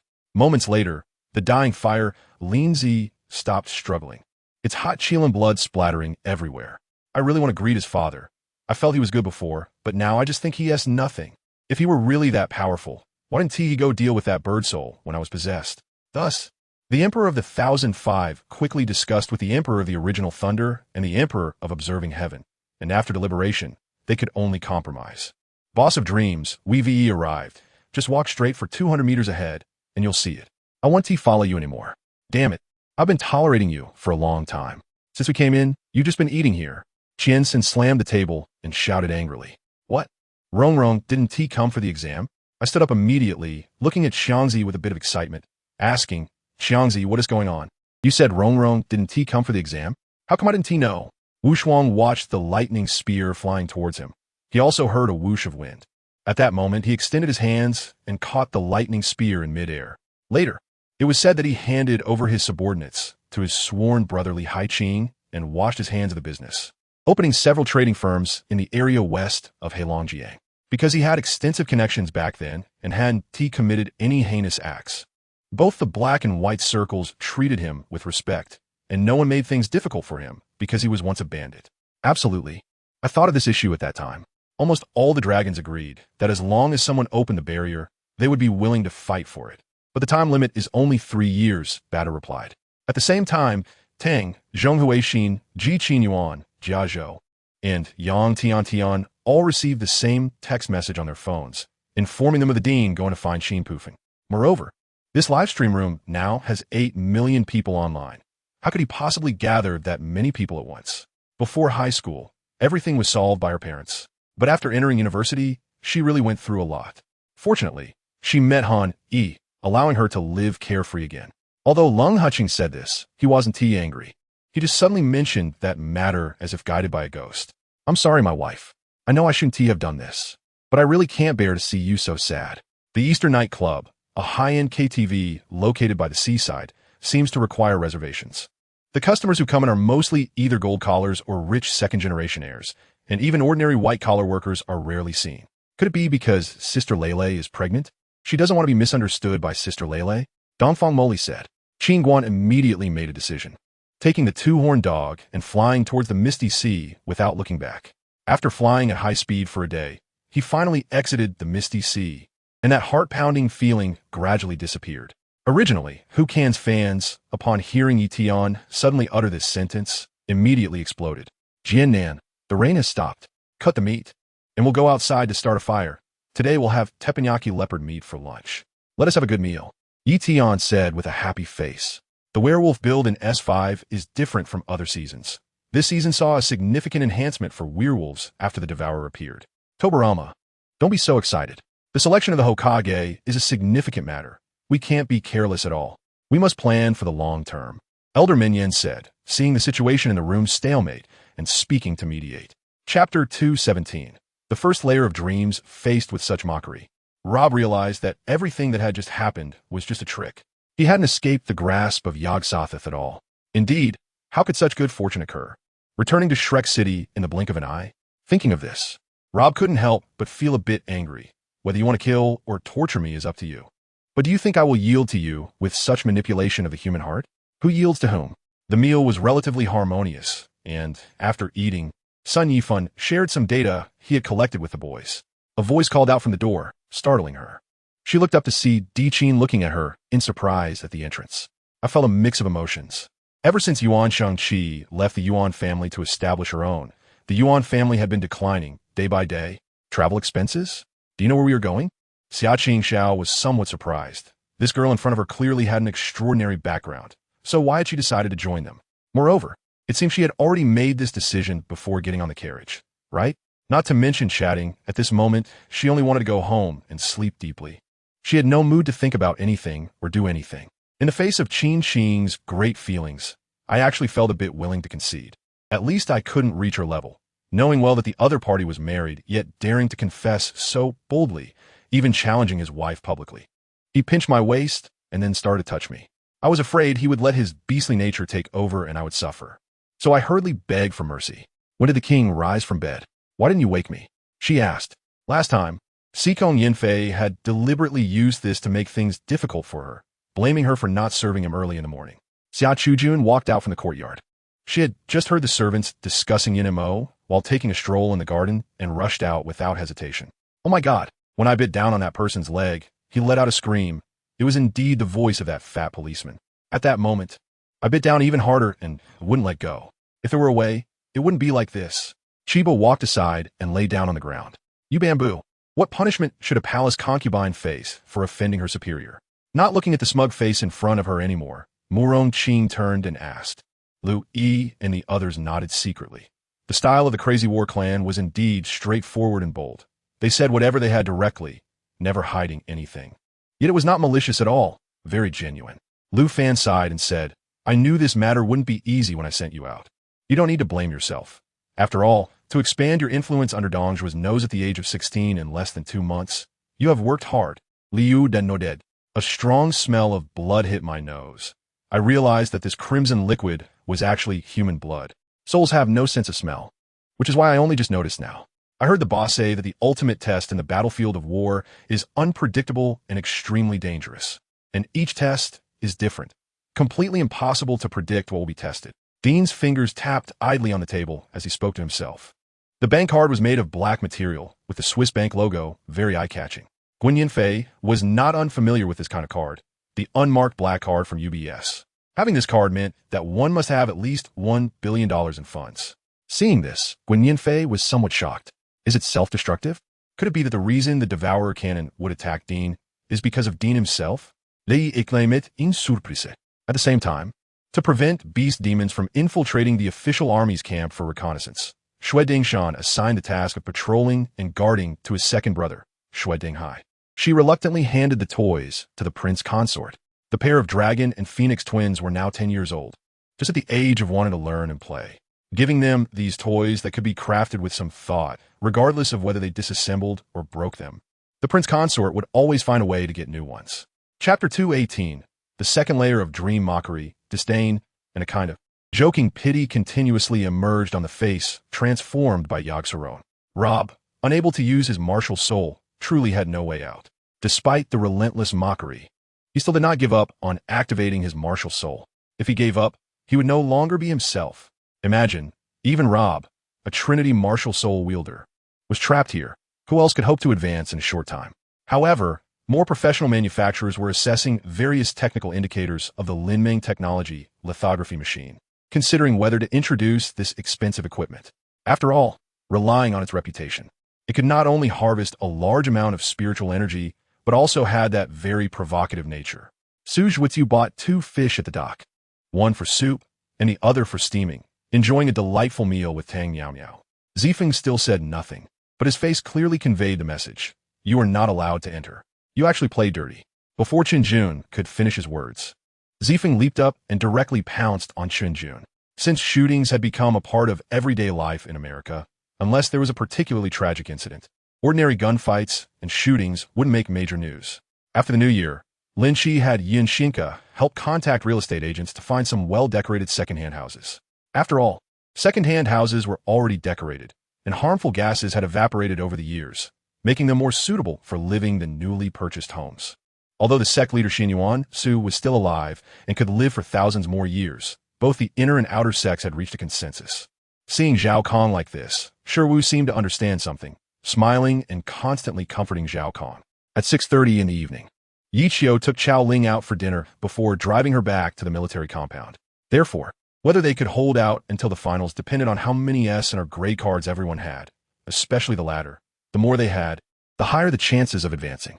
Worldly perspectives, moral ethics, and legal regulations are all different things. He could clearly distinguish the boundaries and differences among them. So he could like Jiang Xinyu without any burden and act on it. He wasn't at level 6 yet, even if the barrel reached level 6. Lu Handong would continue to counter jungle. Besides, the barrel hadn't even reached level 6 yet. He suddenly became excited, howling as he rushed up, and the bubble that got hit by an axe had to quickly tuck its tail and flee for its life. The last giant wolf beast remaining in the forest had been repelled by Groladen's crossbow arrows not long ago. Now, witnessing the complete demise of its kind, it realized it had made a wrong choice in prey and hurriedly endured the strong acid arrows embedded in its body, limping on one leg as it attempted to turn and escape. Latte quietly watched the decision-makers he had dispatched gather together to discuss, feeling that the situation was somewhat serious. Upon seeing this scene, the cricket student once again executed a vicious dog leap, and coupled with Ironhead's bold charge, it directly pounced onto the cricket's head, biting off one of its antennae. Zhang Mingfei looked as if he felt a bit happy to hear the words, "I like you," from her mouth. So he got up and went over to pick a song. After choosing 2 songs, when Lin Xian's song reached the interlude, he apologetically told Jiang Xinyu that he would first put up Yan Feifei's song. Viling Lizzie couldn't find a suitable flaw in Kodo's mithril armor, so she simply jumped up and tapped the dwarf's helmet. When the latter turned to look at her, she seriously tried to convey her thoughts, complaining that this clan prince, who seemed to lack a brain, really didn't know how to speak. So, Your master is someone from the Far East? The old thief took a bite of bread and followed up on the topic. Chapter 219. The third layer of dreams in order to train a perfect pleasure witch. Yogg-Saron decided to change his approach. The previous days and nights had been too rough. Therefore, first, he needed to treat her gently and slowly. Secondly, he wanted her to indulge in that feeling of pleasure over many more days and nights. Indeed, it was not just about Yogg-Saron feeling pleasure himself. Mutual pleasure would help cultivate the characteristics of a pleasure witch. Help! The soldier shouted as he ran toward the open space outside the tent. But at that moment, his body was already filled with a sense of weakness. Behind him, several guards quickly closed in, each assigned to attack different positions. Zhao Shui and Atian were chatting. Suddenly, a large snake emerged from under the beam in the kitchen. When this imperial voice sounded, not only did Sima and then show a look of deep confusion, but also Li Chunfeng, who was not far away, along with the other cultivators of the great Xia, displayed similar expressions. From that day on, the nameless man was given a title, the Outland Sovereign, because to the other 11, he appeared overwhelmingly strong, making any comparison utterly meaningless. Yi's voice was extremely serious. Simple-minded barbarians were not terrifying. But once they had strong command, their combat power would multiply in the complex terrain of the southern barbarian jungle. You don't have the qualification to challenge Bing Qing. I'll let you use one hand. If you can catch one of my moves, then you win. Speaking this, he glanced at Bing Qing, seemingly showing off. Lastly, there was the Jade catastrophe beast, which was born during a celestial phenomenon, most of them perishing in heavenly tribulations. It was rumored that during a great upheaval, a Jade catastrophe beast appeared, leading all the demon beasts to battle against other races, and was later exterminated by the royal ancestors. Yeruhvanes' admiration gradually faded, and with a helpless expression, she sighed inwardly. That abnormal ninth prince is here again. Clang! The cup in Ning Min Yu's hand fell with a sound, startling Ning Fu, who came out in surprise. Fortunately, she had already established her foundation and did not need to eat like a mortal every day. Otherwise, she would surely starve. After the roll call ended, the homeroom teacher left first, as he still had to meet students from other classes. If you can really kill Kabu, then I will naturally help you. Old Master Zheng nodded and then said with a serious expression, Kabu has a grudge against me for killing my grandson. If Wei Zixuan can really kill Kabu, then that would alleviate a heartache for me. Just as the remnants of the Red Scorpion Sovereign and the Rock Emperor were clashing, the Red Scorpion Sovereign, who was quietly floating, suddenly opened his eyes wide, a fierce red light shining in them. Seeing that the slope was built, Wei Zixuan directed the children one by one to climb up. Only after all the children were up did he ascend himself. Wei Zixuan signaled everyone to retreat while he slowly approached the main door against the wall and gently pushed it open. The moment the door was pushed open, a gunshot suddenly rang out from the room, and the wall facing the door was riddled with holes from iron sand. The Qingmu sect also concealed a Qinglong emperor. And moreover, this was the Fire Beacon Hills, the territory of the Red Rock Demon Clan. Fang Tian frowned, clearly dissatisfied with Bai Xiaofeng's blatant defiance. Fortunately, regarding his brother's affair with Feng Hongmei, Lin Maui acted very smartly and did his utmost to cover for his brother. You should thank me. Without me, you might have been disfigured. Xiao Fan's voice faintly reached Su Yan's ears. Moments later, a low sobbing sound came, clearly that of a man. The crying sounded suppressed and aggrieved. Kind-hearted individuals had already helped to call the chief director inside. And Sang Ning simply moved to the corner to continue being a human-shaped mushroom. Chapter 220. Crossing Mountains and Seas in This Life. The soul of the joyful enchantress persona of Rob was reincarnated into a strange world called the Duki continent. In this life, her identity is that of a woman named Nalan Yinran. Nalan Yinran's grandfather, Nalan Jia, was a lifelong friend of Xiao Yan's grandfather, and at that time, both of their grandchildren were born simultaneously, so they arranged this marriage. Although Xiao Yan's grandfather died from severe injuries after battling enemies 3 years later, Xiao Yan also fell into despair at the age of 11. This is something I thought of with great difficulty. Look, Gan Tian said with a smile, suddenly turning her legs into a serpent's body. Di Chongxiao placed Run Tingxiu's corpse upright on the ground, held her hand, and began to perform the practice they used to love the most with Han Ningxin in the air, divine light morphing 3 kingdoms chaos battle. No, as a battle type, this is already quite good, Wang Chong said with an awkward smile. Now, there was no need for anyone to give a warning. Others also knew that the Eye of Dalaran had been attacked. On the upper floor of Yin H. Nshu's building, White and black lights flashed continuously, clearly visible from hundreds of meters away. Hearing Su Yuan's words, Shenagong couldn't help but be stunned. The place of Daihai is rich in true energy and is a must-visit location for scattered immortals during their cultivation, so almost every cultivator knows this.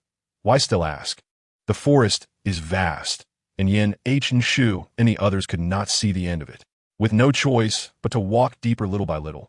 After walking for a whole day, Yin, H, and Shu seemed to hear the sound of a bell. She immediately perked up her ears and looked around at the tree trunks that looked like paper. Even if her strength was strong, in front of the powerful Du family, she would probably be just like that. Thinking of this, the lantern-burning Daoist's throat slightly convulsed, and he spat out a mouthful of fresh blood, his body falling backward to the ground with a thud. Let's go meet your friends. Luo Ming led Yin, H, and Shu and the others deeper underground, while at this moment, Song Feng hesitated a bit. As a leader of a force, he naturally wouldn't be sneaky. The fire shadow directly stood in front of the thunder shadow and locked eyes with him. However, after taking a punch from Tang, Yi Wuji felt he had received the greatest humiliation of his life. His face instantly contorted with rage. Tianming, why do I feel like you're a bit different? Li Mu observed Lu Tianming for a long time before finally saying this. Back then, when the green-faced one emerged, sweeping across the land and suppressing all the young prodigies. How powerful was he? And now, he had been defeated, and in the contest among the younger generation, the Immortal Domain Alliance was directly at a disadvantage. Gu Feng moved like flowing water, directly carving out 5 array patterns. These 5 array patterns were all created by Gu Feng based on his understanding of the artistic conception. And after years of insight into the array path, Gu Feng found more and more connections between the array path and artistic conception. Lu Tianming was shocked, his face changing greatly. The visitor gave him an unprecedented sense of urgent danger, and the killing intent emanated from him. From that speed, it wouldn't take 20 breaths before the opponent would catch up here. He secretly observed Wu Tsong and also glanced at Huang Dongxian. These two didn't seem to have any complaints about the obviously unfair arrangement. Instead, the envoy from the Shu army spoke up for them. Clearly, the Shu army was unwilling to let the Yinzhou army be at the forefront. Everyone was surprised to see Kakashi, who usually lazed around and didn't participate in comments. Being so firm today, they felt this incident was serious. As soon as the young ancestor finished speaking, Tang, he suddenly waved his hand and punched fiercely into the void beside him. Marrying the wrong person in the new house. Lu Qingyi repeated, slowly raising her head to look at the old man, hissing, why does this old man look so familiar? Lu Qingyi felt that the old man's brows seemed somewhat recognizable. The only downside was that his complexion was slightly pale, as if lacking nutrition, but from another perspective, it appeared somewhat weak and endearing. Chapter 221. Crossing through crowds in the third life, Rob was reincarnated in a magical star system called the Koplu Star Zone. The Koplu Star Zone was home to 3 major races that fought against each other: humans, insectoids, and star spirits. In this life, his name was Jim Reno. When the alien insects first invaded Masala, Jim Reno was serving as the planetary governor of that planet. While defending the colonial people, Reno received a message from Federal Outpost Base called Deadwater Station. Yin Qing lazily stood up, instinctively reaching for Yu Shi's hand. The moment their hands touched, he seemed to suddenly awaken, hurriedly retracting his hand and hiding it behind his back, smiling somewhat awkwardly as he said, "You'll know once you go." Saying this, he stepped ahead to the door, listening carefully before opening it. At that moment, a bodyguard rushed in to report that Commander Wang Qinian had arrived with troops to investigate what had happened. After a huge uproar, everything suddenly fell silent. Yidong suddenly felt that his spirit seemed to connect with a powerful intention. That intention was strong, yet did not carry an overwhelming presence. Instead, giving a feeling of embracing everything. Under the dim light of the meditation room, Su Jin sat across from Master Chenxiang of the Daming Temple, while the others, including the dynasty, were sent outside to stand guard, which somewhat alleviated Master Chenxiang's panic, and his expression became more composed. The guy who had just been clamoring to beat up Ji Yifan was stunned, his eyes filled with greed, while the bald man exchanged glances with a few companions, equally unable to contain their joy. "Then let's go," Yidong decisively said. He really had no good feelings for those law enforcement disciples. They were all disciples of the Guiyuan sect, yet when they were oppressed by the disciples of the Buddhist sect, they didn't even stand up to speak a word of justice, which left Yidong feeling incredulous and indignant. The young security guard spoke of these matters, and a hint of pride appeared on his face, as if reminiscing about the years spent with Galalu. Xiao Rua looked up, and followed Su Rong's gaze, only to see dust flying between the hills, the sound of galloping hooves growing louder, and faintly visible black flags fluttering, approaching this way. The grandfather and grandson were quite considerate and waited a little longer until Chenxiang said they had taken their bags and left. Only then did Jin Shuo feel a bit guilty and call out to get moving. A person as brave and with a mysterious background as Luo could very likely bring disaster to the family, so they all harbored resentment in their hearts. For example, Emperor Qianlong would summon Xiao Yin every morning and evening to check his pulse.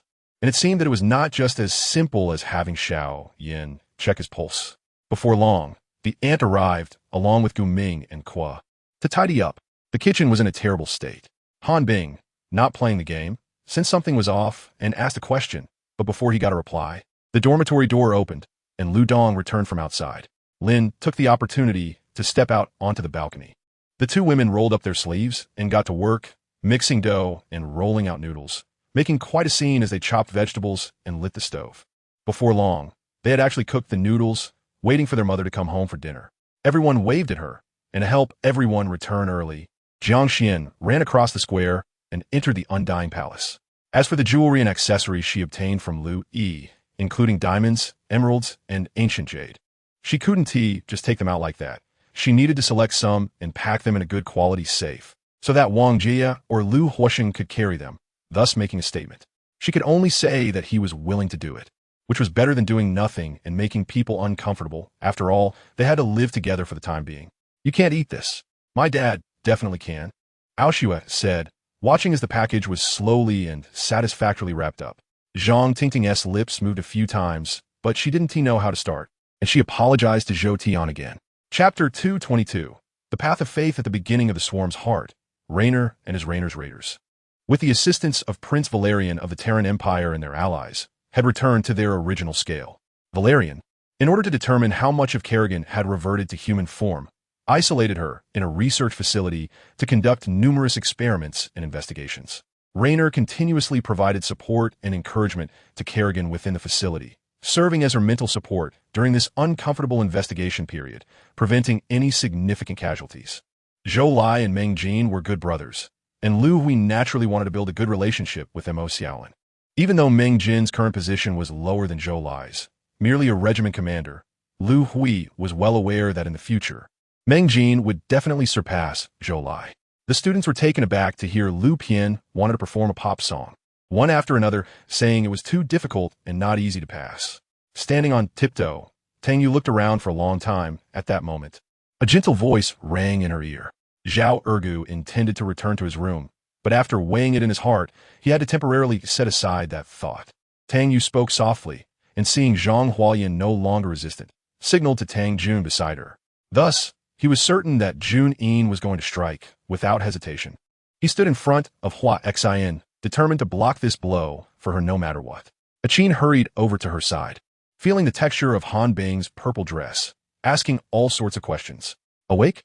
Ai Chu sat on the ground beside her, stretching one leg straight and bending the other, his left arm lazily resting on the knee of the bent leg, deep in thought, his expression serious.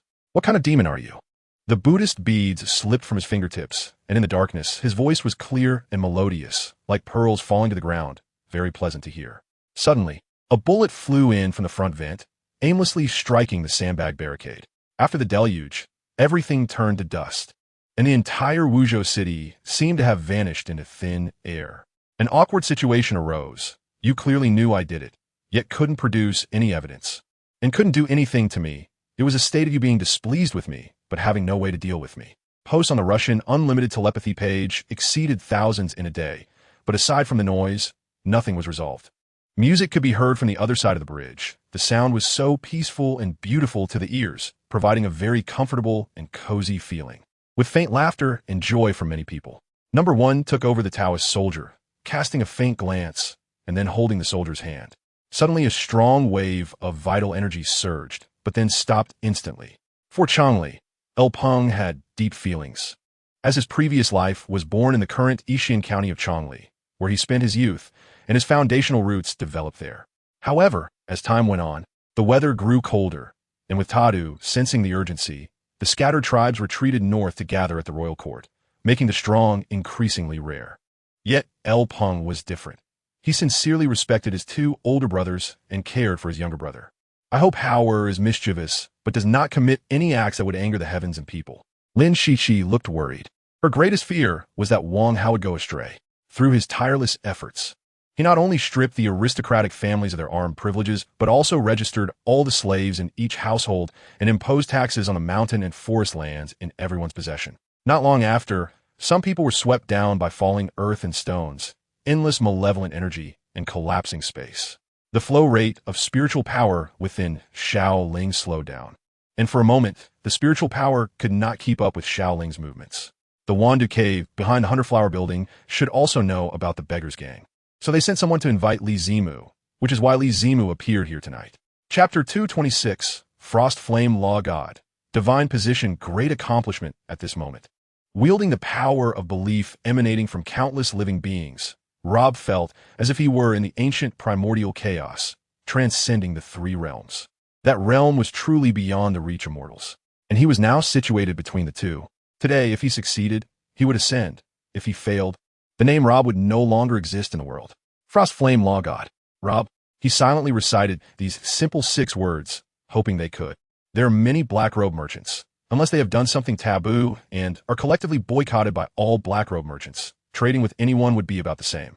After all, life below the sage realm is merely fodder to him, just ants. He is a sage. He is a heartless person. He would not be threatened or stopped because of Douluo or even the millions of soldiers from the entire WuhunPalace who are unafraid of death. As for the 3 high-ranking werewolves, due to their inherently strong bodies, they were clearly much better than Emil and his vampire companions, and at this moment, they had all been promoted to the rank of Wolf General. However, with the stick carrying endless pressure, a casual sweep immediately silenced the old man's scream. His body exploded on the spot, with both body and spirit perishing, leaving no intact corpse. The 10-man team in suits were disciples of the ancient martial sect and also students of Wuzhua. They were ordered to come to Tunglong Mountain to investigate the cause of Wuzhua's death, accompanied by 60 infantrymen. Although it was just a casual strike, the explosive damage from the flames was indeed considerable, causing even him to feel overwhelmed, the pain on his face fleeting. "Give me a cup of hot tea. Find me an old lady." And then, Shun Wei paused after speaking, as she had never experienced dysmenorrhea and truly didn't know what to do. She first changed her clothes and decided to wait for the doctor to see what he would say. Shun Wei would not engage in the foolish act of avoiding medical treatment. Upon hearing that Zhang Xiaofeng intended to name the flying tiger after himself, Pighead Tiger immediately burst out laughing. The tide of corpses surged from the east, howling and weaving through the streets. Looking down, some zombies leaped out from the highway. Others sprang from buildings. They formed a continuous mass, resembling the pushing wave of a tsunami. Adjusting his breathing, Xiaxian gripped the P-90 tightly in his hands. His master-level firearm skills allowed him to control this killing weapon with the same dexterity and precision as his own fingers, bloodlines connected. To put it bluntly, these disciples have limitless potential. They're the future and hope of the Taihang sword sect. However, among them lies an insider from the demon sect, Supreme Divine Light. Sword escape unmatched, the extremes of heaven and earth. The figure of a mysterious person activating the supreme sword escape appeared in Su Yan's mind, and he directly imitated it. Upon hearing this, Chen Mufan finally understood what he was talking about. It was merely about how to handle the corpses. There's a saying that goes, "The person who knows you best is not your friend, but your enemy." Cao Cao and Liu Bei were acquainted, being both friends and enemies. Moreover, both were lords of their own territories. While they might not fully understand each other's thoughts, they could certainly guess them quite accurately. A black car. But the license plate had never been seen before. It wasn't one of ours. The lookout replied confidently, as the license plate was very clear. Definitely not a vehicle belonging to their side. The 3 armies acted upon orders, and when the time came, the sound of drums shook the heavens. And amidst the mournful sound of horns, Zhang Fei, Elbu, and Zhang Xiao led their armies to attack Yuan Shao's main camp. Don't worry, I'm not that impulsive. Chen Hao took a sip of strong liquor, the light in his eyes becoming even more concentrated. It was merely a suggestion. In fact, as Meng Tian finished speaking, he also stepped away, which was his usual style, to seize his body, unless it was in the peak state of the reincarnation demon god. With his current incomplete primordial spirit, he had no chance at all. Chapter 224. Changes over 6 years, although it has only been 6 years for others. For Rob and Lili, it feels like a lifetime. They almost didn't make it back after the torment of the mysterious box. But high risks always come with high rewards. As two individuals who originally did not belong to the Douluo world, they did not inherit the divine positions of Douluo, but instead fused their faith power to create their own divine positions. In this era, self-creation finally stabilized the tumultuous political situation of the Samambos and significantly deterred the ill-intentioned Buweixi dynasty. In the past, under the leadership of the bald tiger Duo, Bai Zhongxin and Huang Yanger were his right and left arms. Qiangrua Duojin served as his personal bodyguard, and Dunju was his horse servant. After Chenxiang finished praying, he shouted loudly, his hands soaring like an eagle, inhaling to draw the bow, exhaling to shoot, the bowstring vibrating like thunder. Even though the cosmic emperor has fallen asleep, his mechanical cells instinctively repel the invasion of external forces. Last night, Lance walked from the port to the city center along the road from the 4-point tower to the moon viewing tower, so he didn't see any ships. Divided into 2 to symbolize 2, hanging 1 to symbolize 3, using 4 to symbolize 4, returning to the odd with 5 to symbolize leap years. Hence again, hanging after the leap. In contrast, the political rival Sun Chung and Han Shizai's faction produced many talents, and by the Northern Song dynasty, there were still many people in office. Shin Chu Wei, with her mouth full of food, noticed Xiao Jinyin staring at her and struggled to swallow her food. Although Carl didn't understand, Tom threw Shoddy aside and fled alone on his bike, but there might be victims in the basement. Now the most appropriate weapon is not free fighting skills and spider-bone wings, but modern weaponry for long-range attacks. Looking at them resolutely heading towards those Murians, Li Si sighed and quietly headed towards the forest. Now is not the time to investigate how the sea monster dragon became a demon god, but rather how to break in and enter the sutra repository. The old ancestor of the star, Silkworm, glanced at the other ancestors and said, "Thank you." Facing Zhao Yu, who dribbled the ball, Huang Xiang muttered this off-the-wall remark. Wang Xian's full-force strike only shattered the divine repairer's clothes without injuring the divine repairer's body. One of the two inside, who was being KO'd by Qin Feng, suddenly opened its huge bloody mouth, its eyes flashing, and then a wave of scalding smoke erupted, followed by a surge of yellow flames. Princess Scarlet's voice echoed behind them. Lin Xia turned around and saw Princess Scarlet in a gorgeous and exquisite snow-white long dress slowly ascending the stage, disdainfully addressing him. Tu Qitong clenched his fists, feeling a surge of powerful internal energy surging within him, and his legs, previously numb under the quilt, began to regain feeling. Although the medicine gourd still didn't allow him to get out of bed, saying he needed to stabilize his internal energy to prevent it from dissipating. Tu Qitong knew his body. He was almost fully recovered.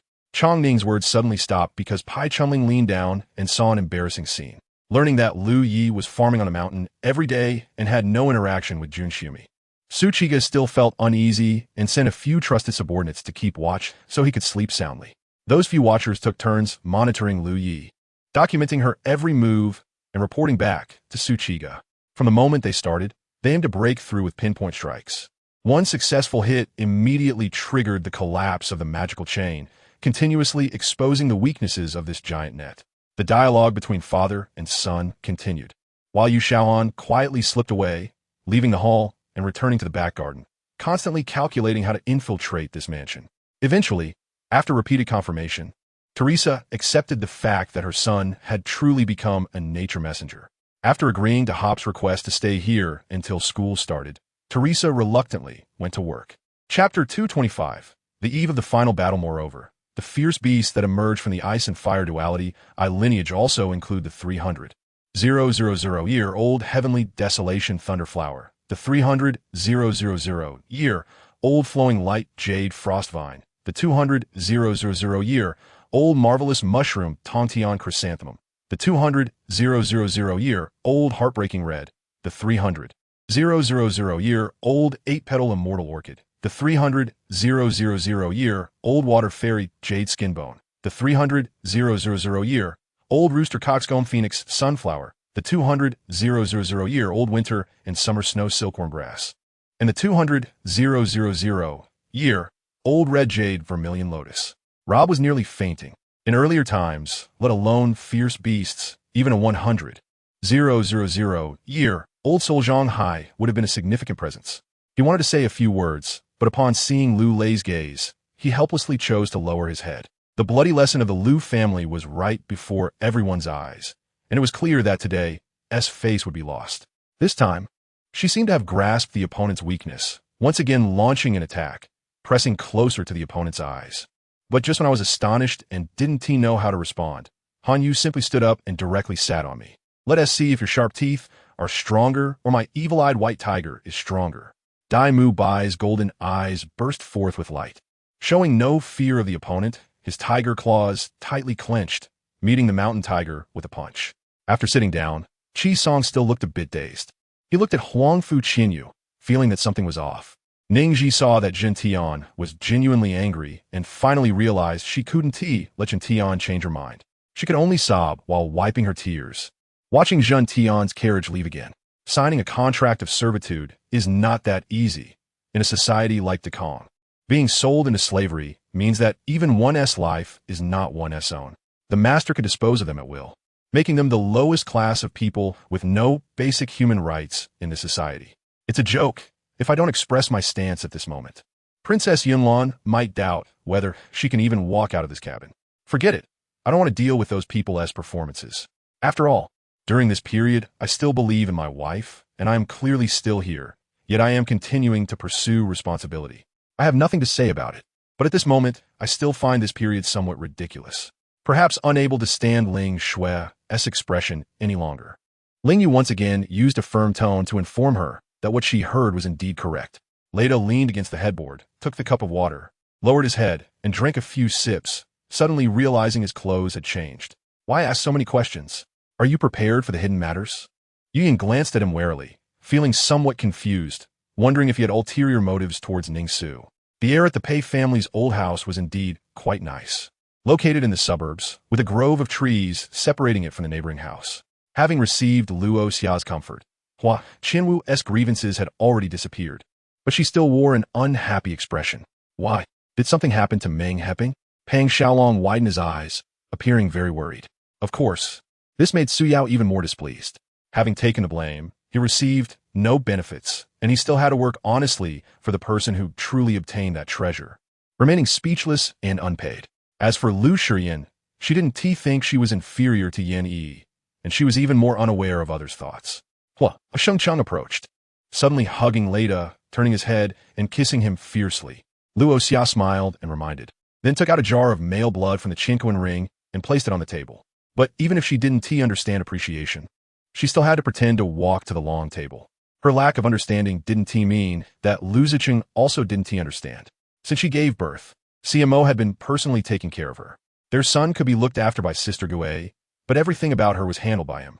He was comforting himself at that time, thinking he already had a son, even though the child's health was not good. Saying this, he cast his gaze on her neck, then lowered his eyes, planting a kiss on her, accompanied by a gentle bite. Chapter 226. Defending the three high grounds. The Void Army did not launch a direct attack, but instead gathered from three directions: northwest, northeast, and directly south, preparing to launch an offensive along these three main roads. Due to the elevated terrain of Shrek City, these three main roads leading to Shrek City are essentially high ground passes. Therefore, battles involving masters below the divine level will simultaneously occur at the junctions of these three high grounds. As for those above the divine level, they will naturally engage in battles in the sky. Ling Yang clearly lost interest in drinking, casually exchanged a few perfunctory words with Luo too, and excused himself, claiming he was tired, turning to find a place to rest. The Yi family still held significant power here. The Mingmen nightclub had lost Miki, but business remained as thriving as ever.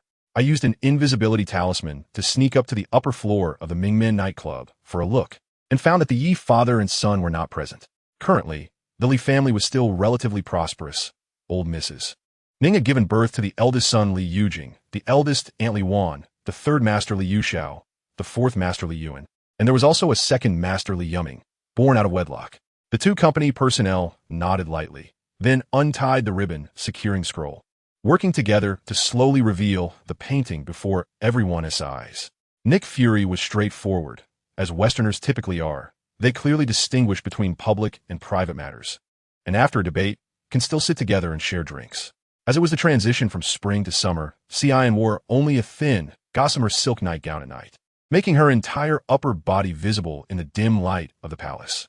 Ling Miao, you are indeed easily deceived. Yu Yang frowned, regret evident on his face. At this moment, Yang Damon was not at the company. He was in the basement of an ordinary residential building, engaging in the act of imprisonment and torture with a few brothers. As the end of the year approached, good news came one after another. Li Yujun was also diagnosed as pregnant, and the D family sent someone to deliver the good news.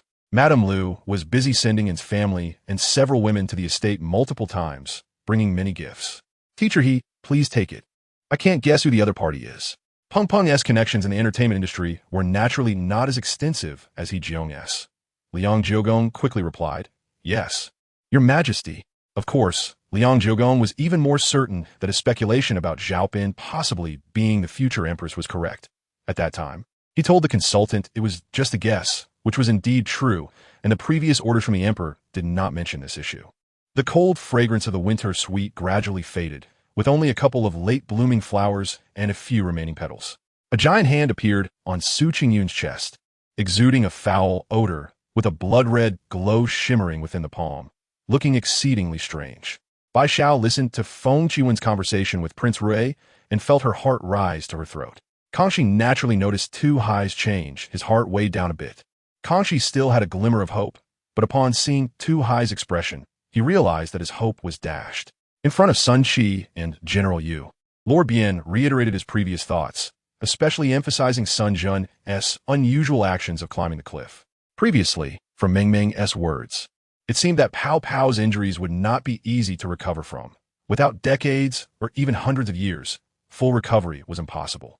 At this moment, the members of the demon clan were filled with anger and prepared to attack the Dao sect disciple in midair when the leader, who appeared to be the head of the suddenly appearing demon clan, suddenly received a message, and upon looking over, saw Nyo Ronglu using the great teleportation divine technique of the demon god.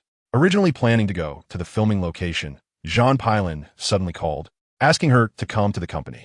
Xu Shiji smirked, glancing up and down at Xiao Xiang, saying, Do you think I have a wooden head like yours? After saying that, she got into the carriage without looking back, leaving the furious young Master Xiao, who was fuming in place, feeling disheveled in the wind. Chapter 227. Enemies with the whole world at the northeastern border. The defending army only had the main tank, Bon Doagu Rong, and not even a secondary tank. However, leading the way were the four powerful auxiliary soul masters headed by Ning Fengji. The rest were almost all strong attack type and agility type titled Douluo's adept at charging in a battle, while possessing a certain level of self-preservation ability. Among them, the most notable was Sword Douluo Chenxiang, who had just entered the 99th level ultimate Douluo realm. The power of the 7-killing sword was indeed formidable.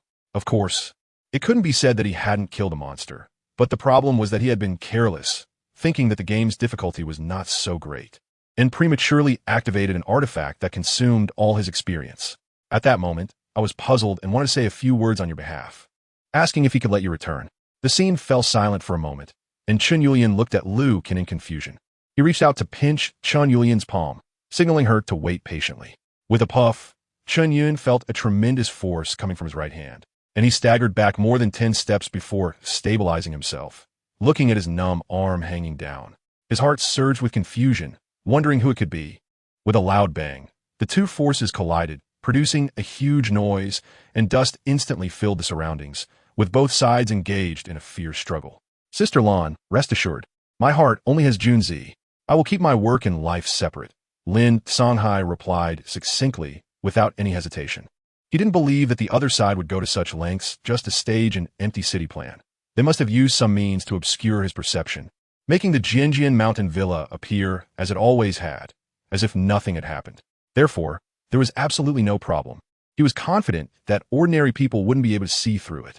In an instant, the entire Tianyin sect was shaken. Under the night, terrifying gazes fell upon the Hongmeng's supreme treasure before them. This kind of communication had an added benefit. If you come to my place, I'll let you pass. Then, if I want to send someone to your Zhengtsang courtyard, you should also make it convenient for me, right? A strong sense of dizziness washed over him, and Xiao Nansheng simply stopped struggling, allowing the other party to butcher him like fish on a chopping board. She came here to investigate matters regarding Nianbai and Ro, not to kill or suppress. Looking at the darkening sky, it was likely going to rain. This was good news for the side with fewer people and weaker firepower. Zhao Yuan regretfully watched the two baskets of fat crabs, wondering how good they were, and that there might not be so many tomorrow. Looking at the vegetables in his hand, Zhao Yuan uncomfortably glared at them. Upon hearing this, Chenxiang's face froze for a moment, almost saying, "I'm here to find you." Given Zhu Lao's age, passing away at this time could be considered a peaceful death. A joyful mourning. But even joyful mourning meant losing a family member was painful for the Zhu family. Ning and Miao Miao sat together on the sofa watching TV when her phone suddenly rang. Tang Xiao and Suli were fortunate to be seated at the main table, along with Miao Dad, Miao Mom, Miao Ji, and several others of higher status. Hui Shui, without turning her head, coldly laughed, "Girl, who's girl? I didn't see you." She opened the door and was about to step out when Zhao family's Chong Sui, who was guarding outside, reached out to stop her. Jinsheng realized something was wrong and immediately brought his companions over. Rue Shui pursed her lips.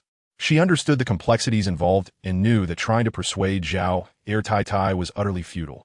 The battle on this side was still in full swing when suddenly, an indescribable energy tremor came from a distance, startling Xiao Xiong and the others.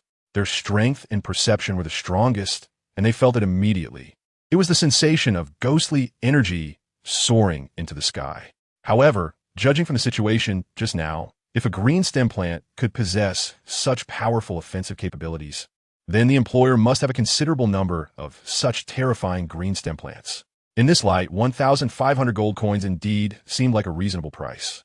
Chapter 228, Heroes Immortal. With the enemy suffering heavy casualties, the pressure on the Douluo gods naturally decreased.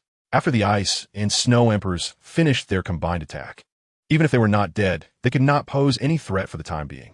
The only tricky opponent remained the first ancient ruler, the seven-headed demon Asajic, who was just one step away from ascending to the level of a god king. Asajic had just suppressed the light and shadow angel god Qianrenshue beneath him when he was faced with the multifaceted attack of the comet goddess Bibi Dong. "Brother Dragon, this sister seems to really like you." Busie's voice trembled, her expression ugly, and a wave of sadness and loneliness crossed her eyes as she spoke in a very low mood. Years later, when the injuries of Zhang Fengzhenren were completely healed and the resources he had collected were nearly sufficient, with manpower and material resources in place, Lin Yi was ready to establish a sect, naming it the Divine Sky 10,000 Sword Sect. After careful consideration, he chose the location for the sect at the center of the Qilin mountain range, above the ancestral vein of the earth. Although she did not care for Rue as deeply as she did for Shuo, Wu Ling still held on a hope, because she knew that Rue felt for her just as Shuo felt for her. But which stone tablet should I choose? Feng Qi's heart sank. Previously, with Elder Yi helping him as an advisor, he was clear about everything. Now, Elder Yi had already entered a state of extinction and was still asleep, which left him in a dilemma. Moreover, 3 people had suddenly died at once, which made one unconsciously feel that it was thought-provoking. "Lin, let me introduce you to this person. He is an immortal from my Qingyun sect, my senior brother, named Yu Yangzhenren." Su Yunzi pulled someone over and introduced him proactively.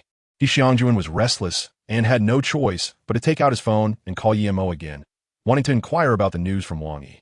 After enduring a night, Luo Feng said that Wang Jiaming still had not taken action. Everyone was on standby, waiting for Wang Jiaming's word, but he did not seem to know what he was thinking and delayed taking action. The next day, Jiangjun arrived at the hospital again, and I told him we were leaving the hospital. "All right, give me the horse. You go ahead and get busy." Just after finishing the battle camp, there were still many matters to attend to. Su Ning was about to leave with Hua Hua when the sound of hooves came clattering from afar. In the past, Jing Xinghua only represented the Jing family bloodline, sitting on the throne, listening to politics in the Chongming Hall and discussing matters in the Huifeng Hall.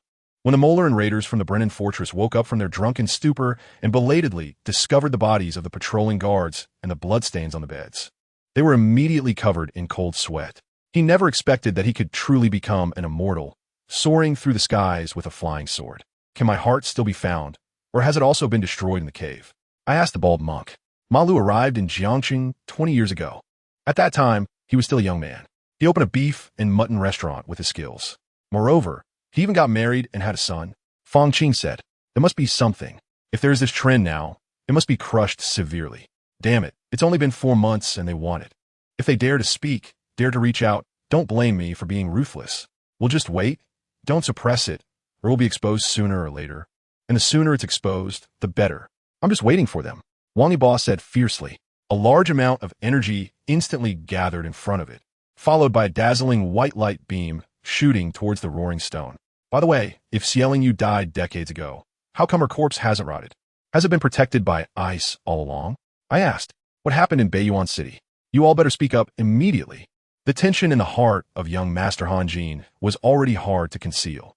As soon as Su Yu got out of the car, the grass seedling turtle, which had been trapped in the spirit ball for a long time, couldn't hold back any longer and immediately jumped out, as if it would burst if it stayed in for another second. Chapter 229. The Heart of the Void, Saint Lord, the golden light representing brightness and the green light representing life fell together, resonating with the ancient power of the world tree.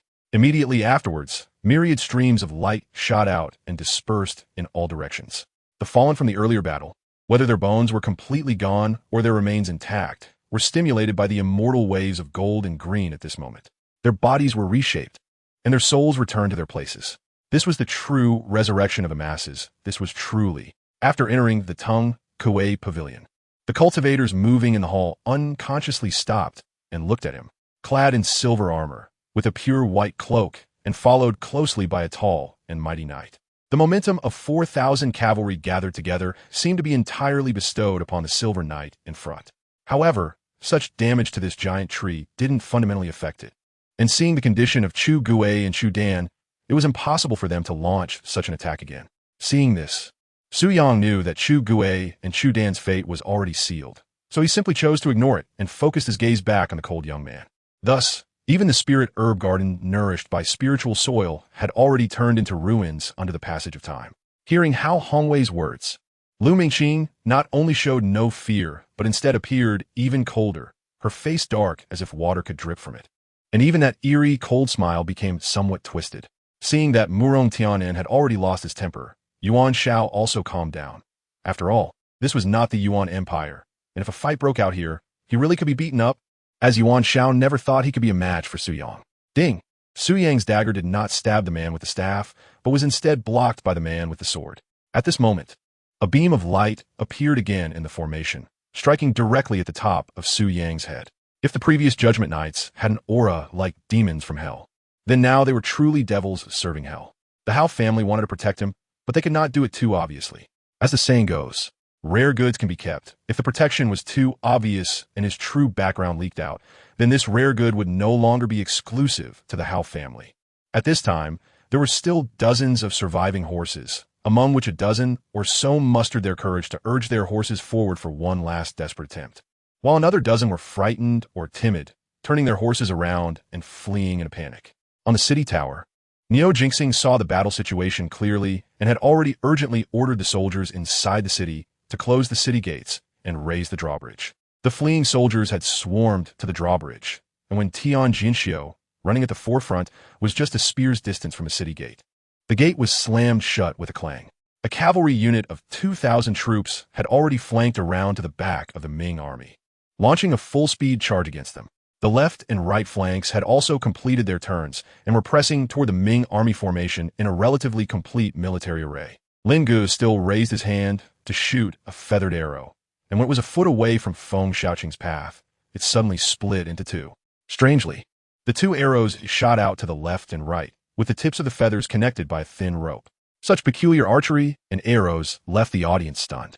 What Jasmine said had already been thoroughly considered by Qiao Jinwen. Otherwise, she wouldn't have rushed to the princess's residence to find the princess alliance before the princess even entered. Reverse Blade Kill was the first to teleport back to the lounge, nodding to Xiang Lingyun as a signal. Then he returned to his position. The beautiful lady directly turned Yi Huangxi's shoulder around, facing the person walking this way. Nan Fangsheng, it really is you. Why are you dressed like a perverted uncle and not answering my calls? Are you intentionally stalking us and eavesdropping on our conversation? Jiang Xia exclaimed while grabbing Nan Fangsheng. Chapter 230. The Road of Dreams. We do not covet to become the most powerful of warriors. People's talents differ, and we accept that. However, at the very least, we need a glimpse of hope for the future. How many times have I wished for my soul power to suddenly rise from 0 to level 1? At least with relentless effort, I could turn that 0 into level 10. How I long to personally attach a first soul ring for myself. Countless times in my dreams, I have seen my blue silver grass grow stronger. I advise you to leave quickly. Otherwise, I will call security, Xiao Mimi said bluntly. For some reason, as she walked, she felt a bit dizzy and her body swayed, about to fall to the side. The Red Sand Club, as the top-tier venue in Jiang City, was bustling with voices, and the nightlife was in full swing. Yellow slopes hung everywhere. Walking on these vast sandy surfaces, it felt as if one's feet could sink down at any moment. Looking at the rolling sand and dust, the soldiers felt a bit lonely. Aside from the endless sand, there was nothing else here. What if I don't manage to treat Wang Dashu in time? What if he falls ill again tonight? Wouldn't I feel guilty for a lifetime? The competition cannot exceed the designated area. No matter the location, no one is allowed to touch the ground, and the competition venue is randomly assigned by drawing lots. I said, "Don't call me Guzi, human. You've successfully angered me. I'm going to eat you down to the bones," the wolf demon coldly said. She couldn't even find a reason for her change. But she didn't have time to consider this. Someone had disturbed her. At this moment, Pei Shireen immediately sat heavily on the grass in the garden like a deflated balloon. Her heart felt as if it had been struck heavily, and it was completely shattered. If it were known that he had made such a big hole in his own son, he would be foolish. Thus, Luo Ling felt the sensation, leaning and wandering. The divine light flickering, sometimes dark, sometimes bright. She stood lightly like a crane, as if about to fly, but hadn't yet taken off. Stepping on a fragrant pepper, she walked lightly, leaving a lingering scent. Singing long to express eternal longing. Her voice was mournful and prolonged. "Don't worry, Lord Yining, we will not disappoint you," the third member of the Huang family confidently said, patting his chest. Wu Yong was speechless. What more could he say to someone like this? He was too lazy to argue over trivial matters and was thoroughly annoyed, so he opened up a folding bed and lay down to sleep. The weather in this country was still quite hot, so there was no need for a blanket.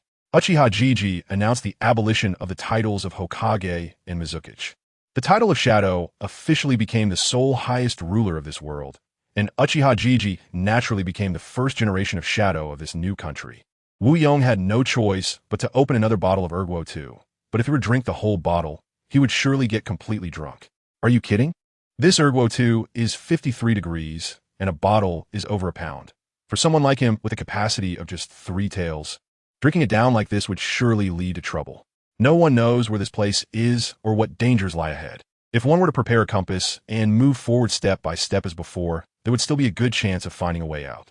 Looking at the respect the elders of the Pill Refining Peak showed to the elder at the front, it was clear that this elder was Liang Sheng, whom Li Shan had longed to meet but never had the chance to, and was also the only 7th grade alchemist of the UNG sect, as well as the grand elder of the Pill Refining Peak.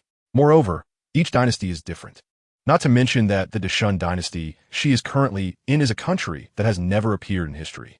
I heard that on the Empress Dowager's birthday, in 3 days, the 6th sister can enter the palace with the 4th sister to celebrate the Empress Dowager's birthday. Was it the 4th sister who suggested it to the prince? Yishi hesitated for a moment and asked tentatively. Chapter 231. Our Douluo continent at this moment. The Douluo gods no longer had any concerns. The connection between the Void Saint Lord and the origin of the Douluo world had been completely severed. What cut this connection was not some powerful soul skill, nor an extraordinary soul technique, but the hope in people's hearts. Not only humans, but even those sentient soul beasts could clearly feel the changes in the world's rules. This was a gift from the gods, and also the reason for her congratulations. Once Lu Yi successfully sealed the Sword Demon, the Sword Saint would revive. At that time, the Han dynasty would gain another powerful ally. After all, he was a founder of a Dao court. Thinking of the tragic situation of his childhood friend, Chun Yu felt a shudder in his heart, and his boiling emotions quickly cooled down. He had not thought carefully earlier when his mind was clouded. Now, as he calmed down, he recalled that there were also the pair of twins present at that time. What was their situation now? He intended to directly communicate, but then he hesitated, fearing it might seem like he was speaking ill of others behind their backs. Everyone exchanged glances, but Ji Tian felt a stir in his heart. He sensed that if his Tong Tian Immortal Court wanted to develop, the Eastern Victory Divine Continent was extremely suitable, as there were no Supreme Immortal Courts existing there. This point was crucial. If there were a Supreme Immortal Court in the Eastern Victory Divine Continent, Ji Tian's Tong Tian Immortal Court would be doomed once exposed. It's good that my son is fine. It's all my fault. If I had known you couldn't drink, I shouldn't have let you drink back then, said Zhang's mother with self-reproach. Just as they were about to get close, when the demon beast made a fierce pounce, the human gunmen executed a synchronized movement, and they all fired a counterattack, swiftly slashing the pursuing demon beasts into pieces with 2 spinning thrusts. Originally, Wang Jiyu's expression changed dramatically. When he said that the Emperor's treasure ship could extinguish stars with a single strike, Ji Tian still had doubts. But seeing the treasure ship's dragon claws grasping 4 stars, Ji Tian had no more doubts in his heart. Only endless shock remained. In the end, I had to return to my hometown. When my dad found out I was back, he scolded me. After all, my mom's wish was to see me graduate. Qin Lang spat on his face, delivered a knife hand strike that knocked him unconscious, and then walked towards the east side of the village. Qin Lang had no choice but to bring this guy back with him as he stubbornly clung on. No matter where you are in the future, you must cherish yourself, regardless of how others see you. Just be yourself, said Zhuo Shi gently. Ji Cheng habitually raised his right hand to check the time, suddenly realizing something and forcibly putting his hand down. Su Jingyo's gaze was momentarily drawn over, but quickly returned to normal. That palace was emitting an ice-blue divine radiance, like a light in the darkness, filled with vast life energy. Hearing the 2 words viewing scenery, Zhuoxi felt a shiver in her heart, hoping that Brother Lanyang's invitation wouldn't have any ulterior motives. Why am I overthinking again? Zhuoxi gently shook her head. Chu Xian helplessly said that he indeed did not intend to leave Shui Bingjie alone outside, as there were more than just the sword demon-s people here. She thought for a moment, quietly opened the car door, and stepped out, but after just a few steps, she heard a voice behind her. Jingsheng Su couldn't help but be stunned. Although she knew Mo Lianqing was really handsome, in the Chinese style, he looked more like an ancient prince. Seeing the water pool, Fang Yuan showed a hint of joy on his face, then hesitated for a moment, immediately took out buoyancy grass, and silently ran to the middle of the water pool, slowly submerging without making a sound. When Chi saw this change, she thought he had developed murderous intent towards her, feeling both angry and distressed. It spent a long time finalizing the script. It was impossible to easily change it for one actor. All right, Qi Yun made a difficult and painful decision, not to report this matter to His Highness. However, she also knew this was a significant taboo, not because she wanted to deal with Lin Jianan, but because loyalty was the most important thing in such a special department as the Butterfly Clothing Division. Chapter 232, Rebuilding the Spirit Hall 1 year later. In the new Spirit City, representatives from various forces gathered in the newly established Papal Hall. The newly appointed Pope of the Spirit Hall, the Sky Fox Douluo, stood beside the Pope's throne, listening to the advice of the Comet Goddess Bibi Dong and the God of Light and Shadow, Qianrenxue. After all, these 2 deities could no longer easily interfere in the affairs of the mortal world. Although the Spirit Hall still publicly recognized the Pope as the leader, long ago, his own mother had been driven away by his father, yet now he claimed to have an older brother. Indeed, Su Qianming had gone too far. Even if there were conflicts at home with Su Zhe and the others, he couldn't just refuse to come home all the time, right? Lu Chenxiang felt really foolish, not being able to say a word at that time. She could have explained that she had nothing with Xiaojun. However, thinking of what she had just said made him unhappy. Did she just forget about him? But what did that matter? Zhang Chunling found it hard to understand from this perspective. Especially since the preparations for defense were not yet complete, they had to be extraordinarily cautious. Bao Zhan expressed that he could imagine the deep blow she had received and asked how she handled it at that time. She immediately called Chunshun to share the good news, as he was the one who helped her with her professional course knowledge, showing her gratitude. Then, Miao Miao quickly rolled over to Hua Qinyuan and grabbed the corner of his shirt. There was a phrase carved deeply, saying that if the monsters below were to force their way out, the baby in the ice coffin would be automatically released. Over a dozen peak-level powerhouses rushed forward, and with a burning sky and boiling sea offensive, they instantly enveloped Gur. However, this time, looking at the demon mask, Wei Jie felt an indescribable sensation. The luster of the mask was not as bright and smooth as before, seeming to lack some spirit or something else. Just like that, the offensive created by the wild tribe's evil spirits, utilizing their speed advantage, was instantly unraveled by Tang. At that moment, the atmosphere of the banquet intensified, and everyone became extremely excited and thrilled. This sharp aura seemed to have a mysterious connection with the ancient sword. Just as Song Ming grasped this aura, the ancient sword suddenly shook and emitted a buzzing sound, as if sensing a strong crisis, and the same aura once again emanated from sword. Zangi, with these 6 big brothers here today, I wonder who you're showing off to. Saying this, Lu Yangwei made way for the burly man and spoke proudly. Wei Jie couldn't help but be stunned. During the previous recruitment of the Le Shu army, it took half a month to recruit a few thousand people, and now, In just 3 days, where did the 10,000 come from? After all, the legend of Neza slaying dragons and his current fondness for dragons slaying indicate that dragons truly exist. Yi Shuiying was speechless. What was so interesting about the lanterns? The Lantern Festival attracts people mainly because of the romance of appointments after dusk, where the heart flutter when one suddenly looks back and sees someone in the dim light. If someone ranked above her were to meet with an accident and die, her ranking would rise, making her much safer. Yu Menghan remained silent, and upon hearing the term inner person, the corners of her lips curled slightly, making her even more charming. Xiao didn't catch anything big, but was leading a child in simple clothing, who looked to be 2 years older than Jiyu, with a face full of desolation. Although the swift bird had low intelligence, seeing Luo Song so easily kill its companion, the other one immediately screamed and turned to flee towards the outside of Pingla Mountain, but Luo Song would not give it any chance. Gu Yunji could only follow the rhythm of Tang Jinting, gradually losing herself, even forgetting where she was, looking at the white banners and silks of the Han residence. Ajil couldn't help but recall her past in the southern frontier. Both were deaths in disguise. She did it to live better with her cherished family, while Han Xiu abandoned family ties for love. Chapter 233. It's time to leave. The Spirit Hall and Shrek, the two organizations that mattered most to him, have gotten back on track so he can finally rest easy. The friends he cared about have all found their own places. Tang San and Xiao Wu will be with their parents and will later ascend to the divine realm together. Dai Mubai and Zhuqing have tidied up the political situation in the Star Luo Empire and then passed the throne to their son, wandering around and living a carefree life.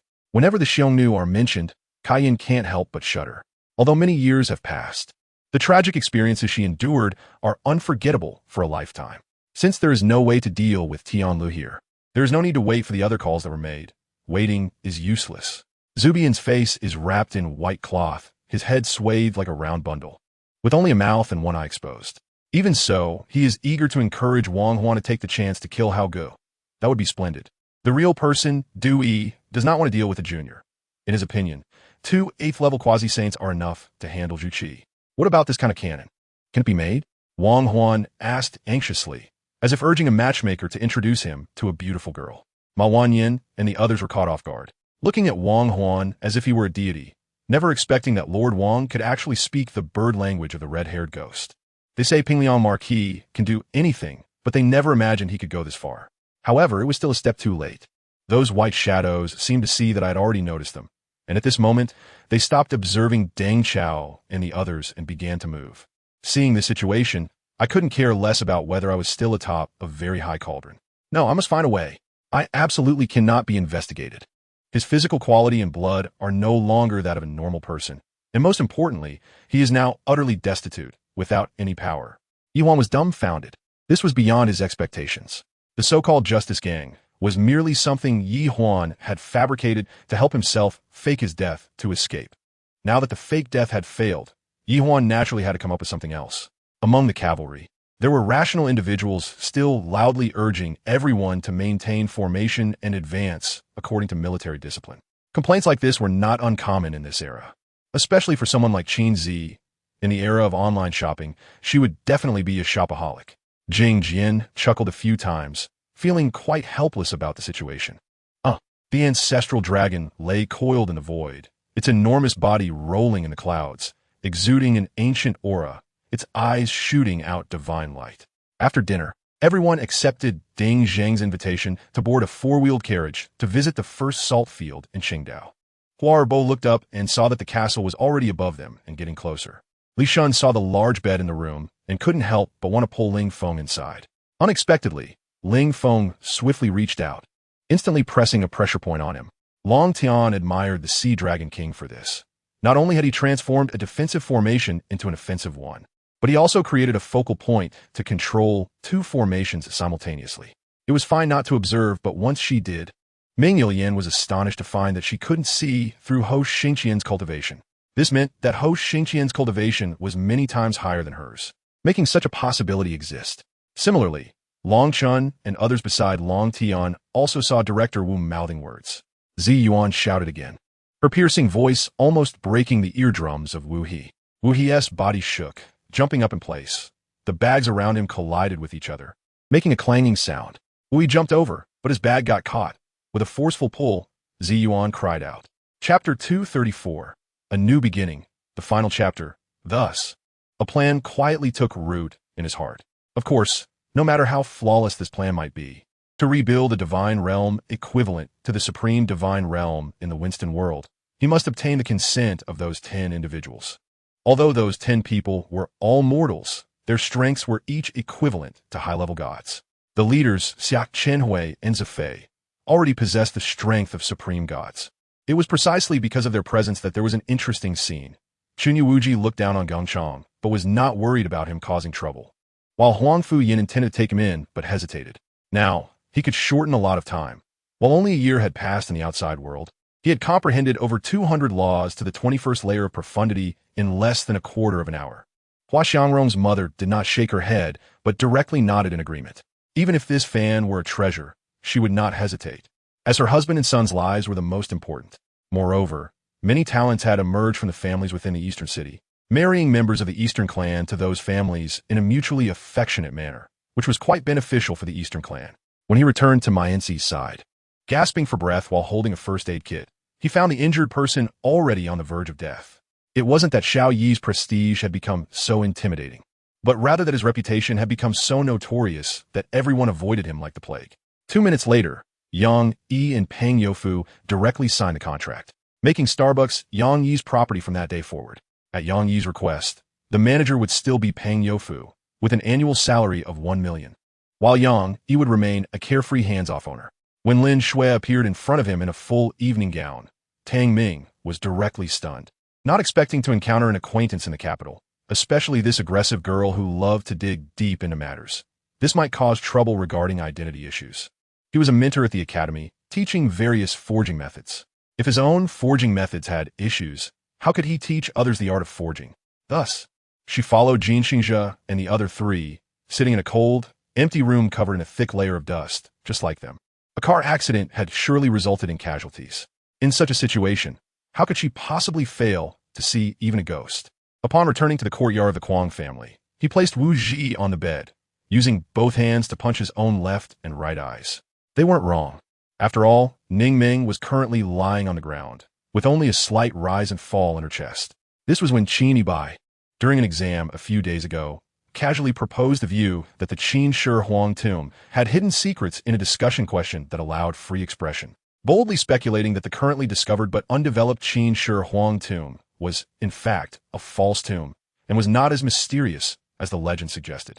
As Qin Yibai slipped away, he was noticed by Yi Wanling in the cage.